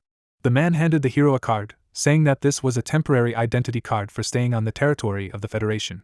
Holding the card in his hands, Simon was read by the priest's apprentice Ska Serafino. The broker replied that he had died a couple of months ago in a monster attack in the mountains. A shining circle appeared from his outstretched arm. He said that they would be transported to the neutral zone. The heroes were surrounded by the purple pixels of the portal. Then Simon abruptly fell right on top of the girl. Rising contentedly, she said that she hated teleporters. The hero put his hand to his eyes and asked where they were. They were standing in front of a wagon, and the man replied that it was a desert in the neutral zone. Holding the reins, the man said that there was no direct path from the dark to the light territories even now, and the path from neutral territory to the holy was open only for transporting basic necessities. He opened the castle and said that they would join a caravan of merchants who were heading to the Federation. Pointing to the wagon, the broker told them to climb in. The heroes looked at it anxiously. Simon pointed his finger and clarified. They would cross the border hiding here, and heard that yes, it would take about 4 hours. Leet clenched her fingers in displeasure, saying that when they were discussing everything, he said that she would have the role of a merchant. She covered her face with her palms, hearing that the checks had become more frequent and stricter. Bribes did not help. Squinting at the guy with displeasure, she said that she would climb first, and let him take another box. The white-haired woman opened her mouth in shock when she heard that there was only one box. She grabbed the man by the cloak, shouting what was he up to. The two of them came up with all this. The heroine pointed her finger at the smiling guy and asked, "Does he want her to share the box with him?" The girl continued to squeeze the clothes of the man, who said that they had no choice. A more comfortable transportation had to wait 3 months. Simon climbed into the box first, saying that it was only 4 hours. The girl asked in frustration, why did she need such an ordeal? Lee took off her white cloak, saying that she had no choice. The carts drove through the desert. The characters were lying in a box next to each other. Simon stared at the beam of light filtering through the crack in the lid. The carriage was driving along a dusty road, and the sun was shining in the sky. The box shook from every bump. The protagonist looked inquiringly at his companion, who began to murmur a prayer that she would humbly accept and endure the test that the great deity had given her. The blonde closed her eyes and said that she was not only communicating with the one who had done evil and humiliated him, but also leading him to the sacred territories, so she deserved a lightning strike and instant death. The guy sighed and decided that if he thought of all the hardships in life as trials from the Almighty, then, perhaps, faith has its advantages. The hero frowned in irritation when he heard that the girl continued to chatter, that he belonged in a pigsty, and she had to be punished by meeting this vile man. The priestess knitted her eyebrows and asked him not to eavesdrop on the prayer when the young man noted that it was spoiling his mood. Meanwhile, the sun began to sink below the horizon. The companions managed to fall asleep, lying opposite each other. Simon opened his eyes and turned to the girl.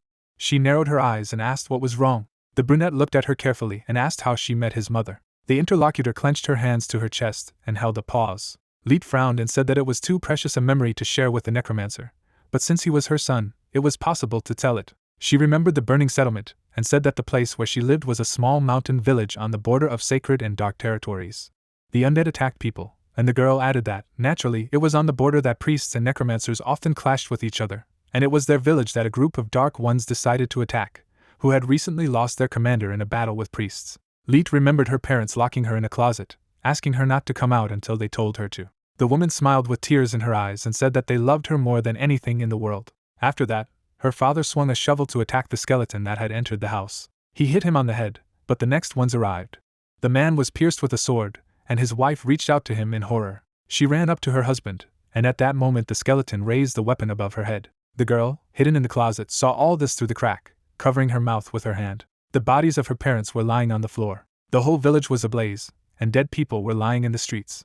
The cloaked necromancers turned to look at the skeleton that had come out of the house and decided that was enough. One of them looked at the interlocutor and asked what to do with the bodies of the dead. He smirked as he created the seal and noted that it was foolish for a necromancer to leave someone's body. Darkness enveloped Leet's mother and father, turning them into undead. The main character rounded his eyes dumbfounded when he heard this. In the morning, the fire ended, and the houses were dilapidated. 2 zombies staggered around the former living room. The woman shifted her legs and growled. The little girl was still sitting in the closet with a blank stare. Suddenly, the undead turned at the sound. A hooded girl appeared on the threshold. The zombies immediately rushed towards her, intending to attack. The stranger folded her hands and activated the holy force. The little girl looked up questioningly, noticing the glow. The bodies of her deceased parents began to dissolve into thin air. The priestess opened the closet door and found the girl. The blonde girl looked at her regretfully and held out her hand. She hugged the baby and muttered that she was sorry. Anna, the mother of the protagonist, cried, clutching little Leet in her arms, and she thought that she had met a miracle. There was a light building in the forest. It was a shelter for war orphans, which the priestess had built with all her savings before she left the sacred territories and cut all ties with Ethnal. Even after that, Anna sometimes visited the children and helped. Leet was always happy to welcome the teacher. The priestess hugged the girl and asked how she was doing, and she said that the head sister praised her for remembering the prayer well. The woman shuddered when the baby said that when she grew up, she would become a great priest like her. Anna smiled and replied that she would be even better. The girl looked at her interlocutor with admiration and exclaimed that they said that she was a saint of miracles, which meant that there was no priest better than her. The blonde patted her on the head and said that she had disappointed and upset many people, so you shouldn't say that. The little girl looked at the teacher in bewilderment, because she was still her role model. The girl grew up, and the elders praised her, and when she passed 19 tests and became a priest at a young age, they called her Anna's successor. The priestess smiled contentedly, and was very proud of this nickname. The blonde arched her eyebrows and added that the truth from the teacher shocked her. Leet narrowed her eyes and said that the one who had saved her and whom she respected the most, the legendary genius, was married to a necromancer and had a child with him. The main character smiled awkwardly. The girl frowned and muttered that because of the fact that the priestess had left her role as a saint with an incurable disease that could kill her at any moment, and also lived in a remote village where they could not even help her. The companions were still in the box, and she added that she couldn't predict what would happen next, especially since even now she was hiding in the necromancer's box. The brunette arched his eyebrows nervously when the girl said that it was better to choose death. He opened his eyes and looked up, hearing a faint knock. The cabman glanced sideways at the load and quietly asked them to get ready, for they would soon be passing through the gates of divinity. The carriage was approaching the shining seal in the arch. The girl looked at her companion and said that the gate would immediately reveal the evil spirit, so he should hide his darkness so that they would not be found. The young man raised his head and asked how to do it. Instead of answering, the interlocutor touched his chest and activated the holy force. She closed her eyes and concentrated. Meanwhile, the carriage began to pass through the portal. The hero tensed when he felt his body being scanned by magic. However, they successfully drove inside. Leet smirked and said that the necromancer was now in the sacred territories. The companions drove into the city in a box. A train floated over the streets in a light haze. Simon looked at him enthusiastically, and the girl displeased asked him not to act like a complete hillbilly. The brunette scratched his head and explained that where he came from, trains were not the most common form of transport, especially flying ones. The interlocutor crossed her arms and told her that the possession of sacred power involves something called the power of levitation, and if you study it enough, you can learn how to lift even fortresses into the air. The hero looked at her and clarified, it turns out that the famous floating island of Ethnal soars in the sky thanks to this power, and the girl confirmed. The blonde sighed tiredly as the young man admired again. The necromancer followed where she was pointing. The priestess pointed upstairs and told me that if he took that train, that traverses the middle lands of the sacred territories can reach the tree of life they seek. Leet and the boy moved forward, and she added that they might run into the inquisitors here, so he should be careful. A man walked past the hero and shuddered. He tensed, feeling something. The man opened his mouth, smelling darkness and corpses. The main character walked down the street with a smile, not knowing that someone had already sensed a necromancer nearby. The evening city was illuminated by lanterns. The guys were standing in the square, and Leet said that she would go buy train tickets, and he should be quiet and not do anything here, to which the guy replied that he would wait at the beginning of the market. At this point, the companions went in different directions.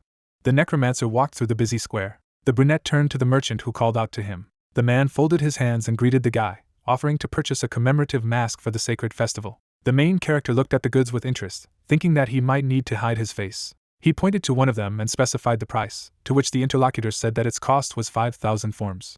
Simon took a closer look at the mask, estimating that it was about 50 silver, which was quite good. At that moment, someone stopped nearby. The hooded man froze, catching the unique, burnt smell of darkness. He looked in the direction of the shop, noting that the smell was getting stronger, which meant that the necromancer was somewhere nearby, and at this time the young man was asking if the priest's vestments were still for sale. The guy looked in the direction where the interlocutor was pointing.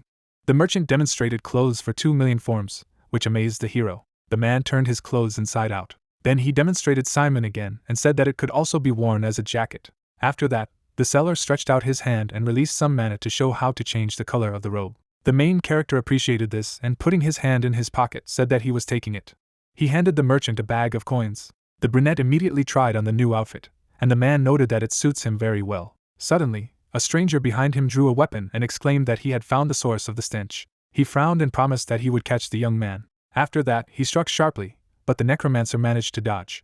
Simon smiled nervously and said that he had misunderstood something and that he was just a priest's apprentice. The man waved his weapon again. He jumped up and his eyes flashed. The stranger raised his hand, activating the energy, and shouted that his instinct could not be fooled. A golden magic seal appeared in the sky. A powerful lightning bolt struck the young man. The man looked warily ahead, where the smoke was swirling. He sneered and exclaimed that he had caught this filthy necromancer. Immediately Simon frowned in displeasure and punched the man in the face. The enemy fell backwards.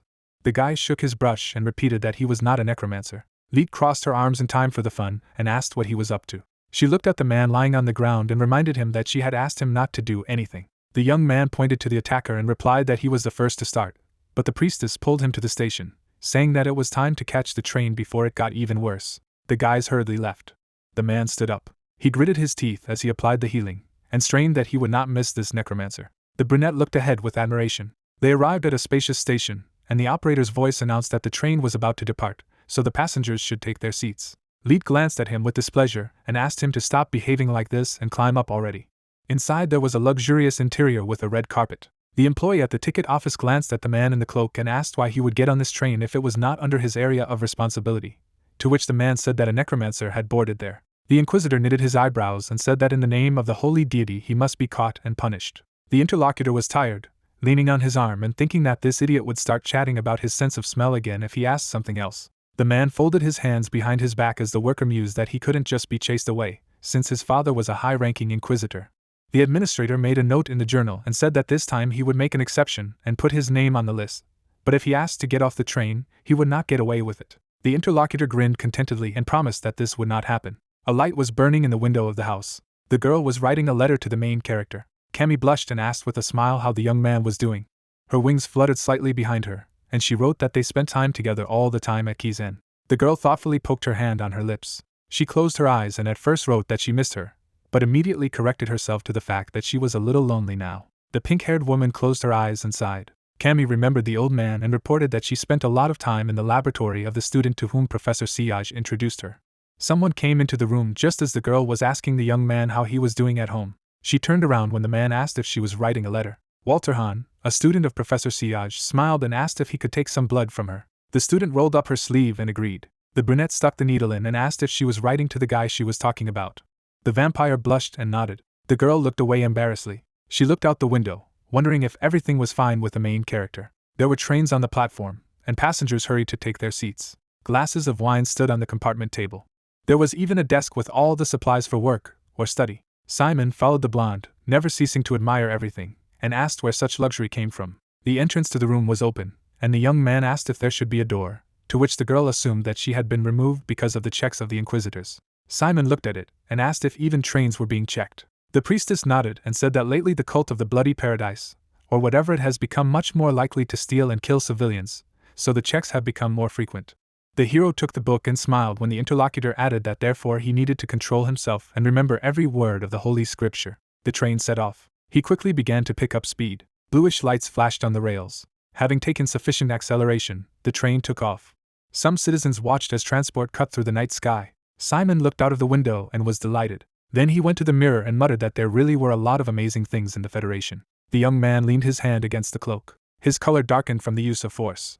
The blonde took a sip from her glass, wondering why the guy was stuck in the bathroom for so long. The conductor stopped, noticing her. Then she quickly ran down the corridor. The priestess narrowed her eyes when she heard someone report that there was a junior in the next compartment. Leet grinned when the interlocutor was indignant that she did not come up to say hello first. Someone knocked on the wall. The blonde cleared her throat. Several girls appeared on the threshold of the compartment with a request to give them time. One of them had an ethno uniform. Leet arched an eyebrow and thought it was an obvious fake. The stranger took off her cloak and said that she was a sophomore of the Holy Academy. Ellen, already familiar to the protagonist, straightened her hair and introduced herself. The interlocutor twisted the glass in her hand and decided that she could play along with her. She grinned and stood up. The girl bowed and apologized, explaining that she did not know that there were senior students on the train. Ellen smiled nervously, surprised that she had been called her big sister. Leet straightened up and said her name, introducing herself as the number 1 first-year student. The interlocutor turned pale, and her companions began to whisper behind her back. The deceiver nervously averted her gaze when the blonde noticed that she looked strange. Ellen sweated when she realized that she was a real student. She turned around. It was not the time that the number 1 in her course was now traveling with her on the same train. One of her friends approached the priestess and said that her rank did not give her the right not to be the first to greet the elders. Leet willingly bowed and admitted that she was ignorant. She leaned over to the scammer and noted that she hadn't heard her name before, so what was her specialty? To which she replied that she specialized in the study of sacred energy. Ellen was sweating and thought it was time to dump at the next station. However, the priestess had already taken out a communication eye and said that she just wanted to contact Professor Rahul, so we could call together. The girl waved her hands nervously, refusing to even say hello. Ellen smiled stiffly and asked the others to come out and leave them alone. Her frightened face was reflected in the ball. Leet looked at her menacingly and asked if she knew that pretending to be an ethno student was a serious crime. The train raced among the clouds. The main character looked out the window and noted that it is very convenient when you can just fly over the mountain range. He returned to the compartment and noticed that they had a guest. Ellen was sitting on the floor with her hands up, and Leet was calmly drinking wine, so the guy asked what was going on. The imposter's hands dropped. The priestess looked at her with displeasure and immediately corrected her. The brunette walked over to her and narrowed his eyes, thinking that she looked familiar. The girl's eyes rounded. Ellen jumped away and gave a cry of surprise. Simon waved his hand and greeted her, adding that they hadn't seen each other for a long time. Their train continued its journey through the sky. Leet crossed her arms and exclaimed that it was just madness after listening to their story. She crossed her legs and was indignant that the girl had not only decided to pretend to be an ethno student, but also worked for the dark side under a false name, and the interlocutor muttered that she only needed to feed her younger brothers and sisters. The guy looked at her and was surprised that she was still doing this, to which Ellen said that she was going to quit after that day, but the difference between paying an ethno priest and a simple priest is enormous. The blonde frowned and reminded that she had tried to treat her with respect, but she continued to act like a last rat. The girl grabbed her leg when the priestess said that she had to contact the Sky Island right away and call all the inspectors. The criminal began to cry and exclaimed that there would be no one to look after her younger ones if something happened to her. The interlocutor took out a ball and assured that she would personally send them to a good monastery. Then the scammer grabbed her even tighter and asked the main character to help. The brunette put his hand on her shoulder and assured her that she would not go to prison. Leet frowned and asked who he was to say such a thing. He also had a lot of sins to pray for. The necromancer smiled, pointing at her, and admitted that she was the one who brought him here, for which he was immediately hit on the head with an orb. The blonde shook him and exclaimed that he couldn't say such a thing unless she wanted to be killed on the spot, but the other person said that Ellen would not spill the beans. The scammer immediately became bolder and clapped her hands, noticing that they were all accomplices in the crime. Leet frowned and bit her lip. The three of them flinched when a voice came from the hallway, saying that they would be interrogated soon and hoped for cooperation. The priestess looked at Ellen and asked her to return to her room. After a while, the girl was smiling stiffly as she answered the inquisitor's questions, and a sinister man stood aside. The man frowned and thought that the smell of darkness was strong, and its source was somewhere nearby. His colleagues bowed to the next passengers and wished them a good trip. Then they approached the next compartment and warned about the interrogation. The inquisitor immediately shuddered. In front of him sat the main character, the source of the stench, in his opinion. His colleagues have folded their hands and apologized for questioning their faith, but these checks are in order from above, so they would be very grateful for their cooperation. Simon bowed back, realizing that he had been attacked by an inquisitor in the market, it turned out. The train landed on the tracks and rushed on. The man stood in front of the student, demanding that the third prayer verse be read. The brunette looked at him calmly and said, "May all believers honor the great Deva as their mother." The interlocutor frowned irritably and asked for the 10th austerity. The hero resolutely knitted his eyebrows and replied that it was necessary to refrain from eating, drinking and sleeping in the name of cleanliness. They looked at each other, and the inquisitor asked chapter 8, verse 30th of Maloji. The necromancer sat in an armchair and calmly said that when the Mammonites broke into their lands, the priest Raven built high walls and erected an altar, and planted a scarecrow on the walls.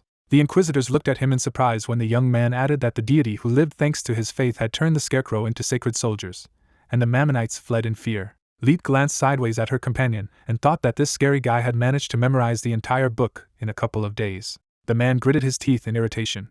He shook, muttering that it simply could not be, and the elders said that it was time for them, and why would he doubt the faith of this devoted guy? The man suddenly grabbed the protagonist by the collar and shouted that he was emitting the fetid spirit of a necromancer right in front of them, and they just wanted to let him go. A colleague pushed Medin away and demanded that he stop being rude and insulting the priest for no reason. Simon smiled and said that there must have been a misunderstanding. He folded his hands, concentrating. The whole room was illuminated by the light emanating from the main character. The senior inquisitor arched his eyebrows, noting that this sacred power was so pure, as if it cleansed the entire soul. The restless man was dragged out into the corridor, and his colleague bowed and thanked the students for their help, and also apologized for questioning their faith even for a second. Medin kicked and was indignant, saying that this could not be, but the woman dragged him away. The inquisitor waved his fists, shouting that his nose was not lying. Simon and Leet stared at the exit, hearing the departing voice of a man screaming that the guy was a necromancer. The brunette looked at his companion and asked how it went. The blonde knitted her eyebrows and replied that her off. The train continued its journey through the night landscapes. On the compartment table there was a book and an apple. The main character closed his eyes and tried to learn how to handle the holy power. A murky magic circle loomed on the floor. The young man was sweating and muttered that it was very hard, even though the sacred force was easier to control. He looked at his companion and added that as soon as his thoughts slipped away even for a second, the inscription immediately burst, to which the girl said that he lacked faith. Simon looked into the book and thought it was a habit from the practice of creating circles with dark magic. There was a diagram on the page, and the student pointed out that since sacred power is a free, controlled form of magic that is very tightly tied to the mind, he shouldn't draw every detail like in the case of necromancy. The hero closed his eyes and stretched out his arms, assuming that if he imagined the magic circle in its entirety at once, and did not draw it piece by piece, something might happen. A golden seal appeared in front of him. The blonde woman's eyes widened dumbfounded, and the joyful young man asked if he had managed to apply the blessing correctly. The boy sat down at the magic seal, and the priestess indignantly thought that he had achieved in a day what had taken her a week, even though he did not even believe in the deity. The brunette clenched an apple in his fist. Leet knitted her eyebrows, and the student asked why she was looking at him like that. The blonde frowned and honestly replied that she wanted to kick his ass. The main character smiled nervously and immediately remembered Hector, who usually says the same thing. Still, he looked at her in anticipation and asked what else he would teach him. A compartment of inquisitors, someone noted that everyone did a good job. The guy took out a bottle and reminded them that yesterday was a sacred festival, and they had been working all day, so now they deserve a drink. The senior inquisitor smiled and replied that a priest should not miss a sacred feast without celebrating it. Metin sat frowning on the couch while the others discussed a bottle of expensive alcohol. Everyone raised their glasses to the blessing of the great deity. The man held out his hand as he was served a drink and asked to relax as well. A colleague sat down next to him and said that he had heard about what had happened in the first grade, and added that even if the young man was indeed a necromancer, he should be given credit for his belief. The interlocutor knitted his eyebrows and replied that it did not matter, because the necromancer did not deserve forgiveness for anything. Everyone stared at him intensely as he said that they could raise the dead, be attracted to corpses, and create chaos for fun, so that there was no forgiveness for them. The colleague smiled nervously and agreed, adding that even he could not understand what these freaks were interested in. The glasses clattered loudly, and he noted that being too right is exhausting, so sometimes you can allow yourself to relax. The senior inquisitor smirked and said that you shouldn't spoil the mood in front of a good wine. Metin raised his glass to his lips and wondered what those leeches were doing on the train. He took a sip under his colleague's cunning gaze. The eldest rubbed his throat and sweated, feeling discomfort and burning. The old man turned pale and coughed. The glass shattered from the impact on the floor. The inquisitor narrowed his eyes and looked up. The guy grinned as he poured out the contents of the drink. Suddenly, the priests were pierced with red needles. The other two also did not escape such a fate. The old man frowned and assumed that he was not familiar with Odell. Dark energy appeared around the interlocutor. The clothes evaporated, revealing a bare torso with a black mark. Now, the gray-haired man sneered and introduced himself as Alokan, the bishop of the Blood Heaven sect. Blades pierced the body of the interlocutor. The villain turned back and asked how the newcomer knew. Medin frowned, spilling out the contents of his glass. He stood up and replied that it hardly smelled of holy power or darkness. The culprit's eyes widened when he heard that he had drowned in the scent of blood, and only a monster could exude such a stench. Alokan grinned and noted that all that chatter about his nose was not empty. The inquisitor stretched out his hand and created magic circles. He gripped the handle of his weapon. Medin, the inquisitor of the Eastern Front, swung his chains and declared that he would punish him. A warm light burned in the windows of the train.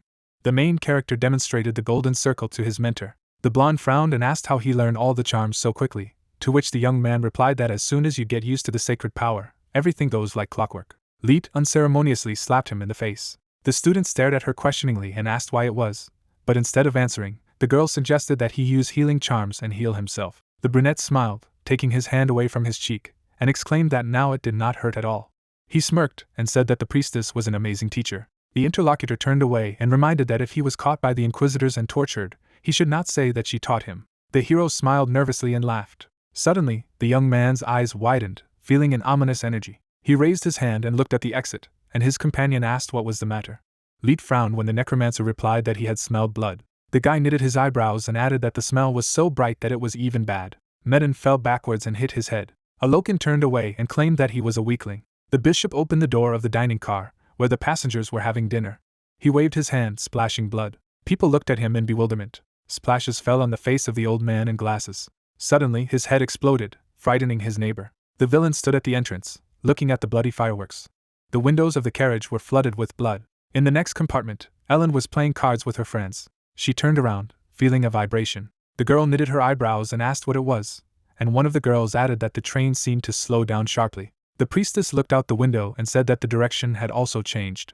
She jerked and screamed as the monster's face suddenly appeared in front of her. Terrible creatures stuck to the glass, and the girl did not understand what kind of creatures they were. The enemies intended to break the window. Finally, the glass gave way, and the creatures rushed inside. Everyone stood behind Ellen, who was no less frightened. They grabbed her shoulders and asked her to save them. The monsters approached to the united screech of a woman. Golden rays flashed in the air. The opponents came under fire from the holy force. Ellen removed her hands from her face and turned around questioningly. Simon and Leet rushed over to them, quickly activating the magic circles, and the guy asked if the girl was okay. She sat on the floor, looking at the monster's body, and clarified what was going on. The priestess stepped on his head and replied that they were red-blooded zombies. The blonde frowned and added that they were from the cult of the Bloody Paradise. The hero crushed the head of another and clarified whether this was the group of heretics that had been heard lately. The interlocutor squinted at the enemy and said that they have their own undead, like zombies, which are resistant to purification magic, so not everyone can cope with them. The trio looked around when they heard the noise. Leet looked at the girl and said that she had to protect the passengers, who were probably running to first class, where the priests were. Ellen gripped her staff nervously and agreed. The other two headed for the exit when the girl asked what they were going to do. The main character exchanged glances with his companion and replied that they should go to the engine room. Zombies clung to the train outside, trying to get inside. Alokan stood near the engine, killing an employee. He reached for the lever. The monsters raced down the corridor roaring. Passengers and workers ran away and called for help. Simon and Leet rushed towards them, and they rejoiced at the priests. The brunette frowned and sweated. One of the monsters crouched on the floor and grinned. The student knitted his eyebrows and shouted to the girl that he would go forward. He deftly pushed off the floor. Then, he flew up, activating the holy force. The hero raced over the heads of the people and thought that since the enemies were resistant to purification magic, then all he had to do was chop them to pieces. The guy swung in the air. The zombie's eyes widened. The necromancer kicked one of them from the turn, and charged the other with his fist. The young man landed on the floor, defeating them. Leet looked at him and asked where the hero's holy combat skills came from. The brunette smiled, banging his fists, and replied that it was an ordinary fight, because a blow is a blow. He looked around, noticing that a new batch of zombies was already rushing into the opening. The blonde woman waved her hand and shouted to the student to step aside. She closed her eyes, concentrating. The priestess held out her hand, possessed by golden power. The girl sat down on the floor, creating a magical seal, the brooch. A bright light poured down from above. Leet looked back at the hero and exclaimed that she had to hurry up to save the passengers. Zombies were already biting into the crying man. A man in a raincoat grabbed the girl, demanding that she put on a pendant and not resist. The woman frowned and gritted her teeth as the villain said that as soon as he put on the jewelry, he would become part of the cult. She spat in his face, calling him a damn heretic, and declared that the god would punish them all. The interlocutor grinned and arched his eyebrows. He threw it to the crowd of angry monsters. The man made a gesture with his hand and offered to see if the deity would save her now if he prayed. Something flashed behind him. Leet kicked him hard. The priestess jumped, pushing her opponent straight into the zombies. The man plopped down on the monsters. The priestess looked down at him and said that his holy punishment had just arrived. Zombies stood up, their eyes flashing. They all turned their heads to the new arrivals. Simon and Leet rushed forward, and the girl exclaimed that there were survivors here, so she needed to clear this car quickly. She immediately struck one of the monsters in the face. The guys rushed between the seats, demolishing the enemies. The heretic stood, finally coming to his senses. A priestess immediately stepped on his head. The blonde looked down at her opponent and declared that it was all over for the fucking cultist. She glanced sideways at the main character and clarified whether he figured it out there, having received an affirmative answer. The girl crossed her hands and created 2 seals for mass healing and breaking the curse. The priestess closed her eyes, concentrating. She knitted her eyebrows, concentrating her strength.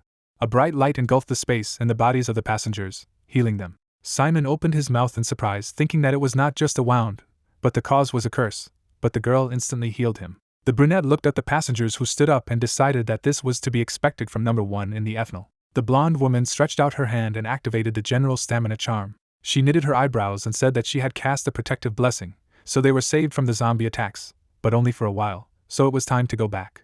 The priestess lifted the heretic by the cloak and muttered that their cult had attacked the wrong train. The man received a powerful blow to the face. Leet frowned and asked why they needed all this. The interlocutor grinned, despite the swollen half of his face, and replied that all the passengers of this train would be sacrificed to their cult, and she would not stop them. The guys looked at each other. After that, the man was thrown out of the train window. The blonde shook off her hands and concluded that he didn't know anything sensible, and the guy added that they could only go forward. The necromancer frowned, smelling blood again. A sinister energy stretched out from the passage ahead. The companions moved there, feeling that there was a strong smell of blood from there. In the darkness, an eerie silhouette was visible. The monster turned around and flashed his eyes, holding someone's hand in his teeth. The partners frowned and tensed. The creature had huge fangs, and the girl said that she had heard rumors of a secret cult weapon that only kills humans and monsters like itself. In front of them was a hellhound. The main character knitted his eyebrows and thought that this is something like a chimera, so it is unlikely to be so easy. The enemy turned around and threw a corpse at them. The brunette dodged him, and the blonde immediately rushed forward. She turned around. Then, she unleashed her holy power as she prepared to attack. A bright blade appeared in the air. Leet was aiming at the monster. She swung and asked him to die. A powerful charge flew straight into the hound. The blonde squinted at the smoke and decided that everything was done perfectly. A bright flash flashed against the dark silhouette. The tip pierced the enemy's body and began to dissolve. The hound turned and growled. Leet frowned, breathing heavily, and exclaimed if she had survived, and it was all in vain. The hero created a magic circle and asked the girl to hold out a little longer while he settled everything.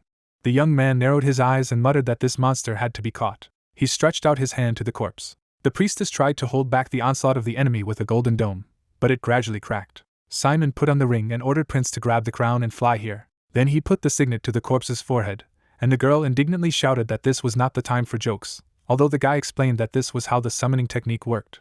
The priestess looked around and grumbled that she shouldn't have trusted him. The blonde gritted her teeth as she felt another blow. The barrier cracked, and she realized she couldn't take it anymore. The dome crumbled into pieces.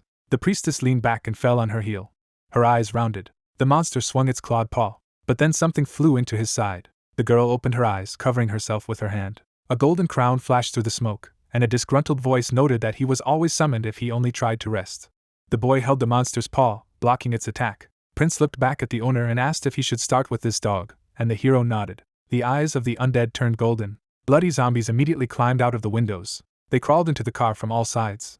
The monsters climbed on the hound, tearing it apart with their paws, and Prince grinned. The monster was knocked to the floor. Leet knitted her eyebrows in surprise and asked if they had attacked each other, and the brunette replied that they were controlled by a blonde. The main character stretched out his hand and used the explosion of corpses. The shock wave knocked out the remains of the glass in the car. Everything around was covered with smoke. The hound got up anyway. Prince frowned, noticing that she had survived. The monster's eyes flashed. It opened its mouth and rushed at the boy. The blonde man hit her with his fist, and she flew into the wall. The enemy flew out through the pierced wagon. Prince arched his eyebrows and noted that the creature was stubborn. Now the train was rushing forward with a hole. The prince approached the gentleman and asked if he could now use the explosion of corpses without the crown. They banged their fists in greeting, and the guy replied that his father taught him this. The priestess was warily looking at the boy who had just torn that hellhound to shreds. Apparently it was an ancient evil spirit. The guys looked inquiringly at the girl, who mentally admitted that the hero was still the battalion commander, but she was so infuriated that it was worth turning to the deity with a prayer again. The blonde man pointed his finger at her and asked if she wasn't a priestess. The girl closed her eyes and screamed at him in the face, demanding that he. The boy frowned in irritation and was indignant. Lee peeked out from behind the hero while the prince asked if she could be killed, to which the brunette asked to try to make friends. The zombie displeased handed the crown to the owner, as he asked. Simon sweated as he took it, and the interlocutor noted that it was better not to use it for his own well-being and pure reason, and the brunette replied that he did not really want to do it either. He placed it in subspace just in case. Suddenly the carriage swayed, and everyone jerked. The hound jumped back from the street. Prince frowned and grumbled that the monster was too stubborn. The enemy clung to the edges of the hole. Then he stepped on the floor. The blonde man knitted his eyebrows and said that he would deal with her, and the main character turned around and said that he was counting on him. Simon flinched and widened his eyes at the smell again. The next car was full of zombies. The girl frowned and asked how many of them were there, and the guy took off his robe and noted that it was necessary to separate. He changed the color of his jacket to dark and asked her to go ahead and save the passengers while he went to the engine room. They looked at each other, and the brunette added that he would deal with the monsters there and strike them again from behind, and then they would meet in the middle. Simon climbed up. He climbed onto the roof of the train and leaned forward, holding out his hand in front of him. The guy put on a mask and thought that he had to hurry, because in the engine room you can find the answer to the question of what is happening. The young man jumped inside. He narrowed his eyes, looking in front of him. There was blood everywhere, and the brunette realized that he was too late. The hero suddenly rounded his eyes. Then he picked up the paper from the floor. It was a map of the route with marks.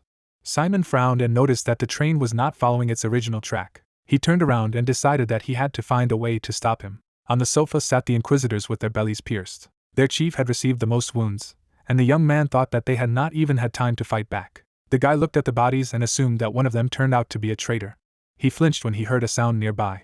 The Inquisitor was still alive, sitting against the wall. Simon reached out and activated the healing charm. The victim opened his eyes and frowned. In front of him was the face of a young man, and he immediately recognized it by smell.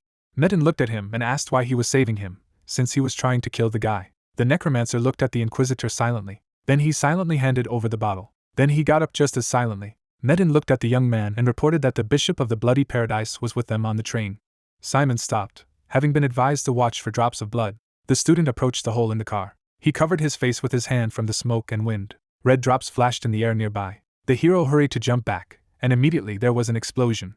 The brunette landed on the floor. The guy created a magic circle and summoned bone armor. The student stretched out his hand, giving the skill the shape of a pistol. He pointed the muzzle forward. Then a shot rang out.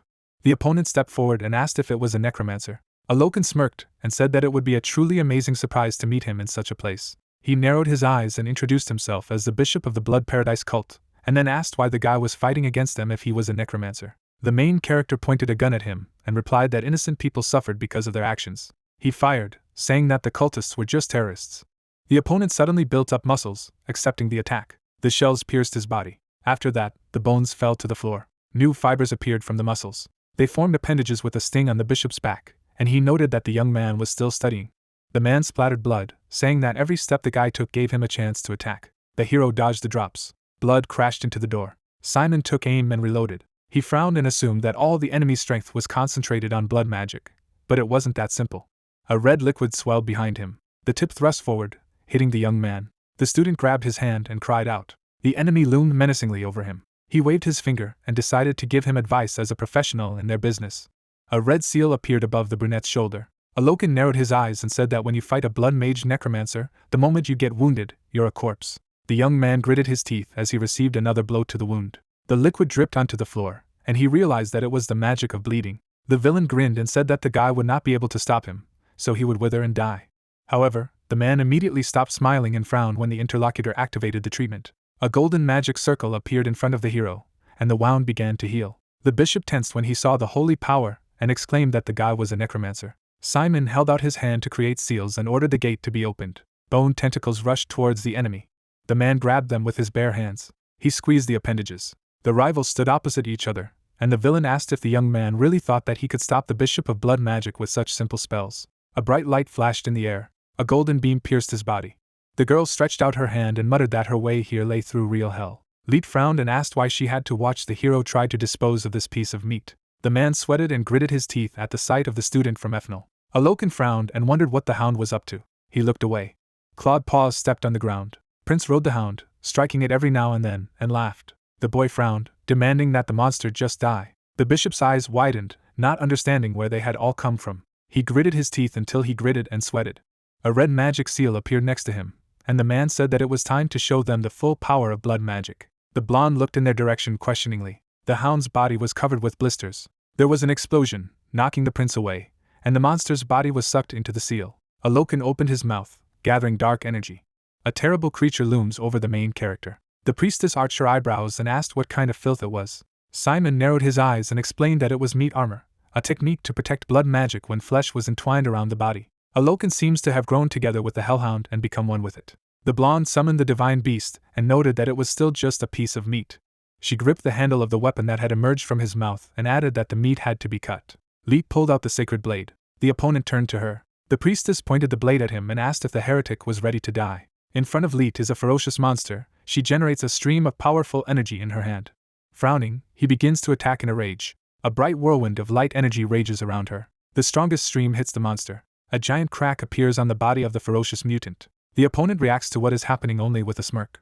He holds onto his wound and declares that the kids are a little stronger than expected. The protagonist stands next to his partner and exclaims that the white-haired girl remarks that the fight will be long and hard only if they don't hit him with something like a holy bomb. A gray-haired rival with giant paws addresses the priestess and the necromancer. The main character keeps a fighting stance together with the girl. The opponent says that he does not know why they have all this here. A red magic seal appears in front of him. The villain claims that the games are over. Hundreds of ferocious mutants emerge from the magic sign. Frightened girls begin to scream loudly. A guy in a white robe, gritting his teeth, sees the monsters advancing. The white-haired warrior begins to exterminate monsters in a rage. Simon helps her and yells at Leet to hold them back for a few more moments, who in turn asks what he is up to. The protagonist takes the crown from the portal, stating that he has no choice left. Closing his eyes, he puts it on his head. Suddenly he opens his yellowed eyes wide. The protagonist stands in front of the opponent. A dark aura is released from him. The villain sees this in shock and does not believe his eyes. Everything around the protagonist is affected by magic. His partner Leet covers her ears from the sound. She opens her eyes with an effort, not understanding what is happening. The ferocious mutants reach for her with their paws, but the girl notices that they have suddenly stopped. 3 ladies nearby are holding each other in horror, not understanding what is happening. A fighter with a scythe in his hand stands in front of the mutants. Simon, with a crown on his head, calmly orders everyone to kneel before him. Yellow-eyed monsters begin to hiss. They turn around and suddenly begin to attack the villain. The mutants jump on the villain, who screams, not understanding how MC was able to seize control of them. Simon rises in front of him, continuing to cast spells. The villain asks what he is doing. Loud noises are heard on the battlefield. The mutant bites the villain in the neck. Together with other monsters, they knock him to the ground. The white-haired girl turns around, wondering if the train is really slowing down. A large engine stops in front of the monsters. The fighter reaches out his hand and talks about the explosion. Simon clenches his fist, using the explosion of corpses. A powerful fiery cloud rises in front of them. A giant explosion occurs right next to the train.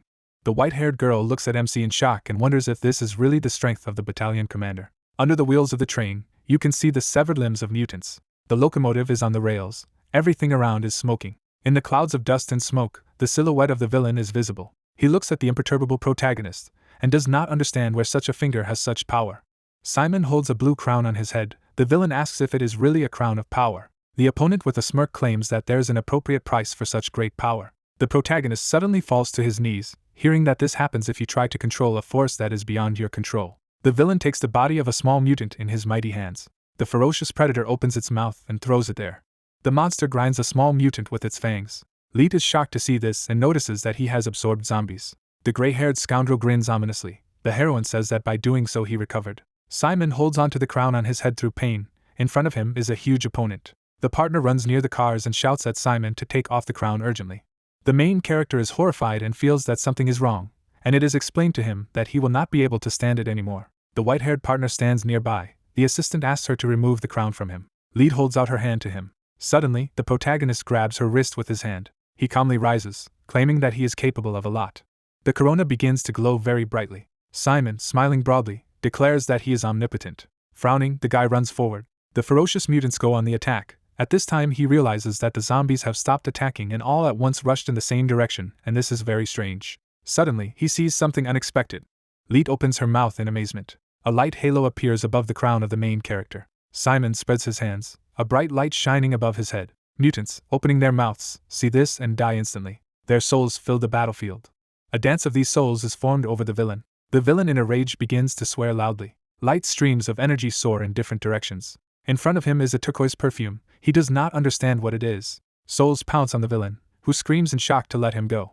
The protagonist holds on to the white mask on his face. He takes it off. A bright glow pours out of his eyes. Dozens of bright seals rise above Simon. A guy nearby in shock asks if this is real at all. Souls push the monster into another dimension. Other spirits seep out of the limbs lying beneath the train. Together they form a giant light pillar that rises to the sky. The villain is dragged into a large portal. He screams in fury. The main character calmly puts out his hand and continues to conjure. He shows 2 fingers and uses a divine blast. Simon swipes them sharply through the air. At this moment, the brightest light begins to burst out of the villain. A blinding flash is heard over the battlefield. The scoundrel, gritting his teeth, sees this and shouts. A ray of light falls on the train. MC stands inside and calmly controls it. Leet and her pet are fascinated by this. She quietly claims that this is a real miracle. A mountain of zombie corpses lies nearby. A group of girls poke at them in shock. Lead stands next to the protagonist with a smirk, and says that this time she is ready to admit his skills. The main character suddenly falls to his knee and sighs. His partner sits opposite him, and wonders in amazement what it was just now. MC removes the crown and hands it to the girl, stating that she needs to take it and stay away. She asks why in shock. The protagonist shouts in anger that he doesn't have time to explain it now, so let him just take it and leave. Lead is shocked and holds the crown in her hands. The main character at this time is on his knees and sighs in pain. He is holding his face. His eyes are very yellow. Simon rolls his pupils. The guy gets up and starts running forward in a rage. The white-haired girl turns around in shock. He runs into her and shouts angrily. Lead tries to fight him off in shock, asking what happened to him, and if the guy has gone crazy. Someone punches him in the face with all his might. It turned out to be Prince, who fights him off from his poor partner. The boy stands next to her and declares that he knew that this was exactly what would happen. The main character growls with a distraught look. He runs in anger towards the blonde. He skillfully dodges his blow. Prince grabs him by the hair. The boy hits his head on the ground with all his strength. At this time, the girl indignantly asks what he is doing. The blonde man demands that she immediately leave. At this time, the protagonist sighs in pain. Prince leans over in amazement and looks at him. The main character thanks his partner with a pitiful look. The blonde begins to scream in anger, not understanding how he dares to laugh in such a situation, because if he gets hurt, Feo will kill him. Simon replies with a smile that the strength is too great, and he cannot restrain himself. Lead is frightened and holds the crown. The boy stands in front of her and says that he will take it with him. The protagonist in turn allows him. Prince puts it on his head, stating that if something happens, he should be called out immediately. The partner helps the protagonist walk, while asking if everything is okay. He, in turn, apologizes for what happened. Suddenly, a guy appears behind them and addresses the Necromancer. The imperturbable fighter looks at him with a stern look. The image of a gray-haired man appears in the frame. It is said that the protagonist risked his life in order to save many passengers of this train. The interlocutor with a serious face assures that he will not interfere in their affairs. He stands in front of the protagonist and looks at him. Simon watches silently with a slight smile.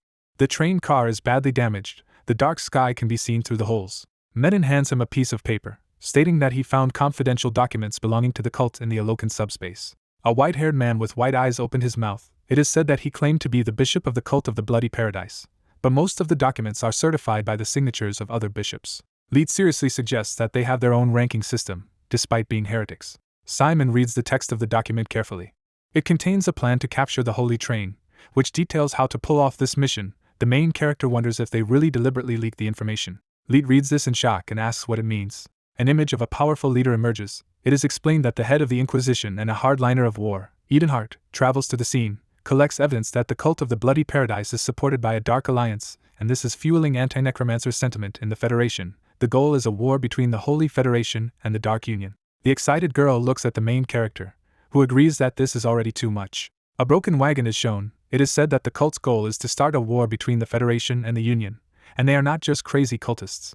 The protagonist looks at the interlocutor, asking what if they send these documents to the head of the Inquisition as evidence. A man with a serious face says that the head of Late is one of those who most actively support military ideas and he will start a war at the slightest provocation. The excited protagonist hears that he does not need the truth, because he will burn the documents in a moment, and will not think before killing them, so that they are silent. Leet with a serious face assures that they can't cope here on their own. Simon, in turn, asks what they should do. The girl holds a sphere in her hand and says that she has already contacted someone who can help them. The guys with stern faces listen to her talk about how he is powerful enough to control FNL and even the press and, most importantly, does not want war. Suddenly, a bright light appears in front of the children. The warrior is furious and shouts that the crappy cultists need to listen. The commander of the troops stands in front of the train with his army. Late, clenching his mighty fist, shouts that they are surrounded by the best inquisitors. The guys exclaim in horror that the enemy is already here. Gritting his teeth, the furious scoundrel declares that resistance is useless and their plans will fall before the wrath of the deity. The joyful boy runs forward, exclaiming that they are inquisitors and they have come to save them, while the sorceress asks to stop. He runs to the enemy army, praising them. A woman with glasses stands near Late and says that someone is running towards them from the side of the train. The villain forms a magical seal with his hand, stating that all the passengers on the train were turned into bloody zombies by the cult's followers. A giant sword appears in his hand. He says that they can only offer repose to innocent souls who have fallen victim to terrorism. The blade begins to radiate bright energy. The scoundrel says that he will pierce heaven with it. A powerful stream of mana is released from the sword. It screams for the royal cross. The boy admires the deity through tears. Leet is horrified to see this and screams. The villain cuts him to pieces with one blow. All the girls are in complete shock. They close their eyes. Frowning, the protagonist states that they plan to kill all the survivors from the train. Late raises his blade and tells those around him about the deity who wants justice. Followers are lined up in front of him. The commander shouts that the victim does not tolerate indulgences, and this incident will be the beginning of a war with filthy necromancers. Late directs his arm forward and orders him to go on the attack. A shot is fired from a powerful artillery mount. A volley of guns is heard throughout the area. Shells fly at the target. Late nervously sticks out her arms and activates mass defense. The protagonist, gritting his teeth, begins to cast spells using a bone wall. The projectiles fly towards the object protected by the barrier. Lete begins to play the flute at this time. Powerful explosions occur on the surface of the barrier. Strong explosions are heard around the shield. The amazed protagonist tries to find out what is happening. The partner is happy to see him. The enraged commander recognizes this melody. He sees a white-haired warrior in front of him, who continues to play the flute. It towers over its rivals. Suddenly, whales, sharks, and other fish begin to swim around it. The surprised protagonist stands next to the guys and tries to understand what is happening. Lete happily claims that she is a direct student of Anna's teacher. Various sea animals swim around the lady. Her name is Saint Israfil. Enraged, the armored Late exclaims to the army that an intruder has appeared. Huge whales swim in the middle of the sea water. An ecstatic Simon and Lete look on. The white-haired girl says that Israfil is also known as the divine mistress of the seas. The surprised protagonist turns to his partner. The warrior, smiling slightly, swims with the sea inhabitants. The protagonist at this moment wonders if his mother could have been as strong as she was in her best years. She replies that the essence of the teacher Anna was indeed given to Saint Israfil. Images of girls appear. It is said that there is a difference between their abilities. The saint keeps her hands clenched. The protagonist wonders what his mother was like. Lete replies that according to rumors, she was powerful in her time. The saint with closed eyes radiates a bright light. The girl declares that she could command the sky itself. The scoundrel stands at the head of the army. The saint descends to them. She lands with her feet on the grass. The fighters kneel and bow their heads. The white-haired lady smiles slightly. Everyone greets the saint closest to the deity. Closing her eyes, she states that she has not seen Lete for a long time, while the saint clarifies whether the cult of the Bloody Paradise really attacked the passenger train. The mighty warrior, bowing his knee, says that this is true and he wishes rest to the souls of the passengers who were turned into bloody zombies. Israfil smiles softly and states that as far as she knows, the cult has been suppressed and most of the passengers have been saved. The scoundrel is indignant, while the saint calls the guys to her. They walk towards her through the green grass. The guys fold their hands on their shoulders. Lete greets the saint closest to the deity. The girl holds out the holy papers, stating that this document was in the possession of Alokan, the bishop of the cult who attacked the train. She, in turn, says with a smirk that it sounds interesting. The army commander is standing nearby. It is said that information was leaked and Late was forced to arrive at the scene. At this time, the fighters look at each other excitedly. There is a conversation about the Inquisitor, who is guided by anti-necromancer sentiments. It is explained that therefore there is a high risk of a war between the Alliance and the Federation. The sorceress holds a sheet of paper in her hands and claims that it will shed enough light on the situation. Late clenches his fist in anger, as he wonders if the cult's goal is really to start a war, and the Inquisitor in their hands was supposed to be the trigger. With a smile, the saint asks if everyone thinks that the future of the Federation is very bright. A joyful Simon and his teammates stand nearby and hear that they have saved an unthinkable number of lives and uncovered the enemy's plan. The holy warrior thrusts the envelope into the portal, declaring that she will report it directly to the pontiff. Disgruntled, Late agrees when he hears that the Inquisitor must take care of the wounded and rebuild the affected areas. Soldiers in white clothes walk near the train. Lete embraces the saint in delight. Israfil kindly asks Lete when she managed to become a priest, and when she will have fun with her. The joyful girl exclaims that when the saint retires, she will receive the essence. Israfil hugs her even tighter and smiles and asks how she can talk about it so easily, when she should be hanged on a cross for such a thing. The protagonist and the other guys see this in shock, and Lete exclaims that he will tell everyone the ins and outs of her. The saint closes her eyes. Israfil approaches the young fighters and addresses them, who in turn nervously greet the close to the deity. Simon smiles and declares that he is honored to meet her. The main character looks at her attentively. He is asked what his name is. He answers, they say, Serafino. The saint with a serious face thinks about his name. The shocked protagonist hears that she has the feeling that she has met him before. Lete is extremely surprised by this statement. The excited protagonist says that he has no idea who she is thinking about. Israfil hears with a serious look that perhaps her thoughts are correct. Crossing her arms, the saint says that the invitation to visit was ignored, but Lete was not so far away. She opens her blue eyes with a serious look. He leans over to the protagonist and asks once again if he is really Anna's son. The protagonist looks at her and agrees, stating that he has come to save his sick mother. The saint touches his face with her palms. She carefully hugs him. An ecstatic Israfil exclaims about the holy deity, while the protagonist is perplexed. The woman squeezes his face and urges him to smile as soon as possible. Simon does not understand what is happening. The main character laughs, imagining his mother. The saint sighs with tears in her eyes and claims that he has her smile. Simon happily asks if his mother was really her older sister, who replies that they were not by blood, but lived as if they were relatives. Surprised, Israfil falls silent in shock after the protagonist claims to be his aunt. The joyful saint calls to say it again, and he repeats it again. She suddenly begins to scream loudly and rejoice. Leet watches in bewilderment.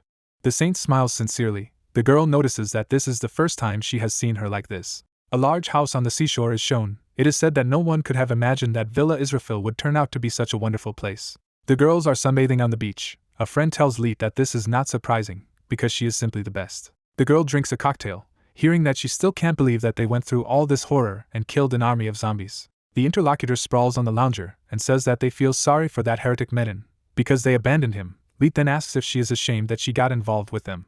The girls look around in surprise when they hear someone calling them. The main character happily lifts the caught crayfish above him. Water drips from his inflated body. The ladies see this in embarrassment and fall silent. Ellen looks at her friend and asks what her relationship with Simon is. Leet sadly replies that they have no relationship. Smiling, Ellen tells her sad partner that since she decided to drag the Necromancer here, she is ready to risk her life. Then her friend asks if there is really nothing connecting them. The girl drinks a cocktail and talks about how it's actually all about her teacher. Simon is her son, especially since he wanted to help. Leet spits a cocktail in complete shock when Ellen asks if she can confess to the protagonist today. The indignant girl clenches her fists and angrily asks her why she needs to clarify this. She, in turn, says through laughter that she just wanted to see her reaction.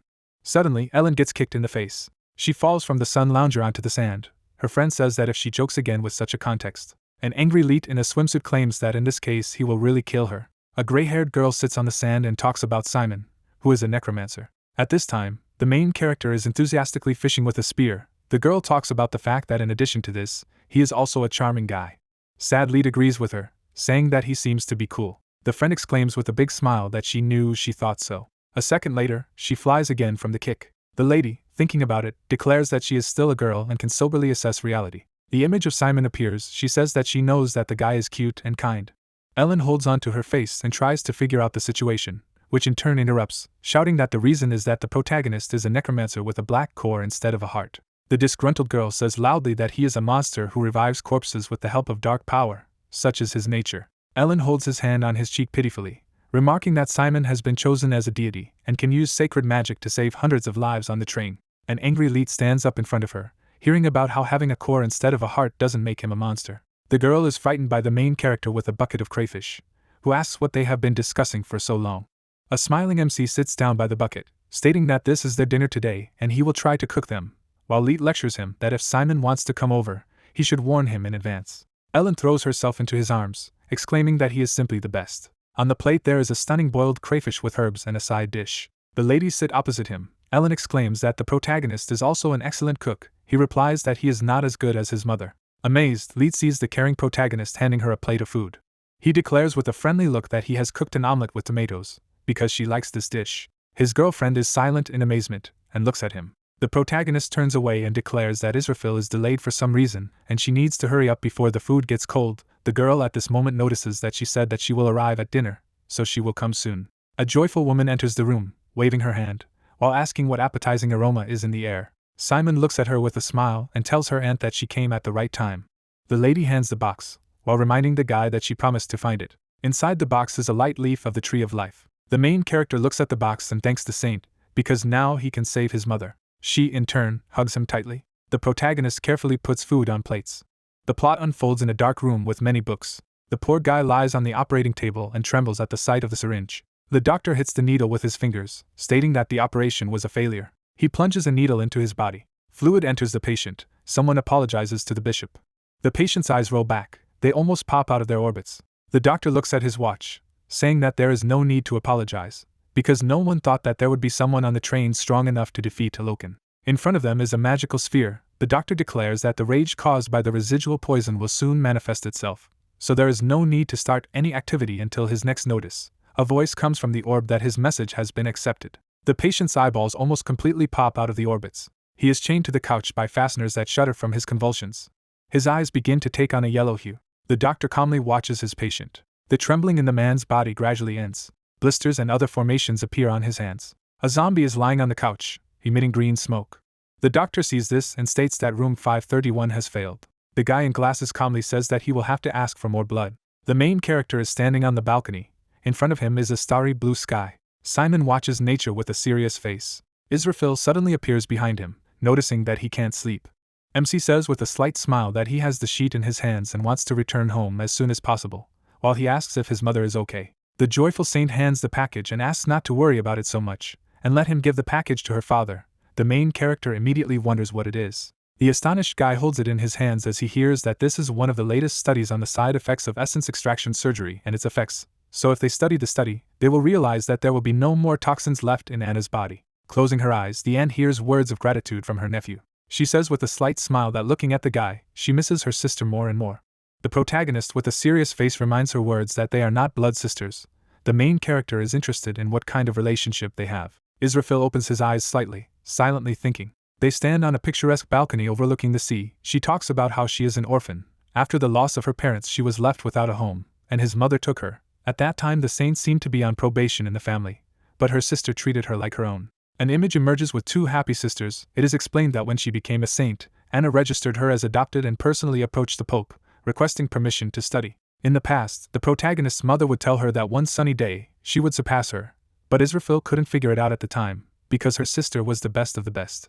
The girl holds hands with the brunette. It is told that one day she got into a terrible situation and disappeared. There were rumors that she left everything and married a necromancer. A minister in a white cloak stands with her eyes closed, in FNL, in order to preserve the authority of the priests. It was announced that Sister Anna died in the war. Israfil says with a smile that the essence of the holy miracles has passed to her. Her hair blows in the wind. She says it would sound silly, but the saint asks not to mention Anna's name, or to reveal who Simon is in the Holy Federation. MC happily says he'll remember it, but knowing that there are people like them around gives him hope. His aunt hugs him tightly and exclaims that he is so good. Moon lights up the sea. The girl declares that it is time for him to sleep, because tomorrow the protagonist returns to the Dark Union. A magic train travels through the sky. The protagonist stands next to Leet and says that they have closed the door again. She assumes that this is because the problem with the cult of the Bloody Paradise has been resolved. A red drink is poured into the glass. The girl notices that it was a short vacation, but very eventful. The protagonist puts a box on the table, saying that a lot of things happened at this time. A friend asks what it is. The embarrassed girl sees a white cape. Simon simultaneously declares that it is comfortable, and also a good design, so he bought another one. The protagonist asks if she likes it. The girl opens her eyes in shock. In a rage, she hits him with these clothes and shouts that she would rather climb into the noose and hang herself than walk with him in paired outfits. The main character says through laughter that he bought it for 2 million forms. Someone snaps their fingers and asks for forgiveness. The amazed guys turn around in the process of fighting. The man introduces himself as the inquisitor of this train. With a serious look, he clarifies the name of the protagonist, who replies that it is true. The gray-haired guy hands over the envelope, and happily claims that his friend met and asked to give him the letter. The benevolent inquisitor hums music. The letter says that the comrade hopes that his journey will go well. In a flashback, the protagonist is on a knee. It is said that when they met, Medin immediately accused him of evil intentions, but later prayed for these rude words for a long time. An image of Simon with a magical seal appears. The letter says that MC did not choose to save an enemy or a friend, so he helped countless people on the train. Lake pointed his sword in a rage. It is said that in addition, the protagonist revealed the secret of the Bloody Paradise cult's conspiracy about the war, as those who could have died in the war were saved that night by his hands. A giant enemy appears opposite Simon. The letter says that his heroic deed is a blessing from above, from a heavenly island, and he will remain their valuable secret. A halo shines over the guy's head. A friend wrote to him that his very existence sowed the fruits of doubts in his soul regarding faith in a deity. He stands joyfully in front of Israfil. It is said that his intimacy with the saint opened his eyes to this world. A happy MC reads a message that Medin believes that the meeting with him was predestined by a deity from above, to strengthen his faith. The magic train rushes to the city. Medin wishes him blessings on the way in a letter. The guy in the brown cloak declares that the teleporter is ready to use. Leet, frowning, asks him to take care of Anna's teacher, who in turn thanks her for her help. She clutches her white robe tightly. The outraged girl claims that she is his main enemy. Simon smiles slightly and looks at her. Crossing her arms, the friend declares that they worked with him only because they wanted to save a person dear to both of them, the teacher Anna. But from now on their fates are torn apart, and will not intersect again. The protagonist listens with a serious face to the fact that she will become a saint, and will do her best to follow the deity's decrees. The stern girl declares that her duty is a priority, even if it means killing someone.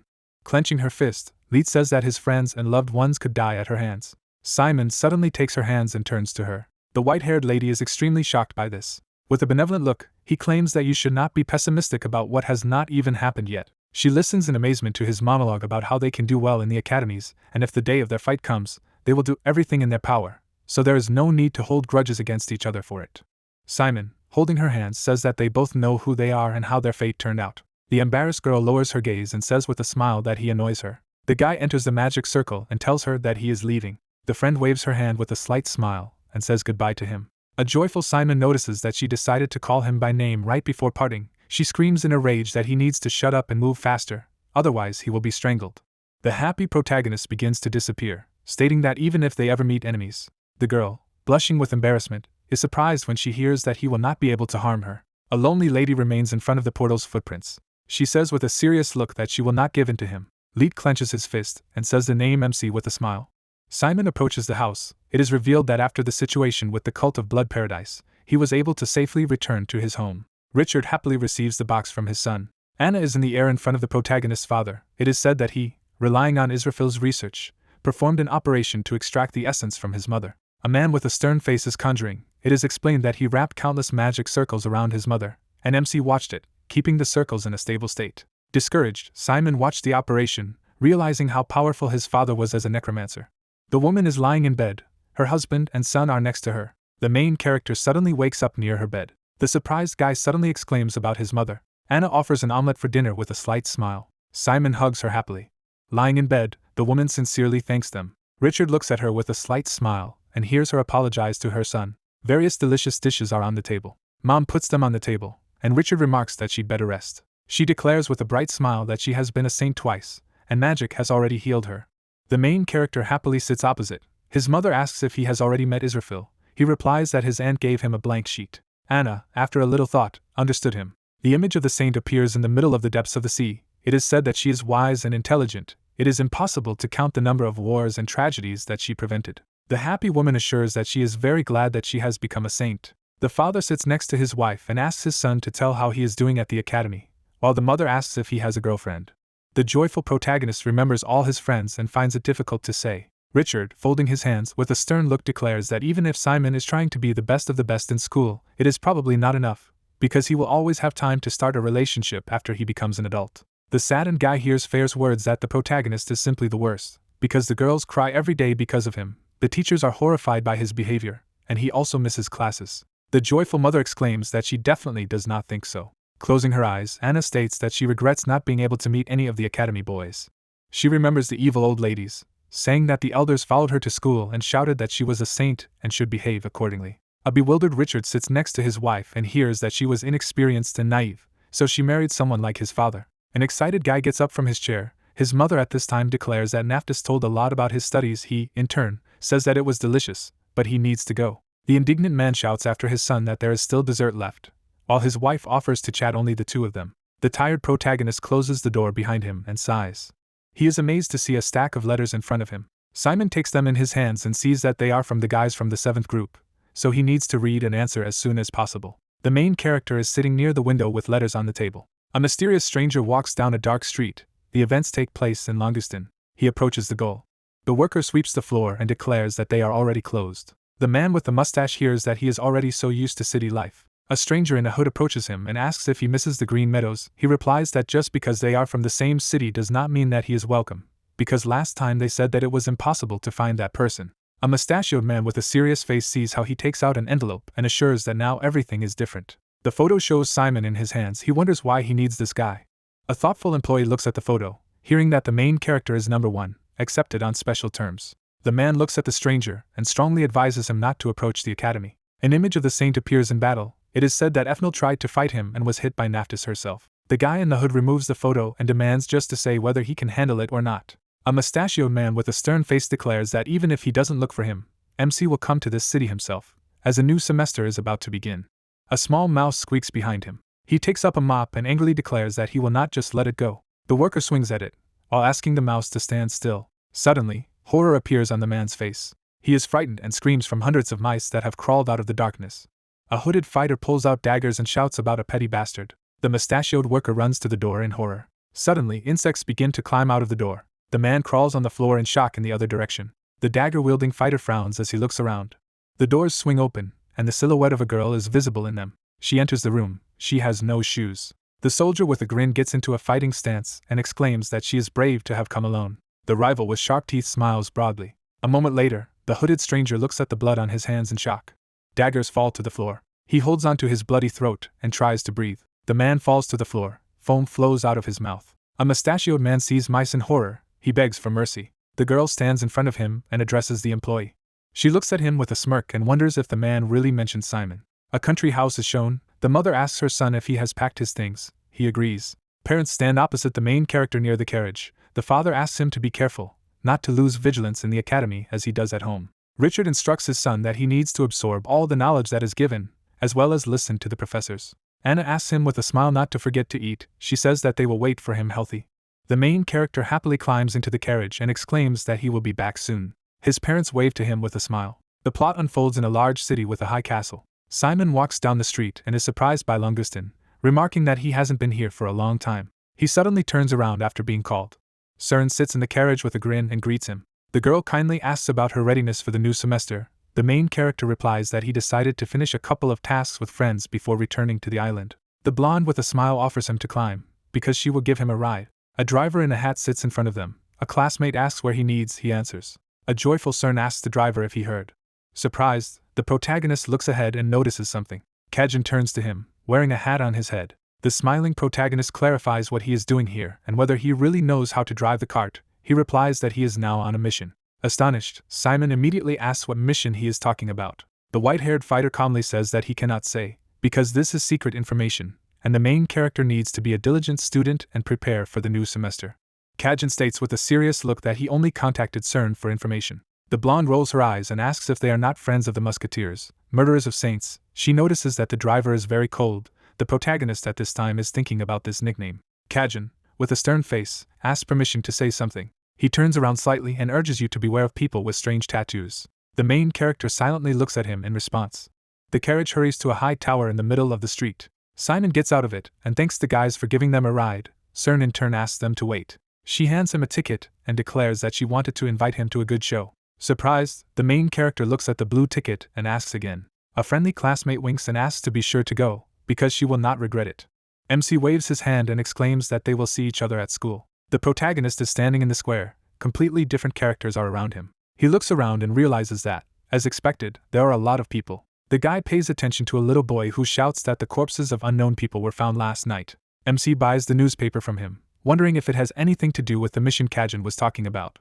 He looks at the newspaper that tells about the 5th mysterious murder. The photo shows a disfigured man. It is said that the victim is an ordinary citizen, died of an unknown disease that appeared suddenly and as if everywhere. The protagonist reads with a serious look that according to the Necromancers, there is a risk of poisoning, but it is noted that serial murder cannot be ruled out. An old woman in a black cloak shouts in fury that this is a punishment from the spirit of disease. She stands in the street and exclaims to passersby that when the time comes, all the infidels will also perish, so that the day of justice is near.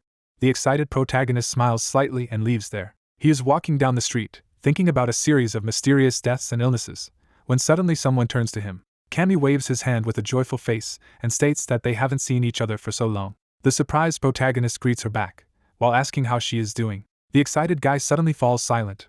A shadow hangs over him. A huge man stands in front of MC, and the main character notices his strength. Simon looks at him nervously, realizing that he is with Cammy, and there is only one vampire with this level of power. A vampire with pink hair is silently watching at this moment. The vampire Lord Dietrich looks at the protagonist with a stern face. The guy bows to him and claims that he is very glad to meet him. The vampire has purple eyes. He demands to prove it. Worried, Simon does not understand what is happening. Dietrich immediately grabs his cloak and waves it, and dozens of bats fly out of it. They surround the protagonist. The main character shields himself from them with his hands and hears that he immediately needs to prove his worth.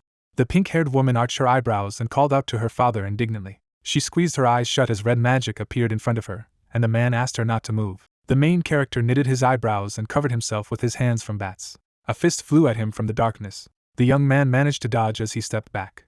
Dietrich grinned and noted that he had good reflexes, but let him show more of his strength. The girl frowned and demanded to stop. However, the man continued to swing his fists, and the student dodged, saying that he could not harm him. The interlocutor grinned and exclaimed that the pathetic mortal was talking some kind of nonsense. The brunette stomped his foot and muttered that he would do it if it was his desire. Simon created several magic circles by opening the gate, and bone tentacles crawled out of it. The vampire smirked and said that the student had decided to summon a very interesting creature. His eyes rounded as he noticed a part of the skeleton behind him. The young man quickly rushed past his opponent. The tentacles shattered the red cage around the girl. Simon deftly picked her up in his arms. Cammy blushed thickly and opened her mouth in surprise. Dietrich turned around in displeasure and asked if the guy had decided to take his daughter hostage. Several little people pulled the man's cloak. The brunette knitted his eyebrows and activated the explosion of corpses. The shock wave raised the water from the fountain. The student turned his back to the explosion, covering his girlfriend. The silhouette of the man peeked through the water, and he noted that the young man was able to counterattack even when cornered. Dietrich straightened his wet shirt and added that the hero also grabbed his daughter not because he wanted to steal her, but to protect her from the explosion. The vampire pointed to the guy with a smile and said that he would grant him the right to stand on an equal footing with him, so let him raise his head and say his name. The girl looked anxiously at her friend, who let her go. Simon bowed and introduced himself. Suddenly, a blood spray flew into the vampire's face as he was about to say something. Cammy squeezed her eyes shut in displeasure and asked how he thought of doing such a thing to the main character. The man arched his eyebrows and looked at his daughter pitifully. Dietrich nervously ran up to her and said that he only wanted to see if this mortal could protect his beloved baby, to which the student replied that he had no right to check on her friends. She tugged at the guy's sleeve. Cammy looked at her father resolutely and exclaimed that she was capable of protecting both herself and Simon. The interlocutor turned pale and opened his mouth in shock when she asked not to follow her, and it was time for her to go to her friends. The brunette bowed awkwardly as he said goodbye, but her friends said it was too polite, and they had better leave. As the friends walked down the street, Cammy apologized to the Necromancer, muttering that she hoped the man would restrain himself in public. But the young man replied that he had not been injured, and it was unlikely that the vampire had bad intentions. The student frowned and said that she would not forgive her father for the rest of her life if he hurt him. The hero smiled awkwardly and asked how Professor Sia's assistant was doing. The girl remembered Walter and replied that the doctor was very good, kind and sensitive. The vampire looked up when the brunette said that he thought the professor would personally teach her. There was a poster on the wall of the building, and Cammy explained that Siaj had left Kizen in order to complete a secret mission, and it was said that only the continent's greatest blood mages were capable of doing so. She turned to her friend and asked how his vacation had been. Scenes of adventure in the sacred territories flashed before the young man's eyes, and he sweated and lied that he was doing his homework and helping his father with the housework. The interlocutor looked at him admiringly and expressed the hope that he had managed to rest, and the guy hurried to change the subject, indicating that he was to meet with Dick at that place. The door ahead opened. The blond man in the white apron smiled at the sight of them. The students came closer and asked if he was working part-time, and the comrade explained that it was the shop of a friend of his father's. There was a sign in the form of a glass of foam on the street, and Dick said goodbye to his boss and left. The friends were standing outside, and the blonde finally greeted them, and the girl exclaimed that she was very glad to meet him, and the hero noted that all that remained was to find Malin. The friend winked and said that their friend had been here for about a week. The others looked at him in surprise, and the brunette remembered that she had said she would join them tomorrow. Dick beckoned them to follow him, assuring them that they would definitely be shocked. Clouds floated over the majestic building in the pink sky. The friends climbed the stairs, and the vampire was surprised that they had come to the theater. The hero remembered how CERN gave him a flyer from the show. He looked at the poster puzzled. The pink-haired woman shuddered and opened her eyes, telling her to look there. The poster had a photo of the main actress, namely Malin. The hall inside shone with luxury. The students took their seats on the balcony, and the brunette noted that everything was perfectly visible here. The blond man sprawled in his chair, patiently waiting for wine to be poured for him, and the girl asked how they could just take these good seats if they didn't even buy tickets, to which the comrade stated that they were Kizen students for a reason. The guy smiled slyly and muttered that their girlfriend had been hiding such a hobby all this time that even he couldn't figure it out. The lights in the hall were turned off, and Cammy whispered that it was about to begin. Under the bright light of the spotlight, a girl appeared on the stage. The conductor behind her waved his baton, and the music broke out. Malin made a graceful gesture with her hand and began to sing. Her face looked very sad, matching the melody. The friends stared at the stage in amazement, and the blonde even choked, and Cammy exclaimed with admiration that her friend was incredibly beautiful. The student knelt down at the stone slab on the stage and sang that the warmth of his body still warmed her fingertips, but she could no longer hear his voice. The actor lay in the coffin with his eyes closed while the song poured through the hall. The girl reached out and created a magical seal, singing that she would like to whisper a dark spell and bring the sleeping stars back to life. The man got up and sat down while the actress sobbed beside her. Malin clung to his chest as she continued to sing. The guys looked at her and applauded. The vampires shed tears, saying that the girl was cool. The waiter raised his head inquiringly, noticing something. A menacing-looking Dietrich hung from the ceiling, and the boy flinched and screamed. A feather immediately stuck in his neck. CERN smiled and asked if the vampire had also come to the show. The man knitted his eyebrows and warned that if you ever used your powers against his daughter, the ivory tower would fall that day. Cammy was wiping away tears of admiration. The blonde twisted the glass in her hands and muttered that it would be hard for him. She took a sip and chuckled that he was a vampire with such a loving heart. His daughter happily looked at the stage where her friend bowed to the audience. Malin blushed and turned around dumbfounded, asking what they were all doing here.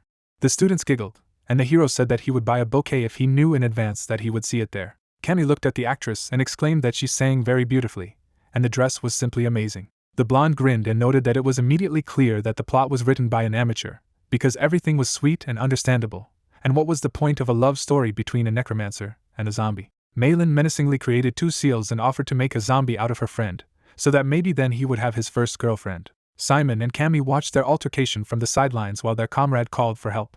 Against the background of the night city, the clock tower stood out. The students were standing in the elevator, and the vampire asked how it happened that the necromancer played in the plays. Malin smiled and replied that she had always had an interest in it. She watched a lot of musicals and sang as a hobby. The girl remembered that CERN came on vacation and wanted to fight, adjusting her approach to learning. In the end, the rivals went out into the forest and staged a duel. Dick winked and assumed that his friend had lost, and she asked him to shut up, otherwise she would smash him in no time. The interlocutor knitted her eyebrows and said that she did not know what and how this cunning woman did, but she turned out to be the main character in this performance. The protagonist chuckled and imagined CERN using her ability on the theater director. The arrow pointed to the right floor, and the blonde man noted that they were there. The vampire went out with everyone to the observation deck and looked at the night city with admiration. The main character stood next to her and smiled, noticing that everything could be seen from here. Malin looked around and muttered that it was hard to believe that there was such a place at the top of the clock tower, and the blonde man crossed his arms, saying that it had taken a lot of work in the summer to rent such a place. He threw back his head and laughed smugly, which infuriated his girlfriend. The girl put the notebook on the table and reminded her that the great Dick had not done half of his homework, and the young man muttered that he wanted to finish it with them. Malin looked at the brunette and the pink-haired woman, asking what was wrong with them, and her friend explained that she was busy with the professor, and the hero lied that he helped the family with chores. Their excellent student crossed her arms and said that in the near future they could not dream of sleep, and everyone diligently sat down to the tasks. After a while, it was already dark, and the open notebooks and snacks were lying on the table. Cammy and Malin slept in bed. Dick was sprawled out on a single bed, and the last bed was empty. Simon leaned on the railing, looking out over the city at night. The young man smiled and asked what the gentleman wanted to talk about. Dietrich narrowed his eyes and clarified how long ago the guy had noticed him. The necromancer turned around and replied that he was still in the theater. The man looked at the moon and said that he had been putting it off for too long, but he had to go. The student smiled and asked not to worry about his daughter, but then the vampire suddenly said that Cammy was a defective example in a vampire world where power equals influence, and she was the one who would never survive, an eternal child in terms of both strength and heart. The girl was sleeping sweetly at that moment. The guy opened his mouth and reminded that she was his child. Simon frowned and asked what kind of parent would call his daughter a defective specimen. He looked at the interlocutor standing at the top of the tower. The vampire looked carefully into the student's eyes. The man grinned and called him an arrogant boy. Dietrich crossed his arms and said that he was a vampire lord and, as the leader of his clan, could not show affection and emotion to his offspring, even if it was his own daughter. The interlocutor narrowed his eyes and replied that he thought he cared about Cammy. The vampire frowned and said that it was the girl who was his karma. He remembered his pregnant wife and said that he fell in love with an ordinary woman, struck by a primitive impulse, and she carried his child. The man saw how she suffered, because giving birth to a child from a vampire turned out to be an overwhelming test for the human body. Dietrich then sat crushed by her body, having lost the woman he loved more than anyone else in the world. The pink-haired woman lay and dreamed while her father told her that the girl was born not a pure-blood vampire, but a defective product. The man looked up and added that this was the first time he had encountered failure. The main character knitted his eyebrows and asked if meeting his wife and loving her was also a mistake. The vampire narrowed his eyes and paused. Then he closed his eyes and replied that he did not. The necromancer smiled when he heard this, and said that he believed that their encounter with her was not just a whim of fate. The lord remembered sitting by the coffin. However, then he held his tiny daughter in his arms and smiled, and the young man added that his meeting with his wife led to the birth of Cammy, whom he cherishes so much. The vampire's eyes widened in surprise. He bared his fangs and laughed, remarking that some stupid little man dared to lecture him. The brunette grinned. The interlocutor straightened his cloak. Then he put his hand to his chest and asked to take care of his daughter. The hero looked at him resolutely and replied that he could be relied on. A flock of bats flew over the guy's head. The student followed them with his eyes. In the morning, the tower shuddered at Malin's scream, which reminded them that she had told them to do their homework all night, and they were asleep. The blonde man yawned and muttered that the girl herself fell asleep first, and she snapped back that it was necessary to wake her up. Simon and Cammy were already sitting at their studies, and the blonde man was being dragged to the table, although he offered at least something to eat. The brunette stood up and said that he would go buy something to eat, and the vampire immediately asked to come with him. The friends went outside. They breathed a sigh of relief, and the student noted that he felt alive again, and the companion added that Malin had frightened everyone so much. The guy waved his hand and suggested that she was behaving like she was hungry, so it was worth buying her favorite goodies. Behind the hero's back, Hector appeared, who called the young man. The Necromancer looked around, recognizing his voice. The classmate grinned and said that he assumed that he had already arrived in the city, but how nice it was to meet him by chance, because he was waiting for this moment so much, dreaming about it every day of the holidays. The student pointed his finger at the hero and said that he was challenging him. The pink-haired woman looked at her friend in alarm, but he only sighed and muttered that he had had a lot of street fights lately. The brunette crossed his arms and said that they would still see each other every day at school as soon as the semester began. Did he really want to do it here and now? Passers-by began to pay attention to them, and the interlocutor exclaimed that he could not just sit and wait for evaluation duels, and today he would win. Hector created a black magic circle and demanded to look closely at the results of his practice during the holidays. A spell flew at the main character. The young man picked up his girlfriend and jumped aside. The opponent clenched his fist and activated regrowth. The shells flew back to the owner. The student grinned smugly. The hero knitted his eyebrows and rounded his eyes. Hector put on bone armor, saying that he did not give himself a vacation for the sake of it. He frowned and exclaimed that he was about to defeat him in the summoning technique that the young man was so proud of. Simon waved his hand to his friend not to worry and agreed. Skeletons crawled out of the magic circles next to him, and the brunette asked the vampire not to worry, because the opponent himself began this battle, and then he had to finish. The main character put on armor and said that he also did not intend to lose this battle. Hector rushed to attack and demanded his opponent to attack as well. The guards looked at each other, discussing that only yesterday the fountain was destroyed, the Kizen students as usual not a day without a fight. Someone approached them from behind while the men thought about how to stop them. Hector took a swing and suggested that Simon finish here and now. The brunette frowned and asked him to stop screaming his name endlessly. A drop of blood flashed in front of him, and he flinched. An explosion rang out between the rivals. A silhouette appeared nearby, and the man said that it was not worth making such a loud scene. The students turned to look at him. Walter smirked and added that the semester hadn't even started yet, so it would be nice if they started to keep their composure. Cammy ran up to see the doctor, and he greeted her. Hector frowned and asked who he was that dared to get into a duel of Kizen students. Glasses put his hand on his chest and told him that as Professor Sia's representative, he would be teaching blood magic this semester. The main character knitted his eyebrows and asked again. Walter looked at the pink-haired woman and said that the teacher's mission was dragging on, so on his recommendation, he became a full-time professor himself. Hector bowed as he removed his armor and offered his deepest apologies.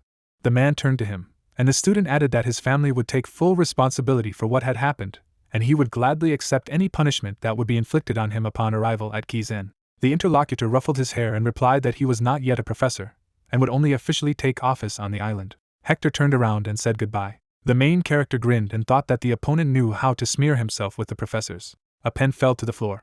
The young man picked it up and noticed that it was very expensive. It was engraved with the name Judah. Walter reached out and thanked the guy, muttering that he thought he had lost it. Simon handed over the pen and asked if it was a gift. Barnacle froze when the student pointed out that Judah was written on it, and people usually put their name on such expensive pens. The professor put the thing in his jacket with a smile and explained that it was a souvenir from the deceased, an inheritance, so to speak, and the brunette immediately apologized for the rudeness. The vampire smiled and told the new teacher that this was her friend with whom she was in the same class. The man smirked and asked if it was the same boy she kept talking about. Cammy blushed and shrunk. Walter held out his hand to the protagonist and said that Professor Siaj had talked a lot about him. Glasses waved goodbye and added that the city has been turbulent in recent days, so they should be careful. The pink-haired woman smiled and said goodbye to the doctor, and the brunette thoughtfully touched her chin. He narrowed his eyes and muttered a name, Judah, which seemed familiar to him. Clouds floated over the tower. The vampire entered first and informed Malin that they had returned. It was empty inside, and the brunette assumed that they had gone out for a walk. The guy noticed shoe prints near the open window. The student froze, thinking. Then he came closer. There were footprints even on the handrail, and the young man thought it felt as if a rope had been tied here. Cammy came closer and asked if he had found anything. The main character frowned and assumed that someone had made his way into their room. The staircase was unlit. Malin closed her eyes and sighed. She was tied to a chair and screamed that she was by all this. The girl looked at the rope and muttered that she was ashamed that she had been stolen again. Dick was lying nearby unconscious, and the student said that everything would be fine if this idiot was not with her. She turned to the man with the tattoo, who told her to relax, because it was just a neurotoxin, and in a couple of hours she would wake up without side effects. Malin frowned and asked who they were that dared to steal Kizen students. On the man's head was a lion mask. The man, who had two others behind him, knitted his eyebrows and introduced himself as Wachasho Wahamarta of the Hoopa tribe. The girl turned to him and exclaimed that she didn't care. But what were they doing? The man took the red cloth and said that they only needed one thing. The student turned pale and arched her eyebrows. She squeezed her eyes shut and gritted her teeth. However, suddenly a table with food appeared in front of her, and the kidnapper said that they needed her to stay there for at least one day. Malin, holding the instruments in her hands, opened her mouth in surprise. A man in a pink apron was elegantly pouring her tea. The girl froze, not understanding anything at all. The main character and the vampire quickly ran down the street. They looked around, and the guy said that, of course, no one would dare to attack a Keyzen student in Langstein, and the pink-haired woman hoped that these people were not involved in the recent spate of murders. The young man squeezed his tie and expressed a hope that his friends were safe and that he was being watched from the alleyway. The necromancer noticed a rat to the side. A whole horde ran after her. Literally the entire space between the houses was filled with rodents.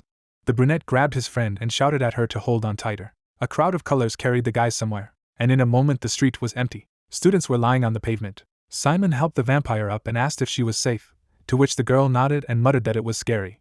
The hero frowned and looked around. They found themselves in front of a tavern sign, and he assumed that they had been brought here for a reason, and there might be someone inside who controlled the rodents. The brunette opened the door and gave a voice. He immediately pinched his nose, smelling the stench, and a woman was sitting inside. She emptied a large barrel of beer. Then she threw it aside. It shattered against the wall. The stranger put her hands behind her head and asked if he was the same Simon Valencia. The young man was sweating and asked a question in response. The woman stretched out her hand to the crow who was carrying the bottle and noted that it was rude not to answer the question. She took a sip immediately, and the necromancer thought that she reminded him of someone. The bottle of wine immediately hit the floor. The interlocutor wiped her mouth and clarified that the guys were from Kizen. The woman grinned and claimed to be Hongping's twin sister. The students opened their mouths, remembering the professor. The brown-haired woman straightened up and introduced herself as Battalion Sukum Marlat.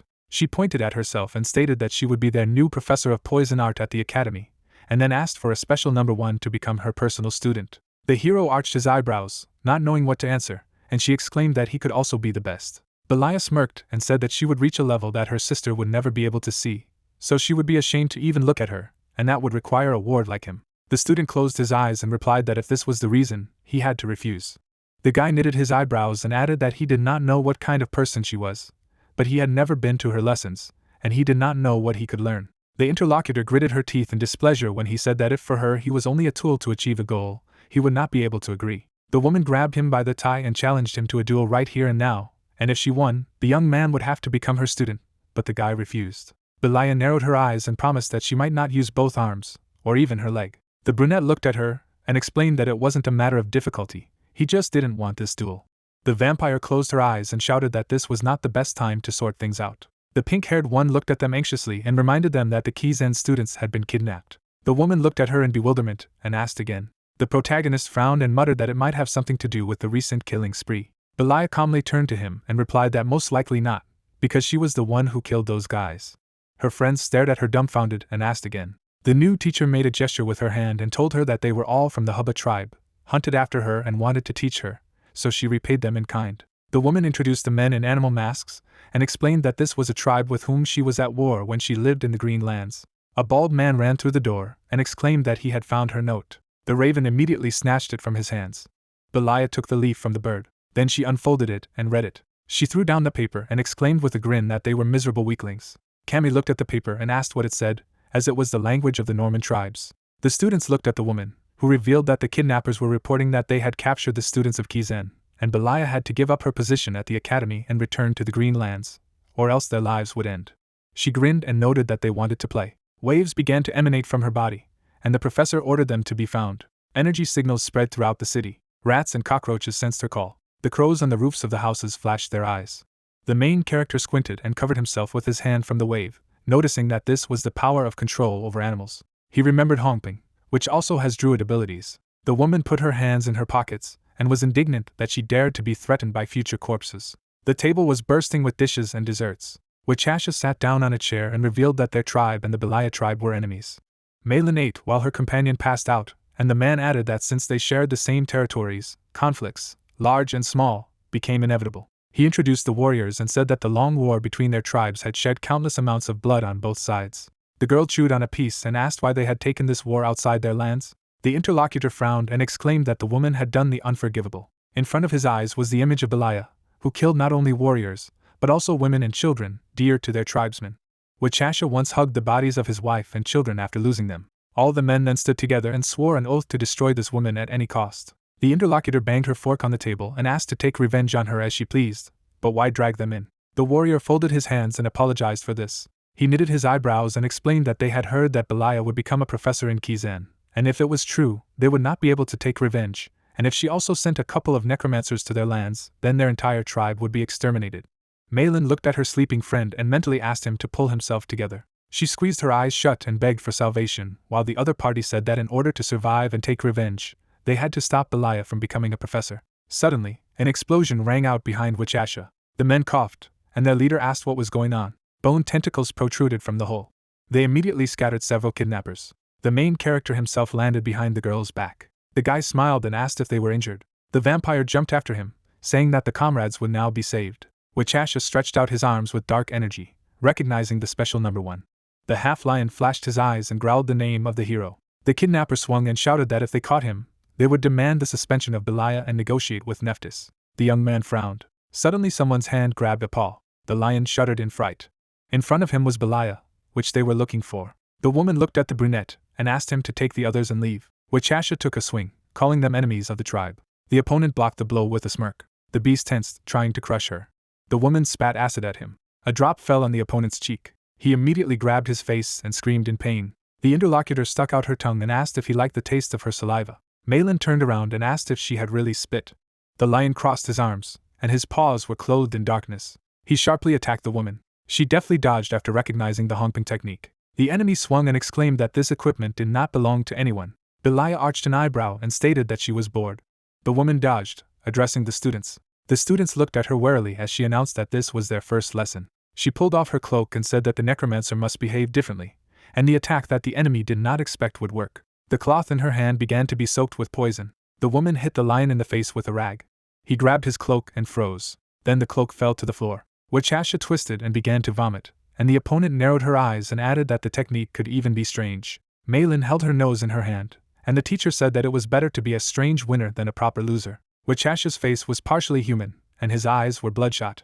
He gritted his teeth. The man abruptly rushed forward with a roar. The woman continued to dodge, saying that any person is capable of simple dodges and grabs, so anyone can guess the technique. She stuck out her tongue and took out purple slime, muttering that throwing herself into a fight with her fists in the hope of winning was too boring. Lev waved his paw, but the opponent dodged again, saying that such guys constantly shout in their faces, "Coward!"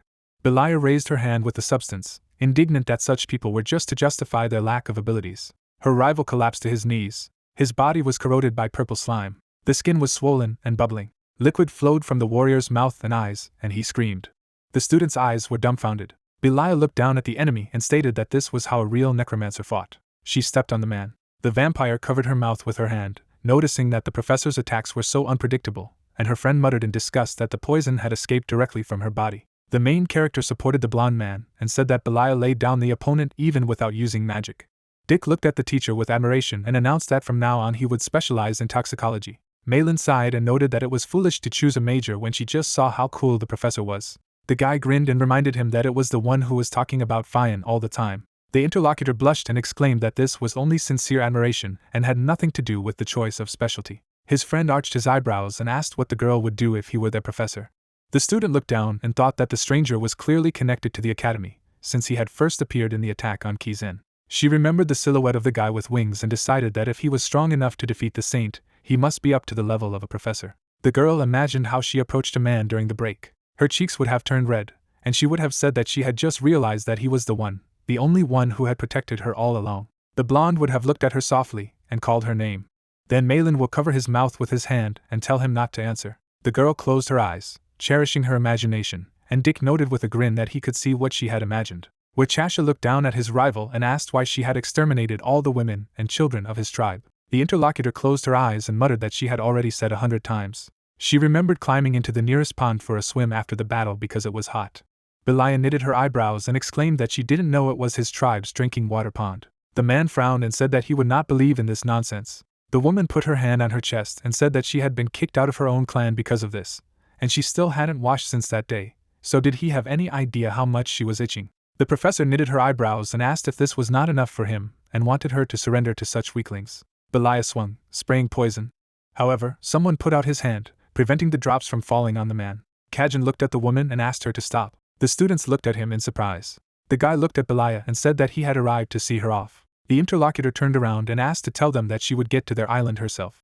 Kizen injected something into the man's arm and replied that, given the recent incident with her and the enemy tribes, as well as the fact that she was constantly getting into trouble, Keyzen had already received several complaints about her. The woman turned around in displeasure, and was indignant that a pathetic mortal would dare to speak in such a tone to the professor. Wichasha opened his eyes as he was helped to sit down, and Kizen explained that the Thieves' Guild is a partner of the academy. They have a contractual relationship. He looked at the warrior and reminded her that she was not yet an official professor, and he would have no problem getting her to obey by force, after which she offered to try. Kizen knitted his eyebrows and asked if she thought he couldn't do it.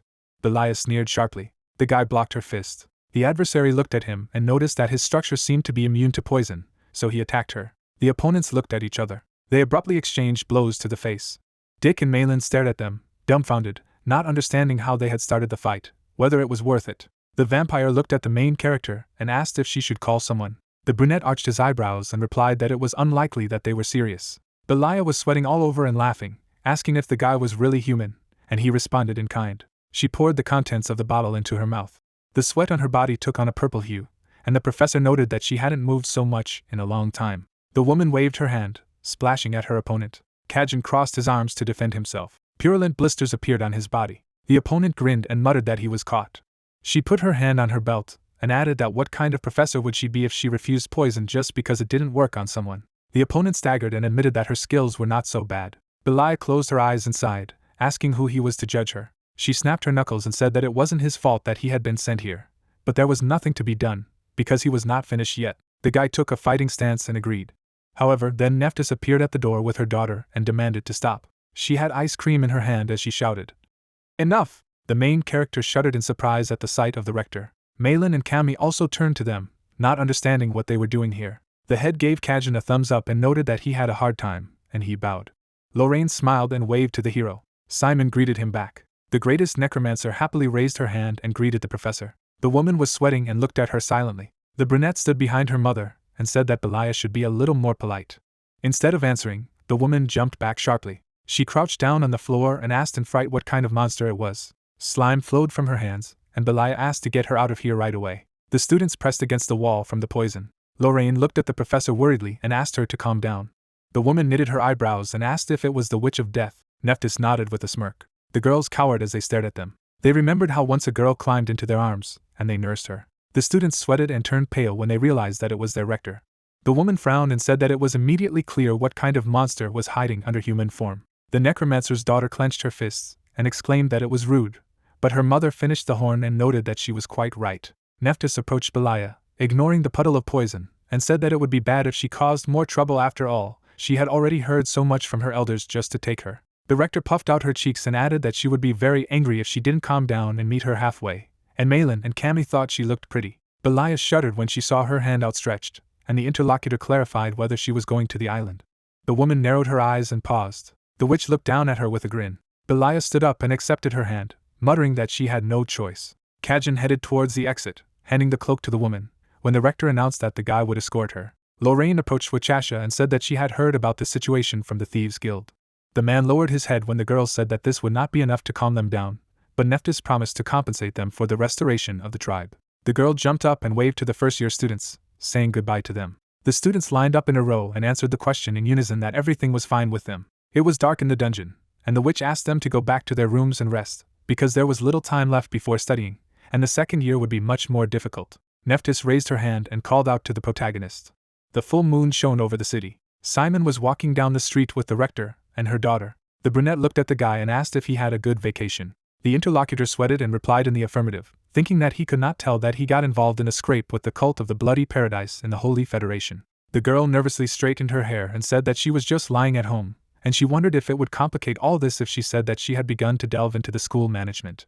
The students turned away awkwardly, noting that there was nothing to talk about, even though they hadn't seen each other for a long time. The protagonist looked at Neptus and asked where they were going, and she replied that they would be looking for a gift for him. The door opened to the soft ringing of a bell. The woman in the purple dress smiled affably and greeted the rector and her daughter. The girl ran up to Stephanie, and she noted that the witch did not change. The woman looked at the main character and asked how he liked that spatial pocket of 4,000 ub. The brunette smiled shyly, surprised that he was remembered, and the hostess explained that she could not forget the VIP client that he bought a luxurious product on the day of his arrival. Neptus looked at Stephanie in anticipation and asked if the order had arrived, and she asked to wait. The rector turned to the young man and said that he had played an extremely important role in the case of purifying Keyzen of the saint, for which he was entitled to a reward. She crossed her arms and admitted that she had originally thought of presenting the prize at the ceremony of the beginning of the new school year, but after thinking about his modesty and some other factors, she changed her mind. Lorraine smiled and revealed that Kajin and Cern had already received the awards they wanted, with only him left. The woman brought the box and thanked her for waiting. She opened the case and said that this was what they had asked for. The brunette leaned over as the rector took the pendant. Stephanie covered her mouth with her hand, surprised that this was for a student, and explained that the method of use was similar to existing artifacts. You need to fill it with darkness. Simon touched the pendant and unleashed his power. He stretched out his hands when the owner of the store advised him to imagine that instead of a lever he had a sliding door that he just had to open. The young man spread his arms to the sides. Simon ended up in an underground cavern, and the rector reported that it was a night space for a large army of A-class undead. Stephanie sneered and said that the space pocket he was currently using held 4,000 units, whereas this one held more than 10,000. The young man looked at the cave with admiration, and the hostess added that usually you would not find such a pocket in the market. It was priceless. Lorraine crossed her arms and said that she had heard that his parents fought side by side with her mother, so this can be considered a reward for their work. Stephanie looked at the rector with a smile and called her. While the students were inside the cave, she asked if the spatial pocket with such a capacity wasn't only for the use of the highest-ranking necromancers. Neptus smiled and answered vaguely when the interlocutor asked why such a gift would be given to a first-year student. She saw his ancient followers behind the boy's back, saying that he would surely need such a thing. A large ship was moored at the wharf. As the friends walked along the dock, Dick complained that he hadn't fallen asleep in the end, and Malin grumbled that next time it would be better to do her homework for the holidays in advance. Jamie and Cindy were already waiting for the guys. The girl glanced at Malin and noticed that she was prettier, and her hair was so smooth. The student approached and whispered that she was a little jealous. The others were sitting nearby, and Jamie said that she had all the girls in her class, and she had 2 guys on a leash. She shoved Malin in the side and asked which one. The girl's face turned stony as she suggested that she liked Dick. The student crossed her arms and asked her not to be shy if she needed help, but Malin turned away, saying that she had misunderstood everything and that she had better take care of her personal life. Jamie blushed when her friend said that there were rumors that she liked Hector. Cindy came closer and asked if Malin liked Hector. She shook her head and grinned at her friend's taste, and she kindly offered to turn her into an undead. The vampire looked at the ship with admiration and told her that it was the first time she was riding a whale from the underworld. The protagonist looked at her and asked how she got to the island in her first year, and she replied that she came from the kingdom of Kalos on a huge hawk. She remembered a giant bird carrying a house that had already been lowered on the island. The guys went inside, and the brunette said that the whale of the underworld was somewhat similar to a hawk, because as soon as they were placed on the ship, it would emerge and swallow them. A man in a cloak and mask walked past and demanded to stop chatting and go to their places. Dick leaned over to his friend and whispered that they were crows. He rubbed his chin and muttered that this time they were instead of the professors. Could there be something wrong? The elf bowed and informed the agent that they would arrive within 5 minutes. He raised his hand, which was engulfed in red energy. A dome appeared around the ship, and a voice asked all the passengers to take their seats. Strong waves rose on the water. A huge whale surfaced and opened its mouth and swallowed the ship. The ship was inside the creature, next to the drifting house. Cammy cowered and asked if they were in the whale's stomach, and her friend reassured her that they would not enter the intestines. The blond man raised his finger and said that the coolest thing was how they would come out of this whale. The vampire shed tears and flinched when she heard that they would be spat out through the blowhole, and they would fall straight onto the school campus from a height of 1,000 meters. Malin gave him a slap on the head and asked him to stop scaring the child. She crossed her arms and said that she had heard that the second year would be something akin to military exercises. Her friends were sitting next to each other, and the girl remembered that before the holidays the atmosphere was just like on the eve of the war, and now there is silence again, which is curious. Dick looked at them and said that there were rumors that the Holy Federation was occupied by some group of heretics, a cult of blood heaven or something. The main character sat next to him, while his comrades said that they wanted to push the Federation and the Union into war. Simon thought of Ellen, Metin, the Saint and Leet, wondering if everything was okay about them. Suddenly, the guy closed his eyes and gritted his teeth, feeling the pressure. All the passengers took to the air, shouting that something was wrong, because they had not been warned in advance, and then it suddenly became dark. The main character was lying on the sand on the shore. He opened his eyes as the water splashed on his face. The student stood up, staggering and holding his head. There was debris behind him, and Simon asked where everyone was. He shuddered, looking down. The sea water was painted red. The necromancer's eyes widened. A whale carcass was floating on the surface. The main character knitted his eyebrows, trying to understand what had happened. He took off his jacket and wet shoes. The young man walked through the forest, noting that it was the vegetation of Roke Island. The wreckage of the ship lay near the red water, and the guy assumed that someone had attacked the whale, and it was thrown onto the beach of the island. The student looked at his jacket and noticed that the protective magic had also been washed away from the school uniform. Simon put on a tattered suit and decided that he had to find survivors. He turned, noticing the shadow. A creepy creature with wings loomed over him. It was a monster of prima matter. He reached out with his paw to the young man. The hero put out his hand and opened the gate. Bone tentacles wrapped around the enemy. The brunette knitted his eyebrows as he watched. He remembered the villainess and thought that prima matter is an artifact that generates monsters based on the creator's power. The student stood in front of the monster's body, noting that the shape was the same as that of the attackers during Fleema's attack. The young man clenched his fist and thought in displeasure that someone was once again using the holy power to create these creatures.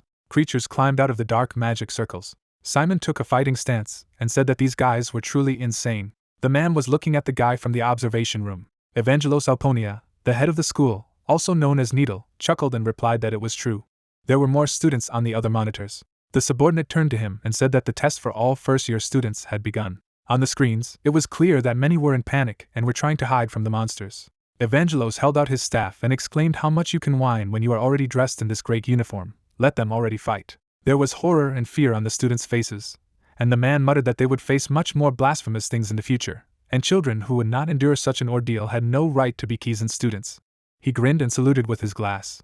Dick clapped his hands and called for silence. The young man looked at his panicked classmates and asked them to strain their brains, if there was one, because the professor said that the beginning of the second year would be like a war. The others looked at him and exclaimed that this was too much, it was impossible. The blond man scratched his head and urged them to pull themselves together. The students looked at the guy who said that it was as if their brains had shrunk, their hands did not work, and so on, although everything was very clear here. Dick turned to the huge monsters and stated that they had to face the enemy face to face. He knitted his eyebrows and asked what was the most important part of homework for the holidays. His classmates stood up more calmly and replied that it was the ability to fight with saints. The blond man picked up the net and said that now he would show how to do it. The young man threw it forward. An observation camera was caught in it. Dick picked up the rock and noted with a grin that it was said to be a very expensive thing. He immediately loaded it with a cobblestone, and the voice asked not to harm the observer during the test. The student turned to the others and clarified that no one wanted to go home on the first day of the semester. The students looked at him uncertainly and nodded, and the guy thought that there was nothing easier than manipulating a frightened crowd. The blonde grinned slyly and asked to trust him, and he decided that now he had pawns. The student's monologue was displayed on the screen, and the observer noted that the impudent man's skills were so, but his instinct was not bad. Evangelos grinned and decided that since he was a necromancer, at least that level was expected. The man turned to his subordinate and asked to show on the screen the students who were accepted on special conditions. The video showed that the monster was punched in the face. Chateau, number 3, pinned down one enemy and knocked the other to the ground. CERN, on the other hand, walked surrounded by hypnotized classmates. Number 2 winked slyly and smiled, and the main character kicked the monster from the turn. The opponent fell backwards, and the number 1 rushed on, deciding to quickly smash every little thing and get to Kizen by the shortest way. He quickly dodged his enemies. The young man pushed himself off the cliff and thought that it didn't matter if it was a test or not, it was better to deal with everything as soon as possible. Simon jumped down resolutely. A man with a cane watches over Simon and says that, as expected, there will always be someone who stands out from the rest.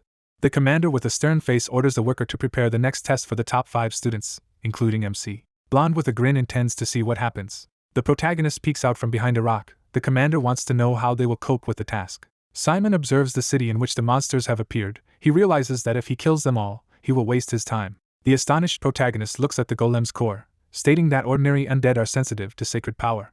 The protagonist puts the attribute on the ground, realizing that golems are made of natural materials, not corpses, so they can handle the sacred power. Closing his eyes, MC senses a flood of orange mana and summons a golem. A flying board with a futuristic look is formed near it. With the help of a powerful engine, it rises above the ground. The protagonist jumps on it and flies forward at high speed. The main character flies up to the monsters, which immediately notice him. Frowning, he moves on and mentally asks him to do it faster. The white giants swing their fists at the guy. He deftly dodges, their blows hit the rocks. MC turns around with a smirk and declares that he will fly forward. Simon plows the streets of the Grey City. He looks around excitedly, realizing that the streets of Rochester are empty, and something is clearly wrong here. With a serious face, MC looks ahead, exclaiming that it won't be long before he gets to Kizen. Suddenly, bright clots of energy appear above his head. At the last moment, he dodges 2 powerful beams attacking him.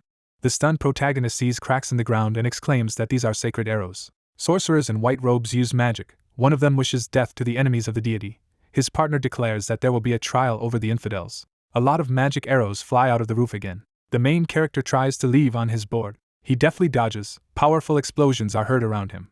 Simon is amazed to think that this cannot be the case and where the priests come from. At this time, the mages stand on the roof and watch him leave. They start the chase by jumping from one roof to another. Suddenly, bony tentacles appear around the corner. People fly in different directions. A powerful explosion can be seen on the video surveillance screen. The man watches this and exclaims with a smirk that he has been waiting for this all this time. An assistant with a serious face exclaims that Chatelmeyer is approaching Rochester. The gentleman with the cane orders to forget about him, and to send all the free priests after Simon. The amazed guy asks again. A blond man with a beard demands to do it faster, because all the eminent guests are here and you need to show them a great show. He watches the screen with a sly smile. Suddenly he turns around and shouts angrily, not understanding why he froze. The gentleman suddenly turns around, clearly noticing someone. Bahil uses magic to influence the assistant. The frightened commander declares that the professor cannot interfere in the course of the official exam, because this calls into question the fairness of the test. The teacher comes closer and says that he is here as an observer, not a professor, and the order that the commander gave is a truly dirty trick. The frightened blond man tries to say something. He sees a satisfied Bahil in front of him. The villain asks if he is crazy. The frightened gentleman forms a magic seal and asks his opponent if he really thinks that the praise of Neptus has made him something special. A red-eyed professor stares at him and declares that he shouldn't touch the plan. The men confront each other while the screen shows the main character flying on his board. The commander puts away his cane and asks in bewilderment about Simon being his apprentice. Bahil waves his magic hand with a calm face. The professor with a sly smile declares that this is not the case yet. The astonished opponent notes that this is strange, because he is one of those who get everything he wants. Bahil looks at the interlocutor, who says that when Bahil became a professor, he immediately got involved with that girl from Toxicology, and wanted to make her his student. The image of a professor with an assistant in glasses appears. He assures that she is his main assistant, and a very talented girl. With a smirk, the master wonders how he gets the best and better as his apprentices every time, if he secretly uses spells. The teacher giggles, wondering if the interlocutor really thinks that he will bewitch someone by force under the stern gaze of Neptus. The surprised gentleman with the cane hears that he does not want to take anyone's heart through curses. The main character hovers in space, emitting energy of different colors. It is said that genius is a very complex person. Intelligence, experience, values, personality and parental upbringing is important. When a balance is achieved between all the details, genius is born. Bahil holds his head, wondering why he would stain such a masterpiece with charms and curses. He claims with a crazy smile that he wants to teach people, not rag dolls, wants them to believe him and follow him of their own free will. The teacher smirks mischievously, declaring that he wants Simon to respect him wholeheartedly and understand his philosophy, and also to become a student with whom he can discuss all the meanings of this world in his free time. At this time, the interlocutor frowns, noting that the professor is just crazy. The assistant monitors the screen and announces that Simon has reached the final test. The gentleman is distracted by video surveillance, stating that he would like to be gentler with him, since the teacher appreciates him so much, but as the head of the school, he cannot interfere in the final test. Bahil rolls his eyes and assures that a student who is worthy of becoming his student will pass this test. The protagonist stands on a flying board and rushes forward. Frowning, the boy realizes that he has almost reached the school gate. Suddenly, a bright beam pierces his plank, and the golem's core flies aside. Simon falls to the ground at high speed. He lies on the ground and sighs. Gritting his teeth, the main character hears from someone that he cannot leave here further. A priest with a gray beard holds a fan, standing in front of MC. The protagonist sees him in front of him, realizing that he is much stronger than all the priests he has ever met. The main character feels that his left arm is broken, so it will not be possible to use healing magic. A gray-haired man with a serious face declares that if Simon cares about his life, then let him give up. A moment later, the protagonist forms several zombies in front of him. He claims that he cannot do it. White clots of energy fly towards the guy from behind. A second later, the main character puts on armor, and frowning, demands him to move away. The focused guy realizes that he protected his broken arm with bone armor, so he'll try it now. The priest closes his fan, saying that sometimes retreating is an act of the truly brave. His attribute begins to glow brightly. The old man with a stern look claims that the protagonist is not so stupid as not to be able to find differences in their levels of power. With the help of monitors, the men follow the progress of the battle. Bahil and Evangelos are watching this. The priest with a straight face calls on the protagonist to attack. Simon, along with the zombies and skeletons, goes on the attack. They rush directly at the priest opposite. He cuts the undead with just one movement of the fan. The protagonist runs on, realizing that the attack was a fake. The furious protagonist jumps and swings his leg, but the priest counterattacks with his own and hits the guy right on the back. Simon flies tens of meters to the side. He lies on the ground in the dust and sighs in pain. The old man forms a light shield in front of him, and says that his movements are too wide. He waves his fan and sends dozens of projectiles towards the main character. Simon, gritting his teeth, sees them approaching. The guy deftly rolls to the other side, thereby dodging them. He sees the fragments stuck in the ground, realizing that they cannot be pierced into him. The priest frantically holds a fighting stance and says that it is not even close. Dozens of magic projectiles fly towards the main character again. He feels them piercing his armor. The director stands next to Bahil and assures that everything is already over. A guy without is on his knees without his armor. The priest with a stern face remarks that he did not touch his core at all, but it is still so hard for the guy. The main character sits with his head down. The surprised protagonist examines himself, noticing that all the previously broken bones are intact, and besides, it does not hurt at all. The protagonist holds his stomach, realizing that if this is a test from the academy, then he needs to pretend that it hurts. Dark energy spills out of him. He resolutely declares that it is his turn. The astonished priest looks at him, realizing that even after being attacked by holy power, his spirit is not broken. The skeletons of the main character surround the old man. He crushes them to pieces in a few blows. Bones fly around the priest. The main character puts his hand in front of him and opens the gate with the help of magical science. Bone tentacles fly at the opponent. The protagonist deftly uses skills. The saint puts an energy sword on the ground. A powerful barrier breaks skeletons into pieces. The main character uses sorcery to attack him again. The old man with a serious look admits that the guy cornered him with no chance of escape. He clarifies that this is still not the best tactic against the priest. The protagonist looks attentively at the enemy, hearing that the reason why he is stretching all this and attracting attention to himself. Not far from them there are ferocious monsters. The old man says that the reason is them. The priest asks when the guy will use them. Simon smirks as he realizes that his opponent can see right through him, but he says that the zombies are strong enough to attack Kizen. The surprised priest hears that even he himself has a weakness. The protagonist says with a smirk about his knowledge of this area. A green hill with fortifications is shown. It is said that the academy stands on a mountain. The surface is uneven, and on rainy days, the roads are flooded with mud and water. The slopes are reinforced with beams. MC wonders what will happen if they suddenly collapse. Mutants in a rage destroy structures. Simon clenches his fist with a smirk, using the explosion of corpses. The old man turns around in shock. A huge mud cloud rises in front of him. The priest looks on in shock. With the help of a barrier, he tries to hold back the onslaught of the earth. The main character jumps high up. A guy in flight throws a golem core right into the center of the earth. It deftly flies into the mud wave. A flying board is in the air. The protagonist summons a golem. Simon deftly plows the surface of the earth. The priest laughs loudly and declares that the guy is great. Crouching, MC rides towards the open gate. He realizes with a satisfied look that he has succeeded. The main character opens his eyes in amazement. Simon finds himself in the middle of the stadium with spectators. He is shown on big screens. He turns around in surprise, asking what all this is. An employee in a business suit hands him a wreath. The audience exclaims that he is just something. The director looks at the screen with a smirk, noticing that the guy was knocked down by a sacred force. But he still did a great job of improvisation. Bakil walks away. The commander demands to stay. The professor, in turn, claims that he is not interested in anyone except Simon. The director turns around and asks that he is not even interested in second place. A fighter in a cloak flies swiftly across the sky.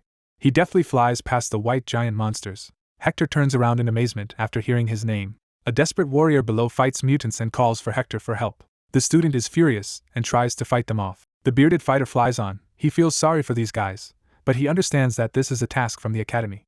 The fighter calmly flies on, realizing that the Holy Federation has been too busy culting the Blood Paradise, and there is no logical reason to attack the school right now, so Neptus would not let Kizen's enemies in twice. He flies over the blue barrier, noticing that there seems to be a dome hanging over the empty campus, most likely illusory magic. Hector rushes on, realizing that he is the heir of the Moore family. He sees a football stadium below and realizes that now he will definitely become number one. A ferocious fighter lands on the grass.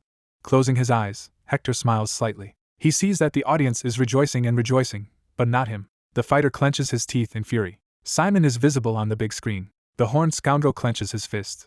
A joyful fat guy is shown on the TV screen. The brunette bandages the main character's arm. It is broadcast on TV that the student Chattel takes third place. The green-eyed girl asks the protagonist if he is surprised. She states that she also went through this when she was a student, and her feelings were SOSO. Smiling participants are depicted on the screen. It is said that the reason that the exam is shown to the public is the desire to prove the superiority of the academy to anyone who doubts. Footage of Malin's battle emerges. The brunette explains that even with cases of terrorism, Kizen remains the strongest school, and students who do not participate in the exam are inspired by what they see.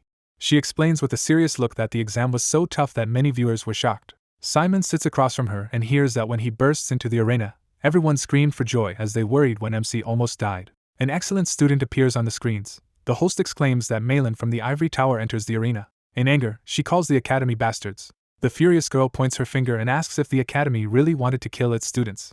The presenter holds the microphone with a smile and declares to the camera that it is not surprising that the tower is named after Ivory. He encourages to greet the girl with applause, while he wonders what it is like to be in the top of the best students. A lady with blue hair greets everyone with a charming look, giving her name. On the big screens, the girl's words are conveyed that she is very grateful to the Academy for raising a necromancer who is ready for battle at any moment. Outraged, Malin states that she is. Smiling, the main character approaches her and says that he saw her interview and she stands out as always. The friendly protagonist looks at his girlfriend, who is interested in what place he has. He replies that it is the former. Hector shouts furiously about Simon, while the excellent student realizes that now it is clear why he is so angry. A disgruntled girl asks the protagonist about the time he saw the sacred monsters from Prima Materia and how he pulled himself together, because in her opinion this is already too much. The main character, crossing his arms, declares that it was terrible, while the excellent student agrees with him, because it is only the first day after the holidays, and she is already tired. The joyful vampire waves to her friends. They, in turn, are happy to see her. MC states with a kind smile that she is great. Through tears, Cami claims that she is very happy to continue studying with them. The other students also thank her, who in turn says that they will see each other at the opening ceremony. Malin hugs her and offers to heal her wounds before it's too late. Simon asks them to go forward with a smile, while he waits for Dick to join them.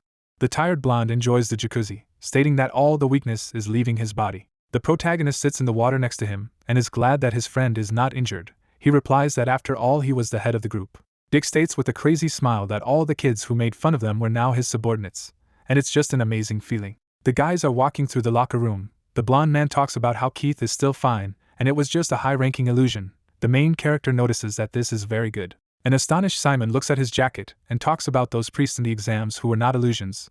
The comrade replies that they seemed to be priests who fled from the Federation to the Union, so maybe it was them. New costumes hang on the hangers. The guy exclaims that they will finally have a new uniform. Simon is dressed and strokes the suit, saying that it smells amazing. The guys are standing outside. Dick is reading from a book about how this uniform increases protection from the sacred force. At this time a cry is heard that he does not want to wear this uniform. The indignant guys swear that their own uniform was taken away from them at the opening ceremony. The protagonist and his friend look at this. The blonde does not understand what they are doing there. MC notices that there are his classmates in the crowd as well. The guards close the passage to the students, stating that trespassers are not allowed to enter, who in turn are shocked. The students taunt outside the gate. The girl calls them pathetic, while the other states that he always boasted that his father is a count. The uniformed apprentice trembles with anger, hearing that he needs to try not to disgrace himself at the end, because he will not be a necromancer. The enraged guy declares that they did not even say a word in class. Suddenly, he disappears after casting a spirit form spell. A touchy student flies through the air above the guards. Someone takes him by the collar. The brunette with a serious look asks him not to complicate the situation. He, in turn, notices Erita's assistant. The guy holds onto the fence and assures that she likes him. He has 90 points in necromancy. The guards take him away, stating that he is no longer a student of the school, so they escort him, who in turn begs to contact the professor. Through tears, he exclaims that this is nonsense, because he is among the best, he has the highest grades, and she still throws him out. He turns around in amazement when he hears someone wondering what the noise is all about. Bahil looks at them with a serious look. The student falls to his knees, asking if he remembers him. The teacher agrees with a smirk, claiming that as a teacher of Class B, he cannot help but remember him.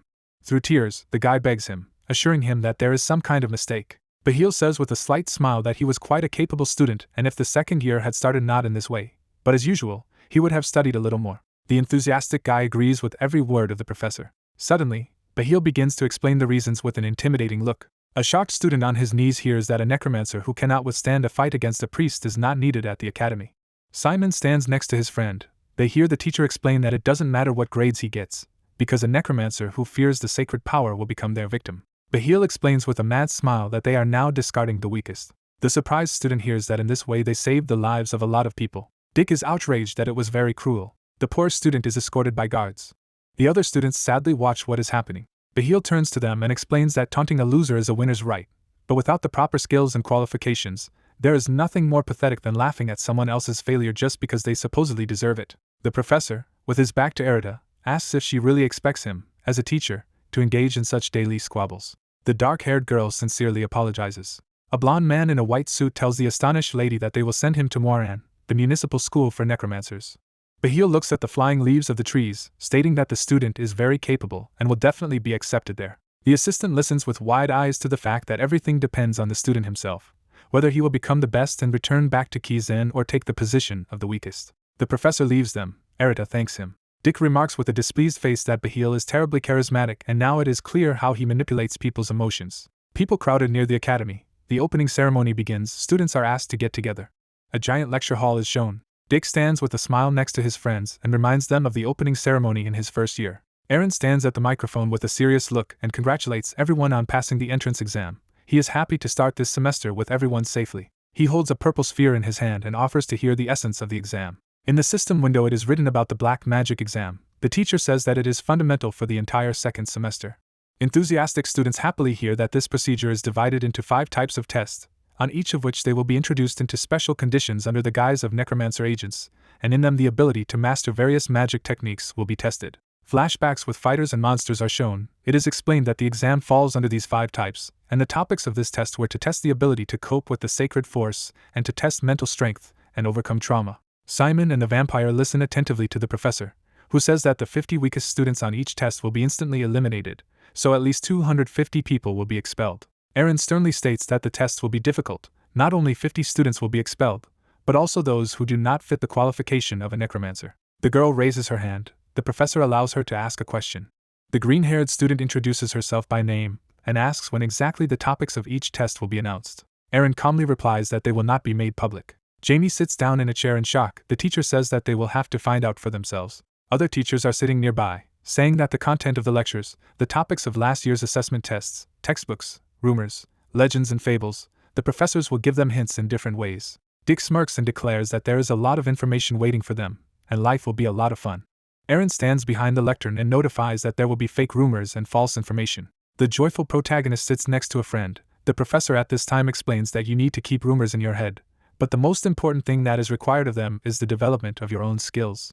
Aaron shrugs his shoulders, stating that before the opening ceremony begins, he will introduce the updated faculty. Several teachers are happily walking down the corridor. They are asked to come forward. The man with a stern look represents a smiling Walter who will lead hematology.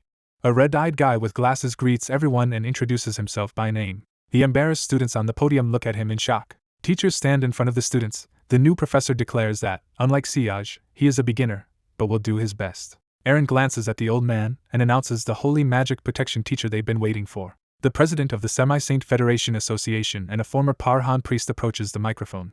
All the students froze in amazement. He raises his palm to the top. Bright energy bursts out of it. All the students are shocked to see this. The old man explains with a stern look that this sacred power is studied in Ethnal and taught that it is granted only to those who are chosen by the deity.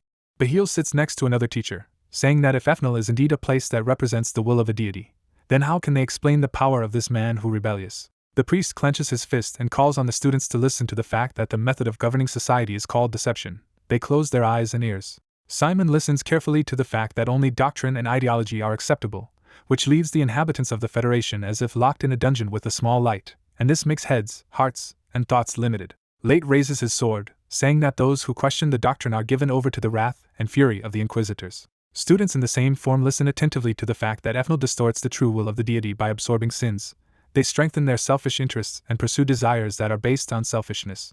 Parhan with a serious face claims that he will teach the guys how to resist the Holy Force, because one day they will be the ones who will save the innocent citizens of the Holy Alliance. The student listens to him in amazement. Everyone in the audience begins to clap their hands loudly. Aaron picks up the microphone. The professor calmly says that she wants to introduce the teacher that she will teach toxicology, and that she also had a hard time on her way here. A girl in a tuxedo gets up from her chair. The host asks to greet Belaya.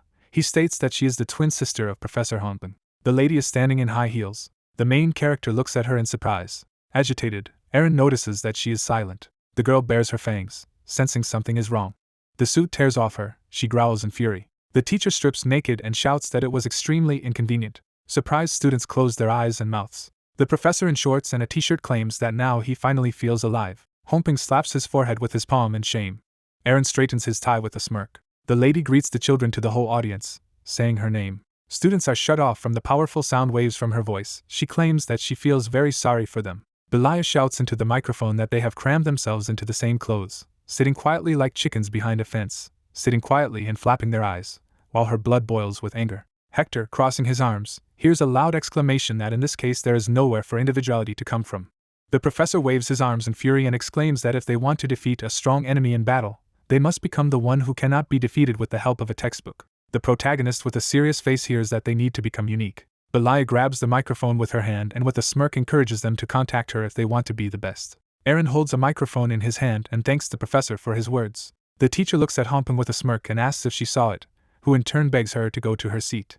The host with a stern face announces the end of the ceremony, reminding that the lessons will begin tomorrow. In the middle of the dark forest, a pit can be seen. The professor says that they must be tired from today's ordeal and can go directly to their dormitories. The main character goes down the stairs and calls out to the guys. Fair and Urs greet the commander with smiles. The assistant hugs him tightly. He exclaims that he cannot breathe.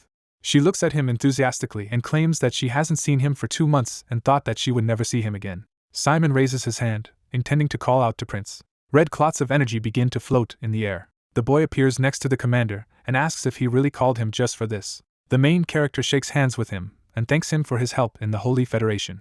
The blonde in the crown clarifies whether this is really all that was needed. The boy puts out his hand and exclaims that if he has already been called, then at least let them say hello normally. Urs scoffs about what seems to be the combination they came up with Richard. Fair stands next to them and offers to discuss all the achievements. The assistants listen carefully to the main character. It is explained that he told them about what happened.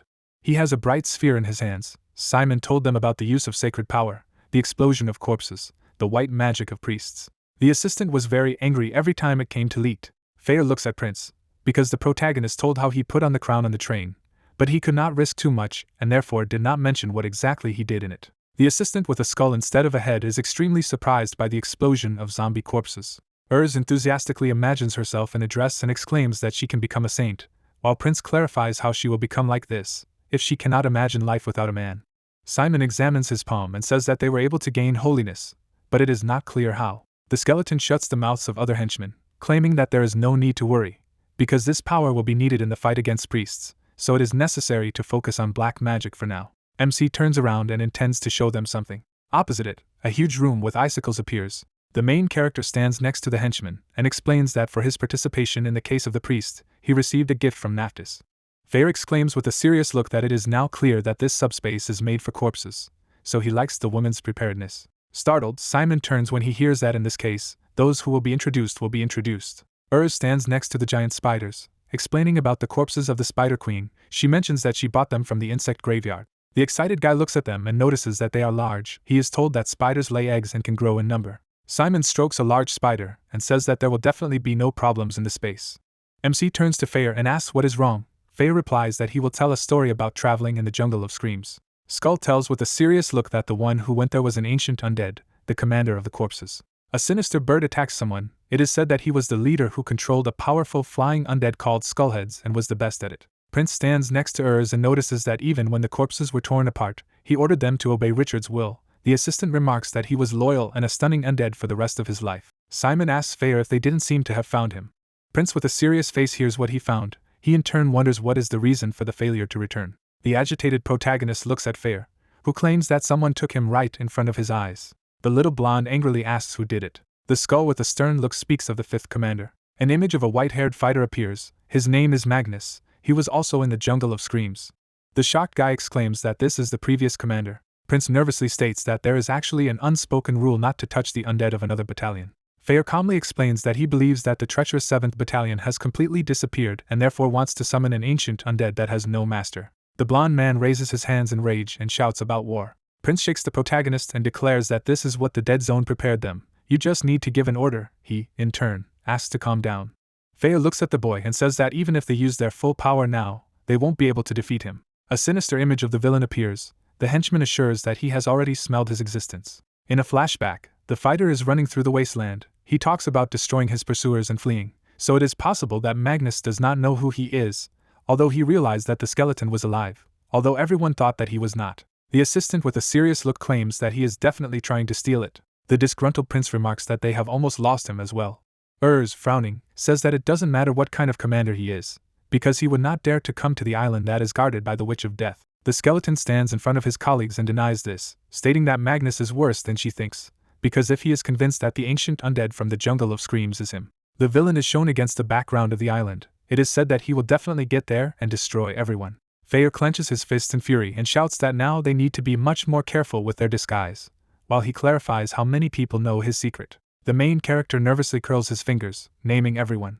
Urs is amazed to note the name Leet, Prince speaking of that saint from Ethnal. The disgruntled assistant trembles with anger and exclaims about these priests. The agitated protagonist assures that Leet is his mother's student. She, in turn, gnaws on a handkerchief in a rage. She hates that all saints are deadly poison for men. The disgruntled lady turns away and exclaims that they are always so pure, innocent, they only pretend to be white and fluffy.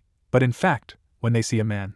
Fair interrupts her furiously, asking what she is saying in front of their commander, Simon, calming him down. Skeleton sternly announces that they need to be careful from now on, because if anyone else finds out that they are in the battalion, they will not only have to leave Kizen, but also start hiding from Magnus. A stern Fair looks at the protagonist, explaining that the rate of growth of his skills is unimaginable, but he needs to reach a level where he can fight him as soon as possible. Simon calmly listens to the assistant, who says that even in Kizen's protective uniform, he will blow him off his feet with a snap of his fingers.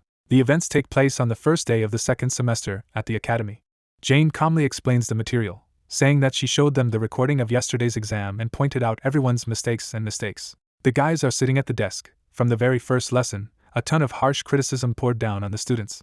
Jane, with a stern look, suggests moving on to the next ad. She stands in the middle of a giant auditorium and states that this may surprise the students, but by the end of the week, they will all need to solve something. Jamie stubbornly writes down, the professor claims that in the second semester of 9 subjects, they can give up 2. Simon sits with a smile next to the blonde. At this time they are told about the dynamics of darkness, the theory of curses and anti-priestly defense, which will be mandatory to study, as well as of the other 6. They can choose to give up either 1 or 2. Dick happily ponders what to give up. He sadly lies down on the table, hearing that there is no need to think, that the fewer lessons, the better the grades in all other subjects. Jane shows 2 fingers and repeats that they can refuse 2 subjects, but if they do, they will need to talk to the teachers. Cammy looks on in amazement at the joyful Malin, who asks if the girl has decided what she will refuse. She agrees. The main character and Dick discuss that they also refused, while the blonde offers to say on the count of 3. A teacher with a wolf's head is shocked to hear about necromancy. MC smilingly states that he feels sorry for the professor. Cammy says that he will leave him too. Malin happily says that in spirit form, they can't even use shadow elemental magic. Dick adds that even in this subject, the gap between ordinary students and those who specialize in it is too large. The professor closes his wolf eyes against the background of the academy. It is said that everything has already been decided. Students are standing on the green grass in the middle of the trees.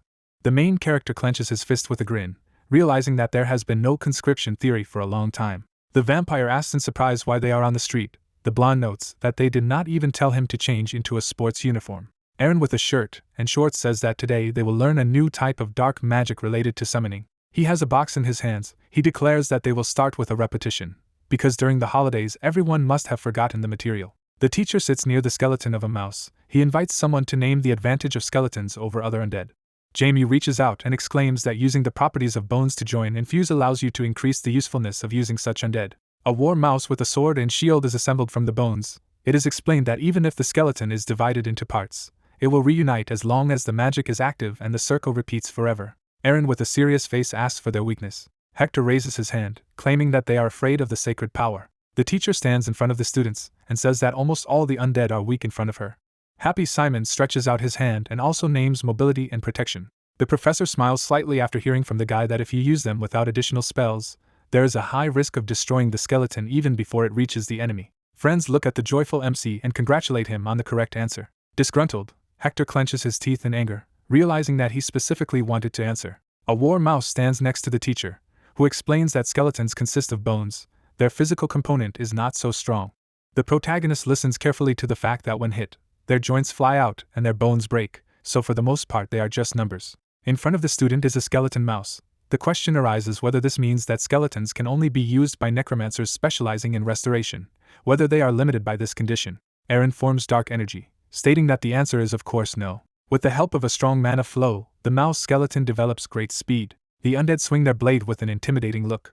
The skeleton deals a series of blows to the enemy. Aaron masterfully controls it, explaining that they have their own special charge skill. Enthusiastic and shocked students hear about the so-called skeletal jerk. The students are shocked to notice how the undead flew 20 meters in an instant. They do not believe that this is possible. The professor calmly says that the necromancer controls his undead with the help of black magic. A sorcerer in a black cloak manipulates a skeleton. It is said that if you develop skills, you can control such an undead as a skeleton mage. Boxes are brought to the guys. The teacher says that it is not easy, but if they hone their skills, they will be able to defeat priests and other opponents with the help of skeletons. The student is working hard to control the mouse. Aaron says that the principle of the skeleton jerk is simple. In other words, it is in order to use shadow energy. The assistant stands in front of the skeleton of a mouse.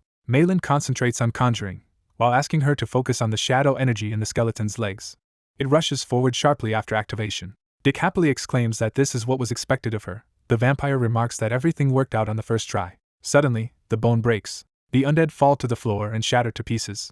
The snide blonde points his finger at the excellent student and shouts that he now has both legs broken. She, in turn, offers to see how he will cope with it himself.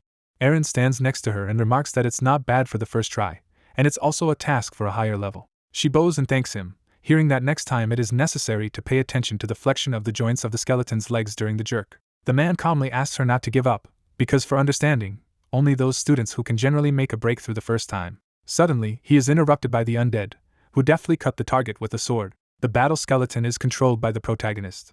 The students behind him are happy for the guy in shock. The excellent student silently glances at the professor, who calls for giving up on him, because he is still a psycho. Hector glances at the protagonist, realizing that this is what was expected of him. He clenches his teeth in rage, realizing that he can do it again. With the help of magic, the student affects the skeleton of a mouse. The undead accelerate in a second and aim their spear at the target. The skeleton cuts it in half. His friends exclaim in amazement that he is cooler than all of them. The hooligans are suddenly surprised by something. The stadium and the targets on the tracks are visible, with Dick stating that Simon has already surpassed the 10-meter mark, while Cammy supports his friend. An enraged student kicks the skeleton. The girls surround the protagonist and ask how he did it and if it can help. Aaron watches this and thinks. The main character happily talks with his classmates and realizes that he thought that he had lost his grip on the holidays, but instead his concentration and speed of learning increased. The professor looks at the evil Hector and thinks that if he sees a genius like Simon as a rival, he will quickly fail, while he is better than MC in other subjects, but for some reason he is fixated on him, offering to end the lesson with a small duel between two people. The main character turns around in surprise when he hears his name. Hector hears his own with a snide grin. They stand opposite each other on the field. The teacher warns that this is a friendly match without any pressure. A bewildered MC holds his head, realizing that he has been put against him again. Hector is confident that Aaron has finally done what it takes. The skeleton mouse holds a sword. It is said that the same minions will be subordinate to them. The winner will be the one who knocks the head of the enemy's rat off his shoulders. The professor looks back at them and demands that they use only control magic. Malin smirks that her friend will definitely not lose, and the better the skeletal dash, the more interesting the match. Dick confidently says that she thinks as usual, which would be too easy, while Cammy wonders what he thinks about it. The blonde declares with a smile that in fact it is very easy to break the snatch. The skeleton raises a spear above him. It is said that this is a duel of weapons. Rats stand opposite each other. The counter to the dash is a spear. The henchman holds his weapon, explaining that as soon as Simon gives the order to charge, Hector just needs to throw a spear and the rat MC will fall in the very first seconds of the battle. The bully, in anticipation, urges him to attack as soon as possible.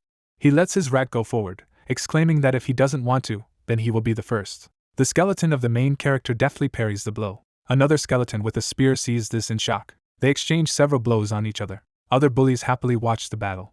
Hector smirks and asks if the protagonist has learned a new tactic that he won't use. The protagonist's henchman dodges a flying spear. Surprised, the blonde man notices that he simply threw down his weapon. Simon just smiles back. The skeleton stands up on its paws. The shape of its bones gradually changes. Shocked, Aaron realizes that he is rebuilding the skeleton's body by attaching the head to the torso. The undead walk on 4 legs. The teacher notices that he has turned her into an upright walker in order to dodge the blow. Simon conjures with his hand and apologizes to his opponent, claiming that the match is over. The opponent frowned and shouted that nothing was over yet. The protagonist chuckled and asked if he still didn't understand. His skeleton jumped sharply, and the student said that the difference was how upright and non-upright monsters were able to dodge. Hector stretched out his hand and gritted his teeth. His puppet lunged with a spear. The skeleton, however, jumped onto the weapon from above. Then, in one movement, the rat blew off the head of the enemy. The skull rolled to the ground. Hector rounded his eyes dumbfounded. The bones vibrated with dark energy. Simon raised his hands when he was declared the winner. The teacher looked at the students and said that was all for today, and let them not forget to practice before the next lesson. His classmates approached Hector and asked him not to be too upset, because his opponent is only good at summoning. He turned to look at them. The guys smiled awkwardly as the student apologized for pretending not to know about yesterday's test. The guy moved to the exit, offering to treat his comrades. The main character was also approached by a student and asked if he would eat, and the brunette answered positively. The girls watched as a classmate asked their friend to look into the club room after class. Soft light filtered into the school cafeteria from the windows, and the young man muttered that he had not been here for a long time. The guys looked at someone who was vomiting in surprise. The comrades turned in that direction, and Malin condemned this behavior in the dining room, and the vampire muttered that the food today was not so bad, but maybe the guy was poisoned. Fitzgerald, all pale, was sitting by the barrel. Toto put his hand on his shoulder and asked if his friend had eaten something wrong. Glasses looked wearily at his friends and asked if they had dark toxicology as their next lesson. Everyone stared at him intensely when the guy advised them not to have lunch. Belia turned to the class and said that the history of mankind is a history of poisons. She introduced suffering people in skulls and added that poison is a disease and diseases are contagious. But when looking at human deaths in general, not many of them were the result of war or battle. Simon and Dick looked closely at the professor, who said that historically more rulers died from poisons and diseases than from the enemy's sword. The girls also sat tensely, listening to the fact that instead of wars, which took a lot of money, time and lives, they used poisons, which were much more convenient. The woman slapped her hand on the board and said that necromancers were such pragmatists that they would even drag a corpse out of the grave to fight them. So did they really think they wouldn't study such a convenient killing option as poisons? Assistants approached her, and Belia told her that against complex poisons, even the sacred power is useless. By the time the priest tries to neutralize the poison or remove it from the body, all internal organs will have atrophied. A tray was placed in front of the students, and the teacher offered to start the practical part of the lesson. The protagonist looked doubtfully at the acid balls when the woman stated that they should eat it. Jamie raised her hand and asked what it was. Belia chuckled and simply replied, "Poisons." The girl turned pale and asked if she really wanted the students to eat poison, to which the woman explained that if they wanted to know toxicology, they had to get used to poisons, but there was also a potion of immunity, so they should not be afraid to die. She slammed the table and demanded to stop whining, because none of those who had eaten it before had died. Simon hesitantly raised the pink ball to his mouth as the professor said that this way they could develop antibodies to the poisons in their bodies, and if they could work with her poisons in class, the others would seem like just kindergarten. Jamie jumped up from her seat and exclaimed that developing immunity by ingesting poison was, in her opinion, an extremely ignorant method of training.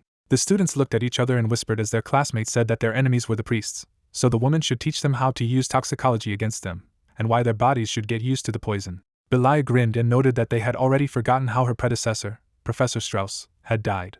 She looked at the disciples and added that even the great scientist who had been praised for founding toxicology and introducing it into his golden era had died of the priest's poison. The teacher pointed to herself and asked if they really didn't understand why the Witch of Death had appointed her professor of toxicology instead of all the nerds who had applied for the position. The girls sat down when the woman asked to be quiet and chew what they give if everything is clear. Belia turned to the hero who raised his hand to ask a question. The brunette looked intently at the tray and asked how exactly these poisons were made.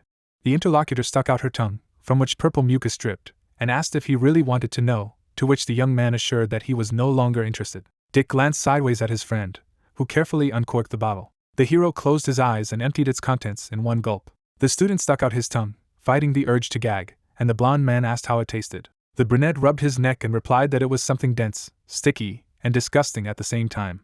The professor grinned and reminded him that after the potion he could proceed to poisons. Simon frowned and took the pink ball. He closed his eyes and put it in his mouth. Dick watched his companion intently, wondering how it felt, and the necromancer muttered that it was something salty and bitter. Then the guy's eyes rounded, and sweat appeared on his face.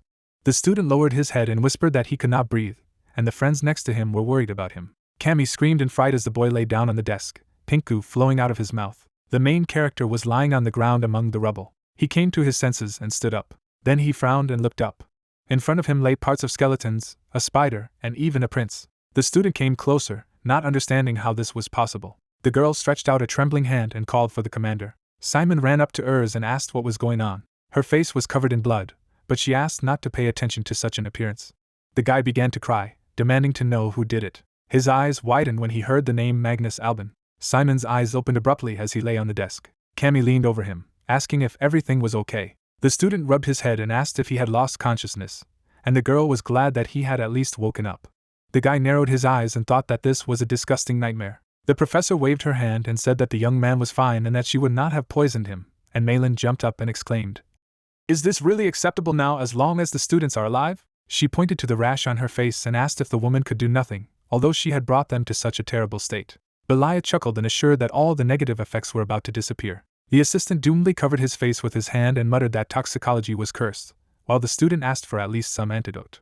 The graduate students stood empty-eyed, discussing that the first professor had died, the second was a priest, and the third was insane, and they decided that they should not have chosen this subject as their main subject. The main character supported Toto as they walked down the hallway, and he suggested that the young man rest in the dormitory, but he replied that he needed to say hello to the elders from the club. The brunette twitched in surprise when the interlocutor asked why he was now more alive than anyone alive, although he himself fainted in class. The hero remembered how after the lesson, when the comrades went forward, he used the sacred magic of purification. Dick stood against the wall, his whole body shuddering, and Malin looked at her face in frustration, and the young man was annoyed that he had not been able to help his suffering friends. Simon and his companion entered the room and greeted each other. Benya held out her hand and shouted at them to freeze. The black skeleton plunged a pickaxe into the floor, and the girl shouted to grab the fugitive. The protagonist, along with Toto, dodged the attack. The brunette knitted his eyebrows and asked if he could be broken.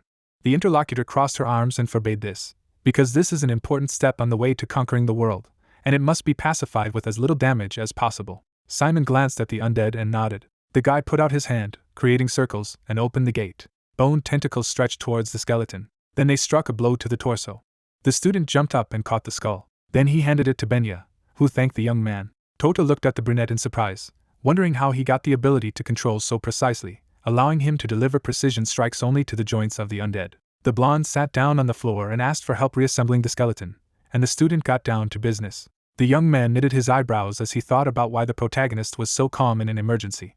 Simon was gathering the undead, and his classmate realized that they were the same age, but their life experiences were definitely different. Soon, the black skeleton was reassembled. Benya showed a thumbs up and noted that the guy is also good as a support. The brunette looked at the skeleton and noticed that you can't buy one anywhere. The girl arched her eyebrows and said that mass production of such models is impossible, so she collected it for personal use, and it is far from easy. The student glanced sideways at the interlocutor and asked her to take a look at the materials, since the guy himself would like to assemble one skeleton. There was a skull with a scar on the table, and the girl asked what it was. Benya picked him up and exclaimed with a glint in her eyes that she sensed a stunningly strong undead in him. She looked into the eye socket and noticed that his foundation and mind were completely erased, and it would just be an empty shell if they didn't do anything. The guys also looked at the bones when the blonde said that she wasn't sure what kind of undead it was, but it was almost impossible for her to regain her full former strength and memories. Benya smiled and asked if the hero would allow him to be sent to the Vanilla Center for research. The brunette smirked and agreed as the girl explained that if everything went smoothly, he would have his own undead skeleton, and if not, he would ask him for a small fee for research. The main character introduced the knight, and thought that if he could make him his undead, then he would definitely become the pearl of the collection. Then the image of Magnus Albin popped up in his mind. The student frowned and decided that he had to be ready to fight someone who wanted to capture the ancient undead. He went to the library to gather information on all the corpses. In his hand was a book on the history of corpses. The young man turned the pages, realizing that he needed the latest notes. The necromancer gargled the eyes. There were a few lines in the book about the 7th Commander Yona. Simon narrowed his eyes and remembered that his father had said that was his pseudonym at Kizen. He introduced his father, and guessed that this was a record of him when he was still a commander. The young man thought of Richard in his younger years, the invincible necromancer Yona. He participated in the battle against the priests, but despite the relentless attacks of the enemy, he did not surrender. A red-haired woman, the Saint Ethno, who burned 3,000 warriors of the Kingdom of Dresden with her flames, turned to him and offered to surrender, because he had already lost all his allies. The man grinned and said that his comrades would fight side by side with him forever. He activated the darkness by summoning the dead from the ground, and at that moment, countless warriors resurrected. The saint frowned and shuddered at the sight of this. The tide of the battle was changed as hundreds of skeletons rushed into battle, and even the corpses of priests who had been consecrated and could not become undead turned into her. Richard grinned, surrounded by his charges, and won the White Knight War, the Battle of the Graham Sea, the Battle of Hayes Wilderness, and he didn't need the help of any necromancer. On the page was a picture of a man on a horse, and it was written that Yona and the undead battalion that was loyal to him were moving through Ethnalville at terrifying speed, and every priest was lost in fear, for he was like a god of war in reality. The young man closed the book and asked if it was really a history textbook and not a heroic epic novel. The brunette grinned and noted that there is a feeling that the writer is a fan of his father. He opened the book again and read about the Battle of Balok Port City, the Battle of Harona, the Battle of Hambers, then the death of Yona and the disbandment of the 7th Battalion, and the hero muttered that the last part seemed out of place. Simon thought about his parents, and noticed that both Ethnal and Kizen wanted to hide the truth about them. The student flinched when a voice behind him asked what he was reading. Walter leaned towards the guys, saying that he seemed to be particularly interested in Commander Yona. The main character froze while the man said that he also liked him very much. The brunette quickly regained his calm expression and asked with a smile why the professor liked him. Barnacle Boy smirked and replied that Yona was a legend among professional necromancers, even if he was known for his not entirely personal merits, but his achievements were undeniable. The man made a gesture with his hand and added that he was not often mentioned in books and textbooks, so he was surprised that any of the students knew him. Walter patted the hero on the head and complimented him, noting that knowledge of history is as important as knowledge of black magic. Simon stood up and said that he would probably go. The interlocutor looked at him and reminded him that they would see each other tomorrow in class. The professor waved after the young man. When the student left, his face became serious and suspicious. The next day the weather was sunny. Dick was lying on the desk, muttering that the side effects of poison from the toxicology class were making themselves felt even after a day, and the vampire smiled knowingly. The main character entered the classroom and greeted Cammy. The blonde looked at his friend and asked why he was more alive than anyone alive, although he had fainted yesterday. Simon turned to the girl and asked what was wrong with Malin. The pink-haired woman looked at him and whispered that the spots on her face from the poison still hadn't completely disappeared, so she was uncomfortable, and she asked not to look at her. Dick grinned and invited his friend to show her pretty face to Professor Walter. The student was about to strangle him with her bare hands, but her comrade stopped her. The professor looked at the students with a smile and greeted them. All the girls with a slight blush on their cheeks stared at the man who introduced himself as a substitute teacher in this semester's hematology course. Barnacle turned to the class and added that since Professor Siad had taught with him, his course would be about the same. Jamie closed her eyes and breathed a sigh of relief when she heard that they wouldn't have to get used to the new structure. Walter folded his hands and suggested that we start with a little repetition. The protagonist knitted his eyebrows as the professor explained that hematology is dark magic that uses blood as a basis. The students looked at the man in admiration as he said that the necromancer's heart had a core, which allowed blood and dark magic to enter the necromancer's body at the same time. Glasses poured the red liquid on the magic circle and explained that usually nothing terrible happens, but the artificial combination of blood and dark magic can provoke various magical reactions. A rose appeared from the inscription. He gave it to one of the students. All the girls listened with a reverent look to the teacher, who told them that since hematology absorbs their own blood, their power may drop rapidly, but the power of magic itself is extremely strong. Walter released some of the energy, and suggested that we start practicing some spells. A red blood shield appeared in front of him, and he said that its main feature was that it could be recreated faster by attracting more dark magic. Barnacle Boy looked at the assistants, and asked them to help the students create their shields. One of the girls conjured a barrier, and exclaimed that she had succeeded. The man put his hand on her shoulder and complimented her, determining that she had LP2 blood. The disciple blushed and smiled when she heard that the barrier might be thinner because of this, and she should add a density formula. Two energies swirled between the hands of the pink-haired woman. Cammy squeezed her eyes shut and screamed as the magic exploded above her. The professor looked at her with a smile and asked her not to give up. The girl folded her hands in frustration, and the bespectacled boy explained that she had the vampire blood type KP1, which has a tendency to be explosive when mixed with magic. Cammy smiled happily when the other party added that if she corrected the time it took to connect the shockwave and the blood shield, she would be able to create an armor that would repel the attack instead of simply blocking it. The pink-haired one nodded, listening to her blood type not mean that she could only attack and should think about other abilities and traits, to which the vampire exclaimed that she seemed to have a view of the world. The main character stared intensely at the clots of energy in his hands, thinking that it is difficult to mix blood and magic. The brunette looked up as he was addressed. The man made a gesture with his hand and said that his SM1 blood was special. Walter looked slyly at the young man and said that he would explain to him personally, so the student needed to look into his office after school. Simon stared warily at the professor. The room was lined with flasks and books. The main character sat opposite the man, and he said that he was familiar with the information that Professor Xiao left behind, and understood why he was agitated by his blood type. The young man looked at his mentor when he asked what he knew about it himself, and the brunette replied that it had some kind of multiplication effect.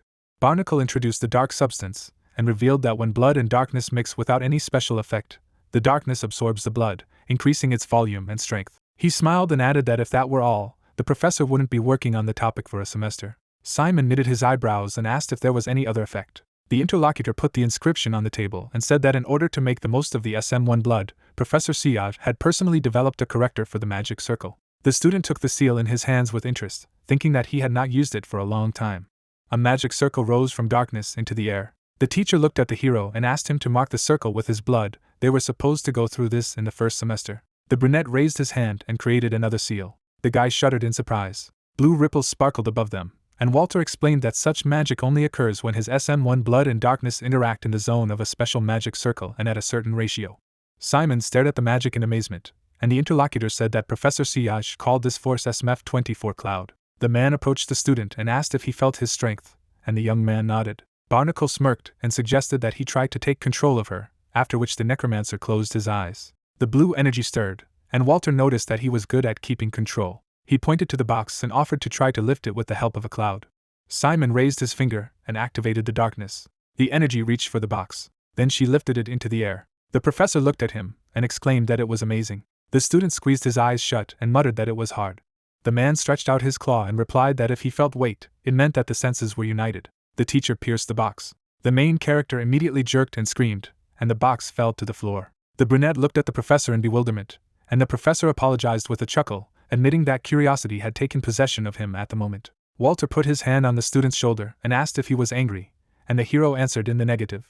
The man sat down at the table and said that a cloud from the point of view of modern knowledge of hematology is defined as a force that does not have a specific source. The interlocutors sat opposite each other, and the bespectacled man said that the professor initially wanted his research to be published as scientific articles in a scientific journal, but soon gave up, and the young man clarified the reason. Simon flinched when he heard that CI wanted to protect him from the mad scientists who were obsessed with the blood of SM1. The man sneered slyly and added that he was one of them. The Necromancer looked at him in surprise when Walter made an official offer to become his direct apprentice. There was a skeleton lying on the stacks of books, and the man asked if the teacher had offered to become his student. Aaron arched an eyebrow and remarked that he was too greedy for someone who was just temporarily replacing Sia. The main character looked at the interlocutor and said that he refused, but learned something interesting about his blood. The professor looked at the student and asked what it was. The brunette raised his hands and created a blue cloud above them. Aaron rubbed his chin as he looked at the energy, and muttered that it was entertaining, that the young man could control it, and even share his feelings. The man narrowed his eyes and said that it wasn't surprising then that Siyaj was hiding her. Simon looked at the skeletons and asked if there was some way to use it in summoning magic. The interlocutor rounded his eyes in surprise. He chuckled, realizing why the guy had come to him. Dust settled on the books, and the man said that as soon as the young man mastered the basic theory and became a sophomore, and he would have a new subject called Combined Studies, it would learn how to combine different subjects using dark magic. Aaron touched his chin thoughtfully, and the student was glad that he could study this too. The brunette looked at his mentor questioningly as he said, 1 week. The interlocutor smirked and asked to come to him after the next summoning lesson, and he would have time to do it in a week. The sky above the academy turned the red color of the sunset. Dick waved his hand, calling out to the main character, and shouted that he had some cool news from Rochester. The guy introduced the masters and said that in the city they are talking about the fact that Kizen is massively buying weapons. The comrades were walking down the street, and the brunette assumed that this was due to the next exam, with which the friend agreed. The blonde looked at Simon and added that most of the weapons were rumored to be cheap junk, which was strange. The guy shifted his gaze to the side, noticing something. Malin and Cammy were sitting with their backs to them, discussing something, and he asked what they were doing there. The girls shuddered when they noticed their friend. The vampire turned nervously, searching for her words. 2 kittens with horns were sitting on the ground. The students fed them with pate. Everyone bent over the animals, and Malin exclaimed that they were so cute, and the hero assumed that their mother was somewhere nearby, and the vampire said that she had been watching them for a couple of days, but had not seen anyone. The blonde looked at the kittens and said that they should report wild monsters to the guards, which outraged the pink-haired woman. Cammy grabbed the animals and resentfully stated that Whitey and Blackie were not monsters, having fallen asleep that she had already given them names. The babies purred contentedly in her arms, and the student noted that they were not even cats. The vampire looked at her friend pitifully and asked him not to report them, because she promised to take care of the babies. Malin shook the blonde, angry that he dared to bring her friend to tears. The main character smiled when the girl sniffed behind his back, and said that it was the first time he saw a cat with a horn, but he had not heard of cat-like monsters with horns either. Dick raised his hands and replied that if they were just left, someone would find them and take care of them, but Malin reminded them that they were Kizen and someone bad could take them away for experiments. The brunette raised his finger and offered his idea. The kittens were lying in a box. The white-haired girl looked at them in admiration, and the hero asked her to take care of them for a while, having received consent. The girls breathed a sigh of relief when they heard that they would be accommodated in the dormitory storage room, where no one usually looks. Cammy looked at the woman and asked if she could visit them sometimes, and she replied that she would give her the key to the pantry. The guys looked at them, and the blonde man crossed his arms. The full moon was shining in the sky. The young man walked through the forest, noting its brightness today. The hero smiled, saying that it would be necessary to show the fair cloud as soon as possible. He stopped and looked down inquiringly. There were strange footprints on the path, and the student noted that they were clearly not human. Simon crouched down on the ground and muttered that it looked like something wet had been pulled here, but there was no monster in the forbidden forest that would leave such a mark.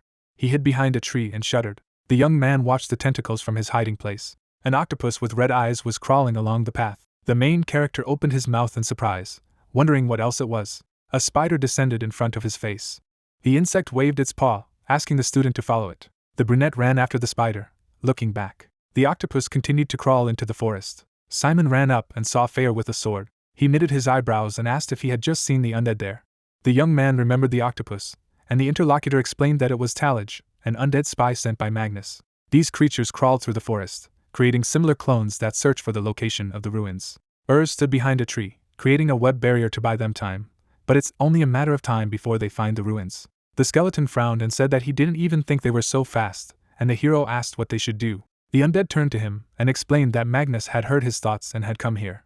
The protagonist frowned and said that he could not allow this to happen when the interlocutor stated that he would leave Roke Island tomorrow and take it with him. Simon made a gesture with his hand and recalled that the skeleton himself had said that even the battalion commander could not set foot on the island, as it was guarded by Neptus, so the best option would be to stay here. The young man touched his chin thoughtfully when Fair asked what his plan was then, because if the enemy found out the identity of the commander of the 7th Battalion, everything was over. The brunette smiled resolutely and replied that if there was no choice, he would gladly accept the challenge and destroy the Magnus spy. The interlocutor frowned in displeasure. The student turned to the skeleton and said that the enemy had stolen his father's undead, so no one planned to be friends with him. Simon knitted his eyebrows, and Fair saw Richard in him, thinking that the apple had not fallen far from the apple tree. He gripped the hilt of his sword and revealed that Talij's abilities were extremely unusual, as he didn't specialize in fighting and destruction, but in strengthening Magnus. Fair narrowed his eyes and said that there would be a war between the battalions if he was allowed to go. The student made a note in his notebook and asked if it would be decided if they destroyed Talij now, on the spot, without letting him return to his master. The guy gave a note to the spider and asked to take it to Kizen, the boys' dormitory, room 409. The young man knitted his eyebrows and asked the skeleton to tell him more about the octopus abilities. At this time, the spy stopped near the stairs and said that underground ruins of unknown origin had been discovered, the footprints coinciding with those of the undead. His eyes flashed and decided that with this important clue he could return to the battalion. Suddenly someone attacked him. The eye lay next to the limp body. The main character stood in front of him in the guise of Fian, and the enemy asked who he was. The monster's flesh began to dissolve. Simon narrowed his eyes and asked if he was dead, but the undead replied that this thing had 10 lives, so he would have to kill him 9 more times, and he couldn't let his guard down. The dark goo bubbled, and Fair revealed that it was a slime-type undead, so it could easily change its appearance and share using the liquefaction technique. The octopus stood up again and introduced himself as Talij, the head of the Magnus Battalion. The protagonist frowned when the monster demanded that the unidentified necromancer reveal his identity. The octopus stood in front of the young man and declared that he would become an enemy of the Magnus Battalion if he attacked him. The guy immediately rushed to attack. He cut his opponent with his sword, saying that he knew it. The student glanced sideways at the half-garbled body. The octopus stood up again and noted that only the battalion commander could control the ancient undead. Talij recreated his body, and Fair advised the guy to aim for his neck instead of his chest. The enemy suddenly rushed to the side, muttering that the 8th hypothesis of Magnus had been confirmed, and the commander of the 7th Battalion had returned, so it was necessary to transmit the data. Simon held out his hands, opening the gate. Bone tentacles pierced the monster's body, and the young man declared that it would not be his shift. He clenched his fist, ordering it to be torn to shreds. The spy spun. Black scraps flew to the sides. The student looked at the clots and said that there were still 8 lives left. The slurry broke away from the tree. Slime flew towards the main character. The guy jumped to dodge. He landed on the ground, and the skeleton reported that the enemy's body was escaping. The octopus raced through the forest, muttering that he had to return alive and report what had happened. His torso rested on the red cobweb. The body was then cut into pieces again. Stood in front, asking where he was in such a hurry. Scarlet threads enveloped the slime. The girl crossed her arms, tearing it apart. The protagonist looked at in surprise. They were standing near the black goo, and she reported that the spider battalion had dealt with all the Talij clones on the island, and had 7 lives left. Red Eye floated to the surface, noticing another ancient undead. The octopus jumped up. He spread his tentacles, muttering that there was a new battalion commander who had 2 ancient undead, so the level of danger had increased. The main character ended up over him, telling him not to even think about escaping. The guy punched the monster with his fist. The slime hit the ground. From the magic circle, several dead people fell on him. Simon reached out and activated the explosion of corpses. He knitted his eyebrows and noted that there were still 6 left. A black goo with a red eye bubbled, saying that this case should be reported to the management. Simon, and Prince stared at the monster, who muttered that the 7th Battalion's level increase was too great, almost unimaginable, and would be extremely dangerous if left unchecked. The octopus began to return to its former form, realizing that it was his duty to return alive and inform Magnus. The hero pointed a sword at him and said that he would spend all his remaining lives here. The skeletons attacked the enemy, piercing him with spears. Then the spiders bit into his flesh. Finally, Prince pressed the opponent from above. The boy looked at the slurry with a grin and exclaimed that there were 2 lives left. Black tentacles pierced his body sharply, rushing forward. Talij jumped, muttering that he had to return alive and report to his master. A shadow flickered over him. Against the moon, the silhouette of Kizen flashed. The blond man narrowed his eyes. Then he waved his hands, using the Fang technique. He cut the monster into pieces. The guy landed on the ground, and the hero happily called out to him. Crossed her arms as she looked at the new arrival, who remarked that they hadn't seen each other in a long time. The main character squinted at the slurry, and Fair warned that he should not lose sight of him. There was one last life left. Dark slurry crept on the ground, shackling the legs of his comrades. It climbed up their legs. The girl and the hero tried to free themselves. The young man flinched as he saw a shadow rising from behind. A red eye flashed in the darkness, announcing a change of plans. A giant octopus hovers over the heroes, saying that it will kill everyone first, and then return to Magnus. The hero looked at the liquid, and Urs exclaimed that she could not move. The young man lifted his head, almost completely submerged in the water. They were all in the depths. The student pinched his nose and looked around. Something grabbed his leg, and Fair told him to look down. Dozens of hands reached out to the guy. The necromancer squeezed his eyes shut, guessing that these were the insides of Talib's body. He knitted his eyebrows and clenched the hilt of his weapon. The blade began to shine from the use of space piercing. The main character frowned and swung his sword. A bright light poured from the octopus's eyes. His body was torn apart. The tentacles were engulfed in flames. The monster spun in the air, exploding. The hero and the others stepped to the surface of the slurry.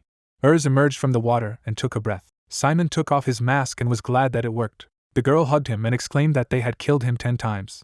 Red lightning flashed in the air. Prince looked at the scraps and asked if that was all.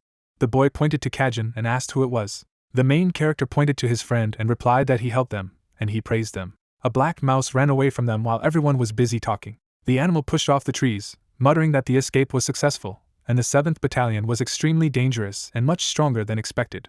A woman's silhouette could be seen on the shore, and Tillage said that he needed to inform the owner urgently.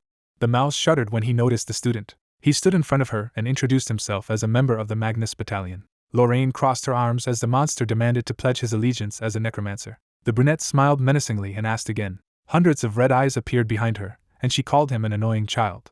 The girl held out her hand, attacking the enemy. His body was incinerated. Under the dark sky, the castle was visible, and a loud voice spoke to the Lord. There was a red seal on the man's chest. Magnus Albin, the commander of the 5th Battalion, was lying in the bathroom, blood dripping into it.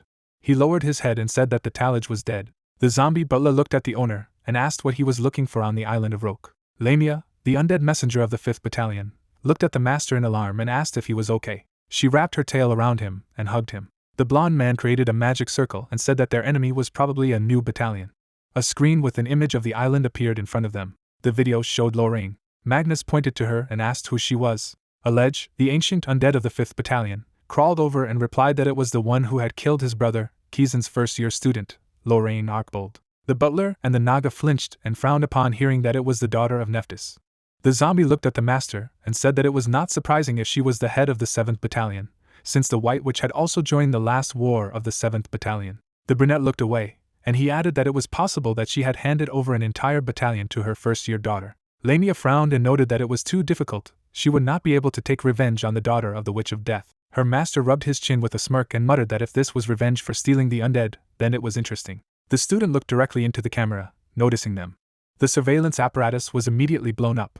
The blonde smiled and admitted that she had keen instincts. He rose from the water and said that the island of Roke was waiting for him. The girl looked at him and asked what his plan was. Magnus put on his coat and said that it didn't matter if it affected the next director or someone else, because as the senior battalion commander, he had to teach the juniors a lesson. Lamia knitted her eyebrows and reminded him that killing Neptus' daughter would be too hard, or he wanted to end up as commander of the 7th Battalion. The gentleman looked back at her and replied that he would figure it out himself. The man reached into his pocket and ordered the alleged to find a way to the island, whether it was a business trip or a guest lecturer, whatever. Magnus smirked and said he couldn't wait to meet the traitorous battalion. The academy building was illuminated by the sun.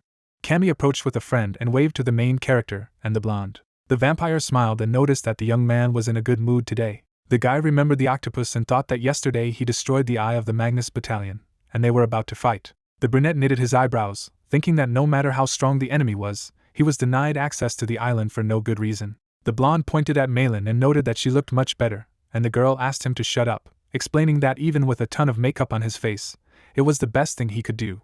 The student frowned and added that she could not even look in the mirror normally, so she should not her off. She cracked her knuckles. The main character turned away from her and muttered that he was unlucky when a classmate said that she would not let him go just like that. Bahil passed between the students, telling them that today's practice is a spell to cancel the opponent's cast, and they need to exchange attacks with their opponent. Malin created a magic circle and cast exhaustion.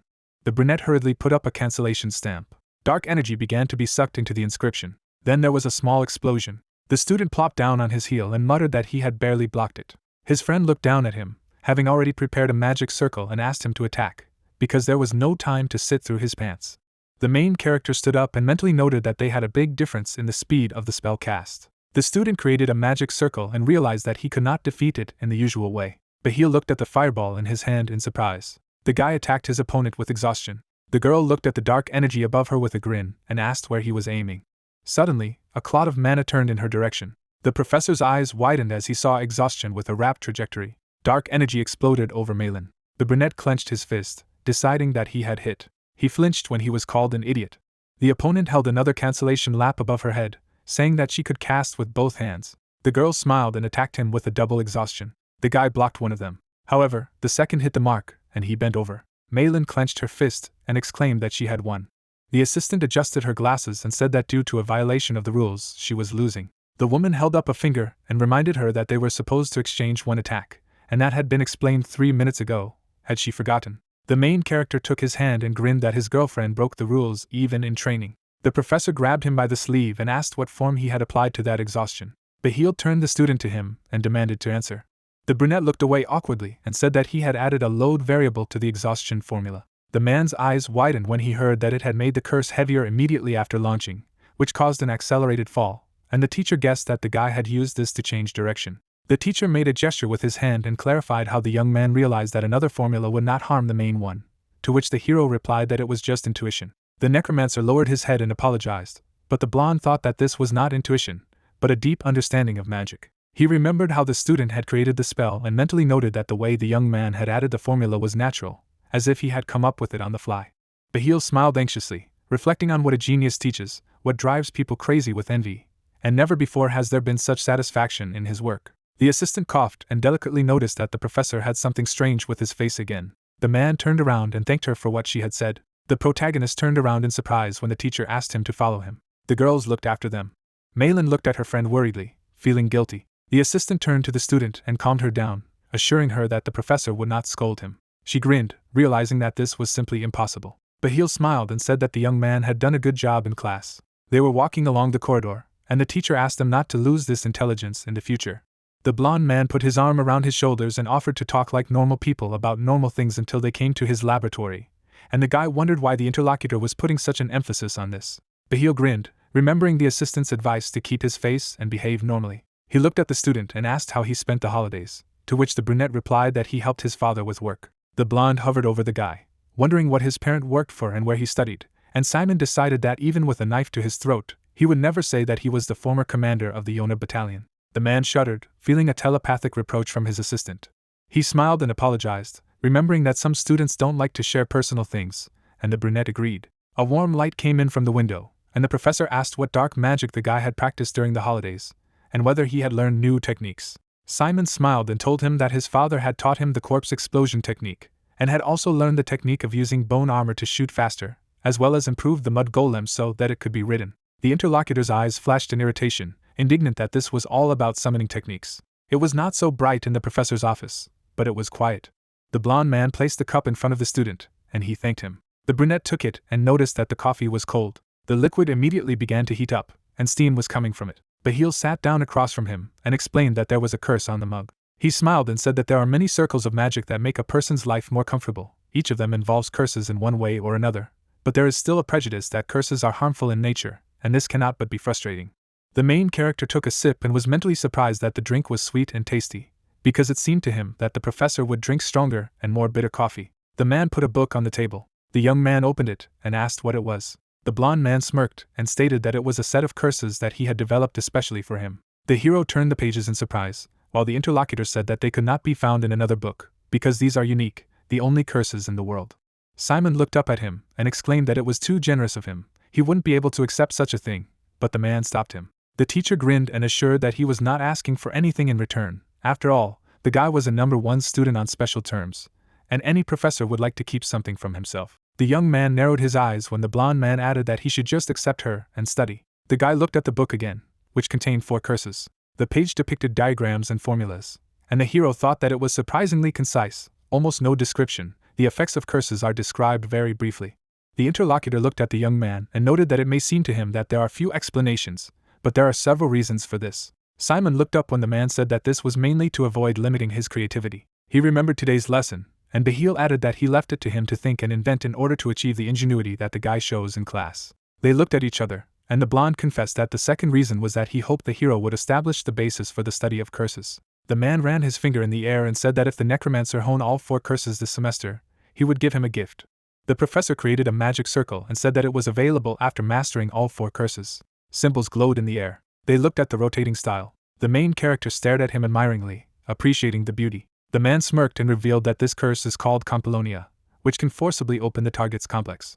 The young man's eyes widened and asked again. He remembered himself with the ancient undead, and the teacher reported that this was the entrance to the space of absolute truth, a state that only the greatest necromancers experienced, but the student must have felt it several times in every battle and turning point. The brunette knitted his eyebrows, amazed that he would be able to enter such a state at will. The blonde smiled slyly, noticing that the interlocutor was interested. The assistant came to Behil's office and reported that the lesson had ended well, and the man praised her. Chiheko took a cup from the table and asked if he had gotten into any strange situation with the students. The other person covered his mouth and pretended to mumble that he understood that she was feeling when the attention that had been focused solely on her shifted to someone else.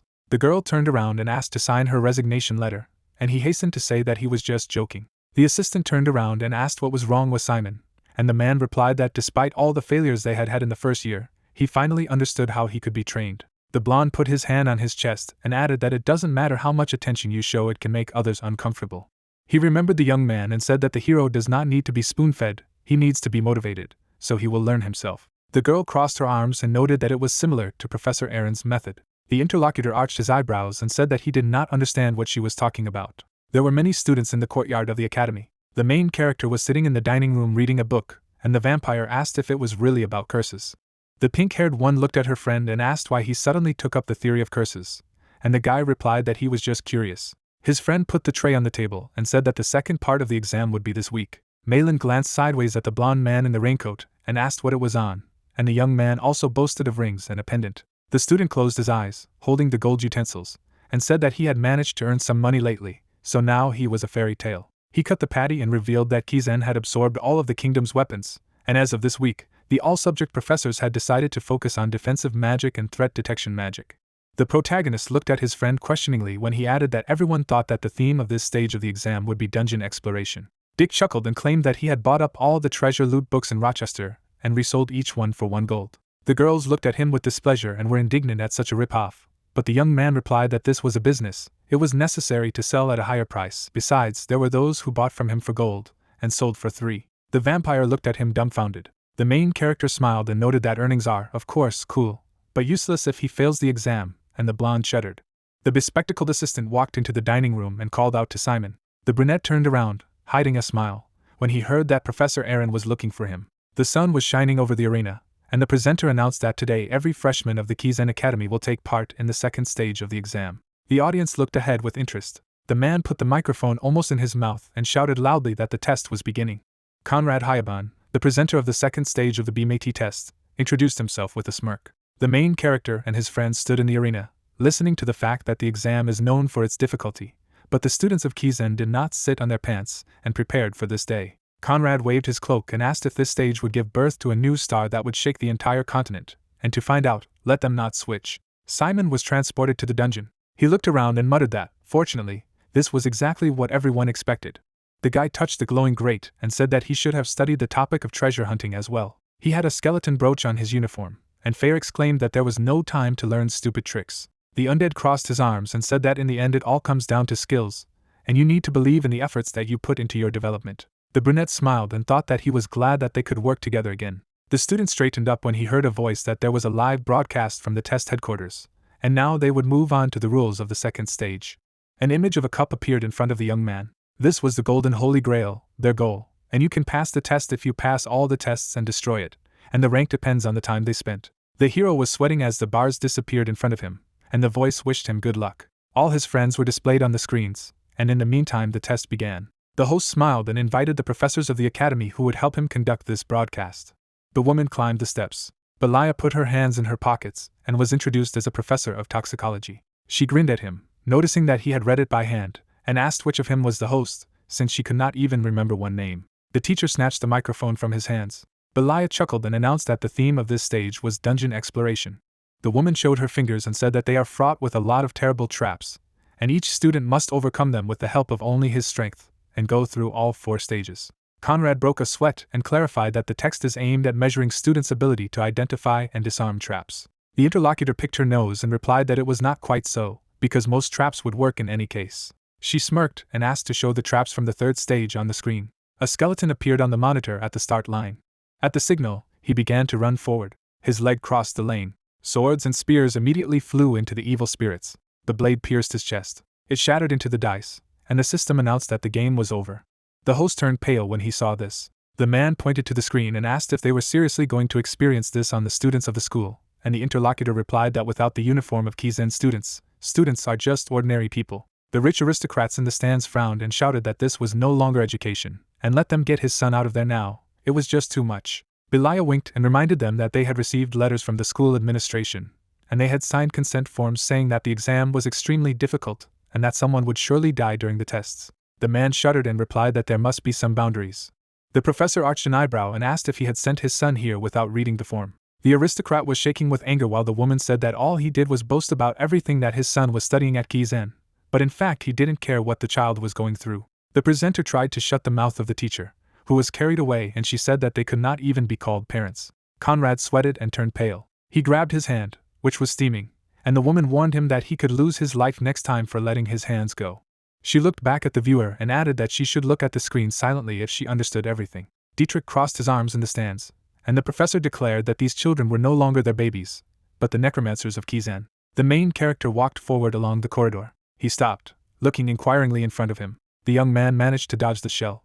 The young man followed the holy arrow with his eyes. An explosion rang out behind the student. The brunette turned to the trail in the floor and thought that he hadn't even stepped on the trap, and Fair noticed that its power was many times greater than that of an ordinary holy arrow. The necromancer smirked and said that he might not be able to disarm traps, but he could dodge. He lifted his leg above the floor. Tiles caught fire under him. The student shuddered as he looked down. The hero jumped, and spears immediately crawled out of the floor. Simon landed in the distance, activating the darkness. The tips were smeared with a paralyzing poison, and the brunette realized that if he hit the bare skin, he would be deadly. The student put out his hand and created a magic circle. Bone armor appeared on his body, and the hero decided that it was better to dodge quickly than waste time on traps. He rushed forward with lightning speed. The guy gritted his teeth when he saw the red poisonous smoke. The young man covered himself and opened the subspace in search of an antidote. The hero remembered the glowing grass. The brunette threw the bottle away, and Fair noted with a grin that the toxicology fumes had not been in vain. The necromancer ran on, thinking that the best feeling was to put the theory from the lecture into practice.